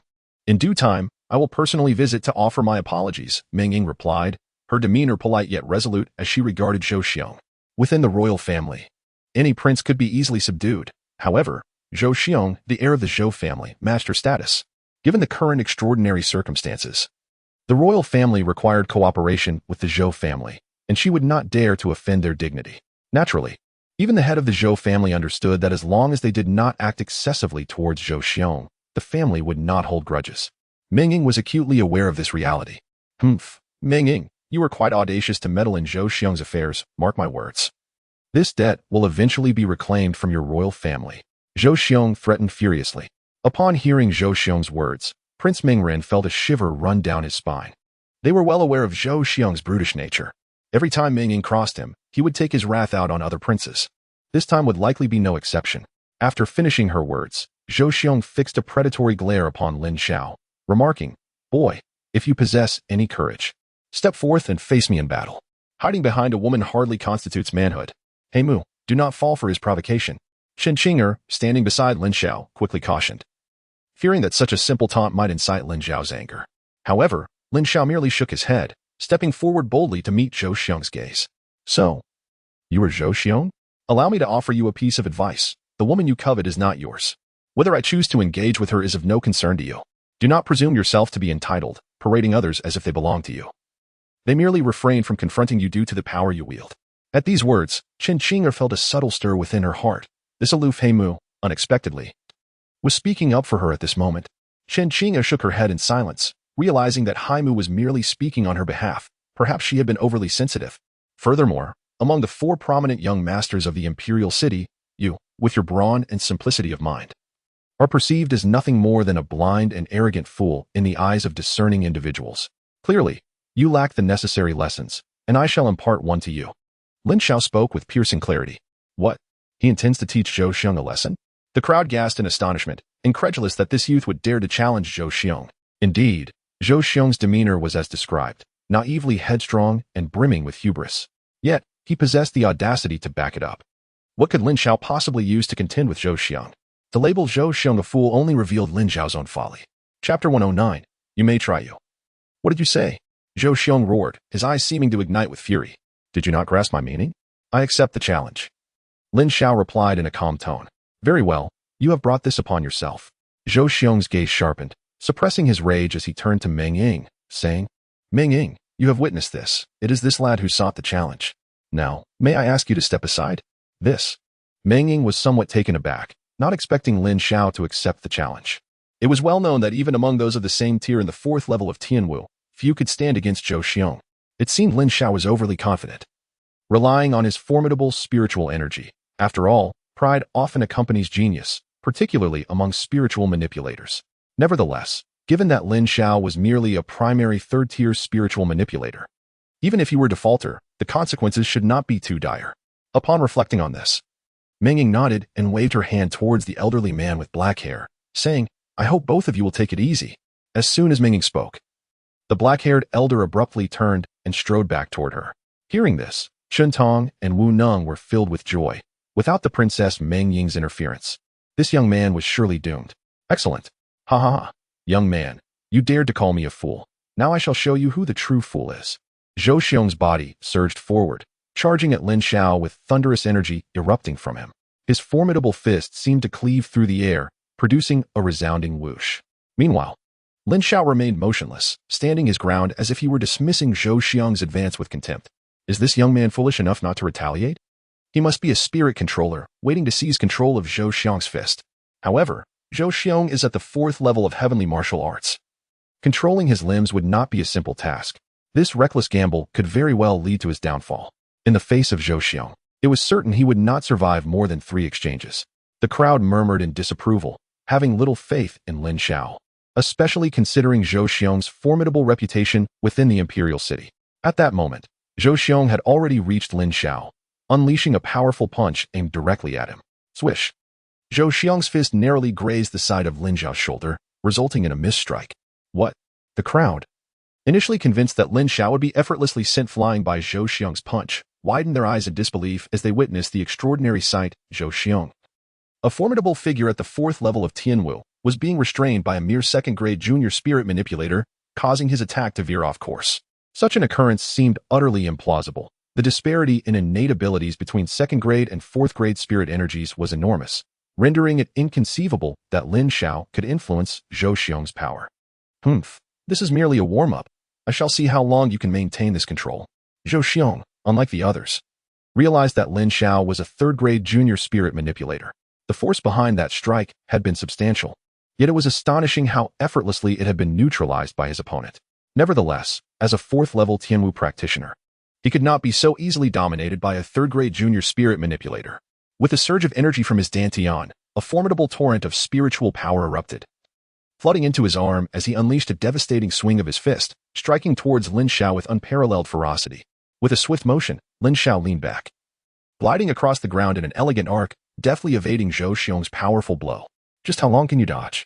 With a thunderous roar, Zhou Xiong advanced with ferocious steps, unleashing a relentless barrage of punches aimed at Lin Xiao. In that moment, Lin Xiao adeptly controlled his body, soaring into the air with grace, evading Zhou Xiong's strikes and hovering a dozen feet above the ground. What? Is that wing flight control? He is a third-grade junior spirit manipulator. My heavens! In that instant, the crowd gasped in astonishment, their faces awash with incredulity.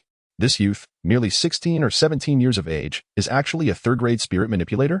Such talent surely rivals that of Yiyu. In the imperial city, when did such a remarkable genius arrive? Chen Tong was instantly rendered speechless, his rigid body seemingly petrified. He was actually a primary level 3 spirit manipulator? Good heavens, how could he, a mere 5th-tier Xuanwu practitioner, dare to provoke a level 3 spirit manipulator? It was akin to seeking punishment.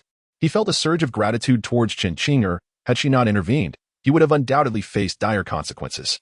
Prince Mengren also felt a twitch on his face. It was no wonder that both Chen Qing'er and Meng Ying sought to protect this young man.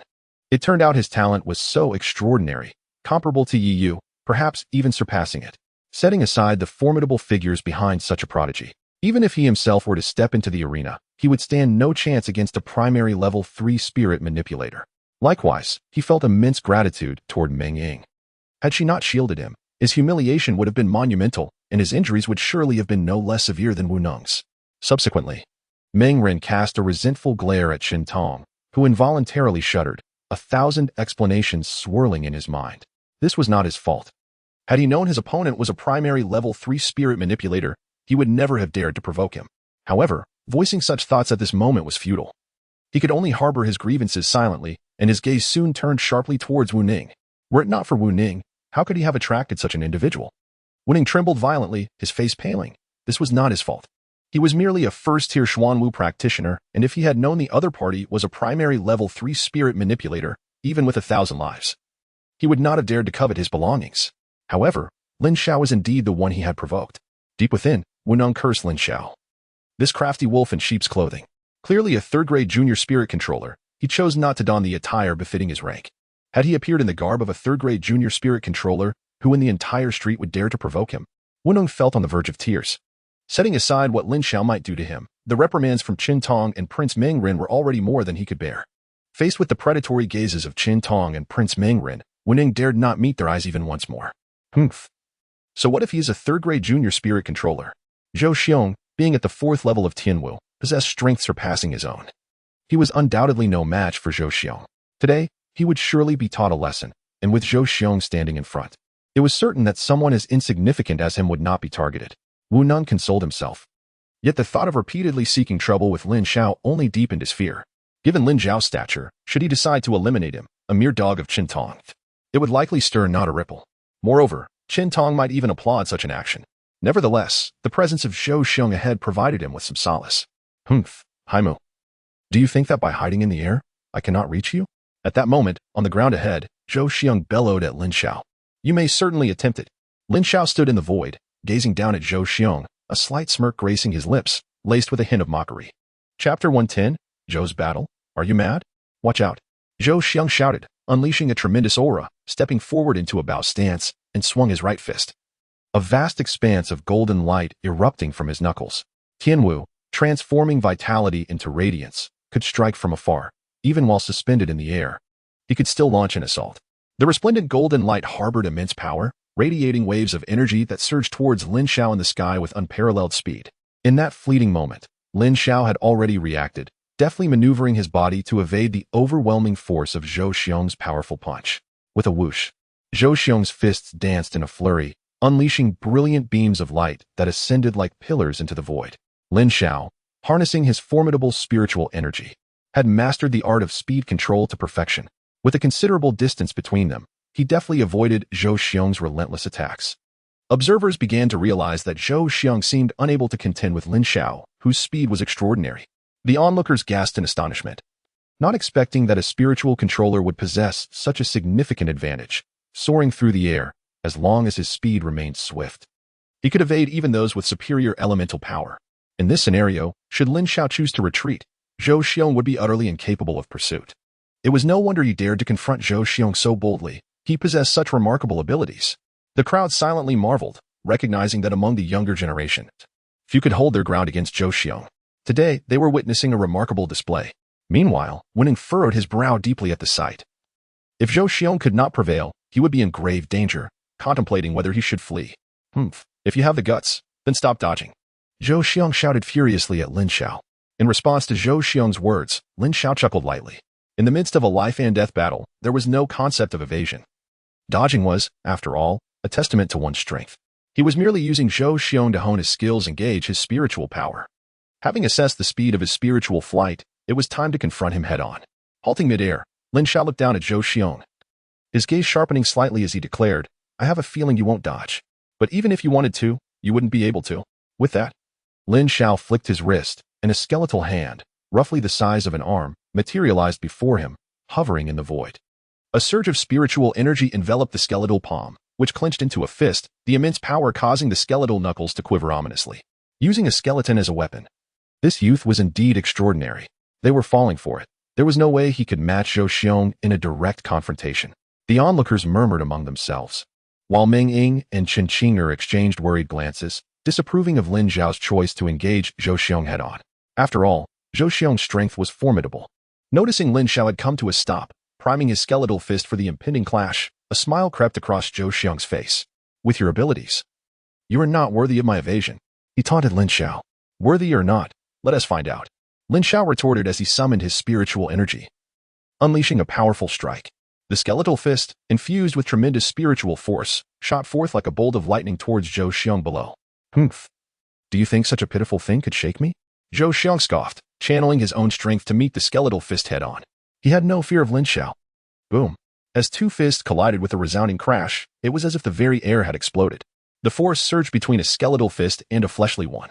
Just when everyone anticipated that the skeletal fist would be sent flying, an astonishing turn of events unfolded. The skeletal fist repelled Zhou Xiong's punch, delivering a powerful blow to Zhou Xiong's chest. Zhou Xiong's body was sent tumbling sideways, crashing into the ground several yards away, creating a small crater as dust rose into the air. What? Zhou Xiong has been defeated? The crowd stared in disbelief, struggling to accept the scene before them. One of the four great young masters, Zhou Xiong, at the 4th level of heavenly martial arts, had actually been vanquished, and in just a single move, by this nameless youth?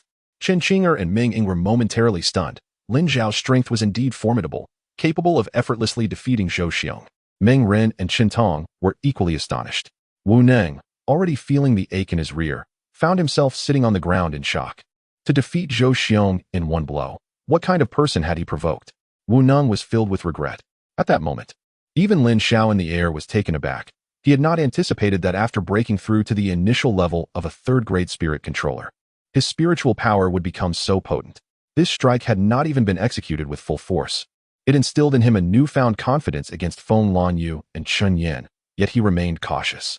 His previous encounter with Feng Lanyu had left him with an unsettling feeling. She was perilous, likely far more powerful than Zhou Xiong. As for Chen Yan, he had yet to meet him, but based on Wu Ning's description, he was said to be even stronger than Zhou Xiong, warranting careful consideration. Unyielding, with a faint smile, Lin Xiao summoned his spiritual power, retracting the skeleton back into his storage ring, and then descended gently from the air. As the dust settled, the onlookers beheld Zhou Xiong emerging from the mire. Wiping the blood from the corner of his mouth, Zhou Xiong glared coldly at Lin Xiao and remarked, "You are quite remarkable. I have stated before that in the eyes of the discerning, you are merely a fool, at least in my eyes." Lin Xiao replied indifferently, "You." Enraged, Zhou Xiong spat another mouthful of blood. "Die." Just then, a deep, elderly voice resonated, and a terrifying aura suddenly emanated from the crowd gathered nearby. A masked elder clad in dark robes surged forward, soaring past Zhou Xiong and striking directly at Lin Xiao with an outstretched palm. A 4th-grade junior spiritual controller. Lin Xiao's brow twitched, and an unprecedented seriousness washed over his face. This individual flew through the air without the aid of spiritual wings. And based on the experience of the sky devouring spirit emperor in spiritual energy discernment, it was evident that the masked figure exuded 4th grade junior spiritual power. A 4th grade junior spiritual controller was beyond his capacity to contend with. Moreover, the masked figure emanated an aura that hinted at something far more formidable than a mere 4th grade junior spiritual controller. Zhou Xiong, have you lost your mind? Just as Lin Xiao began to retreat, channeling his spiritual energy to prepare a powerful counterattack, Meng Ying shouted fiercely. In an instant, a figure appeared before Lin Xiao, launching a palm strike towards the masked assailant. Boom! With a resounding clap of thunder, the two figures collided their palms together, the immense force reverberating as if it could shake the very fabric of the void. A terrifying wave of energy surged forth from their hands, sweeping violently in both directions. The onlookers positioned nearby were thrown back by this overwhelming force, a testament to the magnitude of the impact. At that moment, two elder figures remained steadfast, unperturbed by the tumult, clearly indicating that their strengths were evenly matched. Your actions may be somewhat excessive, remarked the black-haired elder's guard, his voice a cold whisper. He is doomed. The raspy utterance escaped the masked elder's lips as a formidable surge of spiritual energy erupted from his head, directing itself toward the black-haired elder. The black-haired elder, a formidable warrior of the martial king rank, did not succumb easily to this control. His own vast reservoir of vital energy surged forth, repelling the encroaching spiritual force. In response, he unleashed a barrage of powerful strikes toward the masked elder. Boom, boom, boom. The two engaged in a fierce aerial conflict, each impact resounding like thunder as the tremendous waves of energy continued to emanate outward, signaling the commencement of a fierce battle between these two titans. Do you wish to kill me? Lin Xiao's icy gaze fixed intently upon Zhou Xiong, an unparalleled killing intent radiating from him. However, at that moment, Lin Xiao sensed a much colder wave of murderous aura and impending danger creeping toward him. A spiritual force, wielding a dagger, was hurtling toward him from the side, its speed akin to that of lightning. The dagger did not originate from the masked figure but from another assailant. 3rd grade advanced spiritual energy. This is dire. Lin Xiao's expression changed dramatically as he swiftly flung the skeletal hand aside, channeling a surge of spiritual energy to intercept the trajectory of the flying dagger. No, that direction is Meng Ying. Lin Xiao's brows knitted tightly. Meng Ying stood a couple of paces behind him, and the dagger's path was clearly aimed at her, a distance of merely an arm's length away. It dawned upon him that the masked assailant's true target was Meng Ying, not himself. The attack directed at him was merely a ruse to divert the attention of Meng Ying's guards, allowing a 3rd grade high-level spiritual controller to launch a fatal strike against her. Without a moment to spare, Lin Xiao concentrated his spiritual energy to its utmost, shifting sideways to position himself directly in front of Meng Ying. Clang! The jarring sound of metal echoed as the dagger struck the center of the skeletal hand, yet it continued its relentless advance, pushing through the skeletal palm towards Meng Ying. Be careful, Chun Qing'er shouted, summoning a lotus-shaped weapon that spun forth to shield Meng Ying. Clang! Another metallic collision resonated as the dagger collided with the lotus shield, significantly diminishing the force of the impact. However, a residual force still propelled Meng Ying backward, causing her to stagger 4 or 5 steps. Fortunately, she remained uninjured, while the dagger, having lost control due to the distance from the attacking spiritual controller, fell to the ground. A grave expression crossed Meng Ying's face as she sensed a palpable aura of danger. It was evident that someone lay in wait, concealed and poised to ambush. At this moment, the crowd was taken aback, for the strike was exceedingly swift and utterly unexpected, leaving them momentarily stunned. Be careful, Lin Xiao urgently cautioned. As he caught sight of a masked figure clad in black hurtling towards them from the throng, a dagger already launched from his hand. In that fleeting instant, Meng Ying raised her longsword while Chun Qing'er skillfully commanded the lotus disc weapon to ascend. Lin Xiao swiftly directed the skeletal hand to return, yet as the dagger approached, he perceived its speed and force had multiplied several times compared to the previous strike, closing in on them in the blink of an eye. 4th grade initial spiritual power. Lin Xiao gasped in astonishment. The control exerted over the dagger had evidently attained the level of 4th grade initial spiritual power.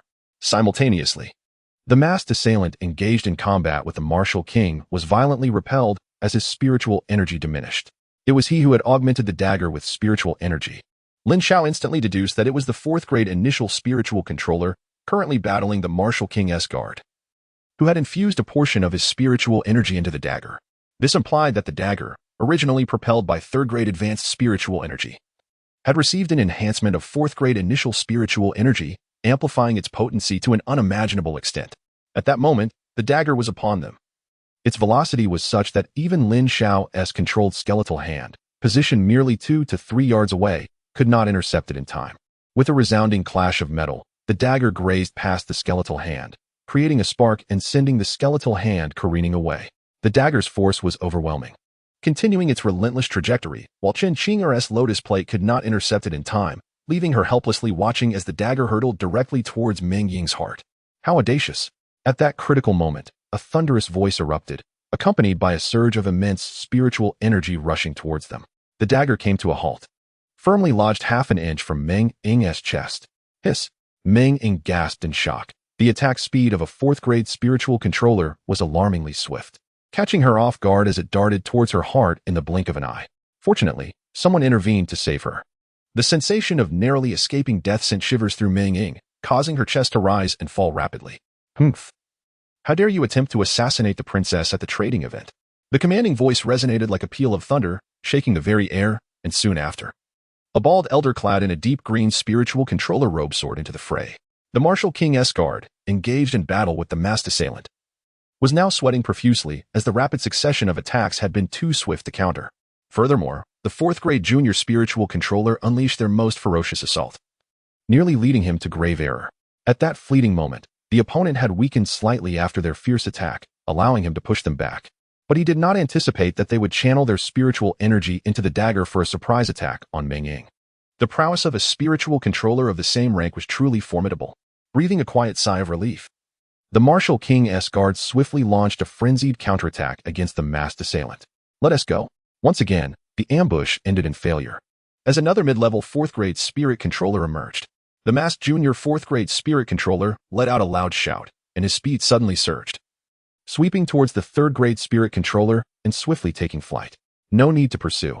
He has invoked a secret technique to enhance his speed, the bald elder exclaimed. He distinctly perceived that the fleeing opponent's velocity surpassed his own, rendering him unable to catch up, even despite being a grade higher.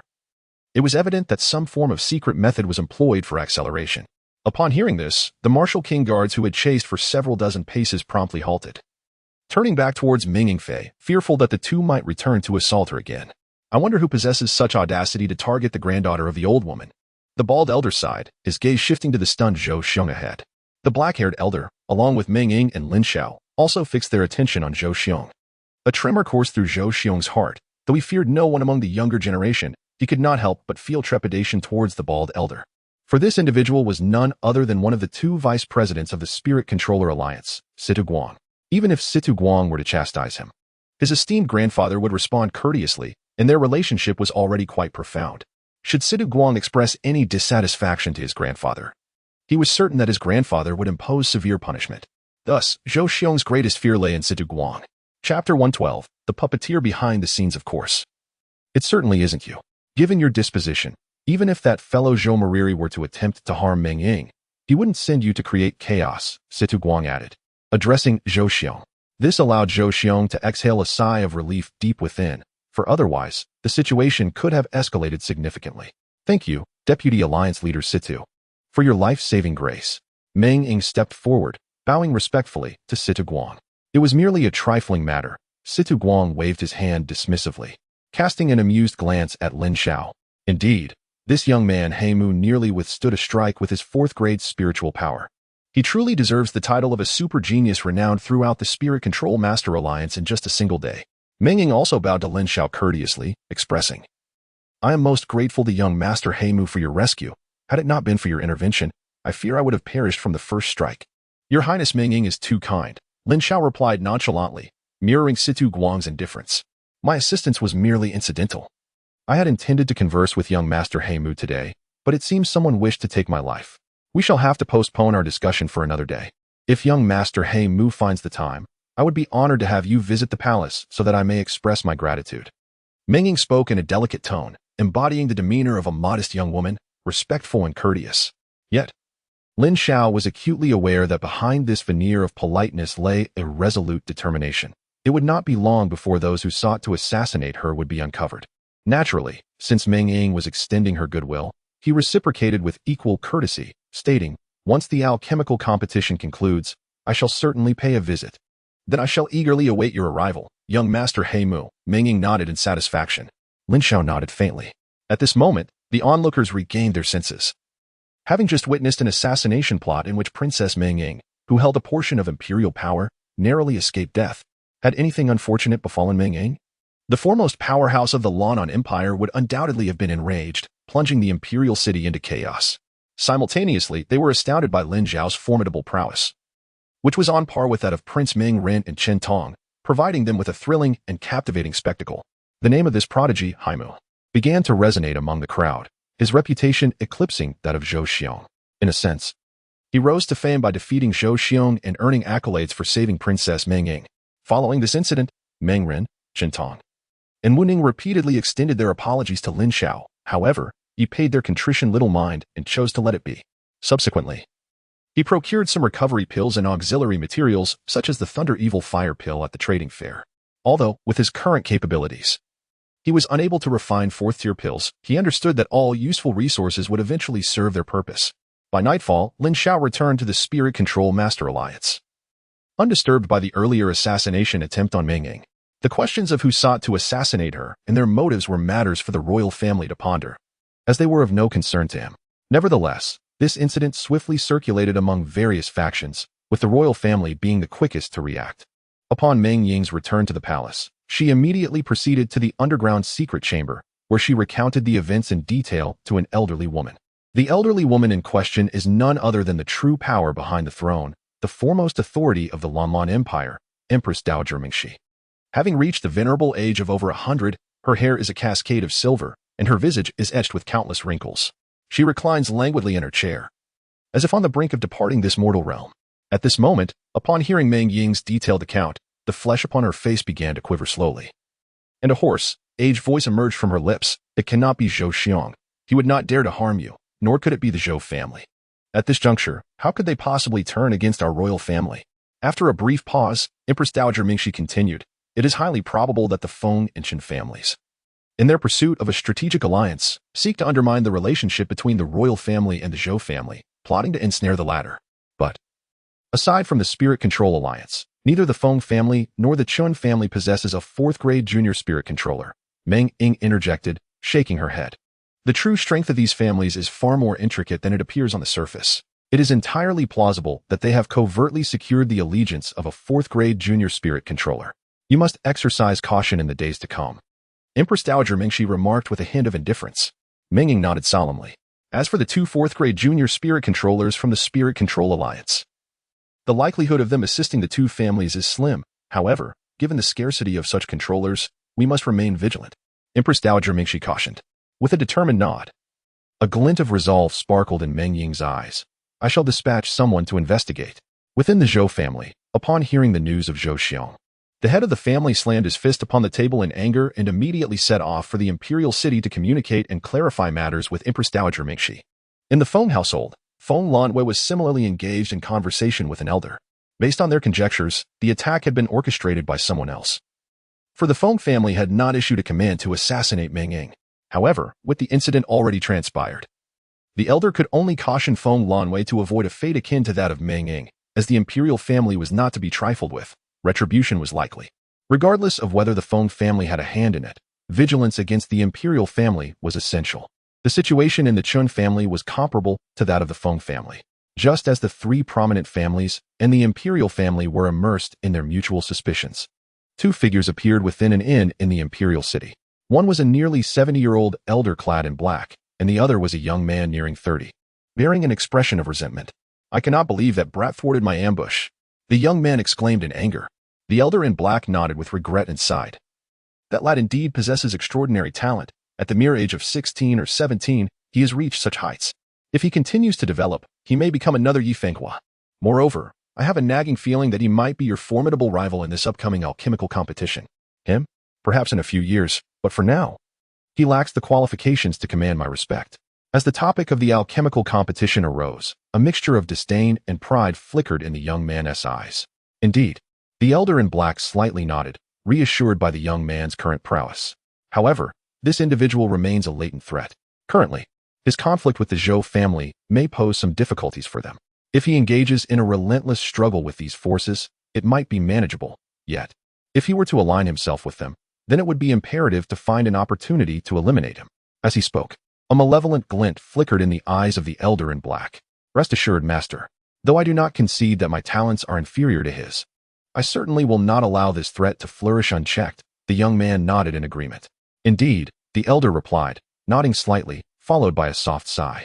Should we succeed in eliminating Meng Ying, that old hag from the royal family will undoubtedly be furious, leading to conflicts with the other two families. It would be a pity if we fail to accomplish this. Chapter 113. The arrival of the alchemy competition. Fortunately, I only utilized the primary level of 4th-tier spiritual power. Otherwise, it would be difficult for the royal family and the Zhou clan to believe that it was the work of the Feng and Qin families. If it were to be discovered that a 4th-tier high-level spiritual controller was involved, swift deductions would ensue. For there is but one 4th-tier high-level spiritual controller in the Lanlan Empire, Yi Fenghua. The elder in black continued, although this mission has failed, it has achieved the goal of sowing suspicion among several factions. When the Feng and Qin families unite, we shall stir the waters once more, inciting conflict among the major powers. Our mission will then be deemed successful. As he spoke, a chilling glimmer flashed in the elder's eyes. The more turbulent the waters of the Lanlan Empire become, the greater the advantage for the future assault on the Mou Empire. Should you secure the championship in the alchemical competition, it would undoubtedly yield immense advantages in attracting spirit manipulators from the Lanlan Empire in the future. Finally, the elderly man clad in black offered a reminder to the young man, advising to avoid any unforeseen circumstances. It would be prudent for you to refrain from venturing outside in the coming days. Focus on preparing for the alchemical competition. Rest assured, master, in the entirety of the Lanlan Empire, there is not a single 3rd-grade advanced spirit manipulator under the age of 30. Securing the top position in the alchemical competition is well within my grasp, responded the youth confidently, nodding earnestly. With a slight nod, the elderly man's gaze seemed to plunge into an abyss as he lifted his eyes towards the northeastern horizon. In the following 2 days, news of an assassination attempt on Princess Meng Ying began to circulate through the streets and alleys, instilling a sense of unease among the populace. Everyone was acutely aware that Princess Meng Ying was the beloved granddaughter of the revered Empress Dowager Meng Shi, the pillar of the royal family. Should anything happen to her, chaos would undoubtedly ensue in the imperial capital. Simultaneously, the name Haima began to echo throughout the realm. A youth of merely 16 or 17 years had defeated Zhou Xiong, one of the 4 prominent young lords of the imperial city, which undeniably sent shockwaves through the ears of many young aspirants. Many found it hard to believe the tale. This news inevitably reached the Spirit Manipulator Alliance, leaving its members in a state of astonishment. Initially, they had presumed that Lin Xiao had employed certain underhanded methods to barely attain the status of a junior 3rd-grade spirit manipulator.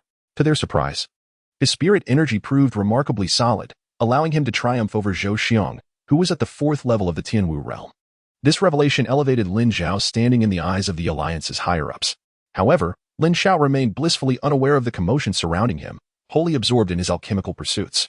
In the span of 2 days, he meticulously concocted a new batch of restorative elixirs, including the nourishing yuan pill, the spirit revitalizing pill, and the healing elixir. Furthermore, he diligently studied the experiences and formulas of the devourer of the sky. As dawn broke on the 3rd day, with the first light filtering through the translucent, floral patterned windows and casting a radiant glow upon the floor, Lin Xiao, having rested through the night, gradually rose. After a refreshing wash, he stepped out of his chamber. Given that the venue for the alchemy competition was situated right at the entrance of the Spirit Manipulators Alliance, the disciples of the Alliance were not required to gather. They could proceed directly to the location. As long as they presented the participation badge issued by the Alliance, entry was granted. Following the main pathway within the Alliance, Lin Xiao swiftly approached the grand entrance. Even before he arrived, the distant sounds of a bustling crowd reached his ears. Upon reaching the entrance, he encountered the opulent back of a white jade platform. Surrounding the entire square was a formidable army, standing vigilant every few yards, ever watchful. After navigating around the perimeter, Lin Xiao finally arrived at the entrance, where the seats within the square were already filled with a lively throng, with more individuals gradually streaming in. Among this gathering, the usually rare and esteemed spirit manipulators were abundantly present, underscoring the immense allure of the competition for these practitioners. Gazing along the serpentine line of people, one could easily spot, at the farthest point ahead, the imposing white jade main stage, several feet in height. Upon this stage rested numerous luxurious seats, while below, a row of green chairs appeared to be designated for the judges of the competition. In front of the green seating, there lay an expansive, unobstructed area, the stone platform extending low to the ground. The stone arena is capable of accommodating thousands of spectators. However, at this moment, not a single soul has stepped into its confines, indicating that it is indeed the venue for the grand competition. Surrounding the stone platform lies a sea of ordinary seats, filled to the brim with a multitude of attendees. Observing the magnificent scene, Lin Xiao couldn't help but click his tongue in admiration. He retrieved his identification badge and, blending into the throng, gradually made his way inside. As he ventured deeper, the clamor of voices grew increasingly vibrant. It was evident that everyone harbored immense anticipation for the alchemy competition, especially the youth, who engaged in fervent discussions, their words flying in all directions. Not far to his right, Lin Xiao spotted a gathering of individuals from the Spirit Control Alliance. He swiftly approached the designated area, where he noticed Wenren Liang, Wu Ming, and others had yet to take their seats, standing at the front and conversing animatedly. As Lin Xiao approached, the collective gaze of the group turned towards him. "Hey, you ugly fellow, you certainly have quite a reputation, defeating Zhou Xiong and even rescuing Princess Mingying," Xian Yuan exclaimed as soon as he arrived. "Who would have thought that your strength would be so formidable, little brother?" Wenren Liang remarked, his excitement palpable upon seeing Lin Xiao. The fact that Lin Xiao had triumphed over Zhou Xiong indicated that his spiritual power was remarkably strong, surpassing that of an ordinary third-tier novice spirit controller, thereby enhancing his chances of making it into the top 10. This news delighted him immensely. It was merely a matter of leveraging the advantages of being a spirit controller, Lin Xiao replied with a hint of modesty. Young Master Haimo has displayed remarkable modesty. Even with the advantages of being a spirit manipulator, I too would find it impossible to contend with Zhou Xiong. Wu Sha approached with a cheerful smile and remarked, "With such formidable strength, young Master Haimo must have made ample preparations for this alchemical competition. May I inquire which rank you aspire to achieve?" Chapter 114. Who do you think you are? Well, I suppose the top 10 should be attainable, Lin Xiao replied with a nonchalant shrug. The top 10? Do you really believe alchemy is as straightforward as extracting 9 flamewood or engaging in combat? There are at least 20 to 30 third-tier spirit manipulators participating in the competition. Do you think securing a spot in the top 10 is that simple? Xian responded skeptically.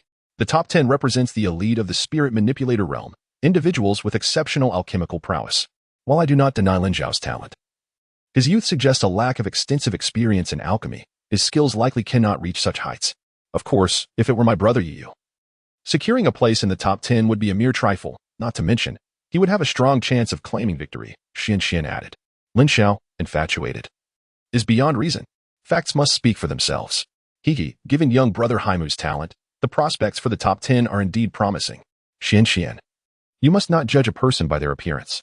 Ahem, cough cough. Pang Pa awkwardly cleared his throat, urging Xian not to judge by appearances, inadvertently implying that Lin Xiao is unattractive.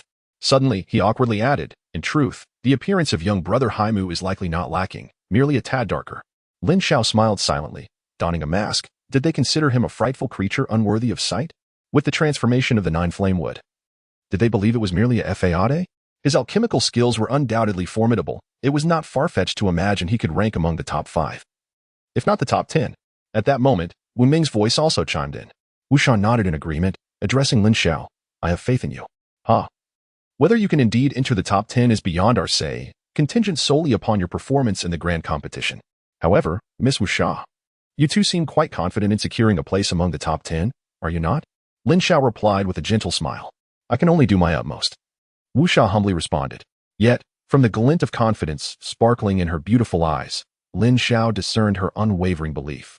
As he heard the praises from the others, a proud smile lingered on Wenren Liang's face. Lin Xiao's presence finally allowed him to watch the competition without a stern demeanor. Wenren Liang, is this the disciple you have brought forth? Just then, a scornful voice of an old man unexpectedly broke through. Upon hearing this, everyone frowned and turned toward the source of the sound. There approached an elderly man clad in gray robes alongside a youth in gray attire. The elder, aged similarly to Wenren Liang, had a head of white hair, while the young man, in his 20s, bore a conventional visage, yet wore an expression of haughty disdain, particularly directed at Lin Xiao. Fan Renlu. Upon seeing the visage of the elderly man, the brow of Wenren Liang furrowed immediately. How fortunate you are to still remember me. The alliance leader of the Lin Xiao City branch. Observing the astonished expression on Wenren Liang's face, Fan Renlu spoke with a tone laden with significance, placing particular emphasis on the title of alliance leader.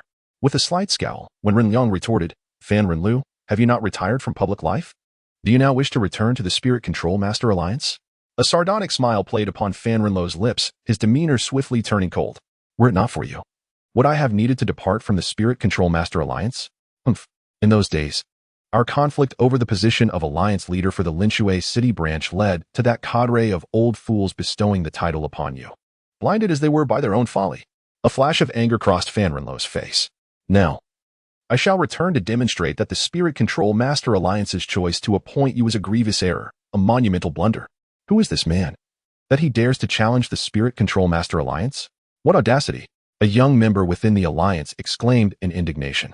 This individual had once served as a steward in the Central Alliance, wielding considerable influence. However, during the Alliance's electoral process, the higher echelons had favored Lin Xiao, prompting the former to leave in anger after failing to secure the position of Alliance leader for the Lin Xiao city branch. Should he wish to return, he could do so at any time. Therefore, it would be wise for the others to refrain from inciting trouble, lest they find their lives difficult in the future upon encountering him, as explained by a more seasoned elder of the Spirit Control Masters. Upon hearing the elder's explanation, the other young members prudently fell silent, recognizing the steward's status as one of significance, subordinate only to a handful of elders, overseeing the majority of the affairs within the Spirit Control Master Alliance.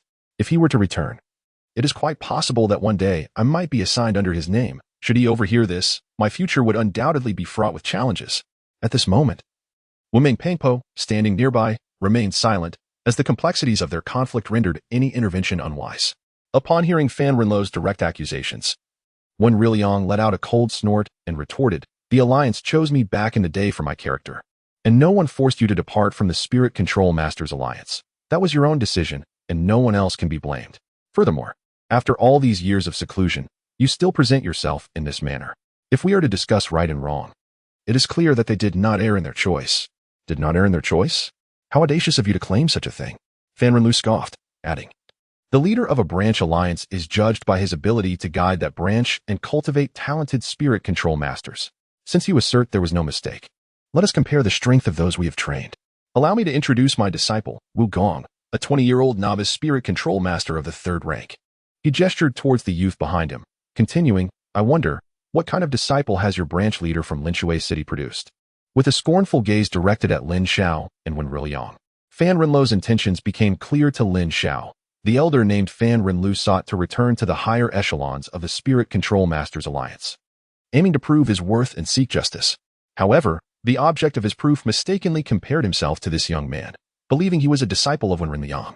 It must be said that the talent of this young man is indeed extraordinary.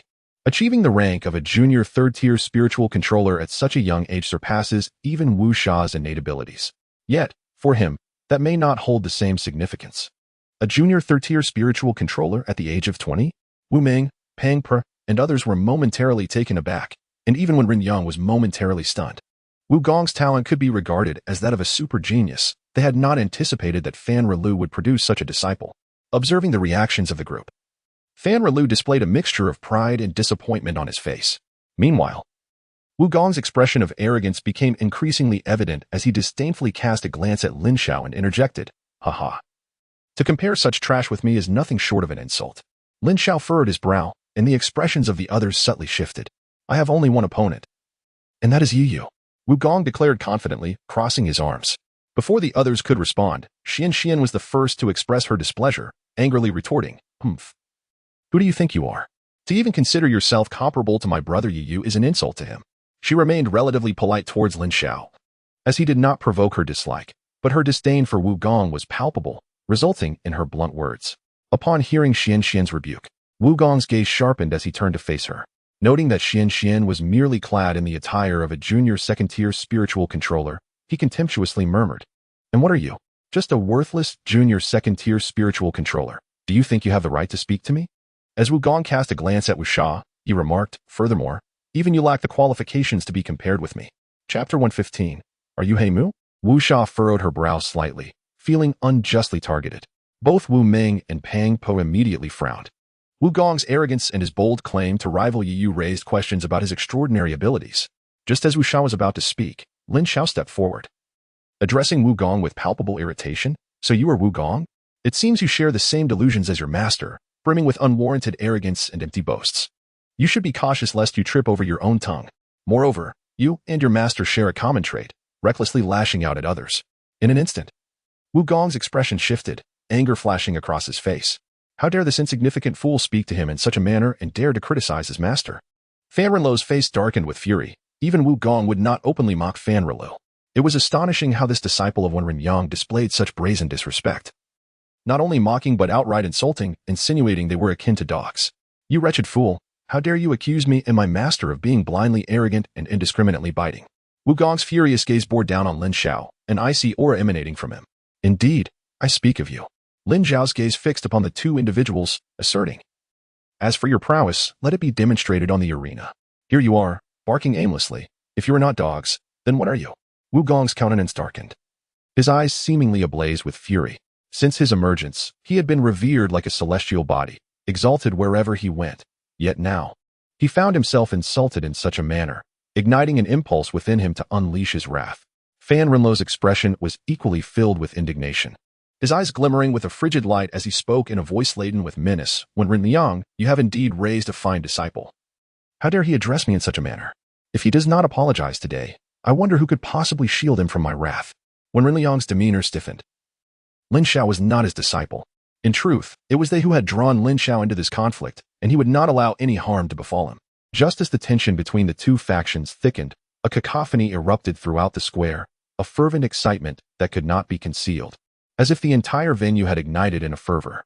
Following the gaze of those around him, Lin Xiao observed a throng of individuals approaching the square, at the forefront of which stood an extraordinarily handsome young man. Appearing to be in his early 20s, his visage was more exquisite than that of any woman. His brows arched like crescent moons, and his eyes deep as dark abysses. Clad in flowing white garments, he exuded an ethereal presence, reminiscent of a celestial being descending from the heavens, radiating an intangible spiritual allure. In that moment, even the brilliance of the sun and moon seemed to pale in comparison. For he was truly a paragon of beauty, possessing an otherworldly grace and unparalleled charm. Beside him stood another strikingly handsome and imposing young man, though this youth seemed somewhat overshadowed. Yi Fenghua had arrived, the foremost spirit controller Yi Fenghua. Yi Fenghua, extraordinarily handsome, radiating unparalleled charm, was indeed the most perfect man in the world. Not merely perfect, but a veritable enigma of masculinity. You needn't say more. Yi Fenghua is the object of my admiration. As if I too were enamored with men. My adoration for Yi Fenghua is pure and absolute. Yi Yu too, the chosen champion of this year, basked in the aura of the day, which rightfully belonged to him. Indeed, Yi Yu is also the epitome of perfection in my eyes. Do you prefer Yi Fenghua or Yi Yu? I cherish both. The appearance of these two instantly stirred a commotion among the crowd, particularly among the spirit controllers, each wearing expressions of envy and profound admiration. Among the spirit controllers, there was not a single soul who did not aspire to be Yi Fenghua. A fourth-tier senior spirit controller, the sole one in the empire at the age of 40, and the leader of the Spirit Controller Alliance, a near-mythical figure. Meanwhile, Yi Yu, standing beside Yi Fenghua, also ignited considerable discussion, especially among the young women, whose voices echoed in unison, calling out their names in a chorus. He is the first spirit controller, Yi Fenghua. As the crowd's fervent murmurs filled the air, Lin Xiao found himself momentarily taken aback. To one's astonishment, the esteemed master Yi Fenghua, the foremost spirit controller of the Lan Empire and the illustrious leader of the Spirit Controller Alliance, appears remarkably youthful and handsome. His eyes convey a blend of maturity and authority, exuding an extraordinary aura imbued with an intangible charm that even he cannot help but admire. In terms of both reputation and appearance, it seems that no one in the Lan Empire can rival the illustrious figure of Yi Fenghua. Master, the leader has arrived. The atmosphere buzzes with anticipation, for he is the chief figure of the Spirit Controller Alliance, a fourth-tier senior spirit controller on the brink of ascending to the fifth tier. His prestige is hardly inferior to that of the revered Empress Mingxi. Now in his 40s, he retains the visage of a man in his 20s. A testament to the rejuvenating effects of high-tier spirit control. Within the Spirit Controller Alliance, whispers of admiration ripple through the assembly, particularly among the young spirit controllers, whose gazes brim with reverence and fervor. His strength and status are indeed the epitome of their aspirations. The commotion is equally palpable in other sections of the hall, as the presence of the Alliance's leader, the formidable Yi Fenghua of the Lan Empire, commands attention. It is said that he has hovered near the fifth tier for several years, his power unfathomable, instilling a sense of caution even among the martial sovereigns. Moreover, the two vice leaders beside him are no ordinary figures either. Both are intermediate fourth-tier spirit controllers, a rarity within the entire Lan Empire. With both the leader and vice leaders present, The grand competition for spirit controllers and alchemists is poised to commence imminently. As Yifenghua made her entrance, a wave of fervent discussion erupted throughout the venue. Her reputation was simply too resounding to ignore. Amid the tumultuous reverence and excitement, Yifenghua maintained an air of serene composure. To the astonishment of many, she approached Lin Xiao's position and, with a hint of surprise in her voice, inquired, "Are you the one known as Heimu?" At this moment, every gaze in the room fixated on Lin Xiao. What manner of individual could elicit such a greeting from Yifenghua? Curiosity surged among the crowd. Heimu, this name struck a familiar chord. Who was he that the leader of the alliance would address him directly? Was he not the extraordinary genius who had recently triumphed over Zhou Xiong? It was no wonder that the leader recognized his name. Only someone of such remarkable talent could capture her attention. The rumors seemed to hold merit. Yet, Lin Xiao appeared unremarkable at first glance. A whisper of skepticism lingered among the spectators, as murmurs of disbelief rippled through the audience. Despite the cacophony of opinions surrounding Heimu, Lin Xiao remained unfazed, his focus solely on Yifenghua. To him, she was an enigma that could only be described in one phrase: unfathomable. Behind Yifenghua stood two elderly gentlemen, both of whom Lin Xiao recognized as the two vice leaders, Lu Zhonghomao and Sidu Guang. With a respectful demeanor, Lin Xiao addressed them, saying, "I am the junior, Heimu, and it is an honor to meet the leader and the two vice leaders." With a respectful bow, Lin Xiao spoke with neither servility nor arrogance. "There is no need for excessive formalities," he said with a chuckle. "It is truly fascinating that someone so young has achieved the rank of a third-tier junior spiritual controller. Not only has he refined the rare 10-turn-9 flame wood, but he has also triumphed over Zhou Xiong. Even in my prime, I did not reach such heights." Yifenghua's face broke into a smile of appreciation, exuding a refreshing aura akin to a gentle breeze that invigorated the spirit. What? Upon hearing this, Master Wu felt a deep tremor in his heart. The name of the four young masters had reached his ears long before his arrival in the imperial city. The others were indifferent, but having just arrived, he was unaware of the notorious reputation of the Blackwood. The moment he learned that Lin Xiao was a third-tier junior spiritual controller who had defeated Zhou Xiong, he was momentarily taken aback. The youth was significantly younger than himself, indicating that his innate talent surpassed his own. It was astonishing to realize that the person he had scorned as worthless was, in fact, more gifted than he.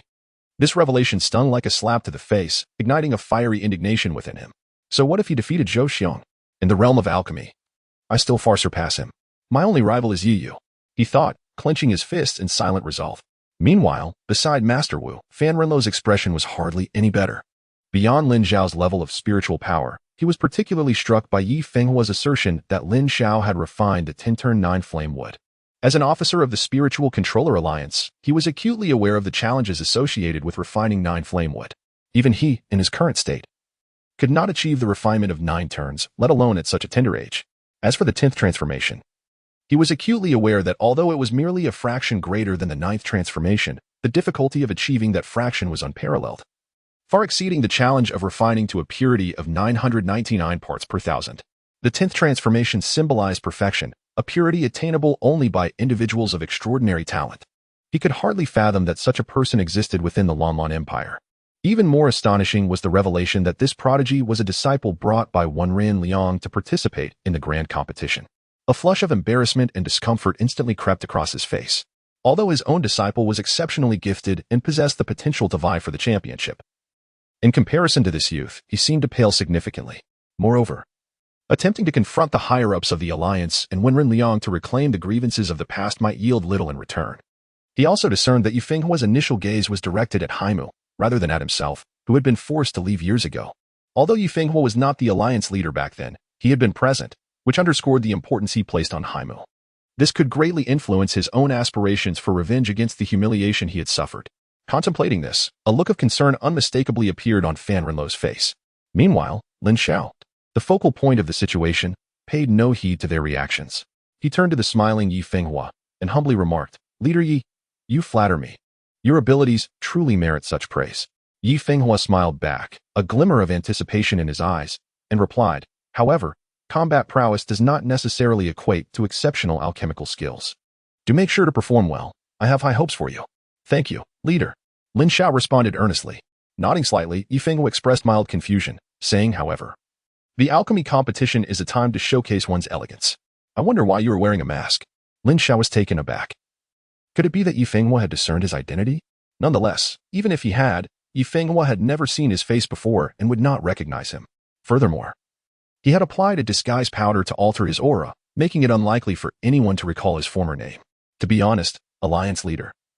I accidentally sustained a burn while refining medicine not long ago, Lin Xiao promptly replied. A burn? Yi Fenghua paused for a moment, then chuckled softly. Ah, I see. Unsure whether her words were sincere or not, Lin Xiao merely nodded in acknowledgement. Meanwhile, beside Yi Fenghua, Yi Yu wore a look of dissatisfaction towards Lin Xiao. Yet, in the presence of so many onlookers, he refrained from belittling his uncle's dignity, choosing instead to stand aside in discomfort. I too am eager to witness his performance. Just then, a mature voice resonated through the air. Lin Xiao's gaze shifted towards the source of the sound, where he beheld several figures approaching. At the forefront was a middle-aged man clad in a golden dragon robe, his countenance exuding an air of authority and intensity. Beside him stood a woman of remarkable beauty, her presence regal and distinguished. This woman was none other than Princess Meng Ying, one of the 4 renowned beauties of the imperial city. Upon seeing Lin Xiao, Meng Ying offered a gentle smile, akin to a refreshing spring breeze, and addressed him warmly. Young Master Haimu, it is a pleasure to see you again. Princess Meng Ying. I presume this is His Majesty the Emperor of the Lanlan Empire, Emperor Meng? Lin Xiao inquired respectfully. Indeed, haha, if young brother Haimu does not mind. You may simply call me Uncle Meng. The Emperor Ming chuckled, devoid of any imperial arrogance, his tone exceedingly amiable and approachable. The crowd was taken aback. To refer to the Emperor of the Lanlan Empire as Uncle Ming was indeed a thought-provoking statement, although Emperor Ming wielded no real power. He nonetheless represented the entire royal family in the formidable presence of the empire's foremost authority, Empress Mengxi. With just a word from him, those who dared to challenge him would surely reconsider their actions. Furthermore, to address the emperor as uncle implied an intent to curry favor. Wu Gong felt a tremor within. He had not anticipated that Lin Xiao would not only gain the favor of Yi Fenghua, but also command such esteem from the royal family. Fan Renlo's brow furrowed even deeper. I am truly overwhelmed by such kindness. I dare not accept. Lin Xiao responded. Nonsense, young brother saved Ying Ying's life. It is I who should express my gratitude. If you insist on this formality, it would be too distant. Should you require anything, do not hesitate to reach out to Ying Ying. The emperor laughed nonchalantly. Then I shall dare to address you as Uncle Ming. I may have to trouble Princess Ming Ying in certain matters, Lin Xiao replied, acknowledging the insistence of the other party. To call the emperor uncle is perhaps a rare occurrence. Such humility, neither servile nor arrogant, combined with remarkable talent, is commendable. I hold great expectations for you, the Emperor Ming praised. For having served as emperor for so many years, he possessed a discerning eye. Upon hearing this, the crowd was once again taken aback. For it was evident that there was an intention to win over Lin Xiao, being admired by Yi Fenghua and favored by the royal family. The attendees grew increasingly envious of Lin Xiao. In their hearts, they silently vowed never to offend this young man, lest they find themselves unaware of their own demise. Raising her gaze to Meng Ying, the Ming Emperor spoke with profound significance. In the future, you young people should engage more with one another. As one gradually assuming the reins of imperial power, Meng Ying maintained a remarkably composed demeanor, though her cheeks flushed slightly at that moment. When considered alongside her previous statement, her father's words were unmistakable in their meaning. I hold you in high regard. Henceforth, cultivate your interactions. Chapter 117. The disheartened Fan Renlu. I hope that the esteemed Prince Haimu will not think poorly of my humble daughter. Meng Ying gently addressed Lin Xiao. How could that be? It is my honor, Lin Xiao replied. At this juncture, Yi Fenghua's soft laughter echoed. I never expected the Ming Emperor to grace us with his presence. As the Emperor of the Lanlan Empire, how could I not attend such a significant event as the alchemical competition hosted by the spirit manipulators? The Ming Emperor responded courteously with a smile directed at Yi Fenghua. As he glanced at Yi Fenghua's side, he remarked with admiration, indeed, the nephew of Alliance leader Yi has inherited the illustrious lineage of the Yi family. Yi Yu, your esteemed nephew is remarkably outstanding, reminiscent of the Alliance leader's former brilliance. There is a substantial chance he may claim victory in this year's competition. You flatter him. For while Yi Yu's talent is commendable, his temperament still requires refinement, Yi Fenghua replied, shaking his head slightly. However, to the onlookers, it appeared that Yi Fenghua was merely being modest.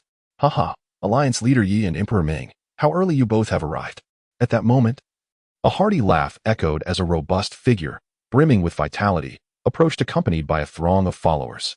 Master Zhou, you too have arrived, Emperor Ming casually greeted. Lin Xiao's expression momentarily froze upon recognizing the sturdy elder, reminiscent of Zhou Xiong. This man was undoubtedly Zhou Xiong's grandfather, the esteemed patriarch of the Zhou family, Zhou Mori, a formidable warrior of the Lanlan Empire. So this is the young man who bested Zhou Xiong, Zhou Mori remarked, his gaze shifting towards Lin Xiao with mild astonishment. Following him were Zhou Xiong and Zhou Ruai, both casting their eyes upon Lin Xiao. Zhou Xiong's eyes blazed with fury, as if he longed to rush forward and deliver a thorough beating to Lin Xiao. Zhou Ruai's face darkened, for it was she who had informed her brother about Qin Qinger. She had anticipated Zhou Xiong would teach Lin Xiao a lesson. Yet he had unexpectedly fallen to Lin Xiao's prowess. Greetings, Patriarch Zhou. Lin Xiao addressed Zhou Mori, disregarding the glares from Zhou Xiong and Zhou Ruai, maintaining a demeanor of respectful confidence. My grandson has long evaded proper discipline. Finally, he has encountered a worthy opponent. Young man, your lesson was well delivered. He ought to awaken to the reality that his talent is hardly remarkable among the youth. Zhou Mori's attitude took Lin Xiao by surprise. I will settle this score with you eventually, just wait. Zhou Xiong coldly retorted to Lin Xiao. I am ever ready to engage. Lin Xiao remarked with a hint of indifference. Regarding the boorish brute who charged recklessly like a bear, there was little to be said. Should the other party refuse to yield, he would compel them to submit. However, whether Zhou Xiong had the qualification to challenge him was entirely contingent upon Zhou Xiong himself. He chuckled, noting that it was indeed commendable for a young man to have aspirations. He hoped that in the future, Brother Haimu would engage in meaningful discussions with my family's Ruai. Zhou Mori said with a smile. Zhou Ruai's expression suddenly stiffened at the notion of conversing with Haimu. Such a thing seemed utterly impossible. Lin Xiao merely smiled, showing no interest in fostering any dialogue with Zhou Ruai. As the gathering reached a suitable number, Yi Fenghua suggested, let us take our seats. Ming Huang and Zhou Mori nodded slightly, while only Ming Ying and an elderly personal guard accompanied the emperor as they approached the royal seating. The members of the Zhou family followed suit towards their designated area. Only he, Zhou Xiong, and an elderly man proceeded towards the main stage. Haimu, I hope your alchemical skills at the competition are not lacking, Yi Yu stated with palpable hostility before departing. Likewise, Lin Xiao replied coolly, choosing not to engage further. With a huff, Yi Yu tossed his hand dismissively and made his way toward the seating of the Spirit Control Master Association. Brother Yi Yu is so handsome, Xian exclaimed from behind. Deacon Fan, are you planning to return to the Spirit Control Master Alliance this time? After a few steps, Yi Fenghua suddenly recalled something and cast a glance back at Fan Renlu, inquiring before departing. Fan Renlu was momentarily taken aback as Yi Fenghua finally directed her attention towards him. However, such attention seemed rather dismissive. I have returned with my apprentice to participate in the grand competition to prove that your decision all those years ago was misguided. After a brief pause, he spoke with conviction. Initially brimming with confidence, he now felt a twinge of uncertainty upon witnessing the current circumstances. Even if Master Wu claimed victory in the alchemy contest, with Lin Zhao's exceptional talent, there was little he could do if the leader insisted he was not mistaken. Competing in alchemy against Haimu? Yi Fenghua cast a glance at Master Wu and remarked, if that is the case, then you may continue your competition. Slightly disappointed, she shook her head and walked onward. Once Master Wu secures first place, let us see what you will say then. Fan Renlu coldly scoffed inwardly, signaling to Master Wu, let us depart. He cast a glance at Lin Xiao before striding confidently towards the exit. They did not have a designated area, aside from the representatives of the major factions. Everyone else was seated in the free seating zone. Master Wu's expression grew serious as he addressed Lin Xiao. Haimu, I concede that I am inferior to you in combat prowess. However, in alchemy, you are no match for me. We shall meet in the arena. With that, he followed Fan Renlu. Lin Xiao replied nonchalantly. You, Master Wu, in a fit of anger, turned sharply, his eyes seemingly ablaze, but he ultimately turned away in resignation. Chapter 118.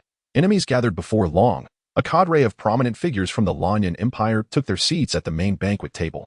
The seats at the main table were distinctive. Behind each primary seat, there were 2 accompanying seats. In other words, each faction can occupy 3 seats, with the leader seated in the foremost position, while the other 2 are significant figures within that faction. As the most numerous practitioners of spiritual control and the host of the alchemical competition, Yi Fenghua, the leader of the Spirit Control Alliance, naturally occupies the primary seat, with Lu Zhenghao and Situ Guang seated behind him. To Yi Fenghua's right sits Ming Huang, with Ming Ying and a guard position behind him. To Ming Huang's right are Zhou Mori and Zhou Xiong, accompanied by an elder from the Zhou family. On Yi Fenghua's left, 3 seats remain conspicuously empty, indicating that those factions have yet to arrive. Haha, we haven't arrived too late, have we? Shortly after, several individuals took their seats. A booming laughter resonated through the hall as a large group made their entrance. Leading them were several elders, each emanating an air of unspoken authority, accompanied by a pair of stunningly beautiful individuals. One possessed an ethereal beauty, while the other exuded a gallant demeanor, both radiating an extraordinary presence. The arrival of this group instantly sparked a flurry of discussions among the onlookers. The Feng family and the Qin family had arrived, with none other than Chen Wendao, the head of the Qin family and one of the martial sovereigns of the Lanlan Empire, at the forefront. Beside him stood the prodigy Feng Lanyue, along with the grand elder of the Celestial Sect. It was unexpected that three factions had come together. Both the heads of the Chun and Zhou families were present. Yet the head of the Feng family was notably absent. It was rumored that he was in seclusion. Even in his absence, the figure beside Feng Lanyue, the Feng family's grand elder, Feng Xiang, was a peak martial king in his own right. Although his aura did not match that of a martial sovereign, it was still formidable enough. Feng Lanyue can be likened to a celestial maiden descending to the mortal realm, a true gem among mortals. It is indeed a pity that she must marry at such a tender age. Dream on, for it is not your turn to wed. In the entire Lanlan Empire, who besides Chun Yin could possibly be worthy of her? Although Chun Yin possesses exceptional talent, he is already 20 years of age. In my opinion, that Heimu would be the most suitable match, but alas, their encounter came too late. You might as well pursue Chen Qinger. That would be sheer folly. I am not Heimu. Feng Hua is quite remarkable as well, possessing an undeniable charm. The square was filled with a cacophony of voices, with Chen Yin and Feng Lanyue being the focal point of attention, eliciting countless musings and regrets from the crowd. Naturally, beauties like Chen Qinger and Feng Hua drew the gaze of many admirers. However, when Lin Xiao beheld that extraordinarily handsome face and exquisite visage, an icy murderous intent enveloped him. It was that very striking countenance that had once personally crippled his dandian, prompting the elders to expel him from the Taiyang. Together with Feng Lanyue, they had conspired to seize his 6th-grade spirit stone, nearly leading to his demise. In addition to the two of them, there were also the 3 elders who had, under the guise of preserving the sect's reputation, cast him out. Among them, one was an inner sect elder, while the other 2 were outer sect elders, all walking alongside the Taiyang. Even those disciples who had driven him away were present among the throng.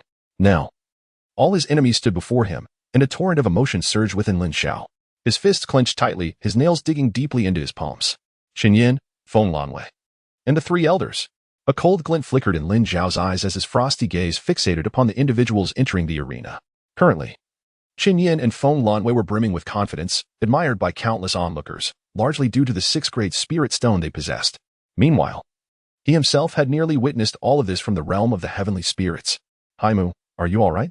As all eyes turned towards the 3 factions in the arena, Wu Sha noticed Lin Xiao's unusual demeanor and inquired with mild surprise. Upon hearing Wu Sha's words, Lin Xiao regained his composure, gradually suppressing his emotions. He took a deep breath and replied in a somber tone, I am fine. At that moment, a large group entered and split into 2 factions. A smaller contingent, led by Chen Wendao, advanced forward, while the majority made their way to the seats surrounding the venue. As they dispersed, the gazes of Chen Qinger, Feng Lanyue, Chen Yan, and Feng Hua all turned towards Lin Xiao. From a distance, Chen Qinger observed Lin Xiao's somewhat sullen eyes and, with a flicker of surprise in her crystalline gaze, thought to herself, why do I sense a profound hatred emanating from him? Why does he appear so cold?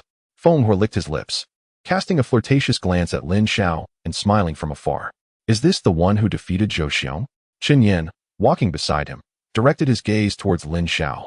Upon witnessing the intensity in Lin Xiao's eyes, he was suddenly struck by a sense of déjà vu, though he could not recall where he had seen such a look before, leaving him perplexed as to why this feeling arose within him. That individual is quite remarkable.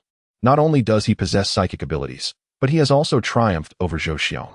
It seems that during this alchemical competition, he is destined to make a significant impression. The family head has even advised me to cultivate a good rapport with him. Feng Lanyue, standing nearby, curled her lips and softly murmured to Chen Yin. We shall see how things unfold. If we can win him over, that would be ideal. However, should he align himself with another faction, it could pose a potential threat. Chen Yin's gaze sharpened as he walked, engaging in a low conversation with Feng Lanyue. Watching as several individuals gradually approached the main seating area, Lin Xiao felt his tension begin to ease. The time for vengeance would come, but today was not that day. In due course, he would devise a plan to provoke those 2 again. Chen Yin, Feng Lanyue, and several prominent figures entered the main seating area under the watchful eyes of the crowd, exchanging pleasantries with Yi Fenghua, Ming Huang, and Zhou Mariri, among others. Chen Wenda took his seat, followed by the others. The grand elder of the Celestial Sect occupied the outermost position to the left of Yi Fenghua, with 2 other elders seated behind him. The seats closest to the Celestial Sect elders were reserved for the Qin family. Chun Wenda claimed the foremost position at the main table, with Chen Yin and an elderly gentleman seated behind him. To everyone's astonishment, on the right side of the Chen family, which was also the left side of Yi Fenghua. The grand elder of the Feng family, Feng Xiang, took a seat of honor, while Feng Lanwei was positioned at the forefront of the Feng family. This caused quite a stir among the onlookers, as occupying such a position was nearly equivalent to that of an acting family head. It appears that the Feng family holds Feng Lanwei in high regard and wishes to elevate her status. Let us also take our seats, sighed Wu Ming, addressing Lin Xiao and the others. Nodding slightly, Lin Xiao turned and made his way to the ordinary seating area of the Spirit Control Master Alliance, where he temporarily settled down. Chapter 119. Could she be confessing to you? Amidst the lively din of the crowd, time gradually slipped away. After a while, two soft coughs emerged from Yi Fenghua's lips, and the onlookers beheld as she slowly rose to her feet. The moment Yi Fenghua stood, everyone understood that the long-anticipated alchemy competition was about to commence. The previously cacophonous venue swiftly fell into a hushed silence. Casting a sweeping glance around the square, Yi Fenghua began to speak. Esteemed guests, the biennial Youth Spirit Manipulator Alchemy Competition is now officially underway.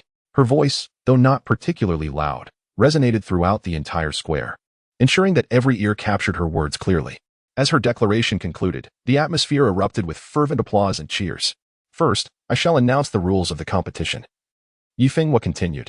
The alchemy contest consists of 4 rounds. The first 3 rounds will take place today. The first and second rounds will focus on fundamental alchemical skills, while the third round will emphasize the speed of alchemy. The fourth round, the final showdown, will have its rules unveiled once the selections are made. Now, I invite all disciples participating in the alchemy competition to take the stage. At her words, the youthful participants surged with fervor. This day, under the watchful gaze of the multitude, they were on the brink of realizing their dreams, striving to distinguish themselves in the competition, garnering the support of powerful factions, and receiving guidance from eminent figures. Henceforth, they would possess the opportunity to transform their cultivation destinies, leaping through the dragon gate and soaring to new heights.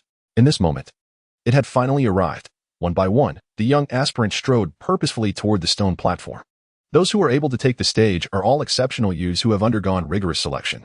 Amidst the lively and clamorous atmosphere, accompanied by the excited screams of young ladies, a sense of pride and spirited ambition surged forth within each of them. Whoosh, whoosh, whoosh. As the crowd surged toward the stone arena, figures began to soar from all directions, gracefully descending into the center of the platform. To enter in such a manner is to be undeniably the center of attention. The ability to fly signifies that one possesses the prowess of a third-tier spirit controller, marking them as a contender likely to secure a prominent position in the upcoming alchemy competition. However, even among those who can fly, there are distinctions. Most captivating among them is Yi Yu, who emerges from the ranks of spirit controllers, his demeanor ethereal, his charm striking, making him particularly conspicuous amidst the throng. Let us proceed as well, Lin Xiao remarked casually, glancing at Wu Sha and Xian Xian. The two nodded in agreement and discreetly followed the other youths from the Spirit Controller Alliance onto the stone arena. Lin Xiao cast a sweeping gaze around. At this moment, all the young participants had entered the stone platform. The number approximated 2,000, with nearly 30 clad in third-tier Spirit Controller attire. Adding those like him, who did not wear the emblematic garb of Spirit Controllers, the count of third-tier Spirit Controllers was certainly not less than 30. Upon reaching a position near the center of the platform, he noticed Chen Qinger and Feng Hua looking his way. Young Master Haimu, do you harbor a grudge against our Chen family? Chen Qinger suddenly inquired. At her words, Lin Xiao's expression stiffened immediately. In his current guise, adorned with a layer of powder and a mask, only Yi Xianfeng and Gumu were privy to his true identity. The others remained blissfully ignorant. And the two would never betray this secret. The Chen family could never connect him to the individual whom Chun Yin had rendered powerless a year prior. If they had, both Qin Yin and Feng Lanwei would undoubtedly have displayed murderous intent upon their arrival. Furthermore, it was unlikely that either family would allow him to traverse peacefully to the venue of the alchemy competition in the following days. So how did Chen Qinger come to know? Upon their first encounter, she discerned the level of his spiritual power. Was it due to her pair of clear, crystalline eyes?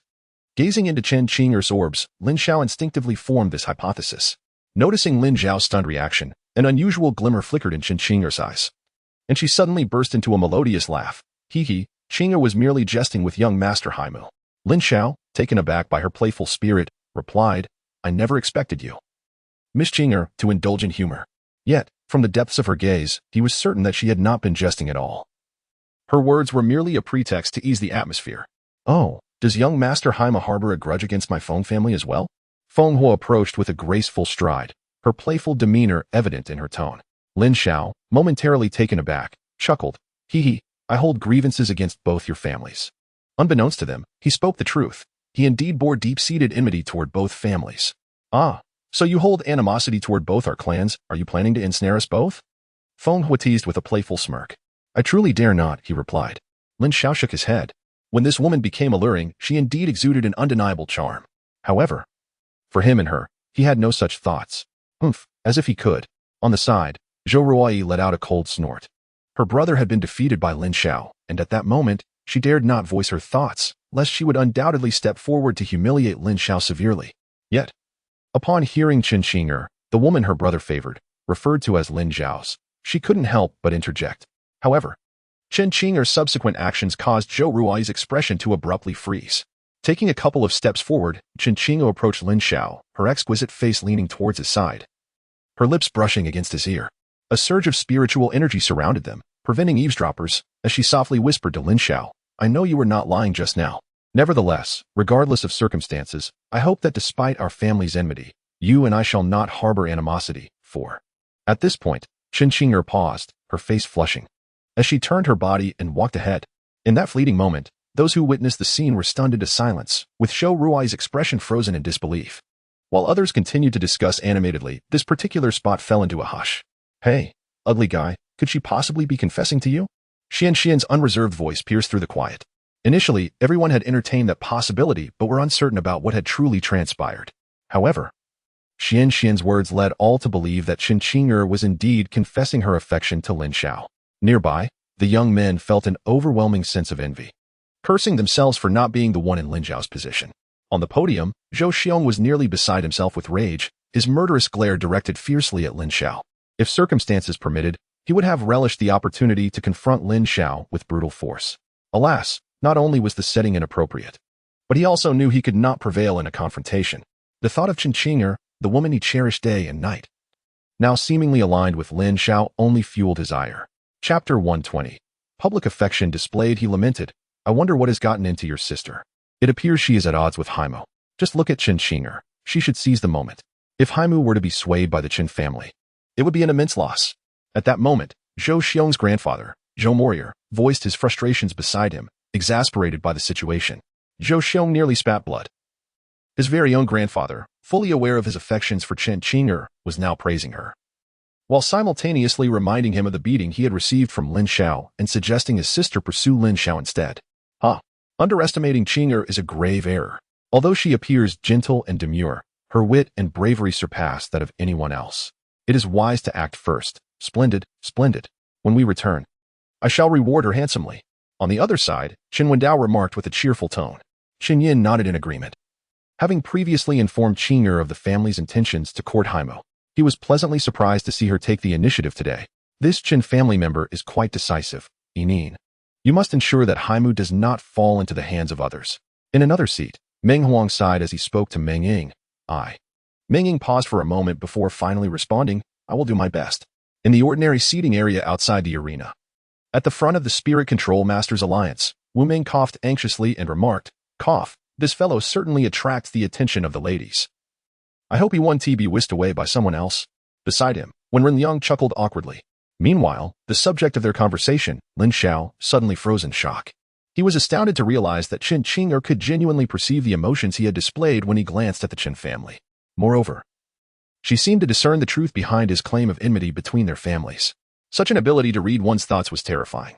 What kind of eyes did Qin Qinger possess? Did she have some extraordinary pupils? Of course, he was not naive. The last remark from Qin Qinger clearly conveyed a message to him. Our families may have a feud, but you and I do not. He pondered. If he were to confess to Qin Qinger that he intended to kill her elder brother, would she still harbor such thoughts? Hey, ugly guy, you haven't gone completely daft. Have you? Xian Yuan added, observing Lin Xiao's complex expression. At that moment, not far away, Qin Qinger's face had flushed a deep crimson, which only solidified everyone's belief that she had feelings for Lin Xiao. In truth, for Qin Qinger, the sentiment was mutual, even if she had not voiced it aloud.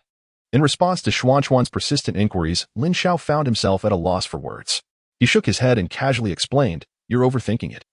Miss Qing merely shared some matters with me. Some matters? Who would believe that? Everyone wore expressions of disbelief. Huh. I too have something I wish to discuss with Brother Haimu. Feng Hua's laughter was somewhat awkward as he stepped closer, leaning into Lin Xiao's ear. Lin Xiao felt a twinge of helplessness. The fragrant breeze enveloping him suggested that even discussions could be misconstrued at such a moment. However, to Lin Xiao's astonishment, it was not a misunderstanding. Rather, Feng Hua pressed a kiss upon his cheek.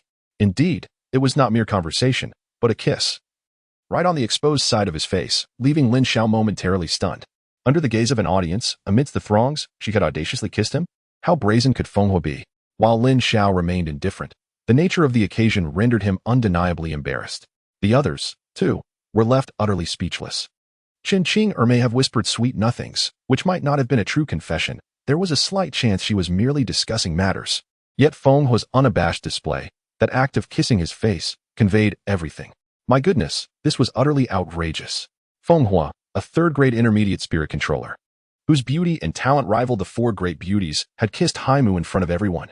To have the affection of one of the four great beauties, Qin Qing, and now to be adored by Feng Hua. How fortunate Haimu truly was. Who has deemed him a genius? At such a tender age, he has already attained the rank of a third-rank spirit manipulator and even triumphed over Zhou Xiong, who merely facilitated his ascent. While it is said that he has reaped all the benefits, I do not oppose the notion of flowers blooming amidst dung. However, it cannot be that all blossoms are ensconced in a heap of excrement, even if he is not the dung himself. Alas, I have heard that Feng Hua once harbored affections for Yiyu. What could have prompted such a sudden change of heart? One wonders what Yiyu thinks of this. The crowd buzzed with murmurs, particularly among the youth, whose tones were laced with indignation, wishing fervently that the figure of Lin Xiao on stage was instead themselves. With all the beauties vying for their attention, this world is undeniably unjust. Beauty always seems to belong to others. What a farce indeed.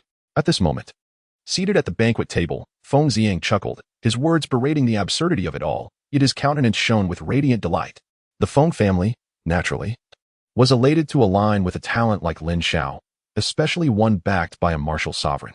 The expressions of Zhou Mariri and others nearby burned with embarrassment. This was not criticism, but rather a display of arrogance. Utilizing Sister Feng Hua to win over Haimu was indeed a clever strategy. Feng Luanyue smirked slyly. Chun Wenda furrowed his brow. Although an alliance with the Feng family was on the horizon, he still harbored hopes of bringing a talent like Lin Xiao into the Qin family fold. Compared to Feng Hua, Qing'er seemed a tad too youthful.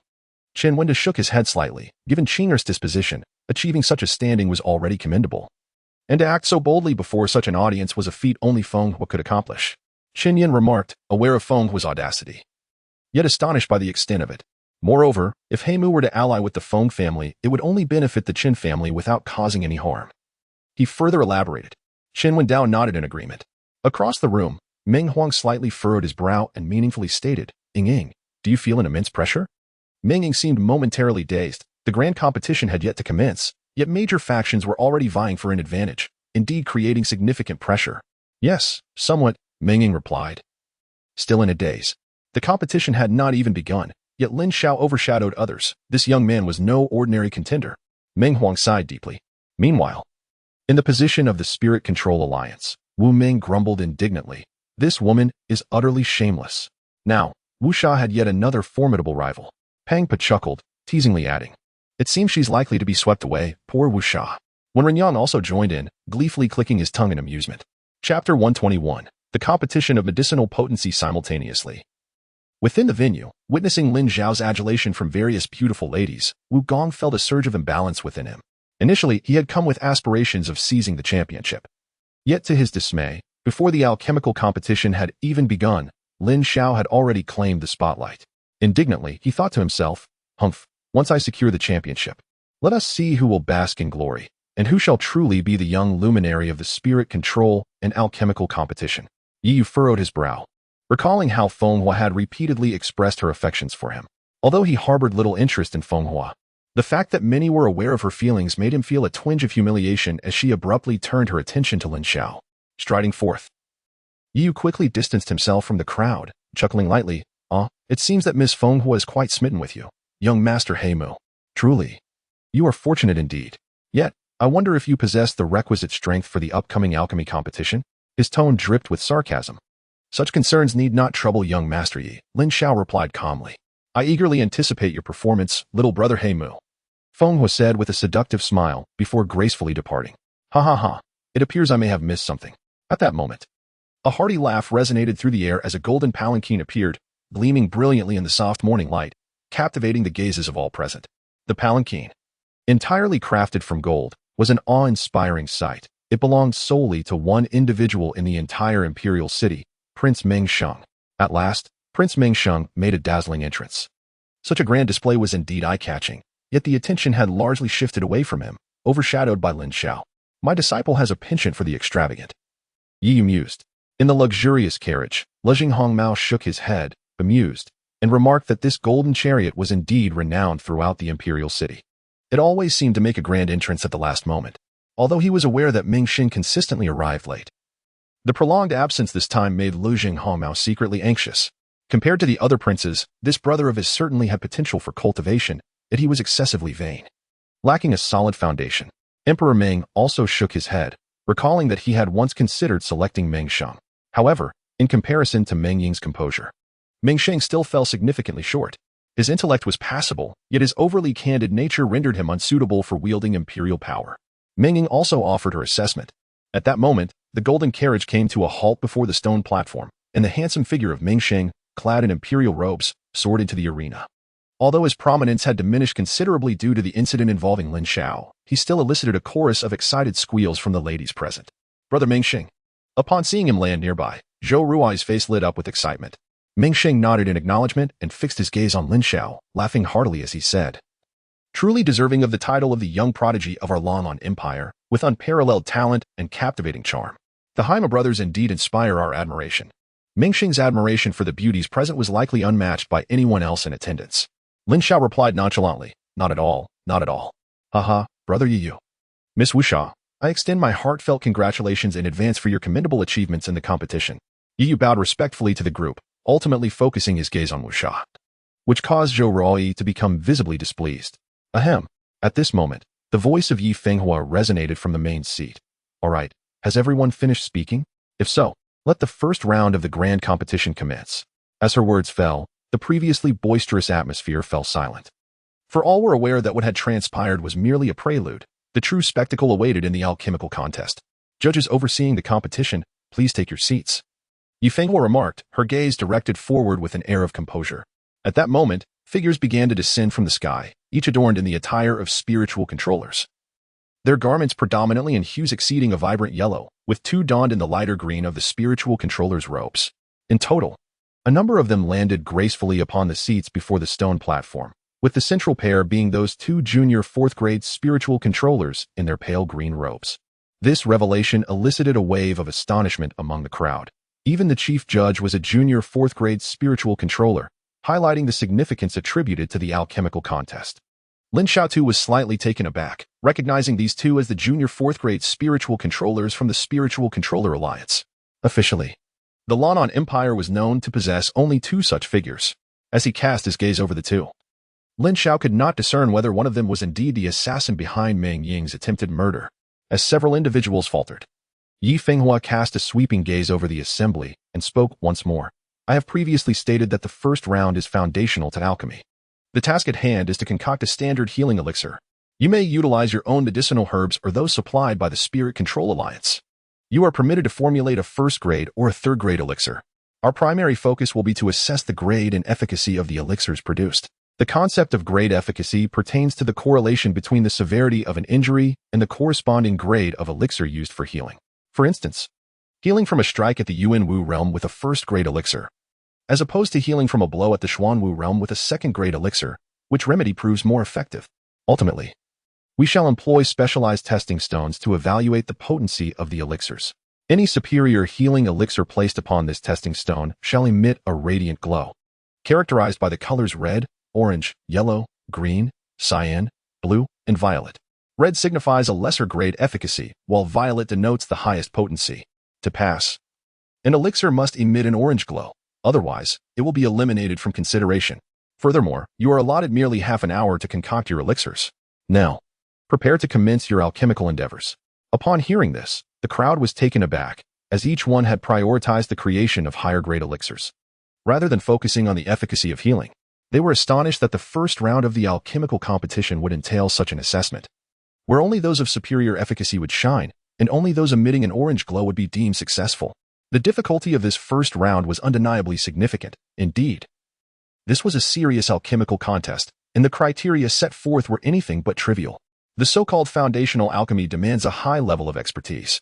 As Yifengwa spoke, a multitude of wheel-mounted medicine cabinets, filled with spiritual wood and various medicinal herbs, were pushed into the square by a well-prepared team. Each individual was free to select a cabinet of their choosing. At this moment, the previously scattered youths gathered beside their respective cabinets, forming orderly ranks. Once the team responsible for delivering the cabinets departed from the square, Yifengwa cast a sweeping glance over the assembled youths and declared, "Let us commence."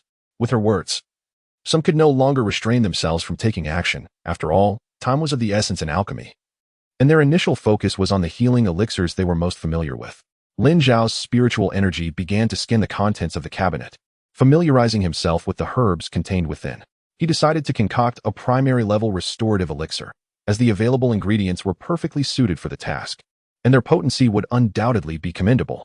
Ultimately, Lin Xiao resolved to forge a basic restorative elixir, selecting directly from the materials provided by the Spiritual Control Masters Alliance.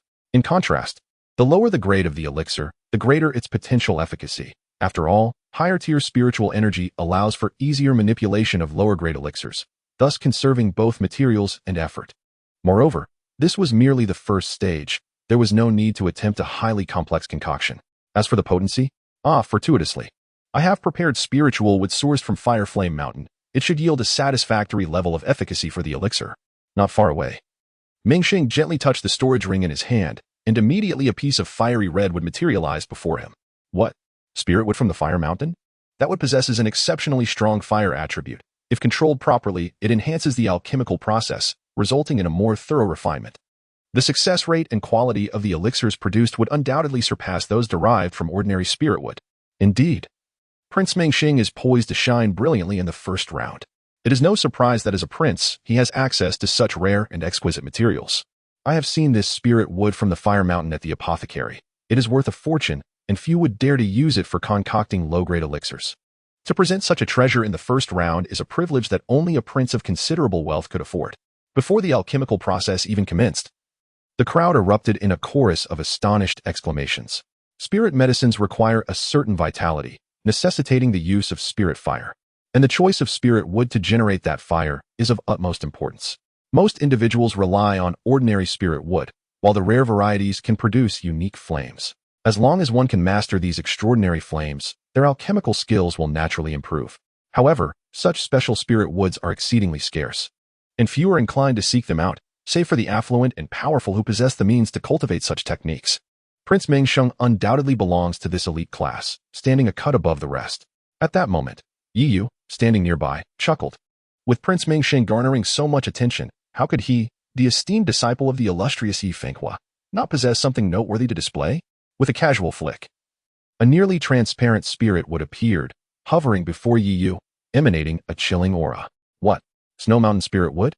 This wood grows in the snowy mountains, infused with the essence of ice, and when refined, it becomes even more harmonious. It is said that even medicinal herbs containing ice attributes can be concocted from it. Utilizing Snow Mountain spirit wood significantly enhances both quality and success rates. This Snow Mountain spirit wood is rarer than Fire Spirit wood, its value surpassing that of Fire Spirit wood by several times. Truly, Yifengwa's nephew possesses a profound foundation in spirit manipulation, surpassing even Prince Mingxing. The crowd erupted in exclamations of awe. At the main table, Emperor Ming nodded slightly in admiration and remarked, "Leader Yi, it seems that Yi Yu has made ample preparations. Your praise is unwarranted, Your Majesty. This spirit wood was fortuitously left behind during my search for medicinal materials, and I have an abundance of it to offer to Yi Yu." Yifengwa replied nonchalantly, regarding the Snow Mountain spirit wood as nothing extraordinary. Enjoying the envious gazes of the onlookers, Yi Yu smiled with satisfaction. He then made a gesture, causing several types of medicinal herbs to float out from his storage ring and rest atop the Fire Mountain spirit wood. As their spiritual energies brushed against one another, vibrant flames ignited, enveloping the herbs in a fiery embrace. Turning to Lin Xiao, he inquired with a smile, "Surely, the super genius capable of refining the 10-turn-9 flame wood must possess extraordinary spirit wood or unique medicinal materials as well." At this moment, the crowd gasped once more, which alchemists could afford to converse while focusing intently on their craft. It seemed only someone of Yi Yu's caliber could manage such a feat. Meanwhile, the gaze of the crowd turned towards Lin Xiao, eager to witness the prowess of this exceptional genius who had garnered the favor of various factions even before the grand competition. However, their anticipation was met with disappointment as they observed the medicine cabinet repeatedly opening, with several herbs soaring forth. It was evident that the materials Lin Xiao employed were sourced from the alliance of spirit controllers. Indeed, a country bumpkin, Zhou Ruai scoffed, her eyes brimming with disdain. Glancing at Yi Yu and Zhou Ruai, Lin Xiao offered a faint smile, remarking, "I do not possess any special herbs. As for spirit wood, I find it unnecessary." With that, Lin Xiao summoned his spiritual energy, unleashing a surge of azure flames from his brow. What? Is that spiritual energy? In that fleeting moment, the onlookers widened their eyes in astonishment, transfixed by the azure flames emanating from Lin Xiao's forehead.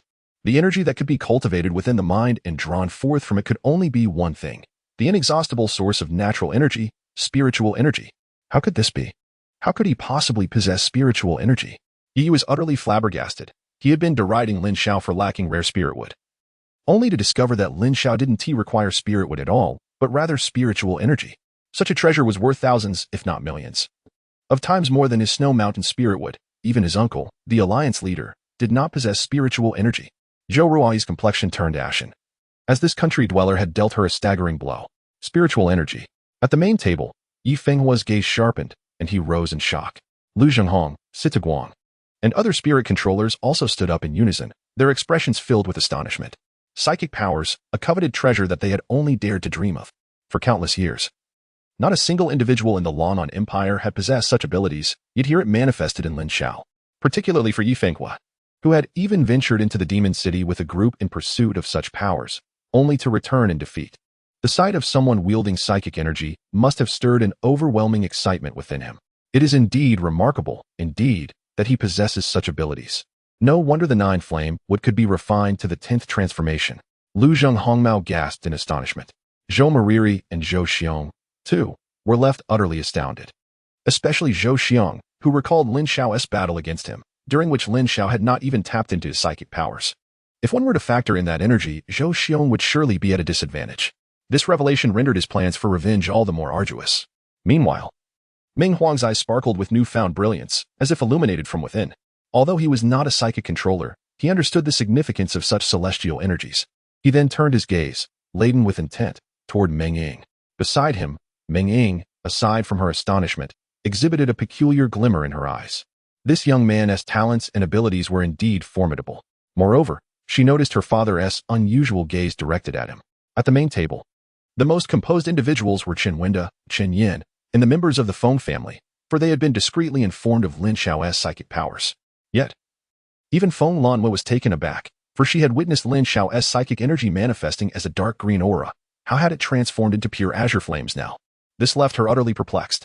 However, what astonished her even more was that this azure fire spiritual energy was precisely the person her family had advised her to cultivate connections with.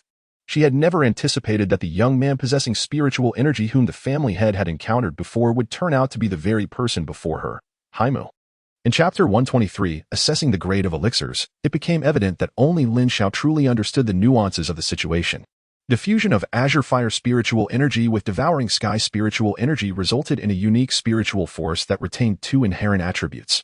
Not only could he harness the combined energy, but he could also separately activate the original spiritual energy attributes. In essence, Lin Xiao could invoke both azure fire and devouring sky spiritual energy independently. At this juncture, he no longer needed to conceal his possession of spiritual energy, especially since Feng Lanhua had already become aware of it during their time in Lin Shui's city, making it impossible to keep it hidden for long. Thus, he decided to demonstrate it openly. Even in this initial round, merely utilizing azure fire spiritual energy sufficed. Indeed, the mere presence of any single type of spiritual energy was sufficient to astound everyone present. If they were to discover that he possessed two types of spiritual energy, it would likely drive the entire assembly into a frenzy. In a corner outside the arena, Fan Renlu stared in astonishment at the azure fire energy before Lin Xiao. As a third-tier advanced spiritual controller, he understood the implications of possessing spiritual energy. Not only was Lin Xiao remarkably young and had achieved such a level of spiritual prowess, but he also possessed spiritual energy. This could not help but draw the attention of the Spiritual Controller Alliance. In comparison, his own apprentice paled beside Lin Xiao. If Yi Fenghua were to choose, there would be no doubt she would select Lin Xiao. He had already begun to suspect the outcome, realizing that the grievances he had once swallowed would likely remain unresolved. Heavenly Father, Wenren Yang, what kind of prodigy have you brought forth? In the alliance of spirit controllers. Both Wu Ming and Peng stood up, their faces etched with astonishment. Wenren Yang merely smiled, though a hint of perplexity lingered in his eyes. The manifestation of Lin Xiao's abilities this time appeared somewhat distinct from the previous instance in Lin Shui City. Could it be due to the peculiarity of this spiritual energy? Goodness! This unattractive fellow actually possesses spiritual energy? Nearby, Xuanchuan's mouth gaped open in shock, her face a portrait of disbelief. Wu Shao was equally taken aback, and the onlookers, including Wu Gong, were left dumbfounded. Chen Qing'er, Feng Hua, and others were equally astonished, whether on stage or off. No one remained unperturbed. It seemed that this was not the kind of spiritual energy emanating from the scales of the celestial demon Scorpion. After a brief moment of astonishment, Yi Fenghua quietly sighed and slowly took a seat, already convinced in his heart that the spiritual energy Lin Xiao had acquired was not what they were in search of. Lu Zhenghong and others also settled down, and at that moment, the entire venue erupted in a fervor, a cacophony of discussions filling the air. However, the protagonist, Lin Xiao, remained oblivious to the commotion, fully absorbed in the art of alchemy, meticulously controlling the spiritual energy to refine the medicinal materials. Proceeding with a leisurely pace as if savoring the experience, he was already entering a state of rapture. This unattractive man truly was an extraordinary individual. Xian exclaimed in awe once more. Let us also begin refining medicine, Wu Shao urged. Nodding in agreement, Xian activated her spiritual power and commenced the alchemical process. Wu Shao, Feng Hua, and others followed suit, and although the atmosphere outside was lively, time was of the essence in the designated area. Many individuals continuously summoned their spiritual energy, focusing all their attention on the refinement of medicine. Let us see who can concoct a potion of superior quality.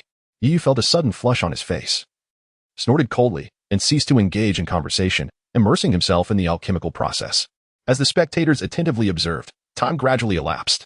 With half the allotted time remaining, Yi was the first to successfully refine a second-grade healing elixir. Following closely behind, Feng Hua, Mengsheng, and others also achieved success, while the other young participants consistently managed to condense their potions, with failures being nearly non-existent. After all, there were no restrictions on the grade of the elixirs, and they were all crafting the healing potions they were most familiar with. Of course, whether the final grade of the potions would meet the standards was an entirely different matter. However, Lin Xiao, who was under the scrutinizing gaze of many, seemed to savor the process, taking his time and delaying the condensation of his potion. As the time limit approached its conclusion and all others ceased their alchemical endeavors, he remained engrossed in his work. At this moment, both those seated at the main table and the ordinary seats of the Spirit Control Association felt a rising sense of anxiety. The extraordinarily talented third-grade junior spirit controller, whose abilities garnered widespread attention from various factions, would become the subject of ridicule if he were to be eliminated in the first round. Could it be that he was so engrossed that he lost track of time? Wenren Liang's brow was already beaded with sweat. It had taken great effort for the branch of Lin Shui City to secure such a genius for the competition, and if he were to be eliminated in the first round, who could say how many years it would take for him to reach the top 10? During the refinement of the 9-flame wood, he too had managed to succeed at the last moment. Surely, he would catch up this time as well, Wu Ming remarked, though his tone carried a hint of uncertainty. After all, one cannot always rely on luck to achieve success at the last moment. At the main table, Yi Fenghua, observing the incense stick beside him rapidly burning down, tapped his fingers incessantly on the table. The first round of the alchemy competition had rendered him, the alliance leader, in an unprecedented state of tension. What on earth is that ugly man doing? Xianyan exclaimed in frustration, though she dared not raise her voice too loudly.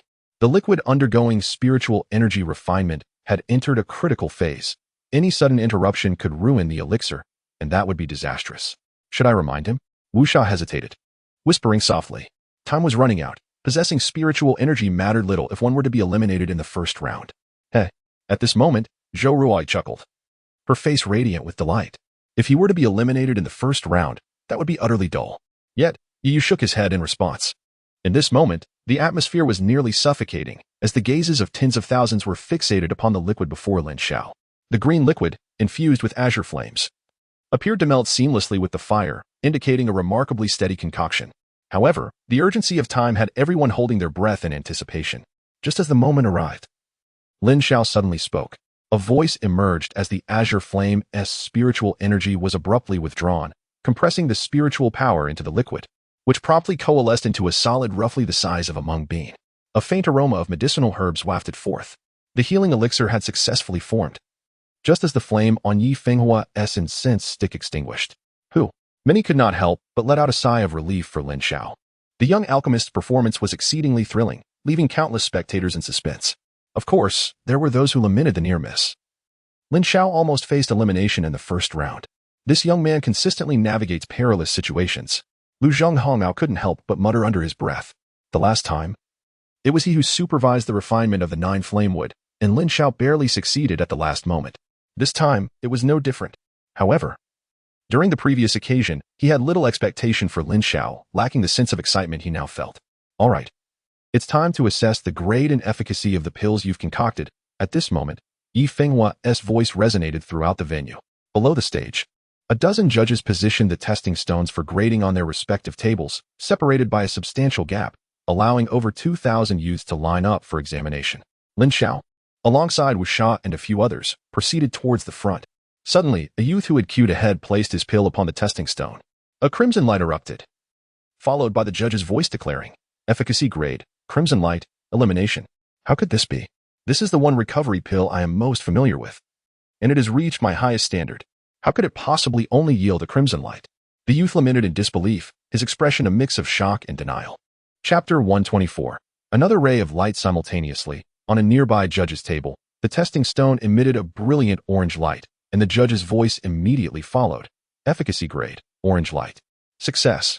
Did you see that? Your alchemical foundation is lacking. You should return and practice diligently, the judge remarked in a neutral tone. A hint of shame and disappointment crossed the young man's face as he exited, his spirits dampened. After enduring a challenging journey to the imperial city to participate in the grand alchemical competition, being eliminated in the first round was a severe blow to his morale. Just as he stepped out, the results of the next contestant were announced. Orange light, passed. The young man's expression darkened further. Orange light, passed. No light, eliminated.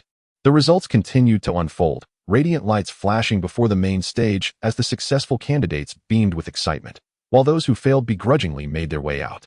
Among the group of young contestants, lights began to illuminate, yet most of the successful ones displayed only orange light, indicating that achieving higher-grade potions was no simple feat. Yellow light, passed.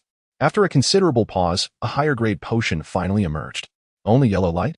This grade of potion is exceedingly difficult to produce, remarked Zhou Ruai, a prodigious second-tier high-level spiritual controller, eliciting astonishment from the crowd.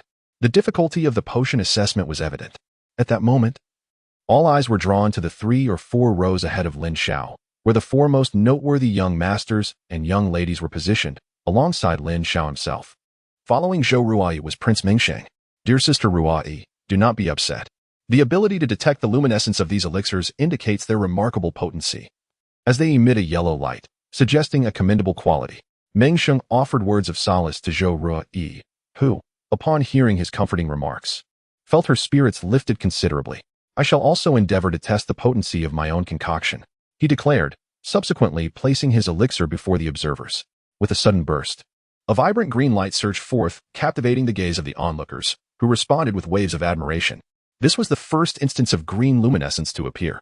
Truly, Prince Mengsheng had succeeded in manifesting the inaugural green glow, considering that even Mengsheng, a third-grade novice spirit controller, could only elicit a green light.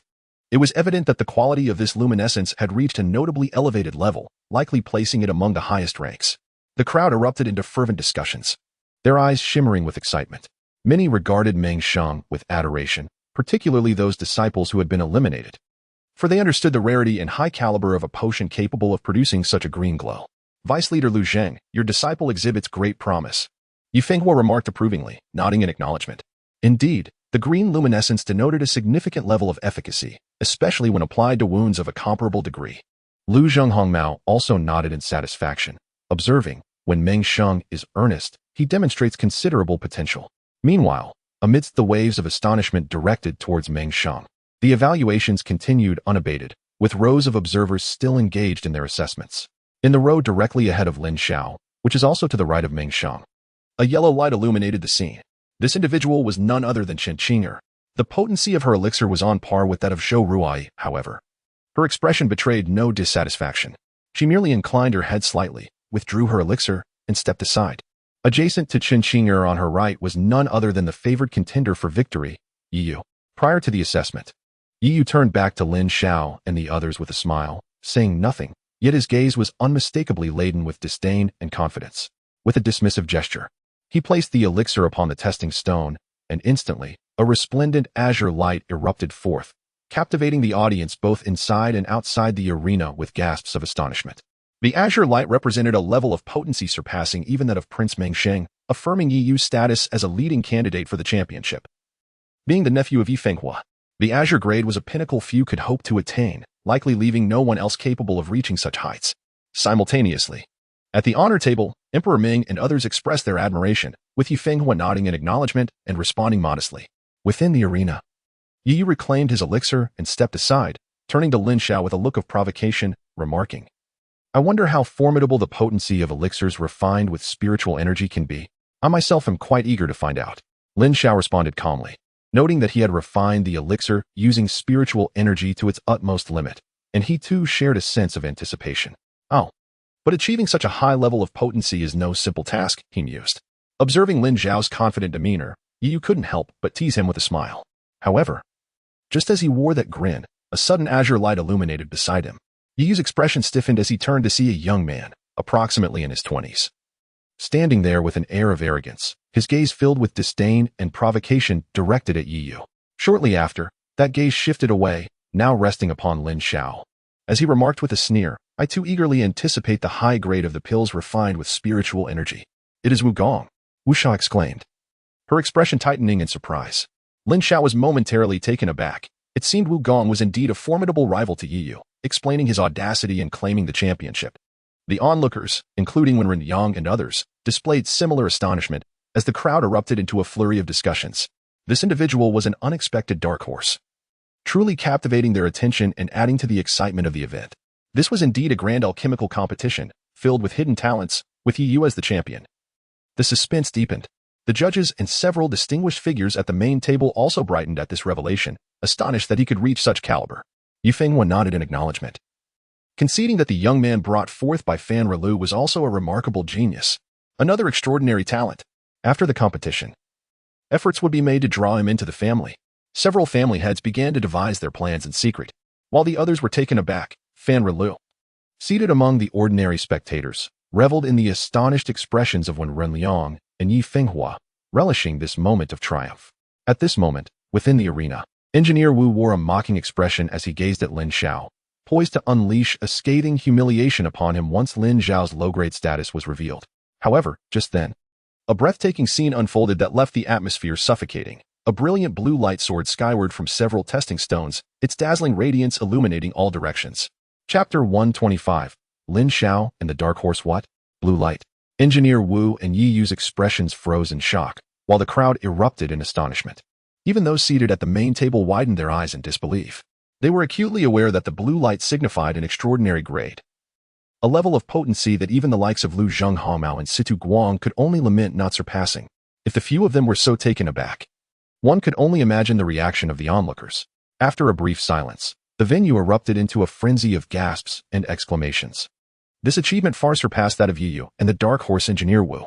Turning their attention to the young man in the black robe who had retrieved the elixir, they noticed he was nearly 30 with an utterly unremarkable appearance, which only reinforced their belief that this alchemical competition was teeming with hidden talents, yet another unheralded dark horse. And indeed, a superlative one. Aware of the murmurs around him, the young man merely turned his head, offering a slight smile as his gaze swept over Yiyu, Engineer Wu, and Lin Xiao. With an air of disdain, he proclaimed, "Yi Fenghua's nephew, Yiyu? A dark horse? A super genius with spiritual energy? I'm afraid I don't regard you at all." The atmosphere reached a fever pitch, boiling over once again.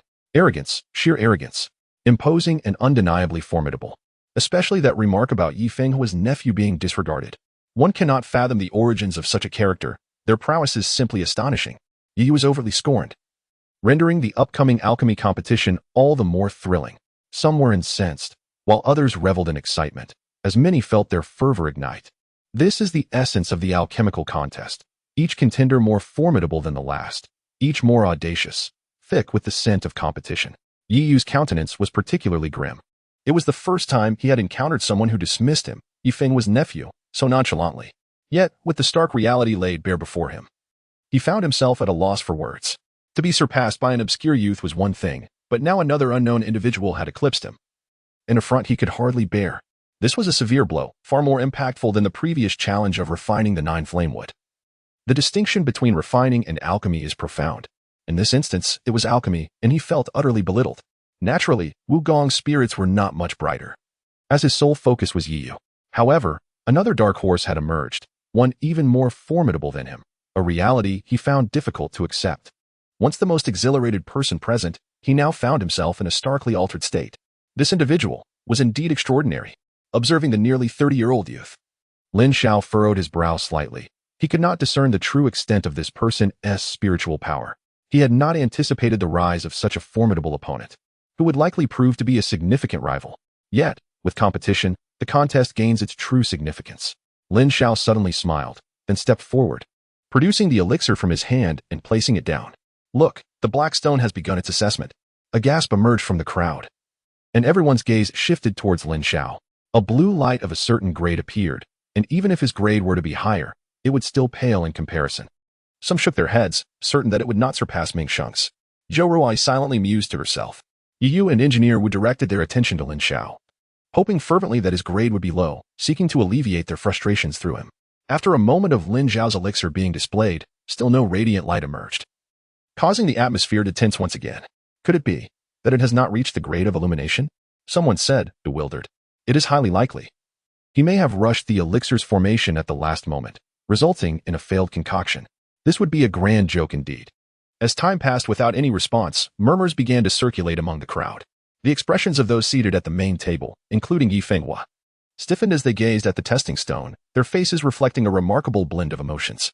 Outside the circle, when Ren Liang and others were left dumbfounded. Should a miracle not transpire, this would indeed become a monumental embarrassment, one that could echo throughout the nation. No light, ha ha ha. The young man in the black robe erupted into laughter.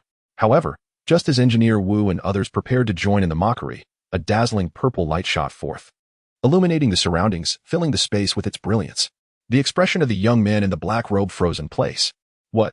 The crowd was suddenly struck with astonishment, their eyes wide and jaws nearly dropping to the ground. Yi Yu, Wu Gong, and Zhou Ruai appeared almost petrified. The purple light, indeed, it was of the purple grade. Even Yi Fenghua was unable to maintain his composure, rising to his feet in excitement. The same could be said for Lu Zhahong and Situ Guang. These three were undoubtedly the foremost spirit manipulators of the Long'an Empire, and even they had to exert all their energy and utilize the finest herbs and elixirs just to have a slim chance of concocting low-grade healing pills. The purple light signified the pinnacle of medicinal efficacy. This young man certainly knew how to provoke others. Oh, my fragile heart. Cough. Cough. Wu Ming couldn't help but mutter under his breath, first presenting the dismal result of the dull light, only to unveil the highest grade of purple light afterward. The stark contrast was truly overwhelming. When Ren Yang and the others shared similar sentiments, they could hardly believe that such a figure existed within the Long'an Empire. Should this individual choose to align himself with a powerful faction, he would undoubtedly pose a significant threat to the future of the MOU Empire. Among the crowd outside, a mysterious elder cloaked in black narrowed his eyes, casting a wary glance toward Lin Xiao. Meanwhile, within the arena, Lin Xiao withdrew the elixir, murmuring in bewilderment, cough. Why is the grade so exceedingly high? Upon hearing this, the young spirit manipulators felt an overwhelming urge to confront him. This was nothing short of blatant ostentation. Meanwhile, the expressions of the black-cloaked youth, Yi Yu, Wu Gong, and others grew increasingly stiff, their faces flushed with a burning embarrassment. Especially the young man in the black robe, whose face bore a hint of purple. He boasted of his disdain for everyone, as if a heavy slap had struck him once more. Truly, he resembled the small man I had seen before, full of bravado. Upon seeing Lin Xiao emerge, Fenghua's face lit up with radiant joy, and she gracefully moved forward. After Lin Xiao was praised by Fenghua and Wu Sha, the assessment of medicinal levels continued. Fenghua's rank was of azure light, the same as Yi Yu and Wu Gong, while Wu Sha possessed a green light, and Xian's was of yellow light. After a while, the results were finally complete. In this round, over 500 participants had been eliminated, all of whom were distinguished young spiritual controllers from various regions, highlighting the difficulty of this first round. However, with over 2,000 participants and 500 eliminated, the rate of elimination was not excessively high. The remaining 1,500 moved smoothly into the second round. The second round also focused on fundamental alchemy. With the conclusion of the first round, Yifenghua's voice resonated once more. Though the youths present would hardly believe this was merely basic alchemy, it was evidently an advanced challenge. We will provide you with the formulas and materials. Successfully concocting a qualified elixir will ensure your passage. In the apothecary, 2 sets of materials await, and you will have half an hour. Let us commence. With that, Yifenghua summoned his spiritual energy, sending exquisite jade slips containing the formulas soaring towards the gathering of over 1,000 youths. The participants reached out to receive the slips. Quickly scanning the contents, and almost immediately, a chorus of voices echoed in unison. Chapter 126. The useless pill. The formula for a second-grade primary spiritual medicine pill seemed exceedingly simplistic. One merely needed to follow the instructions to concoct it. A chorus of voices erupted around him. If the challenge of the first round was of such modest difficulty, how could the second round merely require the creation of a second-grade pill? As long as one's spiritual energy reached the threshold of second-grade primary, many could surely produce it with ease. The healing pulse pill? With ingredients like fire fungus, black powder, cold goji berries, and black sand? Yet, as Lin Xiao received this formula, his brow furrowed instantly. He recalled the memories of the devourer emperor, who had crafted this particular pill numerous times. It was specifically designed to remedy minor damages to the meridians. However, the ingredients listed in this formula were entirely different from those he had used. With the devourer emperor's vast experience, he was absolutely certain that the 3 components, fire fungus, black powder, and cold goji berries, when combined and refined, would yield a completely ineffective concoction. A fundamental principle of alchemy. This second round could not possibly be so simplistic. There had to be an error in the formula. Lin Xiao promptly reached this conclusion. He then turned to observe the expressions of Yifenghua and others at the banquet table, who were eagerly anticipating the unfolding spectacle and felt increasingly assured of his assessment. To question the validity of a formula in such a setting indeed required immense courage and self-confidence. Most spiritual controllers would likely adhere to the established norms, placing undue faith in the formulas provided by the Spiritual Controller Alliance, which is a key reason many find it challenging to advance their alchemical skills. The examination presented by the grand competition undoubtedly serves as a reminder for the participants. The fusion of certain medicinal materials could indeed lead to the creation of inferior elixirs. This is a fundamental principle in alchemy that even a moderately knowledgeable spirit manipulator would understand. As Lin Xiao's gaze swept over Yi Yu and the others, he noticed similar contemplative expressions on their faces. A few third-tier spirit manipulators also displayed hints of skepticism, yet they ultimately retracted their doubts, preparing to commence the alchemical process. In contrast, the lower-tier spirit manipulators merely glanced at the materials before immersing themselves in mental simulations, devoid of any suspicion. Suppressing a smirk, Lin Xiao summoned the pre-prepared herbs from the cabinet, a multitude flooding forth as he channeled his spiritual energy to initiate the first concoction. Observing from the main table, Yifenghua and his companions were momentarily taken aback. Could this individual truly be so careless as to begin concocting without first scrutinizing the recipe for potential flaws? Yifenghua internally shook his head, having already envisioned the scenario where Lin Xiao would produce a failed elixir from the initial batch of herbs. Simultaneously, the disciples around them began their own preparations, with only Yi Yu, Fenghua, and the young man in the black robe remaining still, pondering how to refine the recipe.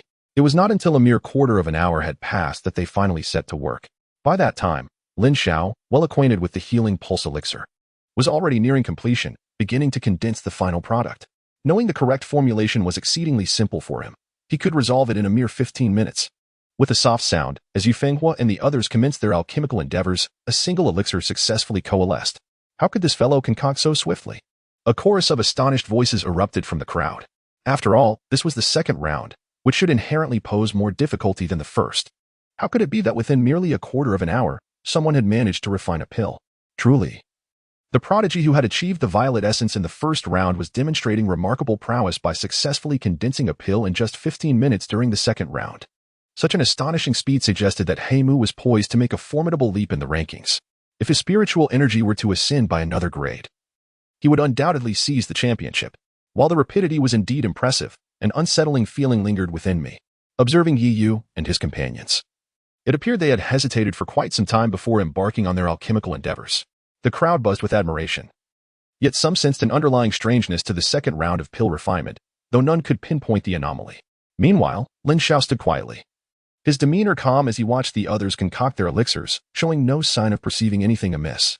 Noticing Lin Xiao's apparent oblivion and his lack of intention to continue refining, Yifenghua and Lu Zheng Hongmao exchanged concerned glances, fearing that Lin Xiao might have failed to grasp the nuances of the formula and faced elimination in this round. Such thoughts weighed heavily on their minds. Humph. How could he not realize that mixing Liaji with Mohe and Lingqi would ruin the medicine? I had overestimated him. Witnessing Lin Xiao's demeanor, Yu couldn't help but express a trace of disdain, inwardly dismissing him as a fool. The young man in the black robe let out a derisive cold laugh. Given his knowledge, he was certain that the 3 herbs would yield nothing but useless pills. Lin Xiao's unthinking attempt to concoct them, seemingly proud of his speed, filled him with disdain and a sense of schadenfreude. With 2 herbs remaining and ample time at his disposal, he resolved to create 2 pills, one strictly adhering to the formula and the other based on conjecture. Meanwhile, a clever spirit controller devised a similar strategy. After successfully concocting 1 pill according to the prescribed formula, he intended to forge a second, believing that at least one of the 2 would be correct, which should suffice to pass the test. At that moment, Yu also achieved his goal, firmly convinced of the validity of his method, deeming it unnecessary to craft a second pill. Before long, other spirit controllers began to succeed in their endeavors, many sporting expressions of joy, secretly lamenting how exceedingly simple the second round had been. After the passage of half an hour, all spirit controllers had successfully condensed their pills, their hopeful gazes directed toward the judge's stand. At this juncture, casting a glance at the triumphant young contenders, Yi Fenghua spoke up, his tone calm. You may believe that the second round of alchemy was relatively easy. However, I must inform you that this challenge tests your foundational knowledge of alchemy. Each of the formulas provided to you contained errors. The combination of Liaji, Mahong, and Lingqi results in a failed concoction.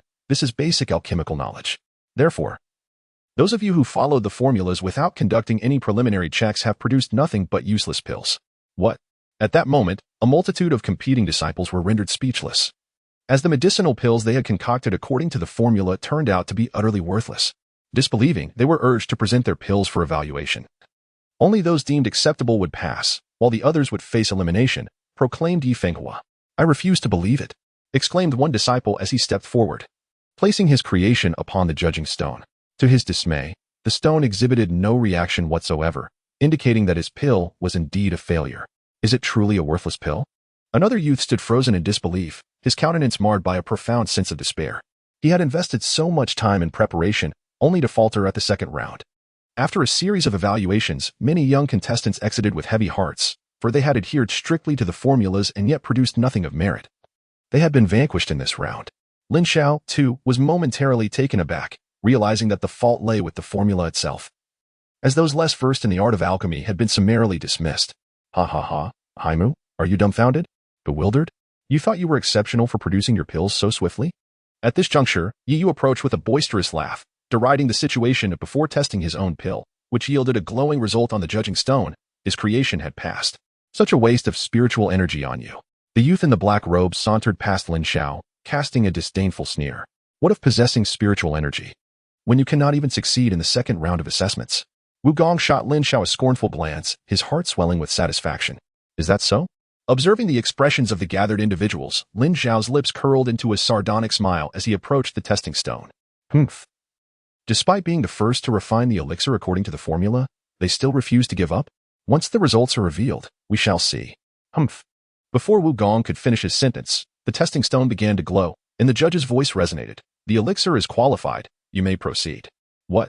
Wu Gong was instantly taken aback, while Yi Yu and the young man in the black robe stood in stunned silence. The elixir refined by He Mu actually passed? How could this be possible? Judge, could you please verify his formula to see if it is the same as ours? After a moment of shock, Wu Gong called out with a hint of skepticism. Completing the refining process in just a quarter of an hour and not producing a waste elixir was beyond his belief. Yi Yu and the young man in the black robe also displayed expressions of doubt, for Lin Xiao had indeed completed the process far too swiftly in this round. Chapter 127. Simultaneous refinement. Originally, questioning the impartiality of the judge was enough to incite anger. However, the judge himself harbored some doubts in his heart. Moreover, in order to uphold the integrity of the competition, he addressed Lin Xiao. Hey Mu, let us examine your formula. Lin Xiao nonchalantly produced the jade slip containing the formula, and the judge promptly scanned it, stating, no problem, take a look. The judge used his spiritual energy to propel the formula towards Wu Gong, who glanced at it, his expression darkening. This formula was indeed identical to his own. How could it be? How could you possibly improve so rapidly? Wu Gong questioned, voicing the confusion that lingered among them all. Observing Wu Gong's expression, Lin Xiao succinctly clarified the collective confusion with a simple statement. Because these are fundamental elements. Wu Gong's demeanor stiffened, and the crowd fell into a stunned silence. Such an answer was rather striking. How could these basic elements still leave so many individuals eliminated? Desperately striving just to concoct the elixir? Nevertheless, one could not deny Lin Xiao's exceptional talent, as he once again seized the limelight in this round. Humph. Let us see if fortune favors you in the subsequent rounds. Wu Gong emitted a cold snort towards Lin Xiao, returned the jade slip to the referee, and turned to exit. Witnessing this, when Ren Yang quietly wiped his brow, once more, Lin Xiao had managed to instill a sense of trepidation in them during the second round. While it seemed trivial to Lin Xiao, to them, it was perpetually fraught with peril. Before long, the elixir assessments concluded, revealing that only 30% of the participants had successfully crafted viable elixirs, with the majority of the youths facing elimination. Many who failed to create the elixir departed with regret. However, for numerous young aspirants, merely advancing to the second round was already a commendable achievement, providing them with a point of pride compared to those who did not enter the competition at all. Ultimately, 500 individuals remained, including Wu Shaxin and others, who naturally progressed into the third round. As the third round commenced, the focus shifted to the rapid concoction of elixirs. At this juncture, Yi Fenghua's voice resonated once more. The elixir to be produced is a second-tier advanced elixir, the explosive yuan pill. We will provide the correct formula and a selection of materials. The allotted time is 1 hour, and the performance will be evaluated based on the quantity of elixirs produced. The top 50 successful concoctions of the explosive yuan pill will advance to the final competition tomorrow. As Yi Fenghua's voice resonated, the crowd erupted in astonishment. The second-tier high-grade burst yuan pill, capable of significantly enhancing the yuan power of a Xuanwu realm warrior, is an exceptionally rare elixir. The mere cost of the medicinal ingredients is exorbitant, underscoring the immense financial commitment made by the Spirit Control Master Alliance in presenting such a bounty. What left the audience truly astounded was the formidable difficulty of concocting the second-tier high-grade burst yuan pill. For a second-tier high-level Spirit Control Master to successfully refine even a single burst yuan pill within the span of an hour is already indicative of remarkable alchemical prowess. The prospect of producing multiple pills is extraordinarily challenging, not to mention for those below the second-tier intermediate level.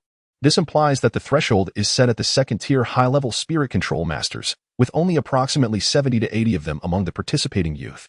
Consequently, only these second-tier high-level masters stand a chance of advancing to the finals. For those at the second-tier intermediate level or below, the ability to refine a second-tier high-grade pill necessitates a mastery that transcends their current tier. Limitations in their yuan power pose an additional challenge.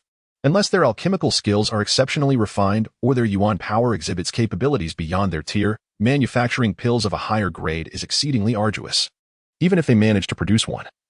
Competing against other second-tier high-level Spirit Control Masters in terms of quantity to secure a place within the top 50 and advance to the finals is an endeavor as daunting as climbing to the heavens. Most young Spirit Control Masters shook their heads in private, adopting a mindset of resignation, while some second-tier intermediate masters approached the challenge with a spirit of experimentation. Only a select few maintained a fiery determination, eager to push the boundaries of their own limits. Soon, each participant was presented with a modest pile of second-tier high-grade burst yuan pill ingredients, which were delivered to the arena. Gazing at the assortment of medicinal herbs in the cabinet, Lin Xiao couldn't help but marvel inwardly. The crafting of the explosive essence pill demanded an immense amount of spiritual power and energy. Even for him, the process of refining a single explosive essence pill would take approximately half an hour. To safely advance to the finals of the competition, he would need to produce at least 2 or 3 pills. Methodically refining them one by one, he feared that, at most, he could only manage 2 within an hour. Taking a deep breath, Lin Xiao resolved silently. It seemed he would have to refine them simultaneously. Turning his head to glance at Yu and the others, Lin Xiao noticed they wore similar expressions. The method of refining them individually would not suffice. They could only hope to produce several pills at once. It appeared that the third round would hinge on the ability to refine multiple pills concurrently. Such a feat was not something an ordinary spiritual manipulator could achieve. Additionally, it was stipulated that if multiple contestants ranked within the top 50 had the same quantity of pills, the younger spiritual manipulators would be favored for advancement. Now, the official announcement of the alchemical competition began as Yi Fenghua's voice resonated once more. Should everyone opt to refine merely a single pill, the younger competitors would be favored for entry into the finals. This realization compelled many advanced spiritual manipulators of the second rank and above to decide to produce more than 2 pills, thereby imposing significant pressure on them. As Yi Fenghua's words echoed, the young participants activated their spiritual power, levitating the herbs before them, and commenced their alchemical endeavors. Time was of the essence. Each fleeting second could determine their ultimate success or failure, prompting them to hasten their efforts, disregarding all else around them. In the front, Lin Xiao observed the black-robed youth who cast a fleeting glance at Yi Yu before returning his gaze, a faint smile gracing his lips. Subsequently, he commanded all the medicinal herbs in his possession to soar into the air simultaneously. He intended to concoct several violent yuan pills at once. Witnessing the actions of the black-robed youth, the onlookers began to murmur in astonishment. It appeared that the quantity of herbs before him would suffice to produce, at most, 5 pills, and only if they were refined with exceptional precision, even if he succeeded in processing all the herbs. It was likely that he could yield no more than 3 or 4 pills, as remarked by an elder. 3 or 4 pills. That seems excessive, another commented. I have never heard of a spirit controller attempting to refine 3 or 4 pills concurrently. I wonder if he will succeed. The greater the number of pills attempted simultaneously, the more formidable the challenge. It could very well backfire, resulting in the failure to produce even a single pill, thus jeopardizing his advancement to the finals. Perhaps not. This youth is no ordinary individual. His audacity to attempt multiple refinements at this moment suggests he possesses a certain level of confidence. Spirit controllers are inherently proud, and given that he ranks among the foremost young talents in the Empire, it is likely that Yi Yu and his companions are not insignificant either. Amidst the discussions of the crowd, a grave expression appeared on Yi Yu's face as he cast a glance at the black-robed youth, subsequently commanding all his medicinal herbs to take flight as well. Look, Yi Yu is also preparing to refine all the herbs. Yi Yu, being one of the contenders for the championship, would certainly not be content to lag behind others. As the nephew of Yi Fenghua, he undoubtedly benefited from his uncle's guidance. If anyone were to succeed, it would most likely be him. The crowd once again erupted into discussions, while Master Wu took command of all the medicinal materials. Amidst the fervent debate about the two, everyone's gaze shifted to Lin Xiao, who had been the most prominent figure in the previous rounds. Chapter 128. Is that so? Some speculated that Lin Xiao would also utilize all the medicinal materials, while others doubted his capabilities. Considering his youth and lack of mentorship in the art of refining high-grade elixirs, which rendered him less proficient than Yi Yu and his peers. Just as doubts lingered in the air, a collection of medicinal materials rose before Lin Xiao, and soon thereafter, azure flames surged from his brow, igniting the materials in a fiery dance. Indeed, he was refining them all. It was a matter of either grand success or monumental failure. This alchemical competition had taken an intriguing turn. The crowd resumed their discussions as each participant utilized an equal measure of materials. If all succeeded in their endeavors, the rankings would depend on the purity of their refined products, as a single set of materials could yield multiple elixirs. Wu Sha, Fenghua, and Ming Sheng similarly ignited their entire stock, while Chen Qinger, Zhou Ruai, and a few others only extracted more than half. Xian Xian took nearly 2 or 3 portions. Other spiritual manipulators also took half of their materials, whereas the majority of the youth only extracted 2 or 3 portions. For most, refining a high-grade second-tier explosive yuan pill was already a formidable challenge. Only those of prodigious talent dared to attempt crafting more than 2. Bang, bang, bang. As time gradually passed, the sound of explosions echoed incessantly, particularly from the youth attempting to concoct 2 medicinal pills. Countless failures had befallen them, and even those striving to create a single pill experienced great disappointment. With merely 15 minutes remaining, over 300 participants had faltered, leaving them no time to attempt a second batch of the explosive yuan dan, forced instead to watch helplessly as others continued their endeavors. Among the most remarkable prodigies, including Lin Xiao, none had yet succeeded, as the challenge of simultaneously refining multiple pills was exceedingly formidable. After another half-quarter of an hour, a significantly louder explosion resounded. A wave of heat erupted from Zhou Ruoi's vicinity, radiating outward. Fortunately, with fewer participants in the third round and ample space, the force of the explosion did not affect others. Yet, she had failed. Zhou Ruoi's face flushed crimson with frustration as she glanced at the incense on the platform. With less than half a quarter of an hour remaining, her vexation led her to stomp her foot in despair. In that fleeting time, she had no opportunity to reattempt the crafting of a second-tier advanced explosive yuan dan. This meant her elimination from the 4th round was inevitable. She could not even secure a position within the top 30, let alone the top 50. A bitter pill for someone who had always basked in the glow of genius since childhood.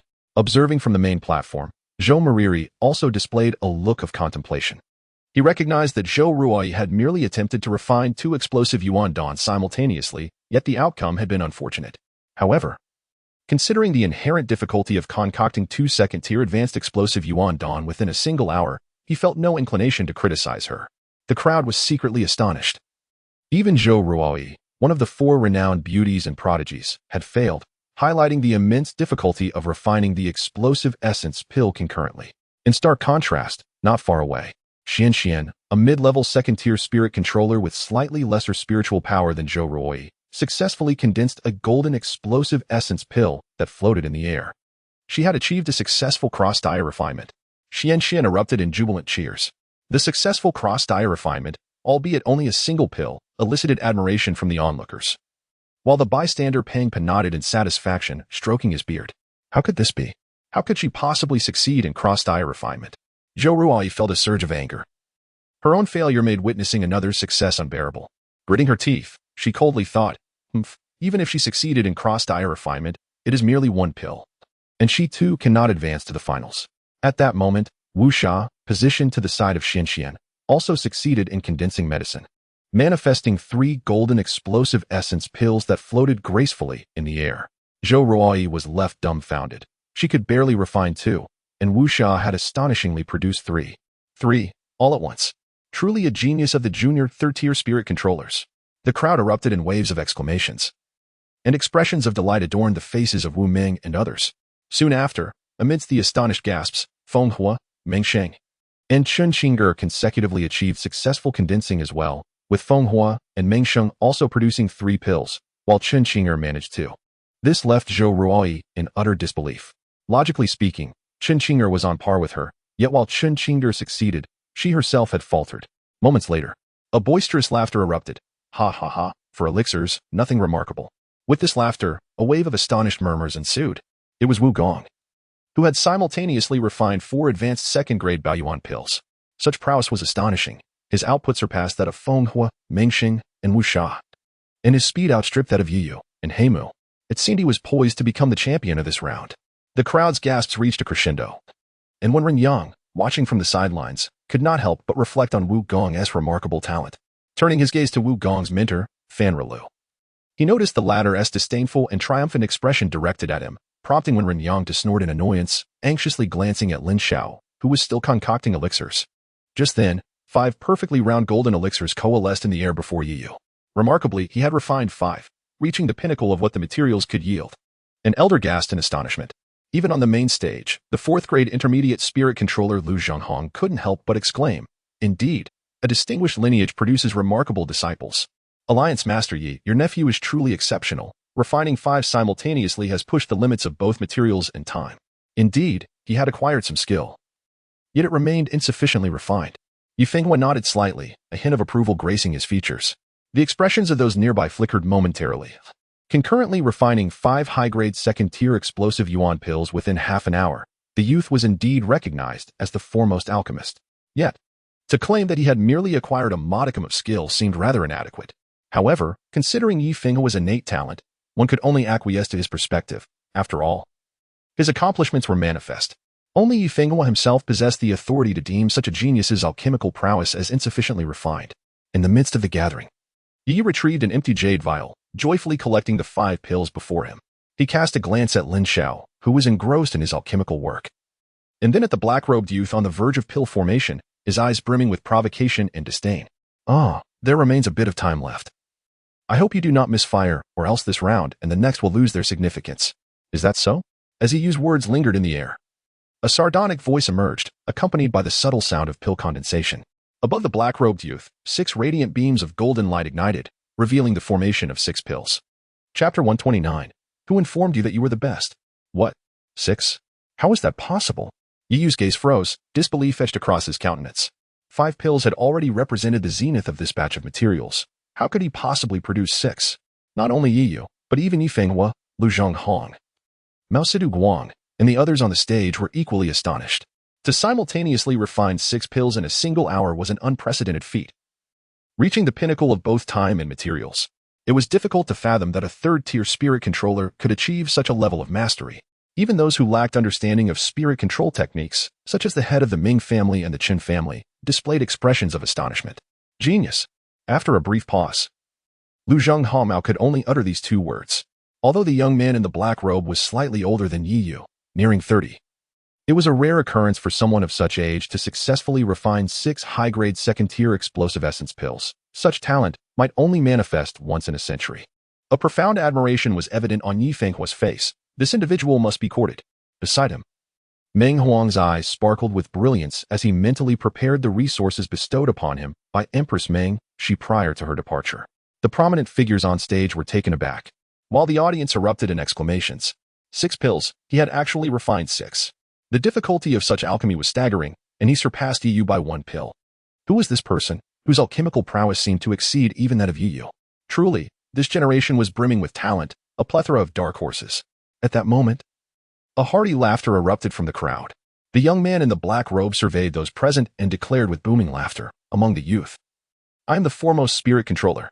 His voice, undeniably audacious, was backed by merit, compelling many to acquiesce to his assertion.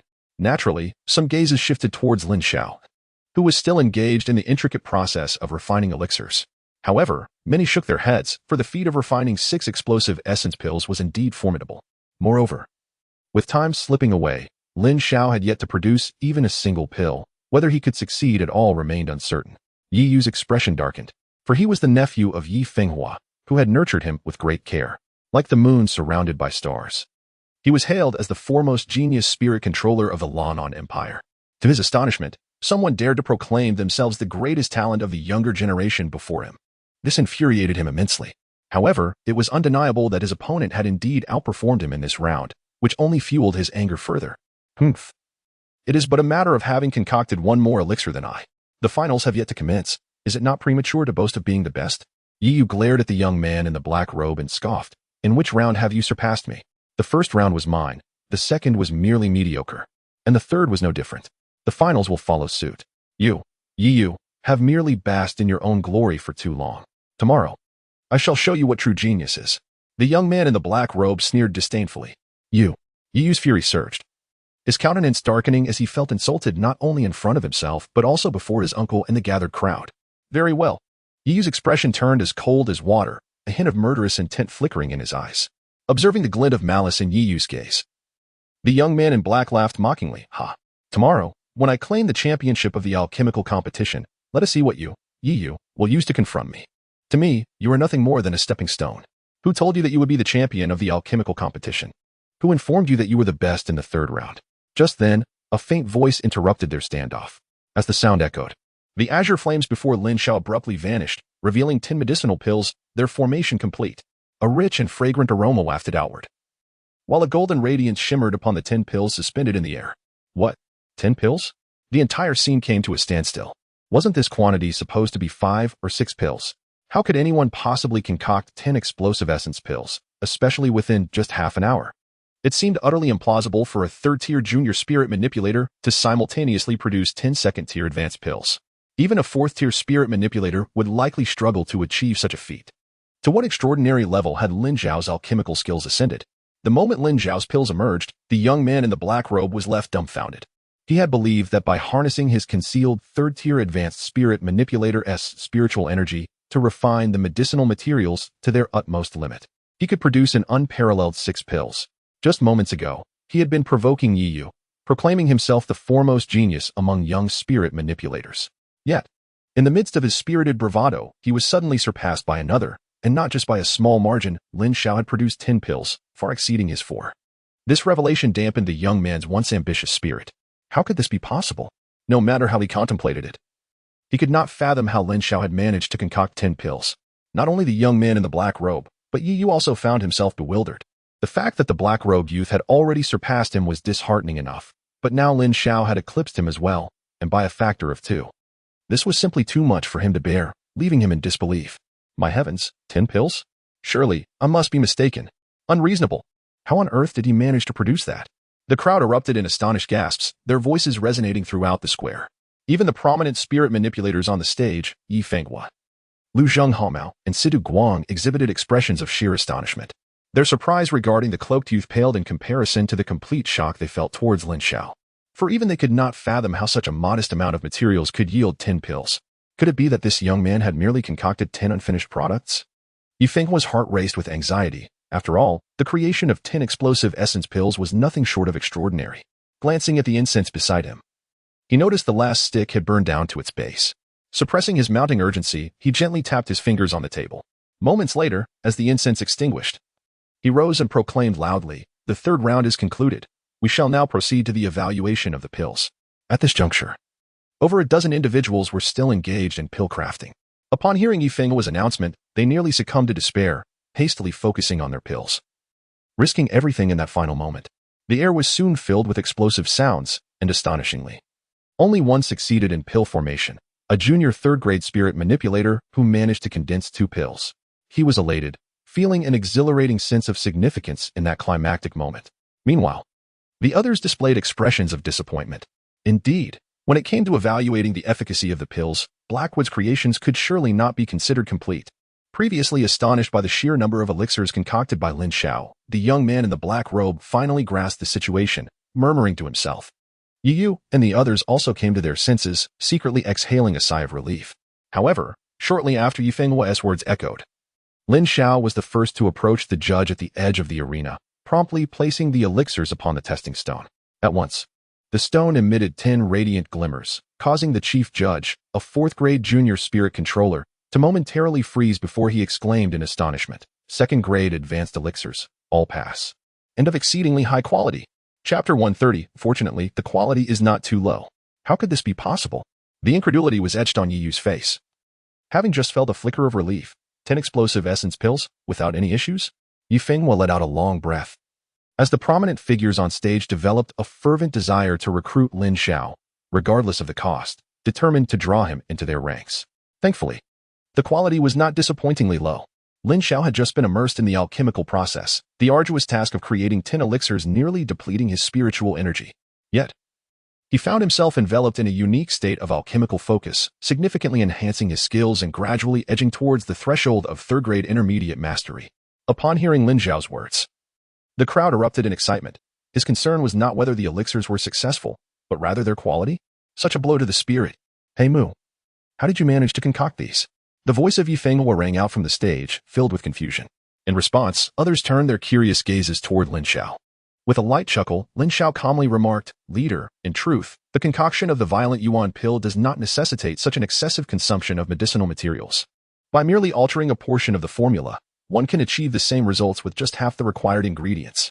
"What? You have improved the formula?" Yifenghua exclaimed in astonishment. "Indeed. Of course, this requires spiritual energy for the refinement," Lin Xiao replied candidly. Yifenghua mused. "Such a resource-efficient formula can only be utilized by someone of your caliber." Upon hearing Lin Xiao's words, the gathered crowd felt a sense of relief. It became clear that the formula had been modified. Otherwise, the notion of producing 10 pills with such a limited amount of materials was utterly alarming. Naturally, even if sufficient materials were available to simultaneously concoct 10 pills, it would still command their admiration and reverence. In reality, Lin Xiao did not merely improve the formula. He had employed the formula of the sky-devouring spirit emperor, thereby conserving nearly half of the medicinal materials.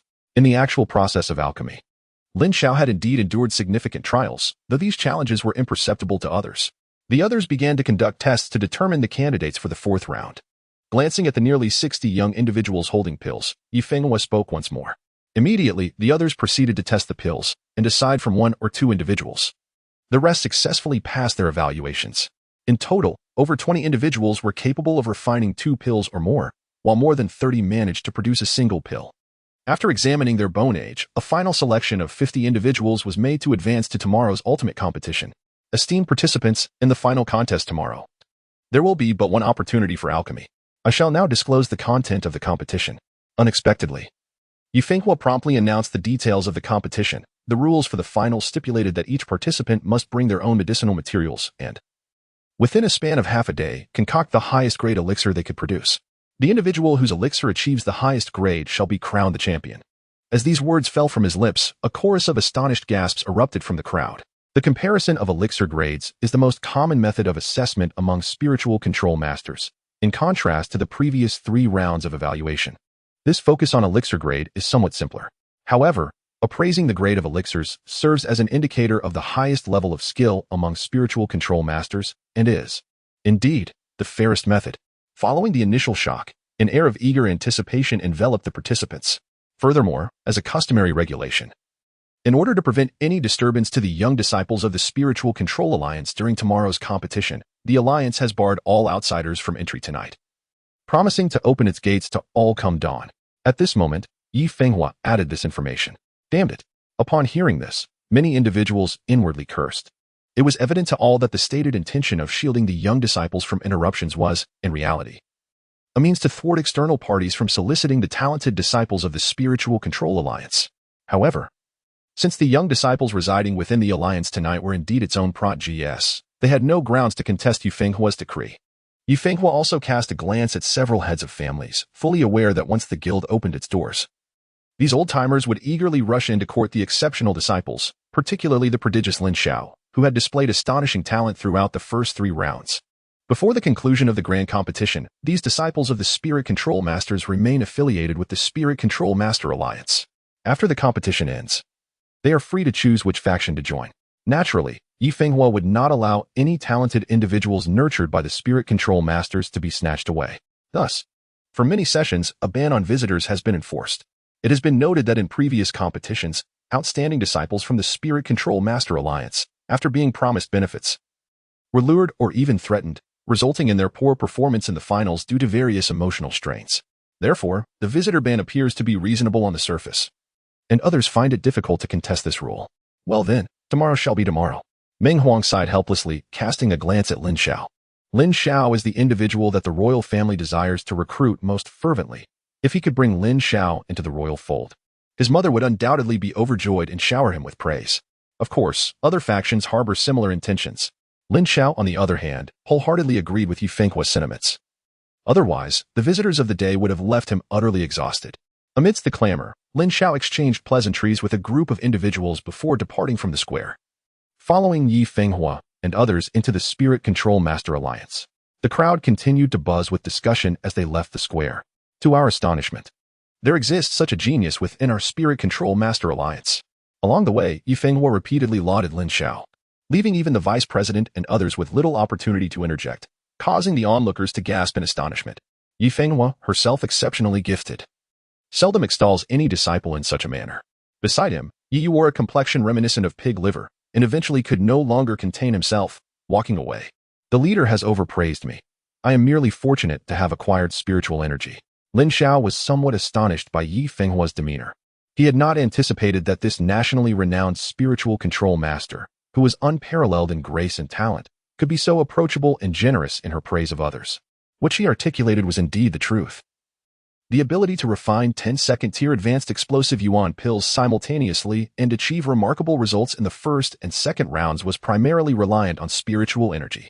Without such energy, even possessing the memories of the devouring spirit emperor would not suffice. To possess such a celestial anomaly as spiritual energy is not merely a matter of luck. Throughout the entire Lan Empire, there has yet to be a report of anyone obtaining it. Speaking of spiritual energy, Yi Fenghua could not help but click her tongue. Even if one were fortunate enough to acquire it, the process of refining it would likely demand a brush with death, would it not? Yi Fenghua continued, remarking that spiritual energy is not only elusive but also challenging for ordinary individuals to refine. Lin Xiao nodded in agreement. Indeed, refining spiritual energy necessitates a confrontation with life and death, fraught with peril. Your talent is exceedingly rare. I hold great expectations for you in tomorrow's alchemy competition finals. Ultimately, Yi Fenghua uttered this remark, to the astonishment of those nearby. It is truly uncommon for her to express such confidence in another. Lin Xiao was also slightly taken aback, pondering how Yi would react if he were to hear this. He turned to Haimu, stating that since you are the honorary vice leader of the branch alliance, you shall enjoy the benefits of the alliance. For tomorrow's competition, feel free to request any formula or medicinal materials you require. I shall not be stingy with what I can provide. Yi Fenghua spoke once more. Upon hearing her words, Wu Ming and the others beside her were taken aback, readily offering whatever elixirs and herbs they possessed, for this was a privilege they had never received before. After expressing gratitude to the leader, Lin Xiao remarked that he did not require the elixir formula, but he indeed needed a selection of herbs. With the imminent competition the following day against several top-tier mid-level spirit manipulators, he pondered briefly and stated, I require Honkai, Huangyan fruit, and Lin Xiao, along with some auxiliary herbs for the ascension pill. I wonder if the Spirit Manipulators Alliance has them? Yi Fenghua was taken aback by Lin Xiao's request, exclaiming, You intend to concoct the Huangtian pill? This is a high-level third-tier elixir. Chapter 131. Ah, what a surprise. The Huangtian pill shares similar medicinal effects with the ascension pill, both enhancing martial prowess. Yet the former is specifically beneficial for advanced martial practitioners, significantly increasing their success rate in breakthroughs. The Huangtian pill is highly sought after by many late-stage martial artists. However, the primary ingredients for the Huangtian pill are far rarer, being several times more precious than those of the ascension pill, and it is categorized as a high-level third-tier elixir. Lin Xiao's intention to concoct the Huangtian pill signifies a leap across 2 tiers in alchemy, a formidable challenge indeed, particularly at the high third-tier level. Even you would find it exceedingly difficult to produce an elixir of a higher rank than her own. The others present were equally astonished. Was Lin Xiao truly daring to confront such a pinnacle of difficulty? Haimu, are you certain you wish to brew the Huangtian pill? It is important to recognize that refining a third-grade high-tier elixir is no simple task. The creation of an exquisite third-grade intermediate elixir is not devoid of the possibility of triumph. Nearby, Lu Zhonghong couldn't help but interject, "It is not arrogance on my part. The prowess of Yu and that enigmatic youth in the black robe renders it exceedingly challenging for anyone to surpass them in the realm of third-grade intermediate elixirs. I can only strive to challenge my own limits. While my spiritual power may be lacking, I might compensate with spiritual energy." Lin Xiao responded, affirming the truth in those words. He could indeed attempt to refine elixirs 1 tier higher, but he had yet to try refining 2 tiers. Yu and the black-robed youth had likely reached the pinnacle in the domain of third-grade intermediate elixirs, possibly possessing the capability to transcend tiers in their alchemical endeavors. If he were not to refine a third-grade high-tier elixir, his chances of success would be severely diminished. In terms of spiritual power, he was equivalent to others at the third-grade intermediate level, yet he was nearing the threshold of third-grade high-tier spiritual energy. Coupled with the fusion of 2 types of spiritual energy, he might have a fighting chance at refining a third-grade high-tier elixir. The choice of the Huangtian Dan was deliberate, as, according to the memories of the devouring Celestial Emperor, the materials for this elixir are somewhat more accessible compared to other third-grade high-tier elixirs.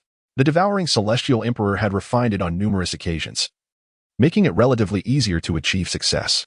Moreover, the Huangtian Dan ranks as moderate in terms of performance and quality among third-grade high-tier elixirs. Even if Yu and the black-robed youth succeed in refining such an elixir, there remains a considerable chance of victory. Indeed, Yu possesses the capability to forge a third-grade high-tier elixir, and that black-robed youth appears to be quite formidable as well. If it comes to refining third-grade intermediate elixirs, your odds of success would indeed be quite slim. After a brief pause, Yi Fenghua spoke, "Since you have decided to refine a third-grade high-level elixir, prepare well for tonight. Of course, Yu is also one of my favored candidates for the championship. Whether you can triumph over Yu and that young man depends solely on your own capabilities. As for the materials for the Huangtian pill, the Spirit Control Master Alliance has a set available. I shall dispatch someone to deliver it to you shortly. For now, focus on your preparations." Lin Xiao felt a surge of joy within and promptly expressed his gratitude. "Thank you, Alliance Leader." Though the materials for the Huangtian pill were not particularly rare in the possession of the devouring Sky Spirit Emperor, they were exceedingly scarce in the markets of the Lan'an Empire. The ability to procure a set of materials for the Huangtian pill left Lin Xiao in awe of the Spirit Control Master Alliance's strength. Regardless, he would remember this favor from Yi Fenghua. After exchanging some insights on alchemy with Yi Fenghua, Lin Xiao returned to his chamber, following Yi Fenghua's instructions. No one disturbed him further, save for a steward who delivered the materials. With no excess materials at hand, Lin Xiao could only channel his spiritual energy for practice. It was not until midnight that he finally retired for rest. As dawn broke the next day, Lin Xiao rejoined the throngs of spirit control masters and returned to the grand arena for the competition. The atmosphere today was even more vibrant than the previous day. Prominent figures such as Yu Fenghua, Chen Wendao, Zhou Mariri, and Ming Huang were also seated on the jade platform. Amidst the cacophony of voices, Lin Xiao stepped into the arena, standing among 50 young disciples in a position that drew the attention of the crowd. These 50 individuals are the C-Army de la C-Army among the young spiritual manipulators of the Empire, and Lin Xiao and his companions stand out even among them, capturing nearly all gazes present. As the morning sun gradually graced the earth, Yi Fenghua finally rose, casting a sweeping glance over the assembly. Once silence enveloped the crowd, he spoke, "Ladies and gentlemen, today marks the final alchemical competition. The rules were outlined yesterday. Each participant is afforded but a single opportunity to concoct a potion within a half-day's time, with the highest quality elixir determining the victor. As for the rewards of this competition, I believe many of you are already acquainted. Each of the 50 young spiritual manipulators participating in the finals may choose either a celestial entry pill or a celestial ascension pill." At Yu Fenghua's words, The crowd buzzed with excitement once more. A celestial entry pill holds a substantial probability of nurturing a formidable celestial warrior, while the celestial ascension pill similarly enhances an existing celestial warrior's prowess. Numerous factions expend considerable resources to procure these items. Yet both types of pills are notoriously challenging to refine, often commanding high prices without availability in the marketplace. Securing a place among the top 50 guarantees one of these coveted pills, a reward exceedingly generous for the young spiritual manipulators present. Even if one cannot utilize it personally, it can be exchanged for extraordinary elixirs or herbs. The crowd erupted in astonishment, realizing that only a powerful entity like the Spiritual Manipulators Alliance could possibly present such an abundance of celestial entry and ascension pills. As the crowd marveled in hushed awe, Yifenghua continued, those who enter the top 10 will each receive a 4th-grade primary Qi Ling pill and a set of 4th-grade primary alchemical formulas. The mention of the Qi Ling pill elicited a chorus of astonishment, particularly among the spiritual controllers. The Qi Ling pill opens the mind, enhancing the comprehension of spiritual energy cultivation. For some, it could pave the way for meteoric advancement in their abilities, coupled with the alchemical formulas, which are regarded as lifelines by the spiritual controllers. These two rewards possess an almost enchanting allure for young practitioners, igniting fervent desire in their eyes. Moving on to the top 5, the reward comprises a 4th-grade intermediate pill, the Kaiyong Blood Qi pill, along with a set of 4th-grade intermediate formulas, the specifics of which will depend on the rankings. Yifenghua elaborated, the champion of this grand competition will be awarded a 5th-grade pill, the Zui Blood-Breaking Void pill, infused with a trace of dragon blood, along with the choice of any one 4th-grade advanced formula. The reward for the championship, the 5th-grade Zui Blood-Breaking Void pill, stirred even the martial sovereigns present. In the entire Lanon Empire, only one spiritual controller, Yifenghua, possesses the ability to refine 5th-grade pills. Typically, only martial sovereigns can refine such advanced elixirs, and those suitable for lower-tier martial artists are exceedingly rare. The Zui Blood-Breaking Void pill is one such exceptional concoction. Its primary allure lies in the infusion of dragon blood during its refinement, which can solidify the internal dantian and enhance the blood, transforming weakness into strength, thereby significantly bolstering both the dantian and the physical body, an invaluable benefit even for martial sovereigns. The blood-dispersing pill. Gazing at the figure of Yifenghua ahead, Lin Xiao could not help but click his tongue. His purpose for participating in the alchemy competition was precisely for this pill. At that moment, Yu, Master Wu, and the young man in the black robe all revealed a fervent glimmer in their eyes. The other young competitors also shone with anticipation. Acquiring the blood-dispersing pill would enable even those unable to refine it to negotiate substantial rewards from the martial sovereigns. It was likely that none of the martial sovereigns present would refuse the opportunity to exchange for a blood-dispersing pill. The crowd outside marveled quietly, realizing that such a coveted item could pique even the interest of the martial sovereigns. The rewards for this alchemy competition were indeed extraordinarily generous, and it was no wonder that young spirit manipulators from across the empire were drawn here. However, to obtain the blood-dispersing pill, one must possess sufficient talent and strength. Let us see who will ultimately claim the title of champion in this alchemy competition. The final contest now commences, declared Yifenghua. As her words echoed, a wave of raucous laughter erupted from the crowd. Ha ha ha. Who would have thought that the alchemy competition of the Lanon Empire could present a blood-dispersing pill? This journey to the Lanon Empire has truly been worthwhile. Chapter 132, Are you not from the Lanon Empire? The speaker was none other than the young man in the black robe, who had excelled in the first 3 rounds. Upon hearing his words, the previously exuberant atmosphere fell into a sudden silence. Yifenghua's expression also shifted slightly. The youth on the field fixated their gazes, for the Lanon Empire had been embroiled in various disputes with neighboring empires. Traditionally, the competition for the alchemical mastery among spirit manipulators did not permit participants from outside the empire. There was a reluctance to expend their resources on nurturing spirit manipulators from other realms. The words of the cloaked youth indicated clearly that he was not a citizen of the Lanon Empire. It was unclear how he had infiltrated the imperial city to partake in the competition, and furthermore, he had reached the finals, boldly declaring his origins before everyone present. This audacity was evidently a provocation to the dignity of the Lanon Empire and an affront to the Spirit Manipulator Alliance. At this moment, Yifenghua's expression tightened slightly as he coldly inquired, "You are not from the Lanon Empire?" The cloaked youth did not shy away from affirming with a nod.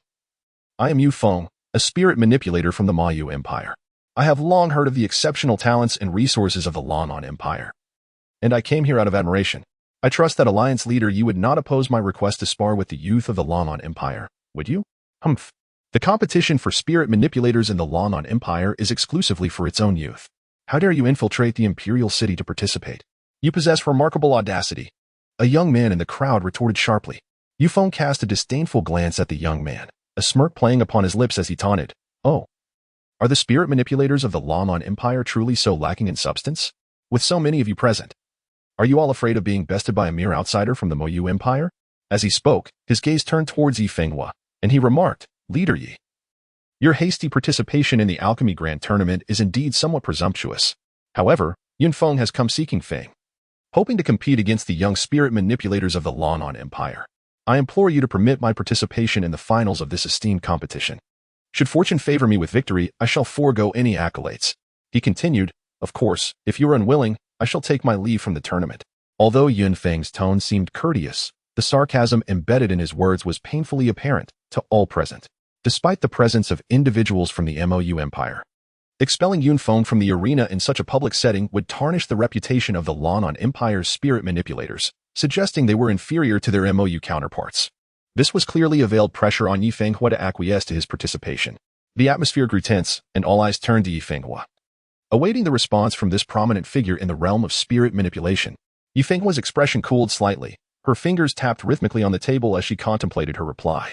After a moment of reflection, she stated, The Lin Empire is not yet so diminished. If you wish to compete, I grant you permission.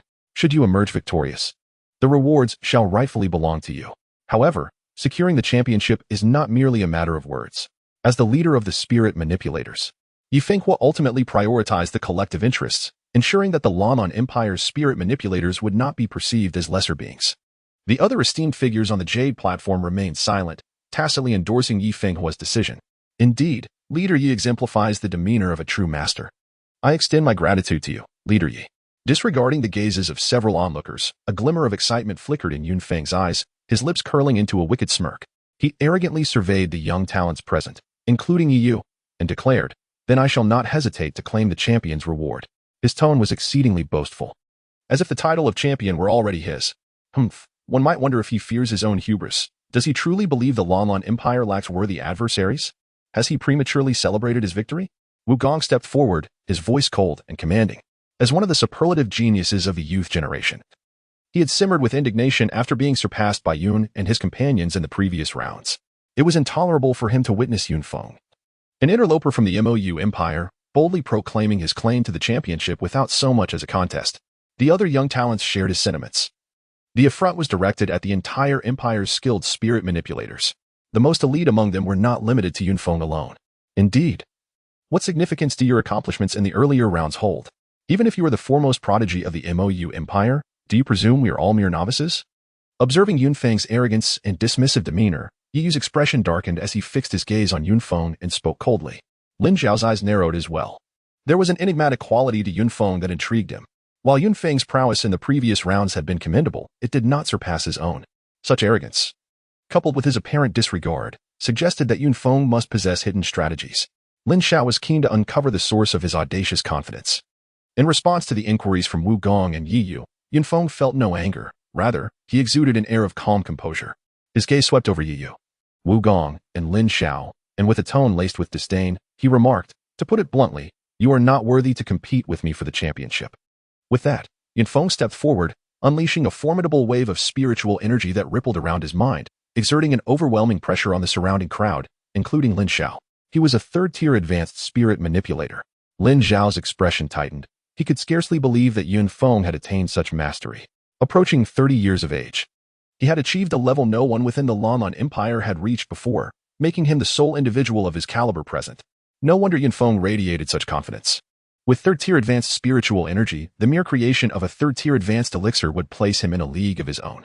This realization weighed heavily on Lin Xiao, who had initially planned to concoct a third-tier Huantian Dan, believing he had a substantial chance at claiming the championship. However, in the face of a genuine third-tier advanced spirit manipulator, even a successful refinement of the Huantian Dan would likely prove insufficient. What? You are actually a third-tier advanced spirit manipulator? Yi Yu's expression also grew solemn. Initially, he had assumed Yunfeng was merely a third-tier intermediate spirit manipulator.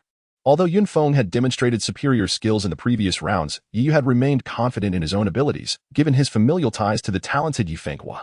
Yet, Now confronted with a prodigious third-tier advanced spirit manipulator, his confidence began to wane. Wu's gaze suddenly froze. He was merely a junior third-tier spirit controller. Despite possessing exceptional talent that allowed him to refine intermediate third-tier elixirs, he had intended to compete with Yu for the championship. However, he never anticipated the emergence of a senior third-tier spirit controller at this moment, as long as the opponent did not fail in their alchemical endeavors. He would be unable to match them. The likelihood of such a skilled senior third-tier spirit controller failing to produce a potion in this competitive arena was exceedingly slim. It could be said that he had nearly lost all hope of claiming the title. At this moment, both Wu and Fan Relu, who stood outside the venue, were grim expressions. The atmosphere was thick with tension. A senior third-tier spirit controller under 30 was an unparalleled talent within the Lan'an Empire. It was evident that they would easily claim the top position in this alchemical contest. If Yunfeng were a citizen of the Lan'an Empire, achieving the rank of senior third-tier spirit controller at such a young age would undoubtedly elate the crowd. However, Yunfeng hailed from the Mou Empire, which had a strained relationship with the Lan'an Empire. Should Yunfeng seize the championship, it would bring considerable embarrassment to the Lan'an Empire, leaving all its spirit controllers feeling utterly humiliated. Chapter 133, the cold moon fruit of the deep lake in the entire venue, aside from Yunfeng himself. There was only one individual who appeared delighted. That was his master, who stood among the crowd with a sly smile. Observing the expressions of the Lan'an Empire's participants, he found the scene utterly delightful. Noticing the reactions of those around him, Yunfeng felt a profound sense of satisfaction and pride. Casting a sweeping glance at Lin Xiao and the others, he laughed heartily. Huh? What do you think? Do you still believe you have the qualifications to compete with me for the championship? All the young people wore solemn expressions. Yet they found themselves at a loss for words to counter the arrogance of Yunfeng, whose formidable strength instilled a sense of doubt in their ability to triumph. Frustration boiled within them, their fists clenched tightly. Humph! You are not the only one capable of refining a high-grade third-tier elixir. Do not rejoice too soon. The outcome remains uncertain. Yu coldly scoffed at Yunfeng, preparing to refine a high-grade third-tier pill, a task of considerable difficulty and prestige. Oh, is that so? I must say, I eagerly anticipate this. I hope you do not disappoint me, for that would render the experience rather dull. Haha, Yunfeng taunted. Just wait and see. Yu glared at him coldly. Well, the victor will only be revealed through competition. At that moment, Yufenghua's voice resonated. His expression mirrored the gravity of the situation. As the leader of the spiritual manipulators of the Lan'an Empire, the loss of the championship to Yunfeng would subject him to ridicule from rival spiritual manipulators of other empires. However, he found himself powerless, having reached this juncture. He could hardly eject Yunfeng from the contest. For now, he could only hope for a miracle or an unforeseen turn of events. Gazing at Lin Xiao, he had initially harbored hopes that Lin Xiao would secure victory with the Huangtian pill. Yet, it now appeared that even a successful refinement might fall short against Yunfeng. Consequently, Yufenghua turned his gaze back to Yu, placing his last thread of hope upon him. May this young man, Yu, uphold our honor. Ultimately, with a deep sigh, Yufenghua waved his hand and declared, Now, let the competition commence. All eyes were directed towards the youth on the field, with the majority focusing first on Yunfeng. Unfazed by the attention, Yunfeng wore a proud expression, for the moment to showcase his talent had arrived. Before delving into the alchemy, he glanced at Lin Xiao, who had suppressed him in the previous 3 rounds, and mockingly remarked, Blackwood. You merely stumbled upon first place in the first 3 rounds. In this final round, let us see how you compare to me. Lin Xiao's countenance betrayed no sign of anger. Instead, he responded with calm composure, How I compare is not your concern. My only question is, did you not also believe you would secure first place before the contest began, just as you do now? Indeed, in the first 3 rounds, Yunfeng had been stifled by Lin Xiao, and he had harbored such thoughts. Lin Xiao's sudden statement caused his expression to momentarily falter, yet he quickly regained his composure. No matter how exceptional your talent may be, this final round is determined by the quality of the elixirs. You are merely a novice third-tier spirit controller, capable at most of refining intermediate third-tier pills by crossing 1 level of spiritual energy. You cannot even produce advanced third-tier pills. What do you intend to compare with me? Yunfeng sneered at Lin Xiao. You needn't concern yourself with that. To be honest, your current mindset resembles your approach in the first 3 rounds. I can indeed refine advanced third-tier pills, Lin Xiao replied nonchalantly. Why you can refine pills by crossing 2 levels of spiritual energy? Yunfeng was taken aback, astonished and somewhat embarrassed by his earlier taunts questioning Lin Xiao's ability to produce advanced third-tier pills. However, contemplating his own advantages, he quickly regained his lofty and haughty demeanor. Sneering coldly at Lin Xiao, anyone can speak empty words. Let's see if you can truly refine it first. Moreover, even if you all manage to concoct high-grade third-tier pills. What of it? As he spoke, Yunfeng turned his gaze toward Yu. When it comes to high-grade third-tier pills, you are still far too inexperienced. Words are of little consequence. Today, allow me to demonstrate what a high-grade third-tier pill truly is. With that, Yunfeng casually waved his hand, and a myriad of medicinal materials appeared, levitating before him. Among them was thunderwood, known for its ability to attract lightning, an exceedingly rare herb. There was also the fiery sunstone, which only forms in the most intensely volcanic regions. Although both thunderwood and fiery sunstone were precious, they didn't seem to constitute the primary ingredients for any known pill. Was there perhaps a main ingredient that eluded their recognition? What exactly was Yunfeng attempting to concoct? The crowd murmured in speculation, unable to discern what pill Yunfeng intended to refine. Aside from a few basic auxiliary herbs, many of the materials were unfamiliar to them. Only a handful of seasoned spirit manipulators recognized the thunderwood and fiery sunstone, both of which were exceedingly rare finds in the realm. With these two ingredients in play, it was certain that he was preparing something extraordinary. Comparison of materials? I have my own. Observing Yunfeng's ingredients, Yi let out a slight sigh of relief, chuckling coldly as he waved his hand, causing a crescent-shaped moonlight fruit to soar into the air, exuding a chilling aura that enveloped the fruit. The deep lake cold moon fruit. Upon encountering the uniquely shaped exotic fruit, Lin Xiao was taken aback. The deep lake cold moon fruit, which flourished in the vast depths of a frigid lake, absorbed the essence of the moon. Over time, this accumulation led to the emergence of this extraordinary fruit. Imbued with the power of coldness, it could be refined into a pill known as the cold moon elixir. The specimen in Yi Yu's possession was approximately a century old, sufficient to concoct a high-grade, third-tier cold moon elixir.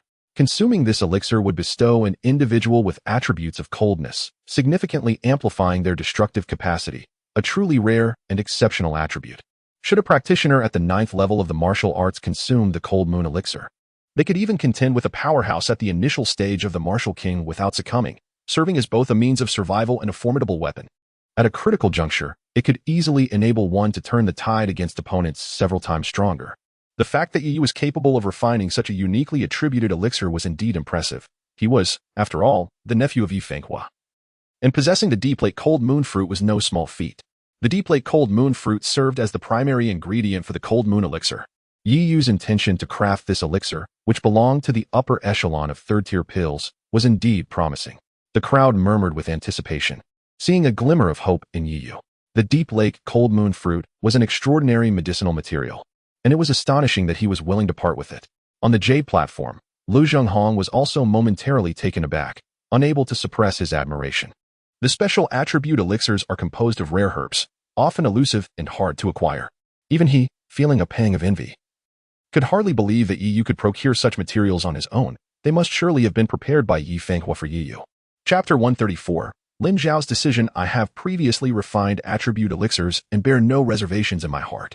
Moreover, the deep lake cold moon fruit is merely a century old, allowing the production of only a third-grade advanced cold moon pill, which holds little utility for us. It would be more prudent to let him hone his skills with it. Now, we shall see whether he can successfully refine it. Yi Fenghua remarked with a faint sigh. Lu Zhenghong nodded in agreement. Upon witnessing Yi Yu produce the deep lake cold moon fruit, a glimmer of hope flickered in his eyes. In the gathering, Yunfeng was momentarily taken aback, clearly astonished by Yi Yu's deep lake cold moon fruit. However, his surprise was fleeting, as his expression quickly returned to one of disdain. He sneered at Yi Yu, saying, "The deep lake cold moon fruit, is it? How fortuitous. Yet, regrettably, it pales in comparison to my primary herb." Gasps of astonishment rippled through the crowd. Yunfeng's rare thunderwood and blazing sunshine stone were merely auxiliary herbs? His primary herb was even more precious than Yi Yu's? In their bewilderment, onlookers beheld Yunfeng casually wave his hand, revealing a palm-sized, radiant blue herb, translucent and shimmering, known as the broadleaf exotic grass. A faint flicker of electricity danced intermittently, accompanied by a series of hissing sounds, as if the leaf harbored a tempestuous thunderous energy poised to erupt at any moment. He too possessed a similar herb. This herb even contained the essence of lightning.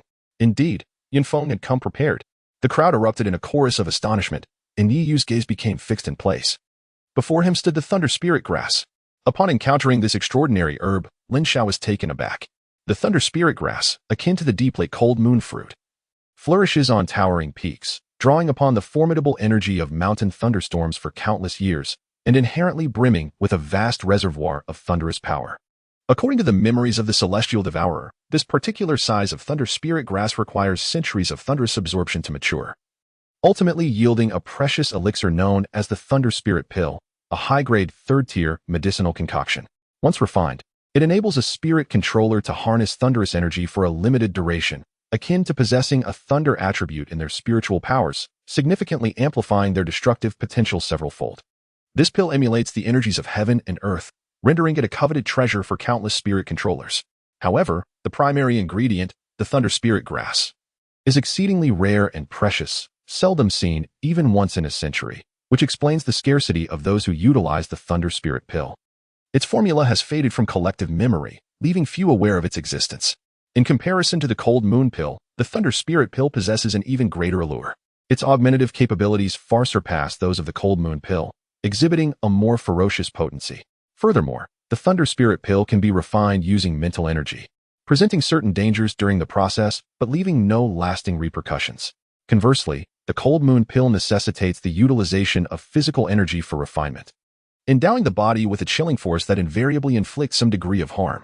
In terms of quality, the Thunder Spirit Pill ranks as a superior third-tier high-grade medicinal formulation, while the Cold Moon Pill is merely of intermediate quality among third-tier high-grade elixirs. Certainly, whether this grade can be achieved ultimately rests upon the discretion of the alchemist. Should the alchemist possess formidable prowess, the Cold Moon Pill could indeed attain a superior quality among the third-tier advanced elixirs.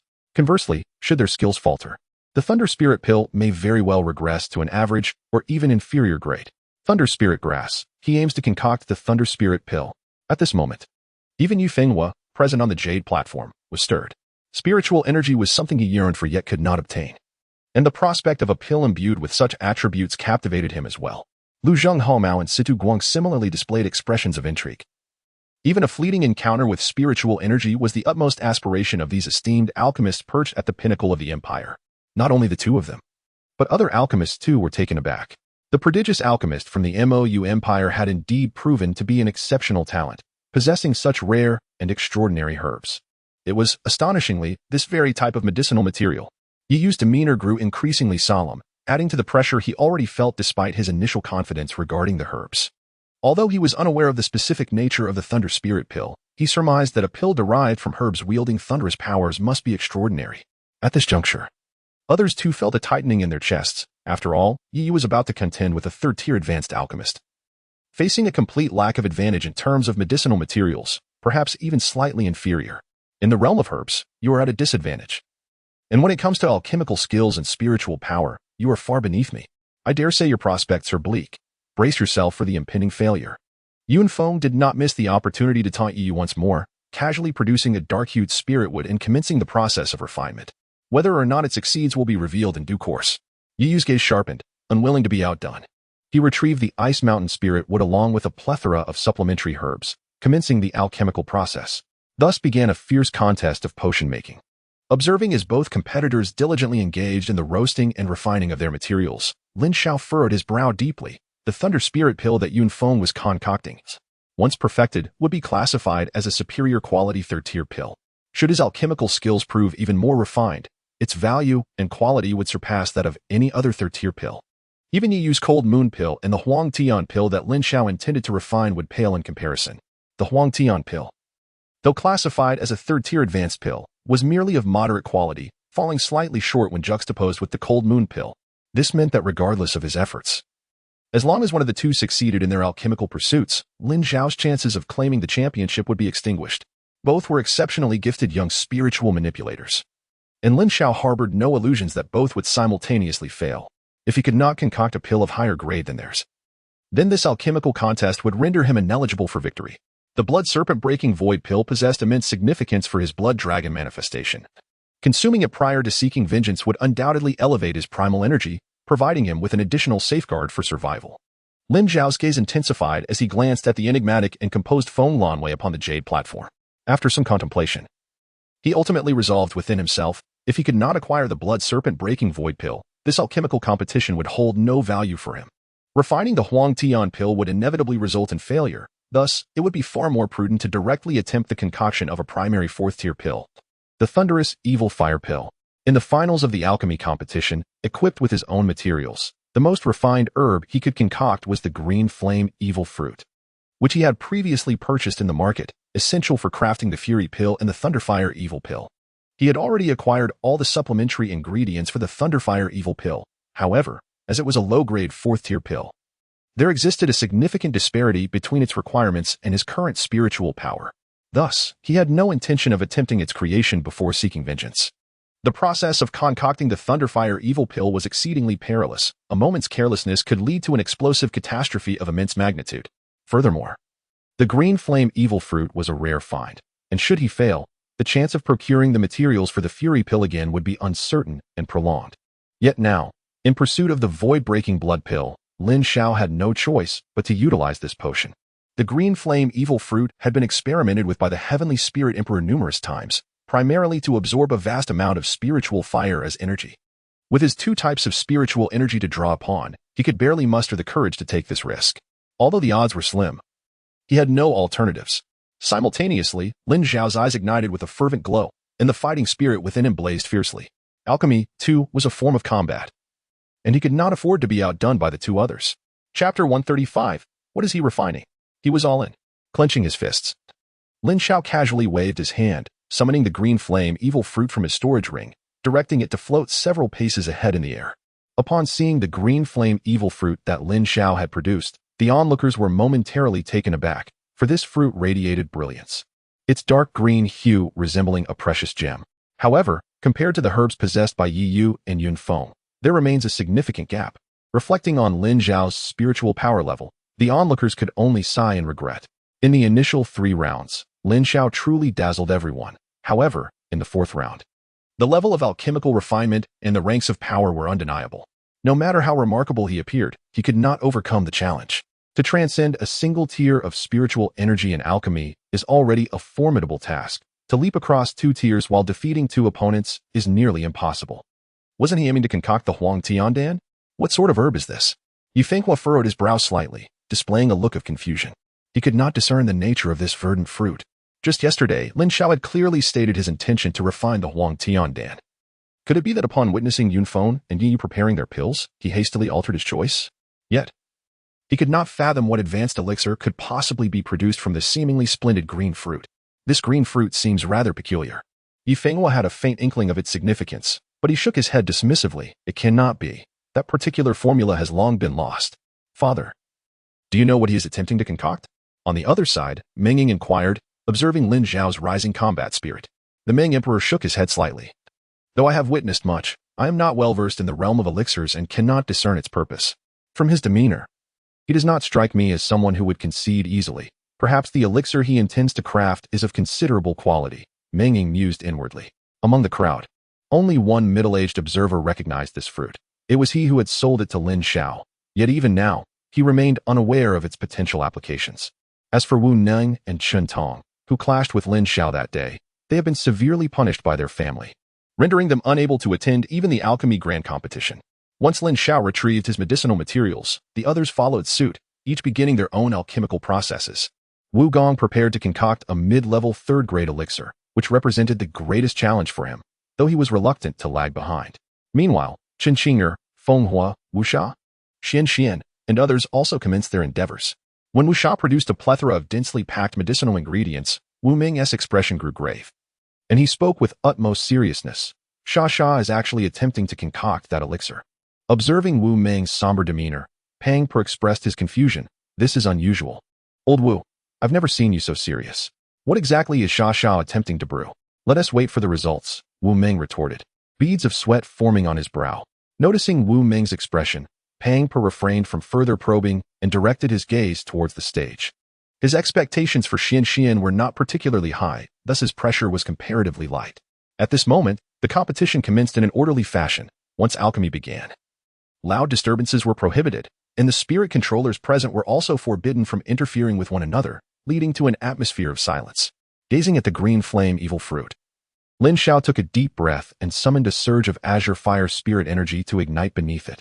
However, he suddenly sensed that the green flame evil fruit seemed to be absorbing the azure fire spirit energy, causing a portion of the azure flames to be drawn directly into it. Lin Xiao secretly wiped away a bead of sweat. swiftly exerting control over the azure flames to distance them from the malevolent green flame fruit, preventing the azure fire from being engulfed. In the process of concocting the Thunderfire Evil Elixir, it was essential to first integrate the auxiliary herbs into the green flame fruit before refining them. Otherwise, the overwhelming energy consumed by the green flame fruit would make it exceedingly difficult to merge with other medicinal materials. Thus, it was imperative to incorporate the herbs first and then gradually refine the mixture. Lin Xiao retrieved the fire attribute Tinghua wood, skillfully placing it beneath the green flame fruit to commence the slow process of incineration. As the Tinghua wood gradually transformed into a sap-like substance, Lin Xiao meticulously integrated it into the green flame fruit. Although the green flame fruit was voracious for fire, it exhibited a strong aversion to other herbs, resulting in a considerable expenditure of spiritual energy and time for Lin Xiao to meld the Tinghua wood into the mixture. Had the Tinghua would not belong to the fire attribute, integrating it would have been an arduous task. Subsequently, Lin Xiao persistently introduced various auxiliary herbs into the concoction. While these herbs were neither rare nor exorbitantly priced, they were predominantly aligned with the fire attribute, amounting to a total of 18 different auxiliary herbs. Despite his earnest efforts to hasten the process, it remained relatively sluggish. By the time half of the herbs had been integrated, an hour and a half had elapsed, and nearly half of Lin Xiao's spiritual energy had been depleted. What kind of elixir was he concocting, requiring such an abundance of fire attribute herbs? Observing Lin Xiao's meticulous integration of each fire attribute herb into the green fruit, Wen Renliang below was filled with confusion. After watching for some time, he could not decipher the young man's actions. Pang Pa also shook his head, his expression mirroring the bewilderment. Moreover, the process of integrating various medicinal herbs into a singular concoction is excruciatingly slow. With half a day marked by 3-time intervals already elapsed, it remains uncertain how many more herbs this young man intends to blend. Pang Pa further elaborated. The others remained equally in the dark, for this peculiar method of alchemy was utterly foreign to them. Even the more seasoned spirit manipulators could not fathom the type of elixir Lin Xiao was attempting to concoct. Let us wait and see. I sincerely hope this lad will surprise us, Wen Renliang sighed uncertainly. Upon the jade platform, Yi Fenghua fixed his gaze upon Lin Xiao, slowly articulating, Vice Alliance leaders, do you not sense that he may be attempting to refine a violent pill? A violent pill? Lu Zheng Hongmao's brows suddenly twitched. The mere thought of such a possibility struck him, yet he promptly shook his head in denial. Impossible. That type of elixir has been lost to time for centuries. He is merely a novice third-tier spirit manipulator. No matter how extraordinary he may be, it is inconceivable for him to produce such a pill. Nonetheless, he admitted, I would indeed relish a surprise from this young man. Situ Guang shared Lu Zheng Hongmao's sentiment. Although they were seasoned and knowledgeable, they did not believe Lin Xiao possessed the capability to craft such an elixir. Their gazes then shifted toward Yu, whose elixir was already more than halfway completed. Unlike the swift pace of the previous 3 rounds, the refinement of high-grade pills requires meticulous attention. Any misstep in the process could lead to utter failure. Moreover, the alchemical competition permits only a single opportunity for concocting elixirs, compelling the participants to tread cautiously. Spending an hour and a half to produce merely half of the required potion is already twice the usual pace. As the remaining time dwindles to half an hour, some individuals begin to successfully refine their potions one after another. A soft sound emanates as Chun Qingger successfully solidifies a primary-grade third-tier elixir before her. Chapter 136. A smile is all I ask. The cross-dire alchemical success. Henceforth, our Chen family shall not lack soaring elixirs. On the jade platform, Chun Wenda gasps in amazement, subsequently exhaling a long sigh of relief. Chen Qingger, possessing merely advanced second-tier spiritual energy, has achieved a remarkable feat in concocting a primary-grade third-tier elixir, a challenge not lesser than that faced by Yu and his peers. Soaring elixirs are a rarity in the marketplace, thus, our Chen family shall no longer need to hire spirit manipulators at exorbitant prices to craft them. Excitement is also evident on Chun Yan's face. Enthusiasm radiates from Zhou Xiong, who stands on the opposite side, while Zhou Ruoyi, initially a close friend of Chen Qingger, feels an inexplicable sense of loss, believing she ought to stand alongside her friend. Following Chen Qingger's triumph, Meng Sheng also succeeds in his alchemical endeavor, producing a primary-grade third-tier elixir. As he exhales deeply, a rich fragrance wafts from the potion. Observing the materials, Lu Zhanghong on the platform nods in satisfaction. Shortly thereafter, a third-tier intermediate elixir, the Fierce Yuan pill, known for amplifying ferocity, is also successfully refined, a rare achievement, representing the pinnacle of quality present at the event. For the younger generation, third-tier intermediate elixirs are nearly unattainable, making this achievement a noteworthy distinction amongst their peers. A satisfied expression graces Situ Guang's visage. The bone-building pill has finally been successfully refined.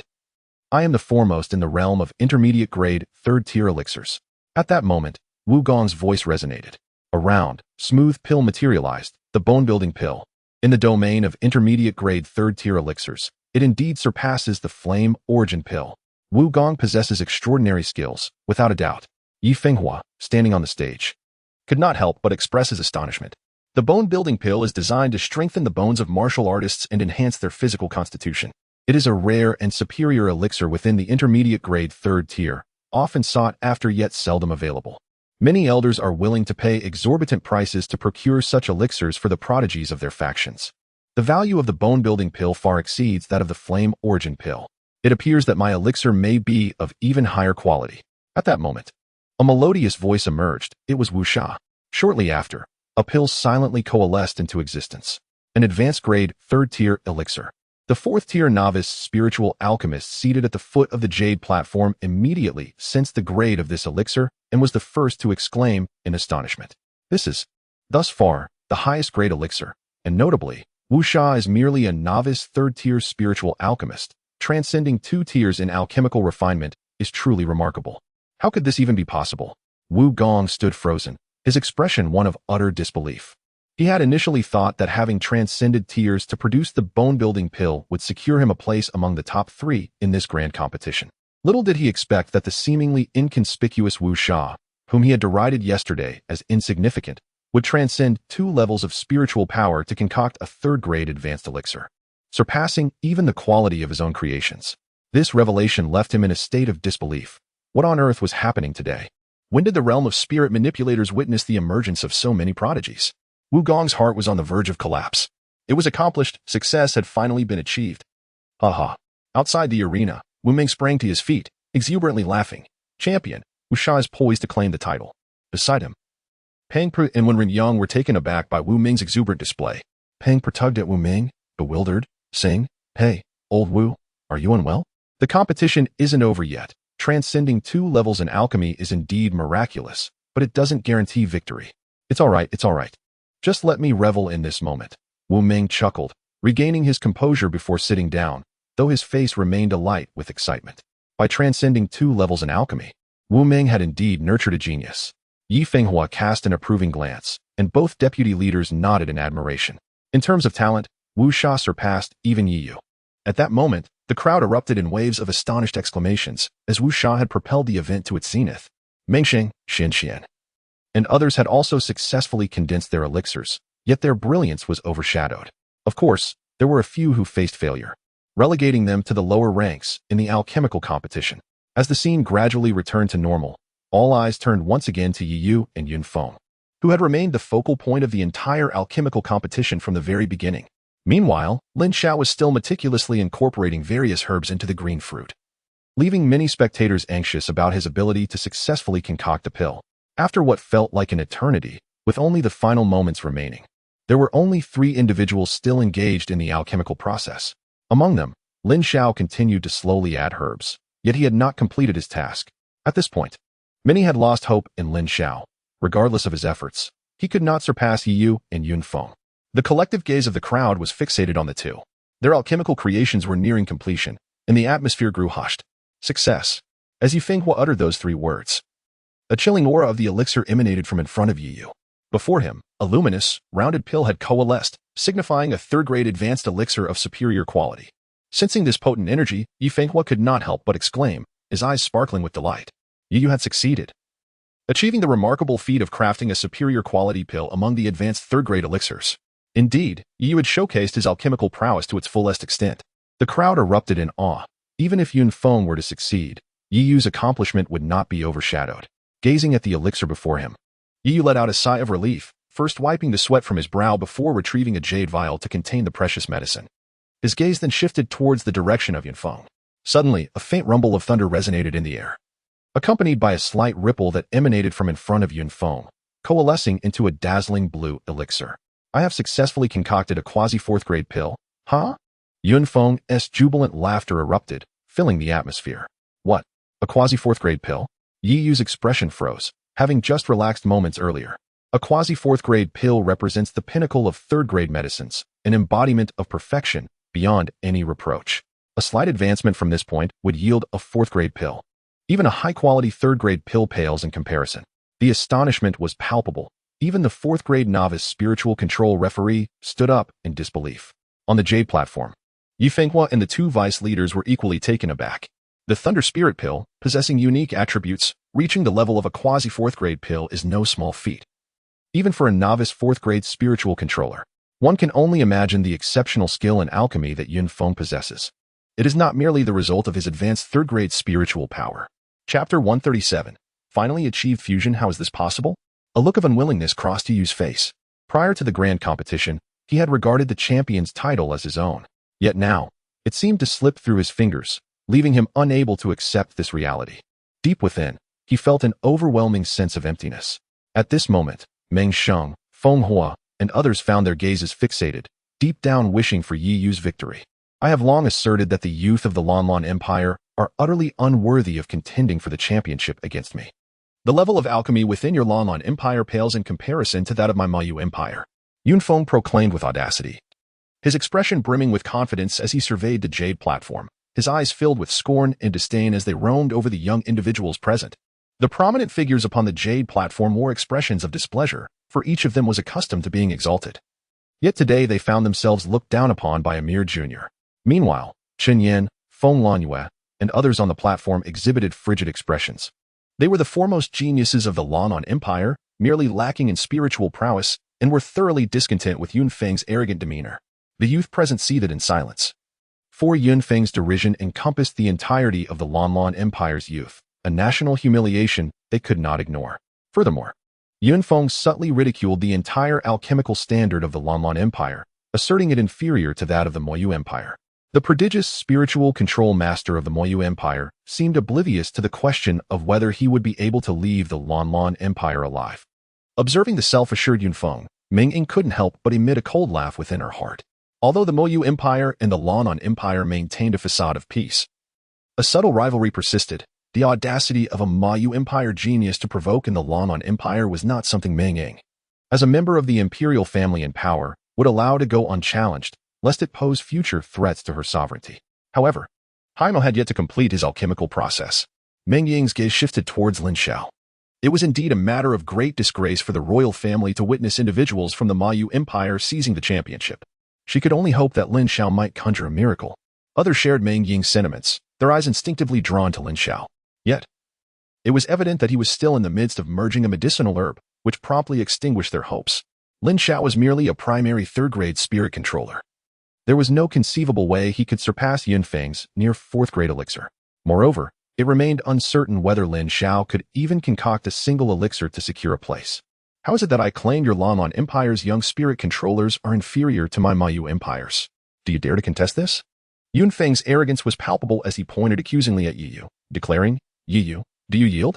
Yi Yu's expression hardened, and he pointed back at Yun Feng, feeling utterly humiliated by such a blatant affront. Yet, the truth lay before him, rendering him speechless. Clenching his fists, Yi Yu's eyes seemed to blaze with fury. Observing Yi Yu's reaction, Yun Feng grew increasingly pleased with himself, laughing aloud, ha ha ha. I, Yun Feng, shall be the champion of the alchemy competition. The Huaishiwei Basudan is rightfully mine. The crowd's expressions froze. The humiliation was stark and blatant, and they all yearned to rush forth and silence Yun Feng. Just as the atmosphere grew unbearably tense, an unexpected voice of relief echoed through the air. All eyes turned towards the source of the sound. A youth stood gazing at a verdant fruit, taking a deep breath. Everyone was occupied. For half a day, another individual was refining elixirs, seemingly undisturbed by the surrounding chaos.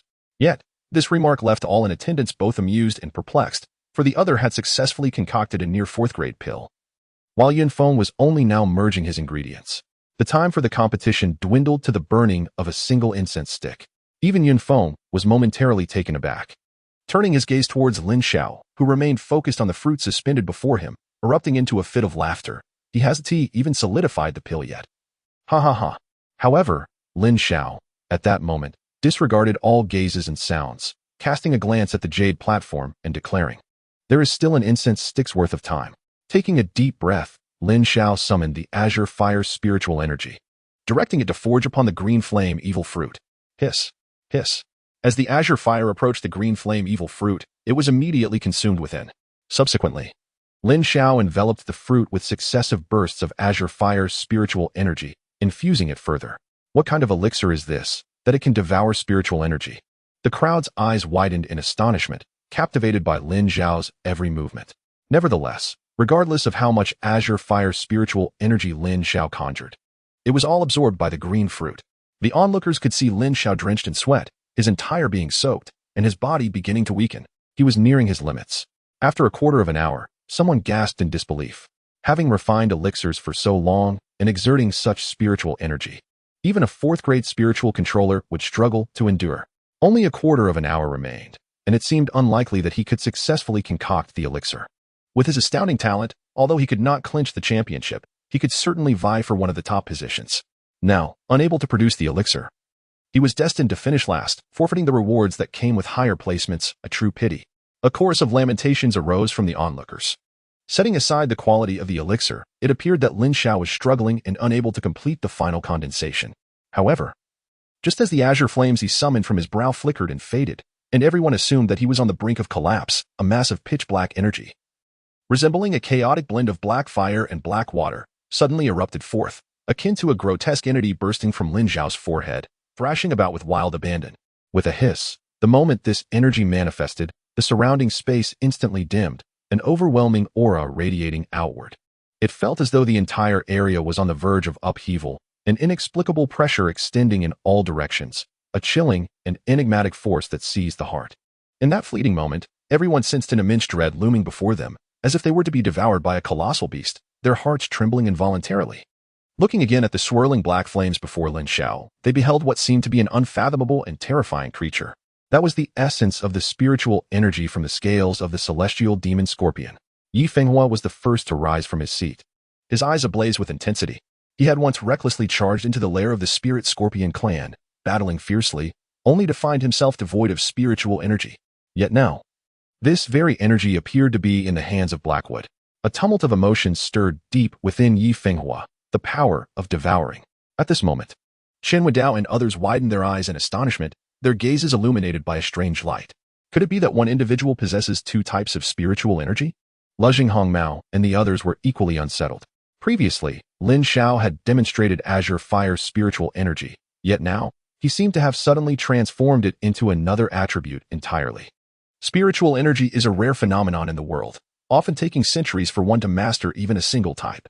If an individual were to simultaneously wield two forms of spiritual energy, what would that imply? Could it be a uniquely extraordinary energy capable of evolving into two distinct attributes? Chapter 138. Lin Xiao's alchemy. How could he possess another form of spiritual energy? What kind of energy is this? I feel as though it seeks to devour me. It is terrifying. This energy is truly formidable. The crowd erupted in murmurs of trepidation, while only Feng Lanwei remained relatively composed. He had witnessed Lin Xiao's azure black flame energy firsthand. In the Pan family, Lin Xiao had exhibited a harmonious fusion of azure and black energies. Could it be that this energy is particularly unique, allowing him to summon three attributes, azure fire, black flame, and a combination of both? A look of astonishment flickered across Feng Lanyue's face. Meanwhile, Yun Feng's gaze froze as he found Lin Xiao's summoned energy to be somewhat unexpected. However, he quickly regained his composure and scoffed. What if your energy is special? It is of no consequence to the pill you are currently refining. What matters now is the alchemy. If the materials and spiritual power are inadequate, it makes no difference what you use to forge them. Ignoring the reactions of the crowd, Lin Xiao unleashed the devouring spiritual energy upon the green flame evil fruit, as if the entire fruit were being consumed by a torrent of black flames. However, shortly thereafter, the black flames gradually coalesced and ultimately vanished, revealing a green fruit that gradually emerged. This time, the green fruit exhibited a change, becoming somewhat smaller. Yet it was still insufficient.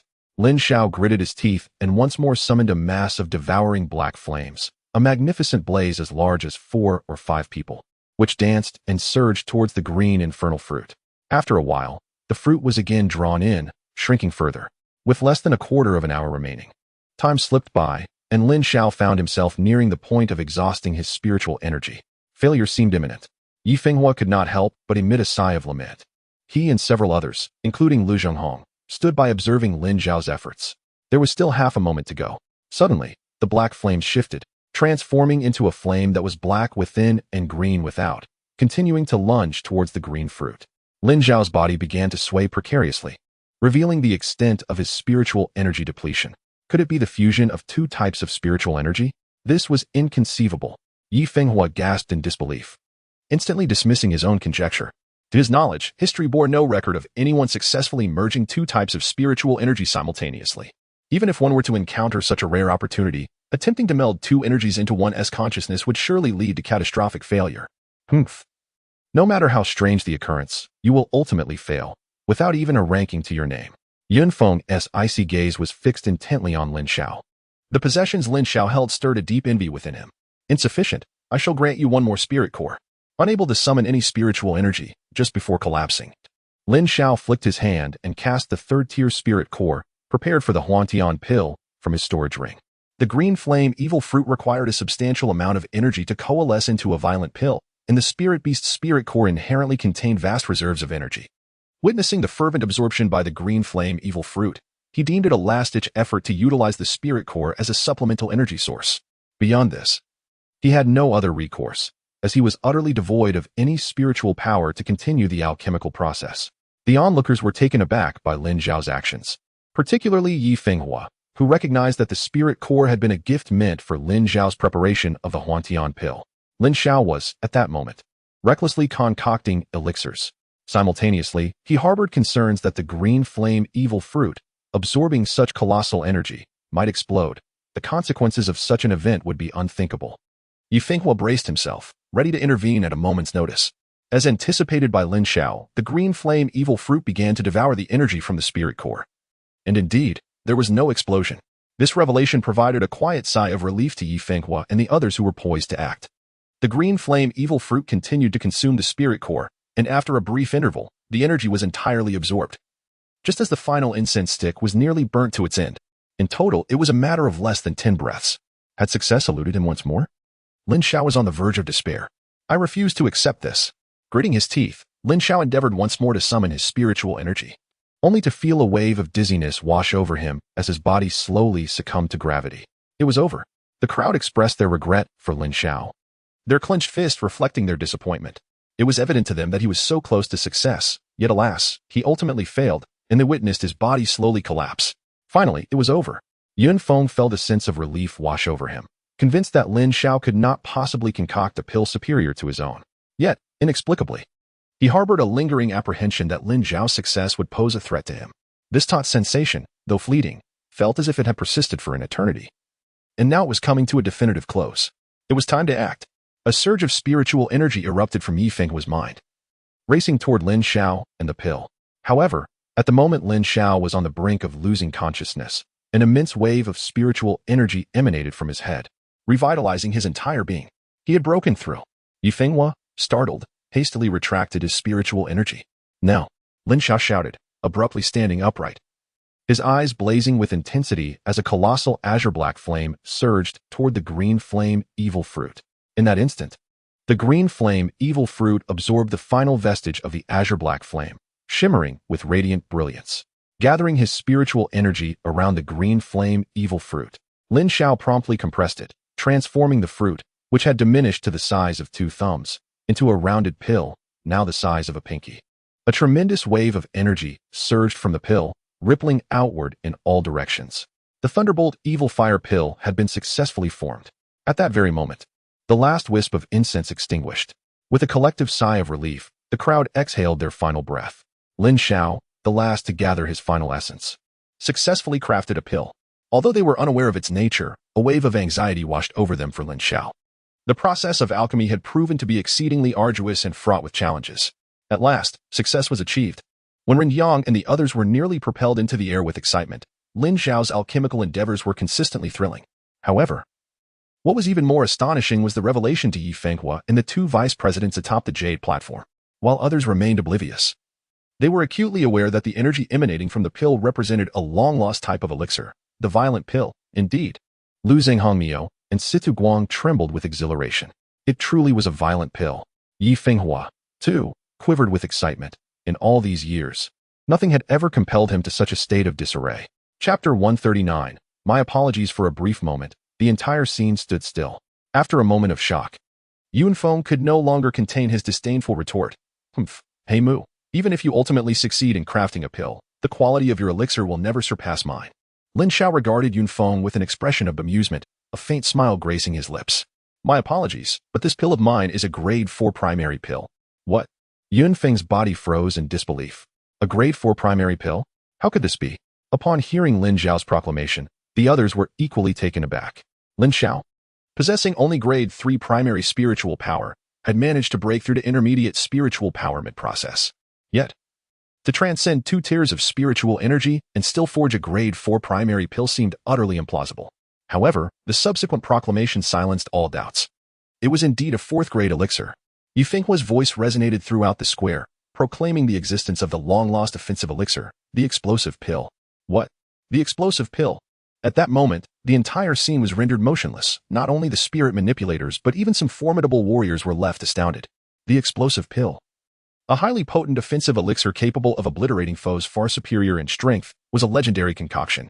In historical texts, those who could refine the explosive pill were deemed the most fearsome spirit manipulators.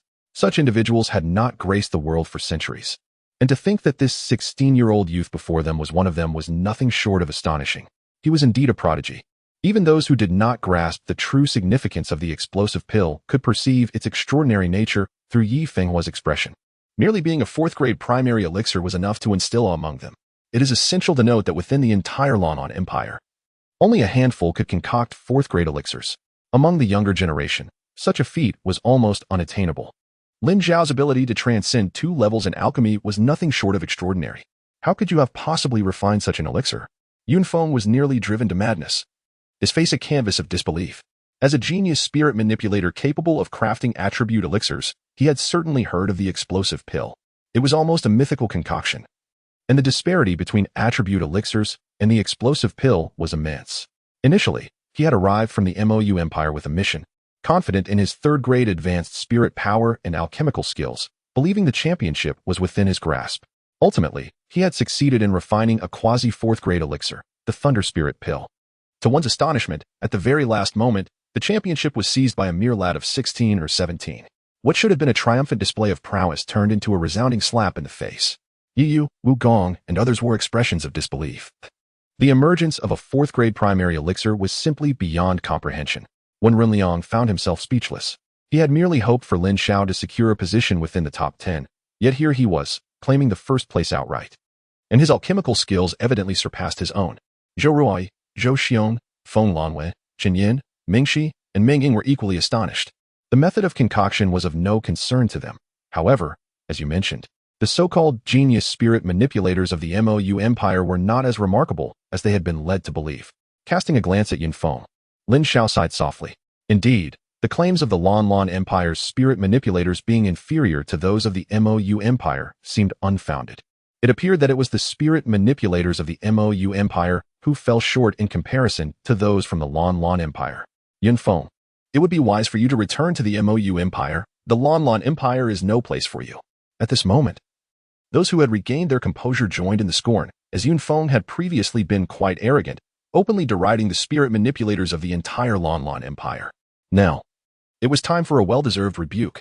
Lin Xiao let them vent their frustrations. Simultaneously, they erupted in cheers for Lin Xiao's achievement in producing a 4th grade elixir. Their voices a blend of admiration and ridicule directed at Yunfeng.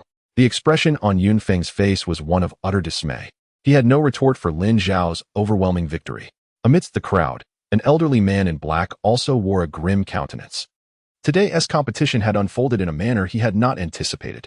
This individual must certainly be brought into the MOU Empire, along with the formula for the explosive elixir. Otherwise, he cannot be permitted to live. His gaze emitted 2 beams of brilliance. Silence. At that moment, a commanding voice resonated from the Jade platform, as Yifenghua's authoritative tones silenced the crowd, causing all eyes to turn toward him. Lin Xiao also directed his gaze at Yifenghua, who regarded him with a serious and astonished expression, inquiring, Lin Xiao, the explosive elixir has been lost for hundreds of years. How did you manage to refine it? Lost for centuries. Upon hearing Yifenghua's words, Lin Xiao slightly curled his lips, realizing he had not contemplated this matter. Within the realm of the devouring Sky Spirit Emperor, formulas of both the 8th and 9th grades were readily available. Even the explosive elixir was merely a commonplace potion. In the present day, however, The explosive elixir seemed to have long been absent, and one could easily understand why Yi Fenghua, Lu Zhanghong, and others were so astonished. His formula had likely drawn the attention of numerous spirit controllers. This, serendipity. Lin Xiao merely offered a nonchalant response. Any further excuses would likely be met with disbelief. The most effective reply, it seemed, was simply 2 words, serendipity. Yi Fenghua felt a tightness in his chest. What difference was there between this response and silence?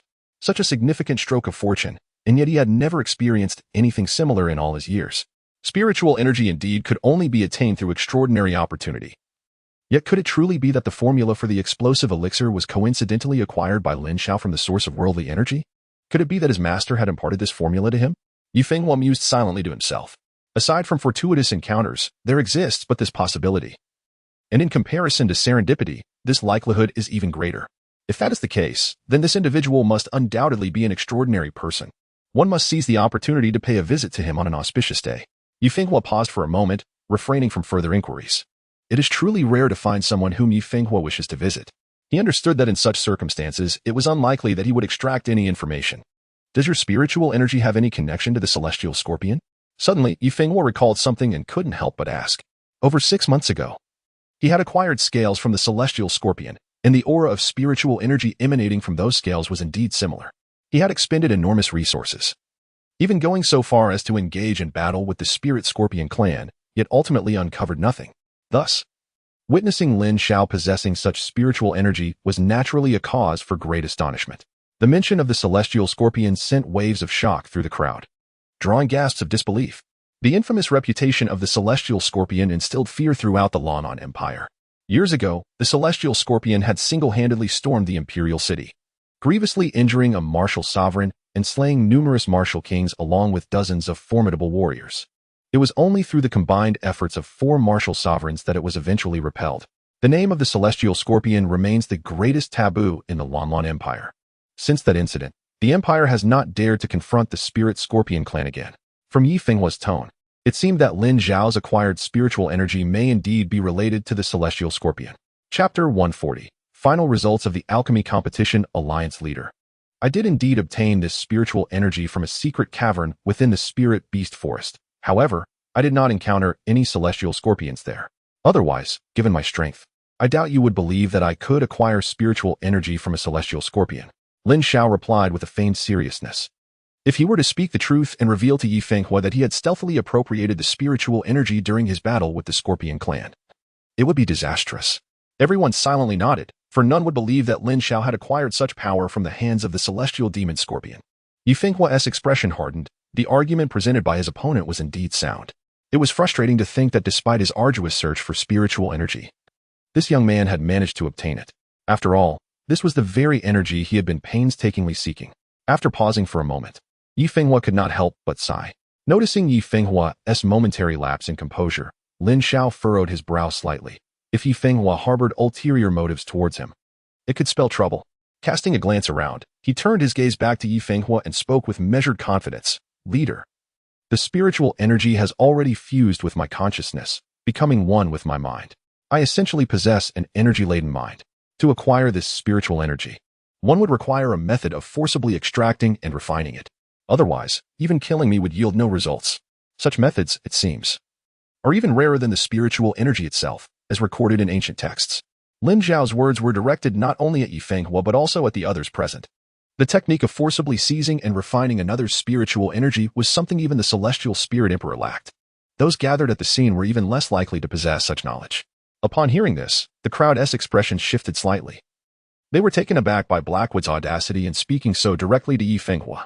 The spirit manipulators, who had entertained similar thoughts, abruptly ceased their contemplation. Yi Fenghua, having regained his composure from his earlier slip, could only shake his head in regret with a sigh. In this era, a certain psychic energy emerged. Yet it ultimately eluded him.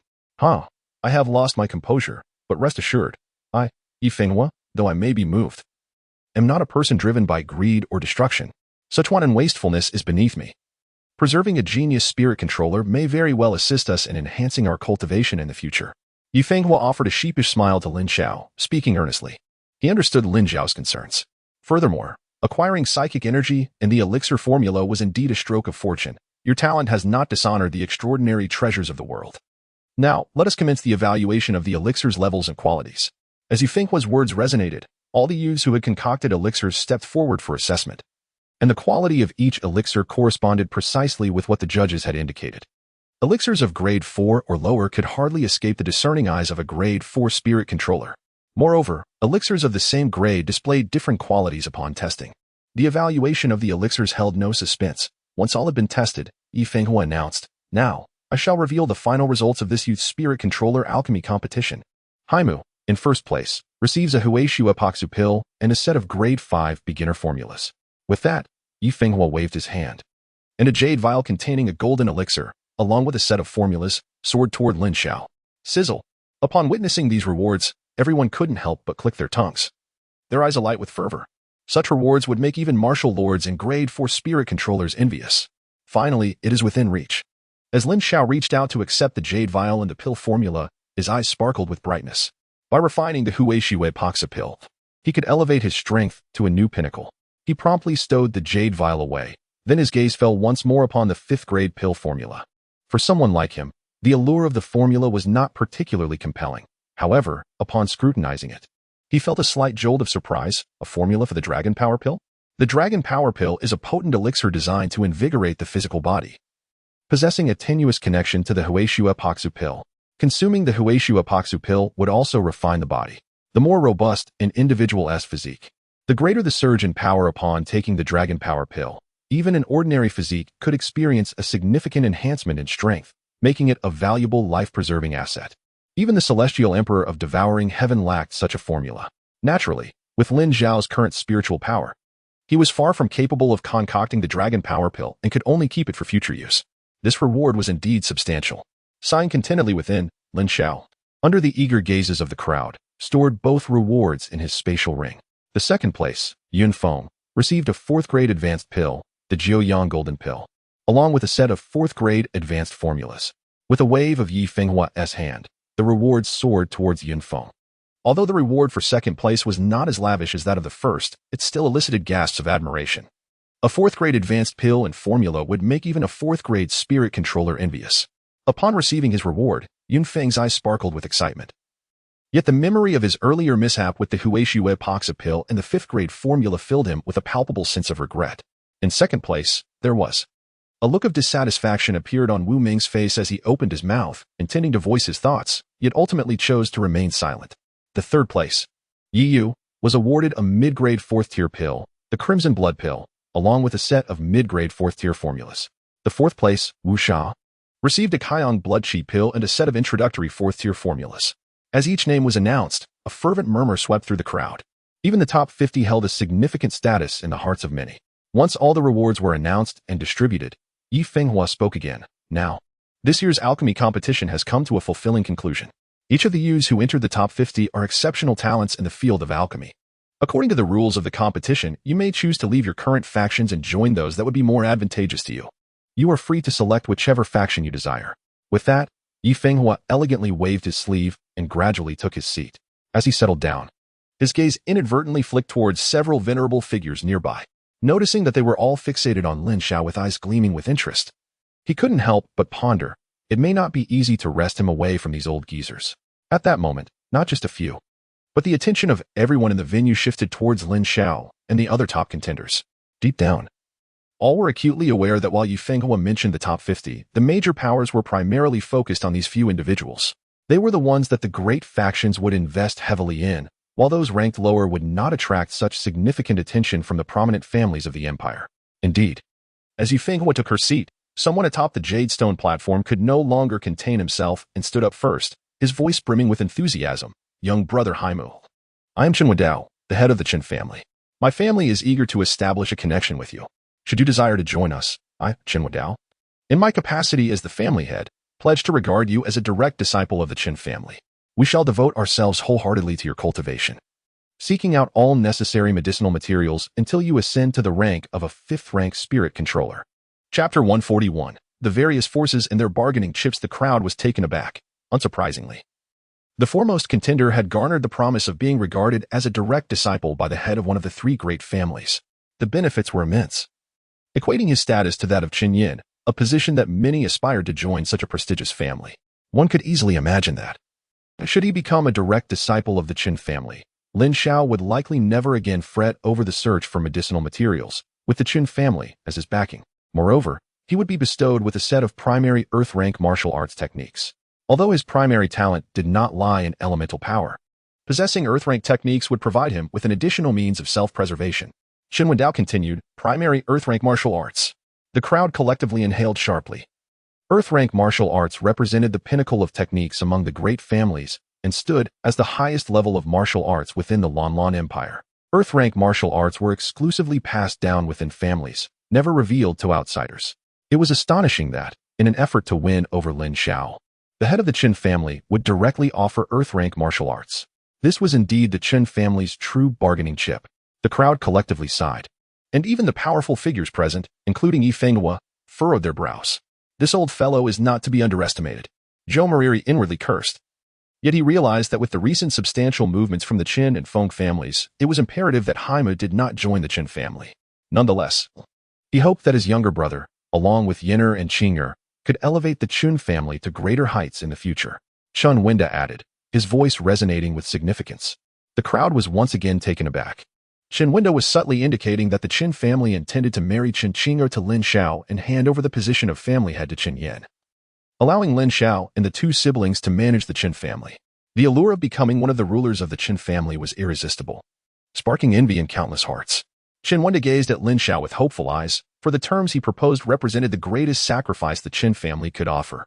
However, unbeknownst to all, Lin Xiao was seething with rage. Had he not encountered the devourer of heaven, he would have long met his demise at Qin Yan's hands. Joining the Qin family? Absolutely impossible. Furthermore, the low-level martial arts techniques held little allure for him, merely a hollow temptation. Stifling his fury, Lin Xiao couldn't help but let out a cold laugh, poised to refuse. At that moment, Zhou Mariri swiftly rose from the other side of the stage and interjected. My young brother, there is no need to rush into a decision. My Zhou family is equally prepared to offer a price not less than that of the Qin family to forge a bond with you. Upon hearing this, Qin Wenda's brow furrowed. At such a critical juncture, his words had been interrupted by Zhou Mariri, prompting an involuntary cold snort. Humph. I wonder what your Zhou family can truly offer. Zhou Mariri, disregarding Qin Wenda's expression, continued, the Zhou family and you, young brother, have developed a tacit understanding through our encounters. The Zhou family does not require your formal membership. We merely seek your esteemed presence as a guest elder and spirit controller. In return, the Zhou family is willing to provide you with a steady supply of medicinal herbs, contingent upon your non-alliance with rival factions. The Zhou family is prepared to bestow upon you our most esteemed martial arts techniques, specifically, the foundational levels of the Earth-tier martial art, Zhou Tian Fist. Upon concluding his offer, Zhou Mariri cast a glance at Qin Wenda, a flicker of triumph evident on his face. Qin Wenda furrowed his brow once more. As the implication of Zhou Mariri's words was unmistakable, the rival factions he referred to were none other than the Qin family. The terms Zhou Mariri presented were clearly aimed at undermining the Qin family's position, suggesting that as long as Lin Xiao refrained from joining the Qin family, the Zhou family would extend an offer nearly equivalent to that of the Qin family. By merely becoming a guest elder and refraining from serving a competitor, one could attain a foundational Earth-tier martial art, Zhou Tian Fist, up to its second level, a feat only achievable by the family head among the Zhou, with others limited to this pinnacle. The allure of such an offer was indeed more compelling than that of the Qin family, as the obligations of a guest elder were far less burdensome than those of a full member.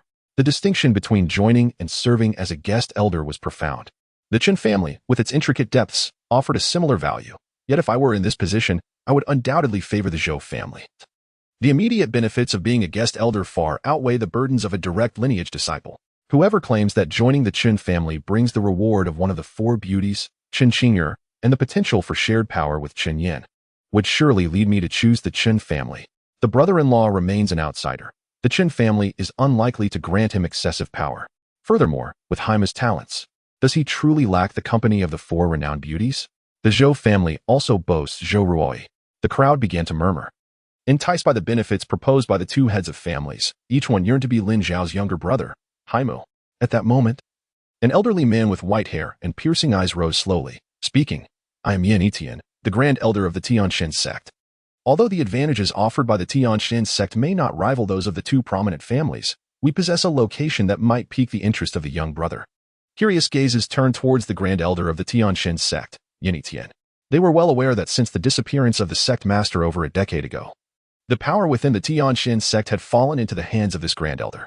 The strength of the Tianxin sect is not inferior to that of the prominent families.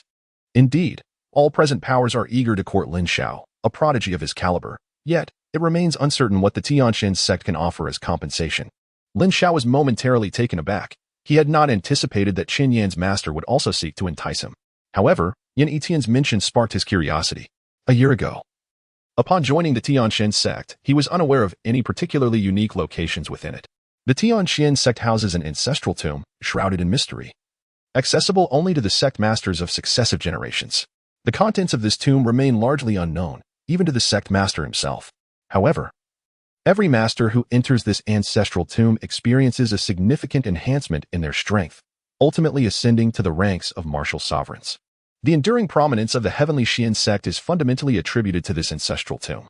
If the young brother is inclined to join the Heavenly Xian sect, I, in the stead of the sect's leader, am willing to bestow upon him the opportunity to enter the ancestral tomb. The crowd was taken aback, particularly the elderly sages present. For the mystery of the Heavenly Xian sect's ancestral tomb was enough to intrigue even them. Yet it harbored an enigmatic power, once one reached their level. Entry without the tokens of past sect leaders was utterly impossible. If it were otherwise, these martial sovereigns would have long since penetrated its depths. Even those beneath the martial sovereign rank require the Heavenly Xian sect to activate a special formation to gain entry. They had previously dispatched numerous youths to infiltrate the sect. Yet none could uncover the secrets of the ancestral tomb. Is it true that any master who enters the tomb will ultimately break through to become a martial sovereign? Lin Xiao was astonished. The prospect of attaining martial sovereign status merely by entering the tomb was undeniably alluring. This temptation was enough to leave him momentarily speechless. The incentive presented by the Heavenly Xian sect surpassed the offerings made by the previous two individuals. The crowd began to exhibit fervent interest, and some harbored clandestine thoughts of their own. Chapter 142. Feng Lan Yu takes action. This allure was indeed potent. However, it seemed unlikely that entry could be so easily attained, nor that becoming a martial sovereign could be as simple as one might wish. Gazing at the expressions of the other martial sovereigns on the stage, Lin Xiao could surmise a few things. Such a mysterious place was unlikely to be easily accessed. Moreover, even if one were to gain entry, it did not guarantee that everyone could ascend to the rank of martial sovereign. If the Heavenly Profound sect were to allow more individuals inside, it could potentially produce several martial sovereigns, thereby dominating the empire. Furthermore, were Lin Xiao to desire entry, he would seek out Yi Xianfeng, the true master of the Heavenly Profound sect, rather than someone who merely joined the sect after the fact. It is worth noting that he had been expelled from the sect a year prior. The current Grand Elder was Chun Yan's mentor, much like Chen Wenda, the head of the Chen family. It was impossible for him to join the Heavenly Profound sect again. The ancestral tomb of the Heavenly Profound sect is indeed a remarkable place, yet opportunities are not easily grasped merely by entering. At that moment, a voice emerged from the side, Meng Huang's. The crowd paused momentarily, their gazes directed towards the source of the voice, where a middle-aged man clad in imperial robes stood. This man was none other than Meng Huang, the emperor of the Lanan Empire, with the formidable Ming Shitao standing behind him. It appeared the royal family was also poised to take action. What conditions could the royal family possibly offer to entice Lin Xiao? Curiosity flickered in the crowd's eyes, as they pondered what substantial benefits Meng Huang might propose, given that the previous speakers had already made extravagant offers. Young friend Haimu, have you ever heard of the Holy Yuan Academy? Meng Huang inquired slowly. The crowd was momentarily taken aback. They had all heard of the Xing Yuan Academy, but they were uncertain of the intention behind Emperor Meng's mention of it. I have heard a bit about it. Lin Xiao nodded slightly. Emperor Meng continued. The Xing Yuan Academy is renowned across the continent, a place teeming with prodigies. For our empire, it only admits gifted disciples possessing unique manifestations of their dantians, and this occurs only once every 3 years. However, our royal family has secured a special quota, unrestricted by time.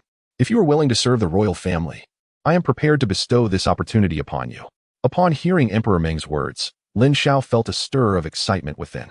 He had previously thought that the second-tier spirit control master, Heng Yuan, could only take one disciple to the academy, believing it to be merely on par with the Tianxin sect, perhaps slightly superior. Yet, it now appeared that the Xing Yuan Academy was far more formidable than that. Heng Yuan's ability to bring a disciple there likely stemmed from his connections with the Tianxin sect. The entrance to the Xing Yuan Academy served as a clandestine means for the royal family to cultivate talent, and he was astonished that the elderly woman would be willing to relinquish such a valuable opportunity. Yan Etian silently cursed under his breath. He was quite dissatisfied with Emperor Ming's revelation that merely gaining entry to the ancestral tomb of the Tianjin sect might not guarantee any fortune. However, he dared not confront Emperor Ming directly, fully aware of the terrifying wrath that the elderly woman behind him could unleash. "Thank you for your kind offer, Uncle Ming." Lin Xiao offered a courteous bow, recognizing the rarity of such an opportunity for the royal family. The Emperor Ming's gesture of extending an invitation was indeed earnest. It was evident that Haimu possessed a commendable aptitude for elemental power. However, his primary talent lay in spiritual energy. At that moment, Yi Fenghua spoke up. Standing upright with a gentle smile, her gaze fixed on Lin Xiao as she slowly declared, "If you do not mind, I, Yi Fenghua, would be willing to take on another disciple and impart all that I have learned throughout my life." "What? Yi Fenghua wishes to accept a disciple?" The crowd was taken aback. For over the years, Yi Fenghua had not taken on any apprentices, having devoted herself solely to her nephew, Yi Yu. To their astonishment, she announced her intention to recruit a disciple today. In the realm of spiritual control, Yi Fenghua stood as a pinnacle master at the age of 40. She was on the verge of becoming a fifth-tier spiritual controller, a rarity in history. With such astonishing talent, it was only a matter of time before she ascended to the fifth tier, potentially achieving even greater heights in the future. Becoming Yi Fenghua's disciple promised an unparalleled future in the art of spiritual control. Furthermore, as the leader of the Spiritual Control Alliance, Yi Fenghua wielded resources and influence that surpassed any other faction. Undoubtedly, her offer was the most generous of all, making her the ideal mentor for Lin Xiao. He was momentarily taken aback, unable to fathom that Yi Fenghua would extend such a remarkable proposition. Moreover, the Spiritual Control Alliance was willing to grant him the esteemed position of Grand Elder, provided he accepted. She vowed to dedicate her entire life as knowledge to him. For a prodigy like Lin Xiao, Yi Fenghua was unreservedly offering the most enticing conditions to secure his allegiance. The crowd was once again taken aback. The position of the Grand Elder was akin to that of the only two junior fourth-grade spirit manipulators. Apart from the leader and deputy leader, the Grand Elder held the next highest authority. This power was indeed substantial, enabling one to command the vast resources of the Spirit Manipulator Alliance, eliciting envy from all, particularly among the disciples of spirit manipulators, who longed to be in Lin Xiao's shoes. The conditions bestowed upon him were extraordinarily favorable, promising a meteoric rise to success.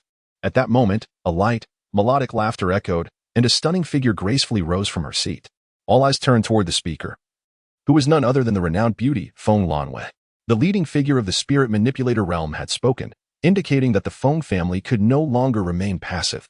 Yet, upon hearing Feng Lanwei's voice, Lin Xiao's gaze sharpened, his expression growing somewhat frigid. Regarding the Pan family affair, Lanwei acted impulsively. "I hope the young brother will not take offense." Feng Lanwei smiled charmingly, her exquisite beauty nearly melting the hearts of onlookers. Was there a connection between Haimu and Feng Lanwei? I had heard that the marriage negotiations between the Feng and Shen families were rumored within the Feng family's vassal clan. At that time, the head of the Pan family was murdered, and it remains uncertain whether there was any involvement from Haimu. Should there truly be a link to Haimu? A conflict with the Feng family would ensue, making it difficult for the Feng family to draw Haimu into their fold. The crowd looked at Feng Lanwei with curiosity, eager to hear how the rising Feng family would attempt to win over Lin Xiao. Miss Feng's ambition is truly commendable. Lin Xiao spoke with a tone of composure, recalling how the two nearly came to blows at the Pan family residence, and now, unexpectedly, she was apologizing to him in an effort to garner his favor. Ah, how limited is the heart of this young lady compared to the vastness of young Master Haimu. Feng Lanwei maintained a smile on her face as she gracefully said, "If young Master Haimu does not mind, the Feng family would be delighted to have a talent like you among us." Lin Xiao's expression slightly tightened. There is no need for young Master Haimu to hastily decline. Perhaps the terms offered by the Feng family will pique your interest. Feng Lanwei remarked with an air of nonchalance. "What are the terms?" Lin Xiao inquired. "The Feng family is willing to offer one grade 6 spirit stone," Feng Lanwei stated calmly. However, to the ears of those present, it was as if a thunderclap had erupted. Grade 6 spirit stones are indeed rare treasures of the heavens and earth, formed from the essence of the world's spirit energy over countless millennia. Far more precious than grade 6 elixirs. Once refined, one's elemental power and strength would experience remarkable growth. Even a martial sovereign refining a grade 6 spirit stone could potentially ascend to the ranks of martial lords. Such a rarity is sought after by even the martial sovereigns present. Upon hearing the mention of grade 6 spirit stones, Zhou Xiang's eyes sparkled with fervent interest. Once, a spirit stone the size of a fingernail had surfaced in the Long'an Empire, reportedly sold for millions of gold coins, though in truth, it was obtained through much greater means to fulfill an enormous request from its seller. Since then, No further news of grade 6 spirit stones had emerged. Over the years, whether it be Zhou Xiong or the aging Empress Mingxi, both have exerted considerable effort in their quest to join the ranks of the martial lords and prolong their lives. Alas, they have failed to attain such a goal. At this moment, however, the Feng family astonishingly presents a mere fingernail's worth of 6th grade spirit stones to entice Lin Xiao. This implies that the Feng family possesses at least several multiples of 6th grade spirit stones. Otherwise, they would not be able to so readily offer such a precious commodity. This clearly indicates that the stakes the Feng family is willing to invest are monumental. In contrast to the 6th grade elixirs, which can only be refined by martial sovereigns or even martial lords, the requirements for refining spirit stones are relatively minimal. Individuals of any cultivation level can refine a certain quantity. The adverse effects of spirit stones are nearly negligible. The martial sovereigns and high-level spirit controllers present were all taken aback. Nearby, Feng Xiang's brow twitched. 6th grade spirit stones are the Feng family's closely guarded treasures. And even he lacks sufficient spirit stones for refinement. To his astonishment, Feng Lanwei had revealed this matter and even offered it to an outsider. Even if Lin Xiao is an extraordinary talent with boundless potential, he remains an outsider, regardless of his future achievements. It is uncertain whether he could bring commensurate benefits to the Feng family. Moreover, who knows when Lin Xiao will mature? Contemplating this, Feng Xiang's brows furrowed deeply. Yet upon realizing that the family had privately set this price to entice a genius for Feng Lanwei, he refrained from voicing any objections. Lanwei Chenyin hurriedly interjected from the side. I have my own judgment, Feng Lanwei replied, pouting slightly, her gaze fixed intently on Lin Xiao. I wonder if Brother Haimu is interested in 6th grade spirit stones? A boundless surge of murderous intent welled up within Lin Xiao. The 6th grade spirit stone, a token that had been cunningly seized from him a year prior by Feng Lanwei and Qin Yin, was a cherished memento left behind by his mother. A complete piece. At this moment, Feng Lanwei dared to present a spirit stone the size of a fingernail to entice him. I will not join the Feng family. After a brief moment of stillness, suppressing the fury and killing intent boiling within, Lin Xiao finally spoke, his words barely a whisper. Feng Lanwei furrowed her brow, taken aback. She had not anticipated such a direct refusal despite offering such a substantial price. I hope you will reconsider, young brother, she said, her tone tinged with reluctance. No need for reconsideration. Today, Haima shall not align with any faction, Lin Xiao declared. Casting a glance at the several clan leaders on the platform, I appreciate the goodwill of the esteemed clan heads. He then turned his gaze towards Ming Huang and spoke. Thank you, Uncle Ming. The Holy Yuan Academy is indeed renowned across the continent and undeniably enticing. However, I have matters to attend to and cannot serve the royal family at this time. Subsequently, Lin Xiao directed his attention to Yi Fenghua. I am grateful for your kind regard, Alliance Leader Yi, but I have already taken a master and shall not seek another. I hope you will understand. At that moment, the crowd was left in stunned silence. Lin Xiao had outright rejected all factions, foregoing immense benefits. The clan leaders and martial artists were equally bewildered, their expressions revealing confusion and a hint of disappointment. Where does this young brother intend to go? Yi Fenghua inquired. Equally astonished. Initially, I considered myself a member of the Spirit Control Masters Alliance. If possible, I would gladly remain within this realm as the esteemed vice leader of the Linshui City branch, Lin Xiao replied. Yi Fenghua was momentarily taken aback, and an eerie silence enveloped the surroundings. Soon after, Yi Fenghua could not help but chuckle. Certainly, that is more than acceptable.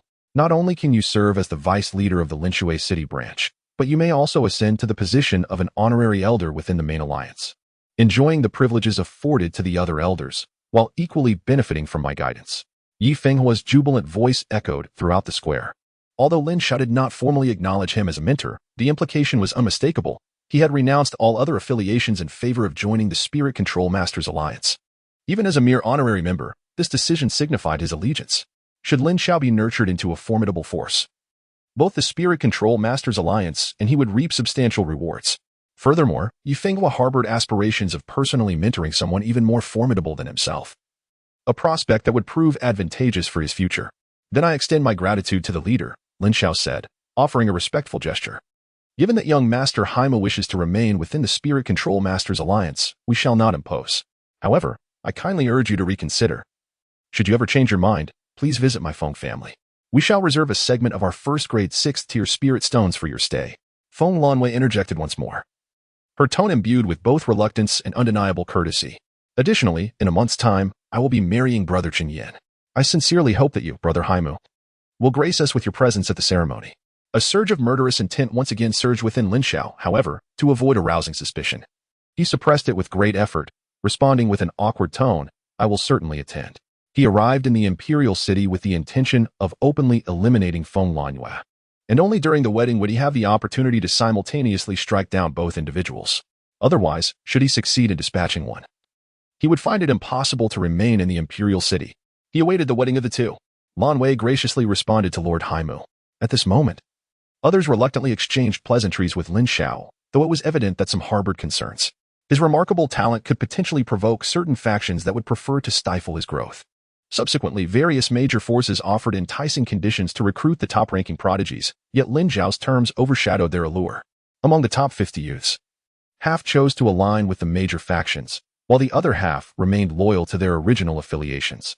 The current alchemical competition concluded amidst fervent discussions, with all present aware that a genius named Haimo had managed to concoct a fourth-grade elixir and snatch the championship, ensuring his name would be etched in history. The name Haimo would soon resonate throughout the entire empire. As the crowd departed, still immersed in the aftermath, the square fell into a hushed silence. And the Spirit Control Guild also grew markedly quieter. Meanwhile, Yunfeng, the second-place contender in the alchemical competition, inexplicably vanished after the event, leaving many factions astonished. Lin Xiao, alongside Yi Fenghua and the other members of the Spirit Control Guild, was triumphantly welcomed into their ranks. Chapter 144. Refining the blood of the serpent into the void-breaking pill, traversing the winding paths of the Spirit Control Master Alliance. Lin Xiao was ultimately led by Yi Fenghua to his secluded residence, a place of formidable defenses where even the deputy leader seldom set foot. Truly befitting of the leader of the Spirit Control Master Alliance, the spiritual energy here was twice that found outside. Upon entering the ancient chamber, Lin Xiao couldn't help but marvel at the surroundings. At the tender age of 16, possessing the ability to concoct fourth-grade elixirs as a third-grade intermediate spirit controller, and endowed with spiritual energy, one could only wonder about the caliber of his master who had nurtured such a prodigy. Observing Lin Xiao, Yi Fenghua, while expressing his admiration, cautiously inquired about Lin Xiao's master, his curiosity matching Lin Xiao's own. To be candid, Alliance leader, my master has passed away, Lin Xiao replied directly. However, he was akin to a half-master to me. The swallowing heaven spirit emperor has already been devoured by his own power. Passed away. Yi Fenghua was momentarily taken aback, gazing at Lin Xiao in astonishment. Such an extraordinary figure had already departed from this world. It was indeed a great loss. With the existence of the violent pill formula, it was reasonable to assume that Lin Xiao's master was a person of considerable renown during his lifetime. In the end, Yi Fenghua sighed with profound regret. In truth, my master was quite similar to the Alliance leader, though he bequeathed a greater number of pill formulas. As for the violent pill formula, should the Alliance leader desire it, I would not hesitate to present it. Lin Xiao spoke with nonchalance, for the violent pill formula held little value for him. Moreover, the creation of the explosive elixir necessitates specific medicinal ingredients. It is not merely a matter of possessing the recipe. Entrusting it to Yi Fenghua poses no risk. On the contrary, it may even engender a debt of gratitude from him. What? Are you suggesting that you can provide me with the recipe for the explosive elixir? Yi Fenghua, the foremost spirit controller, momentarily lost his composure, astonished as he questioned his own hearing. Indeed, Lin Xiao affirmed with a nod, his expression devoid of reluctance, as if he were discussing an ordinary matter. With a deep breath, Yi Fenghua's face lit up with unmistakable excitement as he solemnly vowed, Haimu, whatever you require, do not hesitate to ask. As long as it is within my power and the resources of the Spirit Controller Alliance, I shall see it done. You overstate your generosity. Alliance leader, my master wishes for the explosive elixir to flourish as well, Lin Xiao replied, weaving his words. To be frank with you, Alliance leader, I do have areas where I require assistance. I have many enemies, and in times of peril, I hope you might lend me your aid. Oh, there are those who wish to harm you? Yi Fenghua inquired, slightly taken aback. Lin Xiao nodded, offering the explosive elixir's recipe as a means to forge an alliance with the Spirit Controller Alliance. After all, he was up against two prominent families. And should Yi Fenghua be willing to assist, it might enhance his chances of success. Perhaps, Lin Xiao sighed. But should the situation become complicated, the alliance leader is under no obligation to intervene. Young brother, what are you saying? I, Yi Fenghua, am not one to forsake righteousness for profit. If you are willing to share the recipe for the explosive elixir, how could I remain at ease should you encounter any misfortune? Yi Fenghua nodded emphatically, assuring, rest assured, wherever you require assistance, I, Yi Fenghua, pledge that I shall not keep anything concealed. Moreover, you are now a member of the Spirit Control Alliance. Anyone who opposes you is effectively opposing the alliance. Just on that account, I will certainly lend my hand when necessary. Then I must express my gratitude to the alliance leader. Lin Xiao replied, nodding before continuing. By the way, leader, you have been at the advanced 4th rank of spiritual power for quite some time, haven't you? At Lin Xiao's inquiry, Yi Fenghua momentarily paused, a hint of helplessness crossing her features. It has indeed been several years. The further one progresses in spiritual power, the more arduous the advancement becomes. This particular step may take quite a while. Attaining the 5th rank of spirit controller is no small feat. Lin Xiao nodded slightly in agreement, acknowledging that reaching the 5th level of spiritual power is exponentially more challenging than the 3rd or 4th ranks. Many individuals find themselves stagnating at the threshold of the 5th rank. Otherwise, the entire empire would not be devoid of 5th rank spirit controllers. Nor would Yi Fenghua stand alone as the sole individual to achieve the advanced 4th rank. I happen to possess a formula that could enhance the likelihood of advancing to the 5th rank of spiritual power by 50%, the Bai Ling Dan. While this formula may not hold immediate utility, I suggest it be entrusted to the alliance leader. With your skills and innate talent, you might very well achieve a breakthrough to the 5th rank, Lin Xiao stated once more. This was indeed the most captivating prospect for Yi Fenghua. A contingency plan she had prepared. What? A formula to enhance the chances of reaching the 5th rank of spiritual power? Upon hearing about the Bai Ling Dan, Yi Fenghua's eyes gleamed with excitement. He had been stagnating at the 4th tier advanced spiritual power for several years, exhausting every conceivable method. Yet he could not ascend to the 5th tier spiritual power. At this rate, the prospect of becoming a 5th tier spiritual controller might take him another 10 or 8 years. At this moment, Lin Xiao unexpectedly offered him a formula that promised a 50% chance of achieving 5th tier spiritual power. Yi Fenghua's heart surged like a tumultuous wave. Even a mere 10% guarantee would compel him to seek out the necessary herbs with utmost fervor. Lin Xiao nodded nonchalantly, and Yi Fenghua, filled with excitement, exclaimed, Haimu. If you require anything, just ask, and I shall lend my unwavering support. Should the need arise, I shall not hesitate to approach the alliance leader for assistance. Lin Xiao did not broach the subject of requesting help again, as it was evident that Yi Fenghua's intentions were sincere. Should he find himself in peril, Yi Fenghua would undoubtedly come to his aid. Subsequently, Lin Xiao presented the formulas for the Thunderfire Evil Pill and the Azure Spirit Pill to Yi Fenghua, whose exuberance elicited a mixture of amusement and exasperation from Lin Xiao. Perhaps he was the only one who could witness such a graceful master in a state of disarray. The formula, indeed, was the lifeblood of a spiritual controller. No spiritual controller could resist its allure. Before departing, Lin Xiao instructed that no one should disturb them. Yi Fenghua promptly issued a solemn command to the entire spiritual controller alliance, which immediately fell into a state of heightened vigilance. After Lin Xiao's departure, Yi Fenghua swiftly ordered and generously funded a significant deployment of personnel from the Spiritual Controller Alliance to scour for the ingredients of the Azure Spirit Pill. The procurement of these ingredients became the foremost priority for the alliance, with numerous sub-alliance members returning promptly to join the search for the coveted herbs. Moreover, the Spirit Control Master Alliance invested heavily in acquiring the medicinal materials for the Blood Spirit Elixir, a move that startled other factions as well. Lin Xiao had long anticipated Yi Fenghua's actions and chose not to concern himself with them. Upon returning to his chamber, he firmly closed the door and, moving to a corner of the room, eagerly retrieved the blood-shattering elixir from his storage ring. He hoped that the blood-shattering elixir would have an effect on the blood dragon manifestation within his dantian. With a deep sigh, Lin Xiao sat cross-legged on the floor and swallowed the blood-shattering elixir. As the elixir slid down his throat, it felt akin to a burning ember, igniting a sensation of searing heat within him. Once it settled in his abdomen, a terrifying surge of energy began to stir. The sea of his dantian erupted in a tumultuous boil, with waves of energy cascading throughout his flesh and blood, infusing every part of him with a potent vitality. Chapter 145, Midnight Assassination. Lin Xiao felt as though his entire body was on the verge of being incinerated. His veins stretched to the brink of bursting under the relentless torrent of energy, which left him somewhat disoriented. Yet, through sheer willpower, Lin Xiao persevered. Gradually, as time passed and the night deepened into silence, he sensed that the process of refinement was nearing its conclusion. However, at that very moment, an intense sense of peril surged within him, followed by a voice filled with regret and unbridled fury. You actually refined the blood-shattering elixir. A tremendous surge of terrifying spiritual energy enveloped Lin Xiao, seizing control of his body and violently hurling him towards the wooden window. A 4th-tier high-level spiritual force. Lin Xiao felt a throb in his forehead. They could never have anticipated that just as he was on the verge of refining the Huishiwei Poxa pill, a 4th-tier high-level spirit controller would strike at him. In that fleeting moment, Lin Xiao fervently completed the final refinement of the Huishiwei Paksa pill. Best not to act recklessly, or your life may be forfeit. The voice of the elder echoed in Lin Xiao's ears as his body crashed against the window. Roar. At this critical juncture, an echoing dragon's roar suddenly erupted from within Lin Xiao as a pale earth-colored light blossomed from his dantian. A colossal blood-colored dragon shadow materialized behind him, emanating an ancient and overwhelming pressure. The terrifying waves of energy shattered the spiritual force that bound him, causing the entire room to collapse in a cacophony of splintering wood. The blood dragon manifestation, now at the initial stage of the earth tier. An astonished voice resonated, while Lin Xiao's eyes gleamed with brilliance.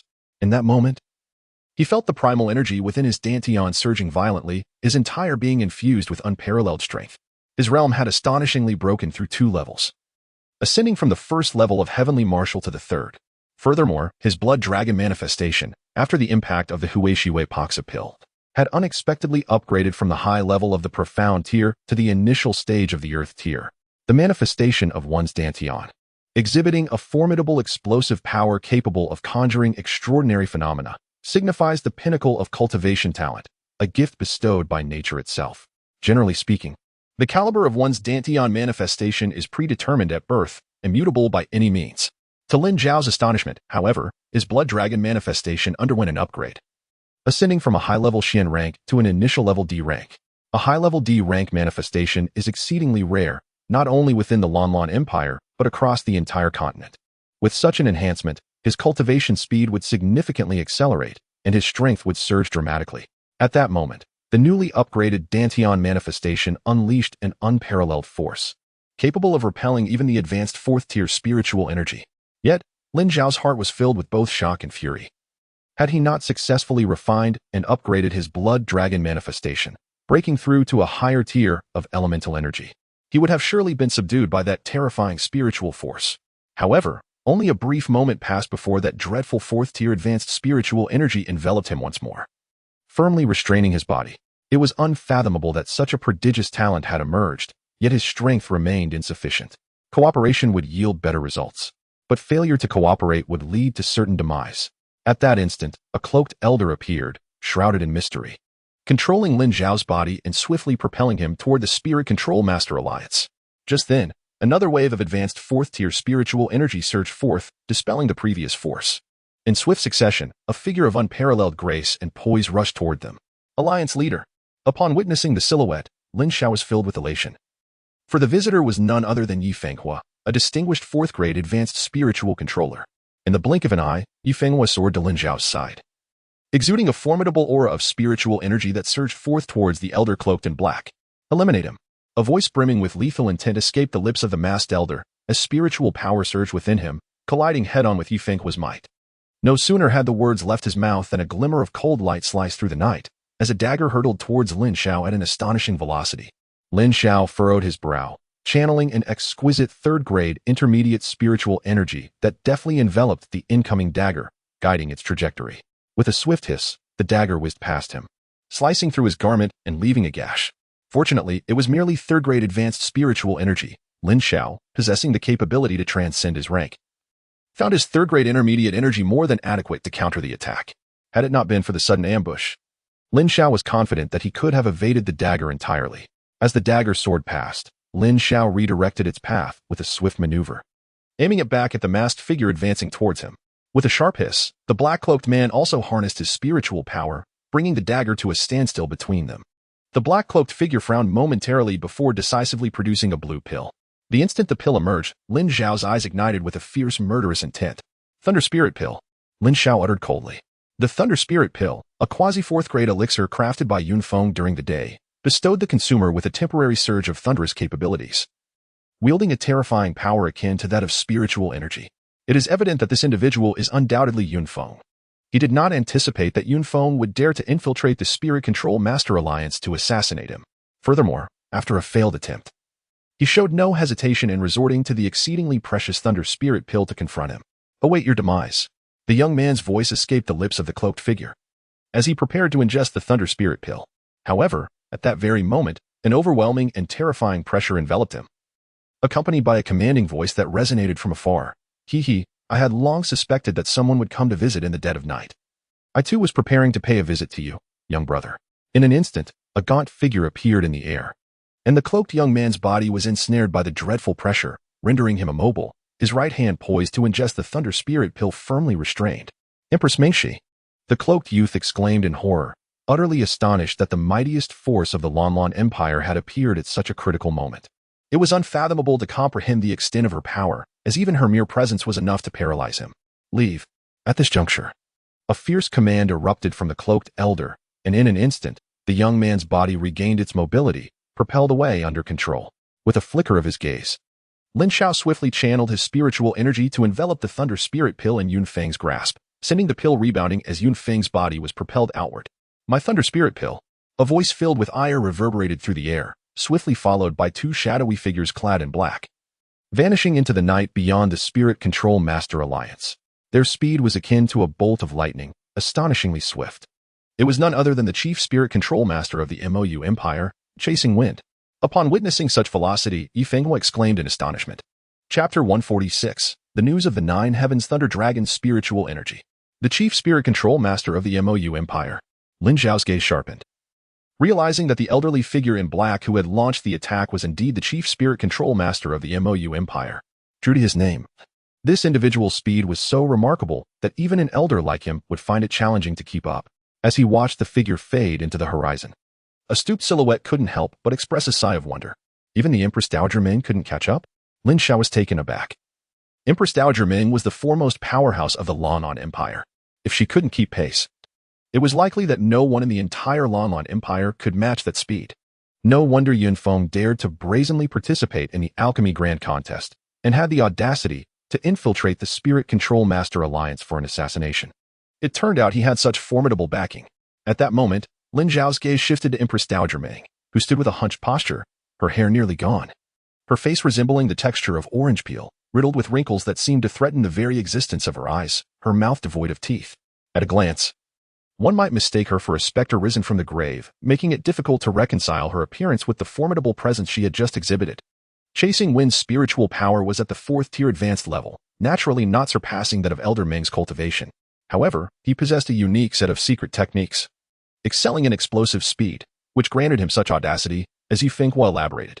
Lin Xiao understood that possessing a 4th-tier high-level spiritual power indeed rendered him unable to contend with high-ranking martial sovereigns. This left only one possibility. The individual must excel in a particular secret technique, maximizing their speed to the utmost. He glanced at Yifenghua and then at Empress Dowager Mingxi, respectfully clasping his hands together. He sincerely expressed, "I am truly grateful to Empress Dowager Ming and the Alliance leader for your intervention. Otherwise, my safety would have been most precarious." The little one exaggerates. "Even had they not intervened, I would have acted," the Empress Dowager replied in a hoarse voice, a hint of indifference glimmering in her gaze. "If I am not mistaken, these two individuals are indeed the culprits who attacked my dear Ying." "Oh." Lin Xiao was taken aback, instinctively connecting the dots. On that day, the assailants against Meng Ying had been a 3rd-tier and a 4th-tier spiritual controller. Following Zhou Xiong's defeat at their hands, it appeared as though the Feng and Chun families were framing Zhou Xiong, which further entrenched the royal family's belief in the culpability of the Feng and Qin clans, exacerbating the animosity between the three great families and the royal court. In reality, it was highly likely that the empire of MOU's Wind Chaser and Cloud Maple had been stoking the flames. If this were indeed the case, the empire of MOU might have ulterior motives. Moreover, with the empire of MOU brazenly appearing before the Lanlan Empire, it suggested the potential for a significant conspiracy lurking in the shadows. However, even if war were to break out between the two nations, it was not an immediate concern for him. It seems that the empire of MOU has significantly bolstered its strength over the years. Yifenghua remarked with a note of concern. Empress Dowager Mingxi furrowed her brow, a cold expression settling on her face. The wrinkles on her lips stirred as she proclaimed, should they dare to act recklessly, our Lanlan Empire possesses enough strength to ensure they do not escape unscathed. Yifenghua nodded, expressing no excessive concern regarding this matter. The conflicts between the two nations inevitably result in immense losses, which explains why, despite their long-standing grievances, neither side has taken significant action. By the way, Haimu, have you achieved a breakthrough to the 3rd level of Tianwu? At this moment, Empress Mingxi's gaze was fixed on Lin Xiao, her surprise evident. She could not be deceived regarding his true cultivation level. At just 16 years of age, reaching the 3rd level of Tianwu, his innate power is indeed comparable to that of Feng Lanyue and Shen Yan. I fortuitously broke through by refining the Huaishu epoxy pill, Lin Xiao admitted candidly. To possess such remarkable accomplishments in both elemental and spiritual cultivation, he is truly a rare talent of the Lanlan Empire. If he continues to progress, the Moyu Empire may soon find itself lagging behind. Yifenghua nodded in approval, acknowledging that, in his view, Lin Xiao's primary talent lies in his spiritual power. You flatter me, the leader, Lin Xiao replied modestly. Meanwhile, experts from the Spiritual Control Masters Alliance, including Lu Zheng Hongmao, Situ Guang, and Wen Rinyang, hurried toward the scene. What has transpired? Lu Zheng Hongmao inquired, frowning upon witnessing the unfolding events. Someone has become envious of Haimu and sought to abduct him. When unable to do so, they resorted to murder to silence him. Yifenghua responded. In truth, the others had arrived just in time. But the speed at which Chasing Wind and Yunfeng acted was simply astonishing. Who possesses the audacity to enter our Spiritual Control Masters Alliance and commit murder? Situ Guang exclaimed with anger. Indeed, we, the Alliance of Spirit Controllers, are not mere soft persimmons to be easily manipulated. Those who dare to disregard our alliance shall certainly witness our resolve. Another elder concurred. Patience, everyone. This individual is not from our nation. It will not be easy to unearth their intentions. This matter shall be handled by me. Yifenghua addressed the assembly. Not from the Lanlan Empire. Could it be the Moyu Empire? The crowd furrowed their brows, their faces displaying signs of anger. Haimo, are you all right? Wenren Liang approached, concern etched on his features. I am fine. Thank you all for your concern, Lin Xiao replied with a smile, easing the worries of those around him. Ah, little Yi. I have certain matters to discuss privately with Haimu. At this moment, Empress Mingxi's face trembled with a smile, her wrinkles shifting. The gathering finally noticed Empress Mingxi, and a chill ran through them. How could they feel unsettled with the strongest of the Lanlan Empire present? With a slight frown, Yifenghua surveyed the crowd and declared, all is well now. Disperse and remain vigilant. Senior Ming, please proceed to that room. Yifenghua pointed towards a nearby courtyard. With a gentle smile, Empress Mengxi ambled towards the courtyard, her frail demeanor resembling that of an elderly figure nearing the end of life, utterly inconspicuous as a formidable martial sovereign. After greeting the crowd, Lin Xiao slowly followed Empress Dowager Mingxi to her room. Once inside and the door closed, he turned to her and inquired, might I ask why you sought me out, Empress Dowager? Hee. I've heard tales of your exceptional talent, Empress Dowager Mingxi chuckled, her wrinkles nearly obscuring her eyes. You flatter me, Your Highness, Lin Xiao humbly replied. I also hear that you seem somewhat disinterested in the Sacred Yuan Academy, the Empress stated directly. It's not that. Rather, I simply do not have immediate plans to attend Sacred Yuan Academy, Lin Xiao admitted, a hint of embarrassment crossing his face. It seems you truly are unaware of what the Sacred Yuan Academy entails, Empress Dowager Mengxi sighed, proceeding to elaborate. The depth of power housed within the Sacred Yuan Academy is astonishing. Its renown across the continent stems from the presence of the Nine Heavens Thunder Dragon spiritual energy. The disciples there cultivate using this spiritual energy, allowing them to progress at a pace exponentially faster than those outside. Perhaps the place could be of great benefit to you. What? Nine Heavens Thunder Dragon spiritual energy. Lin Xiao's heart trembled at the mention. The Nine Heavens Thunder Dragon spiritual energy ranks 13th on the list of celestial energies. Symbolizing the might of thunder, fierce and formidable, its power rivaling that of the ultimate devouring sky spiritual energy. He could hardly fathom that such celestial energy existed within the Sacred Yuan Academy. Of course, the rankings of spiritual energy are relative. A concentration of spiritual energy amassed over millennia would undoubtedly surpass newly birthed energy in potency. Certainly, the ethereal energy known as spiritual energy cannot merely be assessed by the duration of its cultivation. It is exceedingly challenging to ascertain definitively which form of spiritual energy is superior. Simultaneously, this revelation has profoundly altered Lin Xiao's perception of the Xingyuan Academy. The institution is far from the simplistic entity he had previously envisioned.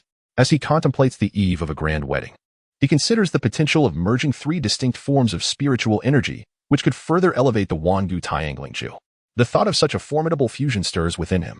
While others might not even dare to imagine the amalgamation of three types of spiritual energy, he finds himself in a unique position to embrace this possibility. Having already merged two forms, he recognizes this as a pivotal condition for the advancement of the Wangu Triangling Ju within his mind. However, even he feels a deep sense of trepidation at the thought. The fusion of two types of spiritual energy is a rarity of the ages, and the implications of merging three are beyond his wildest imaginings. Without a doubt, a visit to the Xingyuan Academy is imperative. Lin Xiao clenches his fist with determination. Observing Lin Xiao's reaction, Empress Mingxi's face briefly illuminated with pride. She then produced an ancient token and declared, This token represents your admission to the Shiguan Academy. I perceive a fortuitous connection between you and our royal family, thus I bestow it upon you. There is no obligation for you to serve the royal family. But should you wish to assist in the future, your capabilities may prove beneficial. Lin Xiao felt a twinge of embarrassment. Empress Mingxi was essentially gifting him this opportunity. As he prepared to decline, she interjected, "You need not refuse. In recent years, our royal family has lacked suitable candidates for the Xingyuan Academy, and retaining this token would serve little purpose. That evening, I humbly accept your command." Lin Xiao did not refuse any longer and simply put away the token. "Fear not. Should there be a need for assistance in the future, I shall certainly lend my utmost support. Hiki, your talent is indeed compelling enough to provoke a wager." Empress Mingxi sighed and shook her head. Nevertheless, Lin Xiao felt immense gratitude towards Empress Mingxi for graciously offering him such a significant opportunity at the Sacred Origin Academy, which transcended mere gambling. After a brief conversation, Lin Xiao found that the most formidable figure in the Lanlan Empire was not as aloof as he had imagined. However, he refrained from mentioning anything regarding Feng Lanyue, as Mingxi was intertwined with the entire royal family. He hoped that, given his past act of saving Meng Ying, the royal family would not take advantage of him in the future. Subsequently, as he retrieved the Thunder Spirit Pill once more, a look of sheer excitement illuminated Lin Xiao's face. Yunfeng had indeed suffered a double loss in his attempt to eliminate Lin Xiao. He had inadvertently bestowed upon him such a precious elixir. The Thunder Spirit Pill, once ingested and refined, would grant him the formidable power of thunderous energy, albeit temporarily. Yet, it bestowed upon him an additional method of powerful attack, something many spirit manipulators coveted. It was undeniable that both Chasing Wind and Yunfeng had invested heavily in their pursuit to eliminate him, even resorting to consuming the Thunder Spirit Pill directly. Tragically for them, it ultimately ended up in his possession. One could only imagine how furious Yunfeng must be at this moment. Of course, both Chasing Wind and Yunfeng acted with remarkable decisiveness, fully aware that experts from the Spirit Manipulators Alliance would soon arrive. In their desperation to seize him, they intended to extinguish his life without hesitation. Unable to be killed, he chose to retreat at the first opportunity. The two individuals posed a substantial threat to him from the shadows. Nevertheless, Lin Xiao felt little concern, for he possessed the formidable trump card of the Heavenly Demon Scorpion, which could ensure his survival in dire circumstances. Furthermore, both the Spirit Control Master Alliance and the royal family were keeping a close watch on the duo, making their attempts to act rather challenging. At present, Lin Xiao's foremost priority was to devise a strategy against Feng Lanyue and Chen Yan. He had no intention of leaving the Spirit Control Master Alliance anytime soon. Instead, he planned to cultivate discreetly within its confines, preparing replenishing elixirs such as the Spirit Recovery Pill. Lin Xiao also appreciated the benefits of being a guest elder, as it granted him access to rare herbs that were typically hard to procure. With the manifestation of his Dantian reaching the initial stage of the earth level, his cultivation talent and speed surged exponentially. He aimed to elevate his strength to its utmost pinnacle within a month. The assassination attempt on Feng Lanyue during the night quickly spread throughout the imperial city. Many sought to visit Lin Xiao, but the Spirit Control Master Alliance deftly used this incident as an excuse to decline most visitors. They also disseminated the news that Lin Xiao was in seclusion, refining the Hui Shiwei Pisu pill. The Qin and Feng families were naturally among those turned away, even when Qin Qingo came to pay her respects. To avoid unnecessary complications, Lin Xiao chose to evade her visit. Similarly, the Feng family dispatched Feng Hua, who was also graciously declined by Lin Xiao, who cited his seclusion for cultivation as the reason for his refusal. However, Lin Xiao's reputation and the events surrounding him became a topic of fervent discussion in the imperial city for nearly a month. Simultaneously, a more vibrant affair was unfolding within that very month, the marriage of Feng Lanyue and Chen Yan. As their grand wedding approached, the population of the imperial city swelled, with numerous factions from the Lanlan Empire receiving invitations. The streets and alleys of the imperial city buzzed with news of their impending nuptials and various speculations. The entire Lanlan Empire was abuzz with discussions, overshadowing Lin Xiao's rise to fame. In tandem, whispers emerged from the royal family and the Zhou clan regarding the impending union of Zhou Roi and Meng Shang, signifying a matrimonial alliance between the royal family and the Zhou clan. Troops from the royal family and the three prominent families were continually summoned from other cities, intensifying the vigilance within the imperial city. This atmosphere suggested an impending storm, hinting at potential upheaval in the delicate balance between the royal family and the three major clans, possibly transforming their cooperative dynamics into a competitive standoff.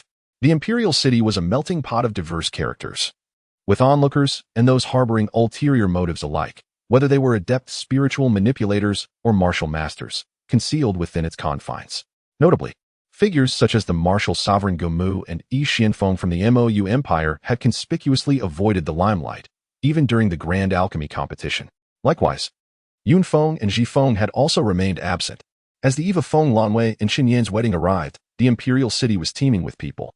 Inns and taverns were fully booked, and the streets thronged with bustling crowds, leading to frequent skirmishes among various factions.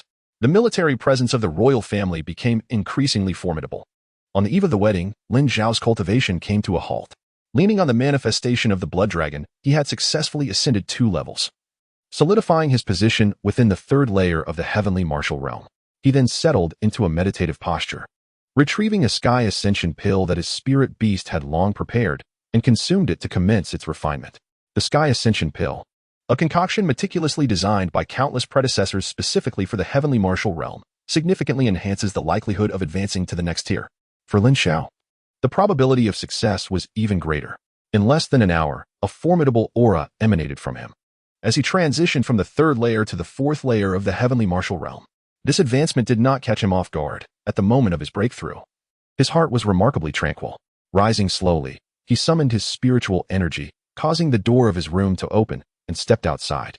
Feng Lanwei, Qin Yan. It is time for our chapter to conclude. Lin Xiao remarked with a deep sigh as he gazed towards a specific direction. Over the past year, he had amassed the most formidable power he could muster to confront this unknown force. Victory or defeat awaited him on the morrow. The desire to eliminate Feng Lanwei and Qin Yin had become his unwavering belief, the core of his martial spirit. On the following day, regardless of the might of the 2 powerful families, he was resolute in his intent to confront them, to strike them down.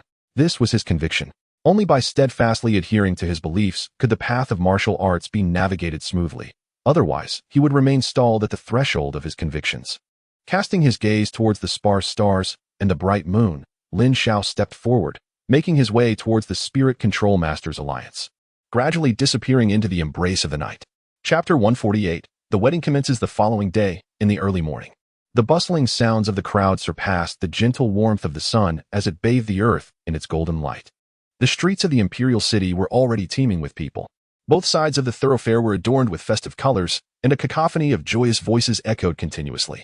On an inconspicuous rooftop, Lin Xiao sat cross-legged with his eyes closed. A gentle breeze swept by, causing the sleeves of his black robe to flutter softly. His vital energy surged, dissipating the chaotic aura surrounding him, transforming him entirely. The mask upon his face shattered under the force of his energy, revealing a clean and slightly refined visage. In that moment, the name Haimu could fade into oblivion. He was Lin Xiao. Upon this unblemished and handsome countenance lay a newfound determination, his expression remarkably serene. With a subtle movement, he flicked his long robe, the fabric billowing gracefully behind him. Though no trace of energy flowed within him, he emanated the essence of a sword poised to be drawn. Reaching for his storage ring, a black iron pipe, over half a length of a fathom, materialized in his hand. With a deft motion, he swung it back, producing a soft, resonant clang that sent ripples of energy flowing behind him, stirring his robe. Securing the iron pipe onto the strap across his back, Lin Xiao leapt from the rooftop, landing soundlessly in the alley below. The once cumbersome weight of the iron pipe now felt utterly commonplace upon his back. Gradually, he began to stride towards the main road beyond the alley. As the sun ascended to its zenith, the sounds of drums and gongs resonated with increasing urgency, heralding the approach of a grand procession from the direction of the Chen family. In the center of the scene stood an extraordinarily handsome young man, adorned in a flowing red robe. His fair complexion was often illuminated by a gentle smile, and he cradled a vibrant red embroidered ball in his hands. Striding confidently along the thoroughfare, exuding an air of elegance and grace, this individual was none other than Qin Yan, one of the protagonists of the imperial city on this day. Beside him stood a jovial elderly man with dark hair, emanating an undeniable aura of authority. Though his face bore a smile, it commanded a measure of reverence. This venerable figure was none other than Qin Wendao, the head of the Qin family and a formidable warrior of the Lanlan Empire. To Qin Yan's left stood a strikingly beautiful maiden, her attire both delicate and resplendent, reminiscent of an ethereal fairy untouched by the mundane world. She was none other than Qin Yan's sister, Qin Qing'er. Behind the trio, a formidable assembly of distinguished elders, middle-aged men, and spirited youths formed a striking procession.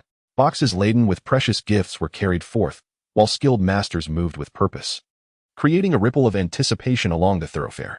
The main avenue of the imperial city was nearly enveloped by the Qin family's entourage, which included various factions they had invited, all marching with great momentum toward the Feng family. As the grand procession flowed past, the crowd gathered along the streets surged in excitement, transforming the thoroughfare into a scene of vibrant enthusiasm as the atmosphere of the imperial city buzzed with extraordinary liveliness. Before long, the grand edifice of the Feng family emerged into view, an awe-inspiring array of palatial structures. Before the majestic palaces stood two colossal stone pillars, upon which rested a horizontal stone, ancient and robust, exuding an imposing presence. The intricately entwined designs of the Feng family resembled a dragon soaring and a phoenix dancing, subtly emanating a magnificent and mysterious aura. At this moment, the members of the Feng family donned festive crimson robes, welcoming the contingent from the Qin family under the auspices of Feng Xiang, one of the paramount powers of the Lan'an Empire, and the enchanting Feng Hua. The wedding banquet of the Feng family was held in their expansive training grounds, which had transformed into a resplendent feast, adorned with countless tables laden with delicacies. The training grounds were abuzz with lively chatter, filled with various factions, far surpassing the number accompanying the Qin family. Upon the arrival of the Qin family, all present rose in unison to acknowledge them. At the heart of the training grounds lay an elongated crimson carpet, upon which stood several individuals.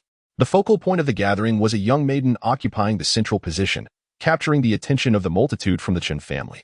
She was adorned in a magnificent, flowing scarlet gown that billowed gracefully around her. Her hair was elegantly styled, accentuated by exquisite hair ornaments that sparkled with ethereal brilliance. Her breathtaking beauty radiated like that of a celestial being descending from the heavens, outshining the sun and moon. Beneath her snow-white neck, her skin glimmered like mutton fat, flowing gracefully into delicate curves, while her slender legs lent an air of elegance that ignited the imagination. This individual, unmistakably the protagonist of the day, is Feng Lanyue, one of the four renowned beauties of the younger generation in the imperial city.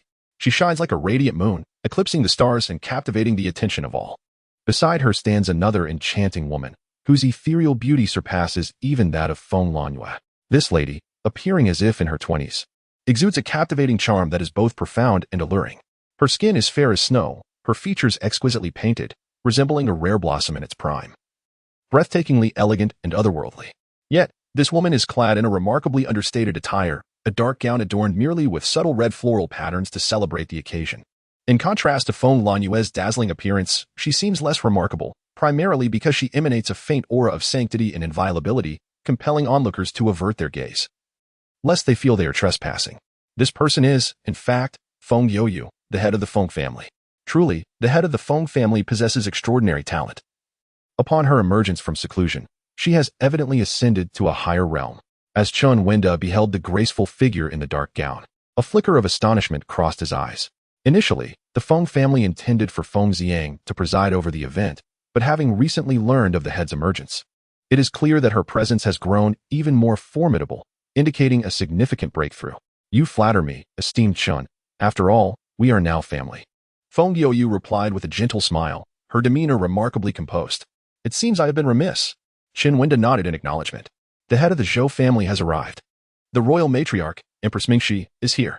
At that moment, the sound of the MC echoed from outside, followed closely by Feng Xiang and Feng Hui, who approached the Feng family's banquet with two teams, each comprising dozens of individuals.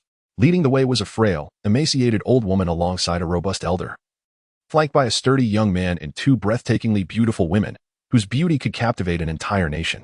The arrival of the royal family and the Zhou clan was met with a swift dispersal of the crowd, clearing a path for the two groups.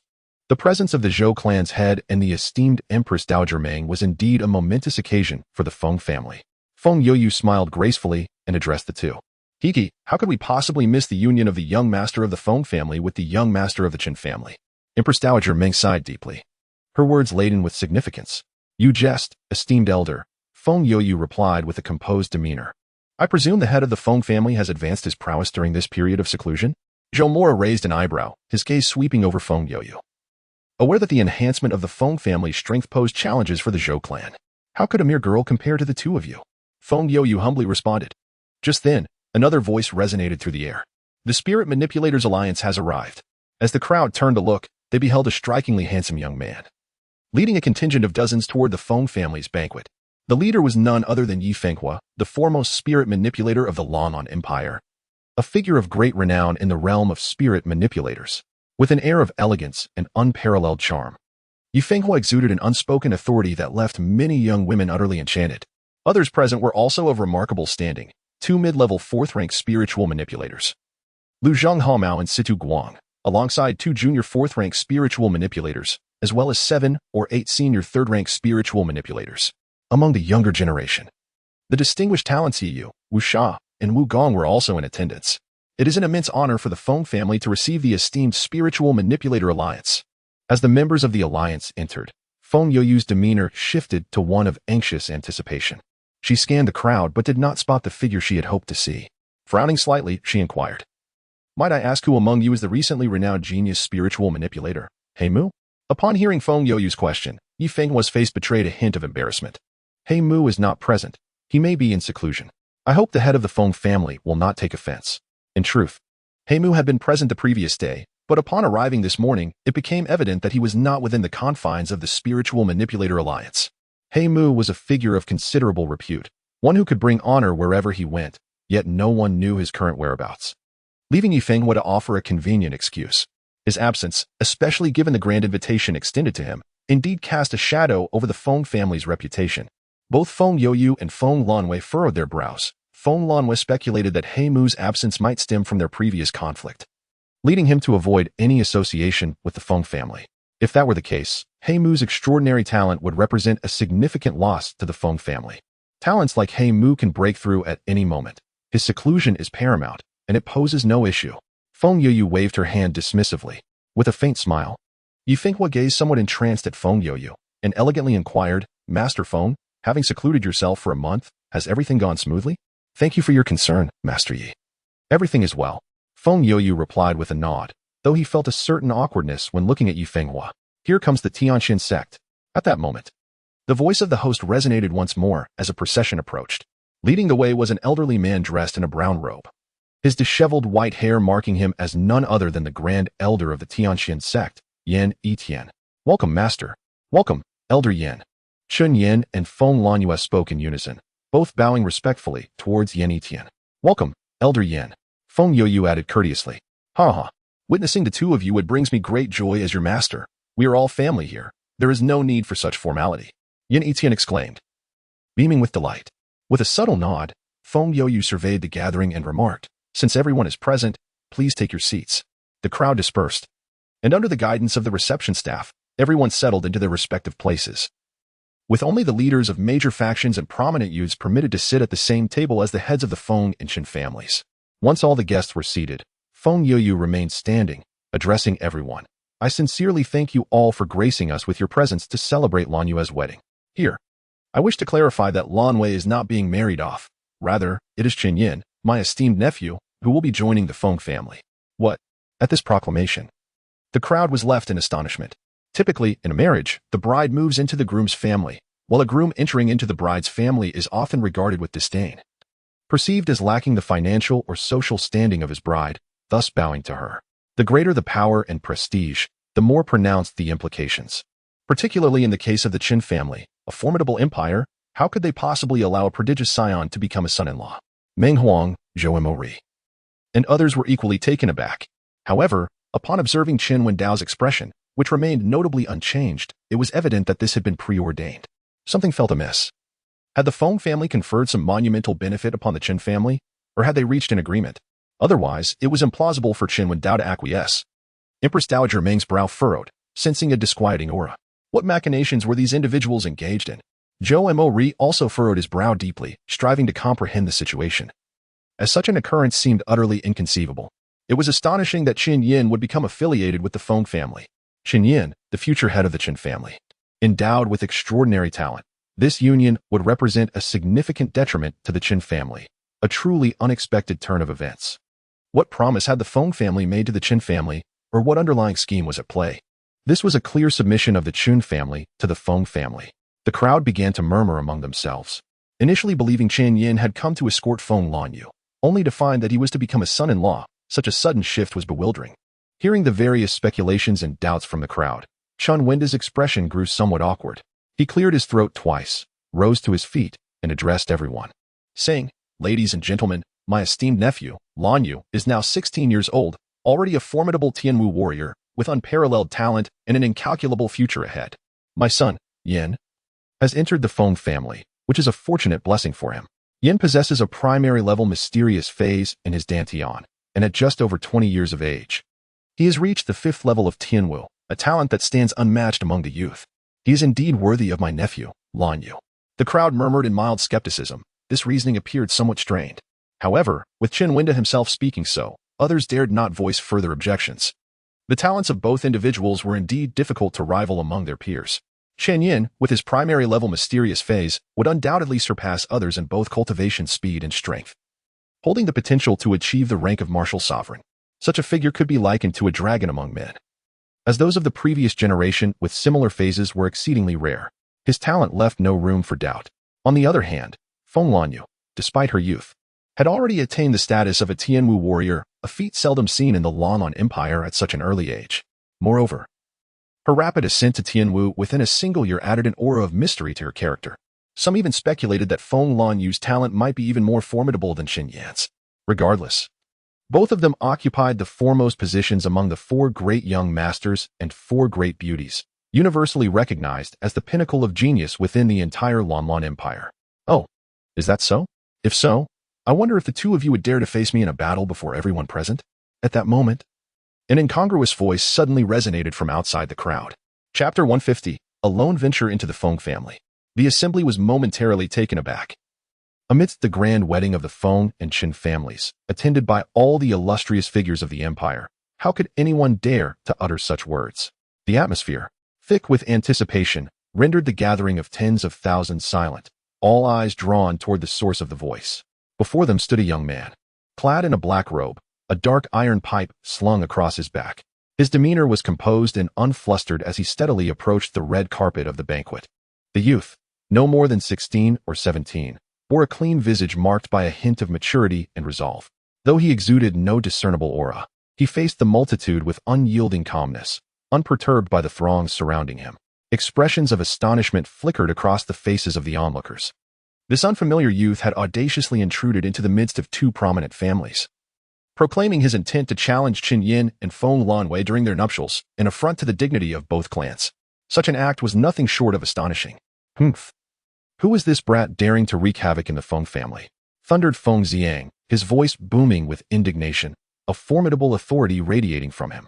In everyday affairs, few would dare to offend the Feng family. Even powerful entities like the royal Zhou family would show deference. Yet here, at such a significant moment, an unknown junior had the audacity to tarnish the Feng family's reputation. This provoked Feng Xiang to unleash a palpable aura of fury. The members of the Feng family were equally incensed. Anger also consumed Qin Winda and the Qin family. For this was not merely an affront to the dignity of the Feng clan, but a humiliation to their own. How could it be him? Yet, upon seeing the visage of the youth, Feng Youyu, the head of the Feng family, was rendered utterly astonished. This young man was none other than the one who had engaged in battle with the Qingniao a year prior. The very one who had saved her life at the cost of an unexpected entanglement. The disparity in their identities and abilities was vast, and it seemed they would never cross paths again. Nevertheless, the memory of their intimate connection lingered in her heart, accompanied by a subtle sense of anticipation. She recalled her parting words to him, uttered in exasperation. If you truly wish to take responsibility, come to the imperial city once you have ascended to the rank of martial king. Little did she expect him to arrive in the imperial city, and not in search of her, but with intentions directed at Feng Lanwei of the Feng family and Qin Yin of the Qin family. With a tumult of emotions, Feng Youyu extended her spiritual sense to scan Lin Xiao.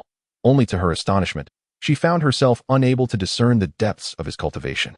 However, she was certain that there was no trace of a martial king's aura emanating from him, suggesting he had employed means to conceal his true strength. That flicker of hope within her quickly dimmed. Yet, upon further reflection, she could not help but chuckle at her own naivety. He had been merely at the Yuanwu realm a year ago. How could he possibly have ascended to the martial king realm in such a short span? It is you. Upon catching sight of Feng Youyu's face, Lin Xiao's heart jolted, and he opened his mouth in surprise, though no words escaped his lips. Once, there existed a woman, ethereal and dreamlike, whom he vowed to surpass in prowess, the very embodiment of a martial sovereign he aspired to emulate. Little did he anticipate that this woman would be none other than the esteemed head of the Feng family, Feng Lanwei. Should he have had the choice, he would have preferred to remain unacquainted with her. Yet, Feng Lanwei became the very target of his oath to vanquish. Thus, they found themselves irrevocably placed upon opposing sides. Confronted with such an unexpected circumstance, Lin Xiao found himself momentarily speechless. Upon beholding Lin Xiao's visage, both Qin Yin and Feng Lanwei's pupils constricted in unison. each uttering his name simultaneously. A year prior, they had employed a minor stratagem, rendering Lin Xiao's dantian useless and forcing a first-tier spirit beast core into his mouth, unbeknownst to anyone. Subsequently, Elder Sun dispatched someone to return the unconscious Lin Xiao, and thereafter, they turned their attention to refining 6th-grade spirit stones, forsaking any further concern for him. Though Lin Xiao had been in a deep stupor at that time, they were acutely aware that having just destroyed his dantian and ingested a spirit core, his demise was inevitable. Elder Sun had merely delivered a lifeless shell back to them. Yet now, he stood before them, vividly alive, seemingly returned to exact vengeance. This revelation left both of them in disbelief. Is it truly him? Elder Sun. Among the ranks of the Tianxin sect, paused momentarily, a flicker of astonishment crossing his features. Initially, he had reaped benefits from the Lin family, granting Lin Xiao a place within the Tianxin sect, only to find that within 3 months, he had incurred Qin Yan's ire, leading to the destruction of his dantian and his expulsion from the sect. Subsequently, news spread of a suicide attempt involving the ingestion of a spirit beast core, leading him to reluctantly send someone to return the individual to the Lin family. He presumed Lin Xiao would surely perish. However, to his astonishment, Lin Xiao miraculously survived, defying all odds. Surely, he must harbor a profound resentment towards Qin Yan, to return from the brink of death, now possessing enhanced strength. Yet this return seems akin to courting disaster. Such a choice appears ill-advised. Unexpectedly, his unwavering obsession with Feng Lanyue shines through.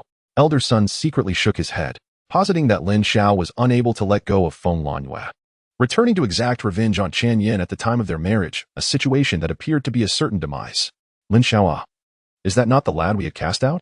Despite having crippled his dantian, he remains unrepentant, daring to venture into the Feng family? Among the crowd of the Tianxin sect, several disciples who had expelled Lin Xiao were momentarily stunned. After a prolonged contemplation, they finally recalled his name and began to whisper among themselves.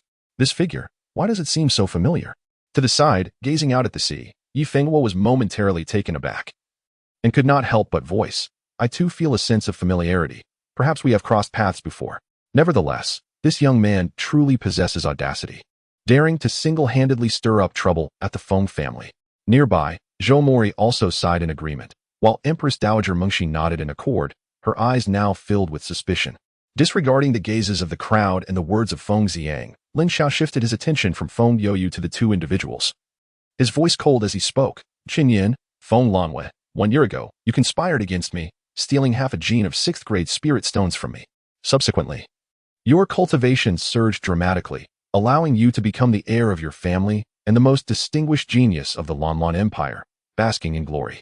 Life must be quite pleasant for you, no? Qin Yin and Feng Lanyue's expressions immediately stiffened. They had not anticipated Lin Xiao would directly address the matter of the 6th-grade spirit stones. What? Half a gene of 6th-grade spirit stones? Upon hearing Lin Xiao's words, Empress Mengxi's eyes sparkled with intensity. She was acutely aware of the significance of half a gene of 6th-grade spirit stones. With such resources, she would have a substantial opportunity to ascend to the rank of martial sovereign, thereby extending her dwindling lifespan. She harbored no doubts regarding the youth's statement, for her experience allowed her to discern that in this context, the young man could not possibly be fabricating nonsense. The primary reason was that during the Spirit Control Master competition, the Feng family had produced a complete half a gene of 6th-grade spirit stones to entice the Blackwood. This alone sufficed to indicate that the Feng family must possess a considerable quantity of 6th-grade spirit stones. Otherwise, they would never have been willing to part with such valuable resources to court an outsider. Coupled with Feng Youyu's breakthrough and Feng Lanwei's meteoric rise in strength, she could ascertain with certainty that the young man's words were indeed the truth. Chapter 151. Dare or not dare? The Feng family actually possesses half a gene of 6th-grade spirit stones. Zhou Mori's heart jolted violently. No wonder the Feng and Qin families had been making significant moves recently. It was all due to this half a gene of 6th-grade spirit stones. The peculiar elder of the Feng family, has he truly achieved a level of power comparable to that of Empress Mengxi? Contemplating this, Zhou Mori's eyes shimmered with a blend of shock and coldness, a vague sense of unease stirring within him. The others were equally astonished.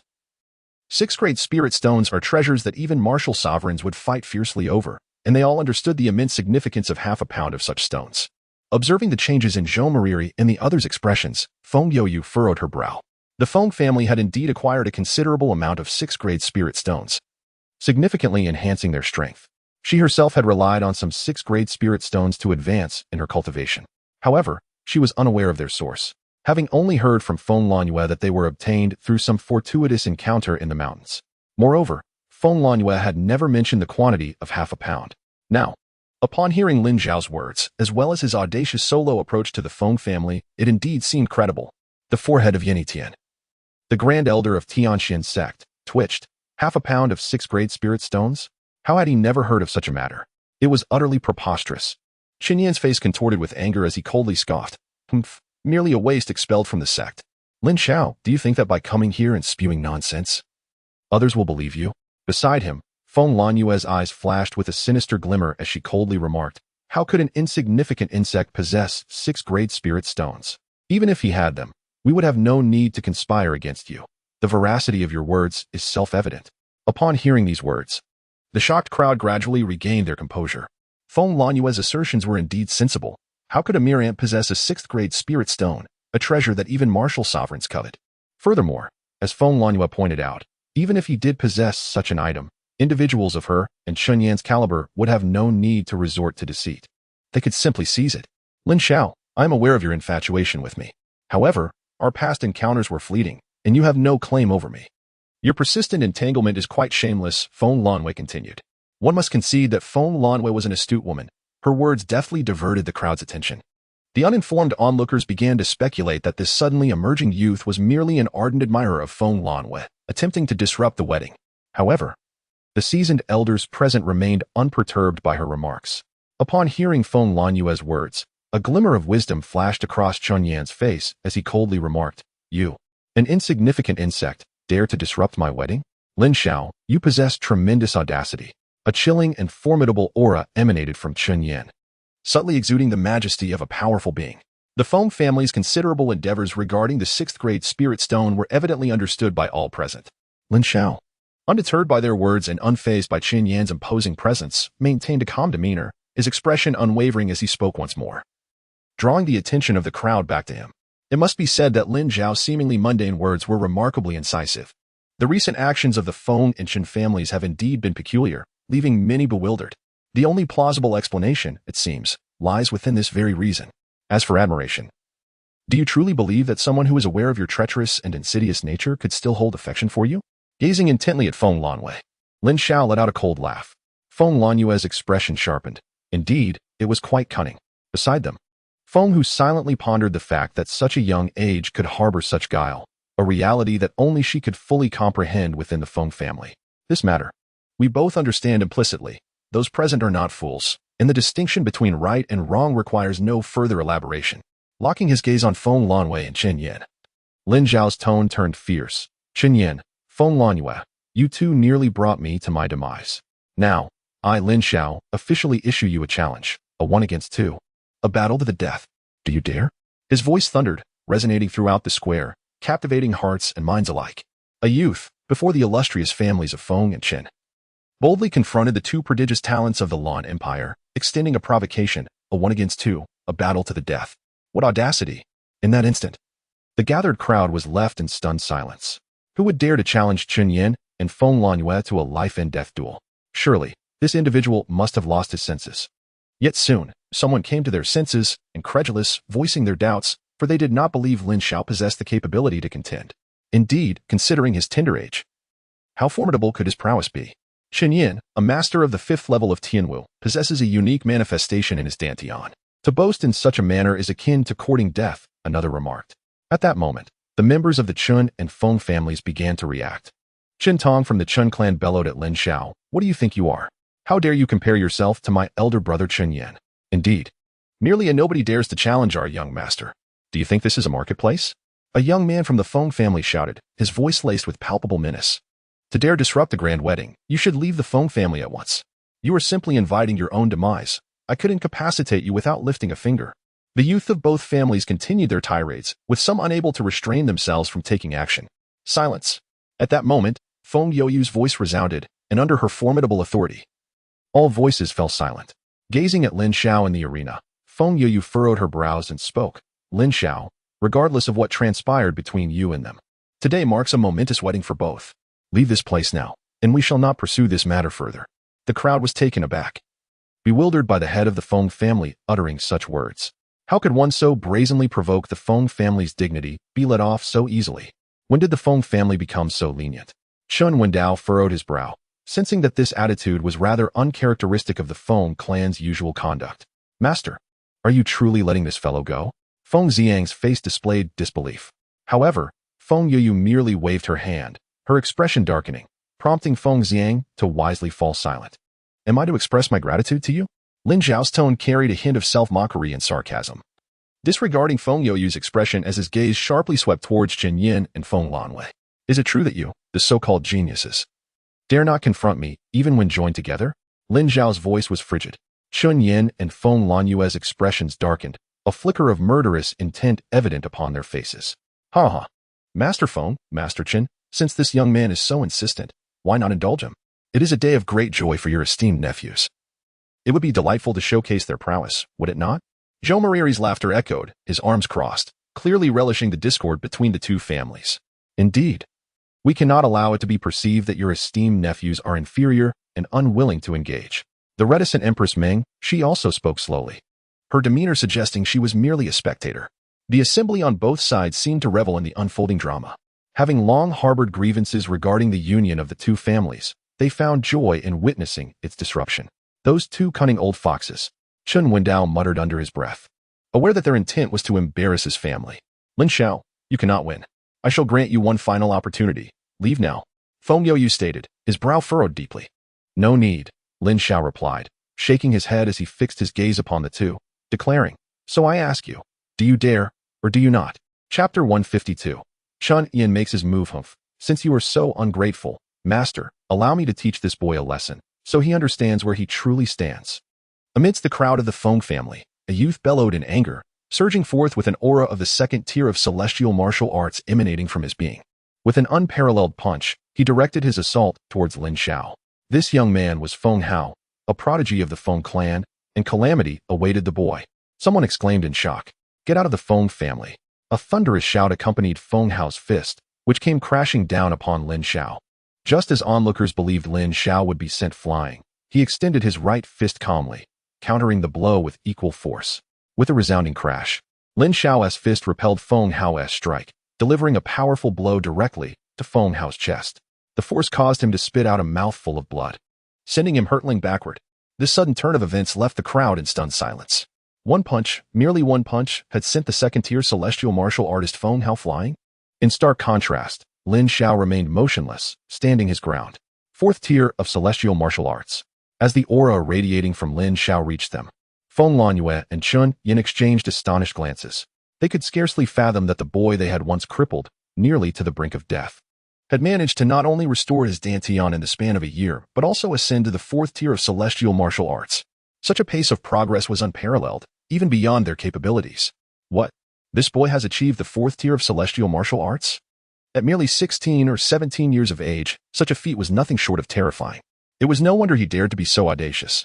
Reaching the fourth tier at this age was sufficient to place him among the top prodigies of the Lanlan Empire, rivaling Feng Lanwei, Chen Yin, and even Blackwood in the alchemy competition. The crowd erupted in astonished murmurs, unable to fathom that this youth had reached the formidable realm of the fourth heaven of martial arts. Such talent was a rarity, scarcely seen in the annals of the empire for a century. How had a mere boy emerged with such extraordinary gifts? When had genius become so commonplace? Yen Tian, Feng Xiang, and Chen Wendao exchanged glances, their expressions tightening as Lin Xiao's prowess evidently surpassed their expectations. The fourth heaven of martial arts? Feng Youyu stared in disbelief at Lin Xiao, whose aura no longer concealed his strength. A year ago, she had encountered Lin Xiao at the first realm, and now, in just 1 year, he had ascended to the fourth heaven. It was inconceivable what trials he must have endured. Ha ha, this is quite entertaining. Zhou Mariri exclaimed with a hearty laugh. Indeed, it was rather amusing. Empress Mingxi's lips curled into a smile, revealing her intrigue. This individual was anything but ordinary. Meanwhile, observing the youth who had effortlessly sent Feng Hao flying, Yifenghua pondered for a moment before sighing. Oh, another genius has emerged from the Lanlan Empire? Yi Yu remarked with mild surprise, his previous arrogance noticeably tempered. He was acutely aware of his uncle's commendation, which was seldom bestowed upon anyone in the entire Lanlan Empire. Akin to how he had once praised Haimu, only to find himself defeated by the very same. Lin Xiao, how dare you injure a member of the Feng family and so brazenly challenge our dignity? Do you truly believe I would refrain from exacting vengeance? Feng Xiang, consumed by anger and humiliation, bellowed loudly. This strike had brought great shame upon the Feng family, and a formidable aura of a martial king emanated from him. Enveloping Lin Xiao. Authority is something one earns. Unfazed by Feng Xiang's oppressive presence, Lin Xiao retorted with fierce determination, in front of all the imperial forces, as an elder. How can you claim authority when you are about to strike a junior? Feng Xiang's eyes burned red with shame and fury, yet he refrained from making a move. Indeed. As Lin Xiao pointed out, should he retaliate against Feng Hao in the presence of all factions, it would invite scorn and tarnish the Feng family's reputation, which would undoubtedly spread throughout the empire. Unable to retaliate and left with no retort, Feng Xiang found himself in an awkward predicament.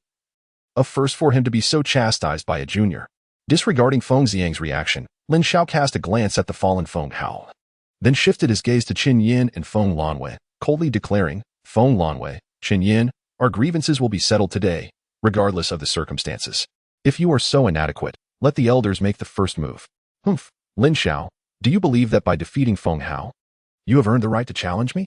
Qin Yin could not restrain himself. His voice low and menacing as he unleashed the overwhelming aura of a martial artist at the 5th level of Heaven's Marshal. At a wedding. I would prefer to avoid bloodshed, but since you seek your own demise, I shall oblige. A palpable aura of lethal intent radiated from Qin Yin, permeating the atmosphere, as those nearby felt the chilling menace emanating from him. Qin Yin, incensed, predicted that this youth was doomed. It must be said that Lin Xiao possesses remarkable spirit and innate talent. If he were to exercise patience for a few years, he might surpass Qin Yin. However, at present, both in cultivation and strength, he falls significantly short of Qin Yin. To engage in combat now would be a most imprudent decision. It seems there is little hope for survival. One wonders what waves he could possibly stir. And let us hope he does not succumb to defeat at Qin Yin's hands with a single strike. A murmur of speculation arose among the crowd, with many onlookers displaying an expression of anticipation. At long last, Qin Yin was compelled to take action. They retreated, clearing a space for the impending confrontation. The youths from both families exhibited a mixture of anger and hope. Should Qin Yin intervene, Lin Xiao's prior bravado would surely be obliterated. Qin Wendao, along with Feng Youyu and Feng Xiang, the elders of the two families, remained silent, evidently tacitly approving Qin Yin's engagement. Ignoring the opinions of the spectators, Lin Xiao fixed his gaze upon the two, drawing forth the black iron pipe from his back, producing a resonating sound that reverberated ominously. He then slowly pointed the pipe at them, his voice steady. Come at me together. Such audacity. The onlookers whispered to themselves. Humph, to deal with you.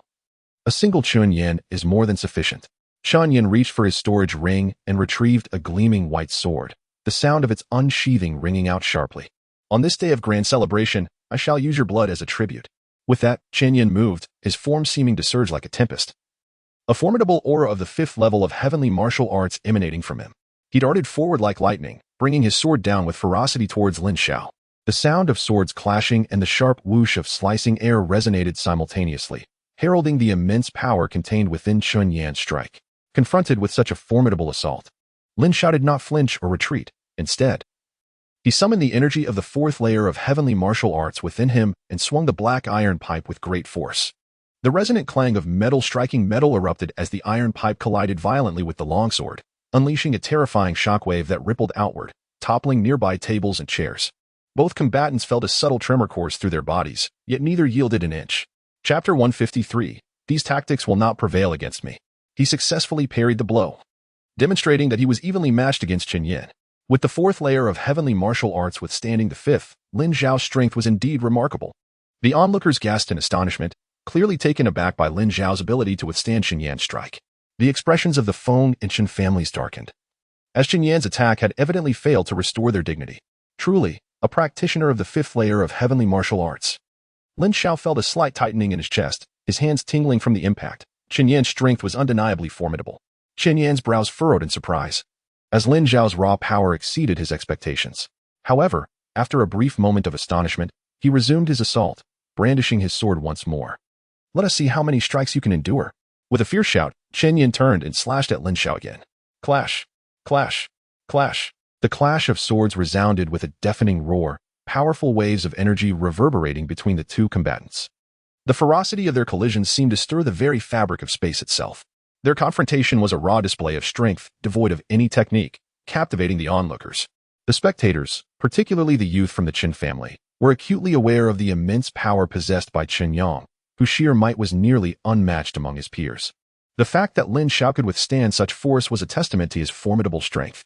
After exchanging dozens of blows, Chen Yang began to feel a tingling numbness in his hands. The tenacity of Lin Xiao was proving unexpectedly challenging. What use is sheer brute force? In the realm of martial arts, it ultimately amounts to naught. Chen Yang bellowed, raising his sword high. A terrifying sword aura surged forth, dazzling and brilliant, unleashing waves of terrifying energy. Fiery flame sword technique. Break. The radiant golden light of the sword descended, embodying an unparalleled might that appeared capable of cleaving space itself. This was an advanced martial technique of the Xian rank. Chen Yang was unleashing his lethal move. A murmur of astonishment rippled through the crowd as they beheld the descending sword aura. Lin Xiao furrowed his brow, swiftly shifting his footing to evade Chen Yang's strike. With a thunderous crash, the blazing sword light struck the ground, sending debris flying and dust swirling, carving a long scar into the earth. As powerful waves of energy radiated outward, let us see how many of my strikes you can evade. Chen Yin let out a cold snort, his long sword sweeping again, unleashing a beam of sword light extending 4 to 5 zhang. The dazzling brilliance, imbued with immense power, surged forth at an even swifter pace, cleaving toward Lin Xiao's retreating position once more. With a hiss, Lin Xiao's dantian surged with energy, channeling a vast expanse of primal force into the black iron tube, where a stream of air coalesced upon its surface. He swung the tube upward, and the brilliant aura of the tube collided with the sword's radiance. Boom! A thunderous clash erupted, a blinding explosion of light bursting forth as both the tube's and sword's energies shattered simultaneously, manifesting as a colossal wave of force that surged outward in all directions. The terrifying shockwaves reverberated, sending nearby onlookers retreating in haste, while numerous banquet tables and chairs were overturned in the chaos. This strike was indeed evenly matched. It appears that Chen Yin is not gaining any advantage over Lin Xiao, remarked Empress Mingxi with a wry smile, observing the two figures in the plaza. This wedding was becoming increasingly intriguing. Zhou Mariri displayed a look of delight at the unfolding chaos, as the destruction of the nearby furniture had already tarnished the dignity of both the Feng and Chen families to some extent. Swish, swish, swish. At that moment, before Chen Yin could launch his attack, Lin Xiao's momentum erupted, and streams of air surged forth from him, striking consecutively at Chen Yan's blows. Chen Yan's expression darkened, a cold snort escaping his lips as he rapidly maneuvered his sword, unleashing a series of sword lights that met Lin Xiao's assaults head-on, refusing to yield, as roars of thunder echoed through the plaza amidst the tumultuous waves of energy. After a prolonged struggle, Chen Yan's expression grew increasingly grim, for he realized that with his formidable strength at the 5th level of Tianwu, he could not gain an ounce of advantage over Lin Xiao. Some capabilities, it seemed, had reached their limits. With a countenance as dark as a brooding storm, Chen Yin gripped his sword tightly, infusing it with unmatched, unleashing a faint yet terrifying aura that surged around the blade, causing the nearby space to tremble ominously. Suddenly, a resplendent beam of sword light shot skyward, illuminating all directions, as an oppressive force radiated outward, causing the surrounding crowd to feel waves of trepidation. How powerful! Chen Yin was about to unleash an elementary Earth-level martial technique. The disparity between Earth-level and Xian-level martial skills was indeed significant. One could only wonder if Lin Xiao could withstand it. A chorus of astonished voices arose, while Lin Xiao remained steadfast at the center of the square, preparing to counter the most formidable strike of the crumbling mountain technique. A dark gleam erupted from the iron tube, emanating an aura of dread that seemed to embody the very essence of earth-shattering power. Xian Yin, 9 heavens, fierce kill. Chen Yin bellowed, as the colossal sword light descended from above, aimed directly at Lin Xiao. With a thunderous roar, Lin Xiao unleashed a mighty strike from the iron tube, the soaring energy howling downwards. Boom, boom, boom. A series of thunderous sounds of collapse echoed as two beams of light slanted and collided from above, though slender. They erupted with the force reminiscent of two colossal mountains crashing together, unleashing waves of terrifying power that seemed to reverberate through the surrounding space. A tumult of air surged outward in all directions, shattering dozens, if not hundreds, of tables and chairs. The members of the Feng and Chen families were compelled to summon their strength to contain the overwhelming aftershocks, lest the banquet's furnishings be entirely upturned. The expressions of the Feng and Chen clans grew increasingly grim. The venue had suffered considerable damage at the hands of Lin Xiao. They had not anticipated that under Chen Yan's initial-grade Earth-level martial technique, Lin Xiao would possess the capability to counter and emit such formidable waves. Before the onlookers, the two remained unmoved, standing 8 or 9 feet apart, their energy surging, long hair billowing with the fluctuations around them. The initial-grade Earth-level martial technique had evidently been prepared with considerable diligence. Chen Yan's eyes grew colder, resembling ancient, unmelting ice, as he coldly regarded Lin Xiao. Initially, he had intended to conclude the battle swiftly, employing one of the Chun family's earth-level techniques. Yet he was taken aback that he could not vanquish Lin Xiao. Unleash your unique manifestation from your dantian. These tactics will not secure your victory over me. Lin Xiao replied with a calm demeanor, a chilling glint of murderous intent flashing in his eyes. To slay you, I need not resort to my dantian manifestation. Chen Yin shouted, raising his longsword skyward. A brilliant golden light coalesced anew, emanating an even more potent aura from the sword's gleam. Beyond the dazzling sword light, a barrier coalesced and enveloped the surroundings, emanating a chilling aura. Chapter 154, Allow me to handle him. The icy sword intent. Chen Yin had actually comprehended sword intent. A gasp echoed through the crowd. Sword intent. The essence of swordsmanship could significantly surpass one's inherent strength, attainable only by those of extraordinary talent. He unleashed the Qin family's most pivotal low-level earth-grade martial technique, Burning Sky Scorch. This technique manifested a scorching attribute, and when combined with the cold attribute of sword intent, the convergence of ice and fire rendered this strike utterly formidable. Lin Xiao found himself in peril. The crowd gasped in astonishment. Chen Yan's martial technique exhibited a marked increase in power compared to before. The infusion of similar elemental strength, coupled with Chen Yan's frigid sword intent, amplified the potency far beyond mere increments. It was time to witness whose martial prowess prevailed. Opposite Chen Yan, Lin Xiao's long hair billowed in the wake of Chen Yan's aura. Gripping his long pipe with both hands, he aimed skyward. A lengthy black radiance seemingly poised to rend the very fabric of the void, streaming forth from the obsidian iron pipe into the heavens. A transparent barrier coalesced around the black glow, enveloping it, as an overwhelming tempest of energy surged outward in all directions. That was the furious martial intent. Zhou Mori was taken aback. Even he had yet to grasp such martial intent. Among the formidable figures of the entire empire, few were those who had comprehended martial intent. To see two emerging from the younger generation was unexpected. How had martial intent become so readily comprehensible? What? Lin Xiao had also comprehended martial intent? The crowd gasped in astonishment once more. At that moment, Chen Yan's sword light surged forth. Die, burning heaven. Nothing can escape annihilation. Accompanied by a thunderous roar, the sword light cleaved through the air with such ferocity that it resembled a colossal mountain toppling at great speed. A chilling aura enveloped the scene, sending shivers down the spine. Cracking mountain technique. The earth shall split. The resounding shout emanated from Lin Xiao, as this strike represented his most potent understanding gleaned from the cracking mountain technique notes. Although the technique itself was merely of the initial earth grade, this second strike exceeded the strength typically associated with such a level. Coupled with an infusion of frenzied martial intent, this blow became even more formidable. The black pipe light appeared almost tangible, its unmatched force descending with a cataclysmic impact, causing the very fabric of space to tremble. As if the earth itself were on the verge of being cleaved apart. The terrifying collision unfolded with a resounding roar. The entire plaza quaked as the fearsome sword light clashed with the pipe light, unleashing a wave of energy as vast as the ocean. The terrifying fluctuations of power surged outward, compelling the surrounding strong individuals to once again muster their strength to counteract the residual waves. Boom. In the climactic clash between the elongated sword light and the pipe light, Lin Xiao's pipe light gained the upper hand, its force crashing toward Chen Yan. A violent wave of energy struck Chen Yan directly. Spurt. The boiling essence surrounding his body could not withstand the onslaught of the wave, and ultimately, Chen Yan coughed up a mouthful of blood, his body hurtling backward like a kite severed from its string. In stark contrast, Lin Xiao stood resolutely in place, his disheveled hair billowing about him. What? Chen Yan has been defeated? The crowd stood in stunned silence, astonished that Chen Yan, who was nearly regarded as the foremost among the 4 young talents of the imperial city, had fallen to a suddenly emerging youth. And on the very day of his wedding no less. This shocking turn of events left everyone momentarily speechless. Members of the Qin and Feng families felt their eyes redden with disbelief. Feng Lanwei, while activating her vital energy to shield against the residual waves of energy, trembled violently. She could hardly fathom that the boy she once dismissed had grown to such an extent.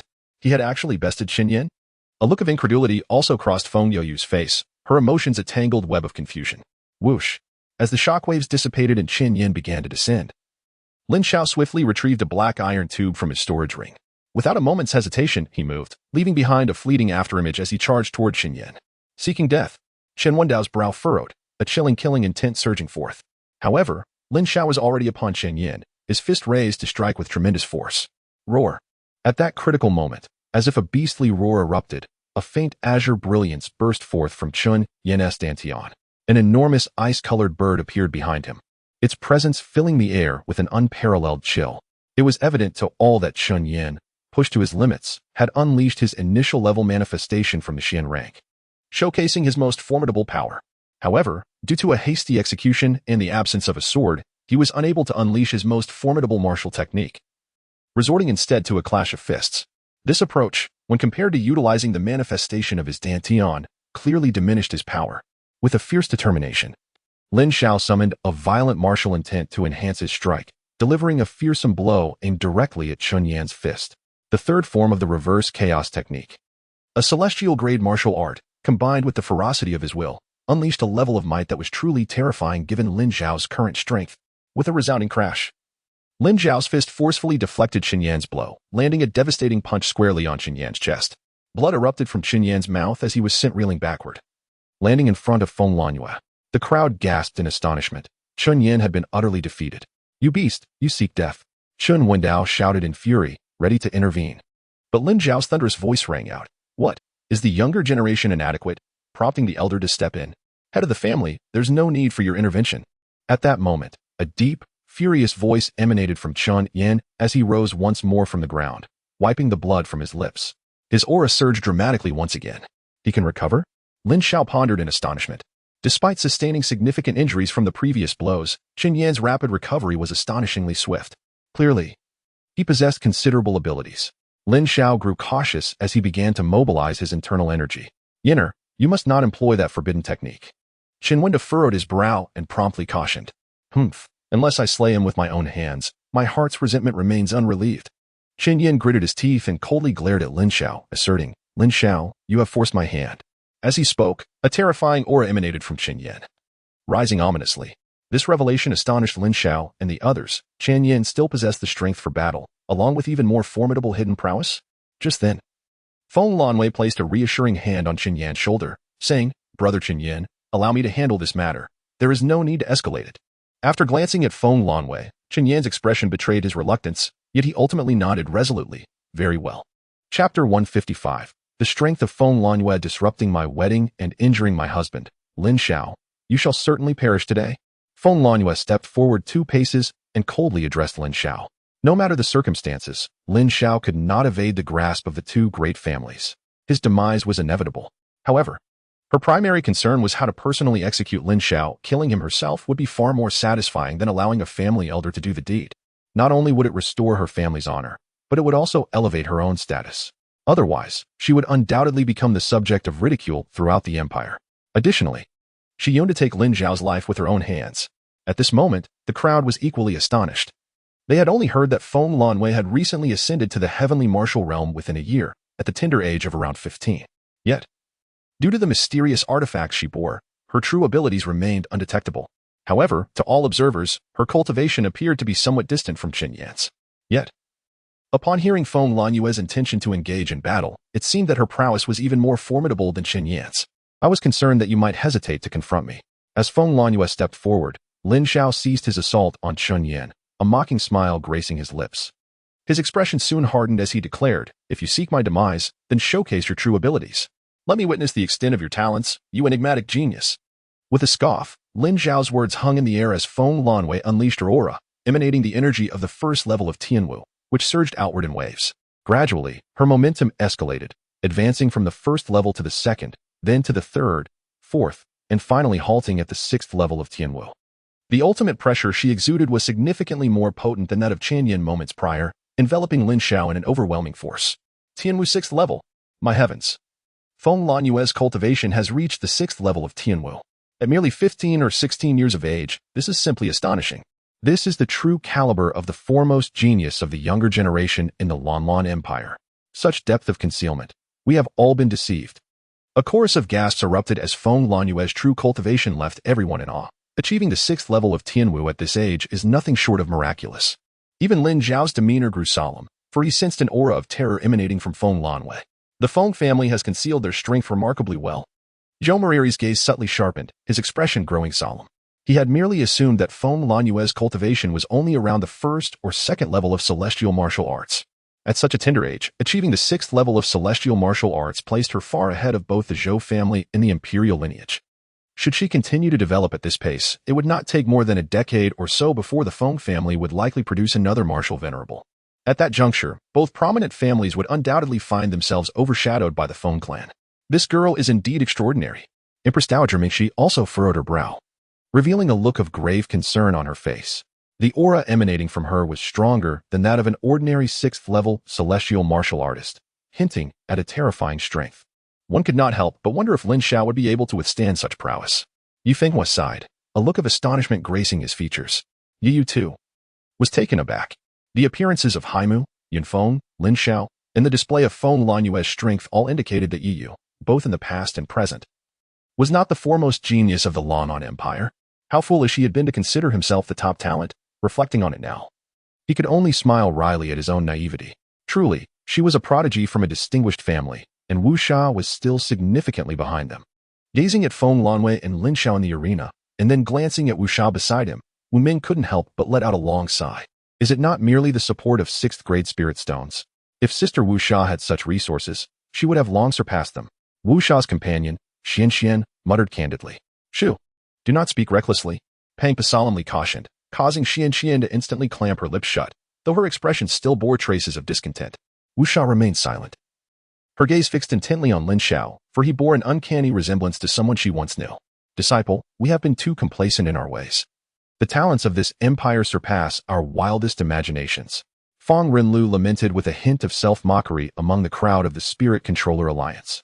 Initially, they believed that the junior 3rd-grade Spirit Controller, Wu Gong, would seize the championship of the alchemy competition, but he failed to even secure a spot in the top 3. This was not merely due to shortcomings in spirit control. The realm of elemental energy also harbored even more remarkable prodigies. Indeed, they had been overly presumptuous and arrogant. Wu Gong clenched his fists tightly, remaining silent. Among those present, perhaps only Feng Youyu, Feng Xiang, and Shen Yin displayed a semblance of calm, evidently aware of Feng Lanyue's true prowess. Feng Youyu's expression was a mixture of complexity, yet at this juncture, she found herself powerless to intervene. Consumed by thoughts on how to address the impending outcome, Lin Xiao, I must concede that your talent and strength are formidable. However, before me, you shall meet your demise. At that moment, Feng Lanwei pointed directly at Lin Xiao, an overwhelming aura of murderous intent surging forth. As her words fell, she sprang into action. Her form as agile as a flash of lightning, moving with greater speed than Lin Xiao had shown when he charged at Xin Yan. In the blink of an eye, she closed the distance to Lin Xiao, striking out with her palm. So swift. Lin Xiao exclaimed in astonishment, hastily channeling his celestial-grade martial technique, the reversal technique, while infusing it with a frenzied martial intent, launching a counterattack that collided with Feng Lanyue's hand. Boom! A resounding clash erupted as Feng Lanyue's delicate hands unleashed a formidable force, sending Lin Xiao staggering back several paces. In stark contrast, Feng Lanyue remained poised and immovable, her presence evoking astonishment among the onlookers. Her speed was astonishing, and her actual combat prowess was equally formidable. Even the punch that had sent Xin Yin flying was merely a testament to Feng Lanyue's overwhelming might. This was the Wind family's technique, the light wind spirit cloud art. Such swiftness. Her strength was remarkable. In sheer brute force, Lin Xiao found himself outmatched, despite his martial skills. Murmurs of disbelief rippled through the crowd, resonating in Lin Xiao's ears. Indeed, she was powerful. Lin Xiao silently marveled, acknowledging that Feng Lanyue's strike surpassed even his most vigorous technique, the chaotic reversal, infused with violent intent. Lin Xiao, do you now realize your own insignificance? Feng Lanyue's gaze bore into him with an air of superiority. This strike was merely a prelude, a display of her dominance. Is that so? Lin Xiao's expression turned icy. I warned you. Today you shall meet your demise. Unleash your strongest abilities, or you shall have no opportunity left. A terrifying wave of energy began to emanate from Feng Lanyue's palm, a radiant light flickering within. Humph. Lanyue is about to unleash the wind mystic annihilation. Lin Xiao is finished. Chen Yan, standing behind, glared at Lin Xiao with a fierce demeanor. Yet, Chen Xinger, not far away, furrowed her brow, her face etched with concern. How can you be so certain that this strike cannot defeat Lin Xiao? What did your heavenly clear eyes perceive? Witnessing Chen Qinger's reaction, Chen Wenda scolded in anger.